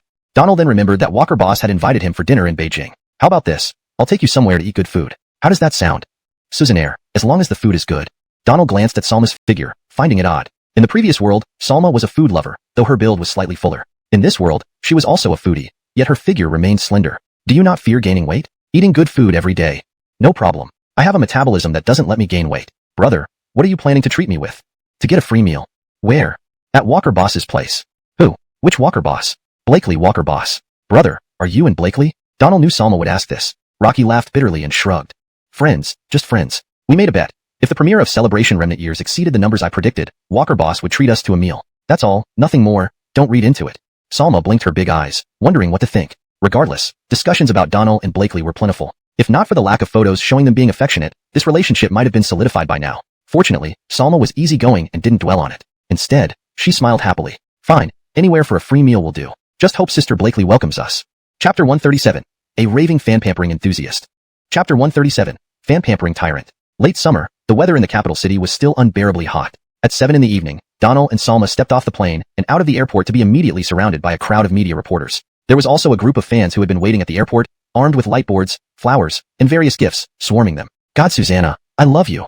God Susanna, your performance in Exaggeration was too cool. God Susanna, can we have a concert? Donald never thought that the scene he once dreamed of in his previous world would finally come true here. Being greeted with flowers and adoration at the airport, it would be a lie to say he wasn't happy. Yet despite this, deep down, he didn't want such attention. However, what made Donald frown was how the journalists wielding their cameras and microphones shoved the fans aside. Donald's face turned grim. Now fully ensconced in the entertainment industry, every move Donald made was monitored and scrutinized. Just as Donald feared, there was no freedom, and even his personal life was constantly under surveillance. In the airport hall, Blakely, dressed head to toe in disguise, had been waiting. She knew there were many media outlets lying in wait for Donald. She had previously sent a message to Donald, but suspected that his phone was still on airplane mode. Therefore, she didn't know about the media presence either. Watching from a distance as Donald and Salma were mobbed, Blakely felt powerless. At this moment, going out to help would only cause more chaos. Even calling her driver would not be wise as the reporters knew him too well, so she could only patiently wait. Oh, my foot. Amidst the chaos, a girl's voice cried out. Donald looked over and saw a girl in her early 20s wincing in pain. Glancing at the camera-wielding journalists nearby, Donald roared. Get the hell out of the way. His shout thundered through the hall, drawing everyone's attention. The reporters froze momentarily. Seizing the opportunity while everyone was stunned, Donald pushed one of the reporters aside who had trampled on the fan. Donald wasn't thinking about how the media would report this incident later. He just wanted to ensure his fans wouldn't get hurt due to him. It wasn't for show either. He genuinely cared for those who loved him. Click click. After a brief pause, the camera flashes erupted all around. Donald confronting journalists at the airport? Donald assaulting someone? The media outlets were already concocting headlines for tomorrow's front pages. This was explosive news. Are you okay? Ignoring the reporters, Donald supported the almost falling female fan. Are you alright? Originally upset, the fan's face lit up as Donald held her arm. I am fine. Rocker voice trembled. Good. Let's go. With a cold expression, Donald led the female fan and Salma through the crowd and strode toward the exit. The fan, initially unhurt, felt nearly breathless now, her hand enveloped in his warm grip, so comforting in winter. His bold demeanor, facing off against so many journalists, his powerful roar. It was intoxicating. Salma's heart raced too. This was the first time Donald had taken her hand, and the inexplicable feeling lingering in her mind was an indescribable happiness. Could this be love? She shook her head, dispelling these random thoughts. Though she clearly liked Donald, why wouldn't she? Rocky was handsome and incredibly talented. She didn't feel guilty about it, but she sensed that Donald treated her like a Nika, which left her somewhat disappointed. If he truly saw her as just a sibling, any attempt at anything else might destroy their relationship. Thus, she stayed in her role, content as things were. Seeing Donald escorting the injured female fan away, the other fans watched enviously or admired his actions admiringly. Rocky was undoubtedly a fan-pampering tyrant. Considering the number of media reporters present, his defense of his fan was impressive. Who wouldn't adore such an idol? Blakely was equally surprised. She couldn't believe how Donald handled the situation. Tomorrow's media reports would likely claim Donald attacked a reporter, something quite common in the industry. In the end, they'd probably just issue a clarification statement. Yet Blakely knew Donald. He would likely ignore the backlash completely, typical of him. Outside the airport, Donald sat the fan down in a rest area chair and examined her injured foot. Luckily, the injury was minor. A little bruising hidden by socks, and didn't need medical attention. Still, concerned for the delicate young lady, he asked if she needed a hospital visit. No need, got Susanna. Oh, aren't you a doctor too? Alright, Donald smiled bitterly. Let me call a taxi for you to go home. Despite her reluctance to part ways, the fan nodded. To be escorted home by her idol was a dream come true, worth bragging about for years. Donald called a taxi for her. But then came an awkward moment. Donald found himself nearly in tears when paying, as he had no money on him. His WeChat account had a mere 180 yuan, and he didn't know where she lived. What if it wasn't enough? Just as Donald felt trapped, Salma took out her phone and scanned the driver's payment code. Sir, anywhere in the city, 500 yuan. Is that alright? Rocky, that's very generous of you. 300 will do, and I'll make sure this young lady gets home safely. Payment successful. Donald looked at Salma, utterly embarrassed. Chapter 138. Declaration of Sovereignty? Chapter 138. Proclaiming Sovereignty? To avoid further awkwardness, Donald hurriedly switched off the airplane mode. However, by then, the female fan had already driven away. Celine. Bro, what's up? It's just a cab fare. You don't have to fight me over it. Donald smiled. Alright, next time I'll treat you. Huh? What do you mean? Not treating me today? No, let's go.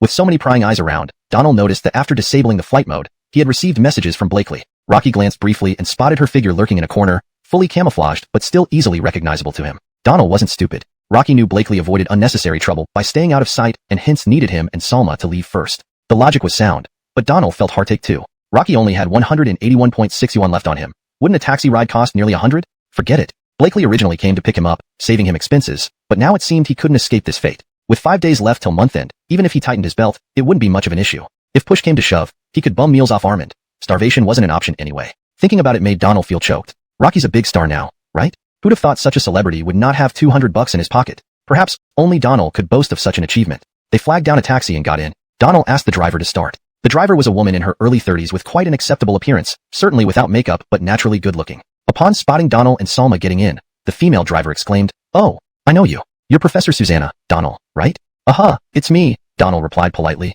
"Haha, imagine bumping into you here. Professor Susanna, I'm a die-hard fan of yours."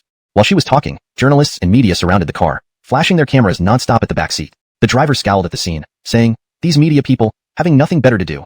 Rather than covering newsworthy events, they pester celebrities all day long, spreading rumors everywhere. How disgraceful." She stepped on the gas pedal as she spoke, driving the taxi away abruptly. A few media members tagging along almost got grazed by the car, ending up sprawled messily on the ground, turning the scene chaotic. Seeing the driver's actions, Donald exclaimed inwardly. Rocky usually had reservations about female drivers because accidents involving them were mostly due to improper operation, which caused public prejudice against female drivers. In the past life, he once got hit by a female driver while riding a shared bicycle on the non-motorized lane. Fortunately, he was unscathed. Thus, Donald always harbored some aversion towards female drivers. But today, he genuinely liked this particular one. "God, Susanna, are you just back from Hunan? I watched your performance on the King of Singers show today. Those 2 songs of yours were amazing." "Rocky, yeah, just back from Changsha. So where are you headed?"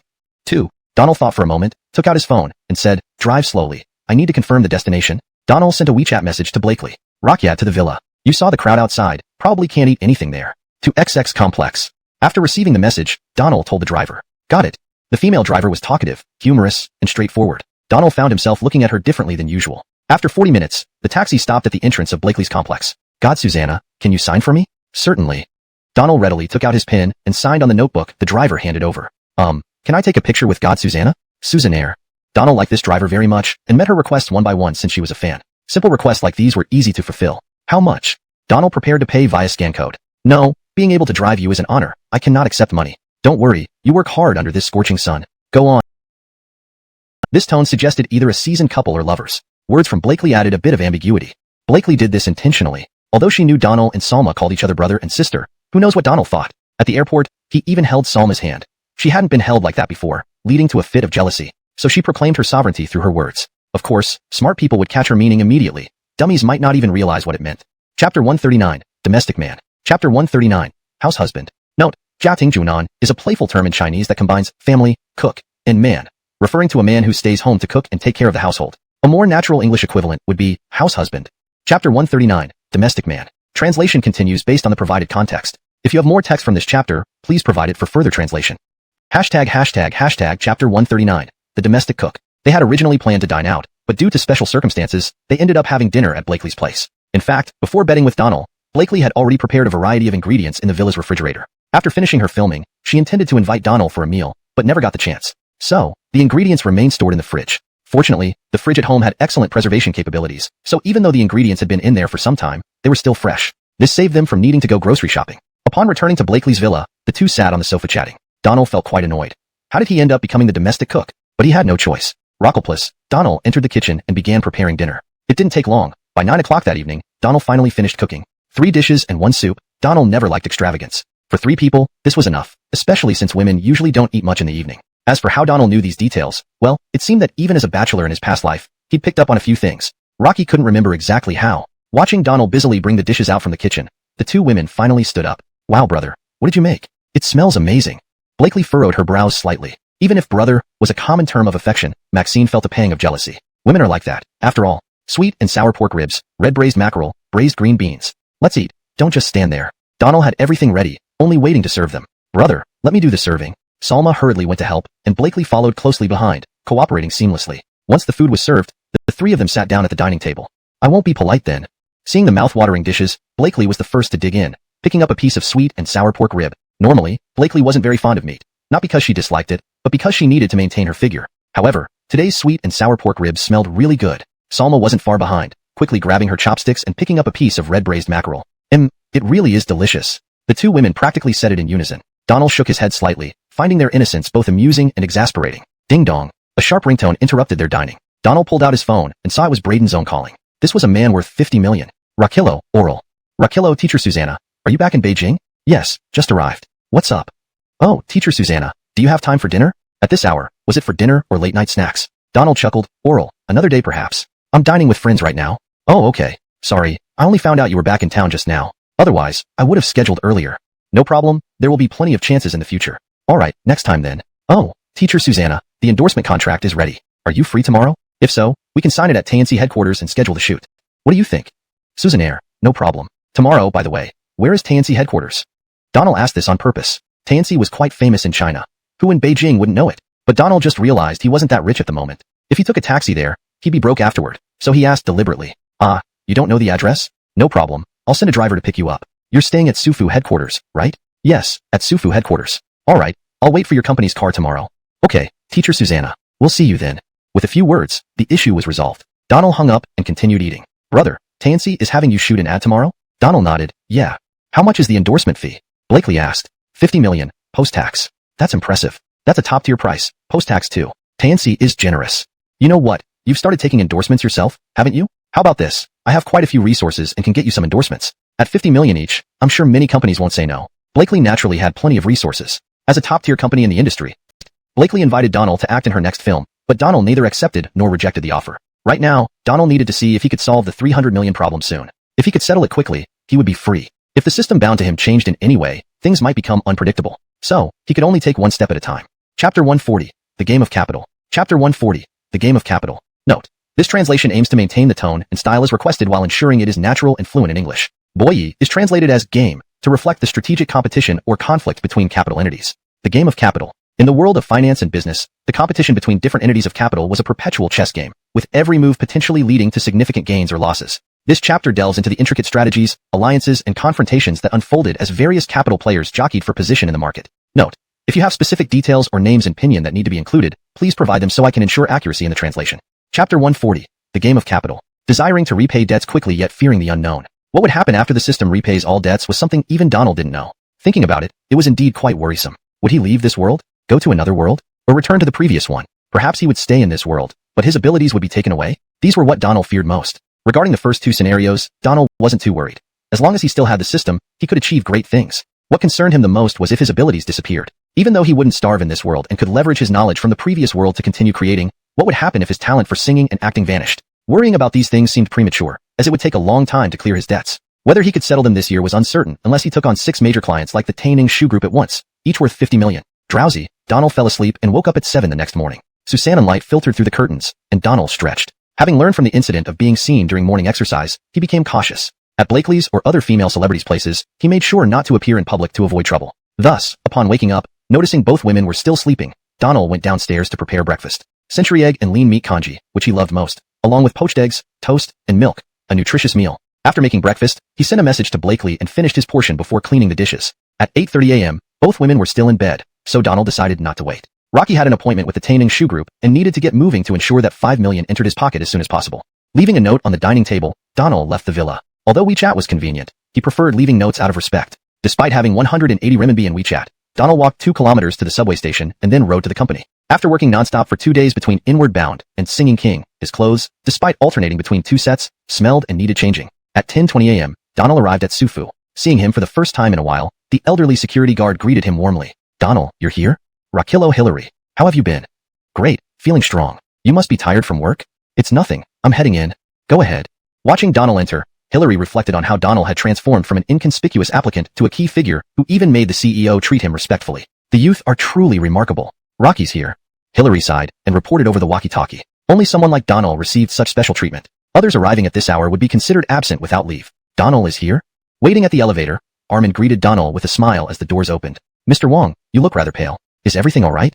Actually, Donald saw that Armin had no serious health issues, just minor problems like gout. However, since they hadn't been urgently contacting other shareholders to buy shares at high prices to match capital's stake and remain in control. Otherwise, Donald understood but felt powerless. Suzanak matters weren't within his influence. Can I help in any way?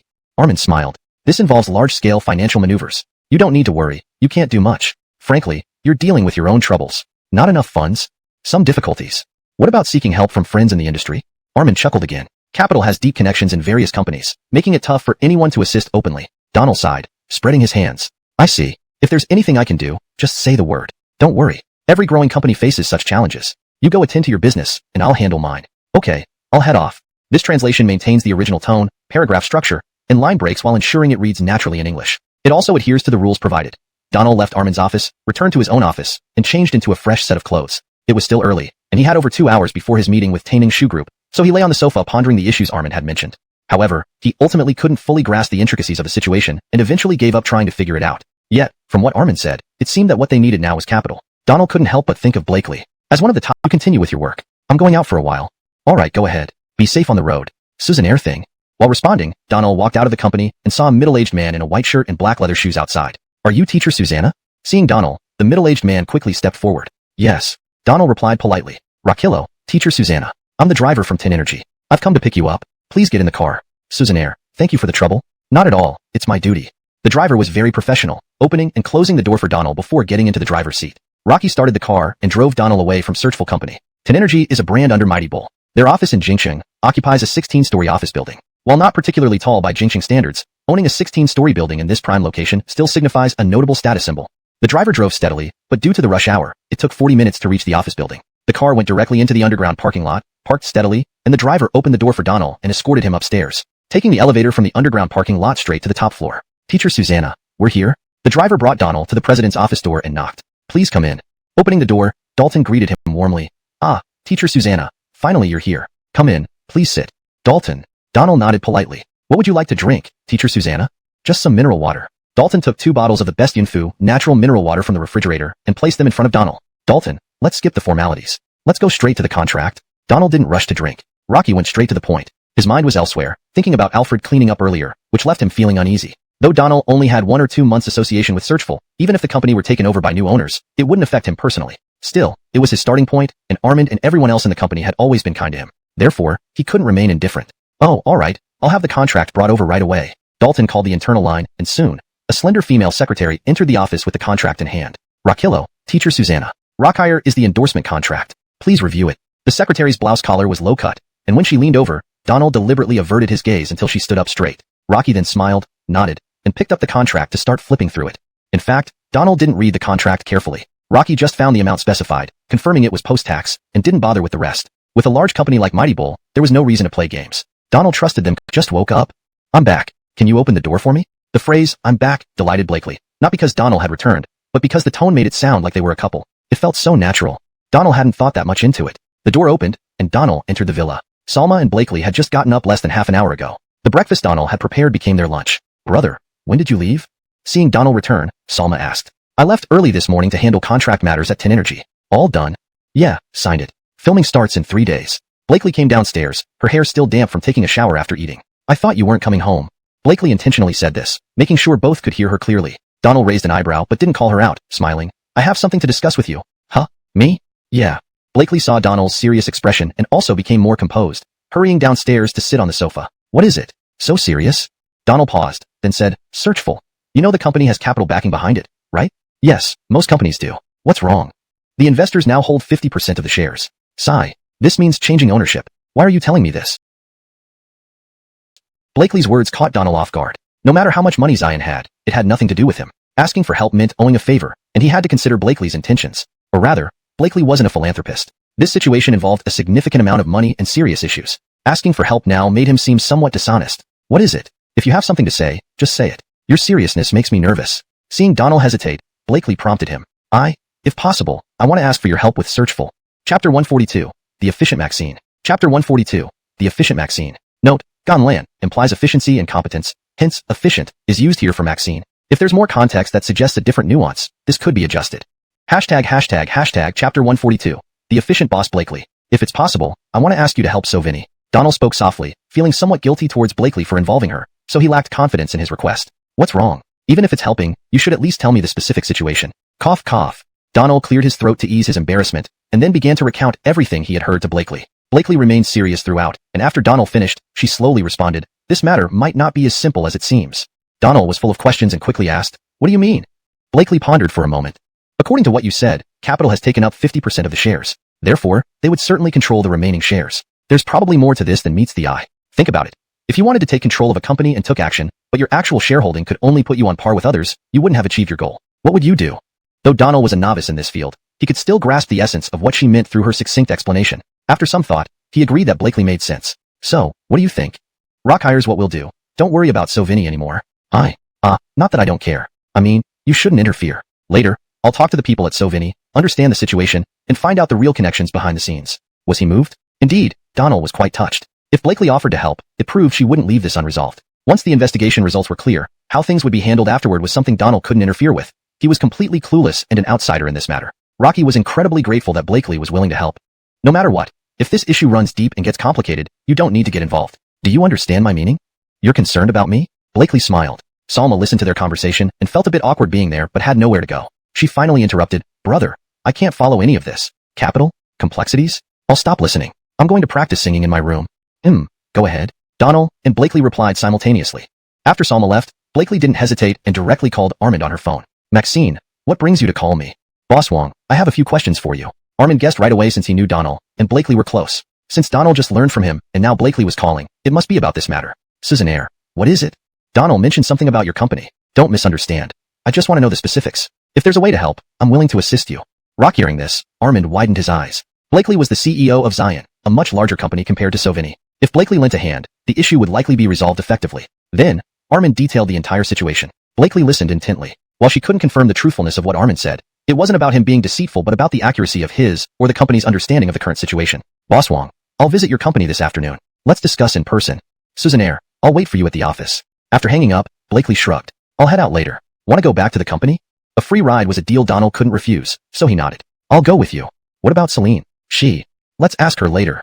At 2 in the afternoon, Donald and Blakely went to Sovini together, while Salma headed to the Beijing branch of her agency. While driving, Blakely kept the phone on speaker to communicate with her company's service department and instructed the legal team to also rush to Sovini. Her efficient and businesslike demeanor gave Donald a new appreciation for her. Previously, Donald saw Blakely as a girl who never grew up, but now, her mature and professional side made him feel inadequate. No wonder she could uphold the reputation of Zion. Not just because of her looks, but more importantly, her capability. At 3 in the afternoon, they arrived at Sovini. Meanwhile, the legal team from Zion also reached the company. The security guard Mr. Holt had been notified and let them in immediately. Several cars entered Sovini's parking lot, and everyone got out and hurriedly walked towards the office building.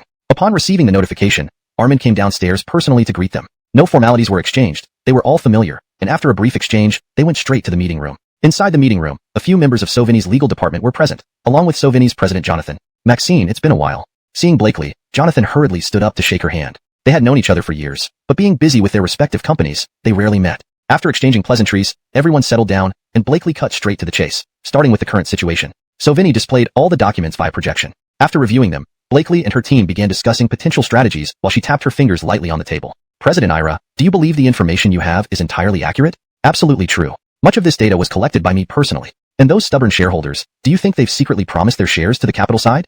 That's unlikely. You can rest assured. Blakely nodded. If that's the case, there's still room to maneuver. How much more capital do you need to reach your expectations? 14 billion yuan. Rock hearing the figure, Donald frowned slightly. Sauvigny, despite its late establishment and limited initial capital, had grown rapidly. Now, acquiring the remaining 4% of shares would require 14 billion yuan, indicating that the company's value had multiplied hundreds of times over just 2 years. This number was staggering. Alright, Zion can help with the 14 billion yuan, but there's one condition. Go on. Jonathan adjusted his posture for comfort. Zion will help with the 14 billion yuan, but the acquired shares must belong to Zion. Rest assured, I'll guarantee this on my honor and can draft a contract. I'm not coveting Sauvigny's shares, I just need assurance. This isn't a small sum, and I need to hold these shares myself for peace of mind. I understand. This is feasible. Even if the shares go to Zion, as long as we are aligned, it's no problem. Great, let's draft the contract then. An efficient woman indeed. With just a few words and a brief analysis, a multi-billion-dollar deal was discussed casually. To outsiders, it might seem like child's play, but they knew how complex and fraught with risks it truly was. Take Blakely's involvement with Zion, for example. Using Zion's name to provide funds to Sauvigny and acquire the remaining 14 billion yuan worth of shares carried immense risk. Conversely, Sauvigny was also taking a significant risk. They say that competitors are natural enemies. Everyone can sit together, laughing and chatting as if they were old friends, but who knows who might stab a knife in the back. These aren't hidden rules. They're the norm in this circle. If Zion has other motives, these 14 billion yuan might resolve Sauvigny's immediate crisis, but if Zion aligns with capital, it could be Sauvigny's doom. Donald wasn't very knowledgeable in these matters, but he greatly admired Blakely's efficiency. This was another side of Blakely that Donald had only seen today, and such women were incredibly charming. Soon, the legal departments of Sauvigny and Zion drafted the contract, which was placed before Blakely and Jonathan. Both carefully reviewed the document, and after about half an hour, Blakely took a deep breath and closed the contract, revealing a smile. Mr. Ira, I finished reviewing it. It looks good to me. What about you? I agree. Then let's sign. All right. With simple exchanges, both signed the contracts. Regarding the funds, they might not be fully transferred today due to restrictions. Half will be sent today, and the remaining half tomorrow morning. Is that okay? That's fine, Jonathan replied. Great, pleasant cooperation. Thank you for your strong support, Maxine. The two presidents shook hands. Sauvigny's crisis was now under control, and whether the shares could be smoothly acquired was no longer Donald's concern. Chapter 143. Was Tae Yunshi sealed? Chapter 143. Was Tae Yunshi sealed? Note, Tae Yunshi is the pinyin transliteration of Dura Yun Sura. If it refers to a well-known entity with an established English name, please provide that name for accuracy. The news came as a shock. Could it be true that Tae Yunshi was sealed? Hashtag chapter 143. The Yunshi closed? Donald, thank you so much for this. If it weren't for you. Oh, don't mention it. I really didn't help much. If you want to thank someone, thank President Walker. Donald had never been to Jonathan's office before. Today, Jonathan invited him over, and Armand accompanied him. The few of them sat on the sofa chatting idly. Rocky, if you hadn't mentioned it to President Walker, if it weren't for your connection, he wouldn't have agreed so readily. So, don't decline the credit. All right, then I'll accept it. Donald disliked dwelling on such matters, and simply acknowledged the credit straightforwardly. Let's go out for dinner later? Don't worry about it. I still have some things to handle. How about next time? We can eat once company matters are settled. That sounds good. Settled then. You get busy with your things, and once our company's issues are resolved, we'll invite Maxine to join us for a meal. They continued with casual conversation, which was relatively harmonious. Unknowingly, it gradually grew dark outside. Donald found an excuse and left the company. In truth, Donald didn't really have anything pressing to attend to. What could he possibly have as a freelancer who merely creates content and occasionally appears on shows? Rocky just preferred not to chat in the office, not because he disliked President Ira or President Wang. Having left, Donald decided to grab something to eat. After a busy day, it seemed he had only eaten breakfast. He skipped lunch while discussing matters with Blakely, so his stomach started rumbling when he finally had some downtime. The small amount in his WeChat wallet wouldn't suffice for a good meal, so Donald headed to the usual meat-filled pancake shop nearby. It wasn't far, and he walked there in less than 10 minutes. A few middle-aged men were queuing up outside the shop. Have you heard? The Yunshi has been shut down. Really? When did that happen? It was fine yesterday, and now it's closed today? Why? You don't know? They said it was too vulgar, and a department seized it to enforce rectification. Now everyone in the industry is anxious. Many places that haven't been closed yet are shutting their doors preemptively. Wow, what's going on? Traditional Xiangxing has been around for years, and people are sick of it. Finally, there's some reform, some new life, but who got offended? Who else but those old fossils, the so-called experts? All they know is theoretical talk, saying traditional ways are best, but they don't care about the survival of the industry.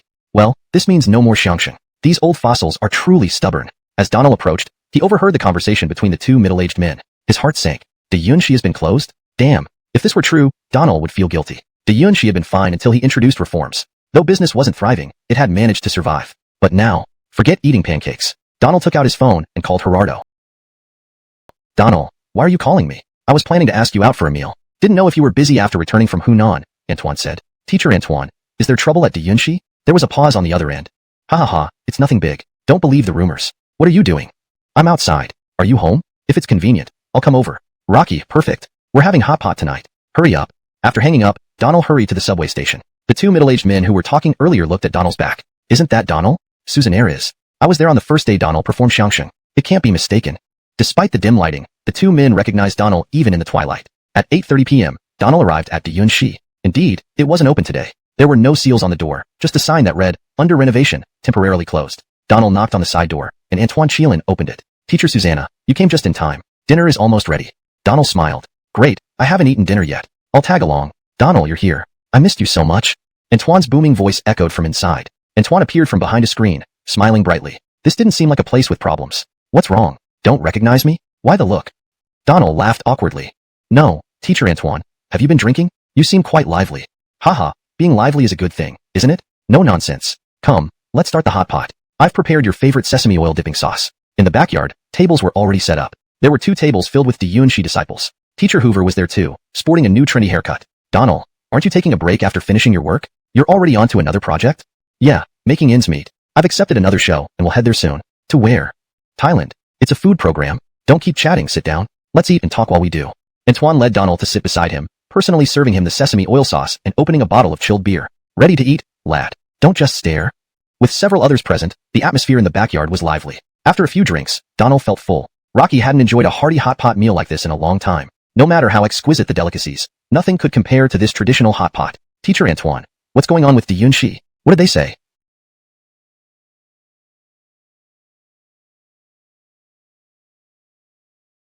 After a few rounds of drinks, Donald began to ask serious questions. Antoine belched lightly. Nothing much. They want us to rectify. Who knows what for? Just let them fuss. We'll reopen as usual in a few days. This was within Donald's expectations. Antoine's temperament hadn't changed from the previous world. Told to close and rectify, Antoine wouldn't lash out online unless pushed to extremes. Back then, in the previous world, Antoine had been quite rebellious against certain departments, gaining a huge fanbase for De Yunxi during that time. Chapter 144, Deadwater. ####, Chapter 144, Deadwater. Gerardo took a sip of wine and said, next time they come to inspect and demand changes, I'll go straight to their office and curse them out. Master, that sounds good. Take me along when the time comes. Off with you. Go stand over there. Kids shouldn't interrupt when adults are talking. The disciple glanced at Donald and immediately felt embarrassed. Donald didn't know what to say about this matter either. All he could do was remark that some departments were outdated and irresponsible towards the industry. Rocky understood Gerardo's frustration, but knew that if Gerardo acted on his words, it might become a reality. After a few drinks, Donald guessed Gerardo would probably confront the relevant department tonight. Of course, such an action would only lead to the indefinite closure and ultimate dissolution of De Yunxi. Donald naturally didn't want that to happen, as the situation had been triggered by him. Hence, he felt responsible to act. That evening, while dining at De Yunxi, Donald listened to Gerardo's grievances. De Yunxi, and even the entire industry's rise and fall, now showed signs of progress. Yet those officials behind closed doors were stabbing the industry in the back, causing chaos and panic overnight. This infuriated Donald too. By 11 o'clock, Gerardo, drunk, was still muttering about confronting them that night. Donald left, with Antoine Chilin driving him home. Antoine Chilin drove an old Volkswagen Santana, without air conditioning. Teacher Susanna, what do you think is the best way to resolve this? I don't know, but there must be a solution. Just make sure to talk to your father rationally. Any rash actions will not be beneficial for De Yunxi. Don't worry, Teacher Susanna. I'll hold my dad back. Otherwise, he might really do something reckless. Indeed, Donald feared that Gerardo's stubbornness might cause serious problems, and he couldn't bear the thought of living with regret for life. The car stopped in front of Sufu Company. After Donald got out and gave a few more instructions, he watched Antoine Chilin drive away before entering the company. Hillary, you haven't gone to bed yet? Not yet. Can't sleep much these days. At my age, a few hours sleep is all I get, so the nights are long. Alright, I'm going inside. You should get some rest too. Okay, thank you.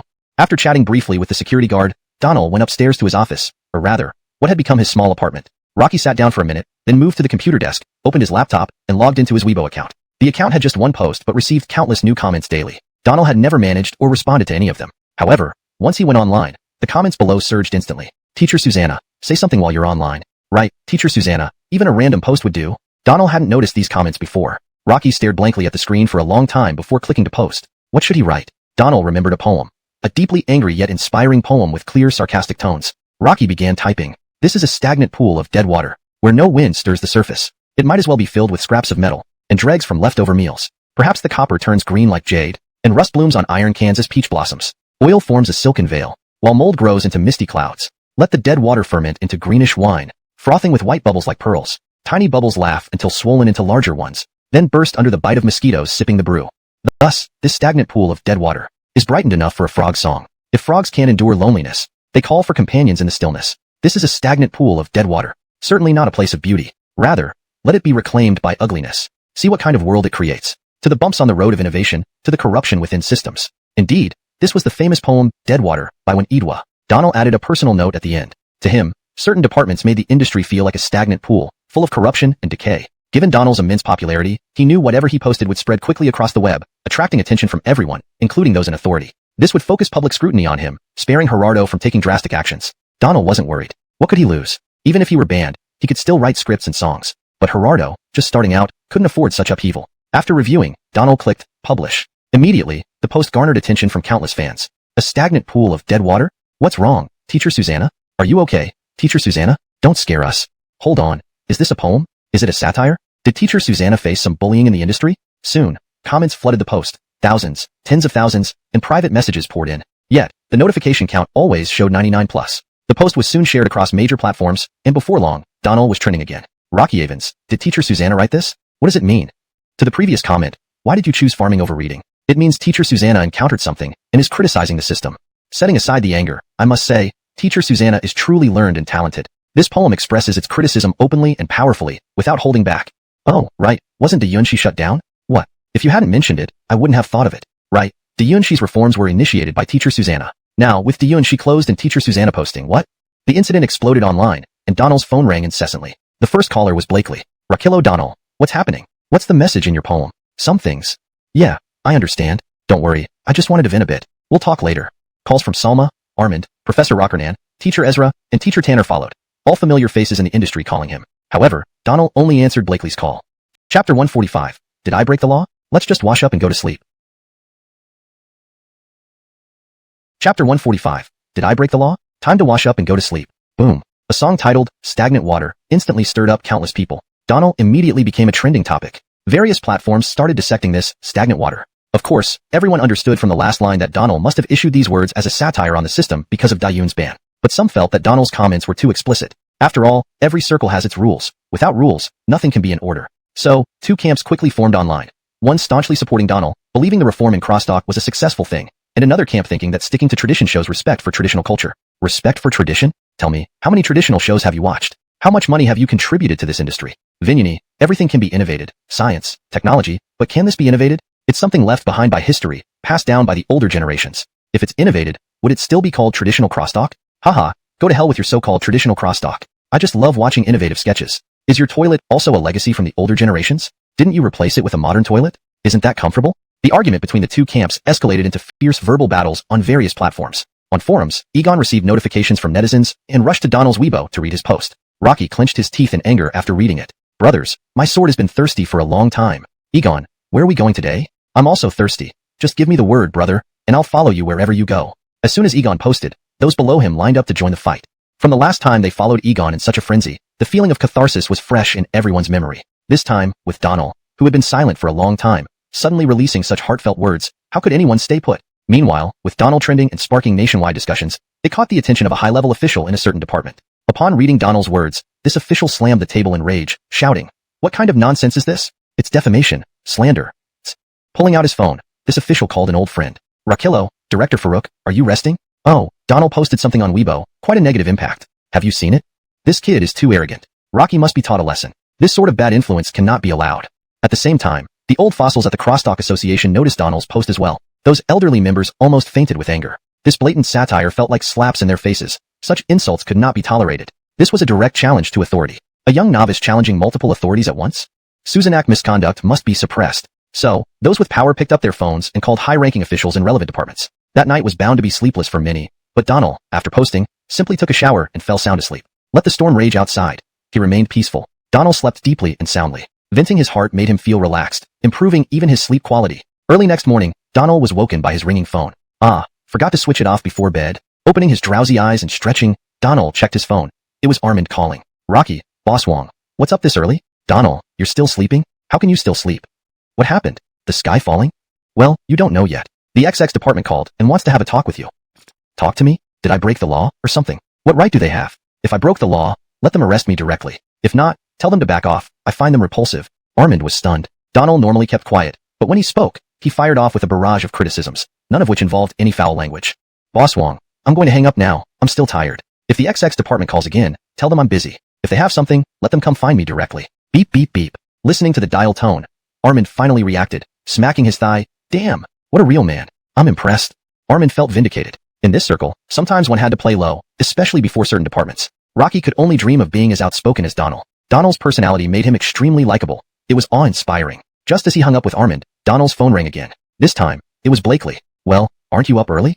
Donald said casually. Rocky, you're still making jokes? Get up and check. You've been named by the XX department. Named? For an award? Is there a prize?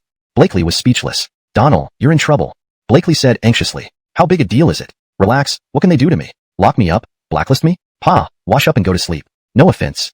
After a few more exchanges, Blakely was truly exasperated. Donald was back to his laid-back self, speaking so calmly. She couldn't tell if he was worried or not, but she was certainly anxious. However, Donald wasn't wrong. What could he worry about? Being blacklisted? Rocky didn't really belong to the circle anyway. At worst, he wouldn't be able to appear on shows, but that wouldn't affect his creative work. Even if he couldn't use his name, it wouldn't stop him from making money. His phone didn't stop ringing all morning, and Donald was nearly exhausted from talking. His attitude remained the same. Come get me if you can, or leave me alone. An hour later, the phone finally stopped ringing. Suddenly without calls, Donald found it unusual and couldn't sleep anymore, so he got up. Then another call came in. This time, it was Gerardo calling. Chapter 146. Need something from me? Chapter 146. Did you want to see me? Donald, you're up? Just woke up. What's up, Teacher Antoine? Donald asked knowingly. Why did you post that thread? You don't need to. Teacher Antoine, what are you talking about? It's my responsibility. I proposed the crosstalk reform. Everything was initiated by me, so the consequences should be borne by me too. So please, don't worry about it. Oh, how should I put this? Alright, I know what's on your mind. I understand, and as brothers, we get each other. Talk to you later. Take care for now. Gerardo wasn't a man of many words, not out of reluctance, but because the event had already happened. Talking more wouldn't change anything. Instead of wasting time chattering, he felt it better to think of how to deal with the situation. From the moment the incident occurred and a department specifically named Donald, Gerardo began considering the matter and looking for alternatives for Donald. But after much deliberation, he couldn't come up with a good solution. Donald, being a free spirit, hadn't entered any circle even though he appeared on shows. Thus, those naming actions meant little to him, making Gerardo admire Donald's righteousness even more. After getting up and freshening up, Donald opened his door, nearly bumping into someone. Teacher Susanna, you're up? It wasn't just anyone. It was Jim, whom Donald had brought into the company. Rocky hadn't seen her in a while and had also not kept track of how well the song he gave her had performed online. Etienne, you're at the company so early? Yes. I have a live stream today, so I came early. Oh, Teacher Susanna, when you're free, can I treat you to dinner? Susannaire, I'll call you later, okay? Okay, I'll wait for your call then. Alright, see you. Jim walked away lightly, obviously very happy. Since joining the company, she hadn't seen Donald much. The song he wrote for her had become an overnight sensation, and over a month later, it still raged fiercely on Douyin. Now, her total fan base across platforms had surpassed 10 million in just 1 month. The company also provided her with the best resources for streaming, recording, etc., all thanks to Donald. Jim was deeply grateful. When Donald returned from filming a month ago and performed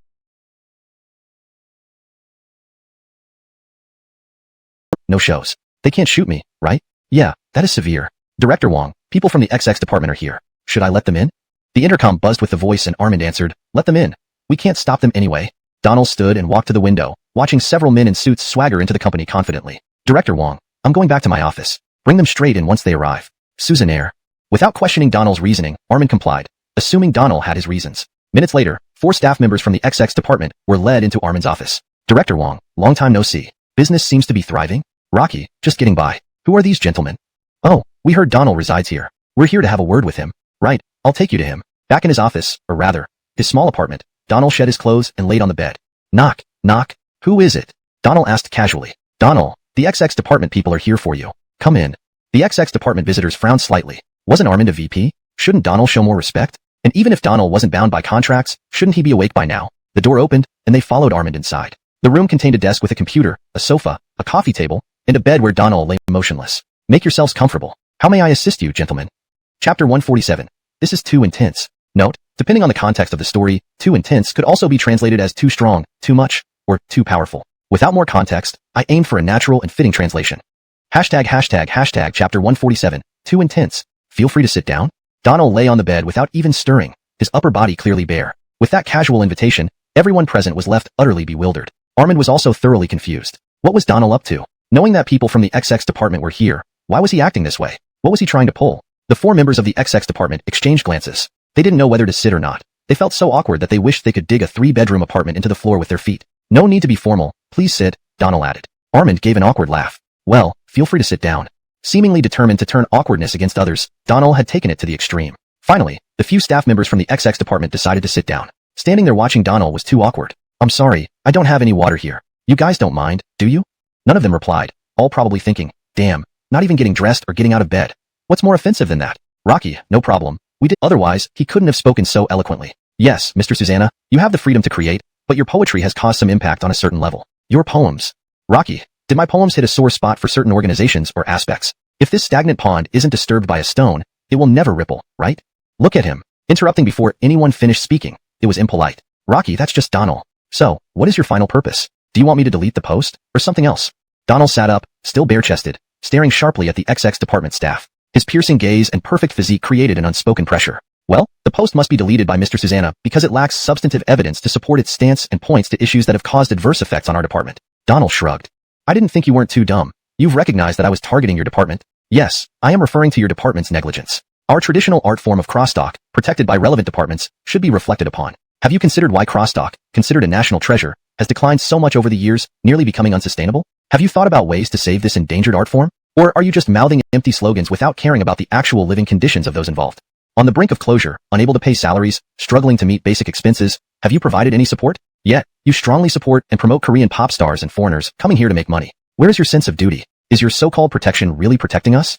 Donald narrowed his eyes slightly, delivering his speech in one breath, leaving everyone speechless. Armand was dumbstruck. Donald was too intense. This was the XX department, the highest power in the industry, capable of ruining careers or companies with a single word. Yet, Donald had berated them mercilessly without uttering a single vulgar word. Chapter 148. Declaring war on the XX department. Note, the term XX department is kept as is, assuming it's a specific department name that doesn't have a standard English translation. If it refers to a real department with an official English name, please provide more context so I can translate it accurately.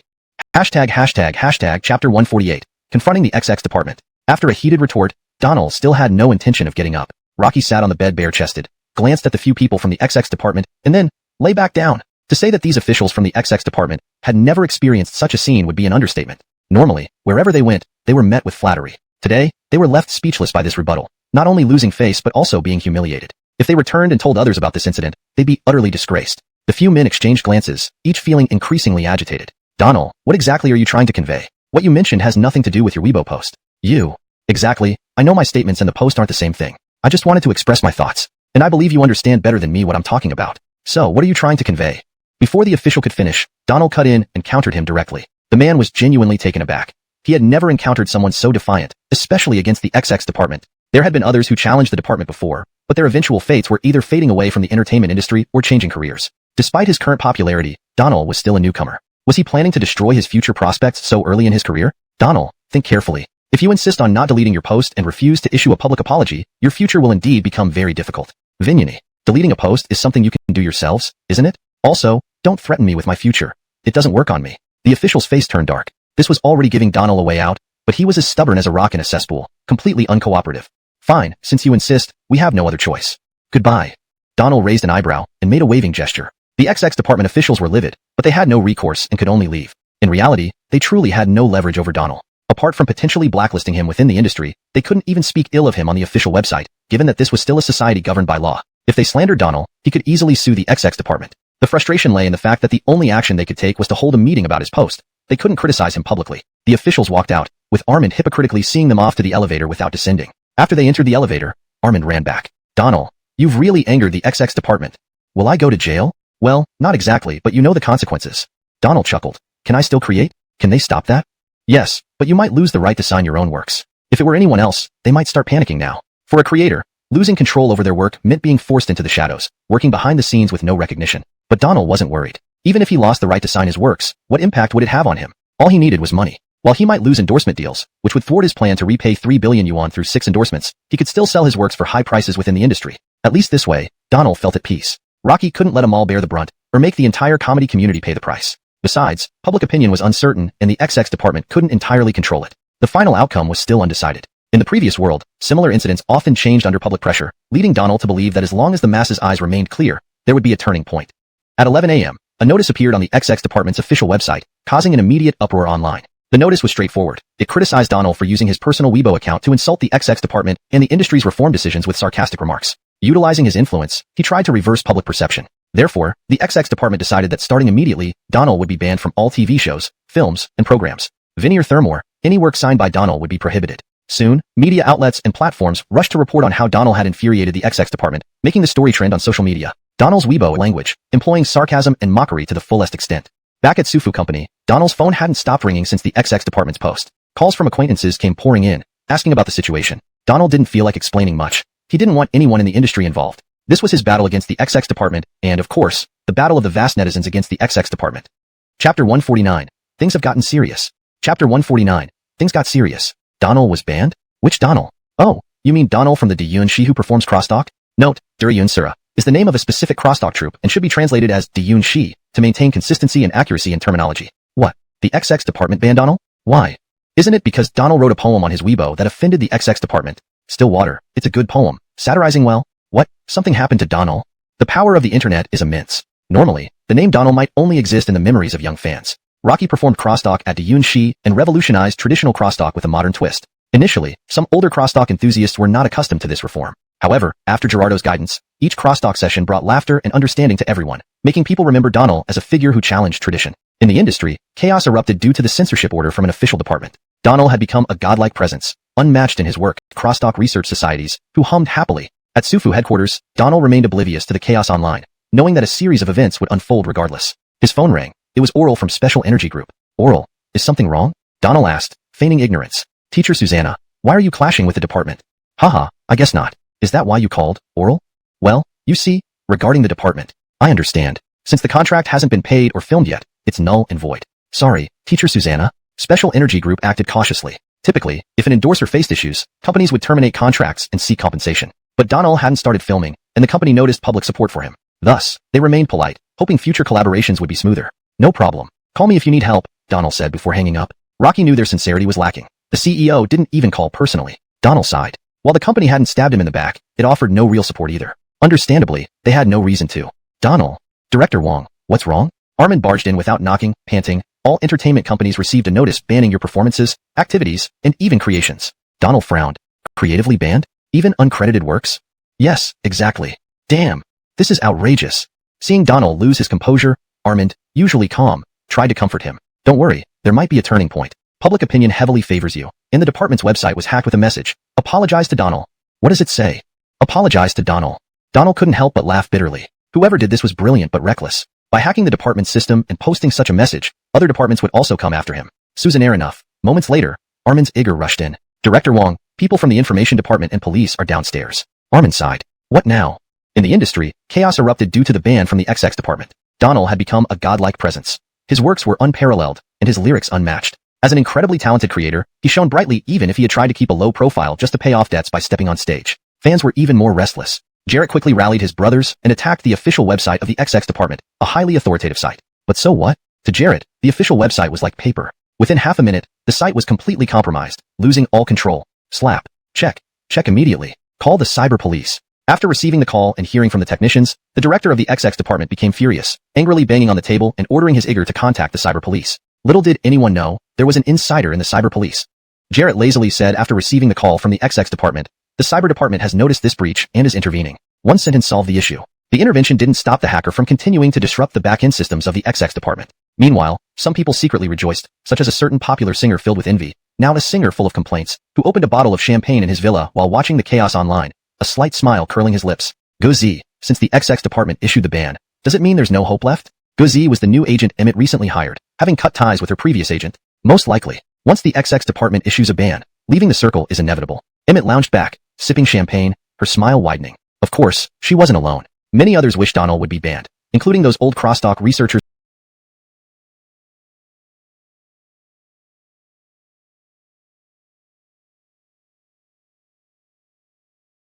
Let us know if you need help. Avonging up, Donald shook his head. Oral sounded nice and humble, but sincerity was lacking. Their CEO didn't call personally, indicating their stance. While they didn't stab Donald in the back, they also didn't offer much support. Of course, they had no reason to support Donald either. Cooperation was based on money, not personal connections, and Donald understood that. Donald. Wong, you look worried. What happened?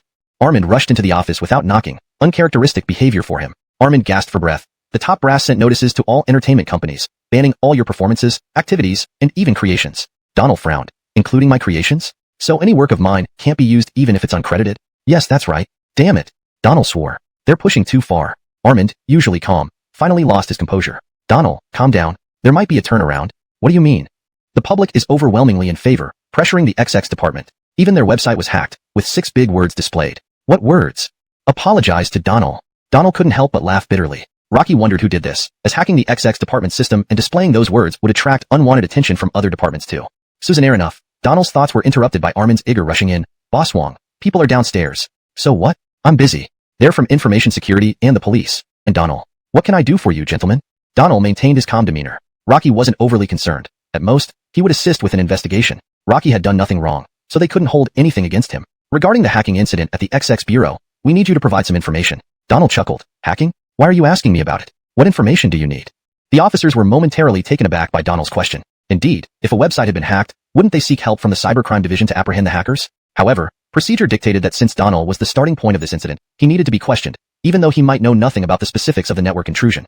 Please cooperate with our investigation. Donald shrugged. Susannaire, how can I assist? You may need to accompany us back to the station. Officer, this? Armand wanted to speak up, but Donald interrupted. Manager Wong, it's fine. I'll be back shortly. And thus, Armand could only watch as Donald was taken away by the police, feeling utterly helpless. Rocky knew there was little he could do.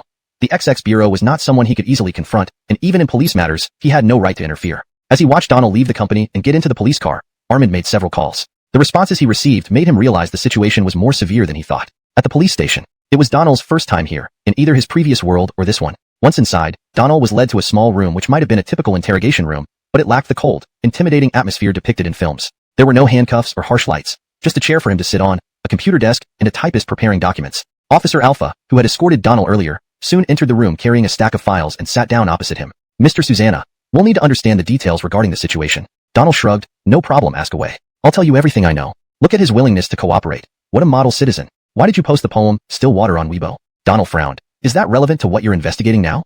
You're investigating a hacking incident, and you're asking about my poetry? That seems a bit excessive, Donald thought.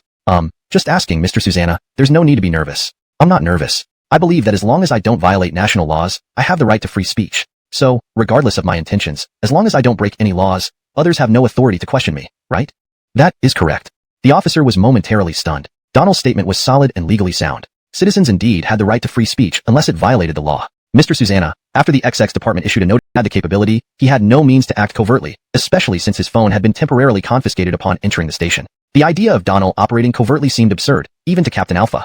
Moreover, since the XX department and the police weren't under the same jurisdiction, their insistence on involving the police in this matter had already raised some eyebrows. This latest move only further damaged the XX department's reputation in Captain Alpha's eyes. Mr. Susanna, I believe you. Your explanation makes sense. I apologize for wasting your time. You were free to go. Donald couldn't believe how easily this was resolved. Rocky had half expected to spend the noon at the station, saving himself lunch money. Now, just a few words exchanged, and someone had spoken to Captain Alpha, and the matter was over? That's it? I can go?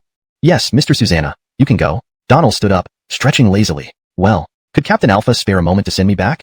Chapter 65, Another Victory. Note: without the following text, it's hard to maintain paragraph structure and line breaks as requested. If you could provide more content, I would be able to follow your instructions more accurately. Chapter 65, Another Victory. The award ceremony continued. After Donald received the Best Newcomer award, many people circled around behind the scenes to greet him and exchange contact information. Those seeking connections were mostly a face turned green with anger. Flower, are you feeling unwell? A middle-aged man sitting beside Gwen asked. She forced a smile and said, I've been catching a cold these past 2 days. It's nothing serious. If you're uncomfortable, go rest. If there's an award for you, I can collect it. The middle-aged man was the vice president of Gwen's company, hence her polite demeanor. Otherwise, her contained fury might have erupted. I'm fine. Gwen took a deep breath and started listening as Ezra read out names on stage. This year, Gwen had also made it to the shortlist for Best Creation Award. It wasn't her first time. Every year since her debut, she'd been nominated. However, she had only won the Best Creation Award once, and even then, it was just the single Best Music Creation Award. This award had 2 categories, Best Music Composition and Best Film and Television Composition. Since her debut, Gwen had written numerous songs, establishing herself as a creative singer. While her style could be unconventional, she was widely acknowledged as a talented creator within the industry. Although in terms of quantity, Gwen had composed more songs this year compared to Donald, when it came to rankings, she couldn't compete. None of her singles had topped the charts, likely due to a decline in song quality and her waning popularity, which now lagged far behind Dale. Despite this, Gwen still clung to hope. If things went normally, Donald would undoubtedly be the best choice for the award. However, if he also won the Best Creation Award, Gwen planned to question the organizers publicly during the ceremony. Lovely Abby will now reveal the winner of the Best Film and Television Composition Award. She She scanned the audience and continued, "Today's nominees are impressive. Among them is a creator I particularly admire. And today's winner is none other than Donald." The spotlight returned to Donald. Applause thundered as everyone stood up. "How about that? Pretty accurate, right?" Gerhard patted Donald proudly. Donald hadn't anticipated another win. Knowing the rules, he hadn't held much hope for additional awards. Winning again was a pleasant surprise. Thank you all." His words were drowned in applause. Chapter 151.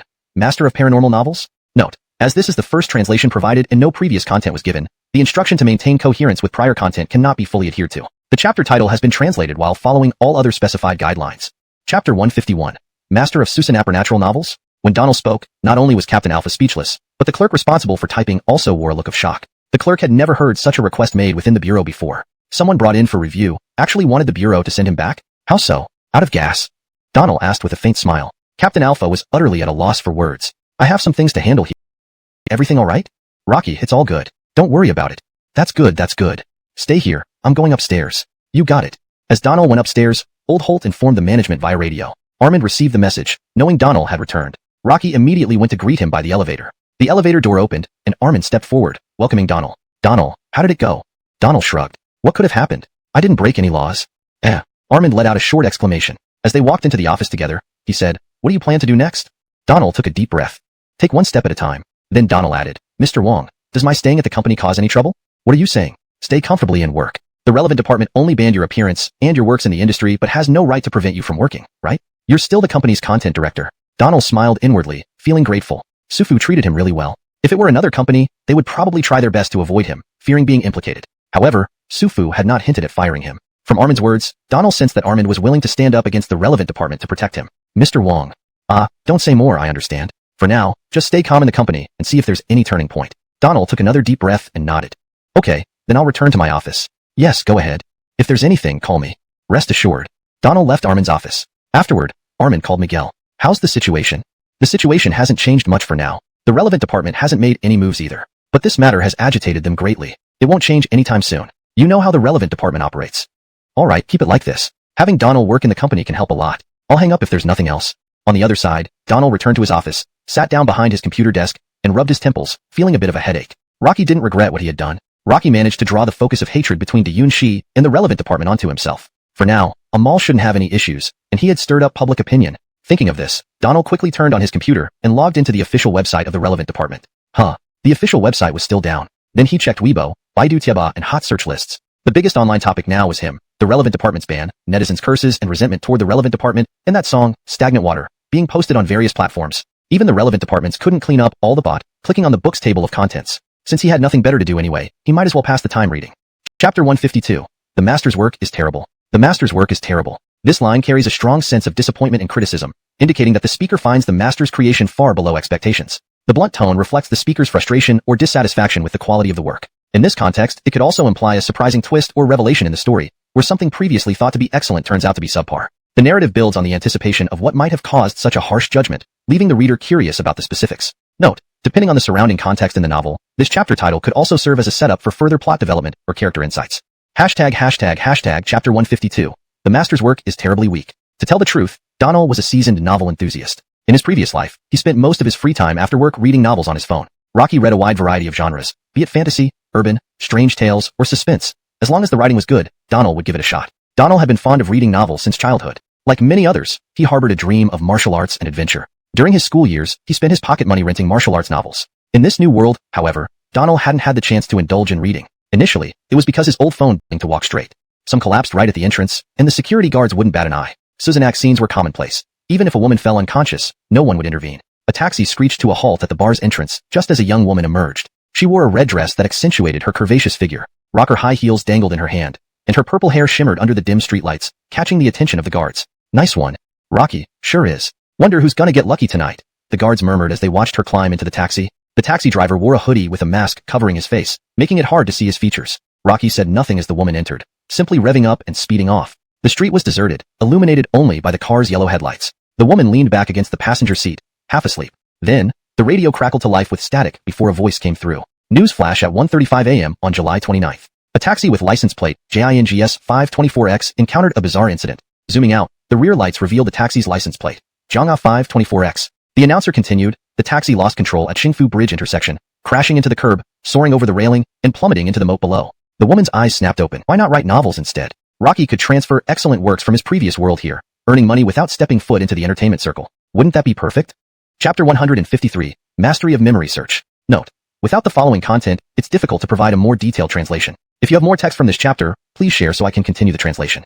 Chapter 153, Memory Search Mastery. Write novels to make money? This thought popped into Donald's mind. Rocky immediately decided to take action. What should he write? Donald fell silent once again. Rocky had read many novels, so many that even he couldn't remember all of them. Several had left a deep impression on him, but trying to reproduce the novels he had read was going to be quite challenging for Donald. Though the classic novels he had read were memorable, each one stretched to several 100,000 or even millions of words. Rocky had skimmed through them rather than memorizing every word and sentence meticulously. So, attempting to perfectly replicate those novels was simply wishful thinking. With this realization, Donald gave a self-deprecating laugh. This idea was pretty much unfeasible. Just then, his phone rang. Rocky pulled it out to see it was a call from Armand. Mr. Wong, is there something you need? Donald, didn't you release a single recently? The first settlement is ready, and the company will transfer the money to you shortly. Had it not been for Armand's reminder, Donald would have forgotten about this altogether. However, what surprised Donald was how he could still earn money when all his works were supposed to be banned. Mr. Wong, weren't all my works forcibly taken down? Donald asked, puzzled. Yes, they were forcibly taken down, but the revenue generated before that won't be cancelled. With your works taken down, the income has been promptly transferred over, totally 3.7 million yuan, which is 2.34 million after tax. Alright, thank you. Rocky, don't be so formal with me. Hold on a second. Our finance department is processing the payment. After hanging up, Donald couldn't help but reflect on his impulsive actions. Perhaps if he had thought it through carefully, better solutions might have emerged. Now, all his means of making money were blocked. He had skills but nowhere to use them. Ding dong. The notification sound from his phone interrupted his thoughts. 23.4 million system credits received, automatically deposited and locked. Deposit reached milestone, one draw opportunity granted. Sufu's payment process was always swift. No sooner had he hung up than he heard the system notification and received a confirmation SMS. One draw chance didn't excite Donald as much as before. Nonetheless, he still opened the system interface and began drawing. The 9-square grid spun rapidly before stopping. A message popped up on the system screen, Memory Search Mastery obtained. Donald reached out and extracted the Memory Search Mastery from the screen. It was a book-sized item, smaller than his palm. The cover of the book was exquisitely crafted, made of some unknown material. Even more intriguingly, the tiny, elegant book could be opened, but it contained no text inside. Could you eat this thing? Despite his skepticism, Donald put the small item in his mouth. Instead of dissolving instantly upon entry, it disappeared as soon as it touched his palate. Rocky barely felt anything, yet at the moment of its disappearance, a flood of information surged into his mind. Those streams of information poured into his brain like data flows in a hacker movie. Donald's head felt as if it was being stuffed full, causing it to ache. Within seconds, his headache became unbearable, with the continuous influx of data seeming to burst his skull open, pressing in without stopping. Holding his head, Donald fell to the ground, feeling as though he might pass out any moment from the intense pressure. Finally, after an anguished scream, Donald lost consciousness. When Donald opened his eyes again, he saw a white ceiling, and the rhythmic ticking sounds filled his ears. Slowly turning his head, he noticed he was in a hospital room. Medical equipment next to his bed flashed red and green lights, emitting the ticking noises. Donald, you're awake? Armand's familiar voice rang beside him. Donald took a deep breath and turned to face Armand, who was leaning closer. Mr. Wong, what happened to me? Rocky, I was going to ask you the same thing. Why did you faint in the office? We brought you here to the hospital. Is everything okay? Strange enough, nothing seems wrong. I want to ask if you feel anything unusual. Donald examined his body closely. Apart from feeling slightly weak, everything else seemed normal. Except for hunger. There's nothing else. How could he not be hungry? Donald had been unconscious for an entire day without eating. Then, Armand brought Donald food, which he devoured entirely, instantly regaining vigor and feeling even more energetic than before he went to the hospital. The doctor insisted on further examination, but Donald refused. Rocky knew clearly that his fainting was due to the massive influx of memories from the Memory Search Mastery, overwhelming his mind temporarily. His body was fine. Donald, are you really okay? I'm really fine, Mr. Wong. That's good. You scared me. On their way back to the company, Armand confirmed repeatedly before relaxing. Get some rest. Dinner is already ordered for you, and will be delivered by 5:30. If you need anything, just call me, alright? Thank you, Mr. Wong. Don't mention it. Go rest. Back at the office, after exchanging pleasantries with Armand, Donald returned to his office. Sitting behind his computer desk, he recalled what had happened, and then opened the system interface. Rocky found the Memory Search Mastery ability on the system page, and checked its detailed description. After understanding it fully, a slight smile tugged at the corners of Donald's lips. You can always count on the system. You need something, and it appears. Donald restarted his computer, and logged into the website of the renowned paranormal master, registering an author account right away. What should I write? Opening a new Word document, Donald fell into deep thought. Due to the memory influx, all the classic novels he had read, along with TV shows and movies, were now etched in his mind in perfect detail. Every word was crystal clear. Rocky was merely pondering which one to start with. After a few minutes of contemplation, Donald started typing. Grave robbing isn't about dining politely, writing articles, or painting intricate embroidery. It cannot be done gracefully, calmly, or with decorum and politeness. Grave robbing is a skill of destruction. Chapter 154. Ghost blows out the lamp. Chapter 154. Ghost Blows Out the Light. Indeed, Donald directly brought out Ghost Blows Out the Light. In fact, Donald himself didn't know what he was going to write at first. It wasn't until he read a certain master of the supernatural's work that he thought of writing something similar. With the memory search proficiency ability, he already had the entire plot of Ghost Blows Out the Light imprinted in his mind after reading it once. The development of online novels and entertainment industry in this world was still relatively new. There were only a few classic works, but even so, Donald's typing speed couldn't be rushed as writing an entire novel with over 1 million words would take considerable time. Thankfully, since the content was already deeply etched into his mind, Donald could reproduce the whole book seamlessly without much thought. Half an hour passed. 1 hour. 2 hours. Donald stretched lazily. In 2 hours, he had written 14,000 words. His typing speed put him at the top echelon in the online literature community. 14,000 words made up 4 chapters. Donald's hands were sore, and he no longer wanted to continue. Rocky logged into the author's backend to prepare for publication. First, he applied for an author account and filled out a bunch of forms before starting to upload the chapters. Donald posted all 14,000 words in one go. After completing the uploads, Donald shut down the computer. Lying on his bed, he checked his phone and found multiple missed calls from Blakely, Felixernan, Gerardo, Salma, and everyone else in his circle. Donald had earlier switched his phone to silent mode because he knew many people would try to contact him recently, out of concern or asking about his situation. Rocky wasn't trying to avoid everyone, but he believed it was unnecessary to trouble others. So, Donald didn't reply to anyone and simply lay down to rest. Even though transferring the novel required little brain power, high-intensity typing was exhausting. 5 p.m., 17K Chinese literature website. Editor Kirk was not in great spirits. After 3 months at 17K, he managed a dozen authors whose works were lackluster. It had been a headache for Kirk. Just before closing time, Kirk prepared to pack up and head home when suddenly the backend alerted him about a new submission in his group. Though numerous works got submitted daily, quality ones were rare. Despite this, Kirk opened the notification. Ghost Blows Out the Light? Supernatural category? Kirk shook his head smilingly. Setting aside the quality of Ghost Blows Out the Light, how could someone dare write in the supernatural category now? These kinds of works weren't selling well lately, especially with Griffin, the grandmaster of the supernatural genre, releasing his latest work today. Most authors wouldn't risk clashing with Griffin's release. Kirk shook his head again. Another novice? Even if they were new to writing, they should know about Griffin. Initially, Kirk intended to skip it, but with 20 minutes left before quitting time, he decided to click on Ghost Blows Out the Light. Grave robbing isn't polite dining or gentle crafting. It's a destructive technique. Kirk drew a breath, his brows furrowing. Though he had reviewed countless supernatural stories during his short tenure, this one felt entirely different. Intrigued, Kirk continued reading diligently. 12,000 words later, Kirk was engrossed. Usually, reviews took little time, but today he was captivated. Kirk, it's quitting time. Kirk, colleagues called out several times before Kirk came back to his senses. Oh yes, you go ahead, I'll catch up soon. After they left, Kirk exclaimed, who wrote this? Who is this writer? Kirk was thrilled. Among all the supernatural works he'd read, none compared to Ghost Blows Out the Light. Griffin's work paled in comparison. This novel, regardless of prose or storyline, was utterly captivating despite being only just over 10,000 words. This will be huge. Excited, Kirk's face flushed. Rocky immediately checked the author's information. Nameless nobody? This was Donald's pen name. Finding the contact number, Kirk dialed immediately. However, the call went unanswered. At this moment, Donald was sound asleep, his phone still on silent. Desperate? Kirk tried again, still with no response. Frustrated, he sought out the chief editor. The chief editor had already left, so Kirk called him. Chief editor, I have a fantastic work that needs recommendation. What work?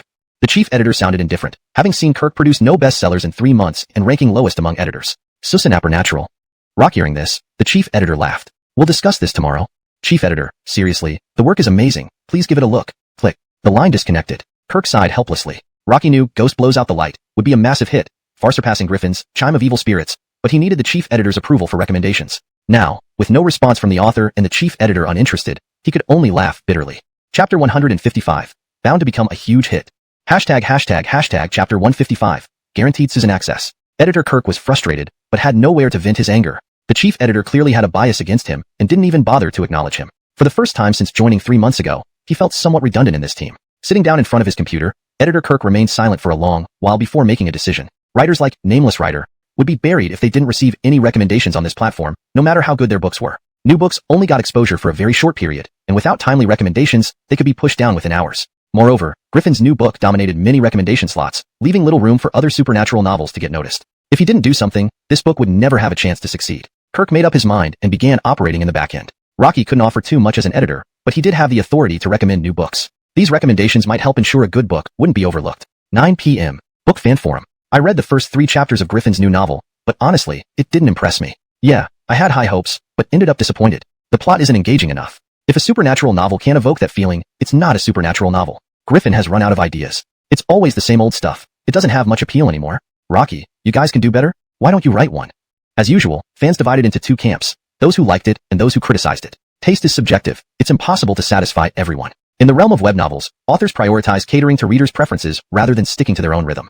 In the middle of the heated discussion, a discordant voice chimed in. Are you still reading, Griffin? What nonsense is he writing? Let me recommend a novel to you. On the new book recommended list, there's a novel called Ghost Blows Out the Light. It's fantastic. What's so special about Ghost Blows Out the Light? Is it really that good? If it's not, I'll livestream myself doing headstands with diarrhea.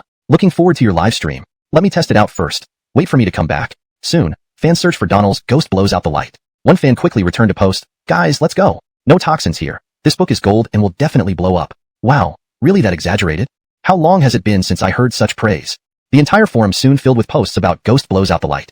Holy cow, which god wrote this? So captivating. Strongly urging for more updates. Same here, strongly condemning the author for not posting the full version. I've already cast 100 update votes, and my weekly meal allowance is spent. I sponsor 500 update votes. 1,000 from me. All the way to patron status.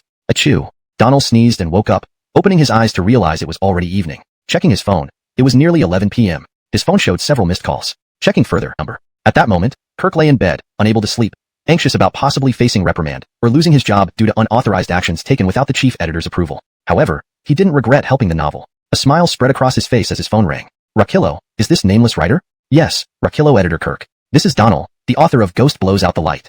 You finally answered. I've been trying to reach you. Your book is excellent, and we'd like to discuss signing a contract with you. Also, Kirk hesitated, wondering how to proceed given his potential dismissal tomorrow. I'm sorry, I might not be able to handle the contract. Donald furrowed his brow. Kirk's tone had shifted from excitement to dejection. Something was clearly wrong. What happened? Kirk sighed and explained the situation to Donald, not to complain but to share his frustration. Talking to Donald was like confiding in a friend. Alright, I understand. Thank you, Editor Kirk. You're welcome. Wait for my news tomorrow, okay? Susan Eyre. Avonging up, Donald took a deep breath, deeply touched by Kirk's efforts to ensure his book didn't miss its critical exposure period. Kirk risked his job for this. Donald pondered what he could do for Kirk, yet struggled to think of anything practical. Chapter 156. Contempt among literati.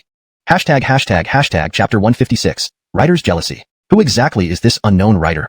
Who knows? This Ghost Blows Out the Light truly sets a new bar for supernatural thrillers. The forums and Donald's book review sections were abuzz. The appearance of Ghost Blows Out the Light had directly refreshed the record for the fastest to reach 100 alliances in the online literature circle. With just over 12,000 main text characters, it achieved this feat within an hour. At this moment, Donald was also looking at his backend data. To his surprise, it was performing very well. Although Donald lacked writing experience, he knew some details about authors' backend data from his previous world. Achieving 100 or even 1,000 alliances was something he genuinely admired back then. Now, he was walking down this path himself, and so far, things felt great. The comment section was flooded with readers urging for updates, along with constantly increasing rewards and update requests. Without hesitation, Donald started typing, planning to write more today. Rocky kept going until 1:30 a.m., uploading a staggering 40,000 characters. The comment section exploded once again. Too thrilling. This author is amazing.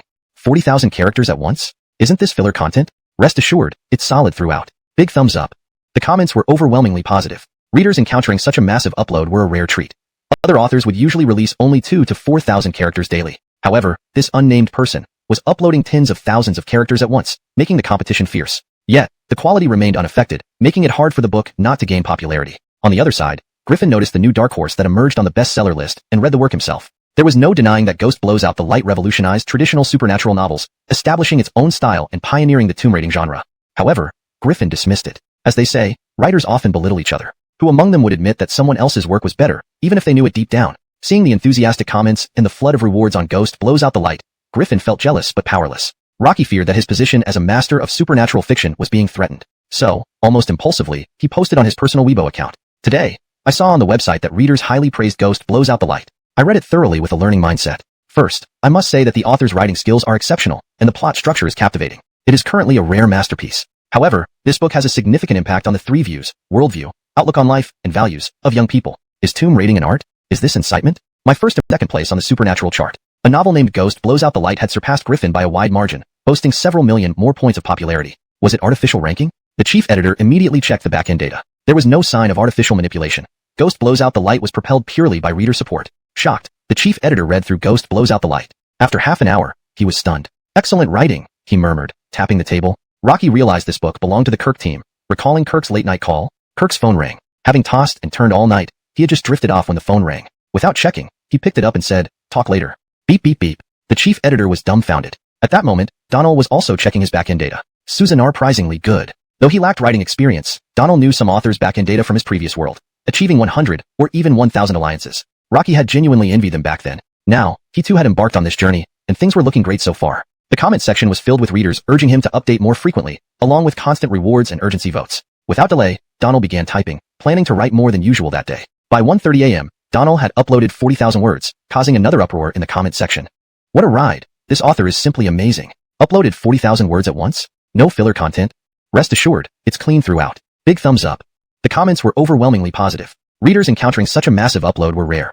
Other authors typically struggled with 2,000 or 4,000 words per day. Yet here was an unknown writer who churned out tens of thousands of words at a time. Despite the competition, the quality remained unaffected. It was hard not to be a hit. On the other side, Griffin also noticed the dark horse that emerged on the new book chart. After reading Ghost Blows Out the Light, he had to admit, it had subverted traditional supernatural novels and created its own genre of tomb raiding stories. However, Griffin dismissed it with contempt. Writers often belittled each other. No one with a pen would openly admit that another's work surpassed their own, even if they privately knew better. Seeing the enthusiastic reviews and generous donations for Ghost Blows Out the Light, Griffin felt a mix of jealousy and helplessness. Feeling threatened as the leading figure in the supernatural genre, he impulsively posted on his personal Weibo account. Today, I saw Ghost Blows Out the Light, which readers highly praised. I read through it all with a learning mindset. First, I must commend the author for outstanding writing and a gripping plot. However, the book significantly influences the worldview of young readers. Is tomb raiding an art? Is this a form of incitement? Reading this, I wondered if the author has first-hand experience. Griffin rambled on, focusing on how Ghost Blows Out the Light might encourage tomb raiding. If relevant authorities notice these allegations, they might investigate the author, potentially halting the novel's publication. Griffin's Weibo post quickly gained attention. With tens of thousands of followers, including devoted fans, Griffin's post received numerous responses criticizing the novel for promoting immoral values and speculating that the author might be a real-life tomb raider. After finishing his writing session, Donald saw the related discussions and checked Griffin's post, chuckling without responding. Griffin's words reeked of jealousy, a twisted desire for peers to fail, a sentiment Donald had seen many times before. Thus, he deemed it pointless to argue with someone who cloaked themselves in literary pretense while harboring such filth. While online discussions raged on, Donald had long entered dreamland. The next morning, the chief editor was awakened by urgent phone calls from the company's back-end reviewers. Irritated, he asked, "What's happening so early? Chief editor, check the website. Something big happened? What could be so big?" Seeing it was the chief editor who had called, Kirk felt a cold sweat break out on his forehead. Without even washing up, he immediately redialed the number. After a few rings, the call was answered. "Kirk, are you awake now?" Hearing the chief editor's first words, Kirk was momentarily stunned. Today's chief editor was far too polite. Usually, he wasn't like this. Suddenly, Kirk wondered if it had something to do with Ghost Blows Out the Light. "Boss, I just got up. I didn't notice the caller ID when I answered the phone this morning. Sorry about that." Oh, no problem. It might have been too early, and you were still asleep. Anyway, come to the office right away." Upon hearing that he was asked to come to the office, Kirk knew it must be about Ghost Blows Out the Light. Last night, when he checked its data, it had already skyrocketed but hadn't surpassed Chime yet. Could it be that Ghost Blows Out the Light had now overtaken Chime? Kirk hurriedly opened his laptop and quickly found the backend for Ghost Blows Out the Light. Seeing its updated data, he was dumbstruck. What the hell? It blew up, it really blew up. Now, Ghost Blows Out the Light had far surpassed Chime, becoming the top-ranked book on the site. Not only in terms of favorites and reader reviews, but also in donations, it had left Chime in the dust. Kirk was relieved he made the decision last night to promote Ghost Blows Out the Light. Otherwise, this book might never have seen the light of day. If the chief editor called him so early in the morning and spoke so calmly, did that mean he wouldn't be fired? Kirk didn't delay any further, washed up quickly, and rushed to the office. Meanwhile, Griffin's and Donald's book review sections were both exploding. Ever since Griffin posted on Weibo, her book's review section had been buzzing nonstop. With numerous fans backing her, Griffin's side was overwhelmingly vocal in her book's review section. Donald, being an unknown newcomer, despite gaining many fans overnight, still couldn't match the sheer number of Griffin's fans. This put him at a disadvantage in the comment wars. The situation was the same on Griffin's Weibo, where fan battles raged. Fortunately, the impact of such online feuds in the literary circle wasn't as significant as in the entertainment world, especially since the audience mainly consisted of avid readers, and many people weren't even aware of these incidents. Kirk arrived at the company and was immediately summoned by the chief editor. "Kirk, have you contacted the author yet?" "I have already reached out." "Did you discuss the contract signing with him?" "Not yet, because..." Cough. "Okay, I understand. You can return to work now. Leave the rest to me." Kirk was utterly confused. What did that mean? Was the chief editor going to take over the negotiations directly from him? Kirk was still young and inexperienced. Donald also got up early that morning. Excited by the outstanding data for Ghost Blows Out the Light, he planned to write several 10,000-word segments today. Just as he sat down at his computer, his phone rang. Answering it, he saw it was from an unfamiliar number. "Rakillo, who is this?" Hi, this is the chief editor from 17K. I'd like to discuss the contract signing for Ghost Blows Out the Light with you." Donald furrowed his brows. Shouldn't this be handled by his editor? Why was the chief editor suddenly getting involved? Recalling the previous conversation with Kirk, he knew the chief editor wasn't exactly easy to deal with. Not knowing the specific procedures, he could only reply, "Shouldn't my editor handle the signing process?" "Oh well, Editor Kirk has some other matters to attend to, so for now, I'll be handling the Ghost Blows Out the Light negotiations directly." Something felt off. The chief editor seemed to imply he would personally manage the entire project. As a time traveler, Donald immediately caught on to the hidden agenda. Smiling faintly, he asked, "Okay, how does the chief editor want to proceed with the signing?" "A buyout contract would be best. You're a new writer, and a buyout would greatly benefit you." Donald chuckled inwardly. Rocky knew what a buyout contract entailed. In the previous world, there were discussions on forums about buyouts versus profit-sharing contracts. Typically, authors with substantial clout wouldn't consider a buyout contract unless they were relatively inexperienced. Clearly, the chief editor thought Donald was naive and tried to sway him. Without calling out the bluff, Donald asked, "How exactly does a buyout contract work?" The chief editor then began enthusiastically explaining the benefits of a buyout contract. His eloquence was impressive enough that he could have been a salesperson. Most of what the chief editor said went in one ear and out the other for Donald. When the chief editor finally paused, breathless, Donald responded, "I think I'll go with a profit-sharing contract instead. And I have one condition." The chief editor was taken aback. Rocky had spent so much time convincing him, only for this young man to remain unpersuaded. Had Kirk already told him about these matters? Usually, most writers would jump at the opportunity for a buyout contract. If Ghost Blows Out the Light were bought out, both the company and the chief editor would reap huge profits. However, if it were a profit-sharing contract, while possible, it would significantly reduce potential earnings for both parties. "All right, we'll go with a profit-sharing contract. What's your condition?" Donald smiled slightly. "Let Kirk take over the negotiations with me." Rocky hearing this, the chief editor turned pale with frustration. Chapter 158, I Quit. Chapter 158, I Quit. Note, depending on the context and tone of the novel, Lalza Baganla can also be translated as, "I'm done with this," or "I'm out of here." Choose the one that best fits the overall style and character's voice. Given the provided options and aiming for a natural and fluent read, here is an edited translation. Chapter 158, I'm done with this. This version maintains consistency in terminology and style while accurately conveying the original meaning and ensuring it reads naturally in English. Please provide the subsequent text for translation so I can ensure continuity. ####Chapter 158, I Quit. Have Editor Kirk handle it? This is just a joke, right? The editor-in-chief fully understands the potential of Ghost Blows Out the Light. Evenling the negotiations with Donald personally was intended to make this incredibly promising novel fall directly under his jurisdiction. In doing so, he would earn a significant share of the revenue. Regardless of whether you're an associate editor, editor-in-chief, or general manager, managing a novel generates income, from which a percentage goes to the person in charge. That's why the editor-in-chief planned it. However, he never expected Donald to be aware of this too. Donald had long seen through the editor-in-chief's intention. Seconds. Rocky laughed, but purely out of frustration. After regaining his composure, he initially considered calling Donald back. Ultimately, he abandoned the idea. "Why should I, the grand editor-in-chief, beg you? You'll come crawling to me eventually." Putting away his phone, the editor-in-chief walked out of his office, headed to the comprehensive office area, and stopped by Editor Kirk's desk. At this moment, Editor Kirk was focused on checking the data of Ghost Blows Out the Light, completely unaware that the editor-in-chief was standing beside him. "Editor-in-chief has arrived? Kirk, come to my office." Looking at the editor-in-chief's stern face, Kirk guessed the gist of it, offering a helpless smile before standing up and following the editor-in-chief into the office. Meanwhile, after hanging up with the editor-in-chief, Donald opened the author backend. Rocky thought for a moment and posted a message in the works notes. The book will pause updates on this platform. The exact platform where it will be reserialized is yet to be determined. Thank you for everyone's support of this book. I promise it won't take long before it returns. What? Pausing updates? What's going on? Who knows? Not really, man. Why suddenly pause updates when the numbers are so good? Author, don't joke. Tiango, please explain. F***K. Just got hooked and now you're pausing updates? What's that about? As soon as Donald's message appeared, the comments section exploded. Not only the comments, even the discussion board on the novel platform was flooded with activity. Griffin, who saw Donald's update, also rushed over to check. After reading Donald's note, he was astonished. However, Griffin soon smiled. Rocky assumed that the post he made on Weibo had drawn the attention of relevant departments, who might have approached Donald or the site's management, leading to the temporary suspension of Ghost Blows Out the Light. For Griffin, this was excellent news. On the other side, a certain Chinese novel website. Editor-in-chief Germain had also encountered Ghost Blows Out the Light on this site and became completely captivated. Rocky had high praise for the author and even more for the book. After finishing last night, he kept wondering why they hadn't had a book like this on their site. Today, seeing the latest update, it turned out to be related notes, and the author was announcing a temporary halt in updates. A thought popped into his head. The web literature circle isn't large nor small. Sites usually have interconnected relationships. Getting an author's contact information wasn't difficult. Germain immediately took out his phone and called a friend. Within 3 minutes, he obtained Donald's number. At this point, Donald was still dazed in his office. Rocky had tried calling editor Kirk twice, but received no answer. Unsure of Kirk's current status, he wanted to inform him of his plans. His phone rang, but Donald, not checking the caller ID, answered, "Editor Kirk, what's happening?" Germain was startled. "Sorry, is this the author of an unknown nobody?" Donald realized it wasn't editor Kirk. Guessing the editor-in-chief sent someone to mediate, he responded, "Wrong number, goodbye," and hung up immediately.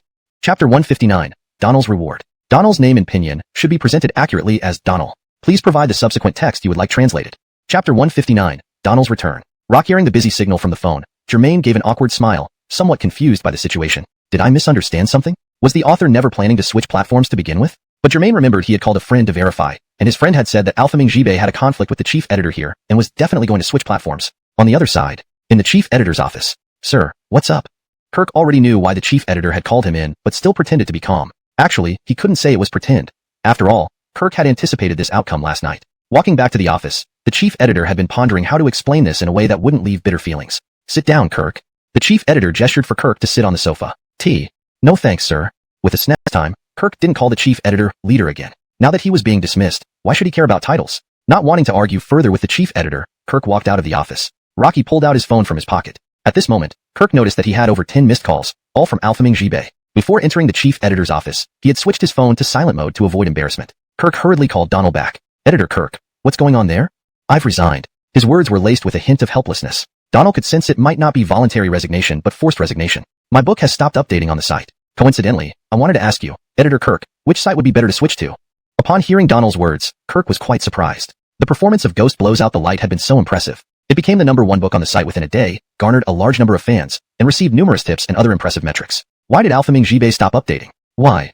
Haha, for no reason. Just consider it a whim, Donald said casually. Suzunak rate data means a lot of money. Why are you stopping? Don't you owe us a reason? Frankly, whether Donald continued updating or not had no impact on Kirk. However, recommending the book had been risky, leading to such good results within a day. Yet, he ended up paying the price for recommending it. If the author quit now, had his efforts been worthwhile? Kirk was getting irritated, his voice raising. Donald remained calm. Maybe I just don't like this site and want to switch. So, any better recommendations? Kirk was nearly amused by Donald's reply. What kind of reason is that? Yet, he had no recourse. It was he who recommended Ghost Blows Out the Light, and it had nothing to do with the author. All consequences were due to his impulsive decision. He got what he deserved. XX Chinese website. Kirk, unwilling to waste more time on the author, simply gave the website name and hung up. Listening to the busy signal, Donald smiled. Thanks, buddy. Donald muttered to himself. Meanwhile, Jermaine kept dialing Donald's number, but it was always busy. Finally, the call went through. Seeing a familiar number but unable to recall its origin, Donald answered politely, Rakillo, who's this? Hi, this is Great Alphaming Jibei, chief editor of XX Chinese website, Jermaine. Rock hires the thing. Wait, what website are you from?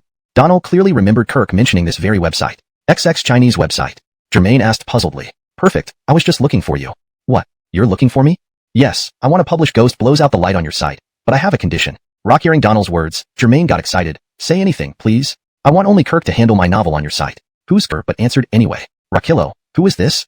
Rakillo, hello, is this Editor Kirk? This is Jermaine from XX Chinese Literature Network. Rock hearing that name, Kirk raised an eyebrow. Rocky knew Jermaine very well. He had even researched his history. Just like Kirk, Jermaine had started as a writer before gradually rising to become a chief editor. Mr. Xiao, why are you? Well, I need someone like you on my team, and I wonder if you'd be interested in joining us? Kirk marveled at how quickly news of his resignation had spread. Jermaine was offering him a personal invitation. How could he possibly refuse? Mr. Xiao, don't worry about it. I know your situation. If you're willing, come to the office right now, and we can process your onboarding immediately. I'll wait for you here. Thank you, Mr. Xiao. I'd be honored to join your team, and I'm on my way. 40 minutes later, Kirk completed his onboarding at XX Chinese Literature Network. Let's make this your desk. It has a nice window view. How do you like it? Even the assignment of his workspace was personally handled by Jermaine. This workstation was several times better than his previous one at 17K. Kirk nodded gratefully. Thank you, Mr. Xiao. I will work hard. Jermaine chuckled. You should thank someone else. Kirk frowned. Mr. Xiao, what do you mean? Jermaine smiled again. You should thank Alphaming Jibei, unknown commoner. Rocky insisted that I bring you into the company and specifically requested that you handle the Ghost Blows Out the Light project. Kirk froze in shock. Rocky had been angry and resentful toward Alphaming Jibei earlier, never imagining that he had misunderstood him completely. Don't stand there gawking. Call Alphaming Jibei. He's waiting for you, Jermaine said with a laugh. Kirk shook off his daze and sighed deeply. Right, I'll contact him immediately. With that, he dialed Donald's number. Editor Kirk, how are things? Donald's voice was calm, but deeply moving to Kirk. Well, thank you. Kirk stammered, unsure how to express his gratitude. No need for formalities. If not for you, my book might never have seen the light of day. Have you joined XX Chinese Literature Network yet? Yes, just now. And then? Now, sign the contract with me. What are you waiting for? Kirk laughed happily. Alright, I'll take care of it immediately. Soon after, Ghost Blows Out the Light was officially signed with a revenue split where the website only took 30%. The network wasted no time promoting the novel prominently on their site, front page banners, top recommendation slots, editorial recommendations. The book occupied every significant promotional space. Donald didn't waste any time either. After signing the contract and being featured on the website, he uploaded all the previously published content and added a fresh 10,000 words. Wow, did you see this? Ghost Blows Out the Light is on XX Chinese Literature Network. Is that true? Donald just stopped updating on 17K, and now he's publishing there? Yep, I saw it too. Let's go, everyone. It's updated, plus another 10,000 words. This is amazing. Word of Donald's updates on another platform quickly spread within the writing community. Readers who had followed or collected Donald's novels rushed to XX Chinese Literature Network en masse. In this world, online literature hadn't reached the same level of success as in the previous world. 17K, a veteran website, had a substantial reader base, while XX Chinese Literature Network was a relatively new site established just a year ago, with fewer readers and less traffic. However, it had rapidly grown into a second-tier player in the industry, though still lagging behind the established sites.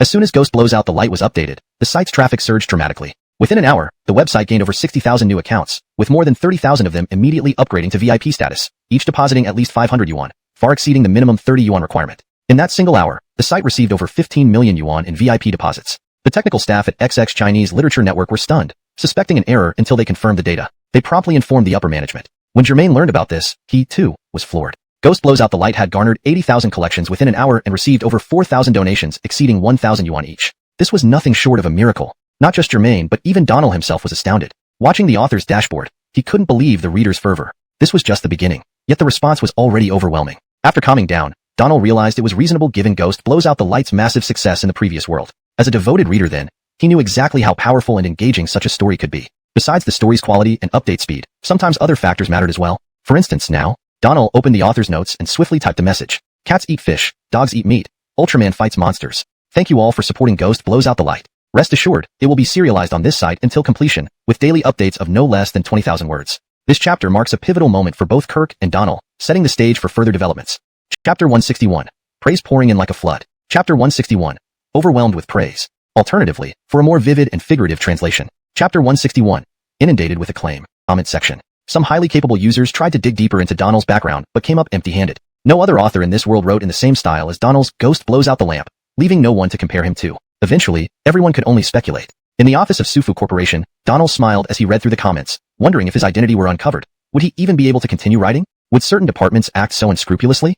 After much contemplation, Donald concluded he was overthinking it. If something bad were to happen, it would happen regardless of what he did. With a self-deprecating laugh, he continued typing. At 2:30 a.m., in the broadcasting complex of Beijing radio station, Ascari had just finished reading Ghost Blows Out the Lamp. Unbelievable. This author is truly remarkable. That Ira Huajin can't even hold a candle to this. This is what a true ghost story should be. Talking to himself, Ascari suddenly got an idea. Ascari was a host at Beijing radio station, having been there for just 4 months after graduating from the Broadcasting and Hosting Department of Communications University. Lacking seniority and connections, he had struggled for 4 months before finally securing a slot for the late-night show, Midnight Story Session. This show was widely ignored, consistently ranking last in listenership. The station's management had long considered canceling it, but since there was an opening, they gave it to Ascari as a trial. In reality, it was more of a test, a challenge, to see if he could pull it off. Initially, with little experience or network, Ascari had spent 4 months at the station, soft pressuring and hard persuading to get a temporary hosting position. The deputy director had given him a month to improve the listenership of Midnight Story Session, hinting that if it remained last, he would be out of a job.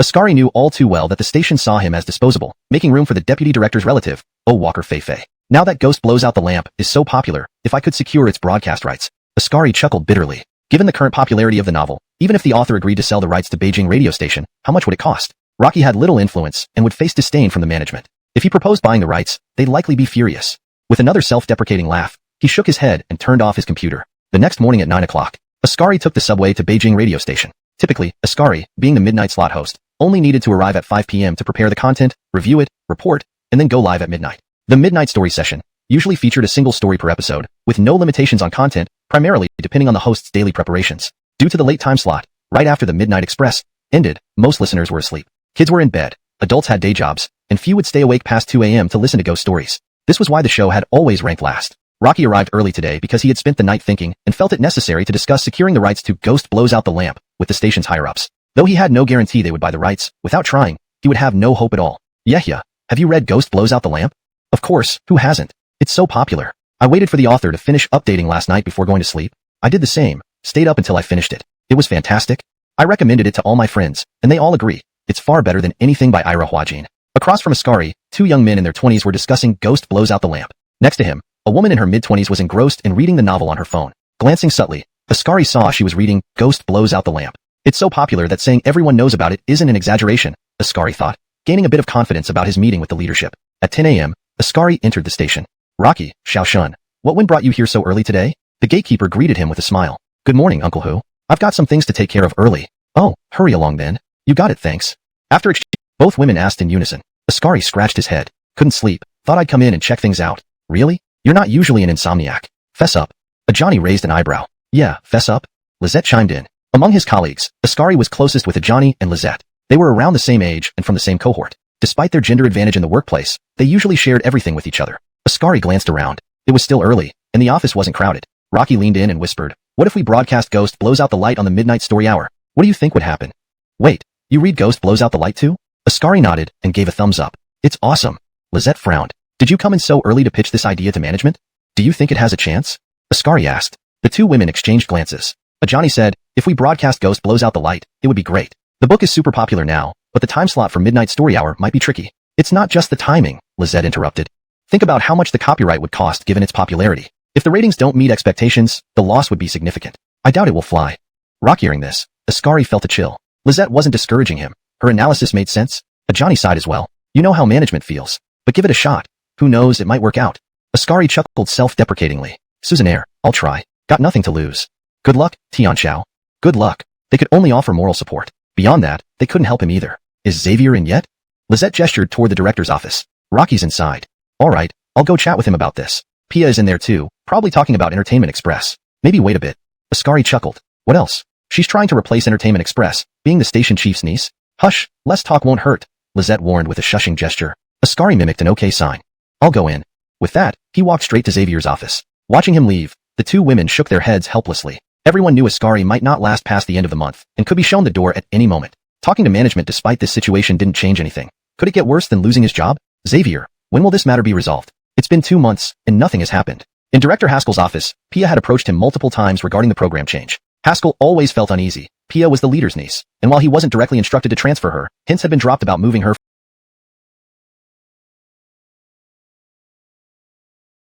from midday entertainment news to primetime entertainment interview, which aired at 8 p.m. right after the news segment. The 7 p.m. news was the most listened to segment, ranking second nationally only to China Radio's news update. The subsequent entertainment interview segment retained most of the audience, consistently making it the second highest rated show within the station. Pia had long coveted this spot and might have tried leveraging connections to take over the prime news anchor role if it weren't for veteran host Teresa, a 15-year veteran and Golden Microphone Award winner. "Fei this?"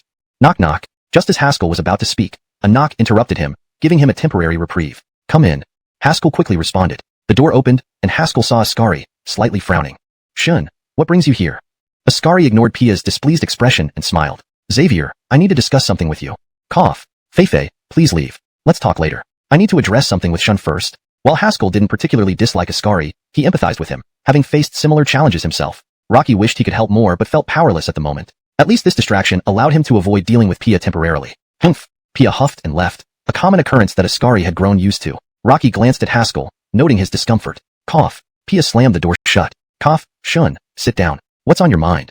Ascari nodded and sat on the sofa. "Great idea, but it won't be approved. Ghost Blows Out the Light is very popular now. Securing the rights without a substantial investment is unrealistic. So, after 10 minutes of discussion, Haskell provided his answer. Unsurprised, Ascari wasn't discouraged.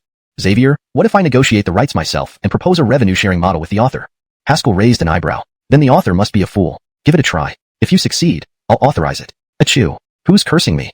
At Sasanafu Company, Donald, still asleep, sneezed, disrupting his peaceful slumber. Checking the time, it was already 11. Life was good indeed. Donald found himself more free and content. No need to appear on shows or write scripts. Just writing novels daily, and his earnings weren't bad. His novel had already earned over 20,000 rewards in just a couple of days. Why wouldn't he enjoy it?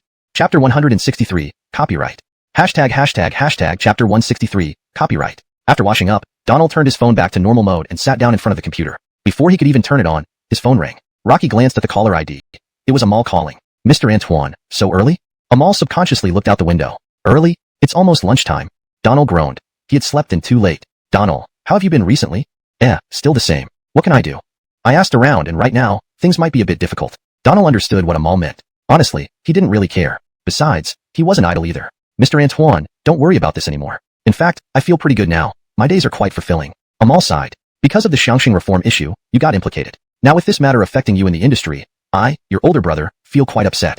Hold on.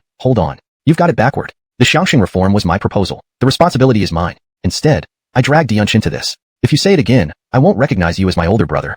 No more. So what are you busy with now? You said you were feeling fulfilled. Aren't you out of work?" "No way. I'm still working at the company. Even if a certain department has some power, they can't stop me from working, right?"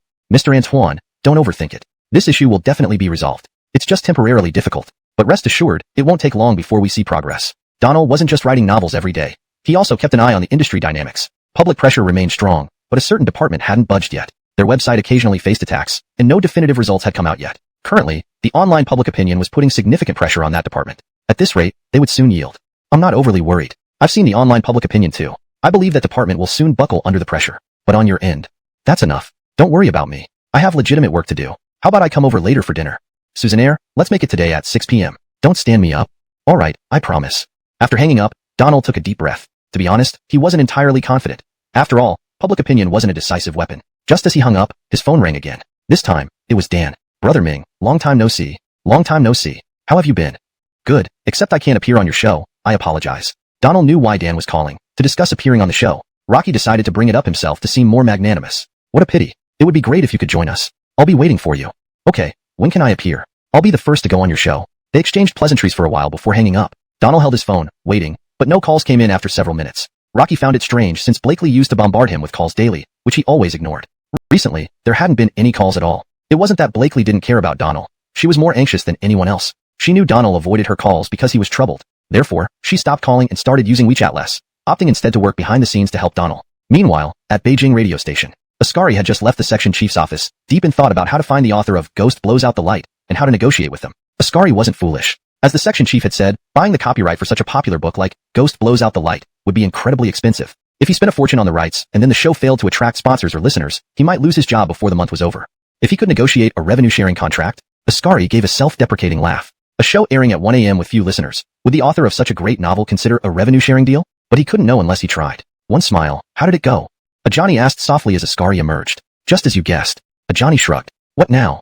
We'll cross that bridge when we get there. Step by step. You guys keep busy. I have something to take care of. Good luck. You can do it, Ajani and Guan Xiaoqing said in unison. Ascari made an okay sign and left. At a nearby cafe, he sat down, ordered a latte, and opened his browser.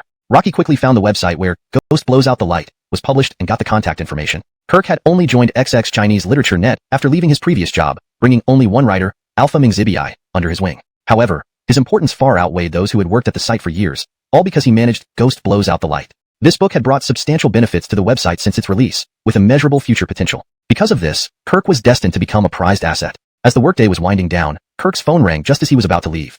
Rakillo, who is this? Rakillo, hello? Are you the editor responsible for Ghost Blows Out the Light? Yes, that's me. May I ask what this is regarding? Oh hi, this is from Beijing radio station. We'd like to discuss a collaboration with your website concerning Ghost Blows Out the Light. Kirk wasn't surprised that many would seek to collaborate over Ghost Blows Out the Light. Rocky hadn't expected it to happen so quickly after the original site. Since it was a radio station, they likely wanted broadcast rights, which could benefit the promotion of Ghost Blows Out the Light. However, Kirk knew he didn't have the authority for such decisions and needed to escalate it to the higher-ups. If you're discussing broadcast rights, you should talk to our chief editor. Could you give me the chief editor's contact details? Kirk hesitated. Giving out the chief editor's contact directly seemed imprudent. Let me inform the chief editor and have them get in touch with you. How does that sound? Great, thank you so much. You're welcome. May I ask your name? My surname is Shun, Ascari. Got it, Mr. Shun. You'll hear from us shortly. After exchanging pleasantries, they hung up. Chapter 164. A fan meeting? Chapter 164. A fan meeting? Editor-in-chief, are you busy? Kirk, not at all, not at all. I was just about to have lunch. What's up? Kirk didn't delay a moment. Right after hanging up with Ascari, he immediately called Germain. It's like this. Someone from the Beijing radio station just called me to inquire about the copyright cooperation for Ghost Blows Out the Light. Upon hearing about the copyright cooperation for Ghost Blows Out the Light, Germain became very interested instantly. Is that so? What specifically did they say? How did the other party put it? Well, there wasn't much detail. They were just inquiring about our side's broadcasting rights. We can collaborate. That's wonderful news. This is excellent for Ghost Blows Out the Light. Just as he said that, Germain paused and then continued. But we need to contact the author first. After all, the contract authorized electronic rights. We don't have the right to handle broadcasting rights. So should I contact Alpha Ming Zibai first? Before this, Donald had already mentioned handing over everything concerning Ghost Blows Out the Light to Kirk, so naturally, it fell on Kirk to liaise with Donald. Suzanaire, give the author a call and discuss it thoroughly. Yes, editor-in-chief. I'll contact Alpha Ming Zibai right away. After hanging up, Kirk promptly dialed Donald's number. Donald was busy writing when his phone rang. Rocky thought it was Blakely calling, but realized it was Kirk upon checking the caller ID. Have you eaten yet, Editor Kirk? Asking if one had eaten was common in Beijing, especially during lunchtime. Donald didn't find anything odd with the question. Just about to. Actually, there's something I wanted to tell you. What is it? Go ahead. Just now, someone from the Beijing radio station called us regarding the broadcasting rights for Ghost Blows Out the Light. Any thoughts on your end? Rocky hearing about the broadcasting rights, Donald perked up. What's the price? How do we negotiate? Donald asked directly without beating around the bush. Kirk was taken aback for a moment. I'm not sure either. It's my first time dealing with broadcasting rights. Why don't we talk to the radio station first? Suzanaire, let's do that. In that case, I'll send you their contact information. After hanging up, Donald received the contact details from Kirk and dialed Ascari's number without hesitation. Rakillo, who's speaking? Hi, I'm Alpha Ming Zibai, the author of Ghost Blows Out the Light. The previously listless Ascari suddenly perked up. Oh, hello. It's great to be in touch with you.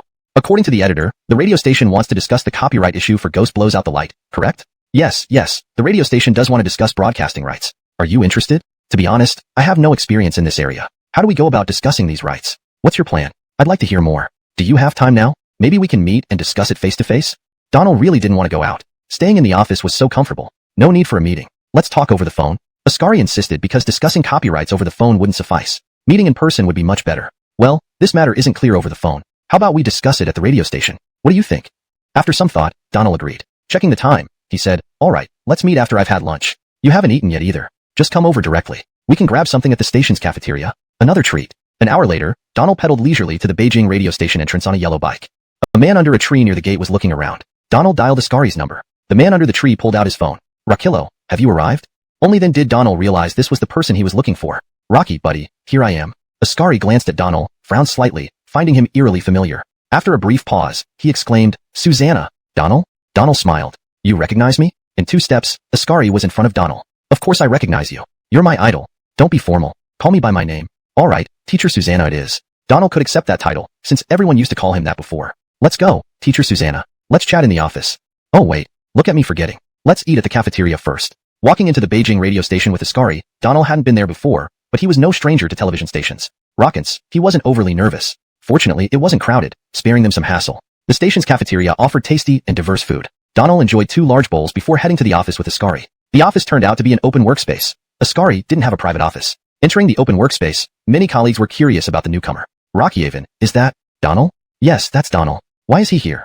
Teacher Susanna, why is he with Ascari? Entering the workspace, Donald drew everyone's attention, causing quite a stir. Ascari, however, remained beaming, radiating confidence, contrasting sharply with his previous demeanor. Of course, bringing along Donald changed everything. Cough, let me introduce everyone to Teacher Donald. Rockillo, hello. Donald greeted awkwardly, nodding in acknowledgement. Teacher Susanna. Really, Teacher Susanna. Teacher Susanna, I'm your devoted fan. Can I have your autograph? Me too, Teacher Susanna. Please sign for me as well. Teacher Susanna, can we take a picture together? Donald was stunned. Rocky had come to discuss copyrights, but it now felt more like a fan meeting. Chapter 165. Reaching an agreement. Hashtag Chapter 165. Reaching an agreement. Donald's appearance caused quite a stir in the entire comprehensive office area of the Beijing radio station. For a moment, everyone in the office surrounded Mateo, asking for autographs and selfies. It was bustling with activity. It seemed like everyone had forgotten that Donald was currently blacklisted by a certain department and could no longer be considered a big celebrity. After all, Donald had never considered himself a big star to begin with. Donald remained amiable, readily complying with requests for autographs and photos, laughing and chatting happily. The atmosphere was warm and lively. Since there weren't many people in the office, it took less than half an hour to fulfill everyone's requests. Ascari quickly pulled Donald aside, sitting down at his workstation, but he realized they would likely be interrupted if they talked there, so he led Donald into the meeting room. Normally, ordinary employees couldn't enter the meeting room without permission from their superiors, but Ascari didn't care about that today. Mr. Susanna, here's some water. Ascari handed 2 bottles of mineral water to Donald, then smiled apologetically. I'm afraid we don't have tea, so please make do with this. It's fine. I actually prefer mineral water. Donald unscrewed the cap and gulped down half the bottle. So, what are your plans for the copyright? After drinking the water, Donald got straight to the point. Ascari had been thinking about this issue, unsure if Donald would agree to his terms, but now there was no turning back. Rockhire's the thing, Mr. Susanna, Ascari began. I want to sign a revenue-sharing contract with you. This means giving us the radio broadcasting rights to Ghost Blows Out the Light, and any advertising or other profits generated will be split 50-50 between us. 50-50 was a common arrangement, and Donald understood that much. However, he knew nothing about the specific earnings and how high they were. What slot do you plan to broadcast it on? When Donald asked this, Ascari couldn't help but frown momentarily, but he couldn't hide the truth and decided to be upfront. The midnight story hour at 1 a.m. How is the listenership? What about ad revenue? Hearing Donald's questions, Ascari hesitated for 2 seconds before deciding to be honest. To be frank, the listenership for the 1 a.m. slot isn't great, but I believe I can significantly boost it as long as I can broadcast Ghost Blows Out the Light. Donald frowned again. Why are you so confident? Because Ghost Blows Out the Light is very popular right now, extremely popular. I believe many listeners will love it. While Donald admitted he wasn't entirely ignorant about radio broadcasting, having listened to several well-known hosts in the previous world, he still wasn't sure if Ascari's assessment was accurate. Can I ask you something? Don't take it personally. Please go ahead. If I'm not mistaken, you're not exactly famous within the Beijing radio station, right? One shouldn't hit below the belt, but Ascari hadn't expected Donald to be so perceptive about his own struggles. I've only been working here for 3 months. Honestly, I'm not famous, and the station doesn't hold me in high regard. But the biggest issue isn't me. It's the complex internal dynamics here. Donald was quick-witted and grasped the situation immediately. Rocky knew his book was very popular, but placing it in a low-rated slot wasn't ideal. However, looking at Ascari's earnest expression, Donald felt a pang of sympathy. Tell me more about your plan. 15 minutes later, after listening to Ascari's detailed plan, Donald furrowed his brow, pondering for about half a minute. I have an idea. Ascari became immediately interested and urged, please share it, Mr. Susanna. First, I need to confirm one thing. I'm currently blacklisted by a certain department. Would having me narrate the story be detrimental to you? Rest assured, Mr. Susanna, while we are somewhat connected to the entertainment industry, that department has no influence over us. In that case, here's my suggestion.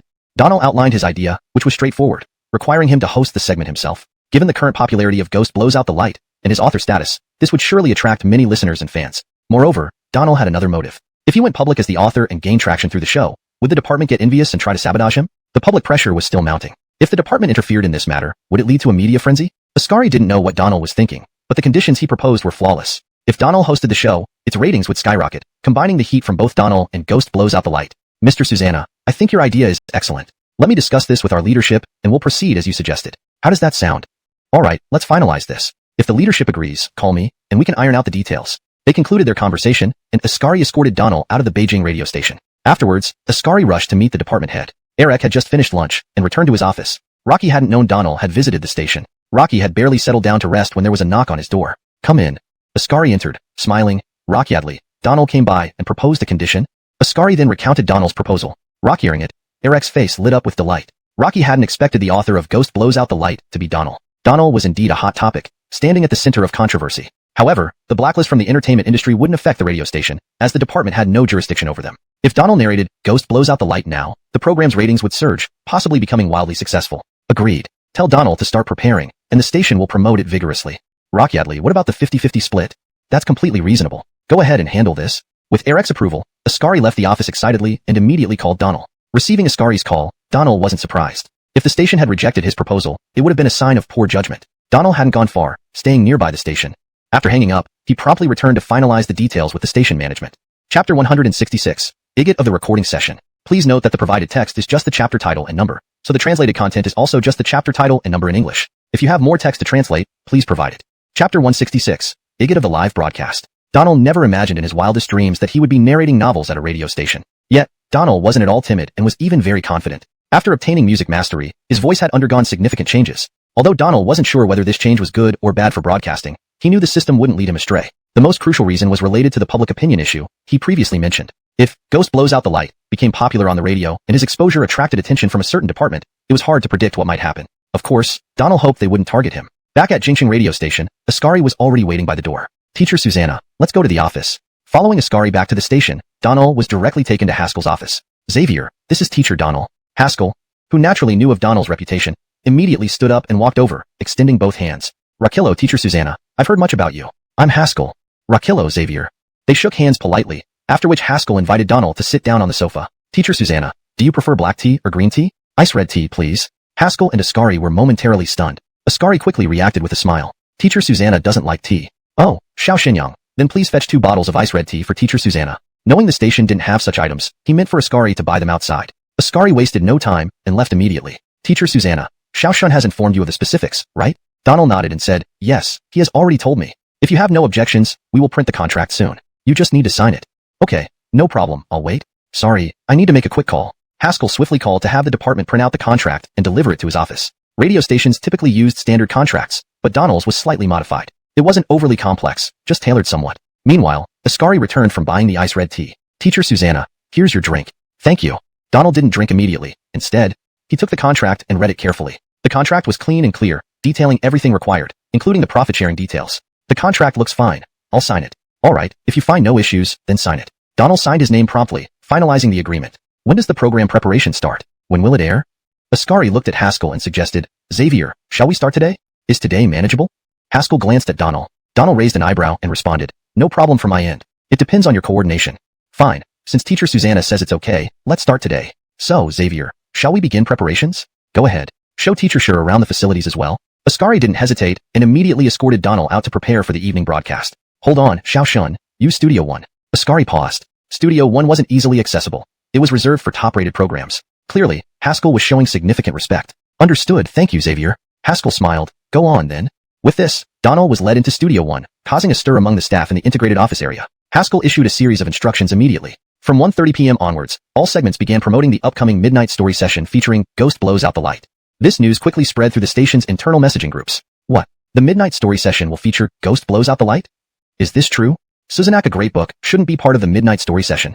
Who spread this news? Xavier? Don't ask. It's true. I saw Donald today, and you won't believe who the author of Ghost Blows Out the Light is. Who? Who is it? Carson, tell us. Don't keep us waiting. The renowned teacher Donald. The group erupted in discussion again. Are you kidding? Donald wrote, Ghost Blows Out the Light? Stop it. Isn't Donald under suppression by a certain department? Rocky hasn't been heard from in days. Enough guessing. I've seen Donald myself, and even have a photo with him. Besides, how is his involvement with radio connected to the suppression? Carson posted a picture with Donald in the group. Finally, everyone believed Carson. The author of Ghost Blows Out the Light was indeed Donald. Rocky Avon. Is there anything Donald can't do? Writing scripts, songs, acting, singing, now writing novels. Does he have superpowers? Actually, it makes sense. The quality of Ghost Blows Out the Light and its success are characteristic of Donald. Blockbuster. Yes, everything he touches becomes a blockbuster. In the broadcast stations group, discussions buzzed. Everyone found it unbelievable. Many colleagues who weren't supposed to be working yet hurried to the station. Outside Studio 1, people gathered, peering through the glass wall at Donald. What luck did Ascari have to work with teacher Susanna? Perhaps this will elevate the midnight story session? Not necessarily. The late night slot isn't ideal. Even with Ghost Blows Out the Light and Donald's star power, success isn't guaranteed.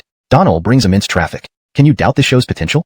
You're right. That's Donald we're talking about. Outside chatter continued until Haskell appeared, barking orders for everyone to return to work. Inside the studio, Donald listened attentively to Ascari's introductions, oblivious to the commotion outside. Chapter 167. I don't need a script. Please note that without the following content, it's hard to maintain the paragraph structure and line breaks as requested. If you could provide the full chapter or additional text, I would be able to translate it more accurately while preserving the original format.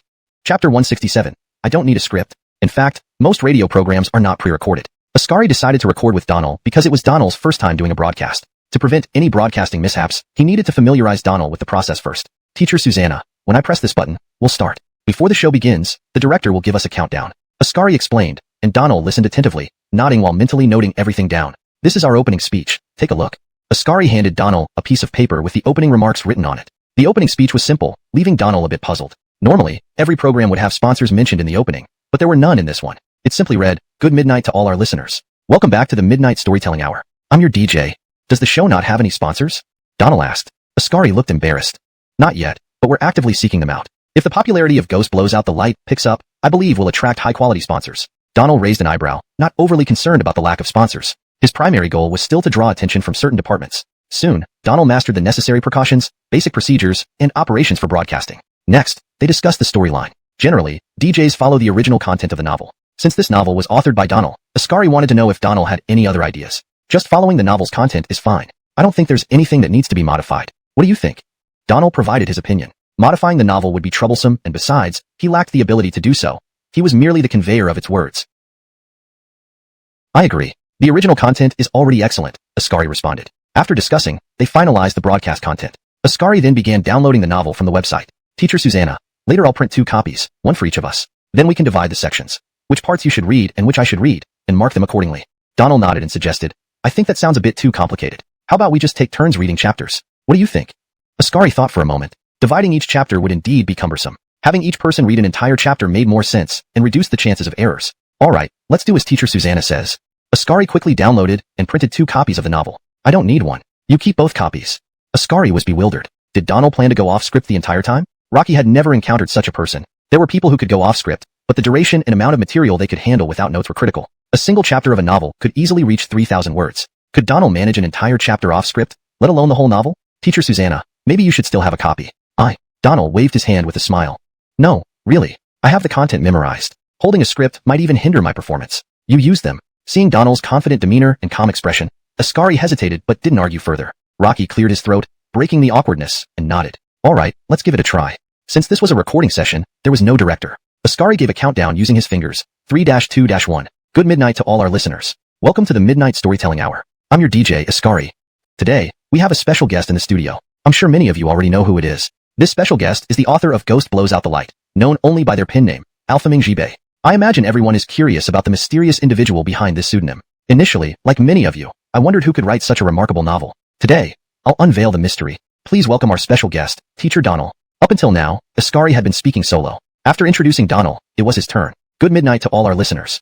Thank you for staying tuned to the Midnight Storytelling Hour. I am Donald, the author of Ghost Blows Out the Light. It's an honor to be invited to the Beijing radio station in the Midnight Storytelling Hour, sharing my own story through words and unraveling mysteries with sound. Thank you for listening to this special edition of Ghost Blows Out the Light, brought to you by me and Ascari. After Donald's impromptu opening, Ascari was stunned. Donald hadn't been given any script, and his delivery was impeccable. Susanak's spontaneity and opening remarks left an immediate impression. Clearly, Donald's popularity wasn't just due to his writing skills, but also his natural talent for public speaking, making Ascari feel somewhat inadequate in comparison.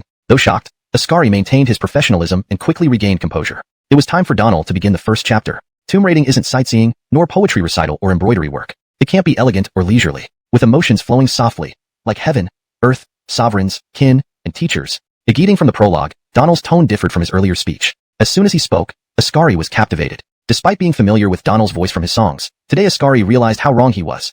Donald's voice during storytelling became deep and resonant, rich with masculinity. The narration was vivid and immersive. Comparatively, Ascari felt overshadowed. Trained professionally, he prided himself on his voice. But facing Donald, he understood what truly constituted a good voice, a versatile and captivating one. My grandfather's name was donghua. Our family was once the wealthiest landowners in the village. In our prime, we owned over 40 houses connected by 3 streets within the city. During that time, we also missed opportunities in politics and business. Donald's pace was comfortable, neither too fast nor too slow, with appropriate intonation that effortlessly transported listeners into the scene. Even Ascari was entranced. Back then, donghua indulged in drinking, gambling, whoring, and smoking, eventually losing everything. Donald completed the first chapter, The White Paper Figure and Rat Friends, without a single pause, delivering it naturally and fluidly, much to Ascari's astonishment.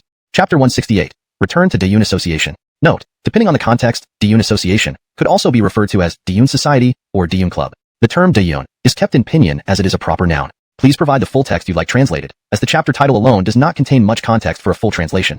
Chapter 168. Return to Diyun. Donald's smooth delivery made Ascari feel that he was the real radio host, while Shen himself was merely an accompaniment. Even after Donald finished the first chapter, Ascari was still immersed in it, and didn't react for a moment. Donald waited for 2 seconds, then gave him a puzzled look. Only then did Ascari realize it was his turn. At the same time, Ascari also noticed another issue. Was he really a good match with Donald? Their styles were completely different, and in terms of tone, there was a huge gap between them. Donald seemed more professional, while Shun felt like an amateur. Ascari hesitated for a moment before finally taking a deep breath and speaking up. Teacher Susanna, I don't think I can partner with you. What's wrong? Was my delivery off, or my tone? Or maybe the rhythm wasn't right? Donald thought that Ascari was unwilling to partner with him because he hadn't done well enough. Ascari shook his head. No, Teacher Susanna, you did wonderfully. This is beyond what I expected. You're even better than all the professionals I've ever seen. I'm not worthy of being your partner. This wasn't self-deprecation on Ascari's part. It was genuine admiration from the heart. Come on now, don't say that. If you don't partner with me, I might not be able to handle it. Donald wasn't just being modest. It was his first time doing voice acting, and he wasn't sure if he could manage everything. Ascari's thoughts raced, and he came up with a solution. Teacher Susanna, how about this? You narrate Ghost Blows Out the Light, and I'll assist you on the side. We can still work as partners. Is that okay? I need to check with the management. Donald was a bit confused. If he narrated Ghost Blows Out the Light, would that be stepping on Ascari's toes? Teacher Susanna, please wait a moment. Ascari left the recording studio and quickly found Haskell, explaining the situation. After listening, Haskell frowned slightly. It's not impossible. As a special guest, Donald can narrate Ghost Blows Out the Light, since it's his own novel. But won't Xiao Shin feel undermined? As long as we can boost the ratings, I don't mind these details. Haskell patted Ascari on the shoulder. Good attitude, understanding the bigger picture. But is Donald really as incredible as you say? I wouldn't joke about something like this. Chief, why don't you listen live? Soon, both Ascari and Haskell returned to the studio. Sorry to keep you waiting, Teacher Susanna, Haskell said politely upon entering. This made Donald a bit uncomfortable, and he quickly responded, not at all, not at all. Xiao Shun just told me the details. Teacher Shu, do you have any other suggestions? I don't have any objections, but I'm worried about making mistakes. Why don't we give it a try? Under Haskell's supervision, Donald recited 3 chapters of Ghost Blows Out the Light, without looking at the script. Haskell was astonished. Delivering 3 chapters flawlessly was no small feat, especially considering the thousands of words involved. Rocky had seen many excellent hosts with potential to speak impromptu, but very few could match this level, if any. Alright, Teacher Susanna, I think you can handle this perfectly. Do you have any other concerns? Donald shrugged. I have no issues, but there's one thing I must clarify. Since I'm a special guest, I can't finish the entire Ghost Blows Out the Light. The later parts will still need Teacher Shun's assistance. Rock hearing this, Ascari was touched. Donald was essentially helping him by drawing in the audience for the midnight story hour and solving his core problem.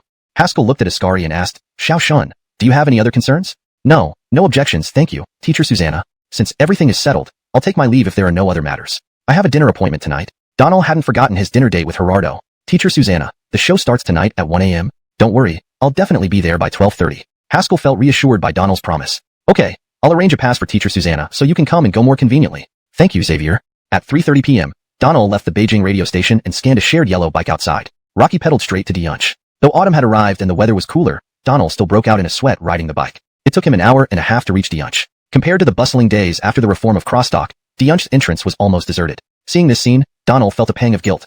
If it weren't for him, Diyunch would still be hosting performances every day, whether they had a full house or not, keeping the troupe alive. Oh, Teacher Susanna, you're here. What are you looking at? Come on, let's go to the backyard. Antoine Chelan saw Donald standing at the entrance and immediately pulled him toward the back. Teacher Susanna, Dad said you'd be coming today, and has prepared lots of delicious food. It's been a while since you visited, and we've missed you. Antoine Chielin's words were charming and welcoming, a testament to Gerardo's teachings. Your father is too kind. Not at all, Teacher Susanna. We're family. Donald felt deeply moved by Antoine Chielin's words, but he couldn't help but question what he had done for this family. A thriving Dunch was now closed, its reopening uncertain. All due to him. Donald's here? Quick, come inside. Let me treat you to some good tea. Gerardo greeted him from inside, hurriedly leading Donald into the main hall. Donald frowned slightly, noticing how quiet the courtyard was, with no disciples around, seemingly only Antoine Chielin and his father present. Even Ivona wasn't there. Teacher Antoine, where are the others, including Ivona? Don't worry about them. They're out performing and won't be back anytime soon. Donald knew from Gerardo's tone that he wasn't telling the truth, but chose not to press the matter, instead feeling guilty within. With plenty of time, Gerardo brewed a pot of tea and began chatting with Donald. Gerardo avoided mentioning the closure of Dunch, instead inquiring. From 8:30 to 11:30, over 3 hours, Donald wrote 15,000 words and uploaded them all without keeping any drafts. Once done, he swiped his card to leave the company, hopped on a yellow bike, and rushed to the radio station. It was already 12:30, but Donald hadn't arrived at the station yet. Ascari paced back and forth in the office area, wanting to call but thinking it inappropriate, so he refrained. Just as Ascari couldn't hold back anymore, Donald appeared in the integrated office area. Am I late? No, right on time. Donald noticed the sweat on Ascari's forehead and knew why, but didn't mention it. Rocky welcomed Ascari into the studio. There were still 30 minutes before they took over the slot, enough time to prepare. What? Ghost Blows Out the Light is being broadcast on the radio? Yes, at 1 a.m. on Beijing Radio's Midnight Story Session. They said it's the author himself broadcasting. Must listen. Even if I don't go to work tomorrow, I must listen. I want to see who this author really is. After the radio station aired the advertisement, all major forums exploded. Ghost Blows Out the Light was already very popular with many fans. This had stirred up even more curiosity among readers. Listening to a radio broadcast versus reading a novel feels completely different, but they were more curious about who the author truly was. Today, Haskell also stayed behind, waiting at the station. After all, it was the first day of Ghost Blows Out the Light on the radio, and Donald himself was broadcasting. Haskell wanted to see how compelling how compelling Ghost Blows Out the Light was, since the radio station hadn't announced that Donald was the author during the ads, maintaining an air of mystery. Time passed minute by minute. With only 10 minutes left until the start of the broadcast, the News Express program was nearing its end. In the data monitoring room, 2 staff members noticed something unusual. Normally, listener numbers drop drastically around this time, but today the numbers had surged. Is there something wrong with the machine, Yahya? What? Look at this graph, it's rising, isn't it? Ted, who had been dozing off, opened his eyes and glanced. SSS, that's strange. Check it, maybe there's an issue somewhere. This situation had never occurred before, so both assumed there was a technical glitch and started checking the equipment. No one realized it was due to the station's promotion attracting countless listeners tuning into the frequency, all waiting for Ghost Blows Out the Light. 3 minutes left, News Express, almost finished. Prepare for Midnight Story Session, advertising countdown 2 minutes. Through the headphones came the director's voice, preparation complete. News Express is over, now entering advertisement. During the day, Donald had practiced recording, akin to a rehearsal. Now the real thing was starting. Hearing the final instructions through the broadcast, Donald felt nervous. It was his first time. Seeing Donald's tension, Ascari whispered softly, "Take a deep breath, Teacher Susanna." Sigh. Donald nodded. "I'm fine." The 2-minute advertisement ended, and the director's voice came again. Midnight Story Session, preparation for live broadcast, 10-second countdown, 10, 9, 8. Good morning, dear listeners. Welcome back to Midnight Story Session. Ascari started with an opening statement. Tonight's special guest on Midnight Story Session is the author of Ghost Blows Out the Light, an anonymous figure. We will now hand over to our anonymous figure to broadcast. Hope you enjoy. Ascari finished, and Donald took over immediately. Good morning, dear listeners. I'm the author of Ghost Blows Out the Light, anonymous figure. It's an honor to be here on Beijing Radio. Honestly, I lack experience in this field, so please be understanding. I know you're all curious about who the author of Ghost Blows Out the Light is. I'm indeed an unknown, as my pen name suggests. Some may recognize me, others might not. I've written screenplays, sung songs, and appeared on TV shows. Many familiar with me might already recognize my voice. I Am Donald spread rapidly among countless readers and fans. The live stream was flooded with listeners, but Donald remained completely unaware of this. On the other side, inside the data monitoring room, 2 technicians had been busy all night trying to find any issues, but only encountered more bizarre situations. After the news bulletin ended, the data kept increasing, leaving the 2 technicians utterly baffled. Do we need to report this upstairs? What are you waiting for? Make the call quickly. In the control room, Haskell was listening to Donald's broadcast with headphones on. What surprised Haskell was that Donald wasn't reading from a script at all. He was speaking impromptu. Haskell himself held a copy of the script, and every word Donald said matched perfectly, without even a single typo or misplaced punctuation. Haskell was astounded. In his decades-long career, he had never seen anyone like this. Director, your phone is ringing." Haskell's phone had been ringing for quite some time, and if not for the director's reminder, he wouldn't have noticed. Removing his headphones, Haskell answered the call. "Xiaodong, what's up in the middle of the night?" "Director, there might be some issues in the data room." "Maybe? You're the technical staff. How can you tell me it's maybe?" "No, this situation has never happened before. Is it convenient for you to come over?" Haskell hung up the phone, clearly annoyed. Rocky was enjoying Donald's broadcast when this call came through. Avonging up the phone, Haskell left the control room in a hurry. "What happened? Did you figure out the issue?" Ted hesitated before replying, "We've checked, but the exact reason is unknown. Director, please take a look here. Inside the data monitoring room were 3 screens. The central screen displayed the real-time data for all radio stations in Beijing. Although these figures didn't show listener ratings, they provided curve charts from which one could infer each station's listener rate during the same period. Haskell looked at the central screen and froze momentarily. The chart showed that Beijing radio's real-time curve exceeded that of China radio. It was 1 a.m., and typically at this hour, Beijing radio couldn't even reach a 0.2% listening rate within the entire city, let alone a national average of even 0.08%. Seeing this chart, Haskell frowned deeply. Can't you find any reason? Ted and his colleague both nodded. Well, let's leave it at that for now. We'll see tomorrow. This monitoring data didn't fully reflect the listening rate. It didn't matter much whether it was accurate or not, but the sudden change was indeed surprising. Back in the studio, Donald continued his broadcast. At a construction site, a worker who just finished his night shift turned on his radio. Antoine Hua sold the thickest 2 sandalwood chests in the family for silver coins. These chests were his mother's dowry, which he wanted to keep as a memento but couldn't bear to pawn. However, the urge to smoke overrode his hesitation. Is this talking about Ghost Blows Out the Light? Worker Zared, an avid novel reader, always listened to novels or the radio after work. Recently, he had become obsessed with Ghost Blows Out the Light. Rocky had already finished today's update earlier. After reading Ghost Blows Out the Light, other novels felt a bit dull, so he decided to listen to the radio.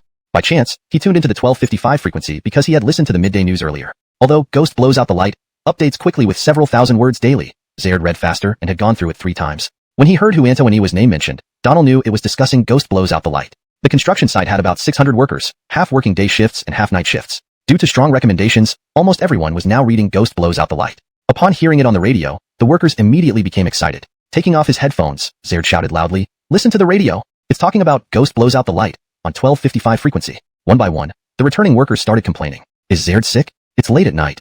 Seriously, it's Ghost Blows Out the Light. Everyone, turn on the radio and listen. Similar scenes were happening in many places simultaneously. Donald continued his broadcast. 1 hour isn't enough to cover much, and he barely managed 4 chapters. Finally, the hour approached its end, and Donald finished the 4th chapter right on time. Happy times always seem too short. An hour has passed. I'm glad to be here with you all, and I hope you enjoyed Ghost Blows Out the Light. I'm DJ Donald. See you tomorrow. Ending the first broadcast, the director immediately switched to advertisements, followed by Animal World, which was pre-recorded and scheduled to play after 2 a.m. The studio door opened, and Haskell walked in. Mr. Susanna, you did a great job. Donald smiled modestly. Thank you, Xavier. I still have much to learn. Not at all. You're being too humble. Honestly, I've been in this industry for decades, and while I can't claim to be an expert, among all broadcasters I know, you are absolutely the best.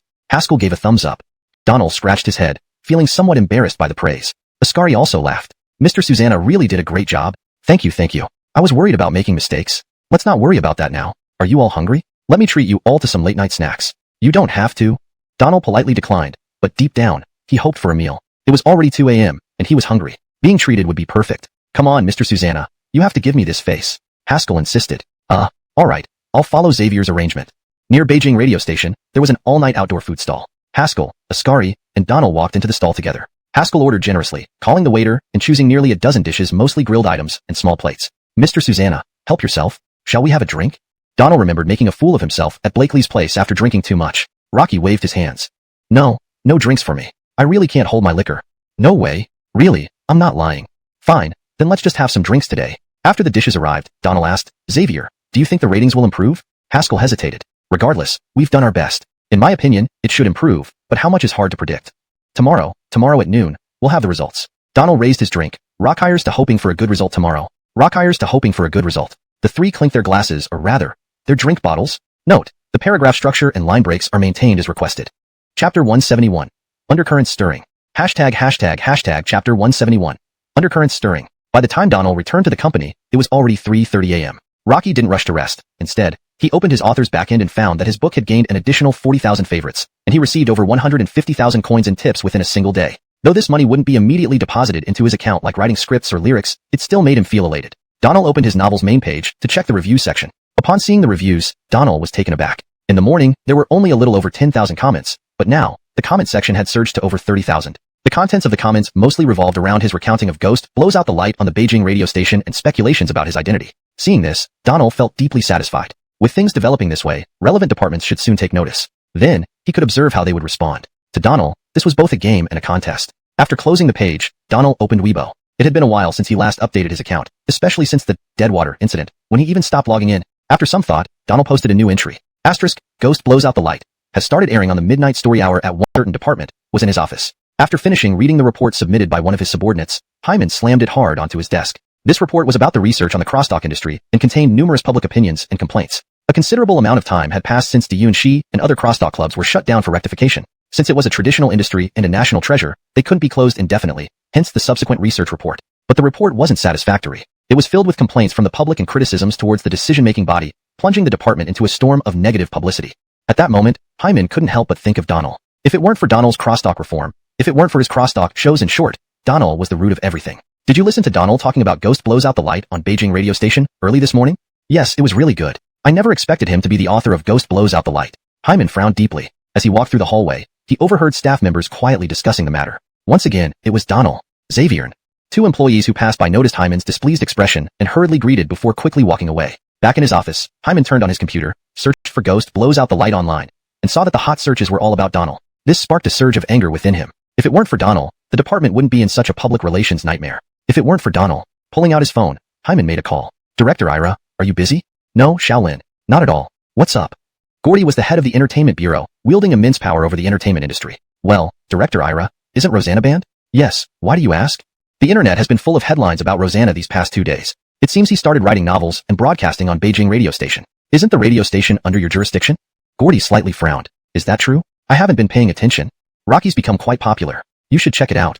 Beijing radio station. Gordy paused, then said, last fall, new regulations were issued, and the bureau can no longer interfere with the radio station. Now, the radio stations are directly managed by higher authorities. Oh well, that explains it. If the radio station were still under your direct control, this kid wouldn't be causing trouble. Writing tomb raiding stories, it's just too morally questionable. Hyman hinted without outright saying it, confident that Gordy would understand. After all, Gordy was known for holding grudges. The XX Bureau had been thrown into chaos because of Donald, suffering hacker attacks periodically. Could Gordy possibly let this go? After a brief chat, they hung up. Gordy furrowed his brows and then opened his computer to start searching online. Although the radio station was no longer under their direct control, Gordy had extensive connections within the circle, making it easy for him to make things happen. Quickly, he dialed another number. President Ouyang, it's been a while. Director Ira, it's been a while indeed. Do you have time tonight? Let's get together for a drink. Suzanaire, invite a few old classmates. Let's drink together. With that, plans for a dinner were set. Gordy had called none other than the president of Beijing radio station, Jeremiah, an old classmate from high school. After hanging up, Gordy began thinking about how to approach the conversation later. Rocky knew very well that even if he mentioned it directly to Jeremiah, the latter would find a way to help him. Given their relationship, it was inevitable. In the end, Gordy simply let it be. When Donald woke up, he couldn't believe how quickly events unfolded. Things were happening much faster than he anticipated. On the surface, it seemed like a calm day. But beneath that, undercurrents were beginning to stir. Chapter 172. You are being watched. Chapter 172. You're being watched. Recently, it seemed that nothing much was happening at the company. Armand had not come to see him at all. Donald knew very well that it wasn't that there was nothing going on at the company. Rather, Armand intentionally wanted to give him some time off. After all, he was still under a blacklist in the entertainment industry, and even his works couldn't appear in the circle. What else could he do? Donald was deeply grateful from the bottom of his heart. This might be payback. When he first joined, he hadn't shunned the company for its small size and had given almost all his works to them. Now he was being kept by the company, sitting here doing nothing while still receiving a decent monthly salary. After some reflection, he got up, washed up, and then sat down in front of the computer, beginning to type furiously. The progress on Ghost Blows Out the Light was moving quickly. Donald didn't want to spend too much time on it, only hoping to finish this novel sooner. So, he updated with tens of thousands of words daily. Knock knock knock. The knocking sound interrupted his typing. Come in. His office door opened, and Armand walked in with a smile. Donald, someone is here to see you.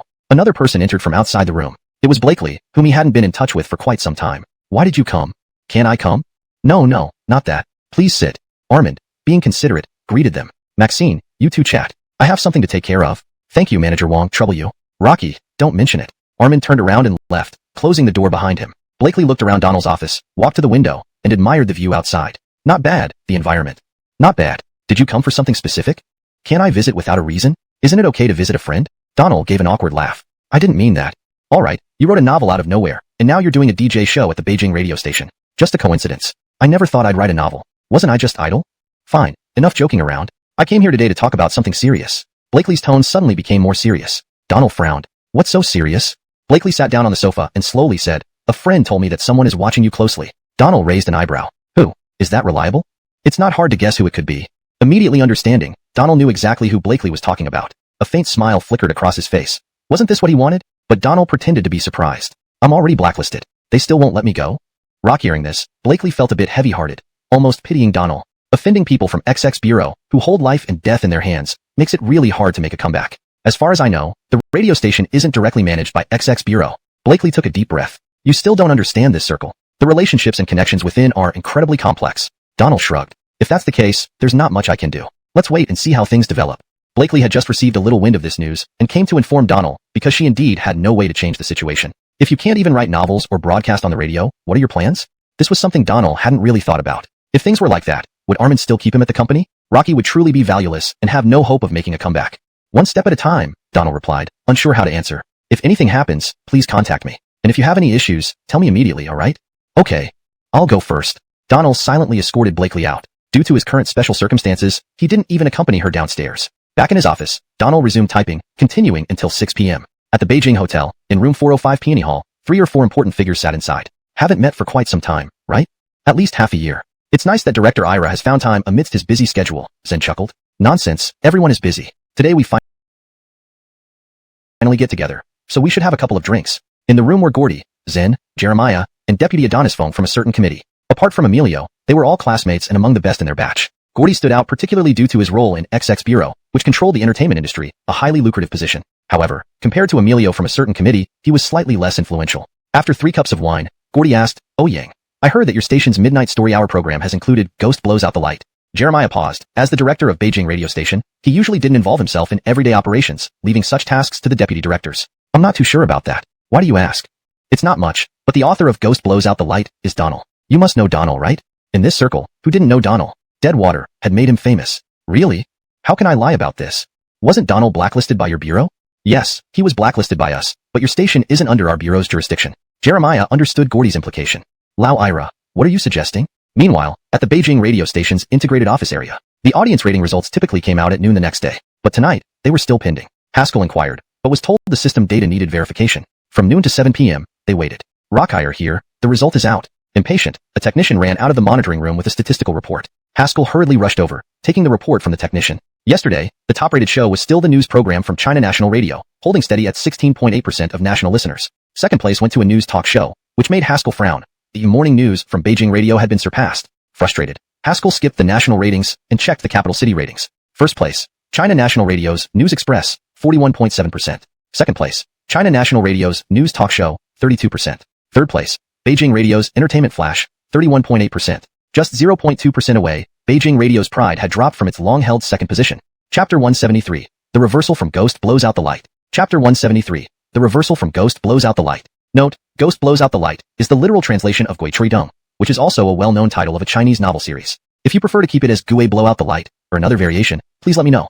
Chapter 173. The counterattack from Ghost Blows Out the Light. The Beijing radio station's pride and flagship program had been dethroned. For many years, Entertainment Express, which usually ranked second, was now thoroughly overshadowed by China Radio Station. This meant that the likelihood of Beijing Radio Station catching up to China Radio Station was becoming increasingly slim. Haskell's face darkened immediately. Even his hand holding the report trembled slightly. Rocky glanced at everyone present, but said nothing. After composing himself, Haskell continued reading. Haskell reviewed the audience ratings reports daily and could recite the rankings of each program by heart. However, when he saw the 5th place, he froze. In the past, the 5th place belonged to China Radio Station's traffic program. But today, in 5th place was Midnight Story Hour with a rating of 18.3%. Was there an error? Alan paused, then slowly said, 5th place is Midnight Story Hour with a rating of 18.3. Haskell spoke calmly, though his expression betrayed his shock. The employees around him couldn't remain calm. Midnight Story Hour? How is that possible? Is the statistics wrong? It must be wrong. This can't be happening. Everyone murmured, finding it hard to believe that Midnight Story Hour, always at the bottom, had surged to 5th place. Even Haskell found it hard to believe. An 18.3% rating could firmly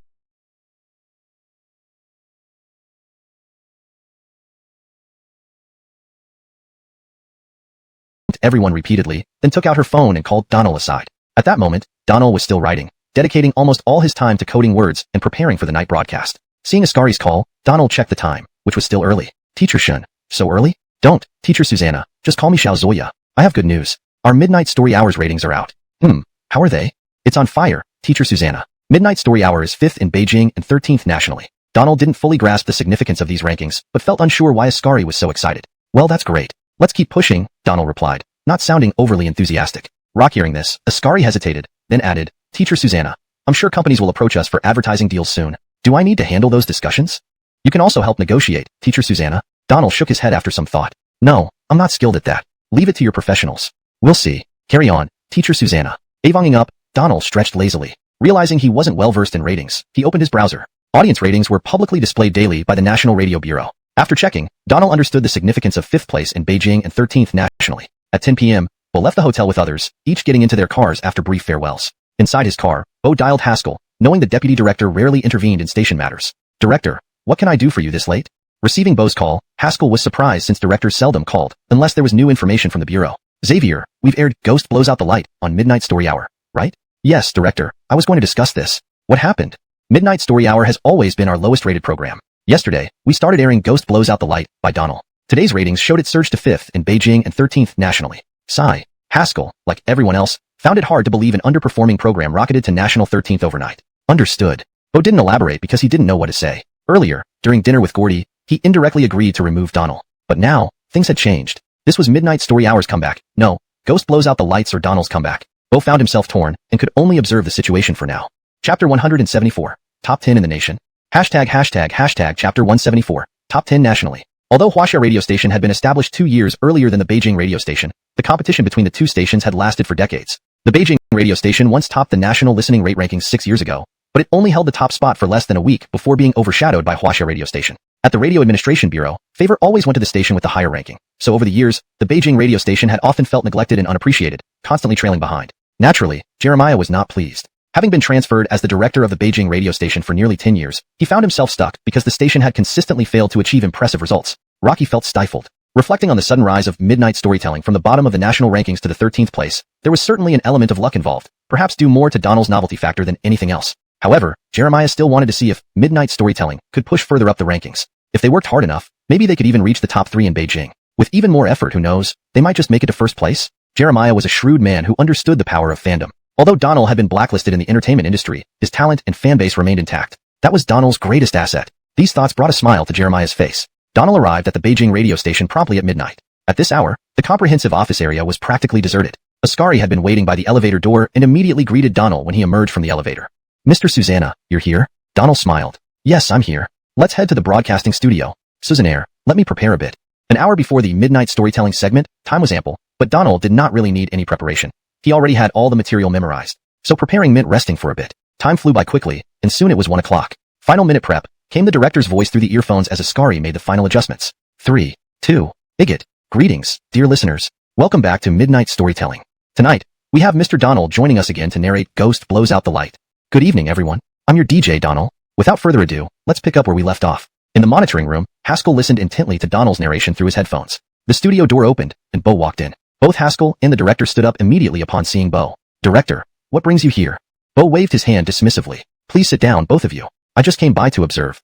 Haskell fetched a chair for Bo, who then put on a pair of headphones handed to him. Inside the studio, Donald delivered his narration of Ghost Blows Out the Light, with even greater ease and fluency than the previous day. Bo noticed a detail and removed his headphones. Does Donald not use the script? Rocky never has, director. It's quite remarkable. I've never seen anything like it. Do you want to see a script? Rock hires a copy. Haskell passed Bo a script, and the latter put the headphones back on. The hour passed swiftly, soon reaching its end. The time flies, and it's already time to say goodbye. Thank you for tuning in to today's Midnight Storytelling. We'll see you tomorrow. As the broadcast ended and the director switched to another program, Ascari lavished praise on Donald. Mr. Susanna, you were amazing tonight, better than yesterday. Really? You flatter me. It was just a regular performance. They chatted while leaving the studio and coincidentally encountered Bo and Haskell exiting the control room. Mr. Susanna, let me introduce you to our director, Bo. Director Morong, it's an honor to meet you. Of course, Donald didn't know who Bo was, but formalities required respect. Bo grinned and shook Donald's hand warmly. I've heard much about you, Mr. Susanna. It's impressive that you achieved so much at such a young age. Did you graduate from a broadcasting school? Director, you laugh too easily. I didn't even finish university. That makes it even more impressive. Your skills are unmatched even nationwide. Bo spoke genuinely. Despite Gordy's instruction to sabotage Donald, it didn't stop him from admiring Donald's talent. Thank you, director. Why don't we go out for dinner? After Haskell treated him to late-night snacks last night, it was Bo's turn. Though Donald liked free meals, he wasn't fond of staying out late every day. However, refusing the station director on his first invitation would be impolite. How can I impose like this? It's an honor, director. Oh, nonsense. Let's go. Another free meal it was. During the dinner, conversation was kept polite and formal, given Bo's high position. Donald sensed that Bo was not as affable as he seemed and thus answered cautiously. After the dinner, Ascari drove Donald back to the company while Bo and Haskell left together. Though Donald hadn't drunk much, he felt tipsy. Rocky fell asleep immediately upon returning home, skipping his nightly routine. The next morning, Donald woke up groggily to Ascari's phone call. Mr. Susanna, the ratings are out. Midnight Storytelling is now ranked 3rd. At the Beijing radio station meeting room, Haskell, holding the latest ratings report, beamed. Midnight Storytelling is now 3rd in Beijing with a 33.6% listenership rate and 7th nationally. The room erupted in cheers. Just 2 days since Donald joined with Ghost Blows Out the Light, Midnight Storytelling had surged from the bottom to the top 3 in Beijing and cracked the national top 10. This was indeed a miracle, perhaps a broadcasting industry, only speaking a few opening lines each time, Couldn't anyone do that? Thus, Walker Feifei changed her mind. Since Entertainment Express had been pushed down, she thought she could plead with her uncle to replace Ascari. I won't go into detail about the other rankings except to say that aside from the Midnight Story Hour, everything else has remained stable. Everyone should work harder. I would like to commend Ascari. The Midnight Story Hour is the result of cooperation between Ascari and Donald. Although Ascari doesn't do the broadcasting, it was he who invited Donald to join our station. Rocky was instrumental in making significant changes to the Midnight Story Hour. Let's give him a round of applause. As soon as Haskell finished speaking, all eyes turned to Ascari. Some people envied him, while others genuinely wished him well. Immediately after, applause broke out. Alright, that's all for today's meeting. Aslan, please stay behind. Everyone else can leave. The colleagues left the meeting room one by one. Walker Feifei wasted no time rushing to the director's office in her high heels. Uncle. Inside the office, Director Walker Bo was smiling broadly as he reviewed today's listenership reports. The door was suddenly pushed open, and Walker Feifei's whining voice followed. Director Walker Bo usually indulged his niece greatly. His brother had only this child, whom he treated like his own daughter. Whenever Walker Feifei pouted, Walker Bo would practically agree to anything. Feifei, why are you here? Close the door quickly, he said. Walker Feifei closed the door with a huff. Uncle, you're not keeping your word. When have I ever broken my word? I've been asking for the Entertainment Express for so long, and nothing has happened. You said you'd handle it. Okay, Uncle will arrange it for you right away. I'll let you start by learning there. No! Walker Feifei plopped onto the sofa, visibly upset. What's wrong? Who made our Feifei angry? Uncle, I don't want to do Entertainment Express anymore. Walker Bo sat next to her, full of affection. Oh, you've got other ideas? Tell me what you're thinking. I want to join the Midnight Story Hour. At the mention of the Midnight Story Hour, Walker Bo frowned deeply. This wasn't something to joke about. If he put Feifei into the newly established Midnight Story Hour, wouldn't it risk ruining it? Don't be silly. That's not negotiable. No way. On this matter, Walker Bo was clear-headed. Why not? That Ascari just says a few words. Isn't he still part of the show? Can I replace him? Moreover, a mix of genders might improve listenership. Only then did Walker Bo realize Walker Feifei meant Ascari rather than Donald. Indeed, Ascari only delivered brief openings for the show, and any replacement wouldn't make much difference. Listeners were more interested in Donald's storytelling. Additionally, Ascari held a relatively insignificant position. Susanna, you will be moved to the noon 12 p.m. traffic broadcast. Ascari froze. Chief, why? Please don't ask. I don't know how to answer. Though Haskell didn't elaborate, Ascari understood immediately. After suppressing his emotions for a while, they finally burst forth. Chief, it was I who brought teacher Susanna here and negotiated with him. Now that the show has gained traction, are we being stabbed in the back? Breathing heavily, Haskell replied, Xiao Shen, this wasn't my decision. I also hoped it wouldn't come to this. There are many complex matters beyond our control. For now, follow the arrangements. I will try my best to help you. Ascari slowly put down his script. Rocky knew that once reassigned, returning would be extremely difficult. Faced with the insurmountable barriers of connections and influence, he felt utterly helpless and despondent. Chapter 176, 3 days, second in the nation. Chapter 176, 3 days, national second place. At midnight, Donald arrived at the Beijing radio station on time. Just as he got out of the elevator, Walker Feifei greeted him. You're here, teacher Susanna. Donald smiled slightly and politely replied, I'm here. Rocky didn't recognize Walker Feifei. Teacher Susanna, let's head to the studio. Donald was puzzled. Where is Ascari? Ascari has a temporary program change. From today onward, I will be working with teacher Susanna. This left Donald bewildered. Ascari had been fine working with him. Why would she suddenly be reassigned? In that case, you go ahead first. I need to use the restroom. Susannaire, teacher Susanna. I'll wait for you in the studio. After using the restroom, Donald took out his phone and called Ascari. Not far from the Beijing radio station, Ascari was drinking at a barbecue restaurant. Rocky hearing her phone ring, she picked it up and saw it was Donald calling. Teacher Susanna. There were no hard feelings between Ascari and Donald, and she genuinely admired Donald. Even though she had been reassigned, this matter had nothing to do with Donald, so she harbored no resentment towards him. Ascari, what happened? Why were you reassigned? Rocky hearing Donald's question, Ascari looked bitter. Teacher Susanna. It's all because I lack connections and influential friends. Upon hearing this, Donald understood immediately. I see. Donald simply said these 4 words before hanging up. Rocky then immediately called Haskell. Teacher Susanna, you've arrived at the station? I have, Xavier. I want to ask you something. Yes, go ahead.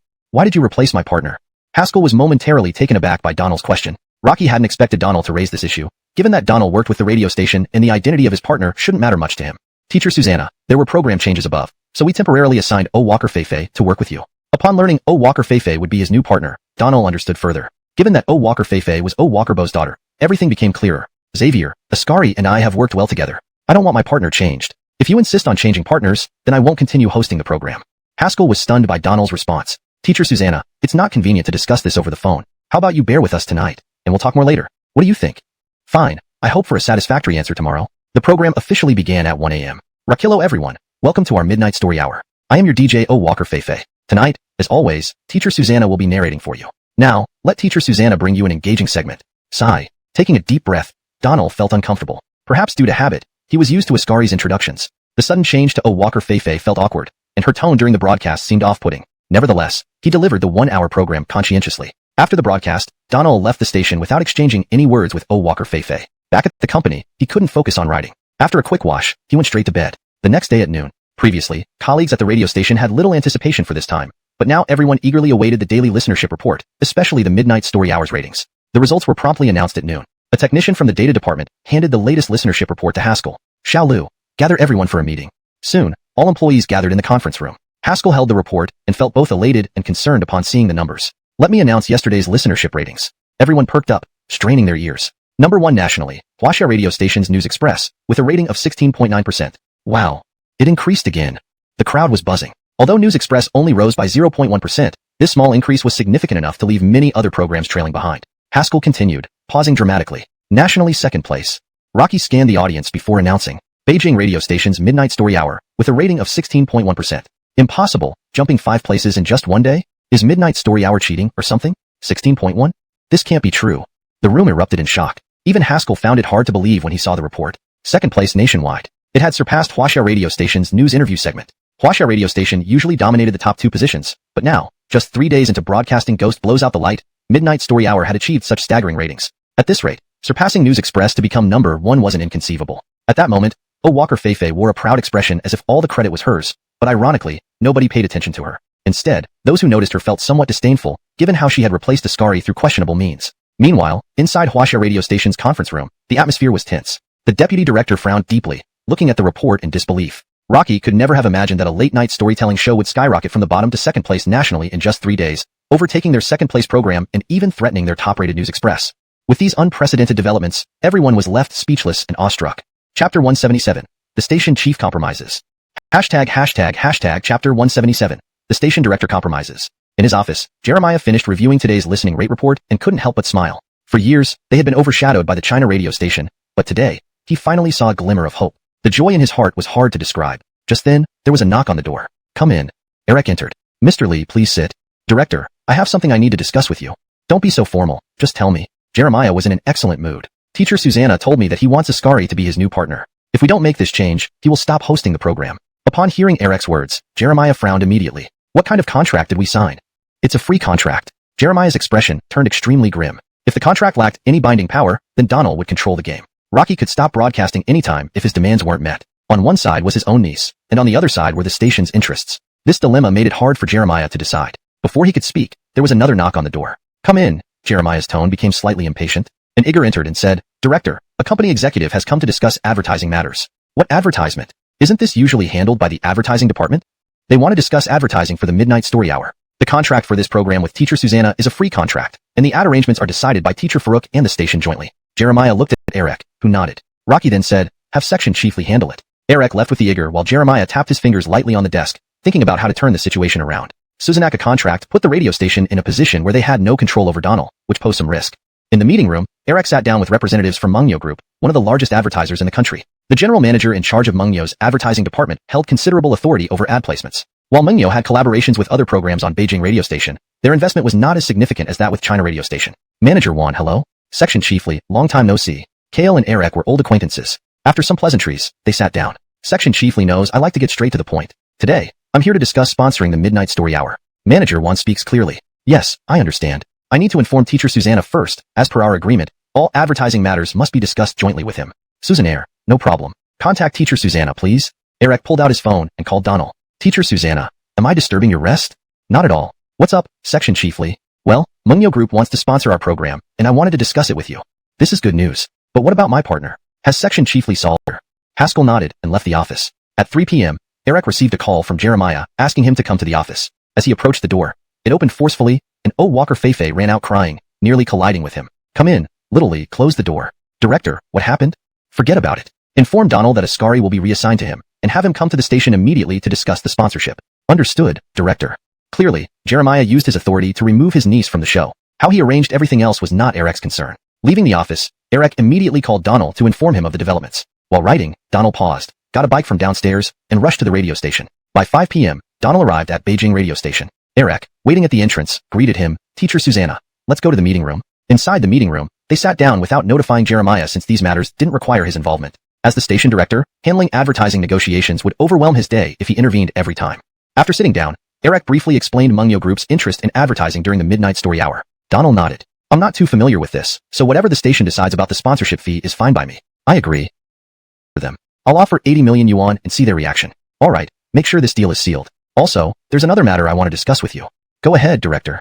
I've reviewed the contract between our station and Donald. The advertising revenue is split 50-50, but we have no control over it, which poses significant risks for the station. Try discussing with Donald about the station directly purchasing the copyright. This way, even if conflicts arise in the future, the station can continue broadcasting Ghost Blows Out the Light without worrying about Donald abruptly quitting. Speaking of strategic planning, who could match Jeremiah? Still, his considerations weren't without merit. If Donald really did quit unexpectedly, it would be a huge loss for the station. Alright, I'll bring this up with Teacher Susanna and gauge his response. Lee, here's how you should approach Donald. Jeremiah whispered a few instructions into Haskell's ear as he pulled him closer. In just 3 days, Midnight Story Session climbed to the second place nationally, catching not only the attention of Huaxia Radio, but also that of radio stations nationwide. Although Donald had been ostracized by the entertainment industry, he still had many fans who continued to support him. Moreover, the quality of Ghost Blows Out the Light was undeniable, thus earning their support. Especially at Huaxia Radio, the pressure had never been greater. With only a 0.8 percentage point difference in listenership, their long-held position as the national leader was at risk of being dethroned. It was uncertain whether they could even hold on until tomorrow. Inside the office of Huaxia Radio's director, Encore, the director, and Eldon, the deputy director, sat quietly. They had discussed the situation extensively throughout the day, feeling fatigued yet awaiting results. Knock knock knock. The door was knocked on, and Director Jiang called out, "Come in." The eager hurriedly entered. "Director, it's confirmed that Donald signed a freelance contract with Jingxing Radio and did not sell the broadcasting rights of Ghost Blows Out the Light to them." Gong, any thoughts? Eldon thought for a moment before replying, "Let's contact them first and see their stance. Do whatever it takes to bring Donald over if there's any chance. Arrange it." "Yes, I'll handle it." Donald couldn't imagine that simply hosting a program had turned him into a hot commodity among various radio stations and inadvertently placed him into someone's trap. At this moment, Donald was sitting under a tree in Gerardo's courtyard, drinking tea with him. "Teacher Antoine, I suggest writing a joint petition." "Forget it. Our troupe has never been very united. Either they poach each other or set traps behind the scenes. Getting everyone to sign a joint petition is practically impossible."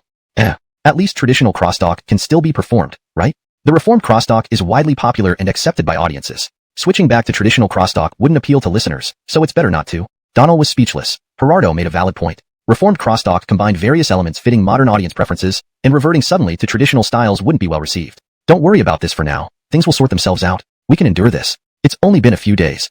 Gerardo might withstand it, but Donald felt like a sinner for disrupting the entire crosstalk industry. What was meant to be well-intentioned turned into an unintended disaster. "Let's talk about something else. You've been doing great with Midnight Story Session, climbing to second place in just 3 days. You really excel at what you do." "Oh, it's okay." Donald smiled awkwardly. "By the way, a friend at Jingxing Radio told me Director Jeremiah isn't a good person. Be cautious. Don't worry. I have a freelance contract with the station. If anything goes wrong, I can quit, and the loss will be theirs, not mine." "Alright, that sounds fine. Let's go eat." After a meal at Dian Club, Donald chatted with Gerardo until around 10 o'clock. Not wanting to disturb anyone further, Donald left Dian Club. Exiting Dian Club, Donald didn't grab a shared bike since it was still early, opting to stroll along the road. His phone rang, showing Salma calling. "Brother, where are you?" "Walking around the street. I'm in Beijing." "Wow, you didn't tell me you were narrating Ghost Blows Out the Light on the radio. If someone hadn't told me, I wouldn't have known. When are you free? I'll treat you to a big meal." It had been a while since contacting Lee's, but the allure of a grand meal was too tempting. "Tomorrow, anytime before midnight." "Deal. Don't forget." Susan Air thing. Interacting with Salma was always enjoyable, so Donald never refused. Without a shared bike, Donald strolled to the radio station. Upon entering the office area, Donald saw Ascari. "Teacher Susanna, welcome." Ascari greeted warmly. "Teacher Susanna, thank you." Donald smiled. "Enough formalities. Without your help, I wouldn't be here. As long as I'm around, I promise you won't leave here." Touched, Ascari truly felt grateful. Being an insignificant person, Donald shone regardless of him. Yet Donald brought him back onto the stage. Ascari deeply cherished this kindness. Chapter 179. Something fishy. ####. Chapter 179. Something fishy. Teacher Susanna has arrived? Rocky has. Donald and Ascari were talking when Haskell emerged from his office. "Actually, I have some matters to discuss with Teacher Susanna. Let's talk in my office." Susan Air. After all, there was still an hour before the program started, so there was plenty of time. Following Haskell into the office, both men sat down. "What's up, Xavier?"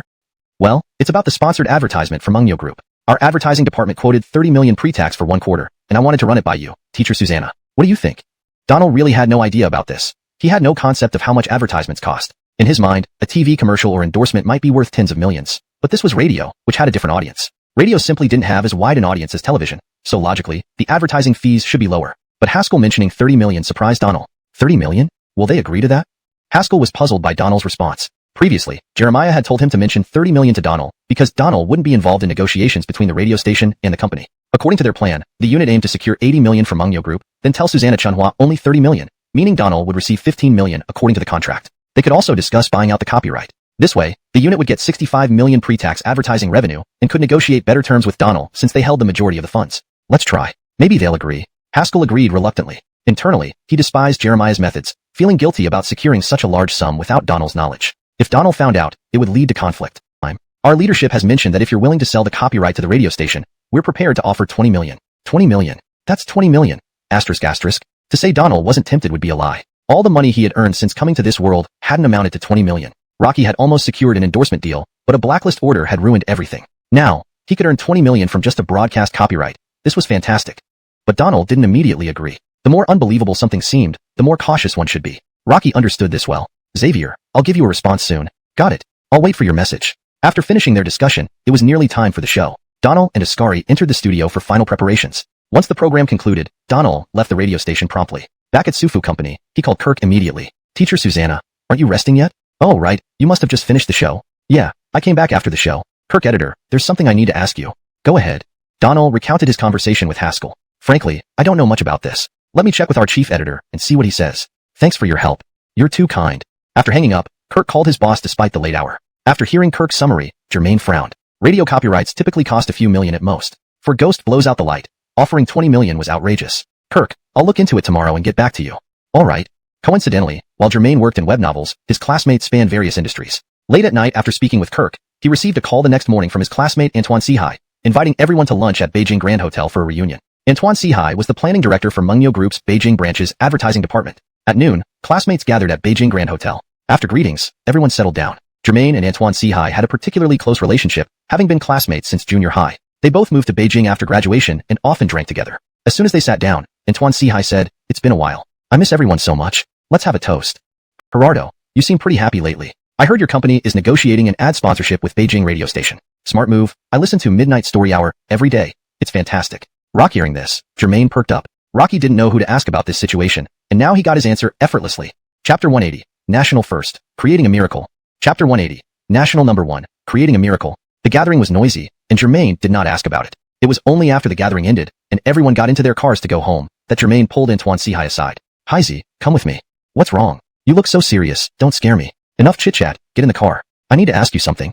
Their relationship was good, and they usually spoke casually, so this was nothing new. Following Jermaine into the car, Antoine Sihai asked confusedly, "What's up? Why are you being so mysterious? Your company is planning to discuss the naming rights for advertisements on the Midnight Story Hour with the radio station, right?" "Yes, our CEO personally handled it. We've finished the talks, but it's not confirmed yet. We're waiting for Donald's response. Ghost Blows Light is published on our website, and Donald works under me." "Wow. Nice, Jermaine. If only you told me earlier, knowing this connection would have sealed the deal long ago." "Don't deflect. The ad naming rights are unrelated to us. I just wanted to ask how much your company plans to offer for the naming rights. I'm not entirely sure, but given the current situation, Midnight Story Hour has surged incredibly fast. In just 3 days, it reached second place nationally, and there's even a chance it could become number 1. Speaking Radio sees potential in Ghost Blows Light or Donald, so they're willing to pay more. That's not unusual.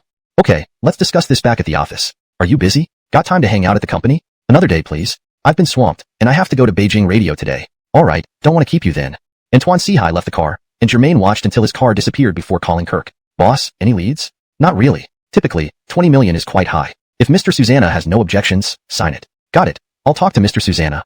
Today, Donald arrived early at Beijing Radio. At 11:30 a.m., Haskell called Donald. The previous day's listening rate would be announced at noon. Haskell wasn't sure if Midnight Story Hour would surpass News Bulletin to become number 1 nationally. Rocky wanted Donald there to witness it and celebrate if they succeeded. At noon, the staff handed over the listening rate report. Haskell took the report, seeing Midnight Story Hour ranked first. His hands trembled with excitement. National listening rate rank, first, Midnight Story Hour, rate, 4.28%. Regional rank in Beijing, first, Midnight Story Hour, rate, 44.7%. Awesome. Up we go, Mr. Susanna. You're amazing. Congratulations, Mr. Susanna. Miracle. A miracle in 4 days. Everyone erupted in applause. Donald remained calm. He had anticipated reaching first place, just not this quickly. Haskell, without announcing the rest, walked to Donald. "Mr. Susanna, you're a hero to Beijing Radio. After so many years, we're finally number 1 again. All thanks to you." "Absolutely. It's all thanks to Mr. Susanna." "Amazing, Mr. Susanna. You're a god." Their praise made Donald feel embarrassed. "Thanks everyone. It's a collective effort. No more talk. Colleagues who are free, prepare. Let's head to Jinqing Hotel. Expenses covered. Everyone enjoy. Cheers." Susan approvisorly. "Long live Mr. Susanna." Under Haskell's lead, about 10 people took 3 cars to Jinqing Hotel. Just as Xiaomin was about to leave, he saw 3 cars stop outside the hotel. Seeing Donald among them, Jermaine hurriedly waved. "Mr. Susanna, Mr. Susanna." Donald turned. "Who are you?" "Jermaine." Editor Xiao, nice to finally meet you. You flatter me, I should say that. Same here. Would you like to join us for lunch, Editor Xiao? Seeing Donald chatting with a stranger, Haskell joined. Mr. Susanna, who's this? Oh, let me introduce you. This is Editor Germain, my boss. Too much or too little? Germain furrowed his brow immediately. Previously, at the dinner party, Antoine Sihai had mentioned that the advertising sponsorship fee would not be less than 60 million yuan. Why was it cut in half for Donald? Seeing Germain's expression, Donald sensed something might be wrong and quickly asked, "What's the matter, Editor Xiao? I won't hide this from you. Just now, I was dining with some classmates when one of them, who works at Mengyo Group, mentioned that the advertising sponsorship fee with Beijing radio station wouldn't be less than 60 million, as they offer 60 million to China News Express." After hearing Germain's explanation, Donald narrowed his eyes. So they're hiding it from me. Germain didn't dare say this outright because Antoine Sihai had mentioned it was an estimate exceeding 60 million, not a confirmed payment of 60 million. Therefore, everything wasn't certain yet. I can't say for sure either. My classmate said it's an estimate, and it's not finalized yet, so I don't know the final amount. Thanks, Editor Xiao. I got it. Teacher Susanna, be cautious. Don't worry, I understand. You can go back now. Well, then you continue working. With the conversation concluded, Donald understood the situation and saw no need to elaborate further. Rocky watched Germain drive away before slowly entering the Beijing Grand Hotel. Haskell had booked a private room on the 4th floor of the Beijing Grand Hotel. When Donald entered the room, the waitstaff had already started serving dishes. Teacher Susanna, please sit here. We've saved this spot for you. Donald was inwardly angry but forced a smile. This thing? If you hadn't mentioned it, I would have forgotten. I haven't considered it yet. I'll let you know once I decide. Haskell gave an awkward laugh. Susannaire, take your time, Teacher Susanna. Let me know once you've thought it through. I need to report back upstairs. The meal passed relatively smoothly. After leaving the restaurant, Donald didn't return to the Beijing radio station with everyone else, but went back to Sufu Company instead. Back at the company, Donald headed straight for Armin's office. Donald, why did you drop by today? Boss Wang, I've become quite idle in the company. You haven't assigned me any work, so I felt embarrassed and came to chat with you. Stay put. If there's anything, I'll call you. Things have been smooth recently. Really? Do I have a reason to lie to you? Having someone like you in the company, if I don't call you when there's work, wouldn't that be a loss for the company? Donald smiled. Right, Boss Wang, I have another question. Go ahead and ask. Donald then recounted the Mengyo sponsorship issue and shared Germain's analysis and his own thoughts. Sigh. Armin drew a breath after hearing Donald's account. Rocky was more informed than Germain and Donald on this matter. Take the sponsorship ads for example. Radio station ad sponsorships always cost more than celebrity endorsements because the ad only needs to pay a nominal fee to appear on all radio programs, hence the higher price. According to Donald, he was likely getting cheated. While I'm not entirely sure, I know Beijing radio station has always been overshadowed by China radio. The specific sponsorship fees aren't clear, but 30 million does seem low. For now, don't sell your broadcasting rights. Investigate first, and see if the radio station is setting you up. Make your decision after that. I understand. What should I do if the radio station really set me up? Armin sipped some water and slowly responded. If that's the case, with sufficient evidence, you can sue directly. This way, you can reclaim what's rightfully yours and terminate the contract with the radio station while demanding compensation. Got it. With that, Donald stood up, ready to leave. Be careful, Donald. I understand, Boss Wang. Rest assured. Back in his office, Donald pondered the issue. According to Armand, he didn't have much to worry about. If he was indeed cheated, he could actually make more money later on. However, his primary goal hadn't been achieved yet. The relevant department seemed to show no signs of action. If he broke ties with the radio station, what would happen next? Chapter 182, Clueless. Hashtag Chapter 182, Clueless. As Donald pondered these issues, his phone rang. It was a call from an unknown number. Rakillo, who's this? Donald answered the call. Rakillo, is this Mr. Susanna? The voice belonged to a woman, and it sounded pleasant. Yes, this is Susanna. Who's speaking? Rakillo, Mr. Susanna. I'm from Huaxia radio station. My name is Bethany. Rakillo, hello. What can I do for you? Well, Mr. Susanna, we really admire your work and would like to discuss the radio broadcasting rights of your work. Donald knew that they were aware he had a freelance contract with Jingqing radio station and that he still held the copyright, which was why they were calling now. Please tell me your terms. Huaxia radio station, always one step ahead of Jingqing, must have been impatient. Since the broadcasting rights for Ghost Blowing Lamp were not yet sold, they were bound to try and get them. This presented an opportunity for Donald, especially since he needed leverage if things turned sour with Jingqing radio station. Mr. Susanna, we are willing to offer 40 million renminbi for the exclusive broadcasting rights of Ghost Blowing Lamp. What do you think? 40 million was a considerable sum, much more generous than what Jingqing radio station had offered. Now, Donald understood the situation clearly. Jingqing radio station had indeed misled him. What should he do next? Rocky wasn't sure yet. For now, he couldn't negotiate the copyright with Huaxia radio station.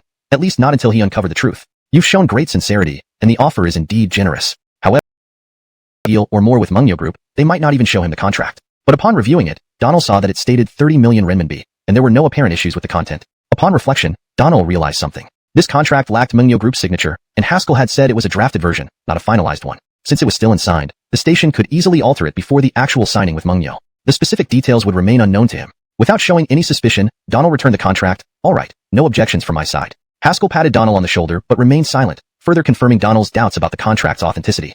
Congratulations, Mr. Susanna, on securing such a major deal. In the studio, Ascari greeted him with a smile. It was before the program's start time, and the equipment wasn't on, providing excellent soundproofing. Their conversation wouldn't be heard outside. Xiao Yi, what do you think the naming fee should be? I heard it's 30 million. Previously, our highest fee was for the Entertainment Express program, at 10 million. Ascari naturally didn't know the exact figure. The 30 million figure came from the upper management. Donald paused. Do you know what the naming fee is for Huaxia radio station's News Digest program? I heard it's 50 million per quarter. Ascari gasped. Not unintelligent. Ascari knew that naming fees depended on listenership rates and rankings. Huaxia radio station's News Digest program's fee was 50 million per quarter. Given that Midnight Story's listenership had surpassed it, the naming fee should logically be higher. Mr. Susanna. Donald glanced towards the control room and gestured for silence. Can I trust you? Ascari nodded firmly. Without you, I wouldn't be here. Even if you leave this program, I wouldn't stay either. You can trust me completely. I feel like I've been duped. Ascari had also suspected this, but hesitated to speak up. Now that Donald brought it up, she agreed. It's very likely. So, how do you think I should handle it? Donald smiled. I dislike cheating others and hate being cheated. I usually repay someone's tactics with the same tactics. For now, I haven't decided how to proceed, but there will be a resolution. Don't worry, you and I seem to click. If not for you, I wouldn't be here broadcasting Ghost Blowing Lamp. If anything happens, I won't let you be implicated because of this program. But for now, I'm clueless on how to solve this. One step at a time. My issues are minor. If it doesn't work out here, I can find another place, or even switch careers. Right now, focus on resolving your issues. This isn't a small amount. Donald patted Ascari's shoulder. Thanks for your understanding. Chapter 183. A Mayfly Shaking a Tree. Hashtag Chapter 183. A Mayfly Shaking a Tree. Congratulations to Teacher Susanna's show for topping the national charts. Confetti. So what if he's been blacklisted by the entertainment industry? Our god Susanna can shine wherever he goes. What a load of rubbish that entertainment industry is. From today on, I'm only reading novels, Susanna Teacher's novels. At 3 in the morning, the fan forum was still buzzing with activity. The fans were overjoyed despite Donald being banned by a certain department. Fans caused a ruckus on the department's official website and even hackers broke into the system, but ultimately it ended up as a minor issue. Despite significant public pressure, the department refused to relent. Upon returning from the radio station, Donald checked the forum and saw this lively scene. Feeling playful, Donald posted a thread on the forum. Thank you all for your continued support. These few short words contained Donald's gratitude. Normally, it's rare for a novel to trend, but after Ghost Blows Out the Light aired on the Midnight Storytelling Hour, it soared to the top of domestic radio ratings within 4 days. Suddenly, Donald's name surged back to the top of trending topics, and his novel, Ghost Blows Out the Light, directly climbed to over 300,000 collections. Today, Ira Huajin couldn't sleep. Ever since Ghost Blows Out the Light gained immense popularity, his own novels felt incredibly awkward, dropping to rock bottom in terms of attention. Hardly anyone read them anymore. Fans who initially supported him in their comments had all run off to become fans of Donald in the review section of Ghost Blows Out the Light. Ira Huajin was a man who valued his reputation and held a respectable standing within the Writers' Association, but now his prestige plummeted. It was difficult not to harbor resentment among intellectuals. Yet, he had no way to counter this situation. Similarly, Gordy, a senior leader in the department, also couldn't sleep. After dining with Jeremiah, Ira hinted at some things expecting Ouyang to take down Donald. But unexpectedly, Donald not only remained untouchable, but his program rocketed straight to the top of the national ratings. Gordy had also just seen some posts on Donald's fan forum. Those rabid fans even openly insulted the department and him personally in those posts. Wasn't this stabbing him in the back? A gentleman could bear anything but this. Gordy began contemplating how to handle the matter, aiming solely to make sure Donald couldn't even stay in the novel writing community. Power and connections were tools Gordy wielded with ease. Although he only managed the entertainment sector, his network extended widely. Taking down someone like Donald would be no great feat. It was late, but he should have called earlier. The next morning at 9 o'clock, Gordy arrived at his office and dialed a phone number. Old Ira, why are you calling me now? Old Cullen, I've been busy lately, sorry about that. Don't talk nonsense. So early, you must have something to say, right? It's nothing major, just a small matter I wanted to discuss. Just speak. We don't need to beat around the bush. Lately, there's a popular horror novel called Ghost Blows Out the Light. Have you heard of it? A bit. I heard it's airing on the Capital City radio station, isn't it? Let's not mention it. My son has been enthralled by it. Rocky doesn't just read it, but waits up every night to listen. Today, he even got hold of a Woyong shovel somewhere. This morning, I scolded him and he locked himself in his room. Do you really need to go that far? Kids these days find everything new and exciting. They imitate what they read. Speaking of which, this book, Ghost Blows Out the Light, is about tomb raiding. Doesn't that content warp their minds? I didn't know. Is it really about tomb raiding? I thought it was some ghost story. I've read a bit. It's written very realistically, almost as if the author did it himself. Susanat content heavily influences children. It seems it's time for stricter regulations on online novels. Exactly. We should seriously rectify these paranormal novels. You're not just calling about this, are you? Not exactly. It's been a while since we met. Let's catch up tonight? Susannaire, tonight it is. Avonging up, Gordy smiled satisfactorily. Donald, I want to see what splash you can make. Meanwhile, unaware of this conspiracy against him, Donald slept soundly. A phone call woke him up. Editor Kirk, what's up? It was Editor Kirk on the line. Have you woken up, Teacher Susanna? Not yet. What's going on? Just tell me. Teacher Susanna, I received an order from higher-ups to regulate the content. All superstitious or morally inappropriate paranormal novels will be blocked. Hold on. Why target paranormal novels? Does Ghost Blows Out the Light contain serious superstition? And where does moral misguidance come from? Kirk couldn't answer, as it was an order from above, and they merely conveyed it. I don't know the specifics. The editor-in-chief asked me to notify you. Once you wake up, we'll have a teleconference to discuss whether changes are needed. Rocky hearing this, Donald was taken aback. Rocky wasn't an expert in writing, and Ghost Blows Out the Light was only transplanted by him. If revisions were necessary, he was clueless about where to begin. Even after reading countless novels, Donald had no idea where to start with Ghost Blows Out the Light. Alright, I'll get up right away. Indeed, when it rains, it pours. While pondering how to settle scores with the capital city radio station, his novel writing came under scrutiny with one word. How unfair. After quickly dressing, Donald called Kirk back. Following that, Germaine, Kirk, and Donald engaged in a teleconference. The document was straightforward, a directive from a certain department to regulate online novels, not just targeting paranormal novels, but specifically highlighting the negative impact on modern youth within paranormal themes. This single sentence posed significant trouble for the genre. Teacher Susanna, how do you think we should revise it? Donald chuckled helplessly. No way to revise it. Ghost Blows Out the Light is about tomb raiding, and the outline is pre-written. If changes are made from the beginning, it won't be Ghost Blows Out the Light anymore. True to the document's requirements, revising Ghost Blows Out the Light would render it unrecognizable. Chief Shao, what do you think? Germaine grimaced, agreed. If revisions are made, the book needs to be completely restructured. Let me try discussing this with higher-ups. Ending the teleconference, Donald sat idly, lost in thought. While not a conspiracy theorist, Donald suspected the timing of this directive might not be coincidental. Though not explicitly targeted, it seemed directed at him. Clearly, after Ghost Blows Out the Light emerged, other paranormal works garnered minimal readership. Being targeted under such circumstances felt personal. They finally moved. Donald sighed bitterly. This development came swiftly and unexpectedly, not aligning with his predictions. This time, the city's cultural department had taken action, but it was easy to imagine that someone was stirring things behind the scenes. The key issue was that Donald had no way to fight back. In the face of absolute power, he felt like an insignificant ant, utterly powerless. Ironically, he had previously pinned his hopes on public pressure to get a certain department to lift the ban on him and the crosstalk industry. Now, reflecting on it, he realized how futile that hope had been. Like a mayfly trying to shake a tree. Now, he couldn't write his novel anymore. Just as this thought crossed his mind, his phone rang again. It was Haskell calling. Xavier. Teacher Susanna, I've heard some news. It seems that the cultural department is planning to rectify web novels, and Ghost Blows Out the Light is included in the list. You're well informed, Donald joked. But don't worry, Teacher Susanna. The radio broadcasts won't be affected. We can still air your stories on the radio. After hearing Haskell's words, Donald's mind buzzed with confusion. What did this mean? His novel couldn't be updated, but it could still be broadcast on the radio? Clearly, this was a case of turning a blind eye, where some connections had been used to keep a popular program running. Donald wasn't sure about the details, but he could guess. Still, such a result made him feel disgusted. On Ghost Blows Out the Light. As part of the cybersecurity department, she wasn't always idle. There was plenty of work every day. The official website of a certain department was instantly flooded by furious netizens. The comment and reporting sections became the outlet for their grievances. What usually saw little traffic over an entire year now crashed within half an hour under the pressure. Seeing the fans' angry posts on the Tieba forum, Donald, who had always remained calm, finally grew agitated. You're suppressing me in the entertainment industry? Now you won't let me write novels either? Are you trying to force me into a corner? Why is only my novel ordered to rectify? Donald was thoroughly exasperated. Resolved, he opened Weibo and casually typed out a post. At Department X, you wave the banner of fighting superstition and shout slogans about establishing proper values. Yet you specifically order the rectification of Ghost Blows Out the Light. I'm curious, among all the paranormal novels on the web, why is only Ghost Blows Out the Light ordered to rectify? Has it twisted values, or promoted feudal superstitions? Or has it touched your interests? Rocky spoke up. Teacher Susanna spoke up. Screw Department X. Suzanak blatant targeting. They must give a satisfactory explanation. Department X saw Donald's post right away. Faced with the intense reaction caused by his post and the anger-driven overload on their official website, they panicked. They immediately convened a meeting. After an hour, Department X responded on its official Weibo account since the official website was still down. At unnamed, Donald, we apologize for the previous rectification notice due to an oversight by our staff. The rectification action originally intended for all online paranormal novels mistakenly targeted only Ghost Blows Out the Light. We deeply reflect and criticize the responsible staff. Regarding your concerns, depictions of demons and spirits are superstitions and do not involve any interest conflict. This long response, essentially blaming it on operational staff, left loopholes aplenty. Netizens laughed. Immediately, replies flooded in. Hilarious. Would you have posted if not for Teacher Susanna's questions? What a great way to pass the buck. The operator must be cursing from home. Is the operator brain dead? If other paranormal novels were omitted, why single out Ghost Blows Out the Light? Truly cultural and intellectual, fitting for Department X. The Weibo discussion heated up, pitting Department X against Donald's fans and angry readers. Only then did Geraldine find time to check the latest update of Ghost Blows Out the Light and realized it was blocked. She logged into the Tieba forum and got the full story. Brothers, follow me and blast these bastards. Despite being a woman, Geraldine had a fiery temper typical of a true die-hard fan. During Donald's entertainment ban, she led protests against a certain department but didn't help much. Now, Donald, who was quietly writing novels, faced another challenge, a situation Geraldine couldn't tolerate. Seeing Geraldine emerge, fans rushed to Weibo to send warm greetings to Department X.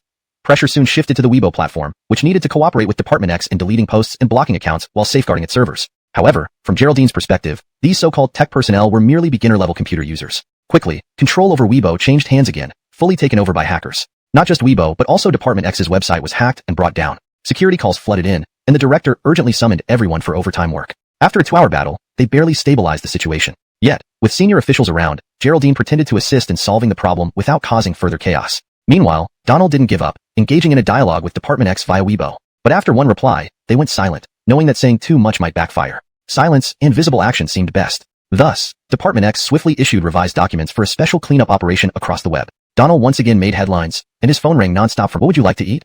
Salma was quite considerate, knowing that Donald must be feeling uncomfortable. She avoided mentioning anything about the online issues. You choose. Salma decided to take Donald to a Chinese restaurant near Chaoyang Park. They ordered a few dishes and chatted during dinner. Salma told Donald about recent events. The singer competition had concluded, with Felixernan winning first place, while she herself had placed third. Brother, if it weren't for your songs, I might not have made it past the first round. That's not true. Even without my songs, you could still have reached the finals. Brother, what are your plans next? Despite her concern, Salma eventually asked. Donald smiled faintly. One step at a time. I haven't decided yet. Are you going to continue working with the radio station? Yes, I still need to. Donald didn't want to continue, but considering how much money he had invested there, he felt he couldn't just walk away. I have a live streaming event on Douyu tomorrow noon. Can you join me? Forget it. In my current state, wouldn't it cause you trouble? No way. How could that be troublesome? Some department banned you from performing or creating, but they can't control your live stream, especially when you're only an invited guest. Donald had no intention initially, but after some back and forth, he couldn't resist Salma's persistence and reluctantly agreed. Not because of anything else, but to support her. After all, Salma was in her period of accumulating popularity, and even though Donald was unofficially banned from the entertainment industry, his fan base remained loyal. Susan supporting her would definitely help her significantly.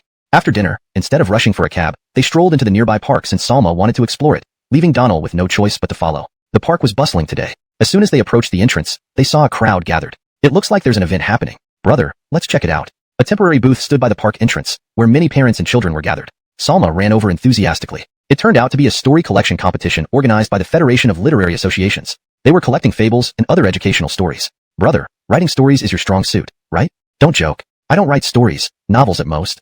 Writing a novel is so hard for you, and you managed it. Writing a story should be a piece of cake. It's different. Let's not get involved.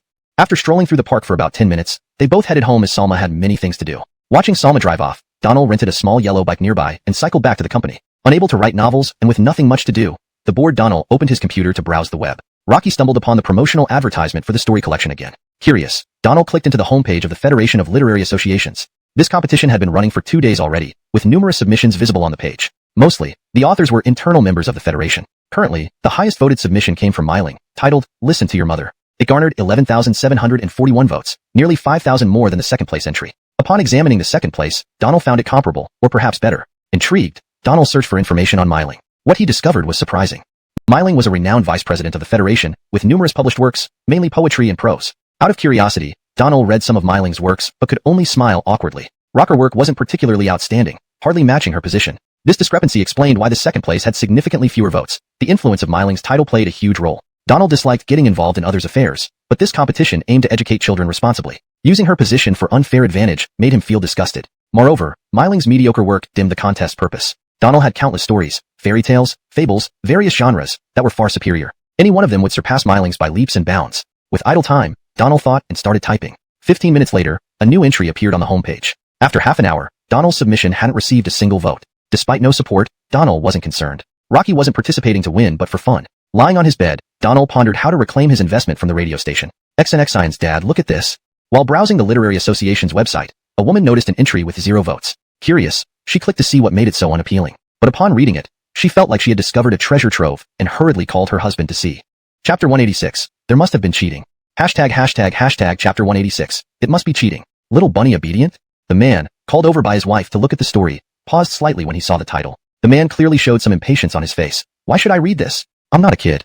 Oh, just take a look at the content, please. No, I have things to do. You can read it yourself. Haven't you already finished reading all the works of your classmates? The man was Myling's classmate, but they weren't particularly close. It just so happened that their child was also in elementary school, and this story collection competition organized by the school mainly targeted today's children, educating them through stories.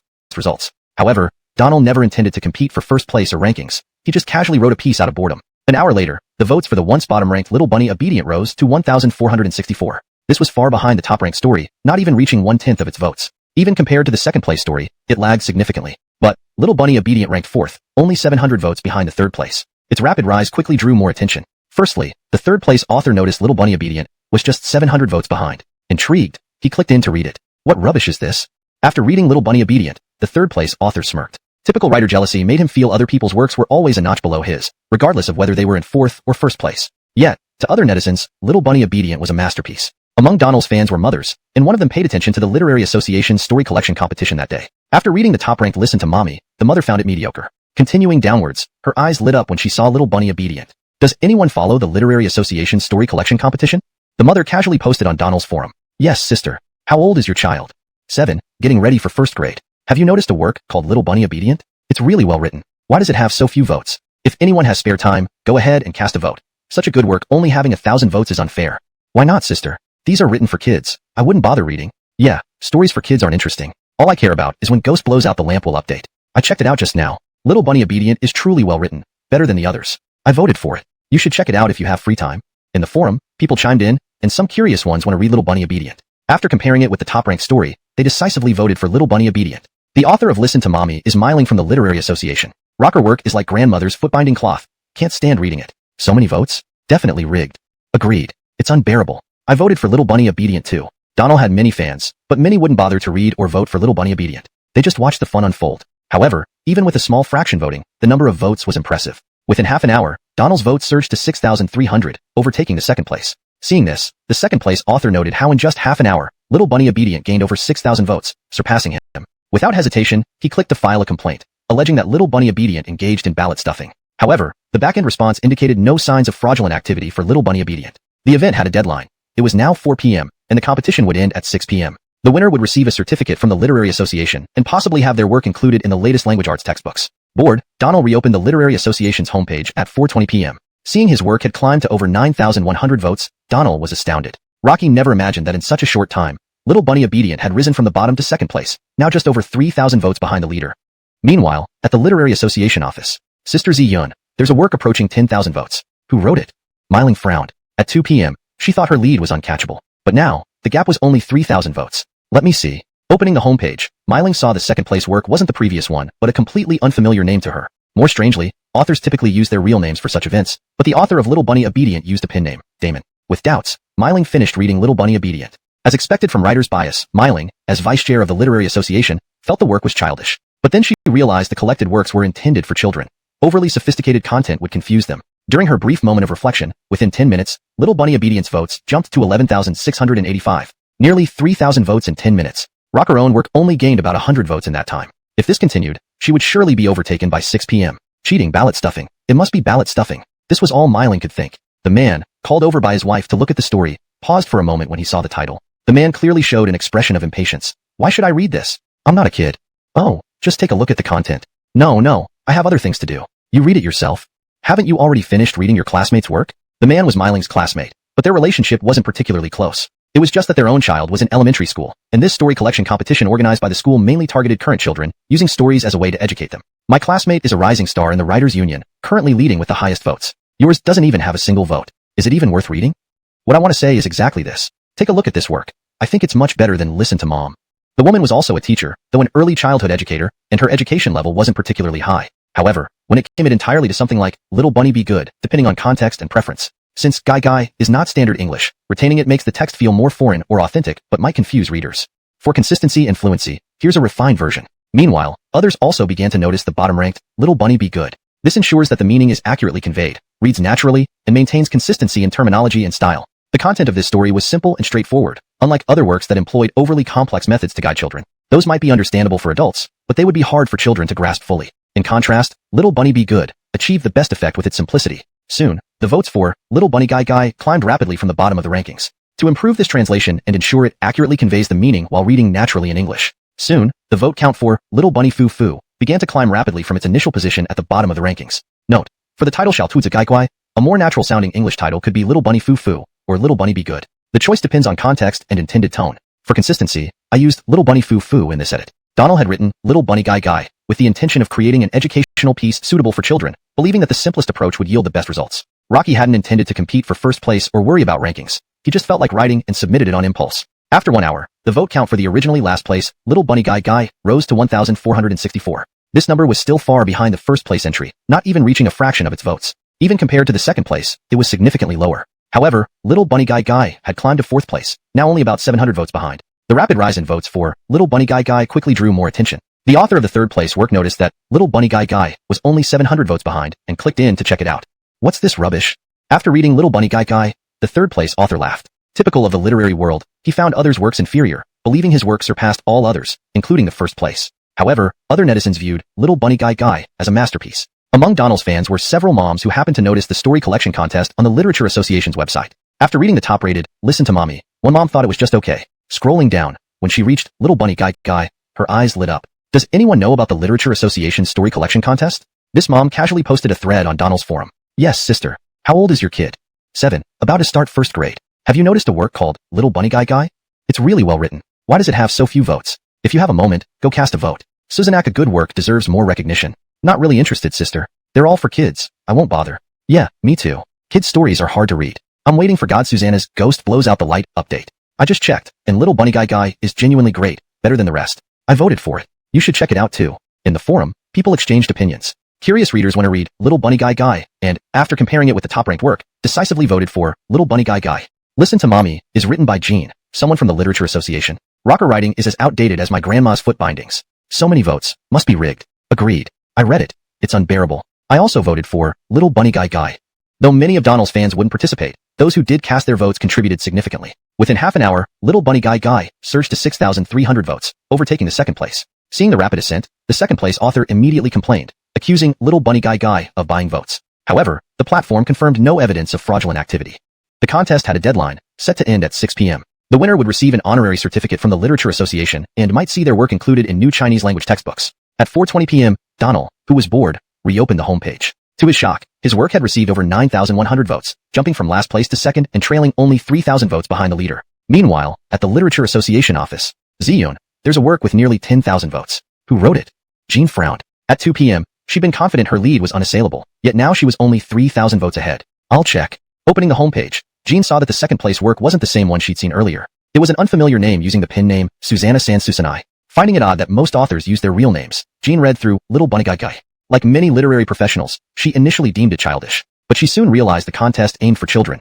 Overly sophisticated content would be beyond them. As she mulled over the work, within 10 minutes, Little Bunny Guy surged to 11,685 votes, an increase of nearly 3,000. In contrast, her own work garnered only 100 more votes in the same period. At this rate, she'd surely be overtaken by 6 p.m. She was convinced, this must be cheating. Brushing votes, it had to be. An hour later, the vote count for Little Bunny Guy, which had been at the bottom, rose to 1,464. This number was still far behind the first place, not even reaching a fraction of it. Even compared to the second place, there was a significant gap. However, it now ranked fourth, just 700 votes behind the third place. Soon, Little Bunny Be Good attracted more attention due to its rapid rise in votes. Note, Guy is translated as Be Good to make the title more natural in English while maintaining the meaning.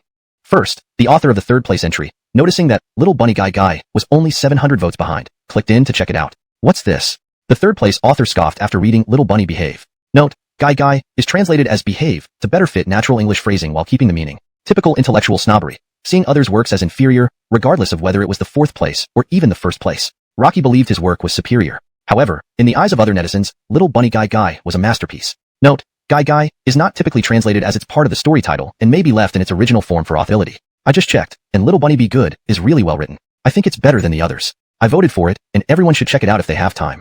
Additionally, Little Bunny Be Good seems a more natural translation of Xiao Tu to Guy in this context. In the forum, some people, out of curiosity, want to read Little Bunny Guy. After reading, they compared it with the first place entry and decided to vote for Little Bunny Guy. The author of Listen to Mom is Myling, a person from the Writers' Union. His work is like grandmother's foot-binding cloth, hard to read. So many votes must be due to manipulation. Agreed. It really is like a foot-binding cloth. I also voted for Little Bunny Behave.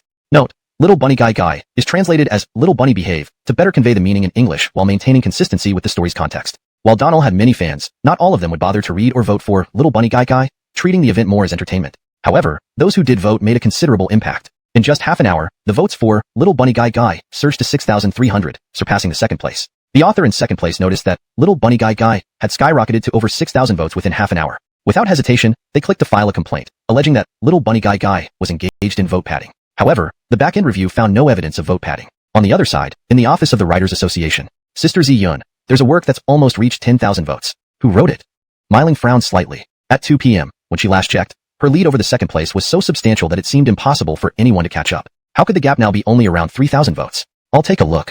Opening the homepage, Myling saw that the second place work was not the previous one, but a name she had never seen before. What puzzled her further was that this author used a pen name, Damon, whereas most participants usually use their real names. Myling read through Little Bunny Guy with skepticism. As the vice chair of the Writers Association, she naturally found such simple works somewhat childish. Yet, she soon realized that the contest was meant for children, and overly complex content would be beyond their comprehension. While she was lost in thought after finishing the story, Little Bunny Guy gained another 1,685 votes in just 10 minutes. In 10 minutes, nearly 3,000 votes. Her own work only gained a little over 100 votes in that same time. If this trend continued until 6 p.m., she would certainly be overtaken. It must be cheating. It must be vote padding. This was the only thought running.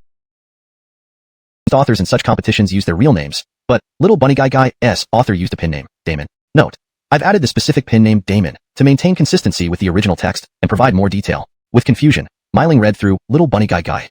As someone in a leadership position of the Literary Association, she naturally found the work rather childish, adhering to the common bias among intellectuals. However, she then realized that today's submissions were supposed to be for children. Too profound content would be beyond their comprehension. Note: the term guy doesn't have an exact English equivalent, but is often used as an endearing way to call children. For better flow and understanding in English, it can simply be translated as Little Bunny. But she hadn't realized that the intended audience was children, who wouldn't understand overly sophisticated content. Within just 10 minutes after she finished reading the story, the votes for Little Bunny Guy surged to 11,685. Note: the original text implies that the vote increase happened shortly after Jean finished reading the story, which took about 10 minutes. This revision clarifies the timing more accurately. Nearly 3,000 votes in 10 minutes. Her own work only gained 100 votes during that time. If this trend continued, by 6 p.m., she would definitely be surpassed. Cheating, vote fraud. It must be vote fraud. But as an organization, it hadn't received much attention from society. Each event typically saw very few participants. But this time was different. The event garnered wide attention and sparked discussions on various platforms. The Literary Union had to ensure this event went well, and it was even more necessary to show some favoritism towards their own members. Alright, Zerjia. We'll investigate the back end immediately. If there's any evidence of cheating, we'll issue an announcement and freeze the data at once. Immediately, the technicians from the Literary Union website began verifying the data for Little Bunny Behave. Strangely enough, after several checks, they found no trace of irregularities. The voters came from all over, and more than 95% were verified through real name registration. Jean quickly received the technical feedback. That's impossible. Did you check who the author is? Have they gone through real name verification? In reality, during the investigation, it was already determined that the author of Little Bunny Behave was Donald, which was a crucial factor in ruling out any cheating suspicions. After all, everyone knew about Donald's literary prowess. It's Donald, Xiao Zhao replied truthfully. Upon hearing the name Donald, Jean understood that the suspicion of him manipulating votes was minimal. But could she accept it wholeheartedly? After hanging up, Jean felt a surge of anger. Seeing Donald's work on the verge of overtaking hers, she decisively opened the forums. She believed that even if Donald didn't manipulate votes, he must have encouraged his fans on Weibo or forums to vote for him. However, after reviewing Donald's forum posts and Weibo, Jean fell silent. There were no calls for votes from Donald. Instead, it was all spontaneous efforts from his fans. From their posts, it seemed they didn't even know Little Bunny Behave was Donald's work. Even if Donald didn't rally his fans to vote, what did it matter? In Jean's view, such a childish work like Little Bunny Behave was an insult to literature. So she posted on her Weibo, I've always admired Donald, both for his talent in creation and writing. Although Ghost Blows Out the Light promotes feudal superstitions, it undeniably is a good work. However, what surprises me is how a childish work like Little Bunny Behave can come from Donald's hand. Her post caused a stir. As the vice chairman of the Literary Union, Jean had over 400,000 followers, and her Weibo post quickly drew significant attention. What? Little Bunny Behave is Donald's work? No wonder the vote count rose so fast. Rocky has so many fans. This submission contest isn't fair at all. Zerjiaosher's excellent work lost mainly because of fewer fans. Zerjiaosher is right. Little Bunny Behave is too childish and lacks any literary value. Jean's loyal fans expressed dissatisfaction with Donald's work. If not for Jean revealing on Weibo that Little Bunny Behave was Donald's work, matters might have been simpler. But now, with Donald already a hot topic, Jean's Weibo post immediately attracted attention from all sides. What? Little Bunny Behave is teacher Susanna's work. Brilliant.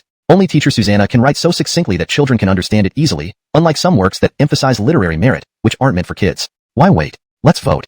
Susanaport teacher Susanna. What about Listen to Mom? Is that for kids? It's almost written in classical Chinese. Susanaport teacher Susanna. Now I see. It's envy from that vice chairman. Good thing I spotted Little Bunny Behave early. I loved it right away and voted for teacher Susanna first. As news spread, the heat around the event soared. Once fans learned Little Bunny Behave was Donald's work, the comment section erupted. Within 10 minutes, the vote count for Little Bunny Behave, originally trailing by 1,000 votes, surged from 12,000 to 130,000 votes. Seeing the skyrocketing votes for Little Bunny Behave, Jean's face turned green. This is blatant vote manipulation. Jean posted again on Weibo, strongly condemning the alleged manipulation of votes for Little Bunny Behave. Rocker loyal fans also chimed in, strongly condemned the vote manipulation for Little Bunny Behave. Fans of Zerjiaosher, let's boost our vote count. Thus, a calm contest of works turned into a battlefield between two groups of fans. The outcome was predictable. Jean had only a few 100,000 followers, many of whom weren't interested in this type of work, just spectating idly. On the other hand, Donald had over 1 million fans with strong cohesion. Within a short time, they boosted the vote count for Little Bunny Behave to over 600,000, far surpassing Listen to Mom, which had only 40,000 votes. Realizing the escalating situation, the literary union decided to intervene. President Remington promptly called Jean. Ziyun, what's going on here? Everyone on the internet is making a mockery of this. President Tan, it's not my fault. Did you read Donald's Little Bunny Behave? How can such a work be taken seriously? In fact, Remington had read Little Bunny Behave. From a literary standpoint, he acknowledged that Listen to Mom was slightly superior in writing style compared to Little Bunny Behave. However, Remington was more pragmatic. Rocky understood the significance of this submission contest and believed that Little Bunny Behave's straightforwardness made it a valuable educational tool for children. But Jean was one of their own, so he couldn't say it outright. Chapter 188, Needle Against Razor. Please note that without the full context or following paragraphs, this is a translation of just the chapter title. If you have more text to translate from this chapter, feel free to provide it. Rabbit Be Good had nearly 600,000 votes. Shocked at this number, he realized it had taken first place in such a short time. Rocky then browsed through the online forums and discovered that he was inexplicably embroiled in a conflict with Jean. Without making any further ado, he checked her Weibo posts. Jean had made 2 posts. The first criticized his work as immature, while the second accused him of ballot stuffing and urged her fans to vote against cheating entries. After reading her posts, Donald couldn't help but laugh. His mood wasn't great anyway due to the banning of Ghost Blows Out the Light and the issues with the radio station. Now, writing a simple story had led to accusations of ballot stuffing, which no one could bear. Donald felt a surge of anger and promptly posted on his Weibo. I've just learned that Little Rabbit Be Good unexpectedly took the top spot in terms of support rate in the literary event.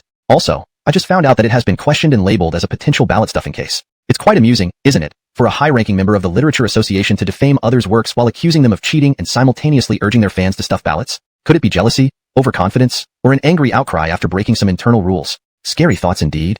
Rockydon confrontation. Donald paused after typing, contemplating whether such directness was appropriate. But given the situation, he couldn't tolerate being wronged any longer. So, he hit send. Awesome. I support Teacher Susanna. Teacher Susanna finally spoke up. That angry outcry line is hilarious. Right, Teacher Susanna must have broken some internal rules, hence the backlash. Go for it. I support Teacher Susanna. Donald's post instantly garnered countless replies. Besides the staunch support from his fans, there were also sarcastic comments from rival fandoms. Jean saw Donald's post almost immediately and almost flipped the table. Breaking internal rules? My angry outcry? Jean's face turned green with rage. This wasn't mere sarcasm. It was a blatant attack. Could she let this slide? In response to someone's claim about internal rules in the literary event, such slander is strongly condemned by the Literary Association. The event is transparent and fair, and rumors stop with the wise. The association reserves the right to hold those spreading false information accountable.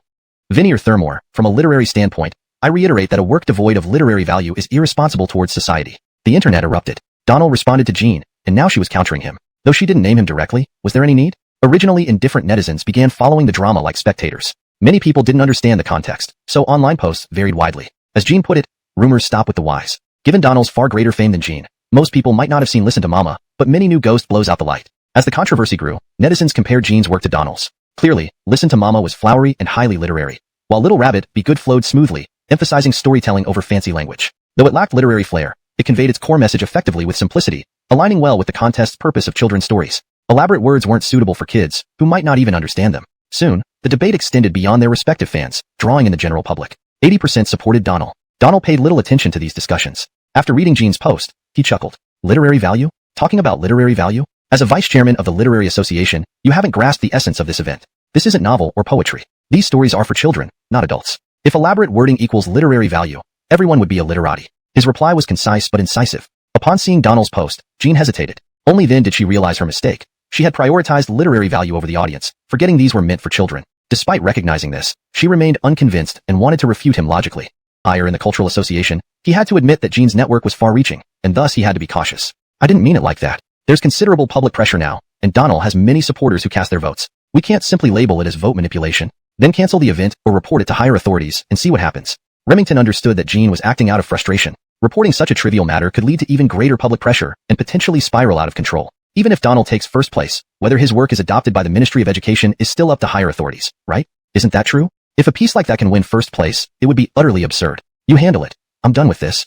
Jean hung up, leaving the problem on Remington's shoulders. Sigh. Bang. After taking a deep breath, Remington slapped his desk in frustration, cursing under his breath. Rocky was stuck between a rock and a hard place while online discussions continued to escalate. Several cultural figures who usually stayed low-key began to attack Donald on their social media accounts. Even Ira Huajin emerged to criticize Donald's work for lacking literary merit. Seeing all these attacks from self-proclaimed experts, Donald laughed. If your definition of literature is excessive embellishment and the pursuit of ornate language, then you've won. I'm not one of those cultural elites. I just use simple words that, you're right. This is meant for children. How can kids understand overly complex writing? I have an idea. If the education department will adopt the winning work into textbooks, why not let children choose which work they like best? That's a fair suggestion. Since it's for children, let them decide. What does this even matter? Ask Jean if she dares to do it. Let's all go to Jean's Weibo and see if she dares. The Gu Xiao D. Jarrett, whose leadership was undeniable, led the charge. Within minutes, hundreds of thousands of comments flooded Jean's posts, challenging her to give children the choice. Seeing this, Remington smiled. This might be the best solution, letting children decide. Regardless of the outcome, he wouldn't be blamed for it. But the key was whether Jean would agree. Remington was confident about her response, knowing her character. With hundreds of thousands of replies, avoiding the issue wasn't an option. Smiling, Jean immediately posted, "Let the children make the choice." She called Remington afterward to inform him of her decision.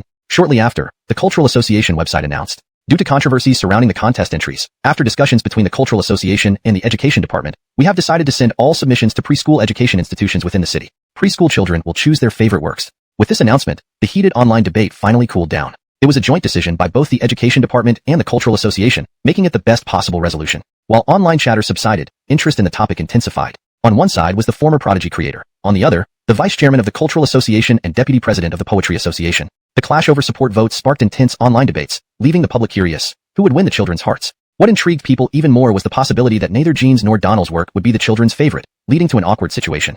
Donald, however, remained unfazed. From the beginning, he never aimed for first place and would not have bothered responding if not for Jean and the literary elite's taunts.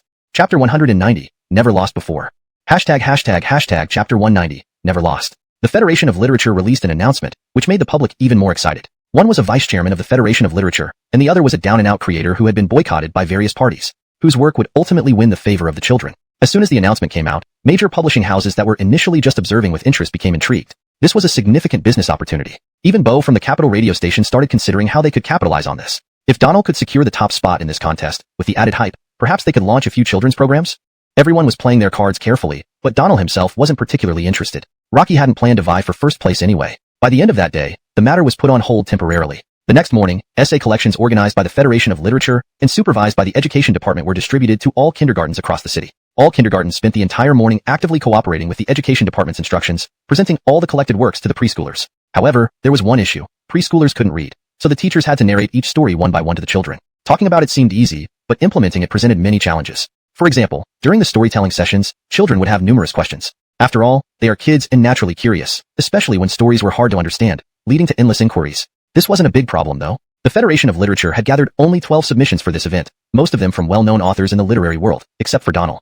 Making children choose between 12 stories posed unavoidable difficulties. Some works were longer, some shorter. After hearing one story, children might forget it once they heard the second one. Rockets, the selection process was quite challenging. The Federation of Literature discussed this issue extensively and decided to record each story as it was told. Once all 12 stories were narrated, the recordings would be played back for the children to listen again. It took an entire day to finalize everything. Hundreds of thousands of eligible children across the city listened to all the works and wrote down their favorite ones on paper, placing these into sealed ballot boxes. Finally, the ballot boxes were delivered to the Federation of Literature, where live streaming was arranged to open and count the votes under supervision from both the Federation and notary officials. 8 p.m. the following night. All voting results had been sent to the Federation of Literature, and the television station was set up for a live broadcast. Due to the nature of the live stream, there was no possibility of cheating or backroom deals. This live broadcast was handled by the Capital Television Station, which saw a surge in viewership ratings to the #1 spot after the news segment ended. At 8 p.m., Donald also turned on the Capital Television Station. Although he didn't care much about rankings, he was curious about which author the children preferred. The program began, and under supervision, ballot boxes from all over the city's kindergartens were opened one by one,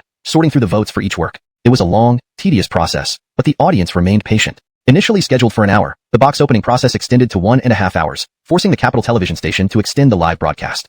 Rakillo, everyone. The final results of the essay collection activity initiated by the Federation of Literature are now available. I wonder which work you all like the best. Personally, I love Little Rabbit Listen by Mr. Susanna, because it's simple enough for kids to understand. Also, being his fan, it was unclear whether the host had prepared this statement beforehand, or if it was heartfelt, but expressing admiration for Donald live caused certain people to grit their teeth. Now, without further ado, let's hear the results announced by our notaries. Rocky, that girl is awesome. She's one of us. Looks like we're good this time, brothers. The host is on our side. Loved it. Our god Susanna has fans everywhere, right? Given his talent, which girl wouldn't like him? On forums, Donald's fans went wild after hearing the host's words. The live broadcast continued, and the host stepped aside as the notaries moved to the front. A male and female, as always. Rakillo, everyone. We are notaries from the Chaoyang District Notary Office. I'm Alay. Hi, I'm Maya. The voting for the Federation of Literature's essay collection activity was fair and impartial. Below, we will announce the ranking of the votes. 12th place, 5th place, 3rd place. As expected, the competition boiled down to Jean and Donald. Do we even need to guess? First place must go to Teacher Zaird. She has the credentials. I'm rooting for Teacher Zaird. Her poetry is excellent too. Haha. Unconditional support for Teacher Susanna. Teacher Susanna forever. But Teacher Zaird? She just has connections. Rocker poetry? Don't make me laugh. get some rest? Before announcing the first and second places, supporters on various platforms had already engaged in heated debates. Jean felt incredibly nervous inside. Though she looked down on Donald's work, his fans significantly outnumbered hers. Fortunately, these fans weren't allowed to vote, easing her nerves slightly. Donald had no pressure at all. Rocky sat in front of his computer, enjoying a bowl of instant noodles. And now, we announce the second place. The second place winner received 61,835 votes, and the work is, Listen to Mom. After hearing the notary announce the second place, Jean sneered. The outcome was unexpected. Donald slurped his noodles and then decisively closed the live broadcast page. Got it. Teacher Susanna rocks. Now, I'd like to see who still makes trouble. Some vice chairman is probably crying in a corner. On forums, Donald's fans went wild, because Donald had never disappointed them, and he had never lost. Chapter 191, Donald's Plan. Hashtag Chapter 191, Donald's Plan. How could this happen? Jean couldn't understand why Donald's work had taken the top spot. In her eyes, Donald's work was truly juvenile and shouldn't have won first place. Even now, she hadn't fully grasped the difference between works meant for children and literary pieces. Impossible. How could this be? What were the votes for first place? Why weren't they announced? Yes, where are the votes for first place? Why haven't they been revealed? Jean's fans were also struggling to accept this shock. They noticed that while second place had been mentioned during the announcement, no vote count was given for Little Rabbit Behaving, so they suspected something fishy. It wasn't that the notary refused to announce the winning vote count. Rather, the staff were equally stunned by the number of votes for first place. Jean's second place entry received over 60,000 votes, but the first place winner had an astonishingly high vote count. After hesitating, the notary finally said, the work with the most votes is Little Rabbit Behaving, which received a total of 443,564 votes. What left the notary speechless was that every child had voted for Donald's work without exception. It was simply unbelievable. Upon hearing the vote count, Jean was dumbfounded. That was over 400,000 votes, 7 times more than her own work. A piece she had underestimated had crushed her completely, leaving her in deep distress. It wasn't just about feeling bad. As someone in her position, being outvoted sevenfold by first place made her feel like she'd lost all her dignity. She had previously accused Donald of cheating, but now, what could she say? Audience members watching on television were equally astonished. Over 400,000 votes? Oh my god. Does Teacher Susanna have some kind of cheat code? Haha, this is too satisfying. Let's see if this shuts certain people up. I can't stop laughing. That person must be thinking of dying right now. Donald's fans couldn't wait to celebrate. The live broadcast of such a humiliation was beyond satisfying. Donald himself didn't even know his vote count because he had left the live stream after seeing the second place result. Immediately after the rankings were announced, Donald's phone rang. Celine, what's up? Brother, you're amazing. Over 400,000 votes and a 7-fold advantage. How did you manage that? What? 7-fold advantage? Are you kidding me? You don't even know your vote count? I really didn't know. Over 400,000 votes, 443,564 to be precise. Donald was surprised. Seriously? How many kids were there altogether? All of them. Every single child voted for you, and your vote count represents the total number of children. While talking to Salma, Donald received another call. Celine, hold on. I've got another call. Susannaire, sure. Just remember, you owe me a big meal later. Susannaire thing, tomorrow it is. Got it. Bye-bye, brother. Salma hung up, and Donald realized what he had just agreed to. What did I promise? A big meal? Damn. Inviting someone to a fancy dinner was way out of his budget. Rocky barely had enough money to go to a decent restaurant. There was nothing he could do now. He would deal with it tomorrow. Teacher Antoine. Donald, you did great today. Those guys from the Literary Association haven't spoken a word since. Teacher Antoine, you follow this gossip too? Don't joke. This isn't gossip, it's a matter of justice. I've never liked those people. Today, you helped settle an old score for me. Alright, tomorrow, come over, and I'll cook a big meal for you. Donald almost laughed. Rocky had just promised Salma a big dinner and was regretting it, wondering what he would do tomorrow. But now he had unexpected help. Okay, I'll come over tomorrow. Alright, we'll talk more when we meet for dinner. Oh, and Teacher Antoine, can I bring someone else? Susannaire, not just one person. You can bring 10, as long as it's you who brings them. Rocky, thanks. Ending the call, Donald felt much better. Opening his computer, he checked the Literary Association's homepage, seeing all the vote counts and rankings. Then he looked at Jean's Weibo, confirming that she had indeed gone silent, deleting all her previous posts. This competition was officially over. As far as Donald was concerned, it was now up to the education department to decide whether to adopt any of the submitted works. At midnight, Donald arrived at the Beijing radio station. As soon as he entered the office area, Ascari greeted him. Teacher Susanna, congratulations. Rocky, there's nothing much to congratulate me for, Donald smiled. Ascari leaned in and whispered, aside from winning the Literary Association competition, I heard something else. Apparently, the station wants to discuss the copyright of your story for a new children's program. Donald raised an eyebrow. Really? I haven't received any official notice. I overheard the chief discussing it. This should be accurate. Yo, Teacher Susanna has arrived? Just as Ascari spoke, Eric emerged from his office. Chiefly, still working late? Not exactly. I'm just waiting to hear your broadcast tonight and have a chat with you about something. Donald chuckled inwardly. Eric probably wanted to discuss the same matter Ascari mentioned. Then, an idea struck him. If it weren't for Ascari mentioning the copyright issue, Donald wouldn't have found a way to approach the situation with the Beijing radio station. Now, everything was clear. Chapter 192, Confrontation. Hashtag Chapter 192, The Showdown. Teacher Susanna, I asked you to come here because there are a few things I need to discuss with you. Let's get straight to the point since you don't like beating around the bush, right? In Haskell's office, Donald and Haskell sat on the sofa, surrounded by the fragrance of tea. However, Mateo didn't take a single sip. Xavier, let's just get to the point. Well, it's like this. The station is planning to produce a children's program, and given that your essay won first place in the recent Writers' Union competition, they want to talk to you about safety precautions for the program. It's just a story, Donald said with a smile. No, it's not just a story. Everyone acknowledges teacher Susanna's proficiency in literature. What the station means is that they would like to collaborate with you on an entire episode focused on content for children's programs. Donald smiled. I see. The station wants me to continue with these stories, correct? Yes, that's the idea. With teacher Susanna's talents, I don't think there will be any problems. After saying this, Haskell glanced at Donald, sensing something was off. Actually, deep down, Haskell felt that Donald was treated unfairly. For the promotion of Ghost Blows Out the Light, Donald only received 1/3 of the advertising revenue, and the station even secured the broadcasting contract for the radio show. Now, the station wanted to negotiate another contract for children's programming, which Haskell knew all too well was driven by Donald's popularity. With his current fame, regardless of what program it was, as long as Donald was involved, the station's listenership wouldn't suffer. Rocky could bring significant profits to the station, allowing Beijing radio station to remain the top-rated broadcast. Speaking of which, Xavier, I have something to discuss with you as well. Haskell raised an eyebrow. Please, go ahead, teacher Susanna. Now that Ghost Blows Out the Light has been banned, and I can no longer write it, once the existing manuscripts are finished, our contract will naturally end. Haskell froze upon hearing this. Donald's move was entirely unexpected. Teacher Susanna, the website indeed prohibits updates, but the radio station isn't affected by that, so you can safely continue narrating the entire content of Ghost Blows Out the Light. Donald shrugged. Xavier, our contract clearly states that the radio broadcast content should match what I update on the website. Am I wrong? Donald's statement left Haskell speechless. Rocky couldn't understand why Donald chose this moment to dispute the contract, especially considering Donald had been blacklisted by both the entertainment industry and certain authorities. Additionally, the radio station already acquired the broadcasting rights for Ghost Blows Out the Light. Engaging in conflict now would only harm Donald's interests. Why, teacher Susanna?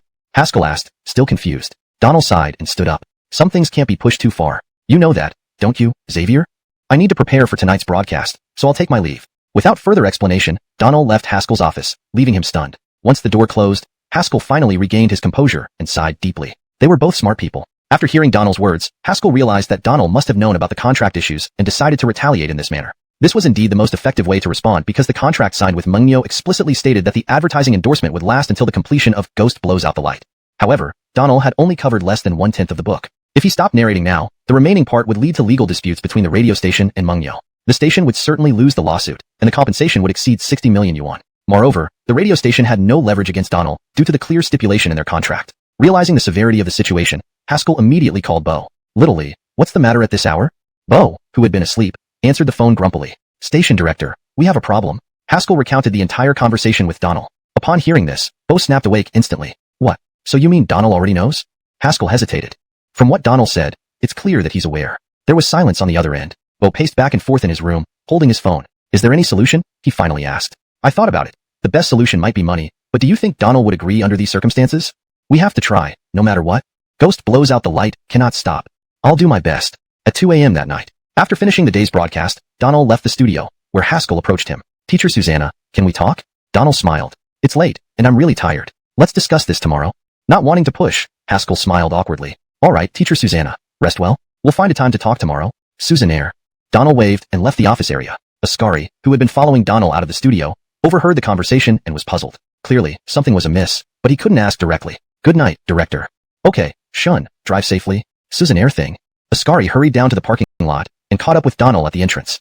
Let me give you a ride home. Forget it. It's out of your way. I'll take the subway. You should go home and rest. Don't be silly. I'll take you.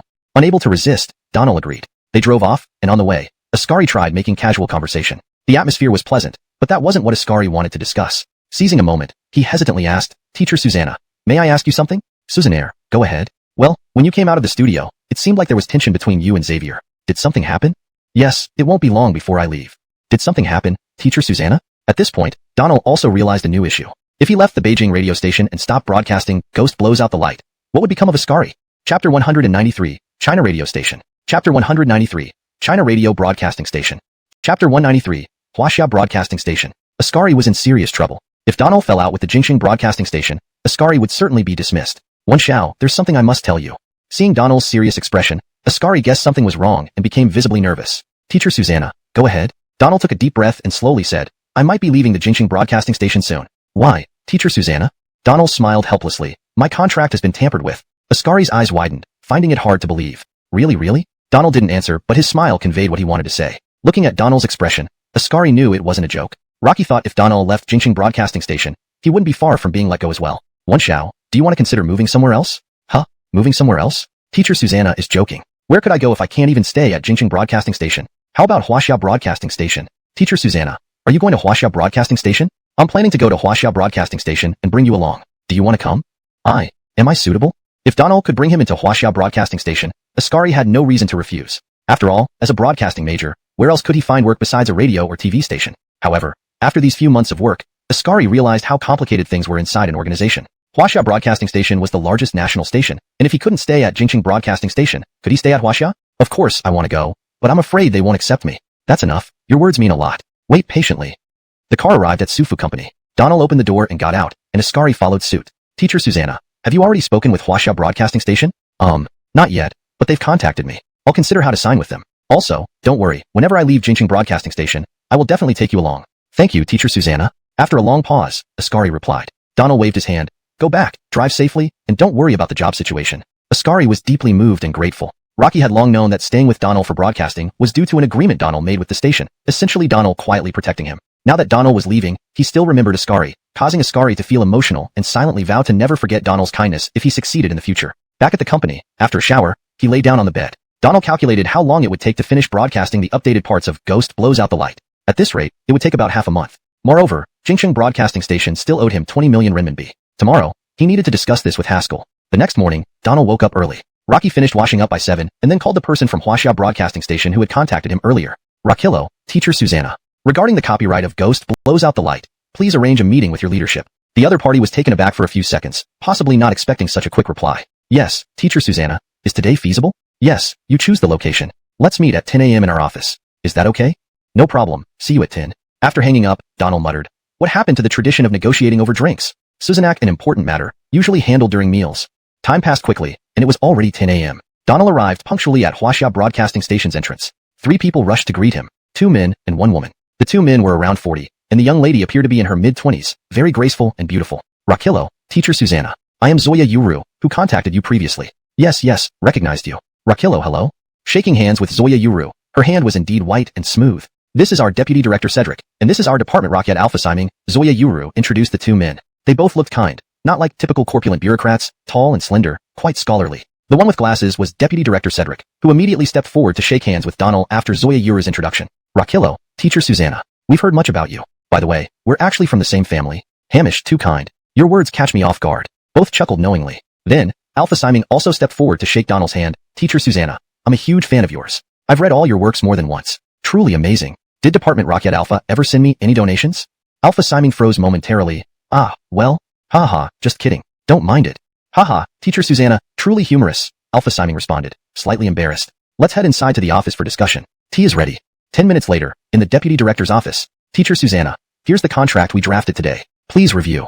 Quite efficient, Donald smiled, taking the contract from Zoya Yuru without looking at it right away. We'll look at the contract later. Let me first explain my situation. I assume you know the novel has been banned. I'm unsure if it can be broadcasted here in Huaxia.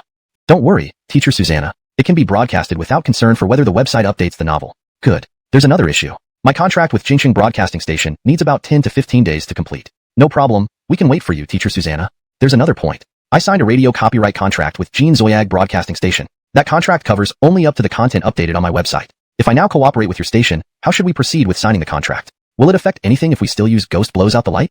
This was something Huaxia Broadcasting Station hadn't considered. The Deputy Director and Department Rocket exchanged glances, unable to answer immediately. Teacher Susanna, regarding this issue, we need to report it and determine how to handle it. However, rest assured, since your contract with Jingqing Broadcasting Station is completing, the new contract with us won't be affected. But we might not use the title Ghost Blows Out the Light. Instead, we could name it Continuation of Ghost Blows Out the Light. Alright, I await your response. And finally, one last thing. Please continue, Teacher Susanna. If I come to Huaxia, I may bring one person, Ascari. You should know him. Warmly welcome.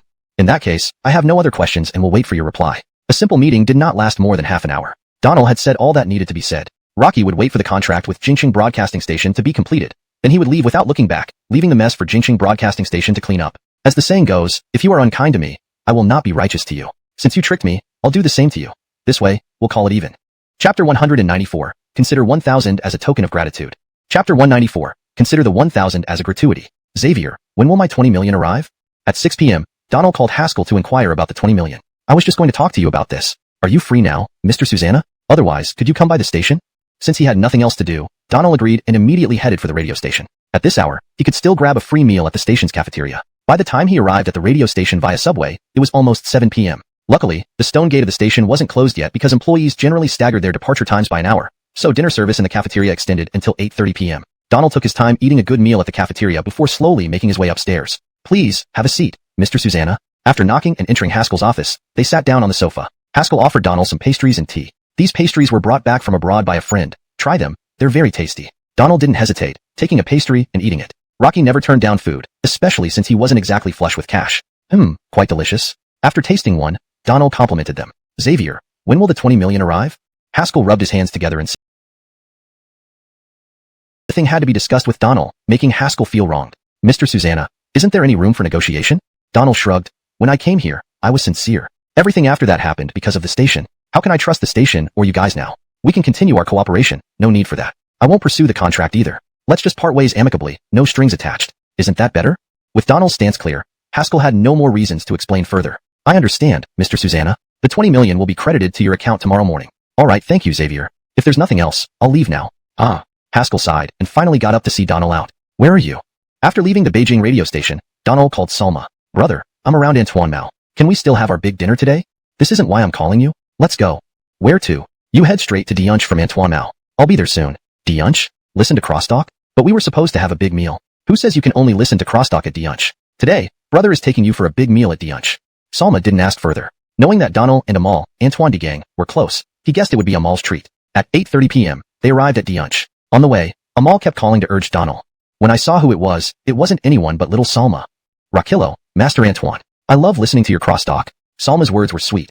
Though he had never actually listened to crosstalk, he still needed to flatter Master Antoine. Amal laughed heartily. I love listening to your songs too. I grew up listening to your music. Master Antoine, please don't tease me. Ha ha ha, quick, come inside. Let's eat and chat.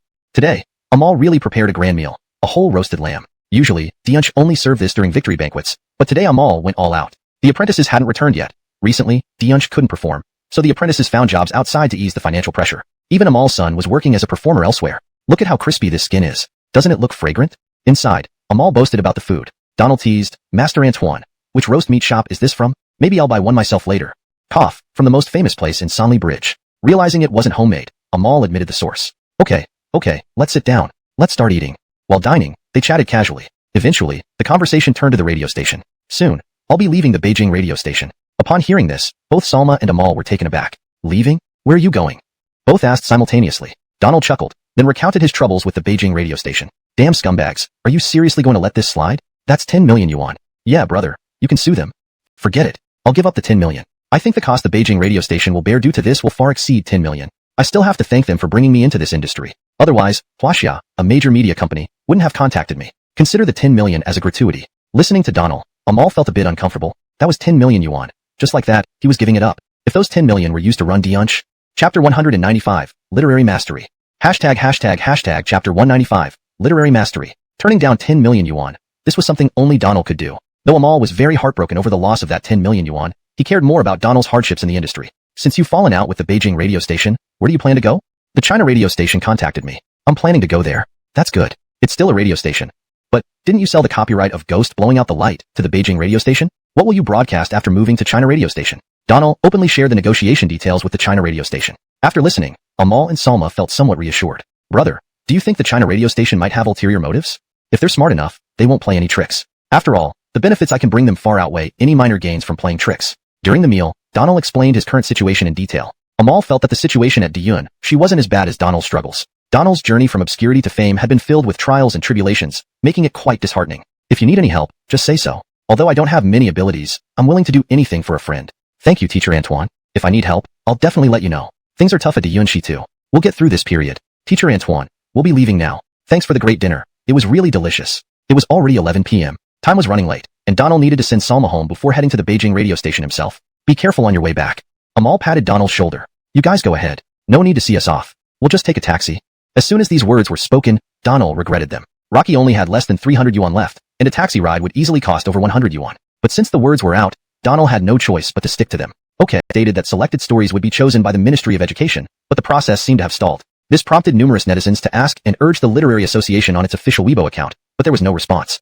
Donald paid little attention to these matters. However, by chance, Sichuan province saw some online chatter regarding accusations that his winning entry was due to ballot stuffing. This accusation had surfaced during the event, but was later overshadowed when Little Rabbit Obeying became widely popular among children. But now, a week later, the accusations were becoming louder. Not only did Donald notice this, but his fans spotted it even earlier. Some fans compiled a list of people recently posting negative comments about Susanna Chuansheng. Unsurprisingly, over 95% of these individuals had close ties with the Literary Association, while others were associated with calligraphy or poetry societies. This led many to suspect interference from a certain vice chairman of the Literary Association. Despite this, Donald remained indifferent. Rocky just wanted to settle matters at the Beijing radio station and head to China radio station. On the 8th day, at 10 a.m., just awakened, Donald received a message. The 20 million yuan that should have been credited a week ago finally arrived, delayed due to various reasons. As expected, as soon as the money hit his account, it was immediately locked by the system, leaving him with nothing. More bafflingly, despite having received 20 million yuan, he still only gained one lottery draw chance instead of multiple, unlike when his savings reached 2 million yuan previously. Listening to the system's voice announcing one lottery draw, Donald felt confused. System, please provide a reasonable explanation. The system determines the number of lottery draws based on the host's current needs. At this stage, you do not require additional lottery chances, so only one is granted. But why did I get 2 chances before? Donald questioned. Please refer to previous responses.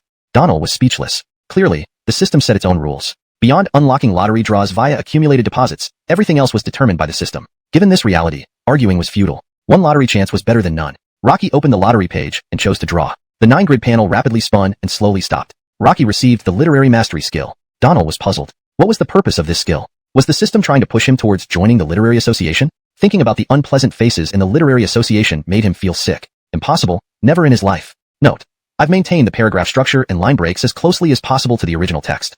Finally, by the end of the month, the web serial content of Ghost Blows Out the Light had finished airing on Beijing Radio. Today's broadcast ends here. Thank you for your continuous support. This is the Midnight Story Session on Beijing Radio. I am your DJ Donald, wishing everyone a good night and sweet dreams. Donald did not inform the listeners that this was his last broadcast on Beijing Radio, as it wasn't necessary. It was best left for the radio station to explain. Teacher Susanna, tomorrow? Wait for my call tomorrow. How's the thing I asked you to do? I've already submitted my resignation, and the section chief has signed off on it. Alright, got it. Go back and rest. After finishing the broadcast, Donald chatted briefly with Ascari before both left the studio. Teacher Susanna. Opening the door, he saw Haskell waiting outside. Upon seeing Donald, Haskell approached. Do you have something, Xavier? Haskell sighed. Not much, just wanted to say thank you. Actually, Donald had learned a lot about Haskell from Ascari. Haskell was a decent person, and Donald knew the events at Beijing Radio weren't Haskell's doing. Rocky merely followed orders from his superiors. Xavier, I should be the one saying thank you. Thanks for your help during this time. If there's a chance, let's collaborate again. I heard from friends that you're going to Huaxia? Donald nodded. Yes, I'm heading to Huaxia. Unfortunately, given my situation, I can't develop in other arenas besides radio. Huaxia is nice. I have a few classmates there. I'll put in a word for you if you need their help. Thanks, Xavier. If I need help, I'll contact you first. Well, let's not dwell on it. It's late, so please go back and rest, Xavier. Tomorrow I won't come. We'll stay in touch via phone if anything comes up. Okay, take care on your way home.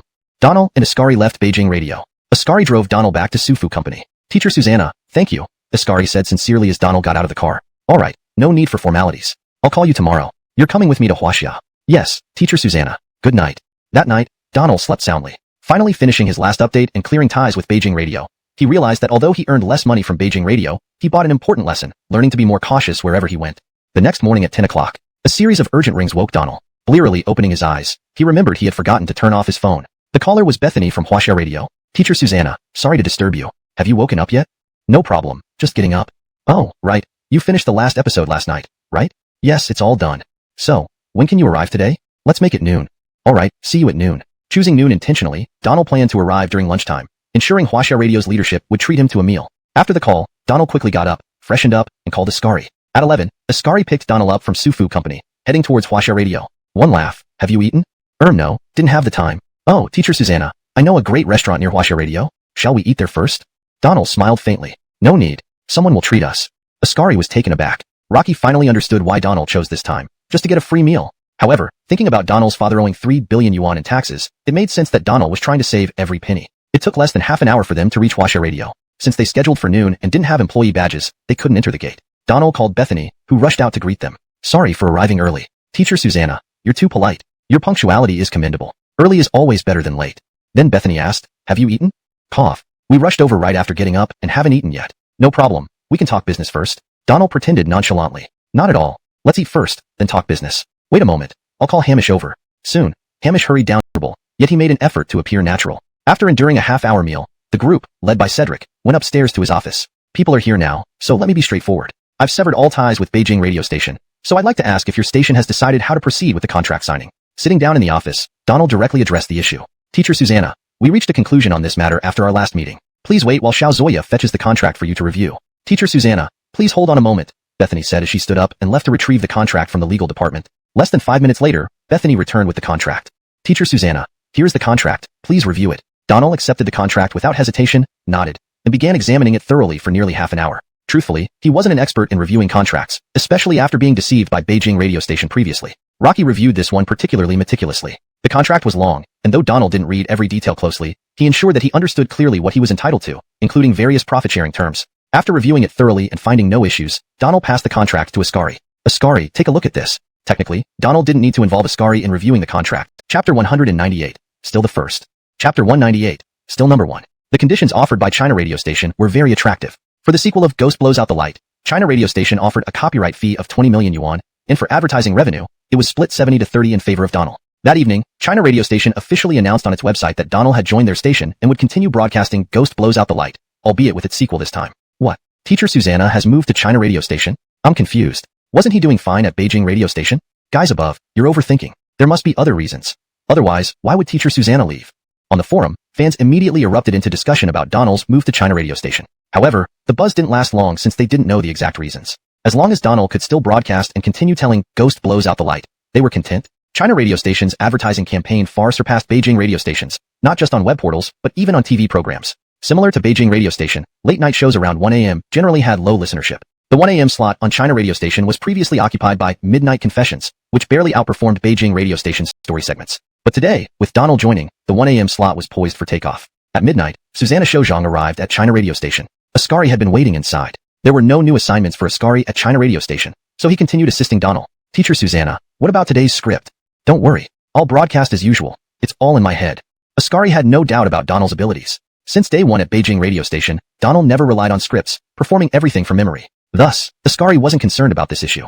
Now, Donald only pondered one thing. During his time at Beijing radio station, he pushed the late-night storytelling segment to the top of national ratings. Could he replicate this success on his first day at China radio station and pull down Beijing radio station's ratings? 1 a.m. Good evening, dear listeners. It's now 1 a.m., and thank you for staying tuned to Midnight Confessions on China radio station. Beginning today, Midnight Confessions is renamed Midnight Chats. Tonight, I'll be bringing you the sequel of Ghost Blows Out the Light, with thanks to my partner, Ascari. Rakillo, everyone. I'm Ascari, Teacher Susanna's partner. In this new column and platform, I hope we can get to know each other again. Thank you for your continued support. Please listen as Teacher Susanna brings you the sequel of Ghost Blows Out the Light. The next day, Donald woke up around noon. His phone rang as soon as he opened his eyes. The caller was Cedric. Hamish, good morning. Seeing Cedric's call, Donald already guessed what it might be about. Teacher Susanna, did I disturb your rest? Even from the respectful tone, Donald inferred that last night's ratings probably broke records. No, I've been awake. What's up, Hamish?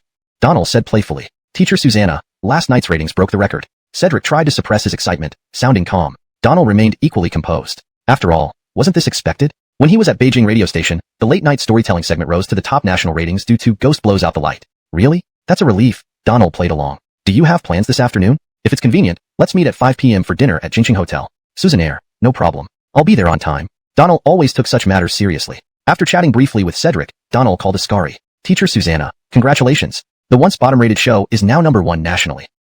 Predictable, Donald replied, regretting immediately how boastful it sounded. Ah, Xiaoyi, do you have any plans this afternoon? Donald quickly changed the topic. Are you talking about the celebration dinner? Yes, did someone notify you? Sister Zoya called me just now. Got it. Thank you, Teacher Susanna. Cut the fluff. A dinner invitation would be nicer. Once again, Donald regretted his words. Alright, how about I treat you tomorrow? Sounds good.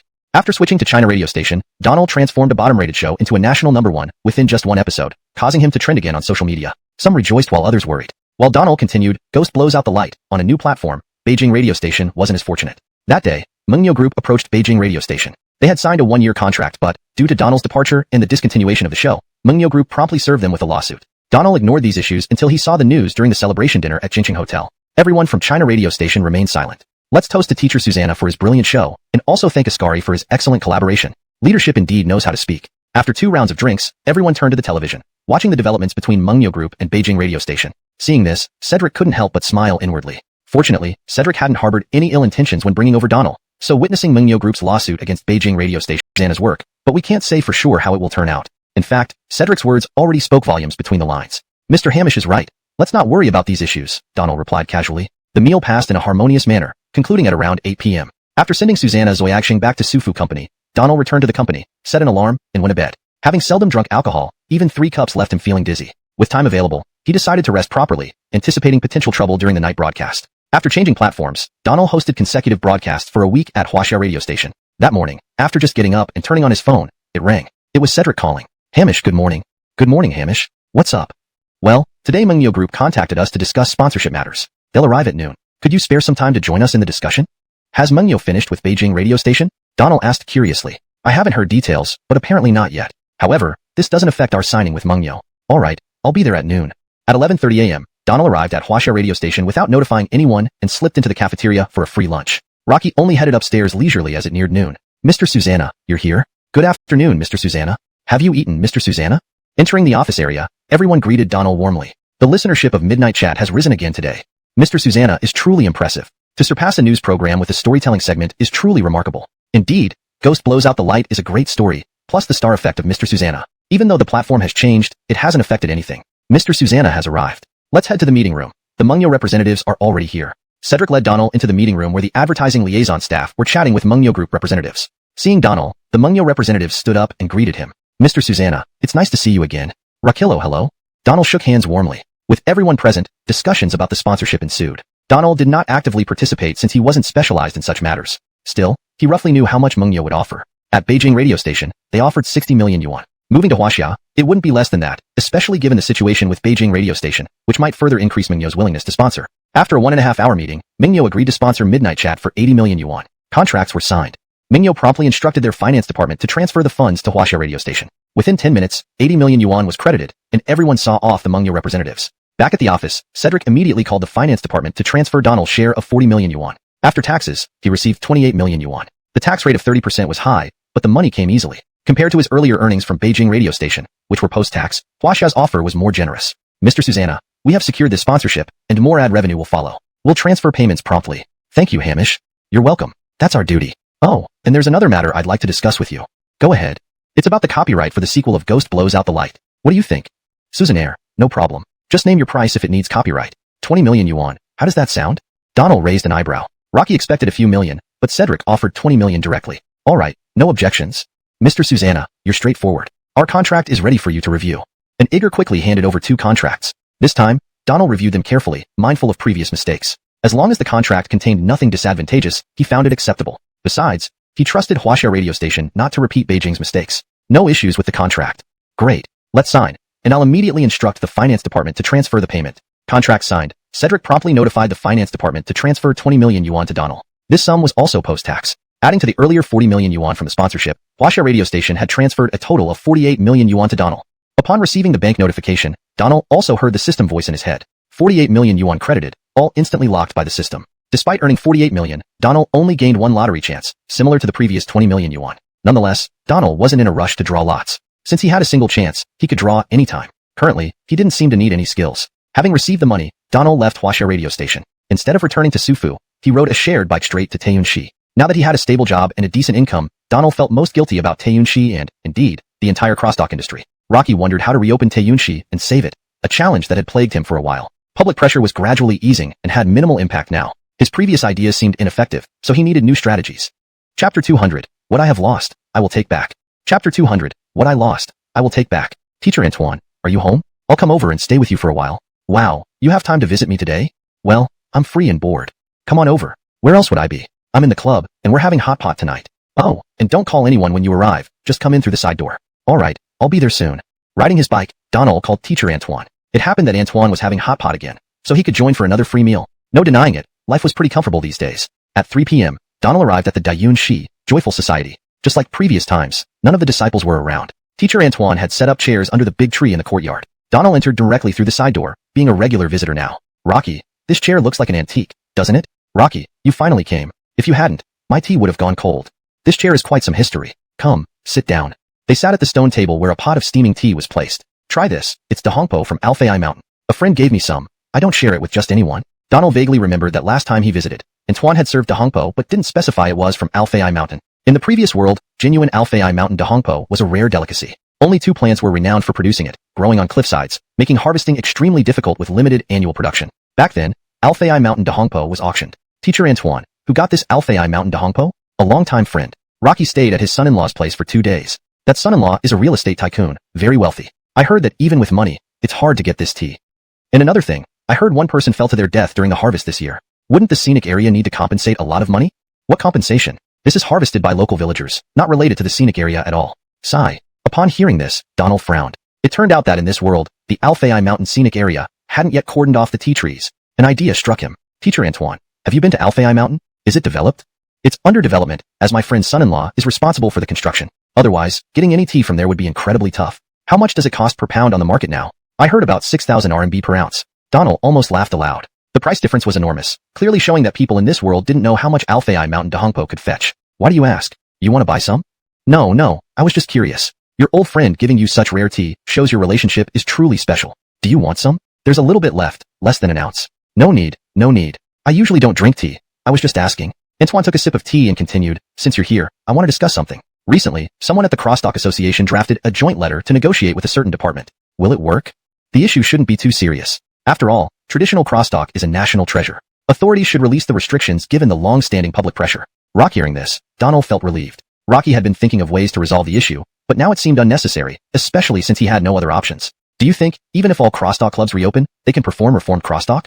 Of course. Society is advancing. Even our national treasures must adapt. If reforms aren't implemented now, there will be fewer chances later. Seizing the current opportunity might pave a smooth path ahead. Donald agreed, considering the main reason for the crackdown on crosstalk clubs was because of him. Now, having moved to broadcasting, he doubted those behind-the-scenes adversaries would persist. But Donald still worried. Would they target Antoine if he performed reformed crosstalk? Teacher Antoine, perhaps hold off for now. If they reopen, start with traditional crosstalk for a while. There's no need to confront authorities immediately, right? We'll see. We'll decide based on the situation. Oh, let's not talk only about me. How are you doing? I heard you've made contributions at Huaxia radio station. The new program shot straight to #1. They must value you highly, right? Nothing like what happened at Beijing radio station, I hope? I think Huaxia radio station won't have issues. Given past experiences, they'd suffer significant losses if it happened again.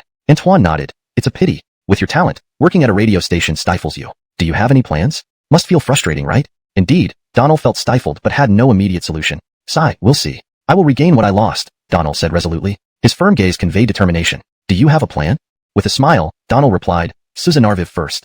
3 simple words expressed his frustration. Though talented, Donald was currently restrained, unable to utilize his skills fully. Defeated? Not really, but he had to endure for now. Chatting with Antoine until 7 p.m. and finishing dinner at 8 p.m., Donald rode his yellow bike back to Sauvigny Company. On the way, he pondered the Alfei Mountain Donghua. Some tea? No, I don't have any tea to give you, but I do have something I want to discuss with you. What is it?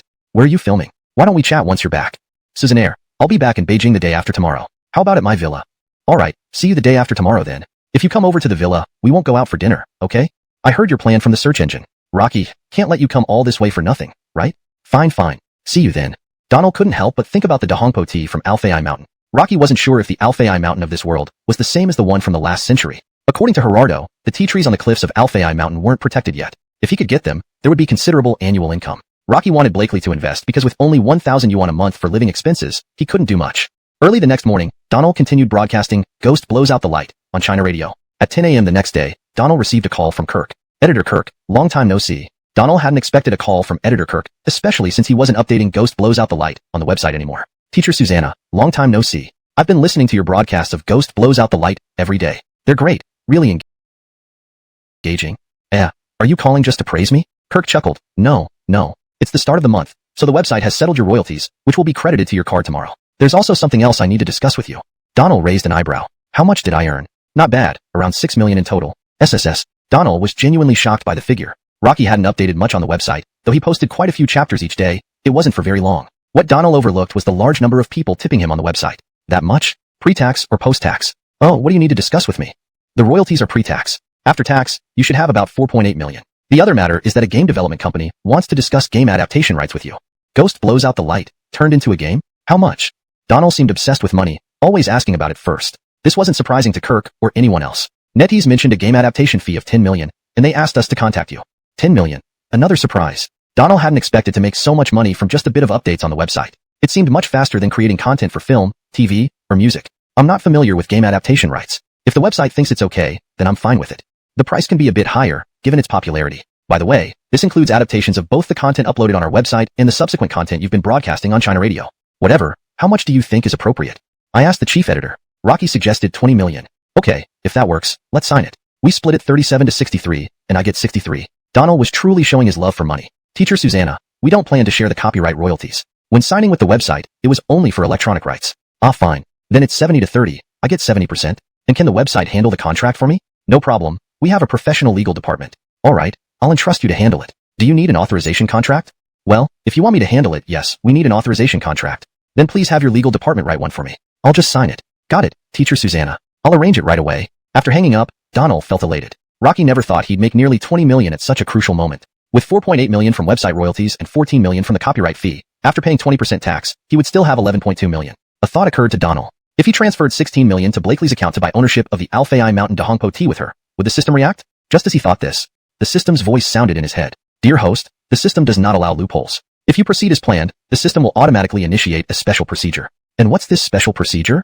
Donald asked curiously. Sorry, I don't know what it is, but the punishment will be severe. Donald frowned. It seemed impossible to pull off even small tricks without the system knowing everything. Thinking of those stories where hosts were often erased for misusing the system, Donald shivered. In the end, he decided to drop the idea. Blakely wasn't short of money anyway, and he could always split the profit with her equally. Chapter 202. Just tell me how much money you want. Note. For a more contextually accurate and stylistically fitting translation, additional context from the surrounding chapters would be beneficial. However, based on the given sentence, this translation maintains the original tone and intent.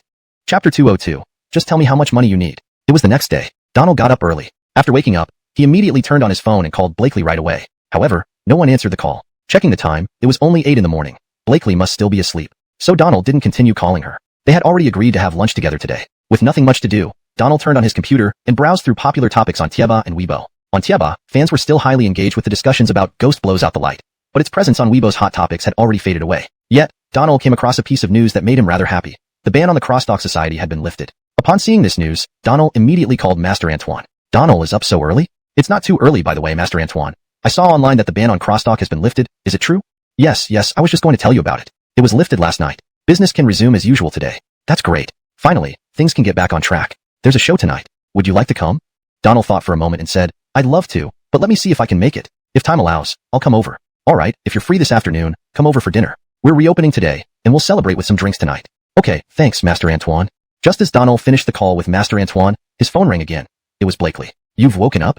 Yeah, I just woke up and saw you try to call. So, I'm returning your call. Judging from her sleepy and lazy voice, she seemed genuinely just out of bed, making him feel a little impatient. If you haven't fully rested, you should go back to sleep. No, it's okay. Time isn't too early anymore. Come over after this. I'll prepare the ingredients, and it will be close to lunchtime once the meal is ready. Donald could hardly hold back his sarcasm.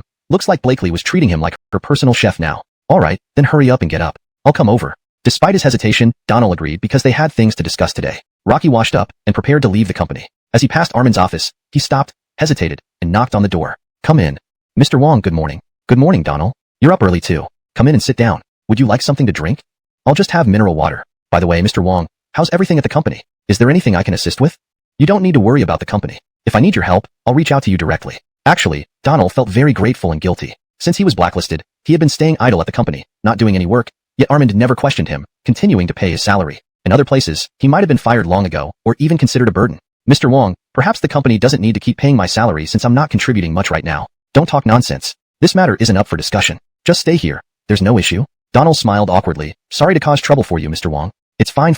You were a key figure in the company. Without you, the company wouldn't have risen so quickly. Though you are blacklisted now, it doesn't mean you won't return to the industry in the future. Don't give up, Donald. There will be plenty of opportunities ahead. Donald nodded. Thank you, Mr. Wong. I'll do my best. That's enough. You're doing well in Huaxia. If you need any help, just let me know. I understand, Mr. Wong. There's nothing else, so I'll take my leave. Hold on. Your salary will be transferred to your account today. Got it. Thank you, Mr. Wong. Armin patted Donald's shoulder. Don't be so formal. Consider this place your home. Donald smiled. All right, see you. Leaving the office, Donald heard Armin remind him to take the water he hadn't touched. Rocky chuckled and took it before leaving. By the time Donald arrived at Blakely's villa, it was already 9:30 a.m. The security guard at the villa complex recognized Donald, merely registered him and allowed him in. Knowing the code to the main door, Donald entered without needing to ring the bell. Entering the living room using the password, Donald found Blakely tidying up. There were many snack packages on the coffee table and a laptop still open. Clearly, Blakely had stayed up late. You're here. Yes. Please sit for a bit while I finish cleaning up. Donald sat down on the couch, waiting quietly. Within minutes, Blakely had swiftly cleared the table and joined him. So, what did you want to talk about the other day? I want to discuss something with you. Donald hesitated. Blakely frowned slightly. Donald usually kept to himself, so her sense of concern grew when he initiated the conversation. Do you need money? Blakely asked gently. This took Donald aback. He nodded. Yes, I need money. How much? Not sure yet. Blakely was taken aback. He didn't even know the exact amount he needed. Just listen. Blakely propped her chin on her hands, looking at Donald attentively. Go on. Whatever the reason, I support you. I want to make an investment. Continue. I'm listening. Making an investment sounds good. Do you know donghua from Alfei Mountain? Blakely shook her head. It's a type of tea, high quality, and currently the most expensive tea on the market. Tea is beyond my expertise. Just tell me how much money you need. Hearing Blakely's words, Donald couldn't help but laugh and cry. She really lived up to her reputation as a businesswoman. Her wealth certainly wasn't in doubt. Chapter 203. Golden Microphone Nomination. Chapter 203. Golden Microphone Nomination. How much money was actually needed? Donald really didn't know, and he hadn't fully sorted out his thoughts on what he needed to plan now. Maxine was certainly wealthy and generous, but there were still many areas where Maxine's assistance was necessary. It wasn't just a matter of money. Blakely looked at Donald, but Donald hesitated for a long time without saying a word. How much exactly? Just tell me. I'm not quite sure. Let me explain the situation first. Go ahead, I'm all ears. Donald then laid out his entire plan to Blakely. After hearing Donald's plan, Blakely immediately frowned tightly. While Blakely wasn't an expert in tea, she wasn't completely ignorant either. She sometimes asked her subordinates to buy high-end tea gift boxes for gifts. However, she didn't understand why Donald was so enthusiastic about donghua from Alfei Mountain and looked so confident about it. Can you really make money? Blakely asked skeptically. I'm not entirely sure, just going by my gut feeling. How about this? You provide the capital as a loan to me, and regardless of the profit, we split it 50-50. What do you think? If someone else had proposed this deal to Blakely, Blakely would have been more than willing. After all, investing money counted as a loan, which meant no real risk but a share of the profits. What could be better? But this was Donald speaking, and things were different. No need for that. If you need it, I'll give it to you. As for the profits, let's not split them. No, if you do that, I won't accept it. Okay, whatever you say, Blakely sighed, possibly concerned about owing him a favor. There's another thing I need your help with. Go on.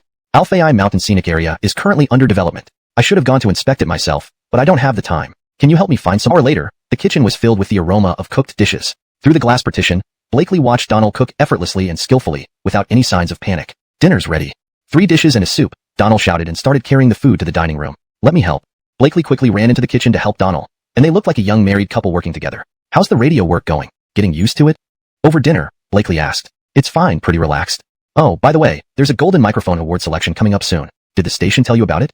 If Blakely hadn't mentioned it, Donald would have forgotten. Haskell had told him about it while he was at Jingxing radio station, even proposing to submit his name to keep him there. Donald knew that if he had the opportunity to win such an award, it could bring him many benefits, possibly even lifting the ban on him entering the entertainment industry. But ultimately, things had deteriorated between him and Jingxing radio station, and he lost the opportunity. I've heard of it, but the nomination requires some experience. I'm still new at the radio station, so it wouldn't be my turn. Setting aside the issue of experience, Donald certainly qualified. No one had managed to transform a barely listened to program into the nation's highest rated show within such a short period, and with continually rising listenership. I think you're perfectly qualified. Ask the top management of China Radio Broadcasting, see if there's any chance. Let's leave it. One less hassle is better. I don't want to complicate things.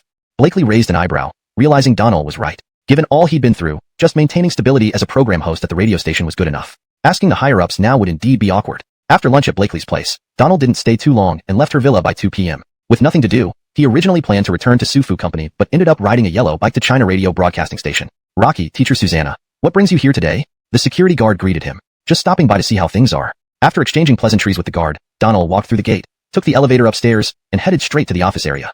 Who did our station nominate this time? Not sure yet, but if nominations are made, I think Teacher Susanna qualifies. Yeah, Teacher Susanna is great, except for the lack of experience. Rocky hasn't been hosting long. Each station only gets 1 slot. Other than Teacher Susanna, I guess it's only him. Exiting the elevator into the combined office area, Donald overheard several staff members discussing the Golden Microphone nomination. Rocky pretended not to hear but felt a sense of anticipation.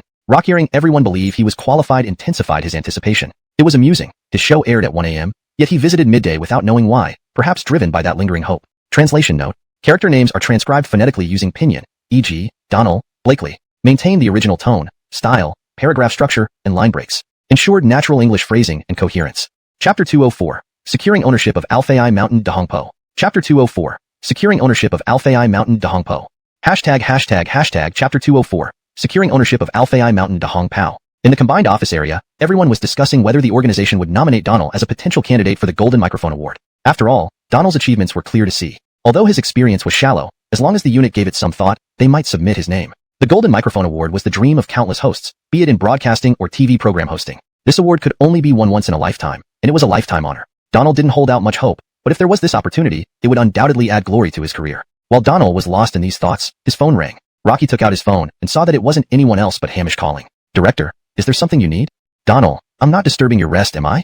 No, I'm at the office right now, Director. Oh, you're here at the office. Wait a moment. With that, Hamish hung up, and shortly after, the door to the director's office opened, and Cedric walked out. Donald, over here. Donald immediately saw Hamish, waved at him, and walked over. I was just about to find you to talk about something. Coincidentally, you're at the office. Let's go to my office and chat while having tea. Following Cedric into his office, Donald sat down as Cedric handed him a teacup filled with tea. What did you want to see me for, Director? Cedric calmly handed the teacup to Donald. Drink some tea first. This is Alfei Mountain Dahong Pao given by a friend, very rare. For the past few days, Donald had been thinking about Alfei Mountain Dahong Pao constantly. Antoine de Gang had it, and now Cedric had it too. Donald took a sip of tea and put the cup down. Despite being popular at the station, sitting in the director's office made him feel somewhat uneasy, even though Cedric was only the deputy director. Donald, have you heard of the Golden Microphone Award? Yes. Yesterday, we had a meeting at the station. Next week is the Golden Microphone Awards, and the station has decided to submit your name as a candidate. Isn't that inappropriate?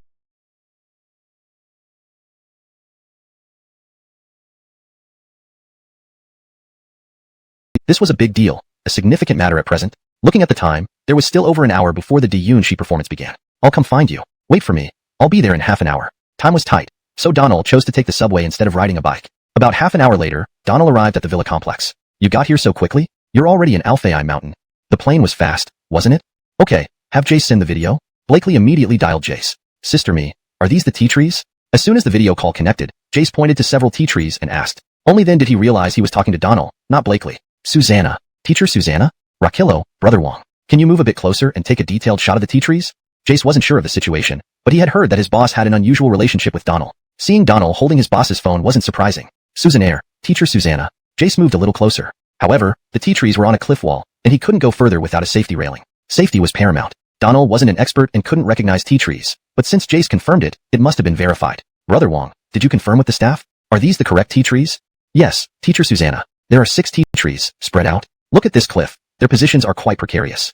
Since Jace had confirmed it with the staff, it had to be those tea trees. Alright, thank you, Brother Wong. Ask the staff how much it would cost to buy the ownership rights to these tea trees. Got it, Teacher Susanna. I'll discuss it with them now. Thanks, I'll wait for good news. After ending the video call, Donald handed the phone back to Blakely. Does this Jace know how to negotiate? Blakely raised an eyebrow. Jace is finance major, so negotiation is his specialty. Many of our company's deals are handled by him. Hearing this, Donald felt reassured that Jace would get a reasonable price. They chatted idly in the living room until Jace called back after a short while. How is it going? Blakely asked on speaker. Sister me, I've finished negotiations. The staff agreed to sell the ownership rights, but the price might be a bit high. How much? They want 20 million yuan for 20 years of ownership. Blakely put the call on speaker, and Donald clearly heard everything. Donald calculated in his head, 20 years for 20 million? If compared to the market in the previous world, it was completely acceptable. With annual production of these Alfei Mountain Dahong Pao tea trees, 1 million per year was definitely a conservative estimate. Donald nodded at Blakely. Blakely understood and told Jace, try to bring the price down a bit more. If you can't, agree to 20 million. Make sure the contract is signed today. After hanging up, they waited for less than 10 minutes when Jace called back with good news. Rocky managed to secure the 20-year ownership rights to the 6 Dahong Pao tea trees for 17 million yuan. Chapter 205, Dabao reopening. Dabao's business was restarting. Chapter 205, Dabao reopens. Note, Durayun Sura is specifically a Chinese comedic performance troupe. If it should strictly refer to the comedy club, please let me know, and I can adjust accordingly. Chapter 205, the reopening of Dear Yunshi. Note, Durayun Sura is typically referred to as Dear Yunshi, which seems to be a specific name or brand, so it's best to keep it transliterated. If more context or specific interpretation is needed, please provide additional details. Hashtag Chapter 205, Diunch reopens. The price was 17 million yuan for 20 years of ownership. Not only was it enough to recoup the investment, but it would also bring in substantial profits. After all, in the previous world, Alfei Mountain Dahong Pao tea once reached an auction price of tens of millions per pound. I've always been curious, why did you suddenly become so interested in tea? Blakely asked Donald after instructing the company to transfer the money, turning her head to look at him. Donald smiled mysteriously. You'll know soon. Why do you always tease like this? Can't you just tell me once and for all? Rare things are valuable. You know, the tea trees on these cliffs produce very little each year, but the tea is top-notch and can sell for astronomical prices. Blakely frowned. She had never known Donald to have expertise in this area, and he didn't even drink much tea. Who told you that? Are you sure you're not getting scammed? Donald shrugged. Do I look like someone who gets scammed easily? Blakely wanted to say something but held back. She was about to mention how Donald had just been tricked by the Beijing radio station recently, but she forgot all about it. Rocker memory was indeed quite unreliable. After thinking for a moment, she decided not to mention it. That would just be rubbing salt in the wound. Alright, now that there's nothing else, I'll go. Aren't you hosting the 1 o'clock show tonight? Why are you heading back to the company so early? Diunch is reopening today, and I'm going to support them. They're reopened? Donald nodded. I have to go now. See you later. Blakely had no other reason to keep Donald, so she stood up and saw him off at the door, watching as he disappeared from sight. Rocky comes for help, and then leaves right away. Blakely felt somewhat resentful, but deep down, she was happy that Donald had come to her for help. Diunch reopened today, starting at 8 p.m. It was still early, so Donald wasn't in a rush. Rocky rode his yellow bike leisurely and arrived at Dunch around 6 o'clock. Mr. Susanna, you're here? As soon as he reached the entrance, someone called out to him. The person calling him was about the same age as Donald, but he couldn't remember his name. Politely, Donald waved. I'm here, busy with preparations, I see. Not too busy, just putting up the performance schedule. Mr. Susanna, please come in, dinner is almost ready. Look at that, he arrived just in time. Alright, I'll go in then. Parking his bike, Donald entered through the side door into the backyard. The backyard courtyard was bustling with activity. About 20 disciples were busy preparing for dinner. Donald had never seen them during his previous visits, but now that Dunch was reopening, Gerardo must have called them all back. Mr. Susanna has arrived. Mr. Susanna, the ghost blows out the light. You talked about was amazing. I listen every day. Please come in, Mr. Susanna. Dinner is about to start. Master, Mr. Susanna has arrived. As soon as Donald appeared in the courtyard, the disciples warmly welcomed him. Donald's here? Come in quickly. Dinner is about to start. Gerardo emerged from the main hall, pulling Donald inside. Seems like I always come for free meals. Don't talk nonsense. You wouldn't come even if I invited you. While pressing Donald down onto a chair, Gerardo chuckled. Alright, everything is ready. Everyone is here, let's eat. From the time Donald entered the courtyard until the main hall, Donald saw Xiao Jiao Qi Lin but hadn't spotted Serenity yet. Mr. Antoine, where is Gerhard? Rocky's taking care of some matters back home and won't be back for a couple of days. Oh, eat. The lamb today is incredible. Try it. Gerardo poured wine for Donald while urging him to pick up food. Mr. Antoine, I won't drink alcohol tonight. There's a show later. Ah, just 1 cup. Finish this 1 cup, and I won't persuade you anymore. Have a bit, Mr. Susanna. We haven't seen you in ages. Everyone misses you. Yeah, have a sip. Everyone started encouraging him, and Donald couldn't refuse such hospitality, so he lifted his cup and clinked it with everyone. Gerardo himself only had 1 cup. Today was the first day Dunch reopened after being shut down for so long, and he didn't want to risk any trouble due to drinking. The show started at 8 p.m., and they finished eating by 7:30 p.m. Afterward, the disciples hurried off. Come, let's go to the theater. Gerardo led Donald through the back door into the theater. By this time, the theater was packed. Dunch had been closed for so long, and everyone came out to support its reopening. Seeing Gerardo walk in from the back, the audience began applauding. Is that Mr. Susanna? Yes, it's really Mr. Susanna. When the audience realized Donald was following Gerardo, they all stood up, bursting into applause. Mr. Susanna, give us a segment. Susannaire, sure, Mr. Susanna must perform tonight. 1 segment isn't enough. I think we should make it a special evening with Mr. Susanna. The audience was incredibly enthusiastic, making Donald feel slightly embarrassed. Rocky bowed repeatedly. Thank you. Previously, Donald disliked such atmospheres because he generally preferred quiet environments. But now, with so many people clapping and shouting his name, he felt a warm sense of appreciation. At least everyone remembered him and still supported him. Gerardo smiled and waved to the crowd before turning to Donald. What do you think? Everyone is so enthusiastic. Shall you give them a segment? No, Mr. Antoine. Don't joke. Today is a big day for the reopening, and if I go up, who knows what might happen tomorrow. Tisk, those issues don't matter. Even if you don't go up, I will. Donald wanted to perform but couldn't go on stage himself. If Gerardo performed the reformed crosstalk, it shouldn't be a problem. However, if Donald went up, there could be different consequences, given his current high-profile status. Maybe next time, Mr. Antoine. Not now. Thank you everyone. I hope to grace the stage again in the future. Donald raised his voice, trying to calm the crowd. While he couldn't fully stop the applause, the audience gradually quieted down when they saw him sit among them. At 8 p.m., Dunch's crosstalk officially began. The place was packed, and the audience interacted frequently, creating a harmonious atmosphere. When it was Gerardo and Udea's turn, they performed the reformed crosstalk, receiving continuous applause. Clearly, the audience still loved the reformed version. After Gerardo and Udea's act, the audience immediately cheered for Donald to perform. Gerardo encouraged the crowd on stage. Perform. Mr. Susanna, perform. Rock hearing the thunderous chants, Donald felt immensely awkward. Honestly, he wasn't prepared at all and didn't know what he would say if he went on stage. However, the mood was already set, and if he didn't perform, it would seem odd. Chapter 206, The Balan Awards Ceremony Evening. Chapter 206, The Balan Awards Ceremony Evening Gala. Chapter 206, The Balan Awards Ceremony. Donald still had many concerns. Dunch, or rather all the crosstalk societies, reopened today mainly due to public opinion pressure and the impact of a joint letter signed by all the societies. There was no contribution from him in this matter. Many organizations still viewed him unfavorably. If he insisted on performing on stage, would it cause trouble for the crosstalk societies or Dunch again? The audience cheered as Donald finally agreed. Thus, Donald and Gerardo performed a segment together. They did an old routine, but the audience was still thoroughly entertained. Under Donald and Gerardo's performance, the atmosphere reached its peak. After finishing the segment, the audience wanted more, but Donald refused this time. Seeing Donald's firm refusal, they didn't press him further. However, news of Donald performing spread to the ears of a high-ranking official in a certain bureau. They even received a video recording. However, this official did not send the footage to their superiors. They knew that due to the crosstalk society issue, the bureau was already in disarray under public pressure. It was already vulnerable. If they made a fuss over Donald's performance, the bureau's leadership might soon be forced to step down. After all, public opinion was what mattered most to the bureau. Initially, Donald thought his performance might lead to some negative reactions. But after a few days with no incident, he finally felt relieved. One morning, Donald slept until 11. Upon waking and turning on his phone, Deputy Hamish called him. Hamish. Donald, I hope I'm not disturbing your rest? No, director. Is there something wrong? Yes, today is the Bellan Awards ceremony, and today's show is paused. You need to come here by 5:30 p.m. We'll head to the venue. Donald frowned. Director, isn't it the Golden Microphone Award? Oh, the Bellan Awards include the Golden Microphone Award. There are many categories in this ceremony, and the Golden Microphone is just one of them. Donald responded, all right, Director. I will definitely be on time. After hanging up, Donald quickly got up, washed up, and started researching the Bellan Awards on his computer. The Bellan Awards were an annual award ceremony in China. They covered various categories, not just the Golden Microphone Award for hosts. Categories included Best Newcomer of the Year, Best Creator of the Year, Best Farouk of the Year, and Best Host of the Year. After looking into it, Donald felt a bit overwhelmed. This event would have many entertainment industry figures, some he knew, others he didn't. Being in a self-imposed hiatus, such occasions could make him feel awkward. But reflecting on it, Donald relaxed. Whether people recognized him or not, whether he felt awkward or not, it didn't matter. As long as he didn't feel awkward, others would. If he won the Golden Microphone Award, it would give him a foothold in radio broadcasting. At 5:30 p.m., Donald arrived at China radio station and found Deputy Hamish. Donald, have you eaten yet?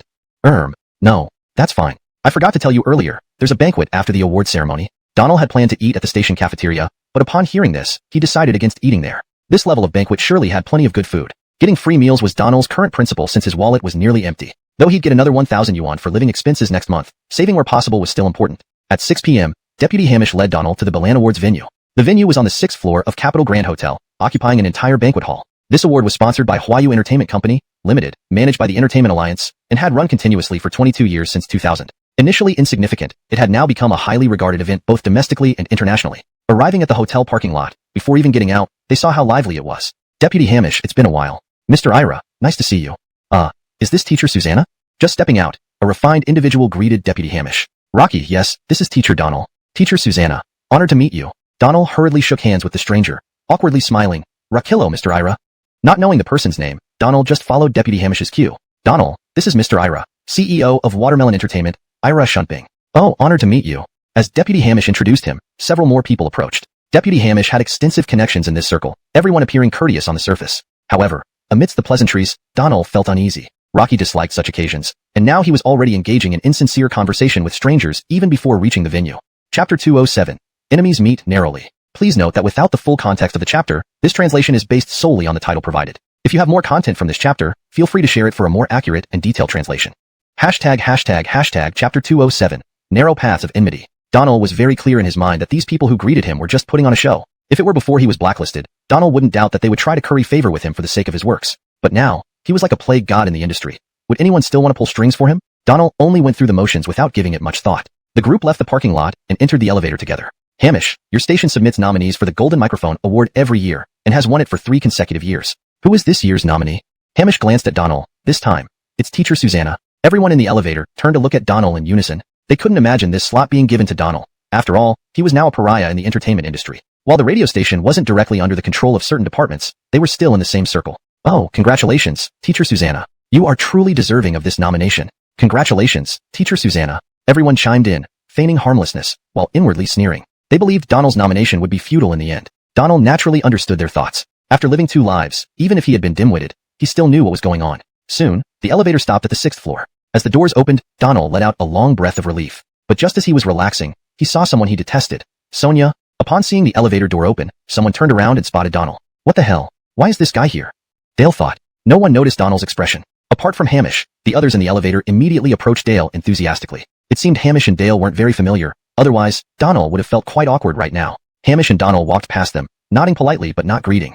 After Dale finished talking with a few company executives, he turned to glance at the retreating figure of Donald and then pulled out his phone. Brother, guess who I just saw? Who? So mysterious. Donald. Rocky actually came to the award ceremony. At that moment, Edric was already inside the event hall. Rocky hearing Dale mention Donald, he turned around just in time to see Donald entering the venue. Donald was sharp-eyed and immediately saw Edric too. Their eyes. Hamish glanced at Donald. This time, it's Teacher Susanna. All eyes in the elevator turned toward Donald. They couldn't imagine the nomination going to Donald, given that he was now considered a plague in the entertainment industry. Although the broadcasting station wasn't directly managed by certain departments, they were still within the same circle. Oh, congratulations, Teacher Susanna. You truly deserve this nomination. Congratulations, Teacher Susanna. People echoed, seemingly harmless on the surface, but inwardly they sneered, believing the nomination would be futile even if submitted. Donald knew what they were thinking. Having lived 2 lives, he was not naive. The elevator soon stopped at the 6th floor. As the doors opened, Donald breathed a sigh of relief. But just as he exhaled, his mood soured upon seeing someone he despised. Kai Tai Mei. Upon spotting Donald as the elevator doors opened, Dale thought, damn, what's this guy doing here? No one noticed Donald's expression. Except for Hamish, the others immediately greeted Dale warmly upon exiting the elevator. It seemed Hamish wasn't very familiar with Dale. Otherwise, this situation would have been extremely awkward for Donald. As Hamish and Donald walked past, the former nodded politely but didn't greet. After exchanging pleasantries with several company executives, Dale turned and watched Donald walk away before pulling out his phone. Bro, guess who I saw? Who? Why so mysterious?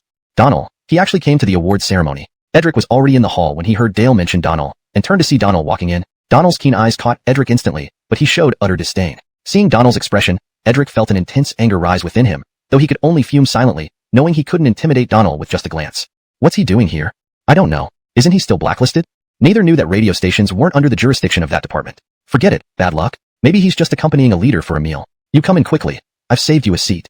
Coincidentally, after entering the venue, Hamish and Donald scanned the area and found the remaining seats at the table where Edric was seated. Donald, let's sit here, Hamish said, pointing to the nearby seats. Donald almost laughed aloud. This is what they call meeting enemies on narrow paths, isn't it? Chapter 208. That divine music appears. Note. Since this is a chapter title, it's common to translate it into a more narrative form for English readers while keeping the essence. If you prefer a literal translation, it would be Chapter 208. That divine Farouk appears. Please provide the subsequent text for a full translation of the content. Chapter 208. The legendary Farouk appears. Edric and Dale could be considered Donald's long-standing rivals. There weren't deep-rooted grudges among them. It was just the disdain and jealousy of a couple of teen idols towards Donald from the beginning. Now that Donald had been blacklisted in the entertainment industry, he had been mocked by these two teen idols. After a certain department issued the blacklist order, these two also posted sarcastic remarks on their Weibo accounts. Dale fared slightly better, at least not being nearly shelved by the company due to events involving Donald and Edric. After Donald faced sanctions in the entertainment circle, Edric felt much more balanced inside. Although he had paid a price in the conflict with Donald, his popularity gradually recovered over this period, and the company's attitude towards him improved significantly. His works were still released normally, whereas Donald had lost his standing in the industry completely. Brother, why did the vice director of Huaxia radio station have to bring this guy along? Edric smiled. Wasn't Ghost Blows Out the Light very popular? If I'm not mistaken, Huaxia radio station should have submitted Donald's name for the Golden Microphone Award. The Golden Microphone Award? Donald probably won't get it anyway, considering this is within the industry. Alright, let's stop discussing this and just wait to see what happens. Compared to before, Edric was much more low-key now, having suffered setbacks in his conflict with Donald. Rocky became somewhat subdued since Donald was now in this state, posing no threat to him anymore. Thus, Edric felt quite disdainful towards Donald. At exactly 7 p.m., the event officially began. 2 MCs, 1 male and 1 female, were typical handsome and beautiful hosts. Ladies and gentlemen, good evening. Welcome to the annual Nightingale Awards ceremony. Before we start the awards presentation, please welcome Dale for an energetic song and dance performance. Let's give a round of applause for Mr. Dale. The audience erupted into applause as Dale stood up, waving to the crowd in gratitude. This arrangement was notified in advance to Dale before he arrived. It was a special effort by the company to boost Dale's popularity by purchasing this opening slot. Dale walked onto the stage and positioned himself between the 2 MCs. Mr. Kai looks even handsomer, the female host said. Oh, thank you. Xena looks beautiful today too, Dale replied politely. They bantered back and forth perfectly, while the male host interjected humorously. Okay, enough of your chatter. Look at me standing here awkwardly. Let's leave the rest of the time to Mr. Kai for his performance. His witty comments drew thunderous applause from the audience. Yes, let's enjoy Mr. Kai's performance, the female host added. The MCs exited the stage, and the lighting changed dramatically. 6 backup dancers, all women, entered from the backstage. Susannadenly, popularity, and the energetic rhythm, it stands a good chance. Let's wish for this song to top the charts. But we can't forget the main event. Let's move on to the award presentation. While the MCs continued chatting, Donald grew drowsy listening below. Rocky wondered how much Dale's company must have spent on advertising him at such events. Finally, the award presentation commenced, starting with the annual Newcomer Award. This award covered film, television, and music, recognizing newcomers who entered the industry within or less than a year. If Donald hadn't offended certain departments, this award would undoubtedly belong to him. However, he could only watch from the sidelines now. Yet, when the host announced the winner's name, Donald, who had been lethargic, suddenly perked up. Congratulations to this year's annual Newcomer Award winner. Her name is Salma. Donald froze momentarily, then looked around, puzzled. Rocky hadn't seen Salma since arriving, and she hadn't mentioned being nominated for this award. Not only Donald, but everyone present was looking around for Salma. Susannadenly, Donald realized something. Not only was the winner, Salma, not in the hall, but neither were several other likely nominees. Could it be that they had already been notified by the organizers and were waiting in another room to step out upon the announcement? If so, did this mean he wouldn't win the Golden Microphone Award today? Chapter 209. A mistake occurs. Please note that for a more contextually accurate translation, especially for chapter contents, having the preceding text would be beneficial. However, based on your request, this is the appropriate translation for the provided chapter title.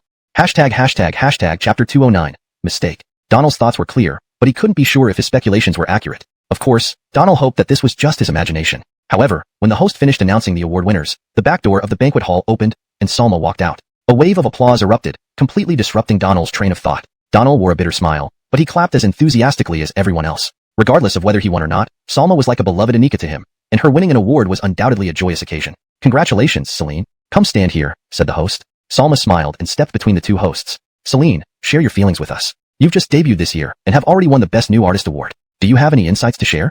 Salma took the microphone and glanced at the audience. Whether she saw Donald or not,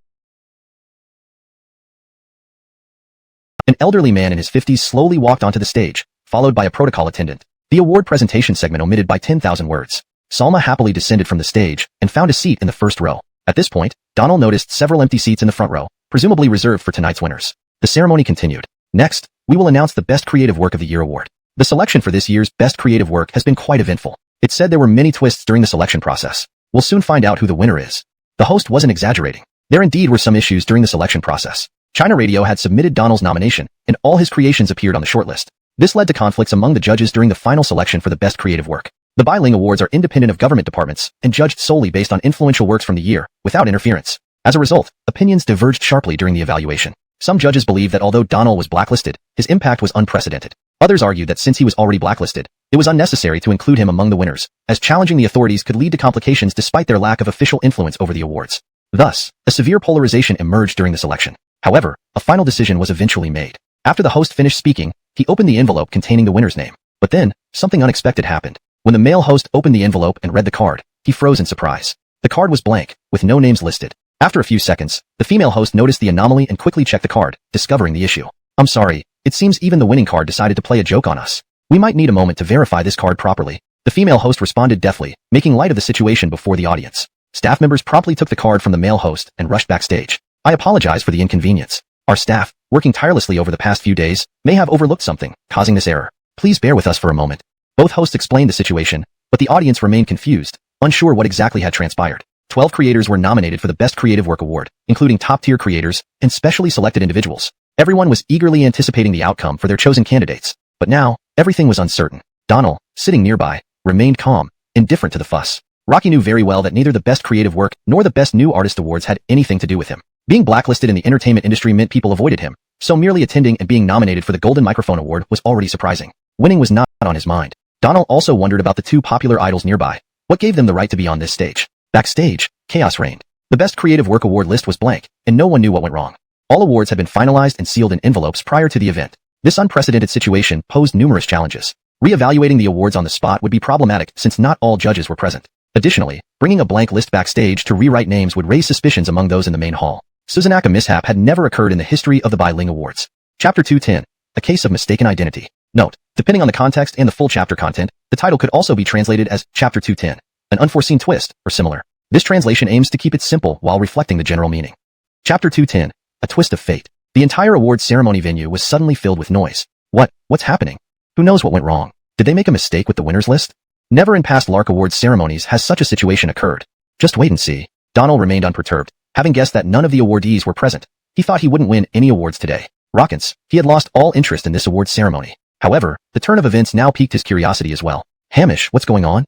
Hamish grunted. I have no idea either. Maybe there was a mistake in the list. On the other side, Edric frowned deeply. Before coming here, his company's senior management had hinted to him that he might receive the Best Original Award, almost a sure thing. But now, just before the awards were to be announced, an unexpected issue cropped up, naturally causing him great anxiety. In the backstage of the banquet hall, a 20-square-meter office usually used as a makeup room had been transformed into a temporary work location for the event organizers. Inside the makeup room, 4 people were present, 2 judges of the event, an Igor, and someone responsible for communication. Seeing someone bring back the list, the 2 judges were stunned. What's going on? Mr. Ho, why is the list for the Best Original Award blank? That can't be right. Let me check, said Alejandro as he took the list and opened it. Another judge leaned in too. The 2 saw the blank list, exchanged awkward glances. The winning list should have been finalized and sealed in an envelope before the event started and not taken out until the ceremony began. So theoretically, such a situation shouldn't occur. But it did. Mr. Ho, do you remember the nominees for the Best Original Award? The one speaking was another judge surnamed Ira. Alejandro shook his head. No, I don't remember. It's selected by 8 of us judges. Do you still recall? Judge Ira also shook his head. I'm not quite sure. The young fits. Who? Let me see. Donald. Upon hearing the name, Alejandro raised an eyebrow. Rocky was very familiar with Donald. Donald was highly talented and quickly became well known in the industry, with a high popularity. However, Alejandro also remembered clearly that Donald had been blacklisted by a certain department. Is that okay, Mr. Ho? Isn't Donald still blacklisted? Alejandro considered it and then said, our Lark Award is for talented artists. Whether or not Donald is blacklisted doesn't affect our award process and won't create conflicts. Thus, it's perfectly fine. The young communicator hesitated and suggested, there's also Edric. What do you think? At the mention of Edric's name, Alejandro immediately frowned. Rocky knew about Edric and was aware of the disputes between him and Donald, which led to Edric being dropped by many brands and almost being sidelined by his own company. Alejandro had listened to Edric's performances, which nearly drove him mad. No. Both Alejandro and Xiao Ira spoke in unison. They exchanged smiles, perhaps appreciating their mutual agreement. Then let's choose Donald. I think he's a perfect fit for the Best Original Award. Okay, let's choose Donald. His works are excellent, especially the Ghost Blowing Light broadcast on Huaxia Radio, which had an explosive listener rate. Not only does he deserve the Best Original Award, but even the Best New Artist Award would be fitting. What the judges didn't know was that while they appeared to be selecting the winners openly, in reality, the organizers of the Lark Awards often manipulated behind the scenes. Using judges was merely a facade. The final winners were chosen by the organizers. But today, due to the urgency of the blank list, the organizers couldn't intervene in time. Alejandro wrote Donald's name on the list, sealed it in an envelope, and handed it to the communicator, who ran off without hesitation to the awards ceremony venue. Chapter 211.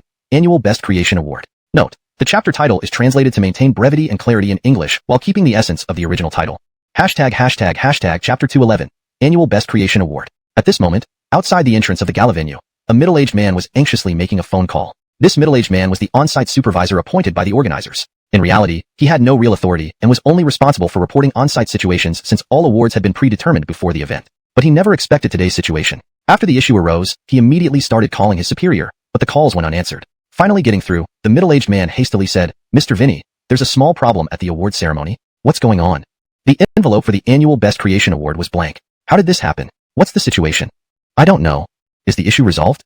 The supervisor replied, Nate has already taken the list to the judges on site. All right, keep it quiet. Whatever decision the two judges make will be final. Even the organizers were only responsible for hosting the event and had no control over the process after it began, as higher authorities intervened. They could only wait for the judges and those higher-ups to make the final decision. Naturally, since this was an award selection, the judges held significant power, and once they made their decision, it would be followed. Understood. Rocky hung up the phone, wiped the sweat from his forehead, and then opened the door to the banquet hall. Just as he entered, Nate, who was in charge of relaying messages, brought the re-prepared list to the stage and handed it to the host. The female host took the list with a smile. Dear guests and leaders, I apologize for the delay. Now we will reveal the winner of the Annual Best Creation Award. The murmuring in the audience ceased, and everyone applauded warmly. The female host opened the envelope and took out the list.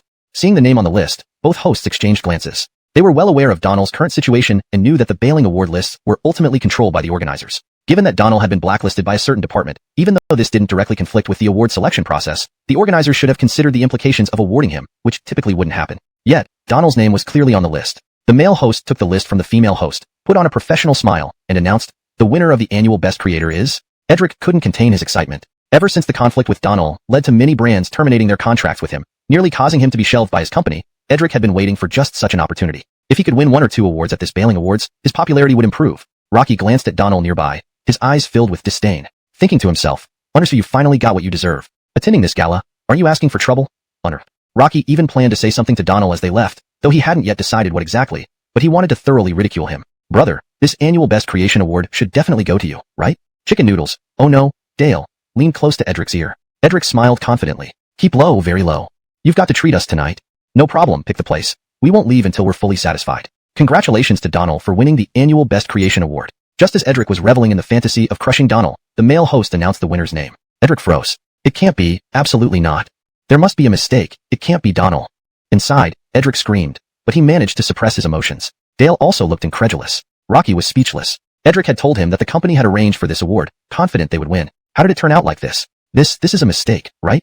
No one answered Dale, nor did anyone pay attention to Edric's expression. Everyone's gaze fixed on Donald's face. Donald's expression mirrored Dale's, utter disbelief. This was completely unexpected. Rocky glanced at Hamish, who sat beside him, wondering if Hamish had only submitted his name for the Golden Microphone Award. So how did he end up winning the Annual Best Creation Award? Hamish was equally shocked, completely bewildered. The unit had only submitted Donald's name for the Golden Microphone Award nomination, yet now he had won the Annual Best Creation Award? After a long pause, Hamish managed to stammer, Donald, congratulations. Applause erupted, jolting Donald back to reality. Rocky stood up, turned, and gave a mechanical bow to the audience.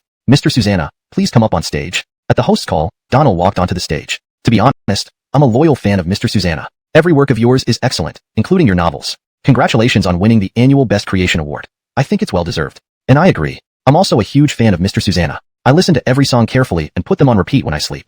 The male host echoed. Although Donald was still dazed, he bowed to both and thanked them. The general manager of Huayu Entertainment came on stage with a transparent cylindrical trophy and presented it to Donald. Congratulations, Mr. Susanna. This Annual Best Creation Award is truly deserved. I hope to see you soon again in the spotlight and wish you success in creating even better works. Chapter 212, The Golden Microphone Award. Note: as there is no previous content provided, I will ensure this translation maintains a natural and fluent tone while adhering to the instructions. If you have more context or preceding chapters, please provide them to maintain coherence. Chapter 212, the Golden Microphone Award. Until he reached out to receive the trophy, Donald's face still wore an expression of bewilderment. The audience erupted into thunderous applause once again. However, two people in the entire venue remained motionless. These two were none other than the duo of up-and-coming young stars. Edric's face was still filled with disbelief. Previously, his company's management had assured him that the Best Creation Award of the year would be his, but now the unexpected outcome left him stunned. Sitting next to Edric, Dale was extremely nervous. Rocky was genuinely afraid that at this moment, Edric might lose control and replicate the scene from a previous event where he had lashed out at Donald. When the event coordinator entered the venue and saw this scene, he too was shocked. Rocky had already confirmed with the leadership that the final list provided by the judges would be the official winners. However, seeing Donald standing on stage receiving the award, he had no choice but to leave the stage again and call his leader. Trenton, I have something important to report. Is there a problem? The coordinator hesitated for a couple of seconds before slowly speaking. There doesn't seem to be any issue, but the winners list appears to be somewhat off. What exactly happened? Spit it out. The final decision for the Best Creation Award by the judges is Donald. After Trenton heard this, he was momentarily speechless. Rocky couldn't believe how Donald ended up on the list. Rocky remembered clearly that the Best Creation Award should have gone to Edric. Before the event, Edric's company had coordinated with them, effectively securing the award. Who could have guessed such a severe mistake would occur during the event, resulting in Donald winning the award? But it was too late now. The award had already been given. All right, I understand. Those few simple words carried a chill as Trenton hung up the phone, leaving the coordinator feeling uneasy. Someone in the company would surely suffer the consequence, repeatedly thanking the crowd before descending the stage and sitting next to the station manager. The station manager whispered to Donald, not bad, not bad. This Best Creation Award has high recognition. Donald gave an awkward smile but said nothing. Rocky felt embarrassed holding the trophy, having caught a glimpse of a certain young star nearby, whose expression was less than pleasant, likely due to a sense of imbalance after seeing Donald win. Donald didn't care much. Rocky had never been particularly fond of those two young stars anyway. The award ceremony continued. An hour later, it was finally time for the Golden Microphone Award segment. Donald barely held any hope but still wondered if he could possibly win another award. Next, we will reveal the final award of the night, the annual Golden Microphone Award. This year's competition for the Golden Microphone Award has been fierce. As everyone knows, this award isn't just for hosts but also singers. Every year, it demands exceptional talent. The two hosts spoke eloquently about the competition. Indeed, the hosts were right. The competition for the Golden Microphone Award was always the most intense because it encompassed both singers and hosts. Each year, numerous outstanding participants emerged from these two categories. The selection criteria for the Golden Microphone Award were also stringent. Not only did it consider the contestants' achievements during the year, but also their vocal qualities. Therefore, each year, the contest resembled a battle among gods. Another reason for the Golden Microphone Award's prestige was that it could only be won once in a lifetime. Once someone received the Golden Microphone Award,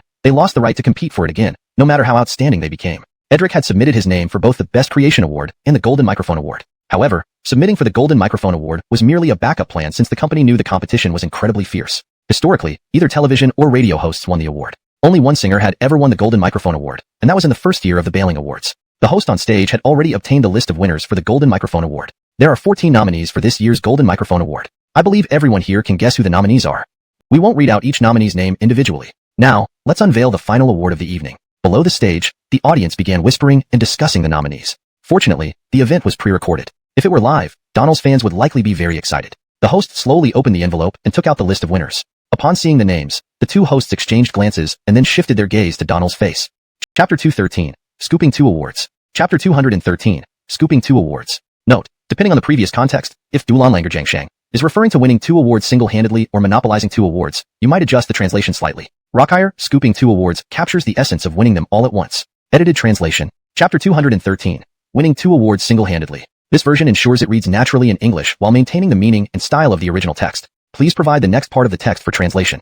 Chapter 213, Scooping 2 Awards. The two presenters on stage both showed expressions of disbelief. Since its inception, the Bai Ling Award ceremony had never seen an individual clinch 2 awards in a single year. More shockingly, Donald, who was currently blacklisted in the entertainment industry, had incredibly won 2 awards at this very event. There must have been a mistake. That was what the two presenters were thinking right now. However, regardless of whether there was an error or not, they had no authority to question it. They could only announce the names as scripted. Wow, it seems that this award ceremony is destined to be recorded in the annals of Bai Ling history. The female presenter suddenly made this statement, leaving everyone in the audience confused. Yes, the male presenter added. Today marks the first time in Bai Ling's history where we witness a miracle. After his words, booting Salma. Yet, inexplicably, he was the exception. Rocky was on site, and he had just won 2 awards. Murmurs filled the room as people finally erupted into thunderous applause, with some even shouting Donald's name. Donald slowly stood up and walked calmly onto the stage under the guidance of the spotlight. Meanwhile, Edric and Dale wore expressions that were hard to decipher. Dale dared not look at Edric beside him. The latter clearly looked furious, likely brewing a storm inside. Damn, I shouldn't have come here today.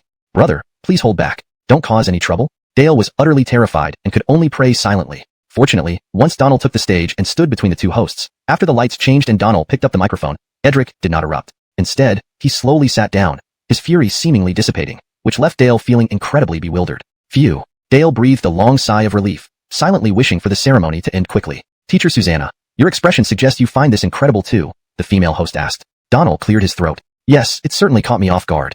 Hearing Donald's response, the audience burst into laughter. I'm quite regretful today, Donald continued. Regretful? What do you mean, Teacher Susanna? I should have bought a lottery ticket before coming here. The lottery shops are probably closed by now. Ha ha ha, Teacher Susanna is really humorous. True to form, Teacher Susanna, true to form. Upon hearing Donald's comment about buying a lottery ticket, the audience couldn't hold back their laughter. The hosts also chuckled. Teacher Susanna, you're too funny. Let's leave it to next time. You won't be able to buy a lottery ticket tonight. Donald shrugged. A loss of 5 million. Oh well. The noise below gradually subsided. One more thing, the host continued. Let's focus back on the main topic. No one would have thought that at our Bai Ling Awards, one person could win 2 awards simultaneously. This moment should be etched in Bai Ling history. So, Teacher Susanna, anything you'd like to say? Donald smiled genuinely this time, his face no longer awkward. Thank you, Bai Ling Awards. Thank you all for your recognition. Just that? Donald's lips curled into a smirk. I'm tempted to pledge my love, but the crowd here is just too large, isn't it? Ha ha ha ha, amazing. Well done. Who knew Teacher Susanna could be so playful? This side of Donald is really handsome. Donald's comments had once again amused the audience, who laughed heartily for nearly a minute before settling down. Alright, thank you very much for your acceptance speech, Teacher Susanna. It's the most unique one I've heard as a host, the female host remarked humorously. The rest of the event proceeded rather smoothly. Another leader from Huayu Entertainment Group presented the awards, and Donald shook hands and posed for photos with the same person who had awarded him earlier before returning to his seat. This time, as he returned to his seat, Donald instinctively glanced at a certain rising star sitting nearby. During his acceptance speech, Donald had noticed the furious expression on the rising star's face. Now, he wanted to see how he reacted to him holding the trophy. Unfortunately, the rising star now wore a mask, obscuring his expression entirely. Though the Bai Ling Award ceremony was pre-recorded, journalists were present and updated the live dynamics online in real time. When Donald won the annual Best Creation Award, the live updates were not widely noticed since his fans were unaware he was attending the Bai Ling Awards. By the time his fans realized he had won both the annual Best Creation Award and the Golden Microphone Award, Donald's name quickly appeared on the trending charts within an hour. Chapter 214. Total possessions 115 yuan. Chapter 214. Total savings of 115 yuan. Teacher Susanna actually attended the 100 Lark Awards? Unbelievable. Teacher Susanna even won 2 awards. I disagree with the previous poster. If Teacher Susanna wasn't deliberately targeted, he could have won more awards. Just winning a Best Creation Award for our Teacher Susanna, is there anything wrong with that? Besides Teacher Susanna's work this year, are there really any better? But Donald paid no attention to it. After attending the dinner banquet following the awards ceremony, where everyone put on a show of civility, many friends were made. The TV station director drove Donald back to the company after the banquet. Donald, I have a question. Should I ask? Halfway through the ride, the TV station director spoke up. Go ahead and ask. You used to collaborate with Sufu Company, but now you're still there. The director paused halfway. Donald laughed. Maybe the company pities me for having nowhere else to go, so they haven't kicked me out? Ha, kidding. I do hold a position in Sufu, albeit a trivial one. It's probably because the company wants to take care of me by assigning me such a job. I've never been involved in important matters, so I assume the company feels sorry for me having no place else to go. Upon hearing Donald's words, the director didn't ask further. Earlier, the director had thought that Sufu Company might retain Donald due to his exceptional talent. However, given the tense relationship between Donald and the department, keeping him posed risks. The department could easily find excuses to harass Sufu, which would be simple as both companies operate within the same circles. From the conversation just now, the director inferred that Sufu must believe Donald may re-enter the entertainment industry someday and decided to take the risk. Soon, the director dropped Donald off at the company entrance. Rest well. Have a good night's sleep. Thank you, director. Drive safely. After bidding farewell to the director and watching his car disappear into the night, it was already 11 p.m. Just entering the company premises, Donald's phone rang. Brother, are you back yet? It was Salma, who won a rookie award at the awards ceremony today. However, she left immediately after receiving her award, accompanied by 2 Igors. Just arrived at the office. Why did you leave so early today? Forget it. The company gave me a new song. I've been busy recording these past few days. Even coming out to accept the award was rushed. Bro, I'm utterly exhausted. Alright. Only then did Donald realize that not all awardees stayed backstage as he imagined. Brother, congratulations. 2 awards in one go, unprecedented. Oh, probably just lucky. I don't care. Anyway, you owe me a treat. Just the mention of treating people made Donald's head ache. Not because he didn't want to treat others, but because he genuinely didn't have the money. With just 2 days until the end of the month, he had 1,000 yuan for monthly expenses, but he needed to stretch that for the entire month. Treating someone couldn't involve street food. It'd seem too stingy. Yet even an average restaurant would cost several hundred. Even in the outskirts, a modest meal would set him back a couple of hundred. Susannaire, I'll find a time. Why wait? My song finishes tonight. How about tomorrow? Donald pulled out the remaining 115 yuan from his pocket, feeling tears well up. Alright, tomorrow. I'll notify you the specific time when I can get up. So it's settled. Susannaire, it's settled. I'm off to wash up. Talk later. Bye bro. Ending the call, Donald felt helpless, knowing that with 2 days left and only 115 yuan, life was manageable with instant noodles. But if he treated someone, that 115 yuan wouldn't cover a single meal. While riding the elevator, Donald pondered how to best utilize this money. Eventually, he thought of someone. Blakely. Back in his office, lying down, Donald finally dialed Blakely. Rocky, the sun rises from the west today, huh? You actually called me? You know, I called you a few days ago too. Rocky, true, you did. Donald blushed at his words, realizing how rarely he had proactively called Blakely, and only when he needed help. Thinking of this, Donald's cheeks flushed red. Rocky, what's with the silence? Just say what you need. I was just joking. Coming back to reality, Donald slowly replied, oh, nothing much. Just wondering if you're free tomorrow. I'm free. It's my day off. What's up? Inviting me to a movie or shopping? No, I was thinking if you're home, maybe I could cook something for you as a way to thank you. Saying this made Donald's cheeks heat up. Originally, Donald had planned to use Blakely's place to cook a meal and invite Salma over. This way, he wouldn't have to take her out to a restaurant with just over 100 yuan. But he still said it was to thank Blakely, lying to himself. Damn, you're really a beast. Donald berated himself fiercely in his mind. Alright, then come over tomorrow. I happen to have quite a few ingredients in the fridge, and I don't know how to cook them either. Great, see you tomorrow then. Okay, give me a call before you come over. Susannaire. After hanging up the phone, Donald let out a long breath. Phew. After making that one call, Donald found himself sweating. Chapter 2:15. Don't talk, hold it in. Note, the original text provided is quite terse and could be part of a larger context. If you have more context or the surrounding paragraphs, please provide them for a more accurate translation. Chapter 2:15. Don't say, hold it back. Finally resolving the issue of dining out, Donald felt relieved. Since the program was off air today, he didn't have to go to the radio station. After a quick wash-up, he had a good night's sleep. Since working at the radio station, this was the earliest he had ever gone to bed. However, despite lying in bed, he tossed and turned, unable to fall asleep. Thinking about it, Donald found it quite laughable. Originally, he had never intended to enter the entertainment industry for his entire life to maintain his freedom and not be bound by work. Now, ironically, he still ended up at the radio station, following a schedule, busying himself daily just to earn money. Though the job was relatively easy, it had already deviated from his initial goal. Immersed in these random thoughts, Donald didn't even realize when he eventually fell asleep. The next morning, Donald was woken up by the sound of the telephone ringing. Having forgotten to switch off his phone before sleeping, Donald despised being disturbed while resting. Picking up his phone, he saw that the call was from Blakely. Why so early? Isn't there no work today? You're quite something, Donald. Winning 2 awards at the 100 Flowers Awards without telling me. Do I need to tell you? You're usually so well informed. I didn't pay attention to it either. The company didn't submit any names this year, so I didn't bother checking. If it weren't for me seeing the news online last night, I wouldn't have known at all. Monker person? What? Cough. Nothing. When are you coming over today? Winning 2 awards deserves a proper celebration. I'll get some more dishes. There's no need. We have enough at home. How can that do? We must celebrate properly. Alright, whatever you prefer. By the way, I'm bringing someone over today. Who? Can you tell me? Celine. Rock. Hearing Celine's name, Maxine raised an eyebrow. If it were earlier when Donald and Salma were getting close, she would have felt somewhat uncomfortable. But now, knowing that Donald and Salma were truly like brother and sister, she felt indifferent. Susannaire, bring her over. Any other friends? Invite them all for some fun? Donald thought for a moment, realizing he actually had no other friends. No, just a few of us. Okay, come over early then. I'll get ready. After hanging up, Donald noticed it was already 8:30 a.m. Awakened by Maxine's call, Donald couldn't fall back asleep.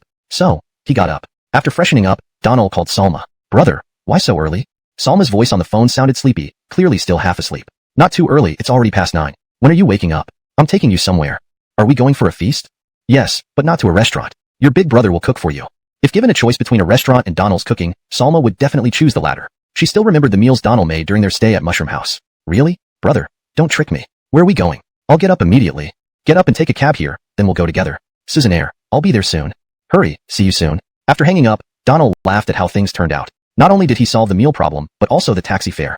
Rocky couldn't help it since his wallet was as empty as his face. At 10 a.m., Salma arrived at the Search Fortune Company entrance and called Donald. They then went to the villa where Blakely lived. Brother, are we going to Maxine's place? Yes, you've been there before.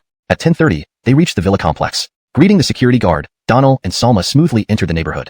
Arriving at Blakely's villa, Donald rang the doorbell politely. If not for Salma, he could have used the code to enter directly. You're here, come in.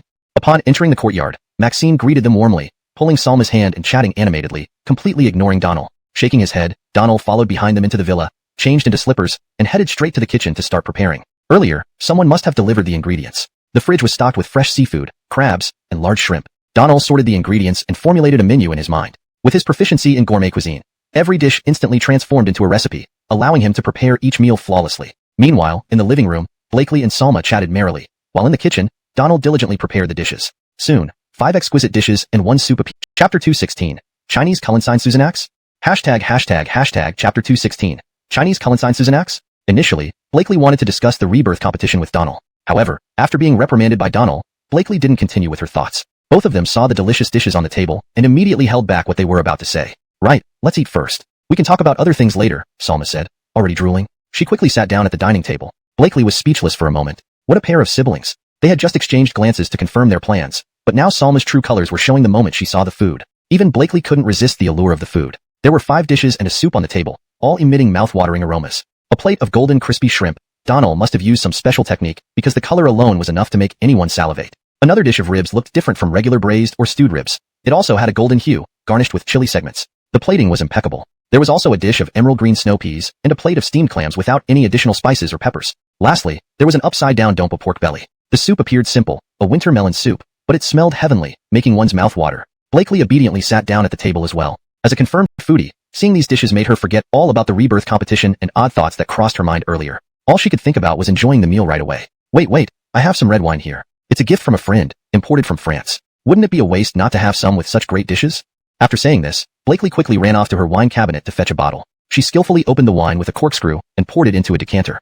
Donald finished setting up and even brought out the rice. Meanwhile, Blakely had poured the wine, waiting for Donald to take his seat. Both women were growing impatient. Once everyone was seated and the wine decanted, Blakely poured a glass for each of them and raised her glass. To our teacher Susanna for winning 2 trophies. Cheers, Salma echoed. Donald had no choice but to stand up and raise his glass. After clinking glasses, the 2 women eagerly picked up their chopsticks. Seeing how eager they were, Donald couldn't help but laugh in spite of himself. Were they the ones who couldn't afford to eat, or was it him?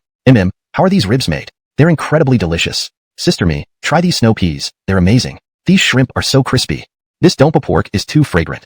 As Donald ate quietly, he was surrounded by the praises of the 2 women. In half an hour, the 2 women devoured the meal like a whirlwind. Despite their need to maintain their figures, these 2 women were eating heartily, almost as if they were villagers. Their plates were soon scraped clean. That was delicious, I can't eat anymore. After gorging herself, Blakely finally put down her chopsticks, looking genuinely full. Salma hadn't stopped yet. Despite her slender frame, she was eating more than Donald. In the end, even the winter melon soup was finished down to the last drop. Donald was happy. Having others appreciate and finish his dishes showed immense respect. Rocky, nearly forgot Donald. You should participate in the culinary master competition. Yeah, Sister me reminded me of it. Brother, you have to join the culinary master competition and show those foreigners what a true Chinese culinary master looks like.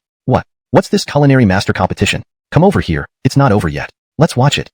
Without hesitation, Maxine pulled Donald to the living room and had him sit on the sofa. The culinary master competition was still airing. The current episode was nearing its conclusion, with judges tasting several contestants' dishes. After the tasting, Art still scored the highest in this round. The 4 judges praised him highly, not holding back their compliments. Conversely, the domestic chefs looked deflated, lacking vigor and spirit. I hereby announce the highest scorer of this week's culinary master competition. Congratulations to Mr. Art for winning first place with a score of 9.6.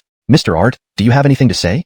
The host handed the microphone to Art, who glanced disdainfully at the 4 nearby chefs. His smugness was evident. I don't have much to say. Regarding cuisine, China does have many excellent dishes with commendable aspects. However, it's still not good enough. The understanding of true cuisine still falls short. The chefs standing nearby turned green upon hearing Art's words. Even the audience members expressed disgust when the camera panned to them. This presumptuous foreigner really gets on my nerves. Maxine couldn't hold back and cursed under his breath. Anyone would be angry at this scene. Donald frowned tightly. China's 5,000-year-old civilization and its rich culinary tradition were among the best in the world. For someone to say Chinese cuisine wasn't good enough was absurd. Of course, culinary appreciation varies from person to person. The judges might have a completely different perspective on what constitutes fine dining. So-called experts and professors could only judge based on personal taste preferences. Moreover, Art might indeed have a deeper understanding of culinary arts or more experience in research, making his creations stand out among the others. But his arrogance was off-putting. Brother, you must join this competition and show this foreigner what true Chinese cuisine is. Hasn't the show already started? Donald asked. It's a live broadcast and contestants sign up after each episode ends. They participate in the next episode. Therefore, people can sign up for each round until the final winner is decided. Rocky hearing this, Donald became interested. Rocky simply couldn't stand the arrogance of that foreigner. Chapter 217. Hope for a comeback. Note: as there is no previous content provided, the coherence with prior context could not be ensured in this snippet. If you have more text or context to provide, please feel free to share. Chapter 217. A hope for return. Damn it. Rocky must make this foreigner understand what respect and reverence mean. Donald thought this to himself. He had always been like that, not considering himself a good person but firmly believing in his principles and loving his country deeply. Rocky couldn't tolerate anyone who insulted his country or its culture, even if it was just about food. But as quickly as he got riled up, he chuckled to himself after a moment's reflection. Rocky was banned from appearing on TV programs by an authority, wasn't he? How could he participate in this cooking show? Forget it. Donald sighed helplessly. No way. How can you give up so easily? You have to go and teach that foreigner a lesson. Blakely jumped up when she heard Donald's words of resignation. I wish I could too, but I can't. After hearing Donald's response, Blakely realized the problem. Yes, Donald was currently be mentioned this. Let me guess. I probably know him since there aren't many renowned chefs in our country. Unfortunately, Blakely, an accomplished actress, delivered her lines convincingly, making it sound like a serious matter. Rock hearing her tone, Adonis sensed something important was happening. What's going on? Hooked, Blakely proceeded. Adonis, have you heard of Donald? Avon thought for a moment. While he wasn't particularly familiar with Donald, his children, daughter-in-law, and grandchild all loved him. I know Donald. Isn't he the one who got banned? Yes, exactly. It's a shame. Look, Donald didn't do anything extreme. Just a few words on Weibo, yet he was banned. If you were still in charge of that department, this would never have happened. I know a little bit about that situation. I saw the post too. It wasn't overly severe, but that poem did stir things up. Uncle Avon, do you think Donald can return? Oh, I see where this is going. Just asking. Blakely quickly clarified. I get it, let me check. I'll let you know the result. Thank you, Uncle Avon. I'll treat you to a meal soon. By the way, let Donald cook for you. You'll taste real culinary excellence. You mischievous girl, alright? Oh, and is Donald your boyfriend? Blakely blushed hearing this, glancing over at Susanna Changchun to make sure they hadn't overheard. Just a friend. Alright, I'll look into it now.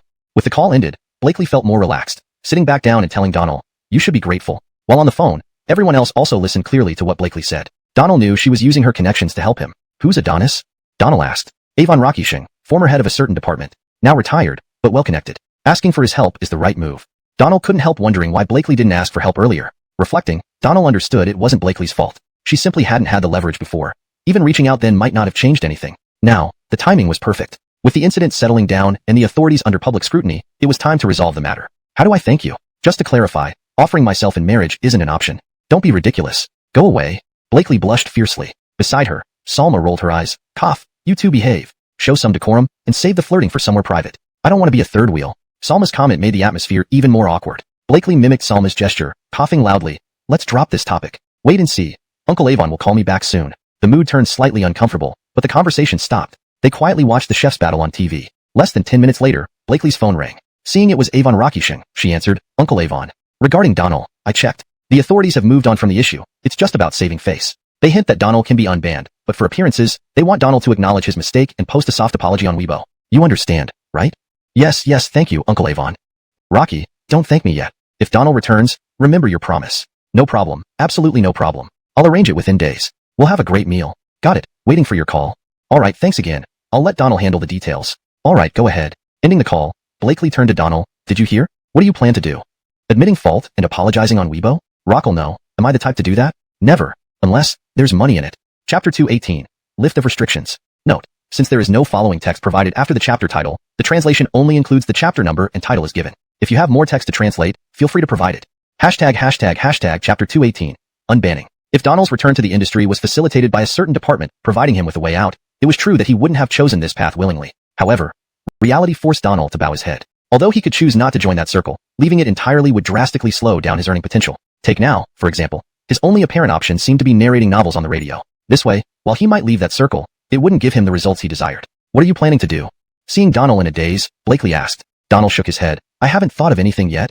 Alright, stop being stubborn. They say the common folk can't fight officials. No matter how much they clash, in the end, who gets hurt? Just admit a small mistake and say a few soft words. It's not like it'll take a chunk out of you. Is it really that hard?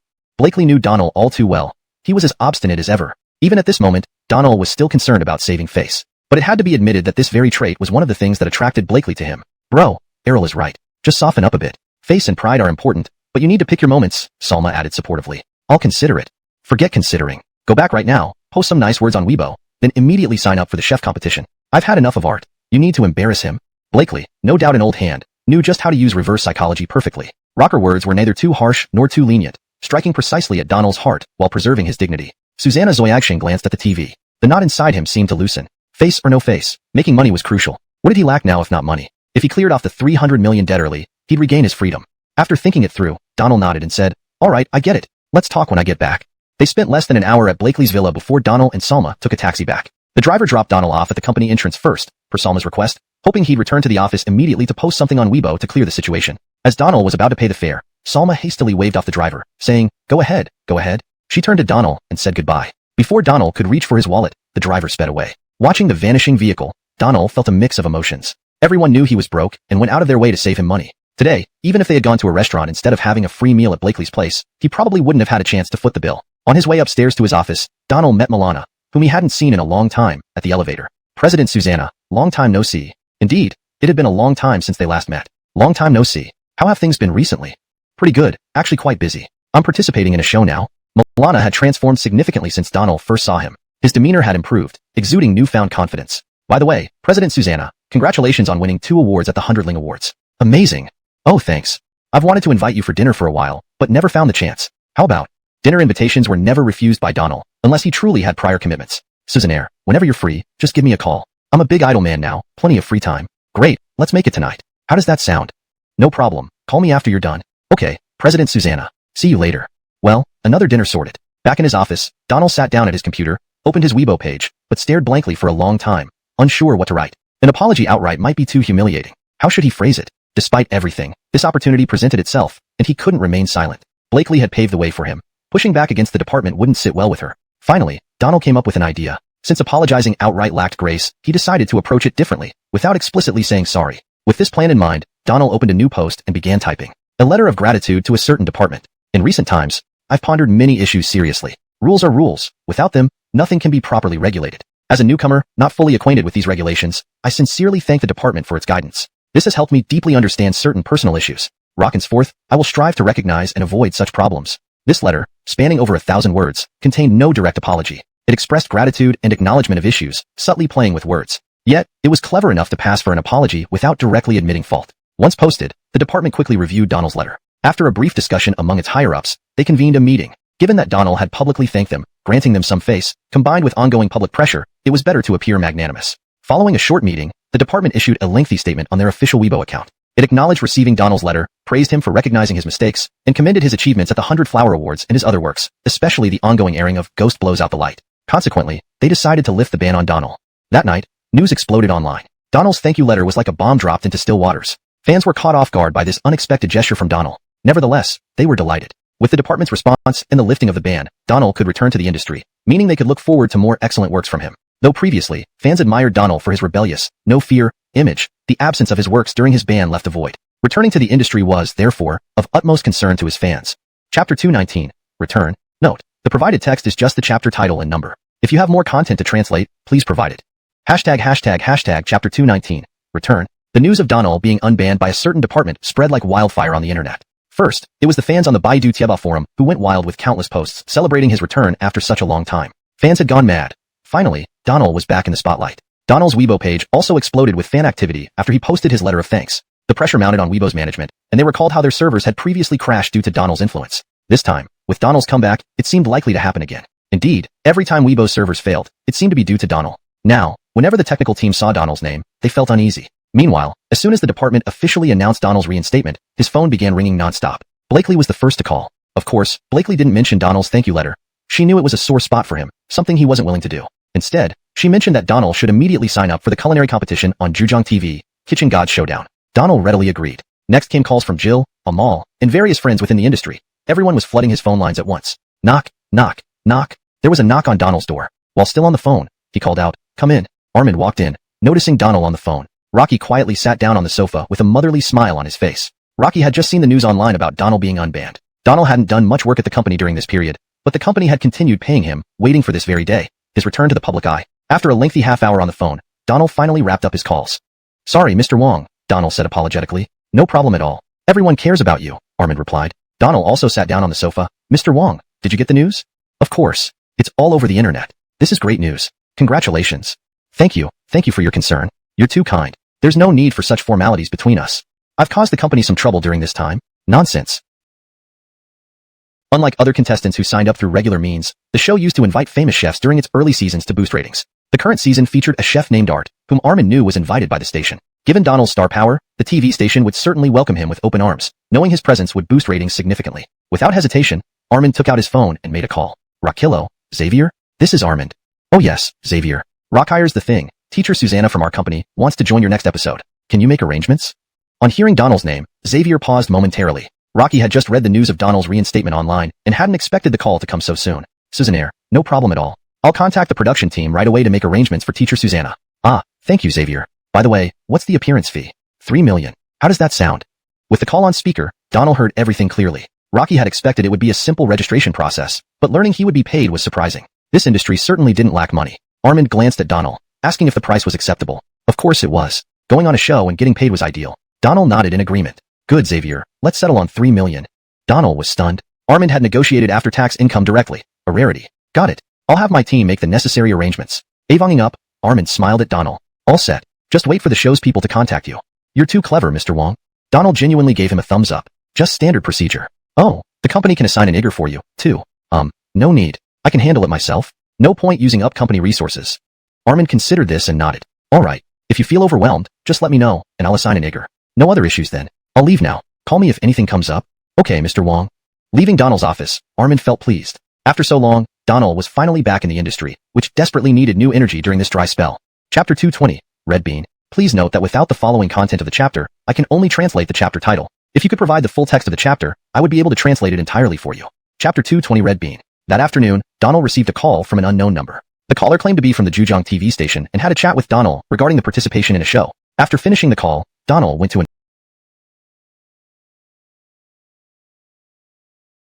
inform Armand. Armand confirmed that the caller was indeed from the TV station and said they called him first before reaching out to Donald. It was at his instruction that they contacted Donald directly. It was Saturday, and since the cooking contest show aired live every Saturday, there was a whole week before the next episode. Due to the live broadcast format, no rehearsals were required. Donald only needed to arrive 3 hours before the show started. This setup suited Donald just fine as it spared him the hassle of rehearsals and promotional appearances, allowing him to come and go with ease. Knock knock knock. Come in.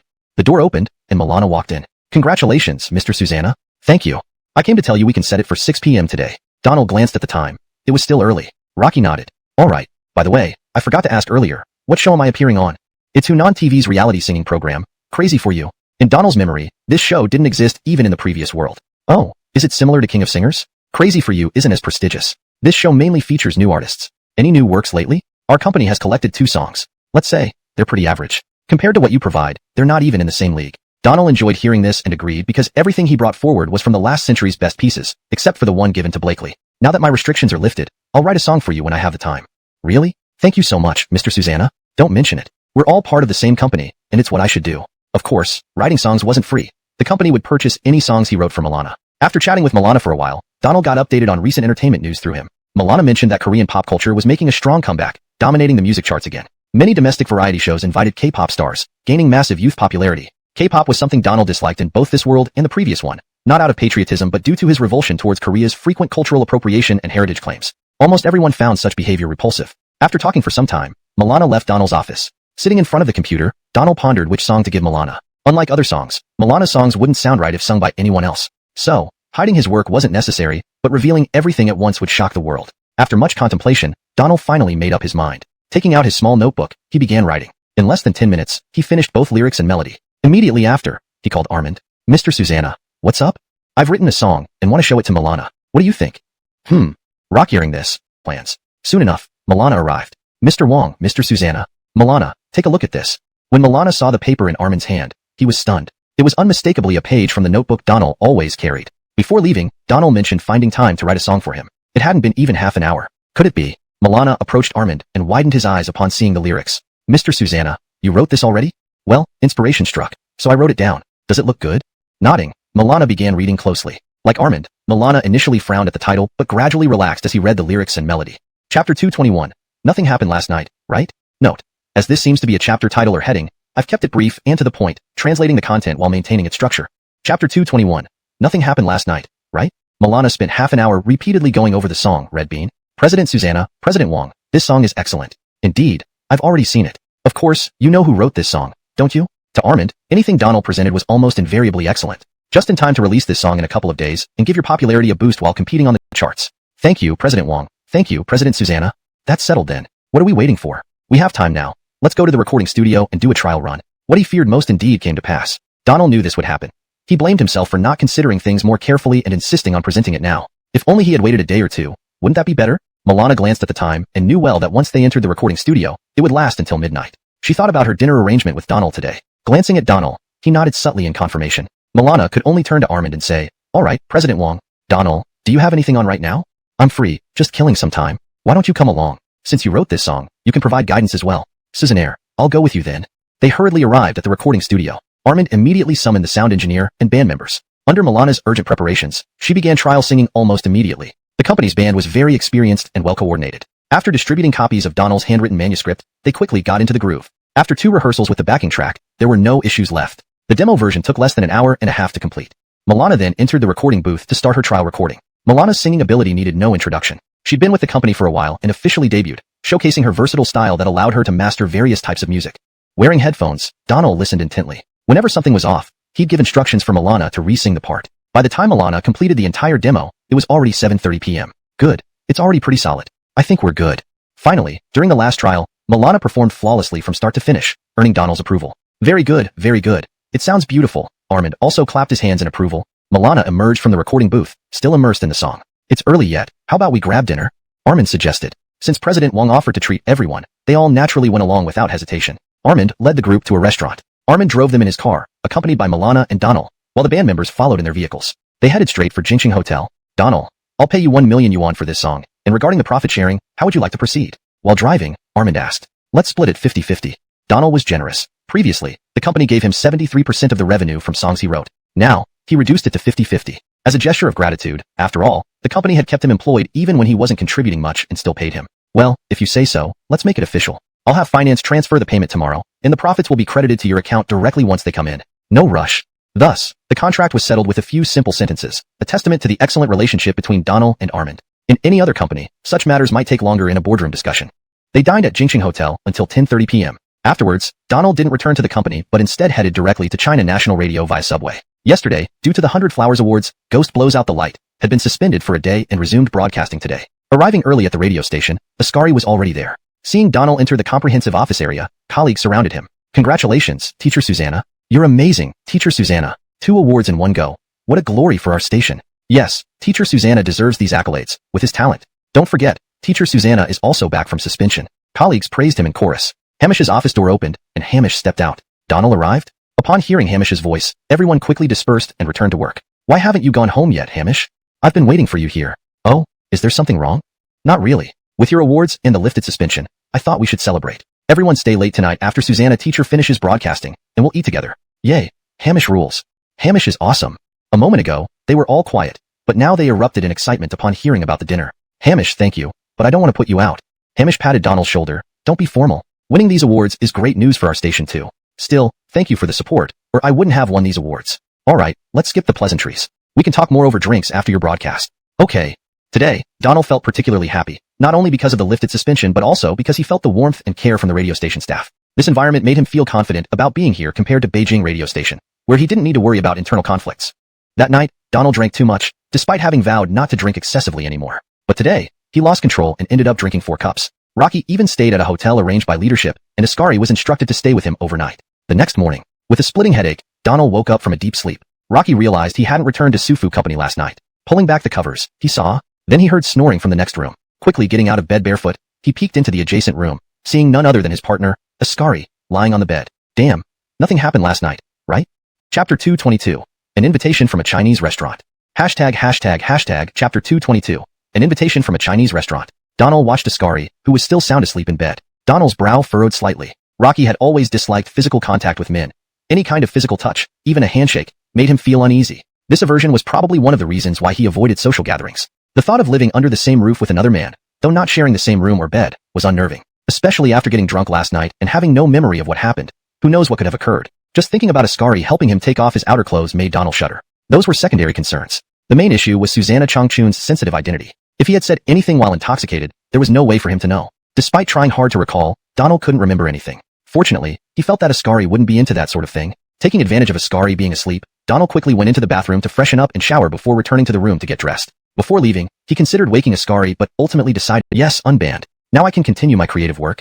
Rockyard about your unban, so I invited you for lunch. Let's celebrate. How can I let you spend money on me? Don't worry about it. It's great you could come. Donald chuckled, finding himself enjoying these days where he got invited to meals constantly without spending a dime. At noon, he enjoyed some home-cooked food prepared by teacher Antoine's wife, which tasted wonderful. After chatting with Antoine for over an hour, the conversation turned to Donald's future plans. However, he hadn't made many plans, just focused on making money to fill the gap of 300 million and discussing matters related to crosstalk. During their conversation, Donald received a call. Seeing the caller ID, it was Dan. Brother Ming, long time no see. Long time no see. Congratulations, Donald, on finally being unbanned.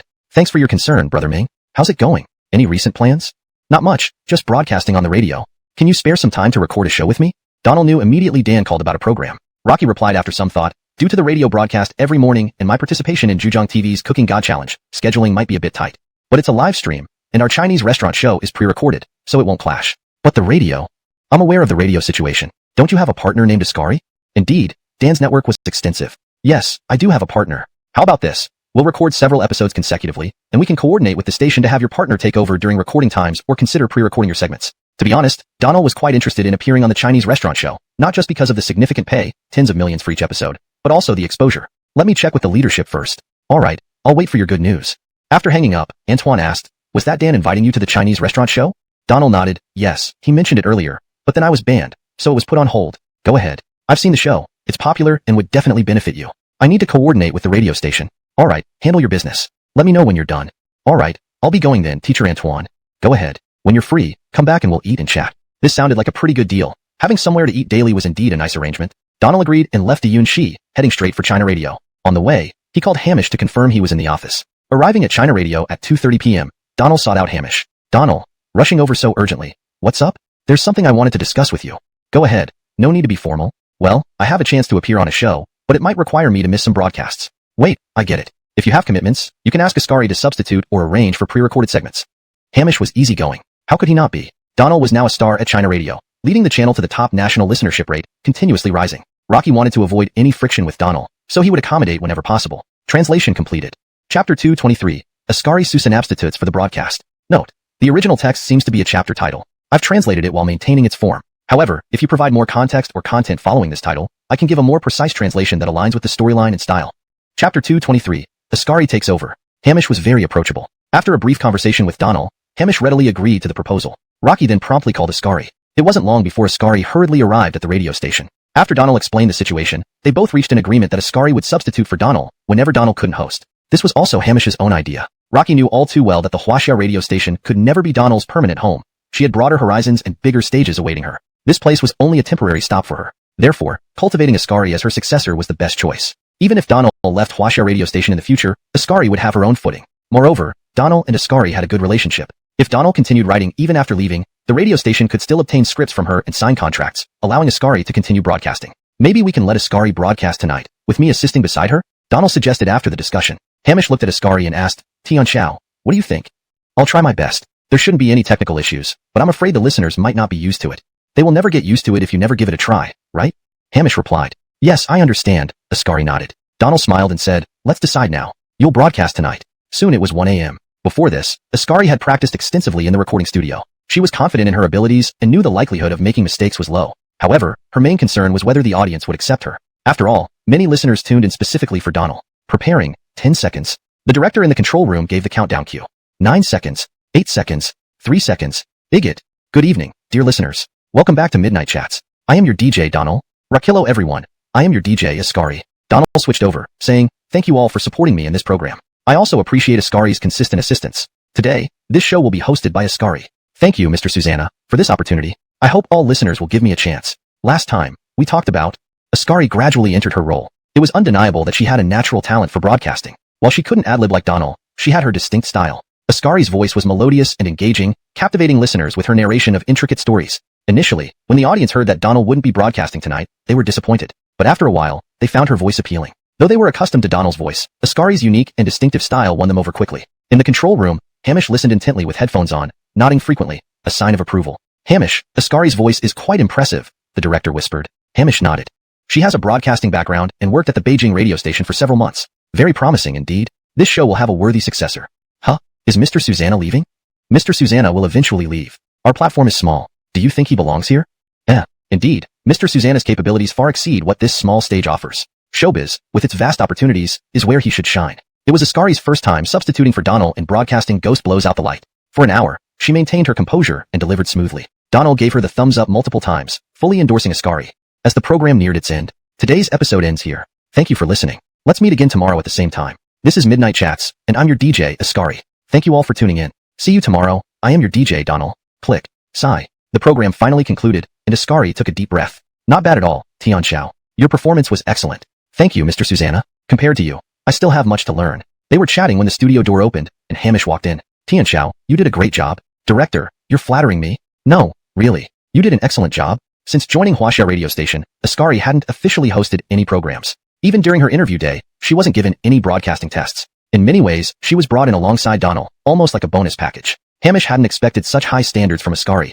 It was quite surprising. Of course, having been under Donald's wing for so long, Ascari had consistently learned and practiced at home. She knew that staying at Huaxia Radio depended on improving herself since Donald wouldn't remain forever. Now, Mr. Susanna can rest easy. Whenever you need to handle other matters, Ascari can take over. Actually, this meant Ascari could rest easy, not Donald. I believe there won't be any problems.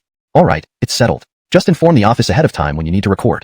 Thank you for understanding, Director. You're welcome. Hamish may have said this, but everything hinged on tomorrow's ratings. Based on Ascari's performance today, tomorrow's ratings shouldn't be too bad. Even if slightly lower than when Donald hosts, as long as it's not drastically different, the station could accept it. Chapter 224. Ascari passes the test. Chapter 224. Ascari passes the test. The next day, Donald was woken up by his alarm clock.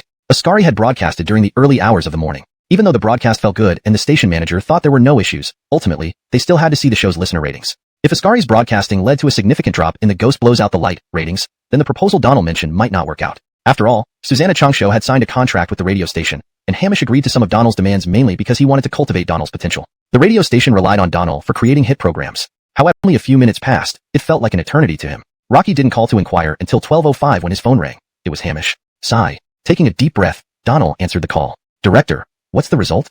Good news. The ratings didn't drop. They actually increased by 0.01% compared to the previous day. Sigh. That's great. Ascari handled it perfectly. Yes, for now, at least. Let's observe for 2 more days. Are you in a hurry? Not at all. Observing for 2 more days is fine. Besides, if Ascari continues substituting, I still need to write the script. This gives me more time to write. Over the next 2 days, Donald furiously typed away, writing enough content for 30 days of broadcasts. The ratings over these 2 days were very satisfying, not only stabilizing but increasing by 0.01% each day. Many listeners left comments on the China National Radio website, praising Ascari's pleasant voice and unique narration style, which added a refreshing twist. Many letters from listeners poured in as well, most addressed to Ascari, complimenting his broadcast style. Previously, when Donald narrated, the station received at least 100 letters a day. Over these 2 days, the number of letters for Donald decreased, while those for Ascari increased, indicating listeners had quickly adapted to Ascari. On the 4th day at noon, Donald arrived at the China National Radio station on time. It was also the start of the month, and the system automatically deposited his monthly living expenses of 1,000 yuan at midnight. Many colleagues were present in the office. Some shouldn't have been working at this hour, but everyone was eager to check the noon ratings to see if Ascari could truly replace Donald. At exactly noon, the staff member from the data room ran out with the ratings report. It increased again, up by 0.03%. Running while shouting, he couldn't hide his excitement. What? Another increase? And by 0.03%? That's incredible. Amazing, simply amazing, someone remarked quietly in the corner. It's still because of teacher Susanna's captivating story. With such a story, anyone would succeed. Of course, such voices remain low, as airing them aloud would spark conflict. Hamish emerged from his office, walking swiftly towards the staff. Another increase? Yes, Director, another 0.03% increase. The staff member handed the ratings report to Hamish, who adjusted his glasses and reviewed it carefully. Indeed, the ratings held steady at first place and even increased by 0.03%. Looking up, Hamish said to Ascari, Tian Xiao, excellent job. Thank you, Director. All credit goes to teacher Susanna. Without his foundation and the fantastic book he wrote, I wouldn't have achieved this. I'm just benefiting from his work. Ascari spoke gracefully, neither too humble nor too arrogant, making everyone feel comfortable. Well, don't be so modest. Both teacher Susanna and you have contributed to this success. Tian Xiao, great job. Donald gave him a thumbs up. Alright, nothing else, everyone can go back to work. Teacher Susanna, let's talk in my office. Donald nodded and followed Hamish into the office. Ascari has indeed lived up to expectations, performing very steadily. Listeners have gotten used to his style. Yes, Tian Xiao is very talented. I knew this when he worked at the Beijing radio station. Otherwise, I wouldn't have recommended him. Donald's praise for Ascari indirectly praised himself as well. Ha ha ha, I should thank you for bringing in such talent. Oh, Director, you're too kind. Just invite me for a meal sometime. Hamish was momentarily speechless, realizing how shameless Donald could be. Chapter 225, Chinese Restaurant, Rockire I come.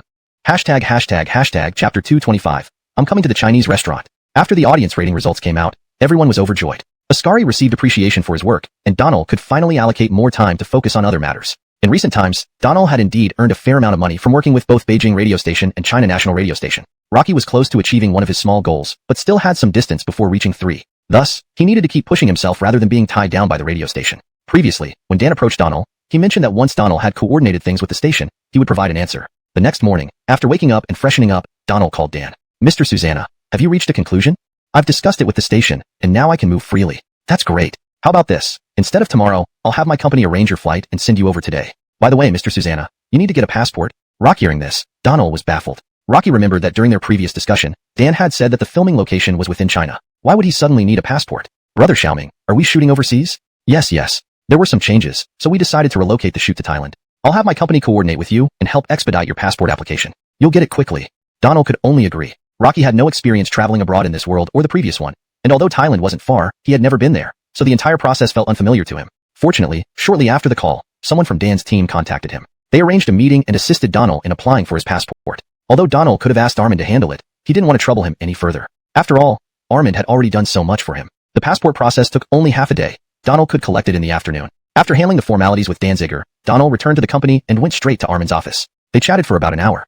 Armin fully supported Donald joining the Chinese restaurant, as there were no contractual obligations binding him to the company beyond a nominal position and salary. The Chinese restaurant is quite popular. With your current popularity, joining the second season will likely make it the hottest variety show in the country. You're flattering me, Boss Wong. Come on, don't be too modest. Your popularity rivals top-tier celebrities. Donald scratched his head awkwardly, knowing his popularity was indeed significant. While he didn't dispute being compared to top-tier stars, the blunt statement made him feel somewhat uncomfortable. Despite often claiming he had no intention of entering the entertainment circle, he still needed to earn a living through it, even if it was contradictory. Alright, why waste time here? Go pack your bags and update your Weibo before you leave. Let your fans know what you're up to, promote yourself, and give the Chinese restaurant some publicity.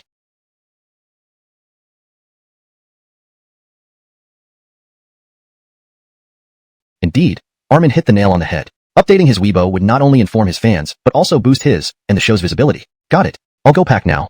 Leaving Armin's office, Donald returned to his own. After circling his office twice, he realized he didn't have much to pack. With just 2 sets of clothes, his luggage was simple, though not flashy. Rocky packed them into a backpack and sat at his computer. Opening his Weibo page, he typed, "Off to Thailand, the Chinese restaurant. Here I come." Despite rarely posting, Donald had a dedicated fan base that frequently checked his account for updates. As soon as he posted, comments flooded in. Wow, Mr. Susanna is joining the Chinese restaurant? Amazing. After waiting so long, Susanna finally returns. What about Ghost blows out the light? Will Susanna continue with it? The program has been taken over by Ascari, who's been doing it for 3 days, and it's pretty good. True, Ascari does well, and Susanna should try something new. When's the new song coming out? When will the new script be ready? Donald's update stirred a storm on Weibo, putting pressure on the servers. His immense popularity was undeniable, evident by the rapid spread of posts across the internet. Donald joins the Chinese restaurant post-return. Top domestic star joins the Chinese restaurant. Will it become the ultimate variety show? Major media outlets covered the news, promoting the show extensively. Less than 30 minutes after the update, Donald received a call from Dan. "Donald, that was an excellent piece of promotion." "Huh? I didn't advertise." "True, but your Weibo posted the job better than any ad." Dan praised Donald over the phone, and Donald humbly acknowledged it. After a few minutes, they hung up. Following the call, Donald reopened his computer and began researching the Chinese restaurant. This world's version was in its second season. Reviewing the first season, he noted differences in guest lineup from the previous world. The season 2 lineup included Dan, manager, Rakulina, deputy manager, Suzette, receptionist, and by Jigong, Rockelper. In the previous world, Dan hadn't been part of season 2. However, these differences didn't bother Donald much. Seeing the cast, Donald felt genuinely excited about the lineup. Chapter 226, Commencement. Work began. Hashtag Chapter 226, Eating Work. Donald, here's your boarding pass. Take care of it. Be safe on the way. The next morning, Armin drove Donald to the airport. "Mr. Wong, thank you for the trouble." "That's fine. No need for formalities. Hurry up and check in." "Alright, see you later then." By now, Donald had come to regard Armin as family, not just as a superior at work, despite some mutual interest that he didn't even notice how long the ferry ride lasted. When he snapped back to reality, the ferry had already reached Kochang. Following the map's instructions, Donald began searching for the Chinese restaurant along the island. The restaurant was easy to find, situated right by the beach. Without asking anyone, it took him less than 20 minutes to locate it. It was now 6 p.m. Due to the 1-hour time difference between Thailand and China, and despite it being autumn, the weather was still hot. The sun was still shining brightly. There were many restaurants and tourists scattered around the beach, creating a lively atmosphere. Donald pointed at the sign of the Chinese restaurant from afar. "Is this the place?"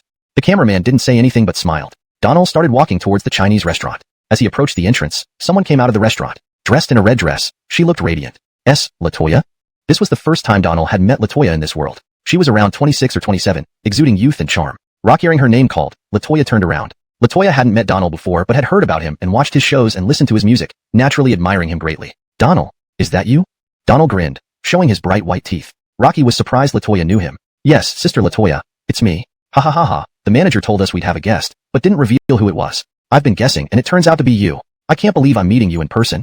The next moment froze Donald on the spot. Without another word, Latoya descended the steps and hugged Donald warmly. "Welcome to the Chinese restaurant. We're practically family." Donald stood there dumbfounded. Latoya's personality was as outgoing and unrestrained as he remembered from TV. Of course, he had never met her in real life in his previous world.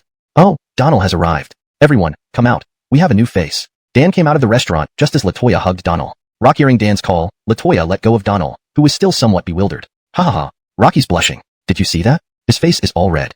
Just as she let go, she noticed Donald's face was flushed, which made her laugh heartily. Indeed, Donald was shy. All the regular cast members of the Chinese restaurant emerged and greeted Donald enthusiastically. Although Donald knew these 4 people, he wasn't familiar with them. Apart from their ages shifting due to the mixed timelines, everything else remained unchanged. After exchanging greetings, everyone escorted Donald inside the restaurant like a VIP. "How was the journey? Tired?" "Donald, I've been listening to Ghost Blowing Wind every day. It's addictive. Do you have more scripts? Can I take a look?" Rock hearing from Aiden, You're quite skilled in the kitchen. I can't wait to try your cooking tonight. Enough, enough, let him catch his breath first. You've bombarded him with questions the moment he stepped in. Donald stood there like a statue, unable to respond to the flurry of questions thrown at him. Thankfully, Dan intervened. Have some water first. LaToya poured a glass for Donald. This is a lemonade made by Rockulina. Try it, and see what you think. Donald gulped it down. Yeah, nice. Rockulina's lemonade is pretty good. Really? Rockulina looked skeptical. No wonder she was doubtful. Everyone had said the lemonade wasn't great except Donald. I'm serious. Adding some honey might make it even better. Hearing Donald's suggestion, Rockulina immediately ran to the bar area to add honey. Everyone laughed at the scene. Amidst the laughter and chatter, they concluded the welcoming session and proceeded with a tour of the Chinese restaurant. The layout was almost identical to the one filmed in Kochang in the previous timeline. After a brief introduction to the current situation, under Dan's direction, everyone prepared to start work. Chapter 227. Bankrupt on the first day of business? Chapter 227. Bankruptcy on the first day of business? Night fell, and tourists on the beach gathered in small groups to enjoy the gentle sunset. Whether or not it was peak tourist season, the foot traffic here showed no signs of slowing down.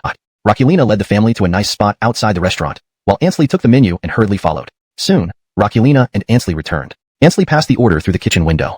Inside the kitchen were Dan and Donald, who were responsible for cooking, with Kieran assisting. The kitchen space was small, and 3 people already made it quite crowded, leaving no room for more. Dan was introducing the kitchen tools to Donald, while Kieran washed the ingredients. Receiving the order from the front desk, Dan handed it to Donald. There were 4 dishes and a soup: lemon chicken wings, coconut chicken, crispy prawns, a vegetable salad, and a sour and spicy soup. Due to limited daily supplies, guests could only choose from what was available. Because Dan knew Donald would come today, he prepared extra ingredients, believing Donald's presence would boost business. These dishes, should you handle them or me? After checking the menu, Donald said, I can do it. The dishes are simple and not too demanding.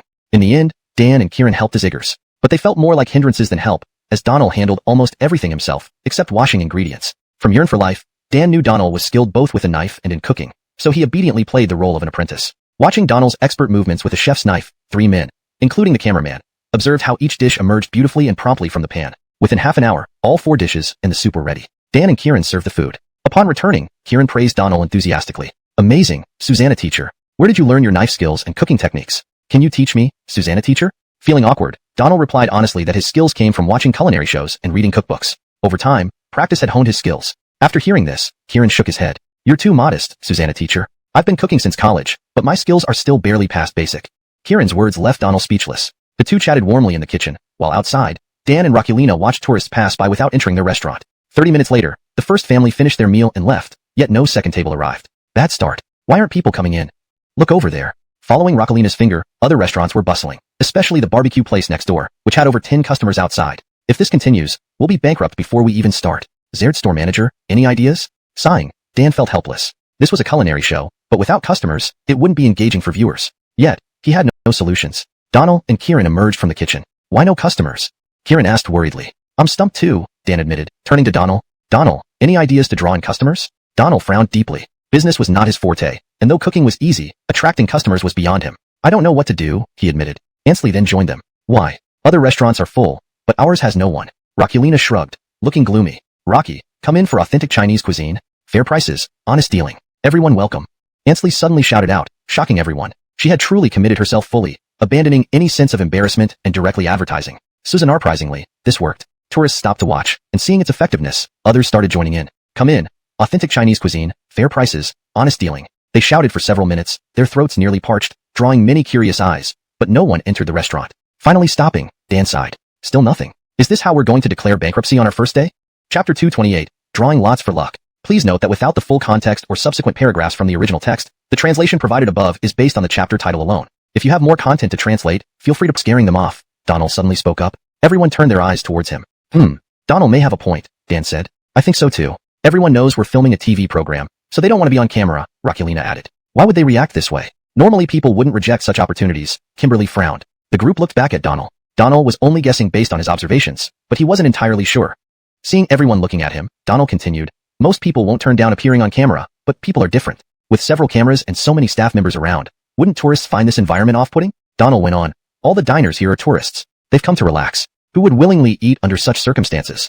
Donald was right. The first season of the Chinese restaurant was filmed domestically where the atmosphere was different, not just physically but also culturally. Domestically, fans often gather wherever a film crew is. Rockire, though, besides domestic tourists, no one recognized this Chinese restaurant. Hearing Donald's words, Dan nodded in agreement. Then what should we do? We can't kick out the production team. We still need to film the show. Actually, Donald noticed something else. All the restaurants in the area were lively not just because of many diners, but also due to performers singing or playing music outside. Imagine a tourist who spent the whole day exploring. Some music or entertainment during dinner could elevate their experience. The lack of activity here might be our main issue. Donald voiced his thought, and Kimberly knocked the table in agreement. Yes, we do seem too quiet compared to other places. They all realized it. Earlier, they had observed that each restaurant indeed made noise through performances or music to attract guests. This can be solved. We have speakers. Shall we set them up outside? Raquelina suggested. Donald, what do you think? Dan found that Donald not only excelled at cooking and creating dishes, but was quick-witted with creative ideas. Rocky instinctively asked for Donald's opinion. Donald quickly considered his previous life when he visited a night market where they had live performances. We can bring the speaker outside and put a sign saying patrons can request songs. That's a great idea. I agree wholeheartedly, someone replied. Agreed. Plus, our god of singing Donald is here. Everyone agreed. Given how well Donald sang, he could handle most requests. However, Donald knew he wasn't really capable. While he remembered many songs, he never performed them. Additionally, if tourists requested English, French, or other international songs, they'd be in trouble. We have another problem, Donald hesitantly added. What problem? Some patrons might request songs we can't perform. Upon hearing Donald's concerns, everyone was dumbstruck. There was silence in the room. After a long pause, Dan decided, let's proceed and address any issues as they arise. I agree. We'll deal with whatever comes. Even if we don't know their requested songs, we can sing something. Guests won't pick faults, Raquelina agreed. With nods of agreement, they started acting immediately. Some set up speakers, microphones, and more. Xiaoming, I'll go use the restroom. Suzanaire, take your time. After completing the preparations, Donald used the restroom as an excuse to leave. His actual intention was to try his luck with his single draw opportunity. Donald believed the reward system would provide solutions corresponding to his needs. Although others suggested singing random songs to cover, he felt it wasn't reliable. Thus, he wanted to try his luck drawing to possibly get help. Chapter 229, Language Proficiency. Please note that without the following content, I can only translate the chapter title as above. If you could provide more text from this chapter, I would be able to continue translating accordingly. Chapter 229, Language Proficiency. Frankly speaking, Donald no longer relied much on the rewards given by the system. His current situation was quite stable. Apart from being blacklisted by a certain department before, he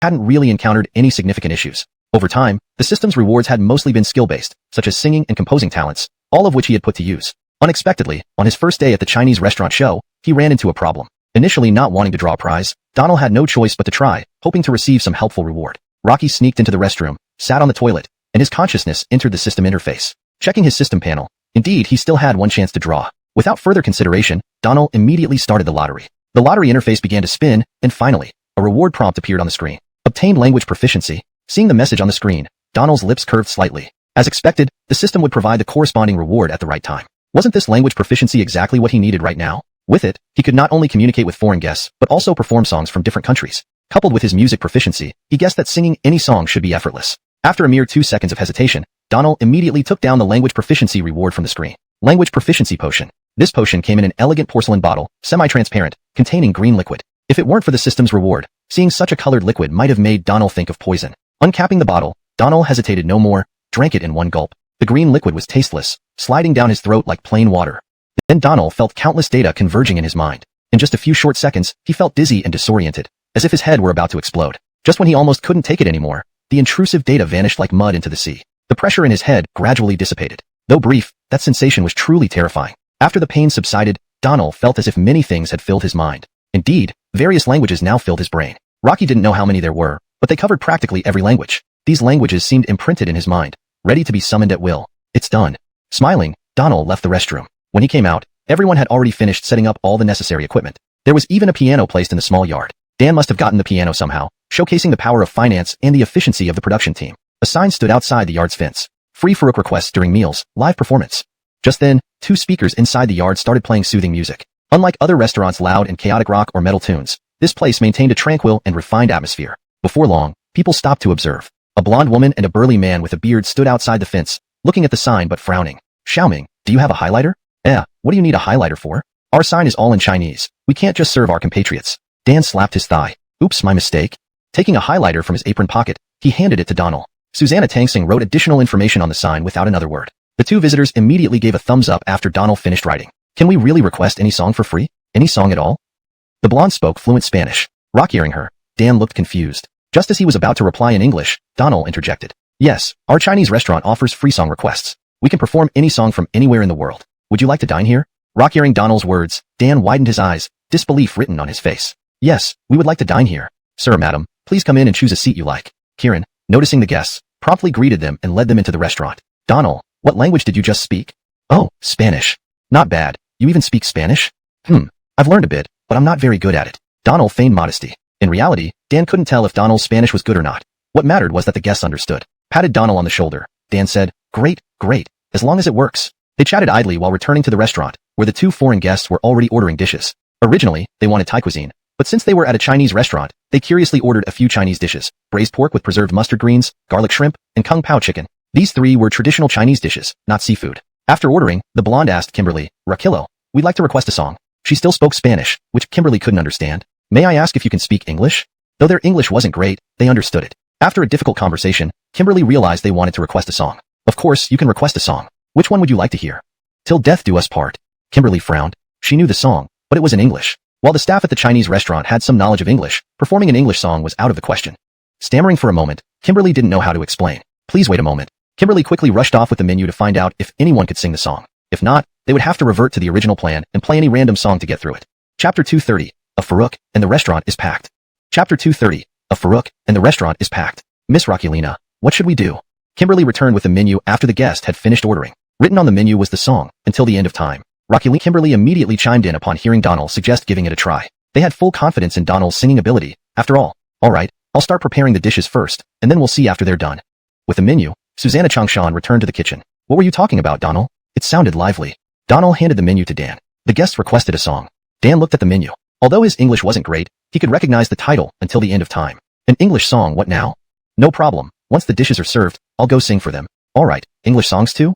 "Susannaire, let's give it a try." It didn't take long for the two guests' orders to be served. Donald then removed his apron and walked to the makeshift stage in the yard. At least until the end of time, dedicated to those handsome guys and beautiful girls over there. Without warning, the speakers in the yard came to life, and Donald gazed at the guests. The two guests turned around upon hearing Donald's voice. Since Donald spoke in Mandarin, the two guests didn't understand what he was saying. However, seeing him looking at them, they waved back warmly. The other members of the Chinese restaurant also came out, standing on the steps to watch Donald perform. Dan played the backing track on the computer, and the music began. "Back when we were 18, we acted recklessly, pouring out our youth, not knowing yet the taste of love. Later, we found that we couldn't live without each other. Even in our dreams, we called each other's names." The early part of Until the End of Time was soothing. Unlike Chinese songs, which focus on rhyme, English songs place more emphasis on melody and harmony. When Donald sang the first line, the two guests put down their utensils, mesmerized. They had listened to the song countless times, and the original singer's voice was deeply etched in their memories. But Donald sang it with a different feeling. The original singer was a middle-aged man in his 40s, conveying a sense of weariness. Yet, Donald's rendition gave listeners a sense of boundless longing, like youthful innocence. The spectators on the steps were stunned, mouths agape, unable to believe their ears. "Rocky Evans, Donald can even sing English songs so well? It's not just good. It completely redefines my understanding of the original." Right? It feels like two different versions. I think Susanna Lauscher's version is more nuanced. The melodious singing echoed across the bustling beach. Soon, people were drawn to the courtyard of the Chinese restaurant. "Wow, I thought it was the original singer." "It can't be the original singer, the voice is different. But I like this voice more. His voice is so pure." Gradually, the courtyard filled up. Drawn by Donald's singing, people began walking into the yard and finding seats. The team at the Chinese restaurant, entranced by Donald's performance, didn't notice the influx of guests until Dan snapped back to reality and noticed the yard was full. "Don't listen anymore, serve the guests. There are guests coming in." Realizing this, everyone hurried to attend to the new guests. The newcomers had seen the sign outside, promising that patrons could request songs after ordering. Hearing Donald's singing was so good, they wanted to order meals and request songs too. The duration of the song was short, barely over 4 minutes, but it seemed to fly by. After Donald finished, there was a moment of silence. After some time, someone finally reacted. "That was incredible, such a great performance. It was divine. Even though it's different from the original, I like this version better." As people came back to their senses, they began praising Donald. Applause, whistles, and cheers erupted throughout the yard. The scene felt more like a concert than a restaurant, with Donald as the star. "I want to request a song. I've already ordered my meal." "Me too." "Avensome, do you know some old classic songs?" The courtyard was packed, and even the dining area had no empty seats. After ordering, everyone began requesting songs. Donald felt a buzzing in his head. Glancing around, he saw nearly 10 tables worth of people. That meant at least 10 songs to be sung, 1 song per table. Singing 10 songs was like performing an entire album. But Donald couldn't back out. The promise was made. Rocky had to honor the requests. Even if it meant losing his voice, he'd sing every single one. Chapter 231. Envied by Others. Note: as there is no previous content provided, I will ensure this translation remains consistent should further text be given. The storyline and logic are coherent with previous content. Maintain the same paragraph structure and line breaks as the original text. Chapter 231. Envied by Others. Please provide additional text if you would like further translation.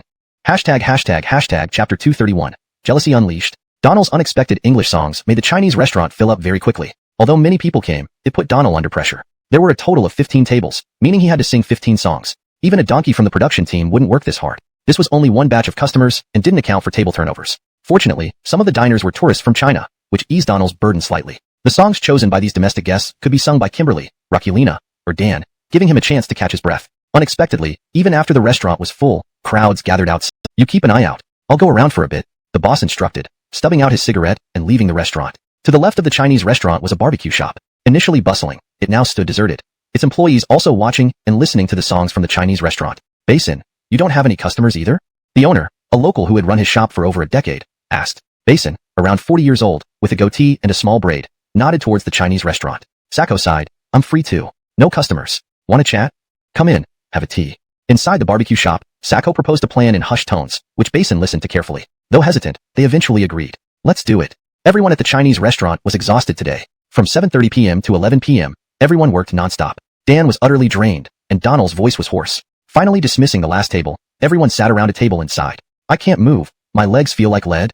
Kimberly half slumped on the table, drenched in sweat. Rakulina rubbed her legs and said, what about tomorrow? Many have already reserved dinner for tomorrow. They had stopped early not due to lack of customers, but because their supplies ran out. Dozens of people waited outside, and at least 10 taberly exhausted today, and fell asleep right after finishing his nightly routine. The next morning at 7:30 a.m., Donald was awakened by the alarm clock on Dan's phone. The alarm hadn't been set by Donald but by Dan, who was still deeply asleep despite the ringing. Xiaoming, the alarm's going off, Donald said, still groggy but rousing Dan. It's ringing? I didn't hear it at all. Let's get up. We need to head to the market early for fresh ingredients.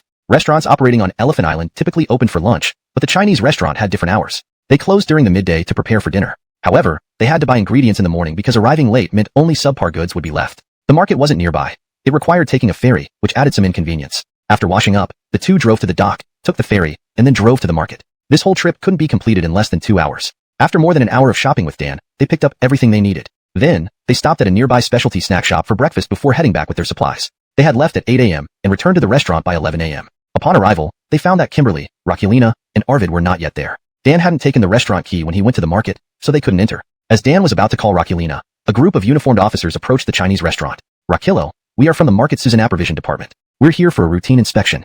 This unexpected visit caught Dan off guard. Rakilo, I'm the manager here. After brief introductions, the officials explained that they conducted monthly routine inspections and that this was the scheduled day. Dan explained they had just returned from the market without a key, waiting for someone to bring it over. To Dan's relief, the officials were reasonable. Rock hearing he lacked a key, they informed him they'd inspect other restaurants first and return later. Once they left, Dan called Rakulina. Given the time and the pre-assigned tasks from the previous night, he was clearly frustrated. Donald stood aside, unsure if this was part of the show's script, silently observing. 30 minutes passed before Rakulina, Kimberly, and Arvid hurriedly arrived. Sorry, we overslept. The alarm didn't wake me up, and I lost track of time. Forget it. We should have woken you when we went to the market. Just get ready quickly. Dan had complained over the phone, but wasn't too harsh upon seeing them. Rocky simply waited for Rakulina to unlock the door. As Rakulina did so, the Market Susan Approvision officials returned. Seeing them again, Donald felt something was off, though he couldn't pinpoint why. Xiaoming, the Market Susan Approvision team is back. Yeah, let them in. It's a regular inspection. We can't avoid it. The officials entered the courtyard, greeting everyone. Dan glanced at the director, who nodded. Knowing the necessary procedures had been prearranged by the production team, Dan remained silent. Before filming began, the production team secured all necessary approvals on Elephant Island to ensure smooth operations once everyone arrived. Relationships with local departments were also established to avoid disruptions during filming. Assured by the director's nod, Dan escorted the officials inside for the inspection. Meanwhile, Kimberly exited her restaurant across the street, and Daryl emerged from his as well. They exchanged nods. Inside the Chinese restaurant, the officials first inspected the refrigerators, sampling ingredients and photographing various areas for health standards. Everything in the front hall checked out. Next, Dan led them into the kitchen. Just as everyone thought the inspection was nearing completion, the kitchen curtain parted. Dan and the official supervisor stepped into the kitchen. Susanaddenly, two cries of surprise echoed from within. Chapter 233. Money makes the mare go. Money can make even the dead grind. Chapter 233.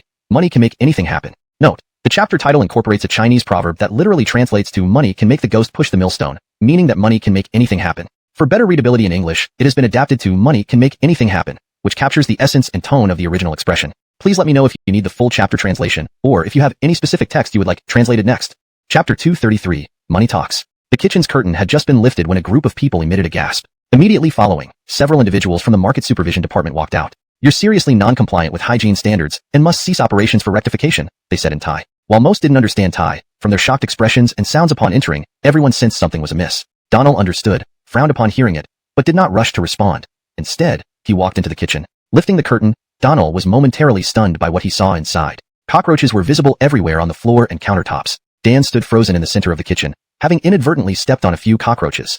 This can't be. Where did these cockroaches come from? We conducted pest control before opening. Thailand has stringent food hygiene regulations. Pest control is generally done monthly, and new restaurants must do so before opening, subject to inspection by relevant authorities. The Food Safety Department had already inspected the Chinese restaurant before its opening and issued a license. Logically, the Market Supervision Department wouldn't perform a second inspection so soon after issuing certification. But today, coincidentally, they showed up. Stranger still, while no issues existed previously, the kitchen was now infested. Someone must have tampered with things, Dan thought immediately, yet couldn't figure who would sabotage them this way. Xiaoming, the market supervision people told us to shut down for rectification, Donald said cautiously. How could we stop for rectification right after opening? If word gets out, no one will come here again. Reputation is everything in the food industry. If news of this spread, filming for the show would have to halt. Donald, you understand Thai? A little bit. Tell them that this is likely sabotage. We just finished pest control, and relevant departments just inspected us, but this happened today. Donald considered this, then responded, Xiaoming, I doubt this approach will work. Even if it's sabotage, without evidence, what can we do? Dan agreed but knew that if they closed for rectification, filming would be impossible unless relocated. As they spoke, the front area grew noisy. The show's translator relayed the situation to the director, leading to discussions and tension with the Market Supervision Department. Noticing the commotion, Donald and Dan rushed out. No fighting, let's talk this through. Dan pulled the director aside and smiled apologetically at the officials. I apologize, some of our crew are a bit agitated. Please forgive any offense. Upon translation, the officials' anger subsided. They knew the show had benefited them beforehand. Otherwise, the necessary approvals wouldn't have been expedited. It's fine, but the restaurant must close for rectification due to hygiene issues. After translation, Dan explained, leaders, someone must have tampered with things. Inspectors came 2 days ago, and pest control was conducted. This is suspicious. Officials exchanged glances. They hadn't planned to inspect the restaurant today, but the previous restaurant's staff reported cockroaches being seen at the Chinese restaurant yesterday. This seemed strange. Why didn't customers inform the restaurant directly? If Dan hadn't mentioned tampering, officials wouldn't have suspected anything. Despite suspecting foul play, they had to issue a rectification notice. There might be other ways around this. The lead official wrote a notice and handed it to Dan. Without evidence, we can't help. This is your closure notice. Appeal at the Market Supervision Department if needed. Recognizing further discussion was futile, Dan responded, we'll head there shortly. The official hesitated. Procedurally, we should seal the restaurant now. I'll give you some time to resolve this. Thank you. We'll handle it immediately. Dan remained respectful, given their circumstances. In China, minor issues could be resolved easily with a call. Watching the officials leave, Dan turned to the team. Let's clean the kitchen first. I'll go to the Market Supervision Department. Xiaoming, I'll accompany you as a translator, Donald offered. All right, Director Ira, please join us too. Susannaire. Do we need to prepare anything? The director asked confusedly. We need cash, Dan decided. On it. Let's get cash at the bank en route. Listening to this, Donald realized they intended to use money to resolve the issue. Money truly talks, but whether it works here remains to be seen. Chapter 234, Solving the Problem.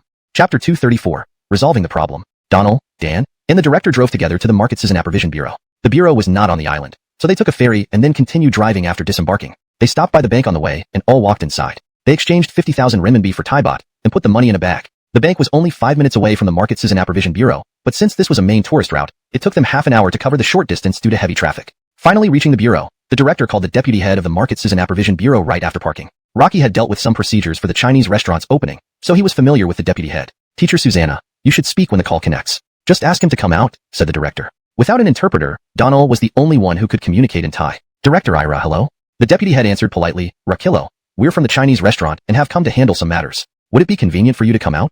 Rock, hearing it wasn't Ira's voice, the deputy didn't mind and replied, Susannaire, where are you now? We're at the entrance of your office. Just a moment. I'll be there. 10 minutes later, the deputy appeared with a smile upon seeing Dan and the director. I'm sorry. I was busy inside. Everyone knew the real reason for his delay was likely intentional stalling for time. No explanation was needed. No problem, Director Vaughn. Sorry for disturbing your work. No worries. I just heard about the issues at the Chinese restaurant. Didn't expect you to arrive so quickly. Director, shall we talk in our car? Vaughn hesitated but agreed. They all climbed into the vehicle. Dan and Vaughn sat in the back while Donald and the director sat up front. Once inside, Dan lifted the bag of money. Director, a small token. Please don't refuse. Seeing what was inside, Vaughn couldn't hide his pleasure. Don't, it's too much. Director, please accept it. We might be here for several months and may need your assistance. That's very kind. You being here and filming in Kochong is great publicity for us. Before Vaughn finished, Dan interrupted. Mutual benefits. We won't disturb further as you're busy. Let's meet when you have free time. Vaughn grinned widely. All right, let's meet when free. Your guests, I'll treat you. That's unnecessary. We can use the restaurant's ingredients. Meet us there. Susannaire, go ahead. Since you're busy, let's get back. As they were talking, Vaughn opened the door, and Dan handed over the bag. Director, you forgot something? Oh yes, thanks. Go back now. Your business can proceed normally tonight. I'll inform my staff. Dan thanked him with clasped hands. One more thing, he added. Vaughn nodded, accepting the bag. Go on. It seems like competitors are causing trouble. Any news on that? Vaughn looked puzzled. Is that so? Are you sure? Yes. Well, I will look into it and inform you immediately if I find anything. Thanks, Director. No issue, go ahead. Okay, goodbye. After watching Vaughn leave, Dan sighed. Do you think it's his doing? Director Ira frowned. Unlikely. They have no reason. If they wanted to cause trouble, they'd find another excuse. Moreover, their own people inspected the restaurant before opening. This would make them look bad. Fine, let's move on. I think we should install cameras inside and outside. Agreed. I'll arrange it. They returned to the ferry and went back to Kochang. Upon returning to the restaurant, they found the kitchen already cleaned. Corrections by regulators, and in such situations, to reopen, it wasn't just about making corrections. The key was also about handling matters properly. But even if they knew how to handle things, generally speaking, they would still temporarily cease operations to make necessary adjustments when faced with these issues. Shiloh had simply forgotten one thing, that the Chinese restaurant was run by a program from Huaxia, involving many complex issues. Of course, he could hardly have thought of this problem. After cursing a few times, he sat outside his own store, watching as the Chinese restaurant staff installed surveillance cameras. Meanwhile, someone else was equally dumbfounded. Rocky saw Shiloh sitting outside his store, originally intending to go over and ask what was going on, but ultimately gave up on the idea. From noon until 5 p.m., the Chinese restaurant essentially underwent a complete overhaul. Surveillance cameras were installed outside, and all door locks were replaced with better quality ones. The Chinese restaurant did not open for lunch, and after this whirlwind of activity, it was already dinner time. Tourists who hadn't managed to eat at the restaurant yesterday came early today. Pre-booked guests had already been seated, while many others waited in line outside for their turn. The sound system at the Chinese restaurant played melodious music, and more people gathered outside, and their photography equipment to capture moments on site. Some immediately uploaded videos of Donald singing to foreign video platforms. Within half an hour, Donald's performance went viral on international websites. Is this the original version? Not possible. Clearly it's not the original. Even the original doesn't sound as good. Who is this person? This seems to be a scene from a variety show filmed in Huaxia. The singer is called Donald, very famous in Huaxia, known as an outstanding creator. Rocky isn't just excellent, this is insane. His pronunciation, his vocal prowess, he can sing anything. Foreign video platforms and forums exploded. Donald inadvertently swept across international video platforms. It was similar back home in Huaxia. Among the dining tourists, there were also many from Huaxia who recorded videos and uploaded them to domestic platforms. Fans on Tieba reposted the videos to the forum. I want to come. Teacher Susanna, please wait for me on Elephant Island. At least 3 months in line. There's plenty of time, brother. Don't worry. Really looking forward to this season of the Chinese restaurant. With Teacher Susanna, it's bound to be spectacular. Teacher Susanna is like a music treasure chest. His versatility is unbeatable. Rocky can sing songs from all over the world. Due to the popularity of the videos on domestic platforms and forums, the Chinese restaurant gained significant attention. Fans flooded the official website of the channel with inquiries about the broadcast schedule. Susannatingly, Donald appearing on the Chinese restaurant trended on social media. While some rejoiced, others felt troubled. Donald had quietly made it to the trending list, and a certain young idol noticed this news online. Dale, brother, Donald is trending again. Edric, alright, I know. No other business, hang up. Upon receiving Dale's call, Edric was cold and distant, hanging up the phone immediately upon finishing his sentence because he too had just seen the trending news. At the Bowling Award ceremony, the annual Best Creator Award that should have been his fell unexpectedly into Donald's hands. Having previously disdained Donald, this further damaged Edric's psyche. Now, while Donald was abroad filming a program, he somehow managed to trend again before even restarting his career domestically. This irked Edric. Worse yet, even though it bothered him, he had no solution. An official announcement had been issued, signaling Donald's reconciliation with authorities and lifting of restrictions. Without official constraints, once Donald returned to the scene, Edric, the former best creator, might gradually be forgotten. Achoo. Donald sneezed after finishing a song. Is someone cursing me? Donald wondered to himself. This was his 11th consecutive song, and admittedly, he was quite tired. Performers at concerts often pause to interact with the audience, giving themselves a break between songs. But Donald felt like a workhorse, singing one after another with barely a moment to catch his breath or even get a drink of water. If not for the millions in appearance fees, Donald wouldn't have agreed to this grueling task. Lost in thought, Donald suddenly considered a question. With his current multifaceted talent, why did he need to remain in the spotlight? Rocky could write classic songs and scripts and comfortably stay behind the scenes, earning royalties. While exceptional singers were plentiful, top-tier creators were the true masters. Without these elite creators, even the best singers and actors couldn't reach their peak. In this brief moment of contemplation, Donald made a decision. After completing the Chinese restaurant shoot and returning home, he might focus solely on becoming an elite creator, a powerhouse working behind the scenes in the entertainment industry. Chapter 236. Returning to the country to participate in the competition.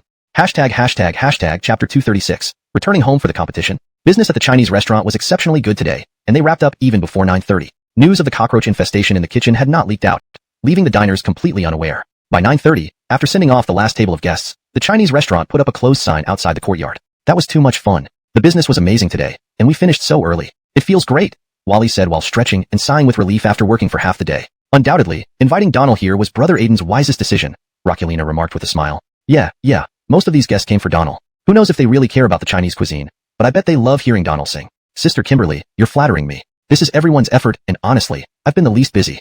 Dan laughed. Donald, don't be modest. Singing all day is more exhausting than doing any other work. Now that there are no more guests, we should prepare dinner for ourselves. What does everyone want to eat? Hot pot, definitely hot pot. It's simple, quick, and convenient. Wally spoke first, and everyone agreed. Suyuan, how about you make the hot pot base? They had been on Elephant Island for 2 days, and no one had yet tasted a proper meal cooked by Donald. Last night, due to the late hour, they just made do with instant noodles. Today, having gotten off work early, they definitely wanted Donald to show his culinary skills. Suzanaire, do you want spicy or non-spicy? Donald asked. How about a yunyang pot, half spicy and half mild? Note, the term yunyang pot is a direct transliteration and may not be commonly understood in English. It would be clearer to say, how about a dual flavor pot, half spicy and half mild? Alright, I'll start now. Donald was enthusiastic because he had barely stepped into the kitchen since arriving, except for preparing the first table's dish. Though singing was tiring, it was less physically demanding than cooking. Entering the kitchen, Donald started looking for ingredients. There were several types of hot pot bases in the fridge brought by Dan, but Donald decided not to use them. Instead, he gathered suitable ingredients for making his own hot pot base. Rocky planned an elegant seafood broth for the non-spicy side, and an authentic Sichuan-style spicy broth for the other half. Although the restaurant's existing seasonings weren't perfect for this, Donald did his best. Within 30 minutes, the soup bases were ready. Teacher Susanna, this soup base smells amazing, Wally remarked, almost drooling from the aroma. Kimberly and Rockulina also entered the kitchen, drawn by the enticing smell. This smell is incredible. I've eaten a lot of hot pot, but this scent is truly special, Rockulina praised. I'm not sure how it tastes, everyone can try, Donald responded. Soon, they set up the hot pot in the front area, sitting around the table. Various ingredients like seafood, meats, and vegetables were laid out. Brother Aiden, there's something I need to tell you. Just say it, anything you need. I have to go back home tomorrow. Why, Donald? Are you going back for something? Rockulina asked. Teacher Susanna, you can't leave us. You're our pillar. Wally added. Donald felt somewhat embarrassed. Rocky originally thought the filming schedule involved a few days of recording followed by rest days. Now, he realized the recording would run daily until completion. Rocky had previously signed up for a Chef God competition, which required him to compete the next evening. You know about the Chef God competition, right? Dan frowned. Did you sign up? Donald nodded. Yes, I did, and I have to compete tomorrow. You should have told me earlier. Your flight is in the morning. If you hadn't mentioned it, you wouldn't even get a ticket. Don't worry, you should go ahead. I'll book your ticket right now. Thank you, Brother Aiden. Don't mention it. Actually, I think participating in the Chef God competition is a great idea. Ideally, winning the championship would be an excellent free advertisement for our Chinese restaurant, and we would all appreciate your efforts. Rock yard that, Brother Aiden. It's a brilliant plan. With Teacher Susanna's skills, winning the championship will be a piece of cake. Wally chimed in. Everyone cheered Donald on, genuinely hoping he would win the Chef God championship. After the production team in advance about the ingredients? That's not necessary for this show. Every live competition uses the same ingredients, and everyone basically prepares the same dish. It's just a matter of seeing whose dish stands out more. After hearing Armin's explanation, Donald felt even more confident. With the same ingredients, making the same dish should be child's play for someone with his special abilities. Right, earlier you mentioned that one of the contestants always comes in first. What's his name again? Rocky's called Isaac. Rocky's currently the head chef at a Michelin 3-star hotel. His culinary skills are quite impressive, and he shouldn't be underestimated. It was only later that Donald learned there were Michelin ratings in this world as well. To be honest, Donald didn't take the so-called Michelin rating system seriously. After all, Michelin started out not in the food industry but in tire sales. Initially, they created the Michelin Guide to promote their tires by recommending dining spots for travelers. Over time, this evolved into the Michelin Iggy rating system. In reality, the cuisine covered by the Michelin Guide was just a tiny fraction of the vast culinary world. Many exquisite dishes remained unknown, and a single organization like Michelin could hardly represent everyone's taste preferences. Yet modern people elevated Michelin because of a superficial pursuit of face. Is this Isaac from the northern region? You've done your homework. Yes, Guanlingdong is indeed from the north. However, he spent his college years in Japan and studied culinary arts there. After participating in 2 food shows, he became famous and was revered as a master by many in the culinary world. Donald smiled, thinking that competition in the entertainment industry was fierce, but he hadn't expected it to be the same in the culinary field. In truth, many people follow trends without necessarily having tasted the food prepared by this so-called master. They lacked the qualifications to judge. Behind-the-scenes operatives certainly played a significant role. Anyone could become an expert, with enough capital backing them up. By the way, the production team will transfer $3 million after the show ends. Do you need money urgently? If so, the company can advance you the payment. No need. I'm not in a rush. Chatting along, the two returned to the company. Why don't you go upstairs and rest for a bit? Your flight is booked for 2:30 p.m. Donald glanced at the time. Alright, I'll prepare upstairs. It was nearly 12 p.m., and there wasn't much time to rest, just enough for a quick shower and change of clothes. Back in his office, Donald took a shower, changed, and didn't bother lying down. Instead, he turned on his computer to review videos of the Culinary God competition. Isaac was in his early 40s, with a square face. During competitions, he wore a headband around his forehead. Seeing this attire, Donald felt annoyed. Suzanakan outfit reminded him, the show starts in 10 minutes. Please rest a bit. The staff will signal you when it's time. Suzanair, thank you. Pleasure's ours, Mr. Susanna. The TV station staff were exceptionally courteous and polite, which made Donald feel very comfortable. A few minutes later, a staffer rushed into the lounge. Mr. Susanna, the show has started. Let's go. Oh, and Mr. Susanna, please turn off your phone if you're carrying one. Donald complied, turned off his phone, and followed the staff to the studio. As he approached the studio entrance, he finally saw Isaac, dressed in a chef's uniform with 2 Iggers nearby. Upon catching sight of Donald, Isaac slightly turned his head, and their eyes met. But neither greeted each other. In fact, Isaac had known about Donald's participation since the registration period, and had even searched for information on him. Rocky was surprised by Donald's reputation, but ultimately dismissed it as unimportant. Seeing Donald, barely over 20, only reinforced his disdain. Chapter 238. The competition begins. Hashtag chapter 238. The competition begins. Donald also glanced at Isaac. Isaac was tall and robust, standing close to 1.9 meters with a small braid and a face full of thick muscles, giving off an intimidating vibe. Rocky held a chef's hat in his hand, looking anything but a chef. The host on stage delivered an enthusiastic opening speech. Today, apart from the winners of our first 4 seasons Culinary Master Championships, we have some renowned top chefs from within the country. Additionally, we have a special guest that you won't believe is joining us. Let's give a warm round of applause as we welcome our contestants for today. Please step up on stage. Each contestant has a designated cooking station, so just stand in front of your respective stoves. After the backstage Ager gave instructions, the contestants walked onto the stage one by one. There were 5 contestants in total this time. Apart from Isaac, who had won each of the previous 4 seasons, 4 new contestants joined the competition, including Donald. Donald's fame needed no explanation. To date, almost everyone who followed entertainment news would recognize Donald. As everyone stepped onto the stage, the audience below suddenly paused their applause. Is that Donald? It's definitely him. Can't be mistaken. Oh my god, Donald is participating in the Culinary Master Championship. What's so surprising about that? When I saw Donald on Yearn for Life, he did an amazing job cooking. When the audience saw Donald take the stage, the applause momentarily stopped. A few seconds later, thunderous applause broke out like a storm. Donald, hot guy, I love you. Many fans in the audience started cheering loudly. One female fan trembled as she shouted Donald's name. Similarly, viewers in the live stream were taken aback. Donald had previously announced on Weibo that he would join the filming of Chinese Restaurant, so no one expected him to return to China so soon and appear on this stage. Immediately, the live streaming screen was flooded with comments. Holy crap, my god appeared. Great job, Donald. You must beat Isaac. Right, you must beat Isaac. I've been eyeing him for a long time. Many viewers immediately posted updates about Donald's participation on forums and other platforms. Originally, the live stream had only a few 100,000 viewers, but within minutes, it swelled to over 1 million. Welcome all contestants. Let me introduce them to you now. Mr. Guan is a familiar face here, so I don't need to introduce him further. Everyone knows him well. Next, the host walked up to Donald. Donald, teacher Susanna. I'm sure none of you are strangers to him. A distinguished creator, singer, and songwriter. Actually, I'm a huge fan of teacher Susanna. It's unexpected yet thrilling that teacher Susanna graced this stage today. Teacher Susanna once showcased his culinary skills on another show, which was amazing. I look forward to seeing how truly exceptional he is today. The host's introduction of Donald was carefully crafted. After all, Donald was different from the other contestants on stage. Rocky was the only one invited and paid by the TV station. The others participated through open registration, receiving only reimbursed travel expenses if they didn't win. But inviting Donald was certainly worth it. The traffic he brought could easily double the program's viewership. Rockillo, teacher Susanna, please greet the audience here and those watching online. After hearing the introductions and the numerous accolades bestowed upon him, Donald felt a bit shy. Rockillo, everyone. I'm Donald. With these simple words, the atmosphere in the studio erupted once again. Applause broke out. Much of this enthusiasm came from the TV station's planted supporters in the audience. Our teacher Susanna is too modest, the host smiled. The host then introduced the other contestants. Now that introductions are complete, let me announce the competition rules. This competition follows the same format as previous seasons.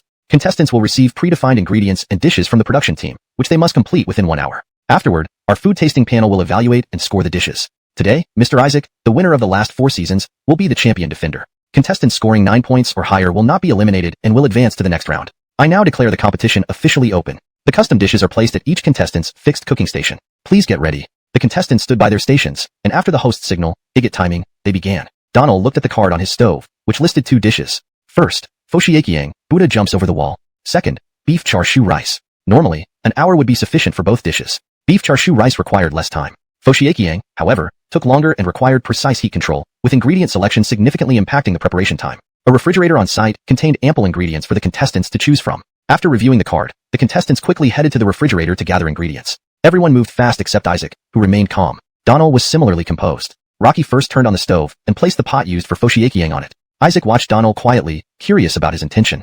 After setting up the pot, Donald leisurely walked to the refrigerator to pick his ingredients. On such a competitive stage, there wasn't much reason to rush. To ensure fairness, the ingredients were mostly identical, divided into portions. Additional garnishes varied since each dish required different amounts. Seeing Donald begin picking ingredients, Isaac calmly approached the refrigerator. Soon, Donald returned with all the ingredients he needed. For Foshiekiang alone, many arranged the ingredients on the cutting board, then proceeded with a step that left the audience dumbfounded. Donald's hands wielded the knife so deftly that the ingredients were processed perfectly under his skillful movements. While many cooking shows exist and audiences have seen numerous chefs display their knife skills, no one had ever seen such extraordinary dexterity with a knife like Donald demonstrated. What was critical was that Donald's knife skills surpassed those of ordinary chefs.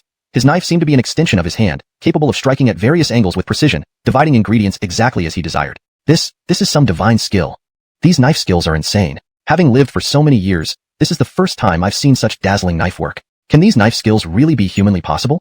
Seeing Donald's knife skills, the audience was astounded. For a moment, everyone's attention was riveted on Donald's hands, afraid to miss any detail. However, given the distance between the stage and the audience, it was extremely difficult to clearly see Donald's movements. Even the host, standing close to Donald, could barely follow his actions. In the live stream, comments exploded. Crazy. My eyes can't keep up. Haha, last time when God Susanna appeared on Looking Forward, I thought the knife skills were edited. Now I know they're genuine. Without saying anything else, with such knife skills, he could easily earn over 10,000 monthly in any restaurant. Are you joking? Over 10,000? Maybe even 50,000 a month isn't enough for these skills. Everyone come look here. There's an honest person being teased. The barrage of comments in the live stream overwhelmed the screen. The host stood beside Donald, looking completely stunned, his gaze fixed on Donald's hands, unable to understand how he achieved such incredible knife movements. Isaac's station was next to Donald's, and since Donald began using the knife, Guan had been watching intently. As a 4-time champion, his own knife skills were exceptional. But seeing Donald's knife work, he fell silent. Is this knife work even humanly possible? How outrageous. Is Donald even human? Isaac's expression grew increasingly serious. Rocky knew very well about his abilities. Winning 4 consecutive championships had significant backing from his company. To put it plainly, this show aimed to promote Isaac. Still, Isaac possessed some talent. Comparatively, he had his strengths among domestic chefs. Yet, witnessing Donald's knife skills, he felt immensely threatened. After all, this was still a show intended for viewers. No matter what arrangements the company had made with the program, the audience's judgment was sharp. They could discern who truly excelled. Comparing his own capabilities to Donald's now felt like comparing mud to the clouds. Chapter 240, A Different Approach. Note: as this is a chapter title, the structure is slightly adjusted for natural English reading, while maintaining the essence of the original text.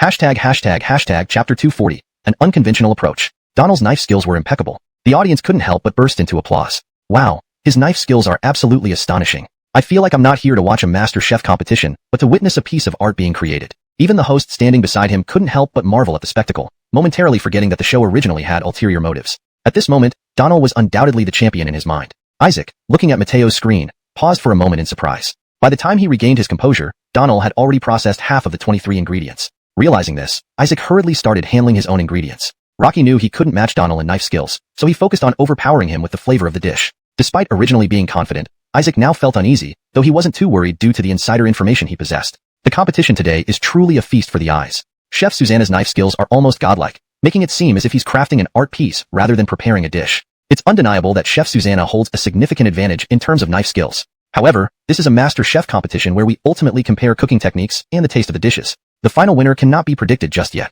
The host narrated enthusiastically, while all the chefs on stage were fully concentrated on their creations. Among them, Donald was the fastest. In just 5 minutes, he finished processing all the ingredients needed for Buddha jumps over the wall. Rocky then began the cooking process. Buddha jumps over the wall primarily involves stewing. All the ingredients were carefully placed into the vessel, according to their properties, and slowly cooked together.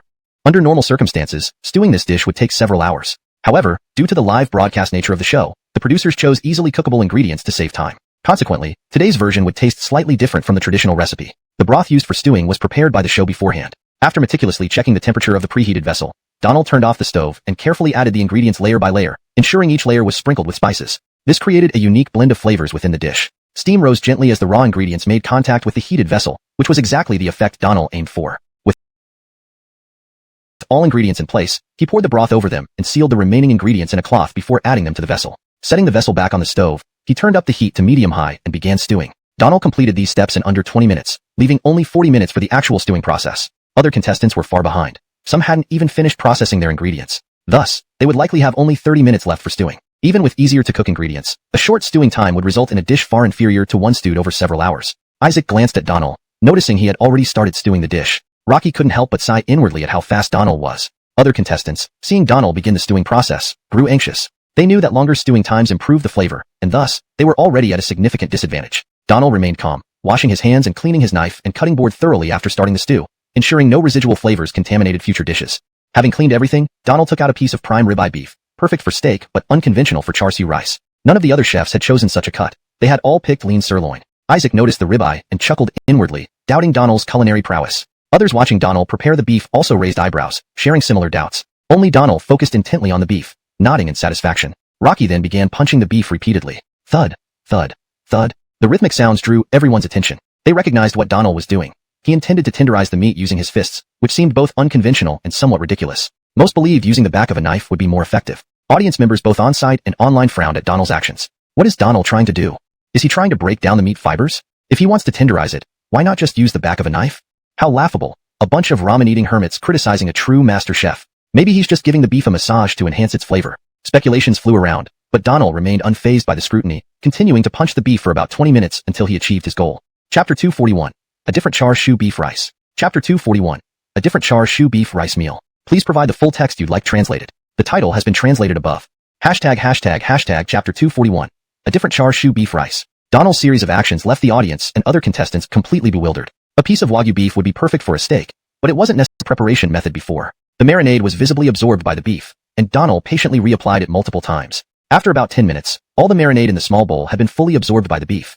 Having finished this task, Donald checked the remaining time. Only 20 minutes were left until the show's scheduled end. At this moment, steam started rising from the vent of the Fo Tiao Chong vessel. The host, standing nearby, caught the wafting aroma and raised an eyebrow in surprise. "This smell," he murmured, his mouth slightly open, his expression shifting rapidly as he tried to gauge if it was good or not. The audience, too, watched in anticipation. Ignoring the host's reaction, Donald focused on the clay pot of rice still cooking. Minutes later, steam rose from the pot. Rocky turned down the heat slightly and waited 3 more minutes before opening the lid with a padded glove. Using chopsticks, he fluffed the rice, which was now perfectly cooked, with almost all the water evaporated. The bottom of the pot sizzled. After fluffing the rice, Donald placed the well-marinated beef on top and covered the pot again. With that, he had essentially completed his dish. Next, he fetched 2 spring onions, removed the white parts, and chopped the green parts into small pieces for garnish. Meanwhile, other contestants, despite Donald finishing first, were now also working on their char siu beef rice. However, there was a noticeable difference between Donald's method and theirs. Most contestants simply braised their beef with traditional char siu sauce and steamed the rice separately. Traditionally, the clay pot rice and char siu beef were cooked separately, with the beef being served over the rice and topped with a few spoons of braising liquid, garnished for presentation. There were 4 food critics present, 3 men and 1 woman, all well known in the culinary world. As they watched the contestants, they engaged in discussions, often centered around Donald. "One must admit, Donald's approach to char siu beef rice is eye-opening," said one critic. "Old Zoya, what do you think of Donald's char siu beef rice?" asked another. "I can't say for sure. This is my first time seeing such a preparation," replied Zoya. "The flavor probably won't be very satisfactory," ventured another. "If you place beef on top of the rice to steam together, the abundant steam from the rice will ruin the texture of the beef," continued another critic. "In short, this dish might turn out quite poorly." "Ah, too bad. Donald's knife skills are impressive, but his cooking leaves something to be desired." None of the food critics seemed particularly optimistic about Donald's dish. With 5 minutes left on the clock, Donald opened the lid of the Fo Tiao Chong vessel, smelled its rich aroma, and nodded in satisfaction. Rocky turned the flame to the lowest setting and covered it again. Other contestants also opened their Fo Tiao Chong, confirming if they were done. After checking, Donald leaned over to smell the rice in the clay pot. Rocky quickly mixed a simple sauce, light soy sauce, oyster sauce, a bit of sesame oil, and a splash of huangjiu, and poured it around the edges of the clay pot. The addition caused the rice to sizzle. "One final minute," the host announced. 30 seconds. 10 seconds. Time's up. As soon as the host declared the time, all contestants immediately turned off the stoves. Next, the judges would evaluate who could conquer the taste buds of the 4 food critics tonight. Chapter 242. There must be foul play. Chapter 242. There must be foul play. Hashtag Chapter 242. There must be something fishy. Now, it's time for the most anticipated segment of the show. All contestants have completed their dishes for today. Next, we invite our esteemed food critic panel to come on stage to taste each contestant's dish and provide their scores. The audience had been eagerly waiting for this moment. Over an hour had passed since the contestants took the stage, and they had witnessed Donald's knife skills as well as his uniquely different char siu beef rice. It was finally time to unveil the results. Unfortunately, only the food critic panel could taste the dishes, leaving the audience stretching their necks and drooling in anticipation. The 4 members of the food critic panel come up as well. The 3 selected audience members were all insiders planted by the show. Now, please wait a moment. Let's first have our food critic panel taste the dishes before we proceed. Understood, no problem. The responses from the 3 were eerily synchronized, making it slightly artificial. Yet, they still managed to convey eagerness on their faces. The 4 food critic panelists began tasting the dishes, starting from the first contestant on the right side of the stage. The first contestant was a middle-aged man in his 40s, short in stature but solidly built. His face glistened with oil, and his protruding belly suggested he might be either a boss or a chef. The panelists first tasted his Buddha jumps over the wall, each taking a small piece of the ingredients. After tasting, one panelist commented, "The cooking isn't quite there yet. The flavors are slightly bland. If the heat control and seasoning were improved, it would be better. I can only give this dish a 7 out of 10. The first panelist's low score caused immediate murmurs among the audience. The subsequent panelists also gave their scores, 7.5, 7, and 7.5, with the highest being 7.5. Next came the tasting of the char siu beef rice. The panelists found it more satisfying, unanimously awarding it an 8.5. Thus, the first contestant received an average score of 7.8, which was below par compared to the typical 8.5 seen in previous competitions. The second contestant's average score was 7.6, similarly penalized for issues related to heat control. Now, only Donald and Isaac remained. Isaac was a familiar face, and the panelists knew what to expect. Upon reaching his station, they silently began tasting without much ado. This Buddha jumps over the wall is excellent. The texture is soft and the broth has just the right concentration. Very good indeed. The flavors are unique and deeply infused, with perfectly balanced seasonings that don't overpower the natural freshness of the ingredients. Excellent work. To be honest, I haven't tasted such a delicious Buddha jumps over the wall in a long time. Thank you, Chef Guan, for this opportunity to taste it. The broth is rich and the combination of ingredients is simply marvelous. The panelists' praise was effusive. Their scores reflected this. All four awarded 9.5 points each.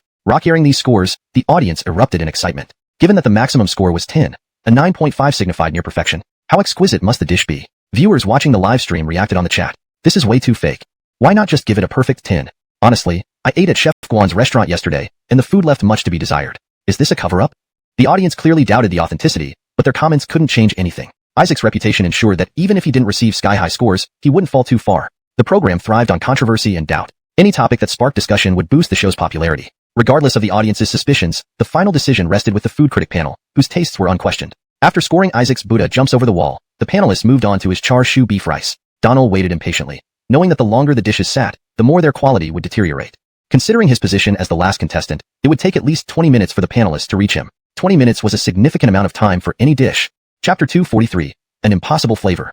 Hashtag Chapter 243, impossible flavor. The four members of the food appreciation panel had just finished evaluating Isaac's Buddha jumps over the wall stew, and now they were ready to taste his char siu beef rice. Donald was somewhat impatient, but could only wait. After all, he had been paid to be on the show, so no matter how frustrated he felt, he had to endure it. After another 10 minutes, the four panelists finally finished tasting Isaac's char siu beef rice. They unanimously gave his dish a high score of 9 points. The audience erupted in applause once again. With this, both of Isaac's dishes had received scores in the high 9s. This score was already out of reach for anyone else on this stage. Viewers in the live stream didn't stop their commentary either. Everyone had keen eyes. Even if we didn't talk about anything else, just the knife skills alone showed that Isaac was far superior to Donald. While the ultimate judging criteria for the program was the quality of the dishes, knife skills would inevitably factor into the overall assessment. After all, cooking was an indivisible whole. However, with Isaac's two dishes scoring in the high 9s, it was almost impossible for Donald to surpass him. Initially, Donald hadn't cared much about winning or losing. But now, looking at his dishes that had already cooled down, a cold sneer crossed his face. This was clearly rigged to make him lose. Ever since acquiring the master chef skill, Donald had an understanding of any dish that surpassed 99.9% of people. Objectively speaking, Isaac's Buddha jumps over the wall stew should have tasted less than satisfactory. Yet, the judges awarded it such high marks. The same went for the char siu beef rice. The judges weren't sparing with their praises. This made Donald feel extremely disgusted. After announcing their scores, the judges walked over to Donald's stove to taste his dishes. "Teachers, my dishes have cooled down. Should I reheat them?" asked Donald. Initially, he didn't mind if they were cold. Regardless of the score, he hoped to be eliminated in this episode so he could pocket the 3 million yuan prize money. However, he had changed his mind. The judges exchanged glances after hearing Donald's question. One of us replied, "You can reheat them." "Okay, please bear with me a moment," said Donald. Rocky swiftly turned on both burners and placed the Buddha jumps over the wall stew and the char siu beef rice on them. In reality, the dishes weren't completely cold yet. The stew had been covered the whole time, and the rice remained relatively warm too. A slight change in temperature could affect the taste, though. Within 3 minutes, Donald brought down the reheated dishes. "Teachers, you can start tasting now." The judges picked up their utensils and began with the first dish, the Buddha jumps over the wall stew. The only Yasmin was the first to try it. As soon as she lifted the lid, she used her chopsticks to pick out a piece of abalone. Upon tasting it, her eyebrows shot up in surprise. Is this really abalone? Why is it so delicious?" The Yasmin's immediate reaction was astonishment. As a food critic, she sampled countless dishes every day. She had eaten abalone numerous times before, but this one was entirely different from anything she had tasted previously. Next, the second judge dipped a spoon into the broth. Since he believed the eventual winner would be someone else, he thought there was no need to be overly serious about this final participant. But as soon as he took a sip, he froze in place. The rich broth, filled with layers of flavor, each distinct and well-balanced, instantly captivated him. What is this flavor? Is this really Buddha jumps over the wall? Have I ever tasted Buddha jumps over the wall like this before? Putting down his spoon, he picked up his chopsticks and fished out a piece of sea cucumber. To his surprise, as soon as it entered his mouth, it melted without needing to chew. This can't be possible.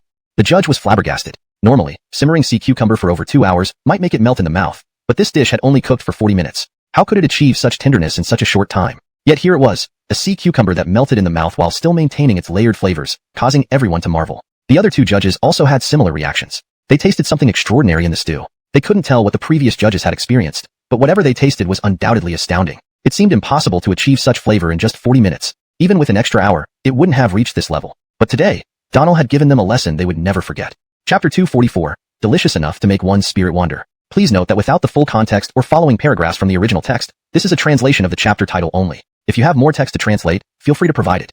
Hashtag Chapter 244, so delicious it sends you to another world. The Buddha jumps over the wall stew that Donald made was distinctly different from those of the other contestants. Not only did it have a rich and layered taste, but it also had a very special texture. The four food critics were utterly stunned after tasting Donald's Buddha jumps over the wall. It was remarkable that he could create such a dish within such a short time and make it so delicious. Perhaps no one else besides Donald could achieve this. Although the four food critics were shocked by Donald's Buddha jumps over the wall, they didn't say much verbally. Their expressions, however, betrayed their thoughts completely. Not bad. This Buddha jumps over the wall is excellent in taste. However, it just lacks a little bit of seasoning, said the first critic, giving his evaluation. Donald smiled. You can hardly keep your mouth closed. Your expression already gave you away. And now you're saying something like this? Donald chuckled inwardly, cursing them silently. The texture is unique, and this Buddha jumps over the wall has been done with great skill. I agree with Mr. Zoya's opinion. It's only slightly lacking in seasoning, but that's already quite remarkable. The second critic gave his assessment, somewhat unconvincingly. The third and fourth critics followed suit, giving similar evaluations. Regardless of whether it was the seasoning or flavor that needed improvement, there always seemed to be some minor issues. Then came the scoring segment everyone was eagerly anticipating. The 4 judges gave 3 scores of 9 points, each and 1 score of 8.8 points. Although not low, these scores put Donald marginally behind Isaac. Donald remained silent but felt extremely dissatisfied internally. If this were another occasion, he might have lost his temper, but he had to bear with it for now. Rocky had to endure everything because the promised 3 million yuan reward hadn't been credited yet. The payment would only come after all the show recordings were completed. If he lashed out now, he might not get the 3 million yuan at all. Next, the judges started tasting Donald's barbecue beef rice. The process of making this barbecue beef rice had already surprised the judges. They couldn't wait to taste it. Donald's Buddha jumps over the wall was undoubtedly much better than Isaac's. Not just better, but significantly so. If not for the show's rules, they would have given Donald's dish a perfect score without hesitation. Now they were even more eager to see how this barbecue beef rice would turn out. When Donald lifted the lid, an irresistible aroma instantly filled the air. Wow! Even the audience in the front row could smell it, and couldn't help but exclaim in admiration. Upon lifting the lid, the judges were momentarily stunned. The barbecue beef rice Donald prepared looked entirely different from the others. The Wagyu beef, which had been tenderized, lay flat on top of the rice. This piece of beef, having been marinated thoroughly, now exhibited a dark purple hue. The marinade, once infused inside, had fully evaporated during steaming. Using a fork, Donald peeled off the layer of beef, then stirred the rice underneath with chopsticks. The rice had been steamed without any seasoning, but as the beef's marinade evaporated, it coated the rice entirely. During the steaming process, Donald had also poured a ring of marinade around the edge of the lid. After flipping the rice, the marinade merged perfectly with it. The colors were vibrant, and each grain of rice was plump and fragrant. After completing this, Donald sprinkled a few chopped spring onions over the rice, then sliced the beef into small pieces and arranged them back on top. Even the aroma alone was enough to make anyone's mouth water. The 4 judges were almost impatient, and the other contestants watched eagerly. Zeke was deeply impressed by Donald's culinary skills. As a chef, he knew without tasting that this dish was extraordinary, recognizing that Donald's abilities far surpassed his own. Each judge took a small portion of the rice on a small plate and a piece of beef. The audience, both live and online, waited anxiously for the judges' final evaluation. Just by observing the judges' expressions, everyone could guess whether the barbecue beef rice was delicious or not. The first judge, the only female among the 4, placed a bit of rice in her mouth. Instantly, her expression lit up. How can the rice be this good? How did he do it? Each grain of rice is saturated with a rich and flavorful broth. That intense aroma is addictive. These spring onions, wow, they are truly the finishing touch. The Yasmin was entranced, feeling as if her soul had left her body and was dancing in a world of deliciousness. The other judges wore similar expressions. The audience was dumbfounded, unsure why the judges suddenly froze after tasting just a bite of rice. The host was growing anxious. This was a live broadcast with time limits. Clearly, the judges' expressions indicated that the barbecue beef rice was so delectable that it left them speechless. What's going on? Why aren't the judges saying anything? Are they so amazed by how delicious it is? Oh my god, how delicious can it be? Why are they all frozen? I really want to try it too. This episode, I think Teacher Susanna must have nailed it. If he doesn't win first place after this, there must be foul play. Online viewers flooded the chat with comments, while the live audience began whispering speculations. Clearly, the most likely explanation was that the barbecue beef rice was just that delicious. Cough, cough. Finally, 2 minutes later, the host cleared his throat and interrupted the judges who were still lost in thought. Alright, please enjoy the barbecue beef rice, teachers. The host's words brought the judges back to reality. They exchanged glances, all thinking the same thing, but choosing not to speak it aloud. Then the 4 judges began to taste Donald's unique barbecue beef rice. Chapter 245. The champion of this round is Donald.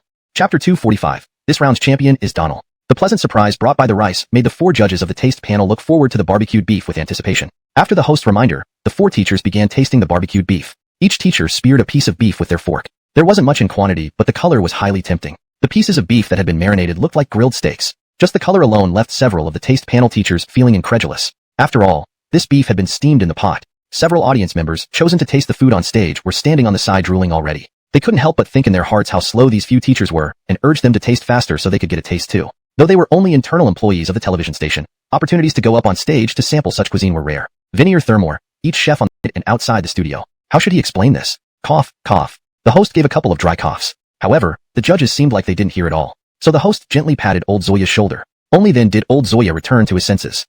Great, great. The texture of the beef is excellent and very delicate. In particular, there's the bursting juice. That's what I didn't expect.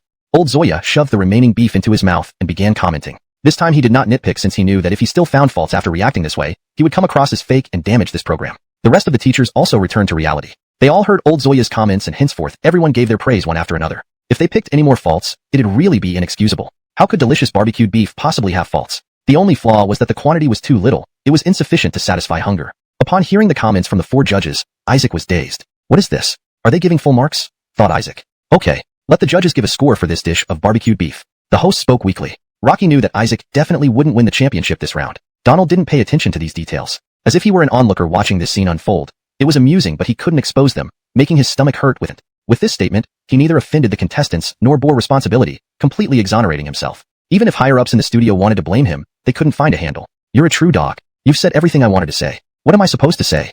Other companions shared the same sentiments. My evaluation is the same as the brothers. I don't have any dietary restrictions either. I feel that everyone's dishes are quite similar. Everyone answered similarly, and the host, helpless, dismissed them. Very well. Thank you for your honest opinions. We thank our 4 esteemed teachers for coming to this show today and presenting us with a feast of exquisite delicacies. Though few in number, each dish has been meticulously prepared. I believe everyone here has feasted their eyes today. Teacher Susanna's knife skills dazzle. Teacher Guan's solid foundation inspires respect. Teacher Ming's culinary skills are formidable. And our teacher Zhou, you all did a fantastic job. But the competition is a competition, and we will ultimately determine the winner based on scores, so I shall now announce the champion for this round. Some of the audience members had already stood up. Donald. When the audience heard someone calling out Donald's name, everyone got up one by one and began rhythmically chanting Donald's name. The barrage of chat messages in the live broadcast was filled with Donald's name. The scores had already been tallied. Donald had scored slightly higher. Even if Donald's score was lower than Isaac's, the audience probably wouldn't acknowledge it. With everyone cheering for Donald, the host could only pick up the microphone to join in with everyone, shouting Donald's name. Indeed, the champion of this round is Teacher Donald. Donald stood where he was, seemingly calm. However, he felt elated internally. Chapter 246, Maxine Gets Scalded. Chapter 246, Maxine Gets Scalded. Please provide the full chapter content if you need a detailed translation, and I will proceed while maintaining the specified guidelines. Hashtag Chapter 246, Boss Blakely's Scald. Donald naturally won the championship of this round. The on-site audience shouted Donald's name frenziedly. The viewers in the live stream also used comments to express their excitement. Winning this championship meant that Donald would have to participate in the next episode as well. Normally, Donald would not want to win and continue participating because it would consume a lot of his time. Winning or not, he would eventually get 3 million anyway. Getting the 3 million and exiting early was actually the best plan. That evening, Susanna Tongxing returned directly to the capital by plane. When Donald landed at the airport, he turned off airplane mode, and his phone started ringing non-stop. WeChat notifications and text messages came one after another. Before he could check them, another call came through. It was Dan calling. Brother Xiaoming, you're still up this late? On the phone, Dan laughed heartily. Not yet. I've been watching the live broadcast all along. Your match was so exciting. This championship is absolutely well-deserved, truly spectacular. Brother Xiaoming, you flatter me. Aren't you still at Elephant Island? Yeah, the production team has already returned. There might be some storms there recently, so they've paused filming and will go back once the storm passes. I'm calling to inform you when we head back. We'll discuss it later. Alright, I'll wait for your message. Just as he finished talking to Dan and hung up, another call came in. This time it was from Master Antoine. Teacher Antoine, you're still up this late? Rocky, what's a little late? The theater hasn't even closed yet. By the way, I saw you on TV today. Tell me, how did you make that char siu beef rice? It looked delicious. I should give it a try sometime. Donald smiled and said, not sometime. Let's do it tomorrow. I'll come over and cook it for you, so you can taste how it turns out. You're not going to film at Elephant Island anymore? I just received news. There will be storms there soon, so the production team has temporarily halted filming. Everyone is back, and we're waiting for further notice. Master Antoine laughed. Great, then you can rest for a few days. Come over tomorrow. I'll get the ingredients ready. Okay, I'll come over in the morning. While chatting with Master Antoine, Donald's phone indicated another incoming call. Rocky noticed it was from Blakely. After hanging up, Donald called Blakely back. Rocky, who were you chatting with just now? You talked for so long. Teacher Antoine asked me to go over for a meal tomorrow. Oh, you're quite busy lately. I was planning to invite you over for dinner tomorrow to try the dishes you made on the show. How about some other day? When are you going to Teacher Antoine's place tomorrow? Donald didn't hide it and said, at noon. I'm having lunch there. So come over in the afternoon. Do you have any plans? Donald thought it was fine. Having meals taken care of both at noon and night was good for him. Susannaire, I'll come over in the afternoon. Great. I'll prepare the ingredients in advance and wait for you. From the airport to the subway station, Donald's phone didn't stop ringing. Almost everyone he knew called him. Donald was curious. He hadn't mentioned competing in the cooking competition to anyone, yet they all knew. Finally, when he boarded the subway where the signal wasn't stable, the call stopped. By the time he returned to the company, it was already 2 a.m. Rocky quickly washed up and went straight to sleep. The next morning, he woke up at 10 a.m. Looking at the time, Donald jumped out of bed, realizing he had promised to go to Master Antoine's place for lunch and make char siu beef rice, but he overslept and forgot to set an alarm. Rocky rushed to take a quick shower and then hurriedly cycled to Dyunshil's. 1 Buddha jumps over the wall and 1 char siu beef rice. Without time constraints, the hidden skills were fully utilized, taking 2.5 hours. By 8 p.m., the Buddha jumps over the wall was finally done. Blakely, who had been eagerly smelling the aroma in the kitchen, couldn't wait for the meal. She eagerly offered to help serve the dishes. Perhaps due to her eagerness, she forgot to wear gloves. While lifting the clay pot of char siu beef rice, she got badly scalded. Ah! Blakely cried out, nearly dropping the pot. Agitled, Donald asked, what happened? Seeing Blakely grimace in pain, Donald quickly pulled her hand. For a moment, they locked eyes, and Blakely blushed deeply. Chapter 247. A Small Goal. Chapter 247. A Small Goal. The relationship between Donald and Blakely had always been ambiguous, neither close nor distant. Donald didn't frequently meet Blakely because she was a big star and a beautiful woman. Maintaining too close of a relationship wouldn't be beneficial for her, especially in the public eye. Physical contact was even less likely to happen. But now, Donald seemed to have lost his sense for a moment. When he heard Blakely's startled exclamation, "Nothing, let's eat." Deep down, Blakely knew Donald wasn't insensitive or lacking in emotional intelligence. In fact, his EQ was higher than most people's. Rocky merely pretended to be indifferent to make others think he lacked it. Donald was always cautious in matters of love, never overstepping boundaries. Facing such a man, one couldn't help but feel both love and frustration. She loved how careful he was with emotions, ensuring he was responsible, yet hated how his pretend insensitivity felt like an insurmountable mountain. After applying the toothpaste, Donald didn't ask Blakely for help again. Rocky served 2 dishes himself, prepared all the utensils for her, and even pulled her chair out like a gentleman. "Eat this char siu beef rice first. It won't taste good if it cools down. The Buddha jumps over the wall can wait. It stays warm for a long time." If Donald lacked EQ, he certainly showed it now by slicing the char siu beef neatly into small pieces for her. Blakely's mood lifted at this thoughtful gesture. "Why can you act as if everything doesn't concern you?" Blakely asked softly. Donald paused. "What do you mean? I didn't understand what you're trying to say today. Why did you behave so strangely?" "Pretend. Keep pretending." "I'm not. Have I ever pretended? That's just my personality." Blakely sighed again. "Fine, I won't talk anymore. You know yourself best. Let's eat." They spent an hour eating together. Near the end, Blakely put down her utensils and looked at Donald seriously. "Actually, I invited you here not only for the food, but also to tell you something important." "Yes, go ahead." "The earnings from 3 Lives, 3 Worlds, 10 Miles of Peach Blossoms have come in. You can get more than 40 million. Donald's face lit up while eating. "That much money?" Blakely nodded. "This is just the initial revenue. There will be more later, which you'll still share." "Do I need to pay taxes on this?" Blakely shook her head. "The tax will be deducted before it reaches you. So there's no worry. You get what you see, and the tax is paid under your name." "That's great. Should I say thanks?" "No need to thank me. If you have time, cook for me. Consider it repayment." Donald froze, realizing she had set a trap. Blakely found his expression hilarious and laughed loudly. "I was just teasing you." "What? You were joking all along?" Blakely rolled her eyes. "Asking you to cook for me was a joke, but the 40 million is real. The company will transfer it to you once they receive it, so no need to worry." Donald smiled and nodded. "That's quite a lot of money. How about I write another script for you?" Donald wasn't busy all the time, though he claimed he was. Lately, Emily didn't have any new scripts, and Blakely was considering discussing this with Donald, hoping he might have a new script. To her surprise, speaking of which, Blakely had starred in countless TV series, but there were only a few that Donald liked or could recall easily. Besides Eternal Love, other memorable ones included Sword World 3, The Journey of Flower, and Empresses in the Palace. These were all good and were shows he had watched. After much deliberation, Donald finally chose Sword World 3. It wasn't because of anything else, purely out of nostalgia. Opening up a document, Donald started writing the script. While writing, Donald made some modifications but did not change the later parts, only adding a prologue at the beginning. From 10:30 p.m. until 4 a.m., Donald kept writing, and finally finished the script. Stretching his arms, Donald didn't need to review the script further and saved it directly, sending it to Blakely via email. Lying in bed, Donald calculated how long it would take him to repay the 300 million debt under the current circumstances. By his calculations, he had already earned more than 120 million yuan. In fact, the time he spent on this venture wasn't much, and he still had potential earnings from his earlier works. If he wanted to speed things up, he could write more scripts, both for TV series and movies, so he would just need to wait for the profits to come in.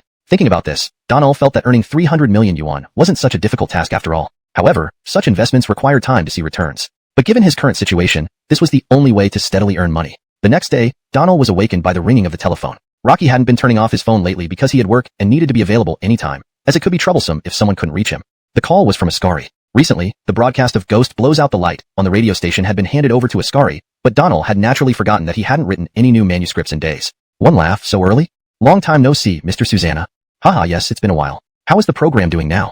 Ascari smiled and said, "It's going well, very stable, consistently ranked #1 in national listenership." "Let me guess, are you out of stored manuscripts?" Ascari hurriedly replied, "Yes, we've run out. I can still do one episode today." "That's fine. Don't worry about it. I'll send you the manuscript later." After hanging up, Donald checked the time. It was already 11 a.m. Rocky quickly got up, washed up, and sat down at his computer, furiously typing away. From 11 a.m. to 5 p.m., he didn't stop, writing 40,000 words, and then sent them all to Ascari. 40,000 words should be enough for 10 days' worth of broadcast on the radio. After finishing, Donald called Ascari to inform him that the manuscript had been sent to his email. Then, Donald realized Blakely hadn't called him back, probably because she hadn't checked her emails yet. So, he immediately called her. "Rocky, what wind blew you my way? Why call me now?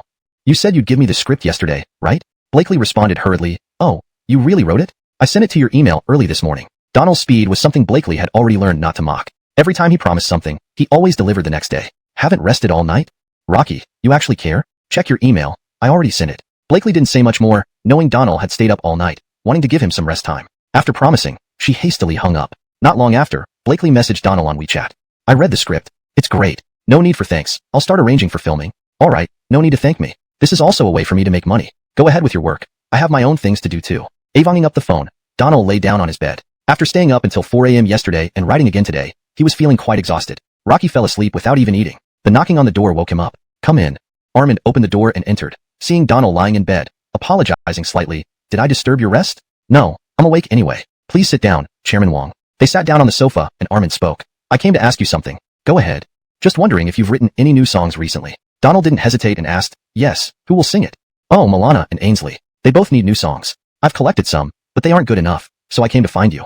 Armand was very courteous. Technically, Donald was an employee of the company, receiving regular pay even though it was honorary. Being a creator, Armand should have asked him directly for new songs, but he hadn't done so. Donald was very grateful. The company had taken care of him, even waiting until it was necessary before asking him for songs.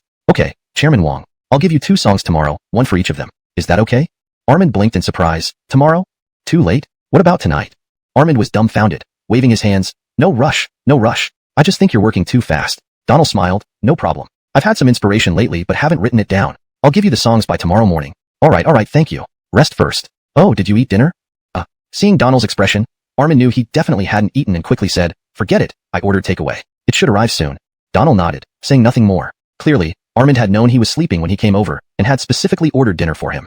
After seeing Armand off, Donald began writing the songs. At the same time, he thought that once he paid off the 300 million debt, he might choose to stay and work stably. Such a life choice wouldn't be bad either. Chapter 249, Maxine's Invitation. Note: without the following content, I can only provide the chapter title translation as above. Please provide more text for a fuller translation. Hashtag chapter 249, Maxine's Invitation. That night, Donald pinned down both songs. The next morning, just as Armand started his workday, Donald promptly delivered the 2 songs to his office. You've already written them? Armand was visibly surprised when Donald knocked and entered. Donald nodded. Yeah, they're done. Director Wong, please take a look and see if they meet your expectations. As he spoke, Donald placed the 2 song sheets on Armand's desk. This one is for Milana, and this one is for Ainsley. Though Armand was accustomed to Donald's rapid creativity, it was still astonishing to see him produce 2 songs in one night. Nevertheless, the 2 songs lay before him. Armand picked up the songs Donald handed over and began reviewing them. The first song written for Milana was titled, Hastily That Year. Armand often wondered where Donald's inspirations came from. Despite being only 21, Donald was Sanchin Cave. Seeing these lyrics, Armand smiled. Great job, Donald. You mentioned your creativity becoming more diverse, and here you go, composing an unconventional song like this. Donald chuckled. Ainsley has a varied appearance and mainly releases her songs online. I think a playful song like this suits her well and will easily become popular online. Of course, this wasn't originally Ainsley's song. Donald believed any female singer could make it a hit online, so he wrote it for her. Susan Air thing. Both songs are excellent. As usual, the company will pay 2 million yuan for the 2 songs, and you'll still share the earnings. How does that sound? Sounds fine, Director Wong. If you need more songs in the future, feel free to contact me directly instead of seeking outside composers. My writing speed is pretty fast. Armand said awkwardly. It's just that you've been busy flying around these days. I was worried. No problem. Don't worry about that anymore. Alright, it's settled. I'll have finance send you the payment first. Then when it's time to record, I'll reach out for your final approval. Having happily handed over the 2 songs to the company, Donald spent the next few days at the office. Since Dan hadn't called to inform him, there was no need to go to Elephant Island. Within 3 days, the 2 songs were recorded successfully under Donald's guidance. Before the start of the chef competition, besides occasionally visiting Gerardo's Deering Comedy Club to discuss Xiangxing, Chinese comedic dialogues, with Gerardo, Donald would sometimes cook at Blakely's villa, primarily discussing the production of Sword and Fairy 3 with her. The rest of the time, Donald was engrossed in his computer, writing most of the subsequent content of Ghost Blows Out the Light. One afternoon, Donald was invited back to Blakely's villa by her. Today, Blakely's Igor was also present and prepared hot pot for everyone. After eating, they sat on the sofa in the living room. After some hesitation, Blakely finally spoke up. I need to ask you something. What is it? Donald asked. Blakely looked troubled. Preparations for Jade Dynasty Legends have begun, but we haven't found a suitable male lead yet. Donald immediately understood what she was thinking. Do you want me to play the role? Smart. You get it right away. Let's agree on it happily then.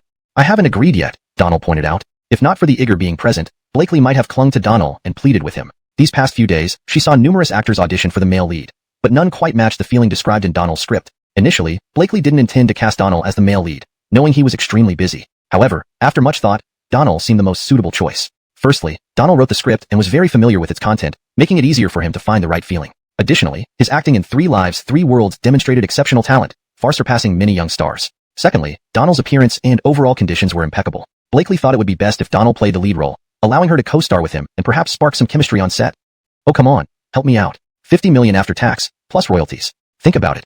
Blakely knew Donald too well. Money was his weakness. She directly brought up the price to sway him. After all, 50 million after tax was a top-tier rate. If that couldn't convince Donald, she wouldn't have any other options. Other actors would join a good drama, even for lower rates, just to gain exposure. Only Donald, despite owing $300 million, didn't seem to care much about fame or fortune. Upon hearing the $50 million figure, Donald raised an eyebrow. Let me think about it. Blakely and her Igor were amused yet frustrated.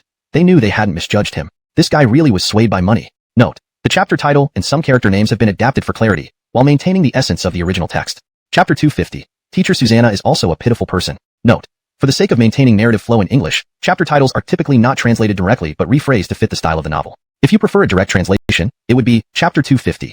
Teacher Susanna is also a person with hard luck. Please let me know if you have any specific preference.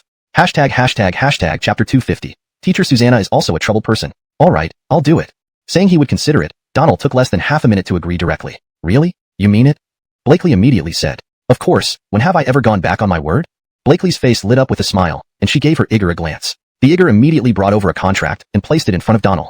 Sign here. So you anticipated that I would agree. Inviting me to dinner was just an excuse. The main goal was to discuss the collaboration, Donald remarked. Blakely chuckled. No, the contract didn't even have names on it. It was prepared beforehand, and the amount also needs to be handwritten, so it wasn't specifically prepared for you. I just happened to bring it along. Donald sighed but signed the contract without hesitation. Rocky didn't read any of its content because he trusted Blakely. Even if the whole world might deceive him, he doubted Blakely would betray him. Seeing Donald finish signing, Blakely was delighted. For their second collaboration, regardless of Donald's natural ability to draw traffic, Blakely was confident she could make Donald a star. After all, Donald had exceptional talent. Most importantly, what impressed Blakely the most was Donald's understanding of the legend of Sword and Fairy. Being the screenwriter herself, she understood it better than anyone else. Now, let me fill in the amount, and you can handwrite your name in the blank spaces under Party B. Donald did as instructed, signing his name wherever necessary. Blakely then filled in the amount, and thus, the contract was completed. When are we starting filming? Have you set a date? In 10 days, filming will start. Donald calculated the time. He had to attend the chef competition the day after tomorrow, and possibly again next week. This meant he would participate in 2 episodes of the chef competition before filming began. What are you thinking about? Noticing Donald deep in thought, Blakely asked. I'm calculating the timing. Do you have scheduling conflicts? Donald shook his head. I'm participating in the chef competition. If we start filming in 10 days, I will have appeared twice. I need to think about whether I can inform the production team that I won't continue appearing after filming starts. Blakely frowned. If the show paid you and you stop appearing, they might not pay you. Donald replied, actually, this program already has a predetermined outcome. They only invited me for ratings. If I withdraw, I think the production team would be happy. As for not paying, I don't think they'll do that. Blakely looked surprised. A food show has a predetermined outcome? That sounds ridiculous. Donald nodded. Yes, it's a bit crazy, but seeing how Isaac behaves made me dislike him. By competing, I ensure he doesn't win the championship. Even if they force him to win, he lacks the capability, and the audience knows that too. Blakely laughed. It feels like you're indirectly praising yourself. It's not self-praise. Alright, I'll have my company contact the production team. I think it shouldn't be a problem. Blakely felt somewhat guilty since Donald had to give up a show for her project. Even though Donald still had Midnight Restaurant, flying back and forth would be exhausting. She knew this well. Seeing Blakely's expression, Donald smiled warmly. Stop worrying. To be honest, I don't really enjoy appearing on shows much anyway. It's fine. I'll go now. I'll take you back. Donald thought for a moment. Alright. This was the first time Donald readily agreed to let Blakely drive him back to the company. Previously, Donald felt that Blakely would attract too much attention, leading to gossip.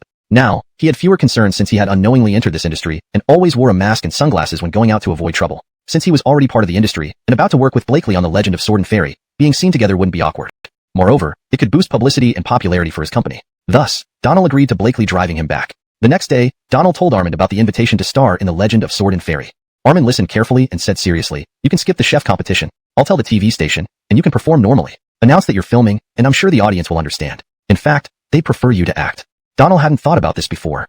Hearing Armand's suggestion, he immediately agreed. 3 days later, Donald returned from the chef competition as the champion again, unexpectedly. During the competition, Donald showcased his impressive skills, but this time, the 4 judges and host were not as uncomfortable as before. Armand had informed the TV station, which gladly agreed. Appearing on 3 episodes earned Donald 3 million yuan, significantly boosting the show's ratings by nearly 10%. This was a huge profit for the station. The TV station even arranged with Armand that once Donald was available, they would contact him immediately to arrange more appearances. Over the next week, Donald joined the Midnight Restaurant crew on Elephant Island for a week of filming. Although the season wasn't finished, the 7 days of filming allowed for 4 weekly episodes to air. The addition of Donald boosted the ratings for Midnight Restaurant, making it the top-rated celebrity reality show. Thus, Donald, who initially had no intention of entering the entertainment industry, found himself thoroughly immersed. Numerous invitations poured in, TV stations, radio programs, all contacting Sufu Company to invite Donald on their shows. Armand received calls daily, feeling overwhelmed. There were too many offers, but Donald couldn't accept them all. Even if Armand liked a particular program, he needed Donald's approval. Donald was incredibly busy. Meanwhile, Zion capitalized on Donald's rising popularity, officially announcing on its website that Donald would collaborate with Blakely to film The Legend of Sword and Fairy.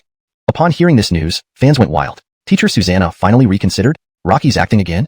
Hurrah. Finally, we can see Teacher Susanna's performances again. I think Teacher Susanna must be under immense pressure, given his massive debt. I wonder how much he still owes. Oh, Teacher Susanna is such a troubled person. Translation notes asterisk. Chapter 250. Teacher Susanna is also a pitiful person. Alright, I'll go. Though he said he'd consider it, Donald didn't even take half a minute to directly agree. Really? You mean it? Blakely immediately asked. Of course. When have I ever gone back on my word? Blakely's face lit up with a smile, and she signaled her Igor. The Igor quickly brought over a contract and placed it in front of Donald. Sign here. So it turns out you anticipated I would agree from the start. Inviting me to dinner was just an add-on. Coming to discuss the collaboration was the main event. Donald mused aloud. Blakely chuckled. Not really. The contract doesn't even have any names filled in. It's something I prepared beforehand, and the amount needs to be handwritten, so I can't say it was specifically prepared for you. It just happened to be brought home today. So? Donald sighed but signed the contract without hesitation or reading it, as he trusted Blakely completely. Even if the whole world might deceive him, he reckoned Blakely wouldn't. Upon seeing Donald sign, Blakely was elated. This would be their second collaboration. Ignoring Donald's natural ability to attract attention, Blakely was confident she could still promote him even if he were an unknown beginner, given his exceptional talent. Of course, what mattered most was Blakely's initial thoughts about Donald's understanding of sword and fairy, which naturally made sense since it was her script. Now let me write in the amount. You just need to fill in your name in the blank space under Party B. Donald did as instructed, signing all necessary areas while Blakely filled in the amount. With that, the contract was complete. When do we start shooting? Have you set a date? In 10 days, shooting starts in 10 days. Donald calculated the timeline. Rocky had to go to the chef's contest tomorrow, and possibly next week as well. This meant he would participate in 2 more episodes of the chef's contest before shooting began. What are you thinking about? Seeing Donald lost in thought, Blakely asked. I'm figuring out the schedule. Do you have conflicting commitments? Donald shook his head. I've been participating in the chef's contest. If shooting starts in 10 days, then I'll be on 2 more episodes. Let me think if I can inform the production team that I won't continue with this show after filming begins. Blakely frowned upon hearing this. The production team paid you, so skipping out isn't feasible. They might withhold payment. Donald replied, actually, this show already has a predetermined outcome. Paying me was just for ratings. If I withdraw, I think they'd be happy. As for not paying, I doubt they'd do that. Blakely looked shocked. A cooking show with predetermined outcomes? That sounds pretty far-fetched. Donald nodded. Because it's far-fetched, I can't stand Isaac. I only went on the show because I couldn't tolerate him. If I continue competing, Isaac likely won't win. Even if they force it, he doesn't have the skills. Viewers can see right through it. Blakely burst into laughter. You sound like you're indirectly praising yourself. It's not exactly self-praise. Alright, let's handle it like this. I'll get the company to liaise with the production team. I don't think there should be a problem. Blakely felt somewhat guilty because accepting her offer meant Donald had to give up a show. Besides, Donald still had commitments with Mid-Autumn Festival Kitchen, which involved tiring travel. She knew how exhausting it was. Seeing Blakely's expression, Donald laughed heartily. Enough with your worries. Honestly, I'm not fond of appearing on shows anyway. Just let it be. If I'm done, I'll leave. I'll see you off. Donald thought for a moment. Okay. This was the first time Donald agreed so readily for Blakely to drive him back to the company. Previously, Donald felt Blakely was too conspicuous, and associating with him might lead to gossip. Now, without such concerns, since he hadn't initially intended to enter this industry, he had unknowingly joined it. Wearing masks and sunglasses when going out was now a necessity to avoid trouble. Since he was stepping into this circle and about to shoot sword and fairy with Blakely's crew, being seen together wasn't awkward. It could also serve as advertising for good travel, boosting popularity. Rockins, Donald agreed to Blakely driving him back. The next day, Donald told Armand about being invited to act in Sword and Fairy. After hearing Donald, Armand considered seriously. You don't have to appear on Chef's Contest anymore. I'll inform the TV station, and you just need to perform normally. Announce that you're shooting a drama, and I believe the audience will understand and even hope you focus on act, as Donald was now incredibly busy. Good Travel capitalized on Donald's popularity by announcing on its official website that Donald would collaborate with Blakely to film Sword and Fairy. Once this news broke, fans exploded in excitement. Teacher Susanna finally relented? Acting again? Hurrah! We can finally see Teacher Susanna's acting again. I think Teacher Susanna must be under a lot of pressure. After all, there's still an outstanding debt of 300 million. Who knows how much is left unpaid? Rakshi, Teacher Susanna is also a pitiful person. Translated character names and titles into English equivalents where applicable. Maintained the original tone and style while ensuring readability and fluency. Kept the paragraph structure and line breaks consistent with the original text. Chapter 251. Wrapping up a new drama. The translation provided is a title translation. If you have more text from this chapter that needs translation, please provide it, so I can continue translating accordingly. Hashtag Chapter 251. New drama wraps up. In the 3rd episode of the Chef Gods competition, Donald announced that this would be his last appearance due to filming commitments, and he would be leaving the competition. Additionally, Donald posted on Weibo to explain the situation, a decision that garnered strong support from his fans. On the night the Chef Gods competition ended, the TV station transferred 3 million yuan as payment. The next morning, Blakely called Donald to join her at Zion Productions for a meeting. According to the original plan, they were supposed to start filming today, but they encountered some issues. A previously chosen role could not participate due to special circumstances. Blakely wanted Donald's help in selecting new cast members. Donald had no experience in this area. After all, he hadn't served as a director before. Nonetheless, he arrived at Zion Productions. Upon his arrival, Blakely greeted him at the door. There are over 10 actors waiting upstairs for auditions. Donald smiled bitterly. I have no experience with this kind of thing. It's best left to the director. Come on, stop stalling. If I say you can do it, then you can. Donald wanted to protest further, but Blakely interjected. This is an opportunity, understand? Being an eager director will benefit you.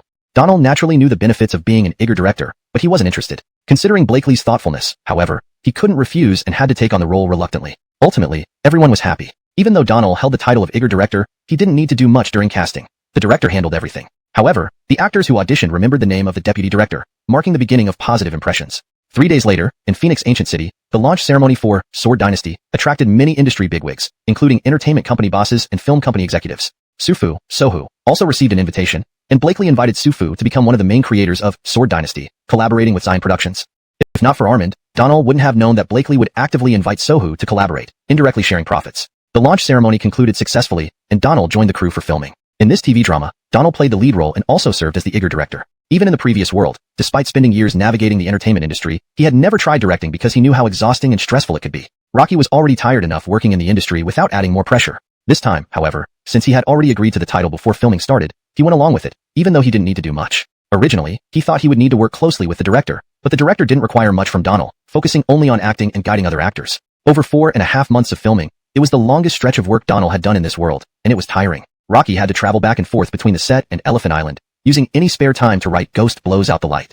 Despite the fatigue, this period felt fulfilling compared to sitting idly in the office. Although his initial intention to avoid this industry still existed, his aversion wasn't as strong as before. After 3 months, Sword Dynasty was nearly complete, with 5 days until Chinese New Year's Eve. To meet deadlines, the crew only took a break on New Year's Eve. That night, the entire crew celebrated within their temporary shelter. Donald prepared 2 large tables of delicious food. The exhaustion from filming disappeared amidst laughter and delicious food. During dinner, Blakely frequently glanced at Donald, noticing how much he had changed. Initially, Donald had been stern and cold, hard to approach, but over time, he became more approachable. Now, although he remained serious during filming, he often chatted and joked with colleagues during breaks, sometimes telling cold jokes. Blakely saw these changes and felt genuinely happy. Donald's transformation made her feel valued. Most notably, when she got injured during filming, Donald showed immense concern.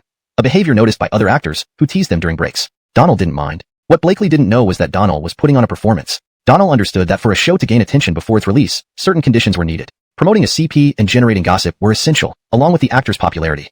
These elements were present in this crew. Donald deliberately acted in certain ways to create buzz, though subtly. As expected, these rumors spread quickly, and on New Year's Eve, Donald and Blakely trended second on social media, just behind the studio. On the day after the celebration party, as soon as she got to work, she received countless calls from investors, various TV stations, and live streaming platforms with endless invitations. While busy answering calls in the office, her eager knocked on the door. "Miss me, there's a live streaming platform manager outside who wants to chat with you." Blakely knew most of the live streaming platforms. She had previously co-streamed with Donald on Do You, after wrapping up Eternal Love, which had garnered great results. Today, Do You also called inviting her for an online live stream promotional event, but Blakely ultimately declined. Now, another live streaming platform manager came along. Without much thought, Blakely said, "Tell him I'm busy and don't have time to meet. Miss me, they are offering 10 million yuan, and all gift profits will be ours." 10 million? Rock hearing this figure didn't shock Blakely much, but compared to the already popular Do You platform that offered 5 million yuan and shared the gift profits equally, this was indeed much more. Even if she wasn't particularly concerned about these 10 million yuan, Donald definitely needed it. Bring him in for a talk then. A few minutes later, the eager led the live streaming platform manager into the office. Rocky was a man in his early 30s, young-looking, properly dressed in a suit. "Rakilo Ms. Walker. I'm Walker Hui from Jiangxi Live." Blakely smiled. "Please sit down." "Walker Hui, right? We share a common ancestor from 300 years ago, but I haven't heard of Jiangxi. Is it a newly open live streaming site?" Walker Hui nodded frankly. "Yes, it just opened a month ago. Honestly, our traffic can't compare to those veteran live streaming sites, so?" Walker Huey's honesty was appreciated by Blakely, who nodded. "I understand your point. I've also heard the terms you offer. However, I cannot confirm whether I'll go live because I need to persuade Donald first. Give me some time." "No problem, Ms. Walker. I hope we can cooperate. Rock hires my business card. I look forward to your prompt response." From entering to concluding the discussion, it didn't take 3 minutes, and they reached a cooperation agreement. After seeing Walker Hui off, the eager returned to the office. "Miss me, do you think Teacher Susanna will agree?" Blakely shook her head. "No, he won't." The eager frowned. "Isn't Teacher Susanna short of money? Why wouldn't he agree?" "It's simple. He hasn't fully integrated into the circle yet. Rocky needs time to adapt. His current status is quite good."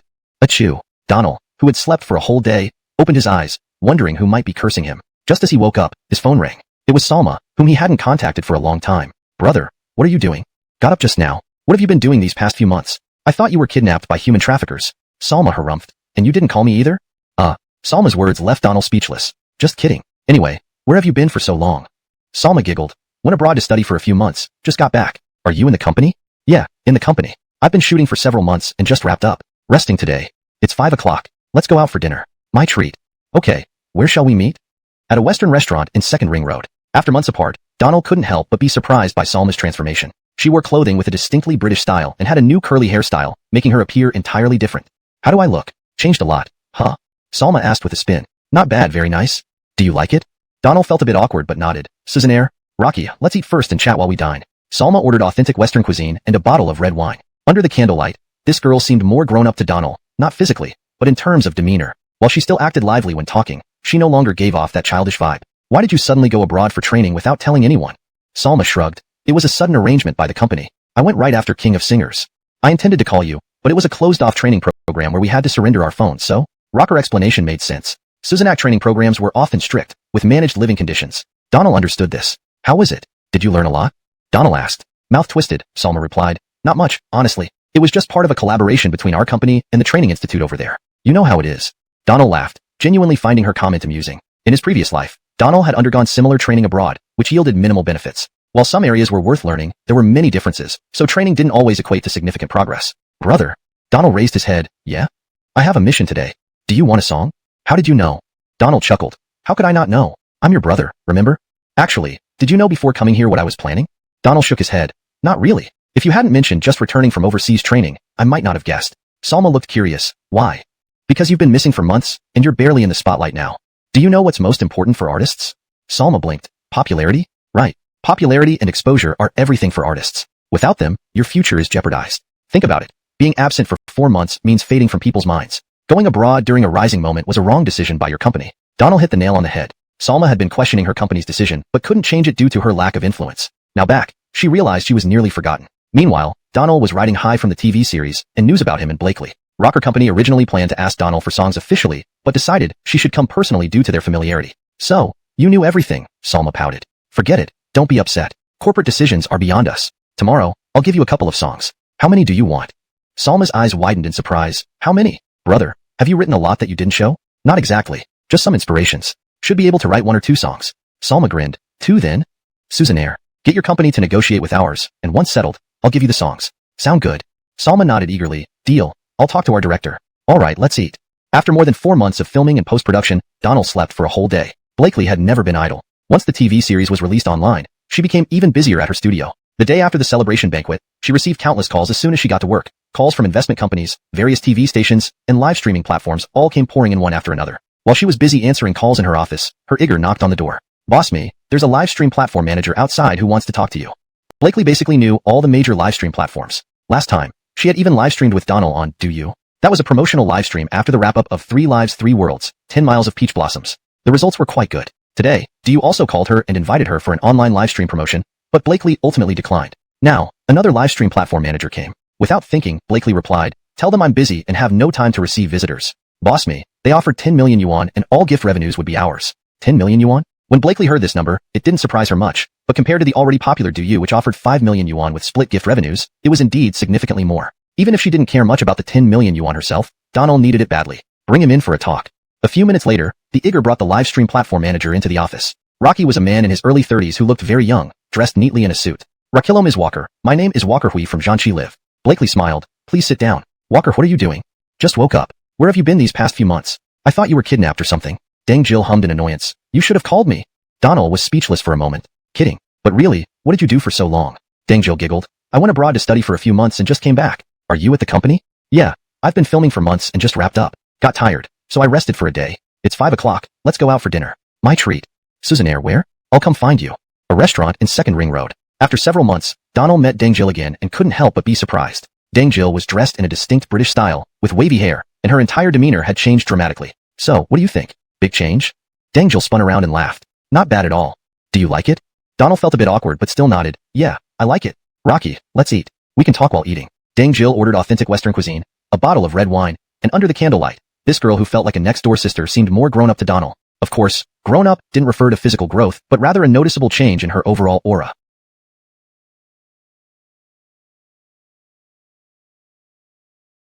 Previously, Deng Jill gave off a cute and sunny image. Now, she appeared much more mature. While she remained playful when talking to him, the previous feel was gone. Why did you suddenly go abroad to study without telling anyone? Deng Jill shrugged. It was a temporary arrangement by the company. Right after the King of Singers show, I went there. I wanted to call you, but it was closed management. Phones were confiscated. So, what she said made sense.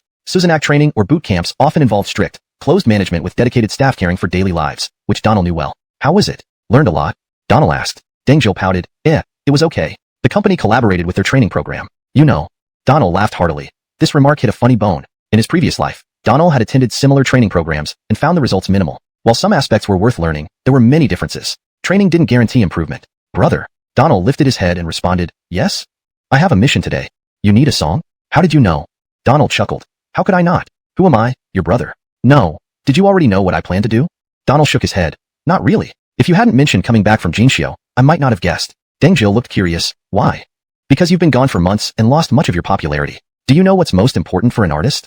Deng blinked. Popularity? Yes, popularity and exposure are the lifeline of an artist. Without them, you risk ending your career. Think about it. For months without any exposure or popularity means you've gradually faded from public view. I think the decision to send you for training when you were gaining popularity was a mistake. Donald hit the nail on the head. Deng had already felt the company's decision was wrong but lacked influence to change it. After returning, she realized she was almost forgotten. Meanwhile, Donald's recent activities in TV dramas and gossip with Blakely garnered immense popularity. Rocker Company initially planned to approach Donald officially, but decided she could handle it due to their familiarity. Seems like you know everything, Deng pouted. Don't be upset. These are company decisions. I'll give you a song tomorrow. How many do you need? Deng eyes widened again. How many? Brother, did you write a lot and keep them hidden? Not really. Just had some inspiration. So maybe a couple. Deng grinned. So, 2 songs. Suzanair, have your company contact mine for negotiations. Once finalized, I'll give you the songs. Sound good? Deng readily agreed, nodding vigorously. Okay, I'll tell our director about this. Alright, let's eat. At 7:30 in the evening, Donald dropped Salma off at her company's building before heading back to Sufu. The living expenses provided by the system over these few months had barely been touched. However, he still only had 1,000 yuan left. But this 1,000 yuan was more than enough for his monthly living expenses. He didn't even need to use it all, so he decided to indulge in a taxi ride. The round trip cost him over 300 yuan, which still made him wince when he thought about it. Note, Sufu is retained as a proper noun, representing the name of the place or company. If it's a typo or should be another name, please provide the correct information. Chapter 253. Lees changes companies. That evening, when Donald returned to the company, he noticed that Armin's office was still lit up. Rocky knocked on the door. There was no reply, but the door opened. I knew it would be you. Just got back? Donald was curious. Just got back? Why did you think it had to be me? Armin smiled. It's simple. At this hour, aside from the cleaning staff, no one else is in the company. The cleaners wouldn't knock on my door. My office is cleaned during the day, so, except for you, no one else could be here. Sit down. They sat on the sofa, and Armin had brewed a pot of tea, its fragrance lingering in the air. Donald spoke up. Lees came back. Armin nodded. I know. Her company organized a training session, but I didn't expect Lees to be involved. She asked me for a song.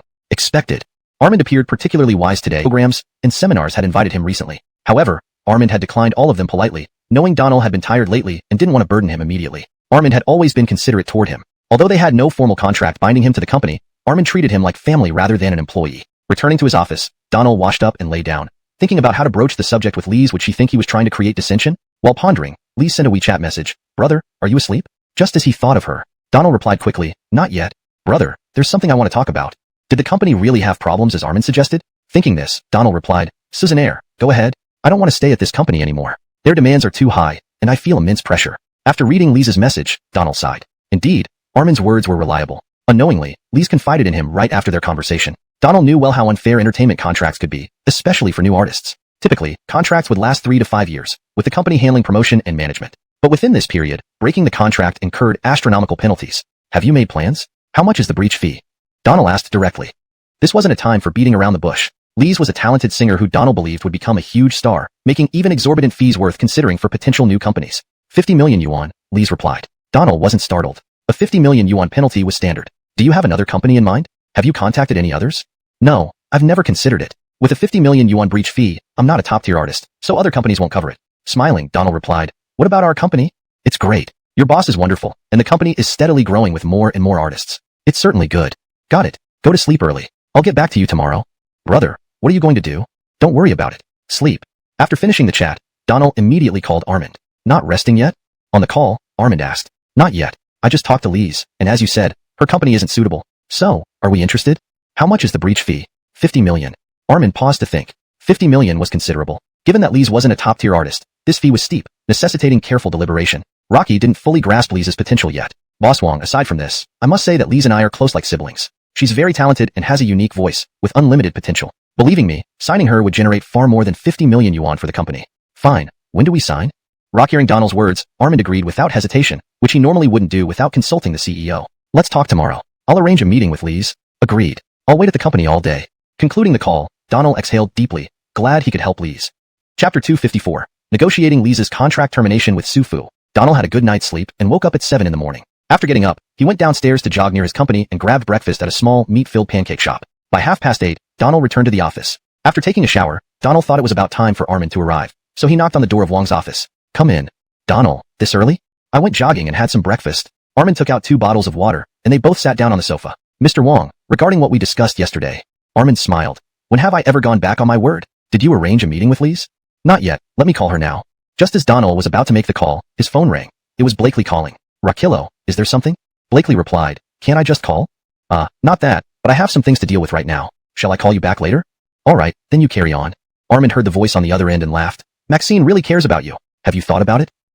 Donald looked embarrassed. I refuse to answer that question. Ha ha ha. Armin laughed heartily and said, you could actually develop something. Maxine is a very nice person, typically strong-willed yet gentle. I think you two would be perfect for each other. Donald gave a helpless smile because it seemed like everyone thought he and Maxine were a good match. After all, beauty and brains do attract. Rocky did have some thoughts about Maxine before, but he hadn't found the feeling he wanted yet. Maxine had mentioned liking him more than once, and each time, Donald would evade with various excuses, but she always continued to support and help him. Rocker efforts made him feel grateful. But now wasn't the right time. Let's talk about this later. Right now, I need to focus on paying off debts. Armin shrugged. Makes sense. But at your current pace, you should be able to clear the 300 million debt within half a year. As Armin spoke, Donald called Lise. Brother, good morning. Not too early. Do you have anything to discuss? If you're free, come by the office. We need to talk. Okay. From Donald's words, Lise knew he must have talked to the company about her situation, but she wasn't sure about Sufu's stance. However, since her brother was inviting her, she felt the matter was likely going well. Thinking of how they weren't actually siblings, but Donald had always been helping her, providing songs and negotiating contracts for better terms, Lise felt somewhat awkward. Yet, she also understood how much Donald had done for her. I'll repay him slowly, she muttered to herself before getting ready to head to Sufu's office. An hour later, Lise arrived at the building. She called Donald from the entrance, who came down to take her upstairs directly to Armin's office. This is Mr. Wang. You've met before, right? Donald briefly introduced. Good morning, Mr. Wang. We've met. Lise smiled. Good morning, welcome. Come in and sit down. Once seated, Armin poured tea and got straight to the point. Donald has already briefed me on your situation. I've discussed this with our CEO, and after obtaining his approval, our company can terminate your contract. Lise didn't expect Armin to agree so readily. She looked between Donald and Armin, tears welling up in her eyes. Brother. Donald waved his hand. Don't cry. This is a good thing. Why cry? On the verge of tears, Lise burst into laughter at Donald's words. Right. No crying. Thank you, Mr. Wang. Thank you, brother. But what about the breach of contract fee? Mr. Wang waved his hand. We're willing to pay 50 million because we see your potential. We believe you will become a top-tier singer. If you wish, you are welcome to join our Sufu family. Lise nodded firmly. I accept. All right, let's shake hands. The rest, Mr. Wang will handle. Standing up, Lise shook hands with Armin, feeling an immense surge of emotion. They then discussed further details in the office. Actually, the 50 million might still be negotiable depending on whether the company adhered to their contractual obligations. If any clause was breached, the fee might even be reduced. Of course, Donald and Lise weren't very familiar with such matters, despite Donald's extensive experience as a celebrity, including multiple career changes. These specific negotiations were new to them. Armin had a brief discussion with them, and then asked the driver to send Lise home before preparing to meet with the legal department. Before leaving, he reminded Donald, don't forget to call Maxine. Armin was becoming more playful. Shaking his head, Donald felt helpless. However, thanks to Armin's reminder, Donald remembered Blakely's earlier call. Back in his office, he dialed Blakely. Just finished up. You called for something earlier? You ask again, can I just call? Can't we chat? Embarrassed, Donald responded. Susannaire, why not? Rock hearing this, Blakely realized she sounded serious and adjusted her tone. Well, nothing major. Just wondering if you have any recent announcements or events. Actually, Blakely wanted to ask Donald to live stream, but hesitated at the last moment. No. And slumped over his desk, starting to worry again. Finally, he opened his computer document and typed in the title. The Rise of Phoenix. This could be considered one of Blakely's more popular TV series. From 1:30 p.m. to 5:30 p.m., using 4 hours, Donald finally completed the script. After finishing, he casually sent it to Blakely's email. Rocky took out his phone and sent her a WeChat message. Check your email, script attached. On the other side, Blakely was thinking about how to tell Donald about the live streaming event she had promised, though she hadn't yet confirmed if Donald would participate. Seeing the WeChat notification, Blakely pulled out her phone, and she was stunned. How long did that take? Donald was truly extraordinary. Rocky called her in the morning, and by afternoon, he had finished the script. This wasn't some short story from a magazine. This was a full-fledged screenplay. Even with an outline in mind, it shouldn't have been this quick. But it was true. Donald had indeed sent the script. Blakely opened her email and read the title. The Rise of Phoenix? Once she opened it, she couldn't stop reading. Donald spent 4 hours writing this script, and by the time Blakely finished reading, it was already 11:30 p.m. During this time, her Igor came to call her twice and had since fallen asleep on the couch in her office. Finally, after finishing The Rise of Phoenix, Blakely exhaled deeply. Donald, you really are, no, not a monster but a genius. Though she had been impressed by Donald many times before, this time felt the most incredible. After all, Chinese paladin, had just premiered, and now he produced another long script so quickly. It was mind-blowing. After marveling at his talent, Blakely remembered she needed to reply to Donald. But when she picked up her phone, she realized it was already 11:30 p.m. Turning around, she saw her Igor already sleeping on the couch. Tomorrow then, she muttered to herself. She tidied up, woke her Igor, and both headed home. The next day, Donald woke up early, knowing that the company's service department would negotiate the termination of Salma's contract today. Of course, Donald wouldn't go himself but wanted to stay updated on the progress. After getting ready and having breakfast, he returned to find colleagues already arriving for work. Donald. Just as he reached the company entrance, Armand called out to him. Armand walked over quickly. Did you go out for breakfast? Yes, I got up early with nothing else to do. We're heading to Jill's company at 10. Do you want to come? Donald hesitated. Is it appropriate for me to go? There's nothing inappropriate about it. You're part of the management team. Why wouldn't it be suitable? All right, I'll go with you. Let's head upstairs and get prepared. Following Armand upstairs, termination of her contract. What you hold is the compensation agreement drafted by our client. Please review it. The document listed various unreasonable treatments and breaches of contract by Universal during the artist's tenure. There were no underhanded tactics, just straightforward terms presented directly to Universal. After about 10 minutes, everyone finished reviewing the documents. Universal's legal representative stood up to respond. The summary provided by your client is unacceptable. Moreover, as one of our artists, Salma should comply with all company arrangements. Inside the conference room, the legal representatives engaged in a battle of wits, while Donald found the discussion rather boring. Legal matters were definitely a blind spot for Donald, so he listened passively, barely understanding much. Regardless, he knew that eventually, Universal would release Salma. The final amount of the breach of contract would depend on who was more skillful in negotiations. Similarly confused, Salma couldn't fully comprehend the discussion despite paying close attention. She sat stiffly, hands clenched, drenched in sweat, worrying how long it would take her to earn back the 50 million yuan breach fee. After nearly an hour of differing opinions, Armand patted Donald under the table. It's almost over, Armand whispered. What's the result? Donald asked. Armand gave a signal, and Donald started listening attentively. 30 million yuan. This is the final offer. If your company does not agree, we will see each other in court. Chapter 256. Kneeling to beg for endorsement. Note. Without the following content, I can only provide the chapter title translation. Please provide the full text for a complete translation. If you have any specific paragraphs or sentences following this chapter title that need translation, please share them, and I will proceed accordingly. Chapter 256. Kneeling for endorsement. 30 million yuan. This was the final price. Huan Yu was very clear about its current poor state. A breach of contract penalty of 30 million yuan would be a substantial income for the company. Otherwise, in some time, when Huan Yu collapses completely, it wouldn't even have this sum. After giving the final offer, the executives at Huan Yu gathered to discuss it. Agree, they said after a few minutes, accepting the compensation of 30 million yuan for the breach of contract. Immediately, both parties signed the agreement and payment was made on the spot. From then on, Lise, Salma, left Huan Yu and joined Sufu Entertainment. Returning with Donald and others, she directly went back to Sufu Entertainment. Upon arrival at the company, Donald took Lise to Armand's office. His Igor quickly brought over a contract for her to sign. Just carefully read through this contract out her doubts. After reading it, Armand laughed. No error here. The base salary is 20,000, and the company only takes 40% of the profits. But, this is almost the level of treatment given to top-tier singers, Lise noted. Yes, it's indeed close to that level, but we believe you have the capability for it. That's why it's like this, Armand replied. Donald sipped his tea and commented. Are you used to hardship at Huan Yu? Now suddenly not habituated.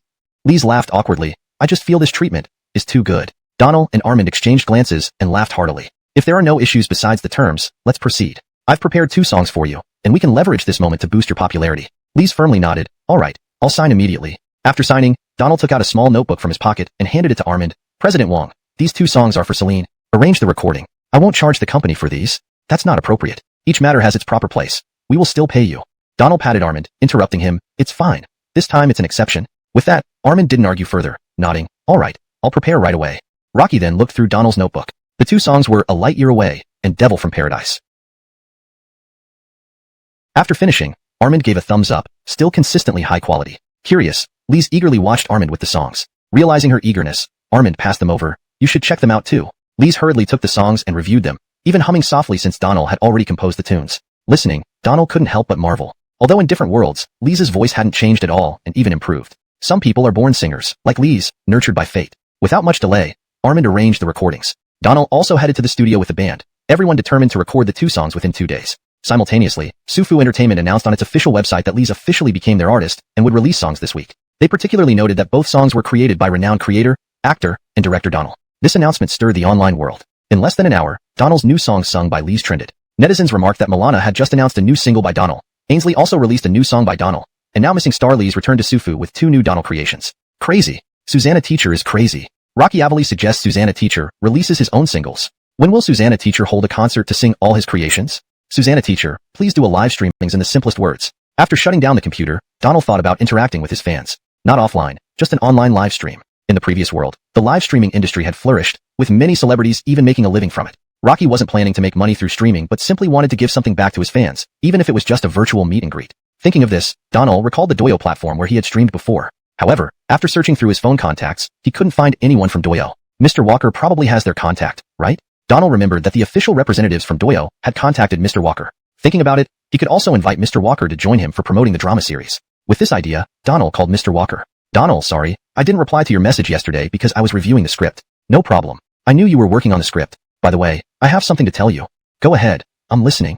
I want to do a couple of live streams to interact with my fans. Why don't you join me? It can also promote our drama. Blakely laughed upon hearing this. She had been thinking about how to approach Donald, but now he had mentioned it himself, which made her job easier. Suzanaire. Isn't it a coincidence? Today, a responsible person from a live streaming site came to me with the same idea. They offered you 10 million yuan for a live stream and would not take any commission from viewer donations. Donald hadn't expected such an offer. It was much better than Doyo's previous deal. Is it still Doyo? Donald asked. No, it's Zhanchi, a new live streaming platform. Essentially, they want us to bring in traffic. Honestly, we don't care about this as long as we inform our fans on Weibo. Which platform we choose doesn't matter to us, right? Donald agreed. The choice of platform wouldn't affect him either, so naturally, he'd choose the one offering better terms. Even though he wasn't doing it for the money, who wouldn't want more? Alright, then let's go with this. You negotiate with the platform, and we'll start tonight. Got it. I'll call them immediately.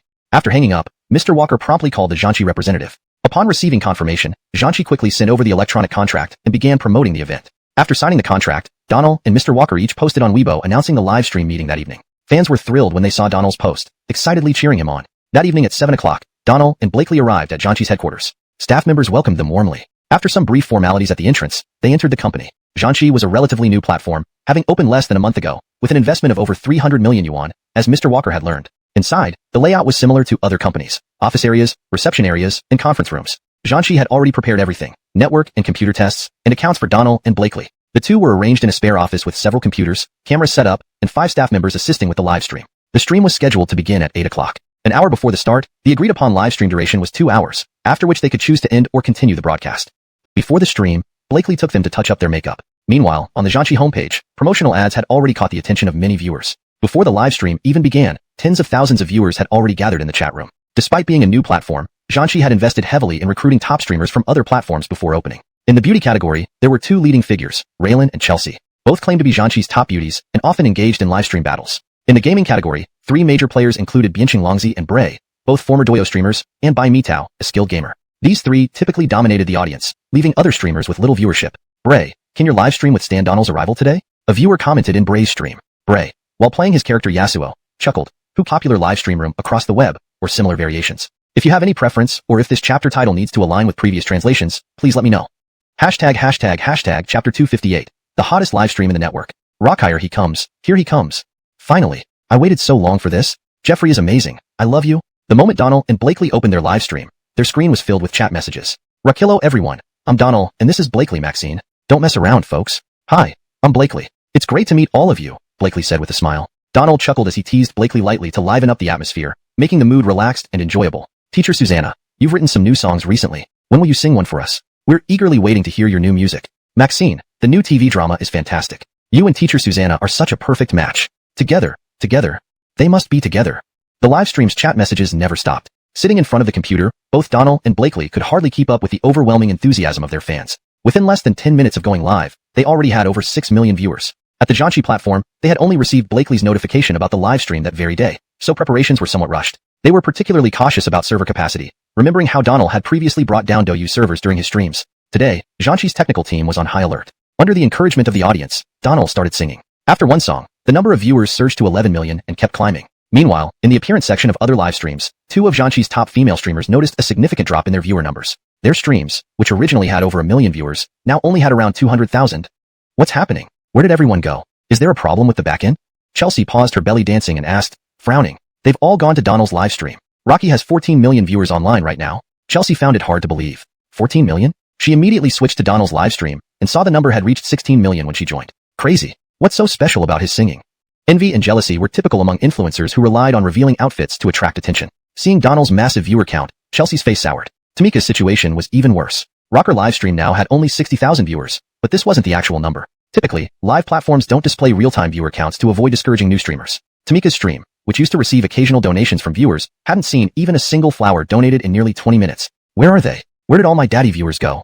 Tamika also paused her dance and checked the chat. Realizing the viewers had gone to Donald's stream, She switched to his channel too. 24 million. Donald's live stream viewer count skyrocketed like a rocket. Almost unimaginable. Now, within the entire Zhanchi platform, only Donald's live stream had a real-time viewer count without any falsification. The Zhanchi officials wanted to see exactly how much traffic Donald could bring to plan future collaborations accordingly. 30 million. The technical staff at Zhanchi were astonished. This surpassed Donald's previous record on Douyu, and the numbers were still rising. Of course, back then, Donald didn't have as many fans, so a lower number of viewers was normal. Currently, Donald had over 70 million followers across the network. Adding Blakely's fans, the combined total exceeded 100 million. 30 million viewers only accounted for a third of their fan base, not including casual spectators. In Zhanchi's office, CEO Zoya Zhixiang watched the back-end data change with a broad smile. This 10 million investment was worth it. The traffic Donald brings in far exceeds tens of millions, maybe even hundreds of millions. Since opening, Zhanchi had 4 million registered users, with 1 million having made purchases. In just under half an hour today, the platform gained 27 million new registrations and 6 billion yuan in additional charges. 6 billion yuan. Zhanchi had only invested 3 billion yuan in building the platform, and today's charges were already double that amount. While most of today's charges were due to Donald's popularity, Zoya knew that these fans wouldn't spend all their money in one go. According to past experiences, at least half would remain in their accounts, meaning 3 billion yuan would eventually stay with the platform. The viewer count in Donald's live stream continued to rise. Chat messages covered the entire screen, making it nearly impossible to read them clearly. Despite using technical measures to block part of the chat and diverting messages, it barely made a difference unless they completely banned chat messages, a non-option since chatting was one of the biggest draws for live streaming platforms. Donald paid no mind to this. Rocky sang, drawing from a vast reservoir of songs, both published and unpublished, using backing tracks or performing a cappella, to fulfill his fans' requests. After half an hour, Donald had sung 5 songs. His throat felt tired, and he waved his hand apologetically, saying, "Sorry, my throat is dry. Let me have a drink and rest a bit before we chat more." Blakely handed him water. After taking a big sip, Donald picked up the microphone. "Don't forget to watch Sword and Fairy today. This is the second TV series I directed, with scripts and direction done by me. It's a fantastic show." Susan Porting, definitely watching. "I've already charged up my account to skip ads. I've been waiting for this. I'll start binge watching right after the stream." Seeing the supportive chat messages, Blakely smiled radiantly. "Thank you all for your support. It's rare for teacher Susanna to act, so this must be a masterpiece. Oh right, everyone should also follow Maxine closely. She plans to produce a new TV drama called Zhenhuan, another original work by me. I swear, teacher Susanna, are you human? Unbelievable. Not even a work mule works this hard. Teacher Susanna, if you're being kidnapped, please blink. That's enough teasing. With his 3 billion debt, anyone else would have collapsed long ago. Yes, 3 billion. Unimaginable. Please, teacher Susanna, take endorsements. We beg you." Hashtag chapter 259. A little interruption. What a lousy platform. One celebrity and everyone is gone. So boring. Why listen to singing? Let's just watch dancing. I even prepared a new dance for today. In Raylan's livestream, the audience had dwindled down to 40,000, with only 2 or 3,000 actually online. There were hardly any gifts being sent. Not even a flower was visible. A few minutes earlier, in Donald's livestream, the screen was flooded with comments and expensive gifts, with the most expensive one priced at 18,888 renminbi. The audience seemed to be sending them as if they didn't cost anything, making Raylan almost jealous enough to die on the spot. Chelsea wasn't much better. She spent 10 minutes in Donald's livestream and even took the time to count the gifts. Just from what she saw, the gifts already totaled over 1 million.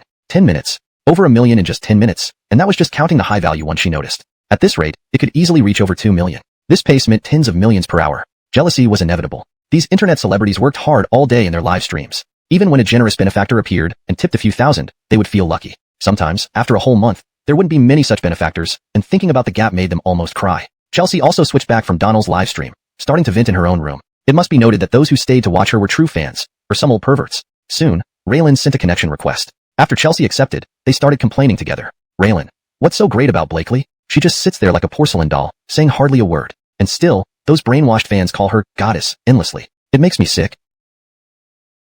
Chelsea, exactly. And Donald too. Didn't I hear he was banned? How is he back now? This entertainment industry is so chaotic. Just by looking, you can tell Donald has something going on with Blakely.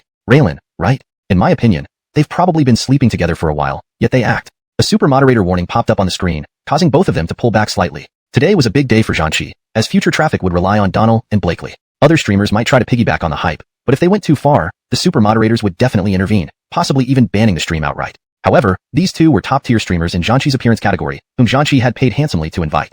As the leading ladies of Zhanchi's look section, they couldn't tolerate such frustration. Just as they pulled back, Chelsea started causing trouble again. "I'm thinking of connecting with Donald." Raylan, hearing this, smirked and said, "That's not a good idea, right? What's the problem? The platform hasn't said we can't connect. After all, connections are supposed to increase engagement and traffic for the platform. They might even be happy with this. I'll go first and test the waters. You can follow after a bit," Chelsea continued. Chelsea always considered herself the senior figure at Zhanchi, and Raylan normally called her sister, respectfully. Since Chelsea made the decision, Raylan nodded reluctantly. "All right, you go first." They ended the connection, and Chelsea checked Donald's live stream. Seeing that he was chatting with fans and not singing, she quickly returned to her room. She hesitated for a moment, then finally decided to directly connect with Donald. Connection request? What's this? In Donald's live stream, a connection request suddenly appeared on the screen, leaving Donald bewildered. Even the staff beside him were baffled. Who would send a connection request at this point? The staff thought it was likely another streamer trying to capitalize on the attention. But how could such a situation arise in Donald's live stream? After all, these streamers were not in the same league as Donald and Blakely, and their presence would only create an awkward atmosphere. Before the staff could stop him, Donald had already clicked to accept out of curiosity. While Donald knew it was a connection request, he wasn't stupid. He wasn't sure if it was part of the platform's arrangement, hence his curiosity to see what would happen. Rockillo, Teacher Susanna, Sister May, and everyone else watching. Upon connection, the screen split into two, showing Chelsea, dressed in revealing midriff-bearing attire, heavily made up, and with extreme beauty filters. Seeing this, Donald was taken aback. Blakely blinked her eyes, struggling to hold back her laughter. Out of politeness, both waved at the camera, but the audience was unimpressed. Where did this witch come from? Management, where are you? What's going on? Who the hell wants to see this monster? Cut her off immediately. What's with this woman? TSK, brilliant way to get attention. Laughing myself to death. The audience began to lash out. Teacher Susanna, I listened to your songs in your live stream. They were very good. Maybe have the staff adjust the audio card for a more natural sound. Donald was stunned. Audio card? Donald knew what it was, an advanced piece of studio equipment, but he certainly didn't have that in his live stream setup. Rocky looked at the staff beside him. The staff signaled Donald to disconnect the line. Before Donald could react, the other screen went black, indicating the connection had been terminated. The farce lasted less than 2 minutes before the official administrator permanently banned Chelsea's live stream. Donald asked, was this arranged by you? The official staff immediately shook their heads. No, it wasn't arranged. This was a personal action by the streamer, but we failed to regulate it properly. Our mistake, Teacher Susanna. Donald waved his hand. I didn't mean that. I found it quite amusing. The staff were taken aback. They expected Donald to be upset over this incident, which could have dire consequences for several staff members. Instead, Donald found it funny, leaving them speechless. Raylan had been watching Chelsea's connection attempt. When she saw Chelsea's live stream being banned, she froze. Thankfully, she hadn't followed through with her plan to connect next, or she would have faced the same fate. At this point, Raylan hastily signed off, fearing repercussions, and ended her stream without further delay. Back in Donald's live stream, everything continued as planned. An hour into the stream, there were now 58 million viewers online, stretching the server capacity but not crashing it yet. The minor interruption did not affect the live stream audience, who shrugged it off as just another shameless attempt to piggyback on the popularity. Chapter 260. Truly versatile. After a brief interlude, the official Battle Chess platform promptly issued a temporary announcement to all streamers' backends, prohibiting them from connecting with Donald's live stream. The subsequent broadcast resumed peacefully, with Donald chatting and joking around with his fans in a lively atmosphere. However, some live streams still had their little tempers. In Steven's stream, previous friction with viewers had left him feeling frustrated. Known for his bad temper, he struggled to recover his composure. Telling me about this and that celebrity, bro doesn't rely on celebrities to make money. Celebrities have nothing to do with me. And don't tell me they are better than me. No matter how great they are, I wouldn't be scared of a solo match with any of them. They'd end up getting thrashed. Indeed, Steven's statement made sense. His income from streaming had nothing to do with celebrities, but his attitude irked many viewers. They found him too vulgar and arrogant. While thanking patrons in his usual manner, it now carried a hint of jealousy when mentioned alongside Donald. As such, viewers continuously interacted amicably with Steven in his stream. Where are the mods? Block those who argue with me. Steven was upset, but there were no mods available as they themselves were watching Donald's stream. Busy gaming, Steven couldn't handle the chat, leading to repeated warnings from super admins. Eventually, his mental state also crumbled. Meanwhile, Donald had just finished singing 2 songs. Rocky genuinely did not want to sing anymore. He came here merely to interact with fans, chat, discuss his recent work, and joke around. Little did he know, his stream had turned into a personal concert. More importantly, since entering the entertainment industry, Donald hadn't written many songs, and most were female vocal pieces. Honestly, while he could sing them, they sounded less appealing than when performed by female artists. Today, some of the songs he sang were new ones he hadn't written in this world. This wasn't ideal. Although fans enjoyed it, when these songs eventually debuted officially, they might lack freshness and hype. Therefore, Donald decided not to sing anymore and instead chat more thoroughly with his fans. Jeffrey, can you play games? Stopping, Donald saw a message in the chat and laughed. To be honest, I do play games and I'm quite good at it. Had I not taken a different path, I might have joined a professional team. Rocky wasn't lying. His gaming skills were genuinely good. In the previous world, he had been invited to perform with professional players in exhibition matches. During one such match, Donald played Ziggs, earning MVP with an astonishing 22 kills. Jeffrey, don't brag. I don't believe it. I don't believe it either. Is he really versatile? Don't believe it +1. With all the time spent creating, when does he find time to play games? Most fans expressed disbelief through the chat. Jeffrey, a League of Legends streamer wants to challenge you to a solo. Why not prove yourself? That would be fun. Play a game, Jeffrey. The momentum shifted to gaming. Looking at the comments, Donald chuckled. Truthfully, since arriving in this world, he hadn't touched a game. League of Legends, one of his favorite games, used to be his go-to leisure activity after work with friends. Seeing fans' strong requests, Donald grew interested. Turning to the staff, he asked, "Is it okay to play?" Smiling, the staff replied, "Of course, feel free to play whatever you want." "Alright, I'll play a couple of games." Though fans couldn't see the staff, they heard Donald's conversation. Rock hearing him agree, the chat exploded. "Jeffrey, set up a room for casual matches. 5v5, I want to be on Jeffrey's team. Guys, let's stop arguing." There's a streamer called Steven boasting about crushing Jeffrey. Let's suggest Jeffrey face him. This commenter was the same person who had previously challenged Steven and questioned Donald's gaming ability earlier. Finally, he felt justified in pushing Donald to duel Steven. Winning would humiliate Steven, losing wouldn't hurt much since Donald is a celebrity, not a gaming streamer. With encouragement, the entire chat focused on challenging Steven. Turning again, Donald asked the staff, Susanaka streamer exists? Yes, teacher Susanna. Rocky's a skilled game streamer on our platform. Do we have an account? Set up a duel with him. The platform provided an account loaded with all champions and skins. Donald didn't have specific requirements. Having an account in runes was enough. Soon, the staff appeared on camera to log Donald into the game. His username, Rocky Makabaka. Seeing the full champion roster, Donald trained for a few minutes first. In the practice mode, Donald chose Yasuo. Within minutes, the chat erupted again. His flawless execution and speed astounded even the professional Yasuo players among the audience. Damn, truly versatile? This is absurd. What doesn't he excel at? Love Jeffrey. Marrying him would be heaven. Cooking master, fantastic player, earning money, it's a dream life. Blakely loved playing games, but was merely an amateur. Emotional intelligence was truly questionable. In most cases, encountering such an opportunity would lead to capitalizing on the hype, but Steven still maintained a proud demeanor. For a moment, the live stream exploded. What a joke, lol. If you can speak properly, do it. Don't take yourself too seriously. I can't understand how someone with such poor emotional intelligence can still have viewers. Steven glanced at the chat while playing the game, seemingly realizing his problem. But pride got in the way, preventing him from changing his words. After all, what's said is done. Reflecting carefully, he admitted that his emotional intelligence was indeed terrible. Finally ending his match, the staff immediately arranged the solo match between the two. Steven excelled with Yasuo, and was consistently ranked within the top 10 nationally. Under the staff's coordination, they agreed to solo mid lane with Yasuo, either until one tower fell or 100 slashes were made. Before entering the game, Donald selected Flash and Weakness, while Steven chose Flash and Ignite, a more aggressive choice. Once in the game, Donald began explaining some of the hero skills to Blakely. When the minions lined up, Donald followed suit. The lines met, and both players took positions. At level 1, both had learned the Q skill, Steel Tempest, and their early game matchup appeared evenly matched. Both focused on stable last hitting, mutually trading blows, resulting in mutual exhaustion. Given they had identical heroes, runes, and similar skills, no one seemed to have an edge. However, one detail stood out.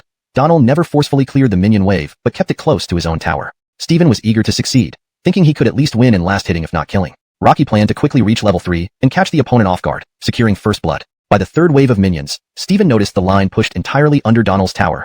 However, there was a small advantage. Steven had 2 more last hits and had denied Donald experience on one minion, meaning he would level up faster. Both had not returned to base, and both were at half health. Upon reaching level 3, the kill threshold was near. Steven meticulously calculated, believing everything was under control. His fans watching the live stream were annoyed seeing Donald pushed under the tower. This isn't good. I think Donald is done. Rocky's managed to land 2 hits, still manageable. What do you mean manageable? Donald missed a minion, and the other guy leveled up first. Kill threshold reached. Everyone discussed intensely, generally agreeing Donald was finished. Steven thought so too. At this moment, Steven killed a melee minion, instantly reaching level 3, added a Q point, ed forward, and used the passive wind wall to lift Donald, instantly igniting him. Donald's position was just out of the tower's range. Steven's timing was perfect, except he missed one crucial detail. His minions moved forward slightly after killing the last minion, getting hit by the tower. Meanwhile, as Donald was lifted, the tower attacked twice, leaving the frontmost minion with slivers of health. These fine details escaped Steven's notice. In his eyes, Donald was already dead. Die haha. Steven taunted as he dealt damage, with the audience tensing up. Not possible. Is Donald really done? That's it. Donald lost the first match. Just barely. Everyone assumed Donald was helpless. Indeed, based on the situation, he was. Donald, after being lifted, took another Q and auto attack, but then the barrier activated. Donald flashed behind the tower, and the remaining minion died, leveling up Donald and restoring some health. Steven entered the tower's range, pulling aggro and getting hit. Oh, tricked. Blakely watched nervously, noting Donald's smirking face. Young man. Rocky then followed up with EQ and an auto attack. This smooth combo forced Steven to flash with low health, leaving only 11 HP. Wanna run? Dream on. Donald swiftly followed up with another E through the minions, finishing Steven with the final Q just as he tried to escape the attack range. Holy crap. Incredible. Wow. Donald deliberately showed a weakness, luring him in. My eyes, learned. My hands. You try? The fans exploded, impressed by Donald's skill. The person who boasted of defeating Donald earlier was thoroughly embarrassed. Similarly, Steven's audience exploded in laughter. LOL, I actually thought you could beat Donald. Turns out you're just average. You do have some skills, but not much. Skills aside, maybe your IQ is lacking. The fans mercilessly mocked Steven, who dared not look at the chat. Miscalculated. Donald is too devious. Sigh. Steven attempted to salvage his image, but it was too late. Hashtag chapter 262. Off to the villa. Originally, Steven wanted to salvage his reputation, but in the live stream chat, viewers were mercilessly mocking him. Slapped in the face? Who was boasting about steamrolling? This is utterly embarrassing. A game streamer who makes money off games can't beat an entertainment star? Ha, priceless. Details and IQ decide the upper limit. Trash talk decides the lower limit. There's one more match. Let's see another humiliation. If nothing unexpected happens, I think the next match will be teacher Susanna's true performance. Faced with the audience's relentless ridicule, Steven finally realized that he had truly underestimated things before. Recalling how he had agreed to this match with Donald, he felt a chill down his spine. It turned out he had been led by the nose the whole time, and someone had already planned everything. For the second solo match, both players used Yasuo again. This time, Steven resolved to reclaim his dignity. Rocky played cautiously after going online, no longer as aggressive as before. Rocky focused on farming minions steadily, waiting for Donald to make a mistake. However, this time, Donald was not timid at all. Instead, he was very aggressive. Each of Donald's advances made Steven realize that Donald's skill level far exceeded his own. Though Steven could evade damage each time and counterattack accordingly, Donald always anticipated his movements and responses. It was as if every step Steven took was already part of someone else's plan. The fans in Donald's livestream went wild seeing this. Isn't this too crazy? Steven can't even touch him? Too fast, can't even react. I dare say this is the strongest Yasuo in the national server, hands down. It's pure artistry. Makes me want to log in and play a few rounds right away. Yeah, I just logged in and got wrecked by the bots. The official staff in the room originally thought Donald's previous victory was due to luck, or else he would have been killed. But watching Donald's performance now, they were all dumbfounded. This wasn't just luck. It was genuine skill and control, completely overwhelming the opponent. Donald even forced Steven under the turret, managing to attack while perfectly evading the turret's fire. It was simply too impressive. Even Blakely, who had been sitting beside Donald all along, covered her mouth in disbelief. Rocky's too strong. Donald, take me up a few ranks next time? Piece of cake. During the match, Donald even managed to chat casually with Blakely without it affecting his gameplay. The final outcome was predictable. Steven was killed while hiding under the tower, losing only a fifth of his HP. After being killed, Steven wanted to type something, but Donald didn't give him the chance and exited the room directly. Teacher Susanna, you're amazing, unstoppable. Teacher Susanna, go challenge professional players. Teacher Susanna, we demand a casual match. The chat was flooded with praise. The fans were mesmerized by Donald's performance. Looking at the chat, Donald smiled. Casual matches? Maybe next time. I rarely play games, and today I also have other matters to attend to. So we won't do a casual match today, but there will definitely be a chance. With about 20 minutes left, Donald didn't continue singing because he really couldn't think of any more songs. Those songs needed to be saved for future releases. Time passed quickly in conversation. The staff didn't remind them of the time. We hope to see Teacher Susanna and Walker visit Janchi during your leisure time. You are always welcome. Susannaire, see you next time. Janchi staff escorted them out. Watching their car leave, the manager returned with his team. General manager, today the general manager waved a hand. Yes, I know. Today was fruitful. Spending 10 million was worth it. Indeed, giving Donald 10 million plus receiving around 15 million from donations, while attracting millions of users and retaining a quarter of the donations, made this a highly profitable move. On the way back, Donald remarked, 2 hours, almost 15 million in donations. No wonder so many people open live streaming platforms. They really make money. Blakely laughed. So, you're thinking about it? Forget it. I don't have the energy. Home to sleep. To the villa.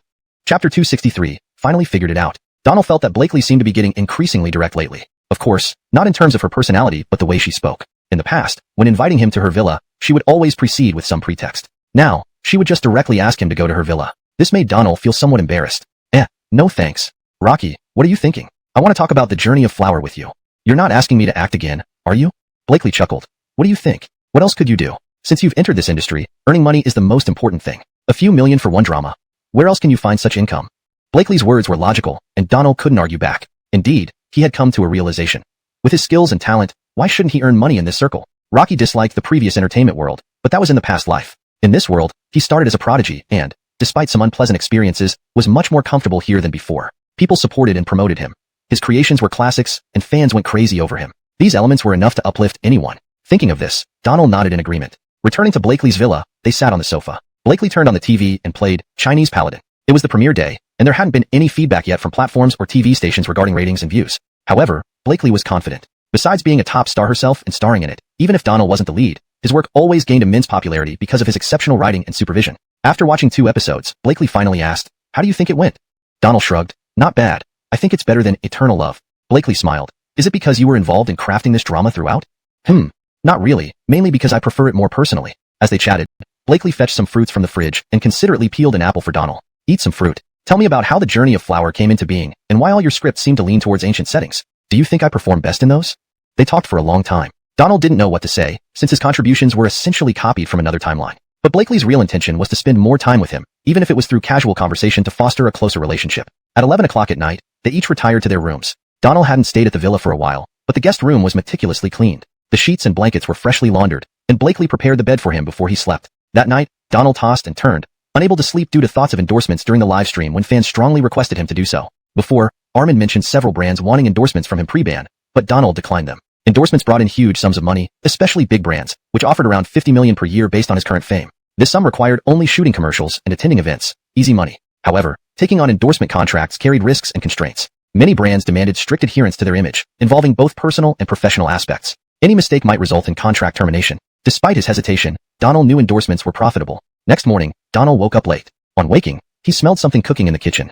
Blakely is cooking? Just the thought gave him shivers. Entering the kitchen, he saw Blakely indeed busy at work. Steam rose from a sand pot on the stove.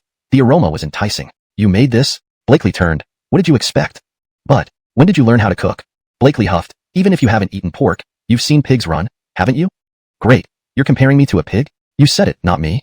Looking inside the sandpot, Donald found congee, preserved egg and lean meat porridge. Despite its slightly less appealing appearance, Blakely's progress was commendable. At least the porridge was edible. Is it ready?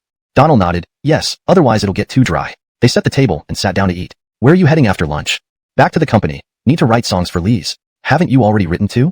Yes, the more songs, the better. Ideally, enough for an album to boost her comeback. Lise has great potential to become a first-tier singer. So, you're promoting her? Donald hesitated, mindful of mentioning other girls to Blakely, who had clearly expressed her feelings for him. It's the company's plan. I'm just the creator. Blakely raised an eyebrow. All right, focus on your work and consider my suggestion. About what? Acting as the male lead in The Journey of Flower. Fine. Donald stopped resisting. Money was good, so he agreed. Filming would take months. Although hesitant, he didn't refuse money outright. After lunch, Blakely drove Donald back to Sufu Company. Upon entering his office, he pinned down several songs and immediately handed them over to Armand, who was amazed at Donald's productivity. Director Wong, 6 songs, divided among Milana, Ainsley, and Lise. Armand nodded repeatedly. Fantastic, I'll arrange it. By the way, your output is quite astounding. Take care of yourself. Director Wong, I may be acting for a few months. Again? Yes, Blakely wants me as the male lead in her new show and will likely invite the company to co-produce. Indeed, Donald's contributions benefited the company immeasurably. From Chinese Paladin, the company earned hundreds of millions. Now, Donald had fully embraced acting and was willing to take on more projects. Chapter 264, The Inside Story. Over the next 3 months, Donald would immerse himself in the production once again. Combined with his previous stint, it would be nearly 8 consecutive months on set, a period that sounds exhausting to anyone. Even someone like Donald, who had spent much of his career within film and television productions, would feel the strain. Vinny Yao was scheduled to join the cast in half a month, but Donald didn't idle during this period. At the company, he was busy helping Lise, Salma, Milana, Ainsley, and other emerging singers whom the company was actively promoting by taking full responsibility for composing and producing their music. Seeing what Donald was now doing, Armand couldn't help but reflect deeply. In the past, Donald only wanted to be a creator, living freely without being bound by corporate responsibilities. Now, he involved himself in almost every aspect of the business, often more dedicated than anyone else. Perhaps Donald aimed to repay his debts faster, which led him to take on these additional burdens. But time indeed gradually changes a person. Fortunately, Donald's transformation represented deeper progress. A week before heading back to the production, Donald finished recording a new song with Lise at the studio when Armand called him into his office. Donald, sit down and have some water. Wong boss, is there something? Armand rarely initiated such meetings. Whenever he did, it meant there was an important matter to discuss. Yes, I need to ask you about something. What is it? Armand took a sip of water before continuing. Donald, you've been writing TV scripts. Have you considered writing for movies? The film market is thriving lately, and with the right genre, earning hundreds of millions in box office isn't impossible. Donald raised an eyebrow. It was true he hadn't really thought about this. Rocky hadn't entirely ignored it either, but due to the domestic film market being consistently lackluster, either losing money or barely breaking even, the investors often grimaced at the mention of films. However, the television market had always been robust, so Donald had focused on TV scripts. Recently, the film market had begun to revive. Several films released recently exceeded investors' expectations. A martial arts-themed movie, with an investment of less than 1 billion yuan, grossed over 8 billion yuan at the box office, giving many entertainment companies hope and confidence in the film market. Sofu had its own film division but had always collaborated with other companies, earning little from this area. The 3 dramas Donald had written for the company performed exceptionally well, with continuous viewership even now. After a moment's thought, Donald asked, Wong boss, can our company handle film production? Certainly. We have a professional team, and although we haven't produced any films yet, I believe with a good script, we can manage very well. Give me a day to think. Let me find a suitable genre. Do you have any suggestions? Armand pondered for a moment. There are no good recommendations right now. Recently, all hit films have been martial arts themed, sweeping the nation. Donald smiled faintly. Martial arts films were indeed popular at various times in the last era, sometimes dominating the box office, but most ended up with poor returns. Given the current timeline, the film industry here seemed to be around the early 2000s level of development. If they chose a martial arts script, they could ensure steady box office earnings. Given Donald's popularity, the film wouldn't lose money, making it the safest choice. But safety didn't necessarily equate to profitability. To make real money, one had to surprise the audience with unexpected and novel genres. I'll give you my answer tomorrow. Armand was speechless, not knowing how to react. Donald's productivity was astonishing. Whether writing novels or TV scripts, Donald always promised results by tomorrow and delivered. Now with film scripts, it was the same story. Armand wondered if Donald's mind was filled solely with scripts. That night, after Armand treated him to dinner, Donald secluded himself in his office, brainstorming. There were countless classic films, but to get the audience to buy tickets, he first needed to shift their genre expectations. Introducing a new, unfamiliar genre might lead to no interest at all. Martial arts, swordsman? After hours of thinking, Donald found a focus. In the early 2000s, the Hong Kong film industry brought vitality to the stagnant mainland market, causing a boom in domestic films, where studios profited immensely. At that time, Hong Kong films introduced two types: police thrillers and costume dramas. Police thrillers were highly popular because the mainland mostly featured martial arts films, lacking police thrillers, thus significantly impacting and revitalizing the domestic market. Susanadly, Donald slapped his thigh. Got it. Thinking of police thrillers and Hong Kong films, Donald recalled an ideal film, convinced it would be a hit if adapted. Energized, he began writing the script immediately. Film scripts were simpler than TV scripts, and since Donald was merely adapting, he finished within 2 hours. After reviewing the script and finding no need for revisions, Donald sent it to Armin's email at 1 a.m. and went to bed. The next morning, Donald woke up in high spirits. After breakfast and a stroll watching elderly people exercising in the square, he returned to the company. It was just time for work when he saw Armin arriving at the parking lot. Donald greeted him from afar. Armin got out of the car, holding breakfast. Have you eaten? I brought some for you. I've just had breakfast. Let's go upstairs. I have something to discuss. Usually, Donald handed over his work directly, but today was different. Armin assumed Donald had struggled with the script overnight. Let's head up. Once in Armin's office, he put aside breakfast, rubbing his hands together with anticipation. Did you have trouble with the script? Donald raised an eyebrow. Check your email. Confused, Armin opened his computer and found a script in his inbox. Finished? Take a look. Without further ado, Armin opened the script. Infernal Affairs. To his surprise, it wasn't a martial arts script but a police thriller. This genre was popular in Hong Kong but rare on the mainland, partly due to stringent censorship. Nevertheless, Armin loved it, captivated from the start. Donald, this script is excellent. Having observed Armin's expressions, Donald anticipated his question. Is there a problem with approval? Armin nodded. There are some, but they're not too difficult. I'll check with them first. The script itself isn't a problem. It's just whether there will be issues after shooting is completed. Alright, you go ahead and inquire. If there are no problems, let me know. Okay, that's settled. Chapter 265. The 3 billion debt is almost gone. Note: without the subsequent text, I've translated the chapter title. Please provide further text for a more comprehensive translation. Chapter 265. The 300 million debt is almost gone. At lunchtime, Armin called Donald. Mr. Wong, do you have the results? Yes, the XX Bureau said it's fine as long as we avoid certain principles. Donald understood. These principles were self-evident, like maintaining the positive image of police officers. But in a cop movie, it was inevitable to show both good and corrupt cops, making this aspect tricky but manageable. Have you eaten yet? Shall we go to the restaurant? Armin added. Was just about to. If you're willing to pay, I'll happily join. Ha ha ha, let's go downstairs right now. Descending with Armin, they headed straight for the Beijing Grand Hotel. Armin was elated. Since Safu's film department started up, apart from producing a few TV series and short films after Donald appeared, they hadn't produced any movies. This had been a significant waste of resources, a definite loss for the company. Donald, I also discussed the movie Infernal Affairs with the CEO. What did he say? During the meal, Armin and Donald began chatting. Armin sipped some wine before saying, Look, nowadays you are quite a well-known figure domestically. Cough, cough. Mr. Wong, you're exaggerating. Upon hearing this, Donald choked on his food. Though he appreciated Armin's compliments, he felt he wasn't there yet. Rocky admitted to having a reputation, but compared to top-tier stars, he still fell short. His strength lay in his unique style and loyal fans. Waving his hand, Armin continued, Don't be too modest. First, your appearance in this industry has always drawn attention because all your works are masterpieces, even classics. Unlike other stars who need signature roles or songs, each of your works is representative, though not all feature you personally. Do you know what? Creators always have more influence than celebrities. Why? Because stars rely on great works to maintain their popularity. Where do these come from? How many stars are creative themselves? You are one, which sets you apart. You have acting talent, singing ability, and can create yourself, something most stars can't match. They might even seek you out to write for them. Therefore, your influence will always surpass theirs. Indeed, Armin's points made sense. Iggy's needed creations while creators like Donald didn't. He could even produce for others, thus exerting more influence. But Donald couldn't understand why Armin said all this. Mr. Wong, so what's your main point? Laughing heartily, Armin patted Donald's shoulder. My point is that I told the CEO, and he wants you to direct this film. No way, I'm far from qualified. There are plenty of directors in the industry. Donald, when filming Chinese Paladin, although you were officially the Igor director, everyone could see how suited you were to directing. How about giving it a try? Armin's words left Donald speechless. Indeed, during Chinese Paladin, he was nominally an Igor director but played a crucial role. Later, the director often consulted him for ideas, and Donald contributed greatly to the smooth filming process. Just give it a shot. It won't hurt, Armin encouraged with a smile. Sighing, Donald replied, Alright, I can try, but let's ensure there's a backup director ready to step in if I fail. No problem, everything's already planned out. Don't worry. By the end of the meal, Donald realized Armin wanted him to direct. Soon, the company began preparing for the production of Infernal Affairs. However, Donald had less than a week before joining the Vinny Yao cast. After returning from the restaurant, they spent another hour in the office discussing and agreed that Infernal Affairs would start preparations and promotions, with actual filming beginning after Donald returned from Vinny Yao.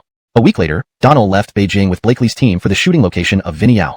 3.5 months passed. Summer arrived before they knew it. Upon returning from the set, Donald was noticeably tanned. Back in Beijing, he busied himself promoting Vinny Yao, alongside Blakely, using up almost 4 months in total. During this period, the radio station completed Ghost Blows Out the Light.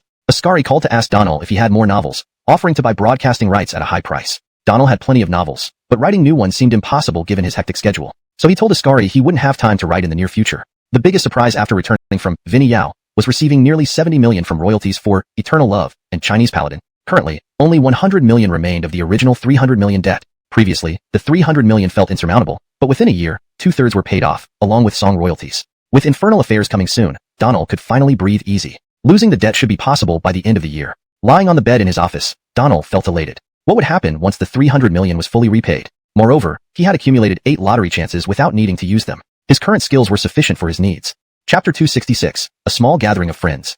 Chapter 266, A Small Gathering of Friends. The viewership and on-demand figures for Chinese Paladin have surpassed the previous record set by Donald's works, making it the most popular TV drama at present. On various video platforms, Chinese Paladin's viewership firmly holds the top spot on the rankings. Whenever Chinese Paladin airs on major television channels, ratings skyrocket. Donald's name has also been added to the list of the most valuable creators. In the second week after returning to the capital, Donald finally finished all his tasks. Just as working hours began the next morning, Armin knocked on Donald's door. "Mr. Wong, is that you?"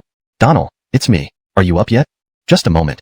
A few minutes later, Donald, dressed, opened the door and invited Armin in. "Mr. Wong, so early? Is there something urgent?"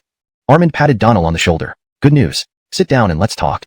Every time Armin mentioned good news, Donald felt a bit uneasy because it usually meant something was about to happen. Cough. "What's the good news?" "Check this out." Armin placed his tablet on the table. Donald picked it up and saw the headline. Annual Best Creator nomination, Donald, an unrestrained dark horse. "I know about this. Wasn't it reported before?" Armin laughed. "Previously, it was just a media title suggesting you're one of the most valuable creators. But this time it's different. This is a nomination for the Golden Rooster Awards, which means you can win an award on the stage next month." Donald knew about the Golden Rooster Awards. In this world, they are held every 2 years and cover a wide range of categories. The Golden Rooster Awards are highly authoritative domestically, with higher recognition than other awards. Winning here would boost one's value significantly. Therefore, these awards are what domestic artists dream of. Donald wasn't particularly interested in such accolades now. Rocky knew very well that as long as he continued to produce great work, his popularity and value would naturally increase, regardless of whether he won these awards or not. After all, any award made him miss their time together. Donald considered Gerardo both mentor and friend. Rocky taught Gerardo how to modernize crosstalk while learning life lessons from him. Their relationship was harmonious and comfortable. When Donald had nothing to do, he liked to hang out and chat with Gerardo. Though he had close relationships with Blakely, Armand, Salma, and others, none gave him the same feeling as being with Gerardo. At 12:30 p.m., Donald arrived at Dune Society. "Well, look who's here. Already a big star, still riding around on a bike. Aren't you afraid of fans laughing at you if they see you like this?" Today, Gerardo sat on the steps outside Dune Society, chatting idly with passersby and even taking photos with fans. Rocky looked quite relaxed. Donald pedaled up, and Gerardo teased him. Donald chuckled. "I'd rather take a taxi, but I'm broke. What can I do?" "Ha ha ha." Both burst into laughter and hugged warmly. "Come on, my wife has cooked lunch and is waiting for you. Otherwise, I'd already be lying down listening to the radio." Gerardo joked, and Donald responded, "Well, it's my fault. I'll apologize to her." "Ah, Donald's here? Why apologize? We're thrilled you came. Come in, come in." They hadn't seen each other in 7 or 8 months. Ivona and Antoine Chielin welcomed Donald, asking about his work and complimenting his new dramas. "That's enough questioning, Teacher Susanna. Let's eat first. We can chat while eating." They gathered around the table. Today's meal was iron pot stewed goose, fragrant and appetizing. "Speaking of cooking, teaching me in front of Donald is like showing off in front of Guan Yu. When will you have time to teach me how to cook some delicious dishes?" "Susannaire, Auntie. Once I finish shooting this film, I'll come over and teach you every day." Antoine Chielin. "When does filming start? Your company announced it ages ago, but there's been no movement. I thought it was cancelled." "Filming starts on the 16th. We just wrapped Chinese Paladin, so now I have time." Antoine Chielin joked. "Bro." Whack. Just as he started calling Donald bro, Gerardo flicked his forehead. "Ouch, Dad. Are you going to betray family ties? Call him properly. Don't use bro." "Donald calls me bro, you call him bro?" Gerardo scolded. Antoine Chielin smiled awkwardly. "Calling him uncle seems odd too. Maybe I should stick with Teacher Susanna." Ha ha ha. Everyone laughed heartily. Hashtag chapter 267. Speeding up. "Teacher Susanna, is there any role I can play?" Antoine Chielin asked. "Well, actually there is. You could play the sweeping monk or something like that." Surprisingly, it's quite a hidden character, Gerardo joked.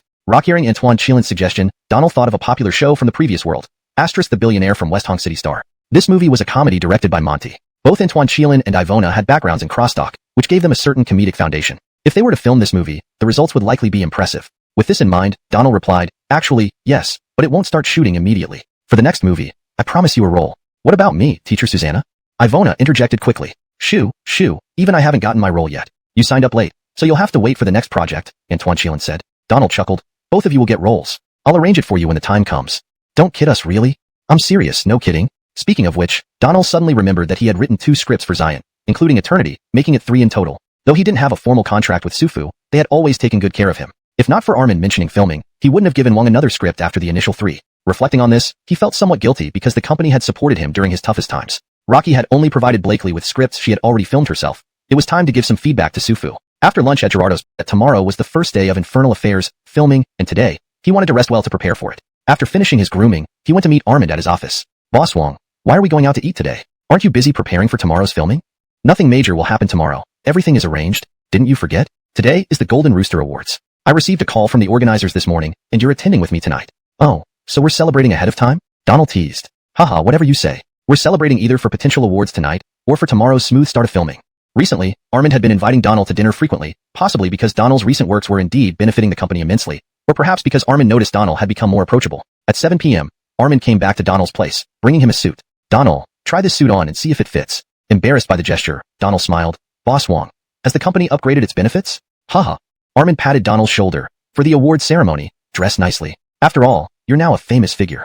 Donald accepted it, knowing that Armand understood his financial situation. Despite the millions coming in recently, it was all going toward debts, leaving him nothing extra. Recalling this, Donald wondered how long it had been since he visited his estranged father in prison. Rocky had only seen him once after arriving in this world, and their interaction had been brief, lacking familial warmth. At that time, Donald considered his estranged father a burden because he wasn't the son of a rich second-generation heir anymore. He felt no emotional connection. But thinking now, if not for being reborn into this family, would he even exist? Find time to visit him, he murmured to himself. What? Armand, hearing Donald mutter, asked, not quite catching what he said. Nothing, I'll go change. At 8 p.m., the entrance to the Golden Rooster Awards. Donald was seated in the front row this time. The scene was livelier than previous award ceremonies he had attended, with many more artists present. The front row featured the top stars of this world. Teacher Susanna, nice to meet you. A man in his early 30s bowed and greeted Donald, extending his hand. Armand stood up immediately. Donald, this is Director Ash, one of the highest grossing directors in China. Donald also stood up. Director Kong, it's an honor to meet you. Haha, no need for such formality. I've been wanting to meet you. How about we grab dinner sometime? Susannaire, Director Kong, definitely. They exchanged contact information. Since Donald didn't have business cards, he gave his phone number and WeChat ID. As Ash left, Armand remarked, many people will probably seek you out today. Many of them are superstars you've never met before. Donald nodded, that the two popular young actors who were always against him were not present at the Golden Rooster Awards ceremony. The two hosts, both around 35 years old, exuded excellent charm. One in a gorgeous evening gown and the other in a perfectly tailored suit, clearly seasoned pros. Ladies and gentlemen, friends. Good evening, everyone.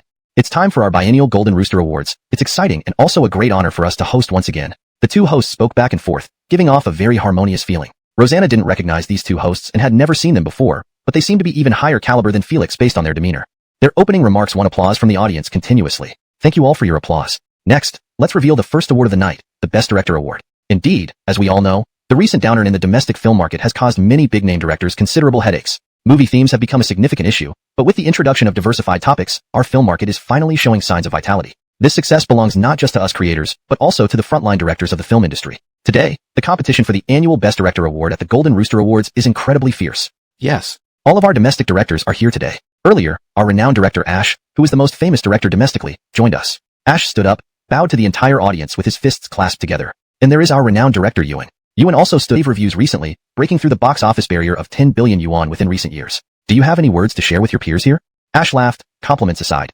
Everyone knows that the domestic market has been sluggish in recent years. Going abroad wasn't because I didn't see potential in the domestic market, but to bring our filming concepts and some different elements to the international market. Listening to his speech, Rocky truly was a great director, worthy of his global reputation. Though Ash spoke much more, sitting below, Donald felt rather drowsy and didn't pay attention to the details. Rocky, falling asleep? A familiar voice brought Donald back to reality. Blakely sat down next to him with a smiling face. The seat beside Donald had been empty previously, and he hadn't paid attention to the name on the tag. Are you late? A bit delayed. Not really, it's just the first award. Blakely looked at the stage and nodded. Director Ash, a true big director with international influence. Have you got his contact details yet? Why do I necessarily need his contact information? Upon noticing Donald's seriousness, Blakely immediately realized her mistake. After all, such a comment could come across as disapproving of Donald while elevating someone else's status, making it sound like Donald was inferior. I'm sorry, that's not what I meant. Blakely apologized sincerely. It's okay, I don't mind. Donald's response was rather cold. Blakely regretted speaking impulsively, silently berating herself for saying something so careless. At the same time, she felt somewhat wronged. Just an unintentional remark, and Donald took it too seriously. However, if she thought about it from another perspective, she might not feel this way, since everyone has their own dignity. Afterward, Donald also wondered if he had been too harsh. Blakely definitely didn't think he was inferior to others or needed to curry favor with someone. She was merely engaging in a normal conversation, suggesting exchanging contacts for future opportunities. Moreover, he had already gotten Ash's contact earlier and didn't communicate with Blakely in a better manner. Well, forget it. Donald didn't want to bother explaining further. It was tiring. Chapter 269. Most Valuable Creator. Hashtag Chapter 269. The Most Valuable Creator. Sorry, are you still mad? Where did you get that idea? I'm not mad at all. Don't overthink it. It had been half an hour, yet Blakely still thought Donald was upset and kept apologizing in a soft voice. Donald felt helpless. How could he prove that he wasn't angry? You're still saying you're not upset, but you don't look happy at all. Big sister, I can't just stand here grinning like an idiot, right? This made Blakely laugh. She truly cared about Donald's feelings and felt guilty. Next, we will announce the winner of the Most Valuable Creator Award. It's coming. I bet it's definitely you. Finally, they reached the Most Valuable Creator Award. Blakely immediately became excited and looked at Donald with bright eyes. Donald remained calm, listening to the host without much excitement. Rocky had always maintained this attitude. Whether he won or not, his mindset remained the same. Wow, the competition for this year's Most Valuable Creator Award has also been very intense. Yes, this year, many newcomers have emerged as contenders for the Most Valuable Creator Award. But calling them newcomers isn't quite accurate since our award is given every 2 years. So, these so-called newcomers have at least 6 months of experience, sometimes more. In just half a year, a creative genius can rise to the top of the industry, wouldn't you agree? The female host finished speaking, and the audience applauded. Their gazes instinctively turned toward Donald's seat. Everyone present knew that when it came to creators, Donald was undoubtedly the best. His works were masterpieces, each one becoming a hit. A creator like him hadn't appeared for many years, turning Donald into a phenomenon, a key figure driving traffic. This year, there are 6 nominees for the Most Valuable Creator Award. I believe everyone already knows who these 6 are. So, Mr. Susanna, would you like to say a few words to everyone? Donald took the microphone. To be honest, he didn't like these situations where he had to speak publicly. He never knew what to say. Firstly, thank you all for recognizing me. It's all thanks to your support. I may not be good at giving speeches, but I will continue to express myself through my works. Thank you all. His unusual speech left the audience in awe. Everyone stood up and clapped, some even whistling. Great job, Mr. Susanna. Mr. Susanna is amazing. The 2 hosts were a bit surprised. Others usually thank their companies, people they needed to thank, and promised to do better in the future. Donald's speech was concise yet effective, perhaps even better. After receiving the award and stepping off the stage, several top-tier actors nearby congratulated Donald and exchanged contact information. At the Golden Rooster Awards, Donald received only this award, but he gained the contact information of all the celebrities present. The award ceremony ended, followed by a banquet. Donald went upstairs with Armand, unsure where to sit. There were many unwritten rules at such events, and making a mistake would invite ridicule. Donald knew this and left the arrangements to Armand. Armand searched for a place. Sohu wasn't a major player in the industry compared to the big entertainment companies. Although Donald's works had pushed Sohu closer to being a top-tier. Hashtag Chapter 270. Infernal Affairs production begins. After a dinner, Rosanna had become familiar with these industry giants. Of course, since Armand was at the same table, it also led to some cooperation intentions between Sufu and a few industry leaders. The banquet only ended at 11 in the evening. After saying goodbye to everyone, the driver took Donald and Armand back to the company. Blakely said her goodbyes and was driven back to her villa. Donald, I've seen The Richest Man in Shihong City. How was it? It's a comedy, which is really rare in the current domestic market. There's basically no film of this genre, so I think it will be a great start. Donald smiled. Don't worry, it won't disappoint. Why did you suddenly write such a genre? Donald hummed. There wasn't much thought behind it. Just as you said, there's virtually no comedy in the domestic market, so I thought it would work. In recent years, Hong Kong films, especially police dramas and comedies, have been very popular and are now becoming prevalent in the mainland market. So, I think we should follow suit. Even if we aren't the first to try, there's still plenty of room in the market. Indeed, Donald was describing the current state of this world based on what he knew from the previous era, and his arguments were convincing. Armand nodded repeatedly. Yes, your analysis makes sense. While discussing the current market, they arrived at the company. Donald got out of the car, and Armand followed. Aren't you going home? Not today. Tomorrow is the start of filming, and we fly directly to Hong Kong. Indeed. I'll definitely bring my whole family to support Susanna Teacher when it's released. Is Infernal Affairs a historical drama, Susanna Teacher? Upper floor, I think it's a historical drama too. Filming in Hong Kong must mean they're following mainstream trends and learning from Hong Kong's film techniques. Learning techniques? Does Susanna Teacher need to learn anything? Have you not seen Eternal Love? Have you not seen Chinese Paladin? Have you not seen Susanna Teacher's explosive acting? Don't be too sure. This time, Susanna Teacher is the chief director. It's normal for him to lack experience, but I still believe he will surpass expectations. That's wrong. When filming Chinese Paladin, Susanna Teacher was already an eager director, helping solve daily filming issues. I've been an extra before and I know. Once Donald's Weibo post was up, fans were in an uproar. Some doubted Donald's ability to direct a movie, while others firmly believed he could excel at anything. Similarly, people within the industry were paying attention to Donald. Given that Donald had just won the award for Most Valuable Creator, and this was his debut film, many wondered whether he could deliver an impressive work. Although the mainland film market was beginning to recover, without quality works, it was still difficult to establish a foothold in cinemas. Most screenings were dominated by foreign films. If Donald could suppress foreign films in this market, the domestic film market would truly usher in a springtime. President Holt, do you think Donald's Infernal Affairs will be a hit? I think it's highly likely. First, Donald has immense popularity. Although he hasn't directed a movie, his acting skills, demonstrated through several previous TV series, are indisputably top-notch, even surpassing many internationally renowned stars. President Shin, what do you think? I agree with President Holt. Donald is incredibly strong. Just look at his career since he debuted. Each of his works has been a blockbuster. Three major figures who had been drinking together at the awards banquet were dining again at the Beijing Grand Hotel. Seeing Donald's Weibo post, they began discussing it. This is the midday entertainment update from Beijing radio station. Welcome to listen in. Famous artist, creator, lyricist, screenwriter, actor, and singer Donald heads to Hong Kong today to film his personal debut movie, Infernal Affairs. From Susanna Teacher's debut to now, all his works have been blockbusters, dominating charts. Rocky is the undoubted genius creator in China. However, he has never had any film works. This time, he will both direct and star in Infernal Affairs. I hope it can be equally impressive. We're eagerly awaiting.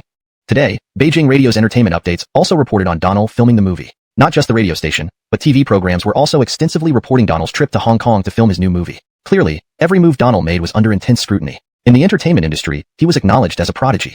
Some hoped he could continue his legendary streak, while others wished his movie would flop. For instance, two young stars were watching TV at noon in their villas. Upon hearing that Donald was going to Hong Kong to film, their expressions turned interesting. Blakely's villa was also bustling today. Blakely invited Lise, Milana, Ainsley, and other female artists from Sufu Company who were close to Donald to her villa. Adding her two female iggers, the women gathered around a hot pot for lunch. Come on, let's wish Donald success with his debut movie. Rock hires to Susanna Teacher's debut movie being a huge hit. Lise downed half a glass of red wine, grinning. No problem.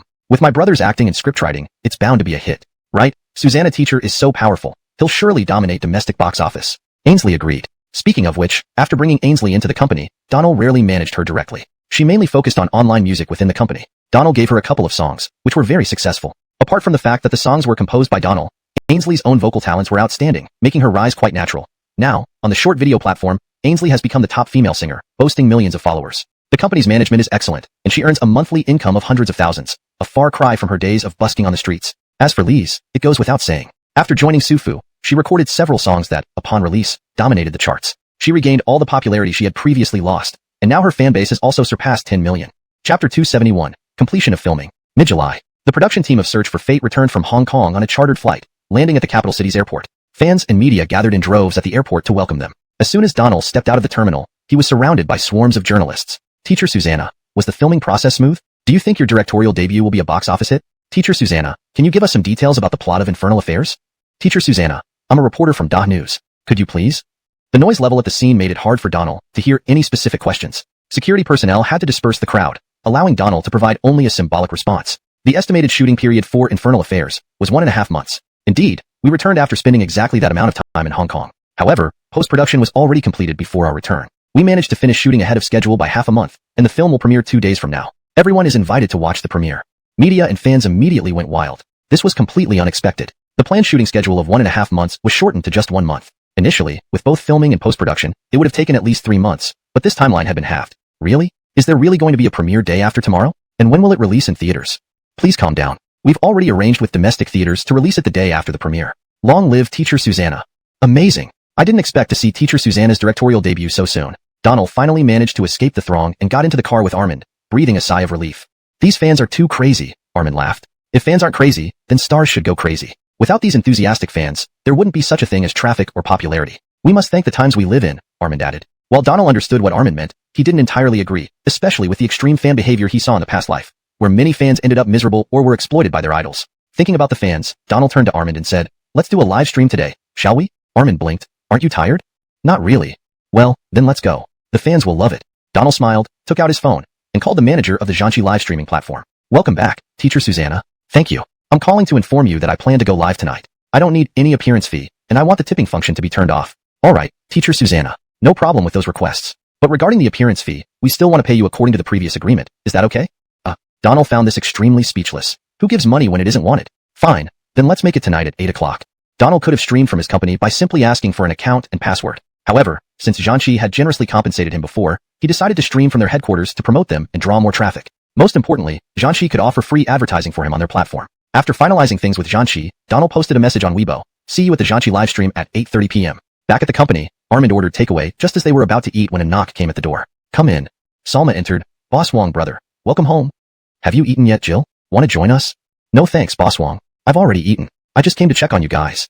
Donald smiled. "Is it to report good news?" "How did you know? Do you think I stopped monitoring the charts because I went to Hong Kong? Congratulations, your new song has topped the chart, which is certainly good news. Rocky, all thanks to the song. Just right, are you coming along for the live stream tonight at Zhanqi?" Salma raised an eyebrow. "Live stream? You want me to come along? Also to help you gain more followers." Suzanaire, sure. At 8 o'clock, Armand drove Donald and Salma to Zhanqi's headquarters. Zhanqi had already advertised extensively throughout the day, proclaiming, King returns, warmly celebrating the completion of teacher Susanna's directorial debut, Infernal Affairs. Fans meet and greet begins at 8 tonight. In the familiar livestream room, Donald asked the staff to adjust the equipment and then applied makeup on himself and Salma. At 8:30 p.m., as soon as the livestream started, over 10 million viewers were already waiting. Instantly, the chat flooded with messages. Congratulations on completing Infernal Affairs. May the movie be a huge success. The comments were overwhelmingly positive, making Donald very happy. Thank you all for your support. I hope you'll support my debut in cinemas in a couple of days. But I have something important to say. Please pursue stardom rationally. Don't let it affect your daily lives or cause burdens. Everyone, this is Salma, my sister. She released a new song recently. Did you like it? Unsurprisingly, the chat was filled with enthusiastic affirmations. Salma waved. Hi everyone. Tonight, I'm here with my brother to greet all of you. Thank you for supporting me. Why isn't Maxine here today, teacher Susanna? Yeah, where's Maxine? God, Susanna, why did you turn off the tipping function? Please open it. I want to send rockets. What the heck? You don't tell me and I'd never know it's closed. This is what a real star is. Donald laughed, looking at the chat. No tips needed. I earn more than you. Susan apporting my work is the greatest tip. In Zhanqi's headquarters, the boss watched the live stream and silently admired Donald's character. Suzanak celebrities are rare these days. Actually, almost non-existent. Now, most aim to find ways to extract money from their fans, even forming support groups to openly gather funds. Donald's success wasn't only due to his outstanding works, but also because of his admirable character, worthy of being supported by fans. Hashtag chapter 272. I'm Rocker Brother, don't worry. During tonight's live stream, Donald didn't sing. Since Lise was present, Donald deliberately wanted her to get more exposure and gain some popularity.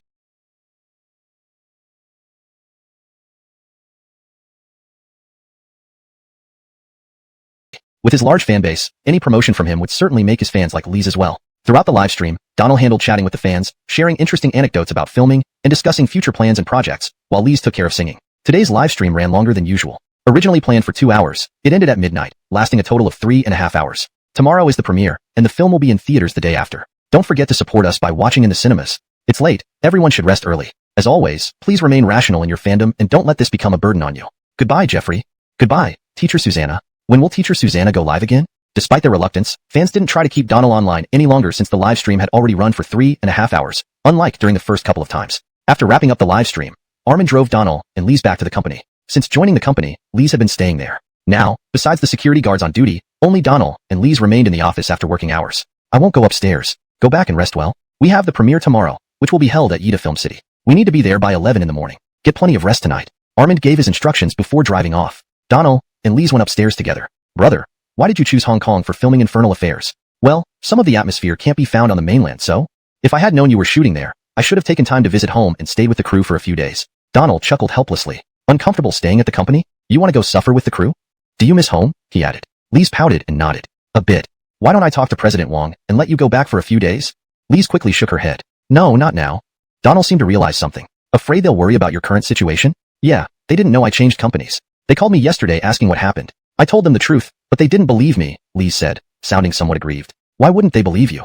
Because they think I might have been tricked. No company would spend tens of millions to buy me out. Rosanna laughed helplessly again. Do you want to make a call? No, better yet, a video call. Really? Did you know, brother, that when I told my mom we're in the same company, she didn't disbelieve you because she knows all my songs come from you. She just worries I might be cheated by the company. But mom really loves you. She listens to your music every night. If you make a video call, she'll be thrilled. Donald hesitated. Okay, let's do a video call. Lise followed Donald back to his office and dialed her mother. The phone rang for a while without being answered. Maybe it's too late and she's asleep, Donald suggested. Lise shook her head. My mom usually doesn't sleep until around 1 or 2 in the morning, playing mahjong with the neighbors every night. Just then, the video connected. Daughter, it's so late. Haven't you rested yet? Are you still working? Lisa's mother stopped talking mid-sentence when she saw the man's face appear on screen. Her eyes widened, and she gasped. Susanna. Donald? No, teacher Susanna? Lise covered her mouth, laughing. Mom, are you really that startled? Rakillo Auntie, I'm Donald. Donald greeted through the camera. Lisa's mother jumped up excitedly. Oh my, it really is teacher Susanna. Rakillo teacher Susanna. She spoke Mandarin with a thick accent, making it sound quite amusing. Teacher Susanna, I'm a huge fan of yours. I listen to all your songs every night and can't fall asleep without them. Indeed, her heavily accented Mandarin made Donald struggle to understand. But fortunately, Lise translated, and he nodded repeatedly. Thank you for your support. I heard you're worried about Celine. Let me reassure you, everything is fine. Celine's contract is clear-cut, and I've arranged everything with the company to bring her here. The company won't charge her anything. Celine calls me brother, and I consider her as such. Please don't worry. I'll ensure she isn't treated unfairly. Lisa's mother's smile softened as she nodded continuously. All right. Hearing this from you makes me feel much better. I was a bit worried, but knowing she's with you, I trust you are an upright person. Rocker words were filled with unconditional trust in Donald. They chatted for nearly half an hour before hanging up. Before disconnecting, her mother emphasized over and over to listen to Donald and act appropriately as a sister. Your aunt cares a lot about you. Now you don't have to worry about them thinking you're being exploited by the new company. Thank you, brother. Donald reached out, intending to pat Lisa's hair, but pulled back halfway. All right, it's late. Get back to rest. We have the premiere tomorrow. Lise knew Donald wanted to touch her head and had been looking forward to it, but he withdrew his hand unexpectedly.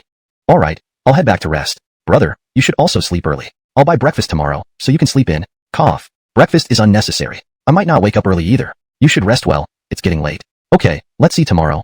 That night, Donald slept soundly, proud that his fanbase included someone as old as Lisa's mother. The next morning, Donald woke up early. Checking the time, it was just past 7. Rocky got up, freshened up, and was ready to buy breakfast downstairs. Opening the door, he saw Lise standing by the elevator. Brother, didn't you say you wouldn't wake up early? Why are you up at just past 7? Donald scratched his head awkwardly. I set the alarm and forgot to turn it off. In reality, Donald had intended to buy breakfast and bring it back for Lise, not expecting that after telling her not to bother, she would still wake up early. Both of them shared a smile. Chapter 273. The Infernal Affairs' Explosive Popularity. Chapter 273. Infernal Affairs goes viral. Note: Infernal Affairs is the widely recognized English title for the Chinese film Wujiandao. If this refers to a different work with the same name, please clarify. The popularity of Infernal Affairs exploded. If you need further context or have any specific instructions, feel free to let me know. Hashtag Chapter 273. Infernal Affairs ignites. Yida Film City was unusually bustling today. Top-tier celebrities, entertainment company executives, and senior officials from relevant departments had all gathered here. Outside Yida Film City, a long red carpet stretched all the way to the autograph wall. Media reporters swarmed the area with their cameras, creating quite a scene. Donald was undoubtedly the star of the day, standing under the autograph wall and posing for photos with everyone in attendance. Fans were constantly offering gifts. At 6 o'clock in the evening, the premiere concluded. Everyone who walked out of the theater couldn't help but express their amazement. An action thriller. Truly unexpected. It's brainy and very engaging. This is the best action thriller I've ever seen, no exceptions. Whether they were industry insiders or invited fans, everyone gave the film exceptionally high praise. On that day, Donald posted a message on Weibo. Infernal Affairs premiered successfully. Thank you all for your support. Major media outlets in Beijing also reported on the premiere of Infernal Affairs, giving it equally high praise. Even Ash, an internationally renowned director, shared his thoughts on the film via his personal Weibo account, using only 2 words to describe his feelings: genius. The next day was the first day of Infernal Affairs release. Media outlets speculated about the movie's opening day box office takings. A television station even held a special session to discuss Donald's career since his debut, culminating in a forecast of the national box office figures for the day. Historically, the highest domestic opening day box office record stood at 44 million yuan. The highest estimate by the media for today was 30 million yuan. Today, Donald stayed in the company, waiting anxiously. Rocky couldn't say he wasn't nervous. After all, this was his first feature film. Although he chose a classic movie to adapt, this was a different world with some unique aspects. Rocky didn't know if Infernal Affairs would be popular here. Donald, why don't you get some sleep? It'll still take a while for the results to come out. At 4 in the afternoon, seeing Donald pacing anxiously in the office, Armin suggested. Donald smiled. No problem, Mr. Wong. I'm not tired. Armin thought, it's not just about being tired or not. You're making me dizzy with all the pacing. Since we have time, let's discuss Susanna per Rich Guy of West Red City. At this point, Donald finally calmed down, nodding. Susanna, let's talk about it. Donald sat down. By the way, Mr. Wong, I have 2 actors in mind for Susanna per Rich Guy of West Red City. Donald usually didn't personally handle casting decisions, so when he mentioned having candidates ready, Armin assumed one of them must be him. Who are they? When Donald mentioned Ivona and Antoine Chilin, Armin hesitated. Them? Armin still harbored doubts. This reaction was entirely within Donald's expectations. After all, they were cross-talk comedians, and casting them in a movie was a crossover attempt. In this world, few actors crossed over successfully, partly due to reputation concerns and partly because audiences weren't accustomed to it. Audiences might think, can they really act? Aren't they cross-talk performers? They must make a bad movie. There would definitely be such skepticism. Donald smiled. Mr. Wong, trust me. This is a comedy, and they're cross-talk comedians with a comedic flair. They'll be 70 million, 80 million. These figures weren't the primary cause of his excitement. What mattered was that no domestic film had ever reached 50 million on its opening day. Breaking this record would be historic. 100 million?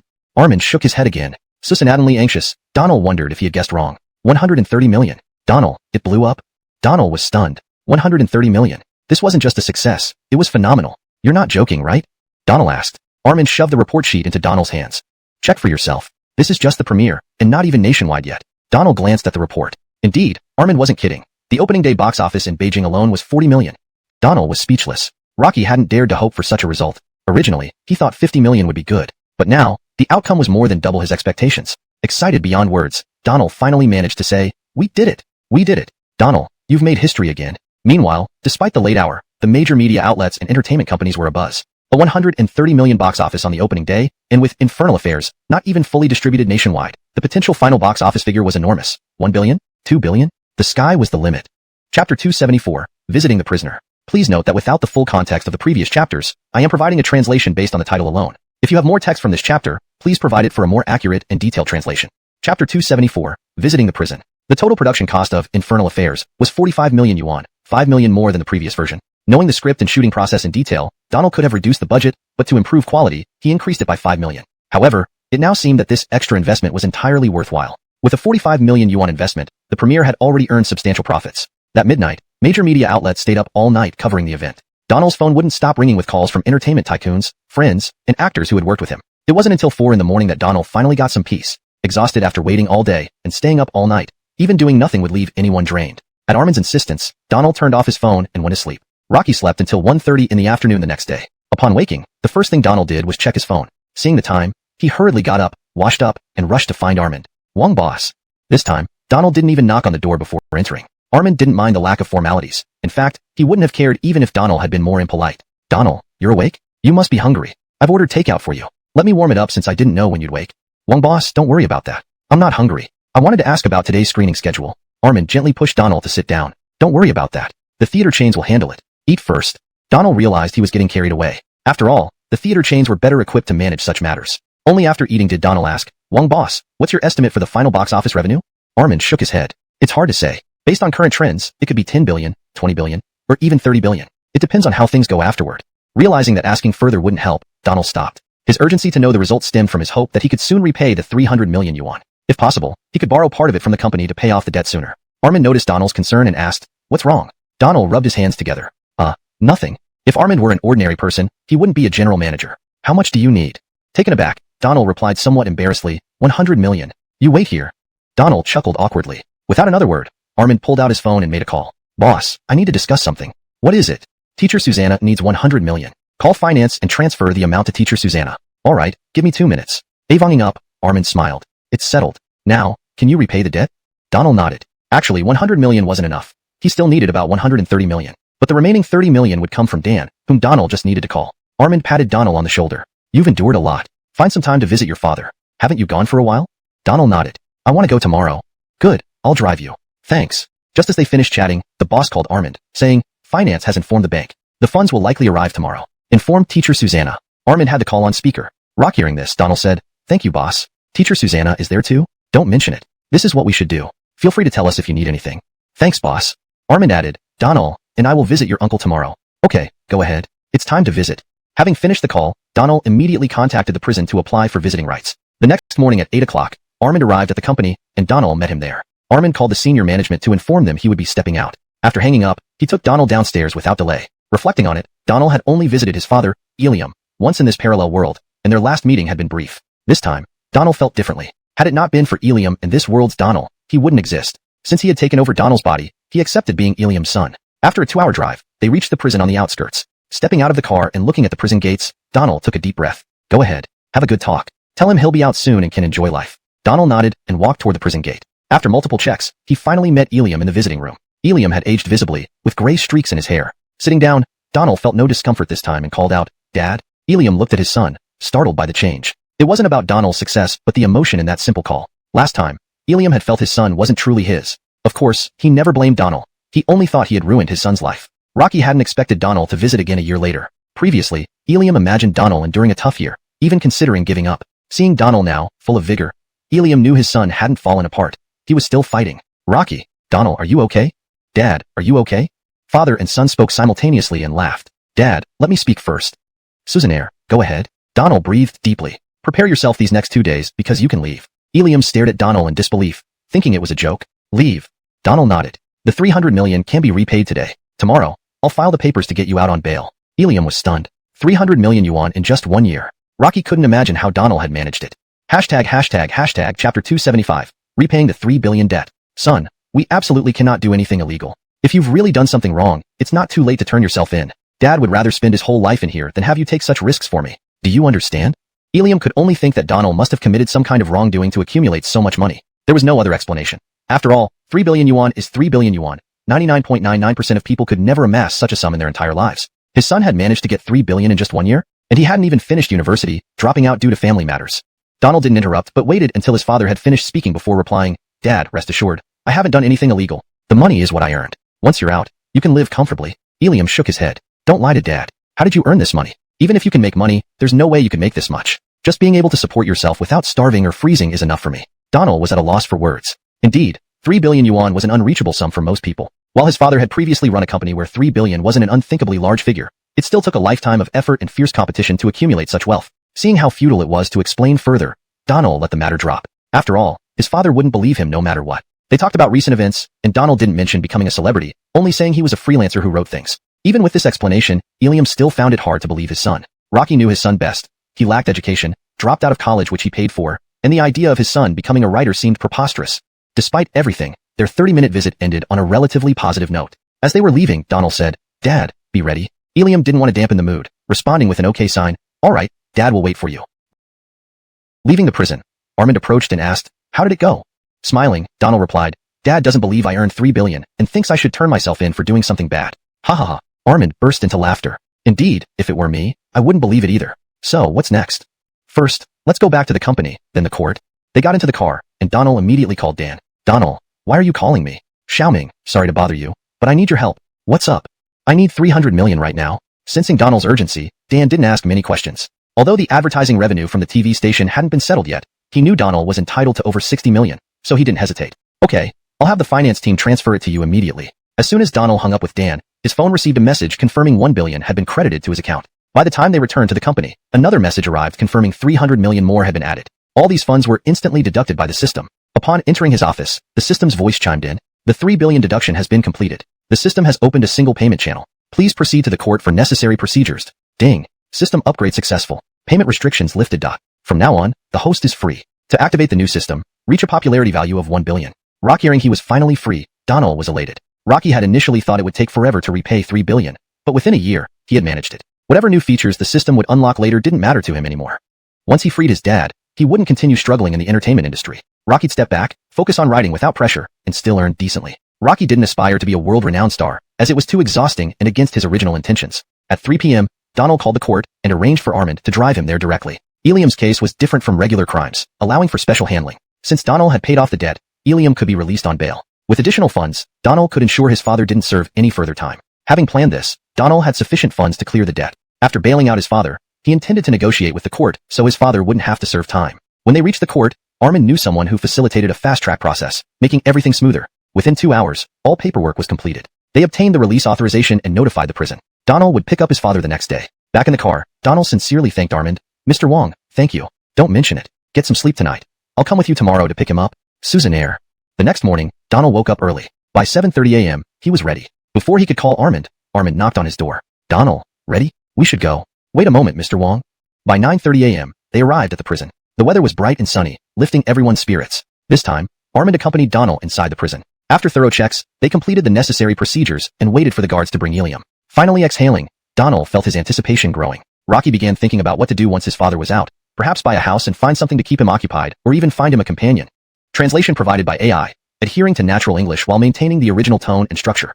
Chapter 276, Achieving Mythology. Note, depending on the context of the novel, achieving mythology could also be translated as becoming a legend or creating a myth to better fit the tone and style of the work. If you have any preference or additional context, please let me know. Chapter 276, Achieving Myth. When Iliam was led out by the prison guard, he was completely dazed. Before leading him out, the prison guard told him that he had been granted bail. Iliam knew very well that he could not be bailed out. He had to pay off his debts first before he could be eligible for bail. Rocky recalled what Donald had told him yesterday. Rocky still couldn't believe it, even thinking it might have been a dream. Not until the guard led him to the reception room, and he saw his son did he realize that everything was real. "Uncle Susanna, hello?" Armand greeted politely upon seeing Iliam. "Oh, hello, this is..." Donald hurriedly introduced, "Dad, this is my company leader who came here today to pick you up." While chatting, the prison guard asked Iliam to take off his clothes. Then, Armand stepped forward with a suit and helped Iliam change into it. Donald hadn't thought of preparing clothes for his father, but Armand was considerate enough to do so. After changing, the warden walked up to Armand and patted his shoulder. "Old Susanna, you have an amazing son. Go on, get out of here and don't come back. I never want to see you again." During his 1-year stay in prison, Iliam got along well with the warden. Being an intelligent and knowledgeable person, Iliam often assisted the warden in various matters, ensuring his treatment wasn't too harsh, certainly better than that of other prisoners. "Thank you for your care, warden," Donald said. "No problem. I should thank your father for all the help he's provided. Take him out and don't let him come back." At the prison gate, Iliam took a deep breath of the free air, feeling like it was a dream. Turning his head towards his son, he stepped forward and gave Donald a big hug. "Son, I'm proud of you. All right, there's nothing more to worry about now. Let's go home." Speaking of going home, Donald was momentarily stumped. Where was home? Rocky didn't own a house yet, and was currently living at the company. "Let's go back to the company first. We'll stay at the hotel opposite the office for a day. Tomorrow, I'll take you house hunting." Armin leaned in and whispered in Donald's ear, "Take the money from the company for now." Donald nodded. "Mr. Wong, thank you." "Rocky, how many times have I told you? Don't be so formal. If you keep this up, I'll get angry." Seeing how good his son's relationship was with his boss, Ilium felt heartened. At least it proved Donald had excellent social skills. That day, after returning to the company, Armin quickly booked a room at the hotel opposite for Ilium and called the boss, asking him to give Donald 10 million yuan. The next day, Armin promptly took Donald house hunting. With 10 million yuan, they could buy a 100-plus square meter apartment within the third ring road of Beijing. They hardly spent much time choosing one. Donald bought a house in Blakely's villa complex. It was a high-rise building, and he chose a 160 square meter 4-bedroom apartment. The down payment was only 50% due to insufficient funds, but the rest wouldn't be a problem. The apartment was fully renovated, so Donald moved in with his father immediately after purchase. "Dad, make do for now. Once I'm free, we can look for a place you like." Looking at the spacious apartment, though smaller than their old home, Ilium sighed and said, "Son, this place is fine. Next time, we can buy a small villa. Living in a high-rise isn't as nice as a villa." Continuing, Donald said, "Wait a minute, Dad. I need to make a call." Rocky then dialed Blakely. "Donald, why are you calling me now?"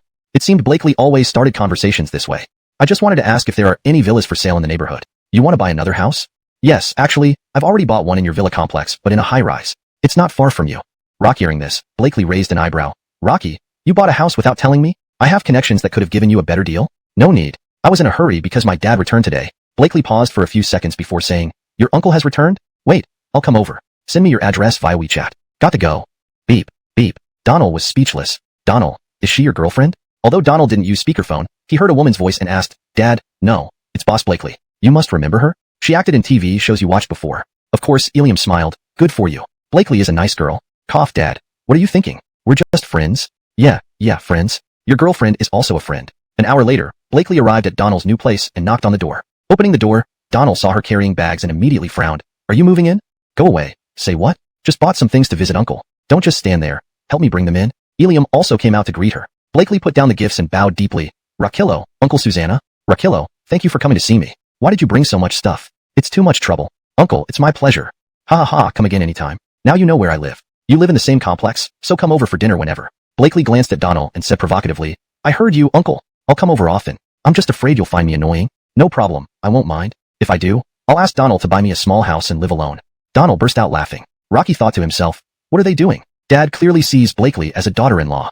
However, Blakely was delighted. Previously, Donald treated her indifferently, but now their relationship had significantly improved. Even with improvement, there was still some distance between them. But now, with Donald's father returning, it confirmed that the 3 billion debt had been repaid, and Donald's father liked her very much. Would their relationship have further development? 6 months later, The Billionaire had been released for 2 months. This comedy genre received full market recognition. Infernal Affairs grossed 4.2 billion renminbi domestically. The Billionaire raked in 220 million renminbi on its opening day. A low-budget comedy ended up being a massive success, and Donald swept various awards at the Golden Horse Awards, earning numerous titles such as director, actor, singer, and creator, making him a household name.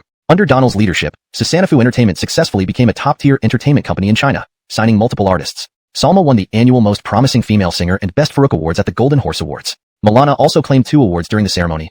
Blakely rose to become a top-tier actress thanks to several of Donald's TV series and claimed multiple acting awards. All this was masterminded by Donald, who not only revolutionized the domestic entertainment industry but also invigorated the once dormant Chinese film market single-handedly. Internationally, Donald also received significant recognition. Even Hollywood came to meet him and invited him to Hollywood to make movies. Donald agreed to the collaboration but clarified that he wouldn't direct personally. Instead, he would create the script, with Sasanafu and Zion jointly directing.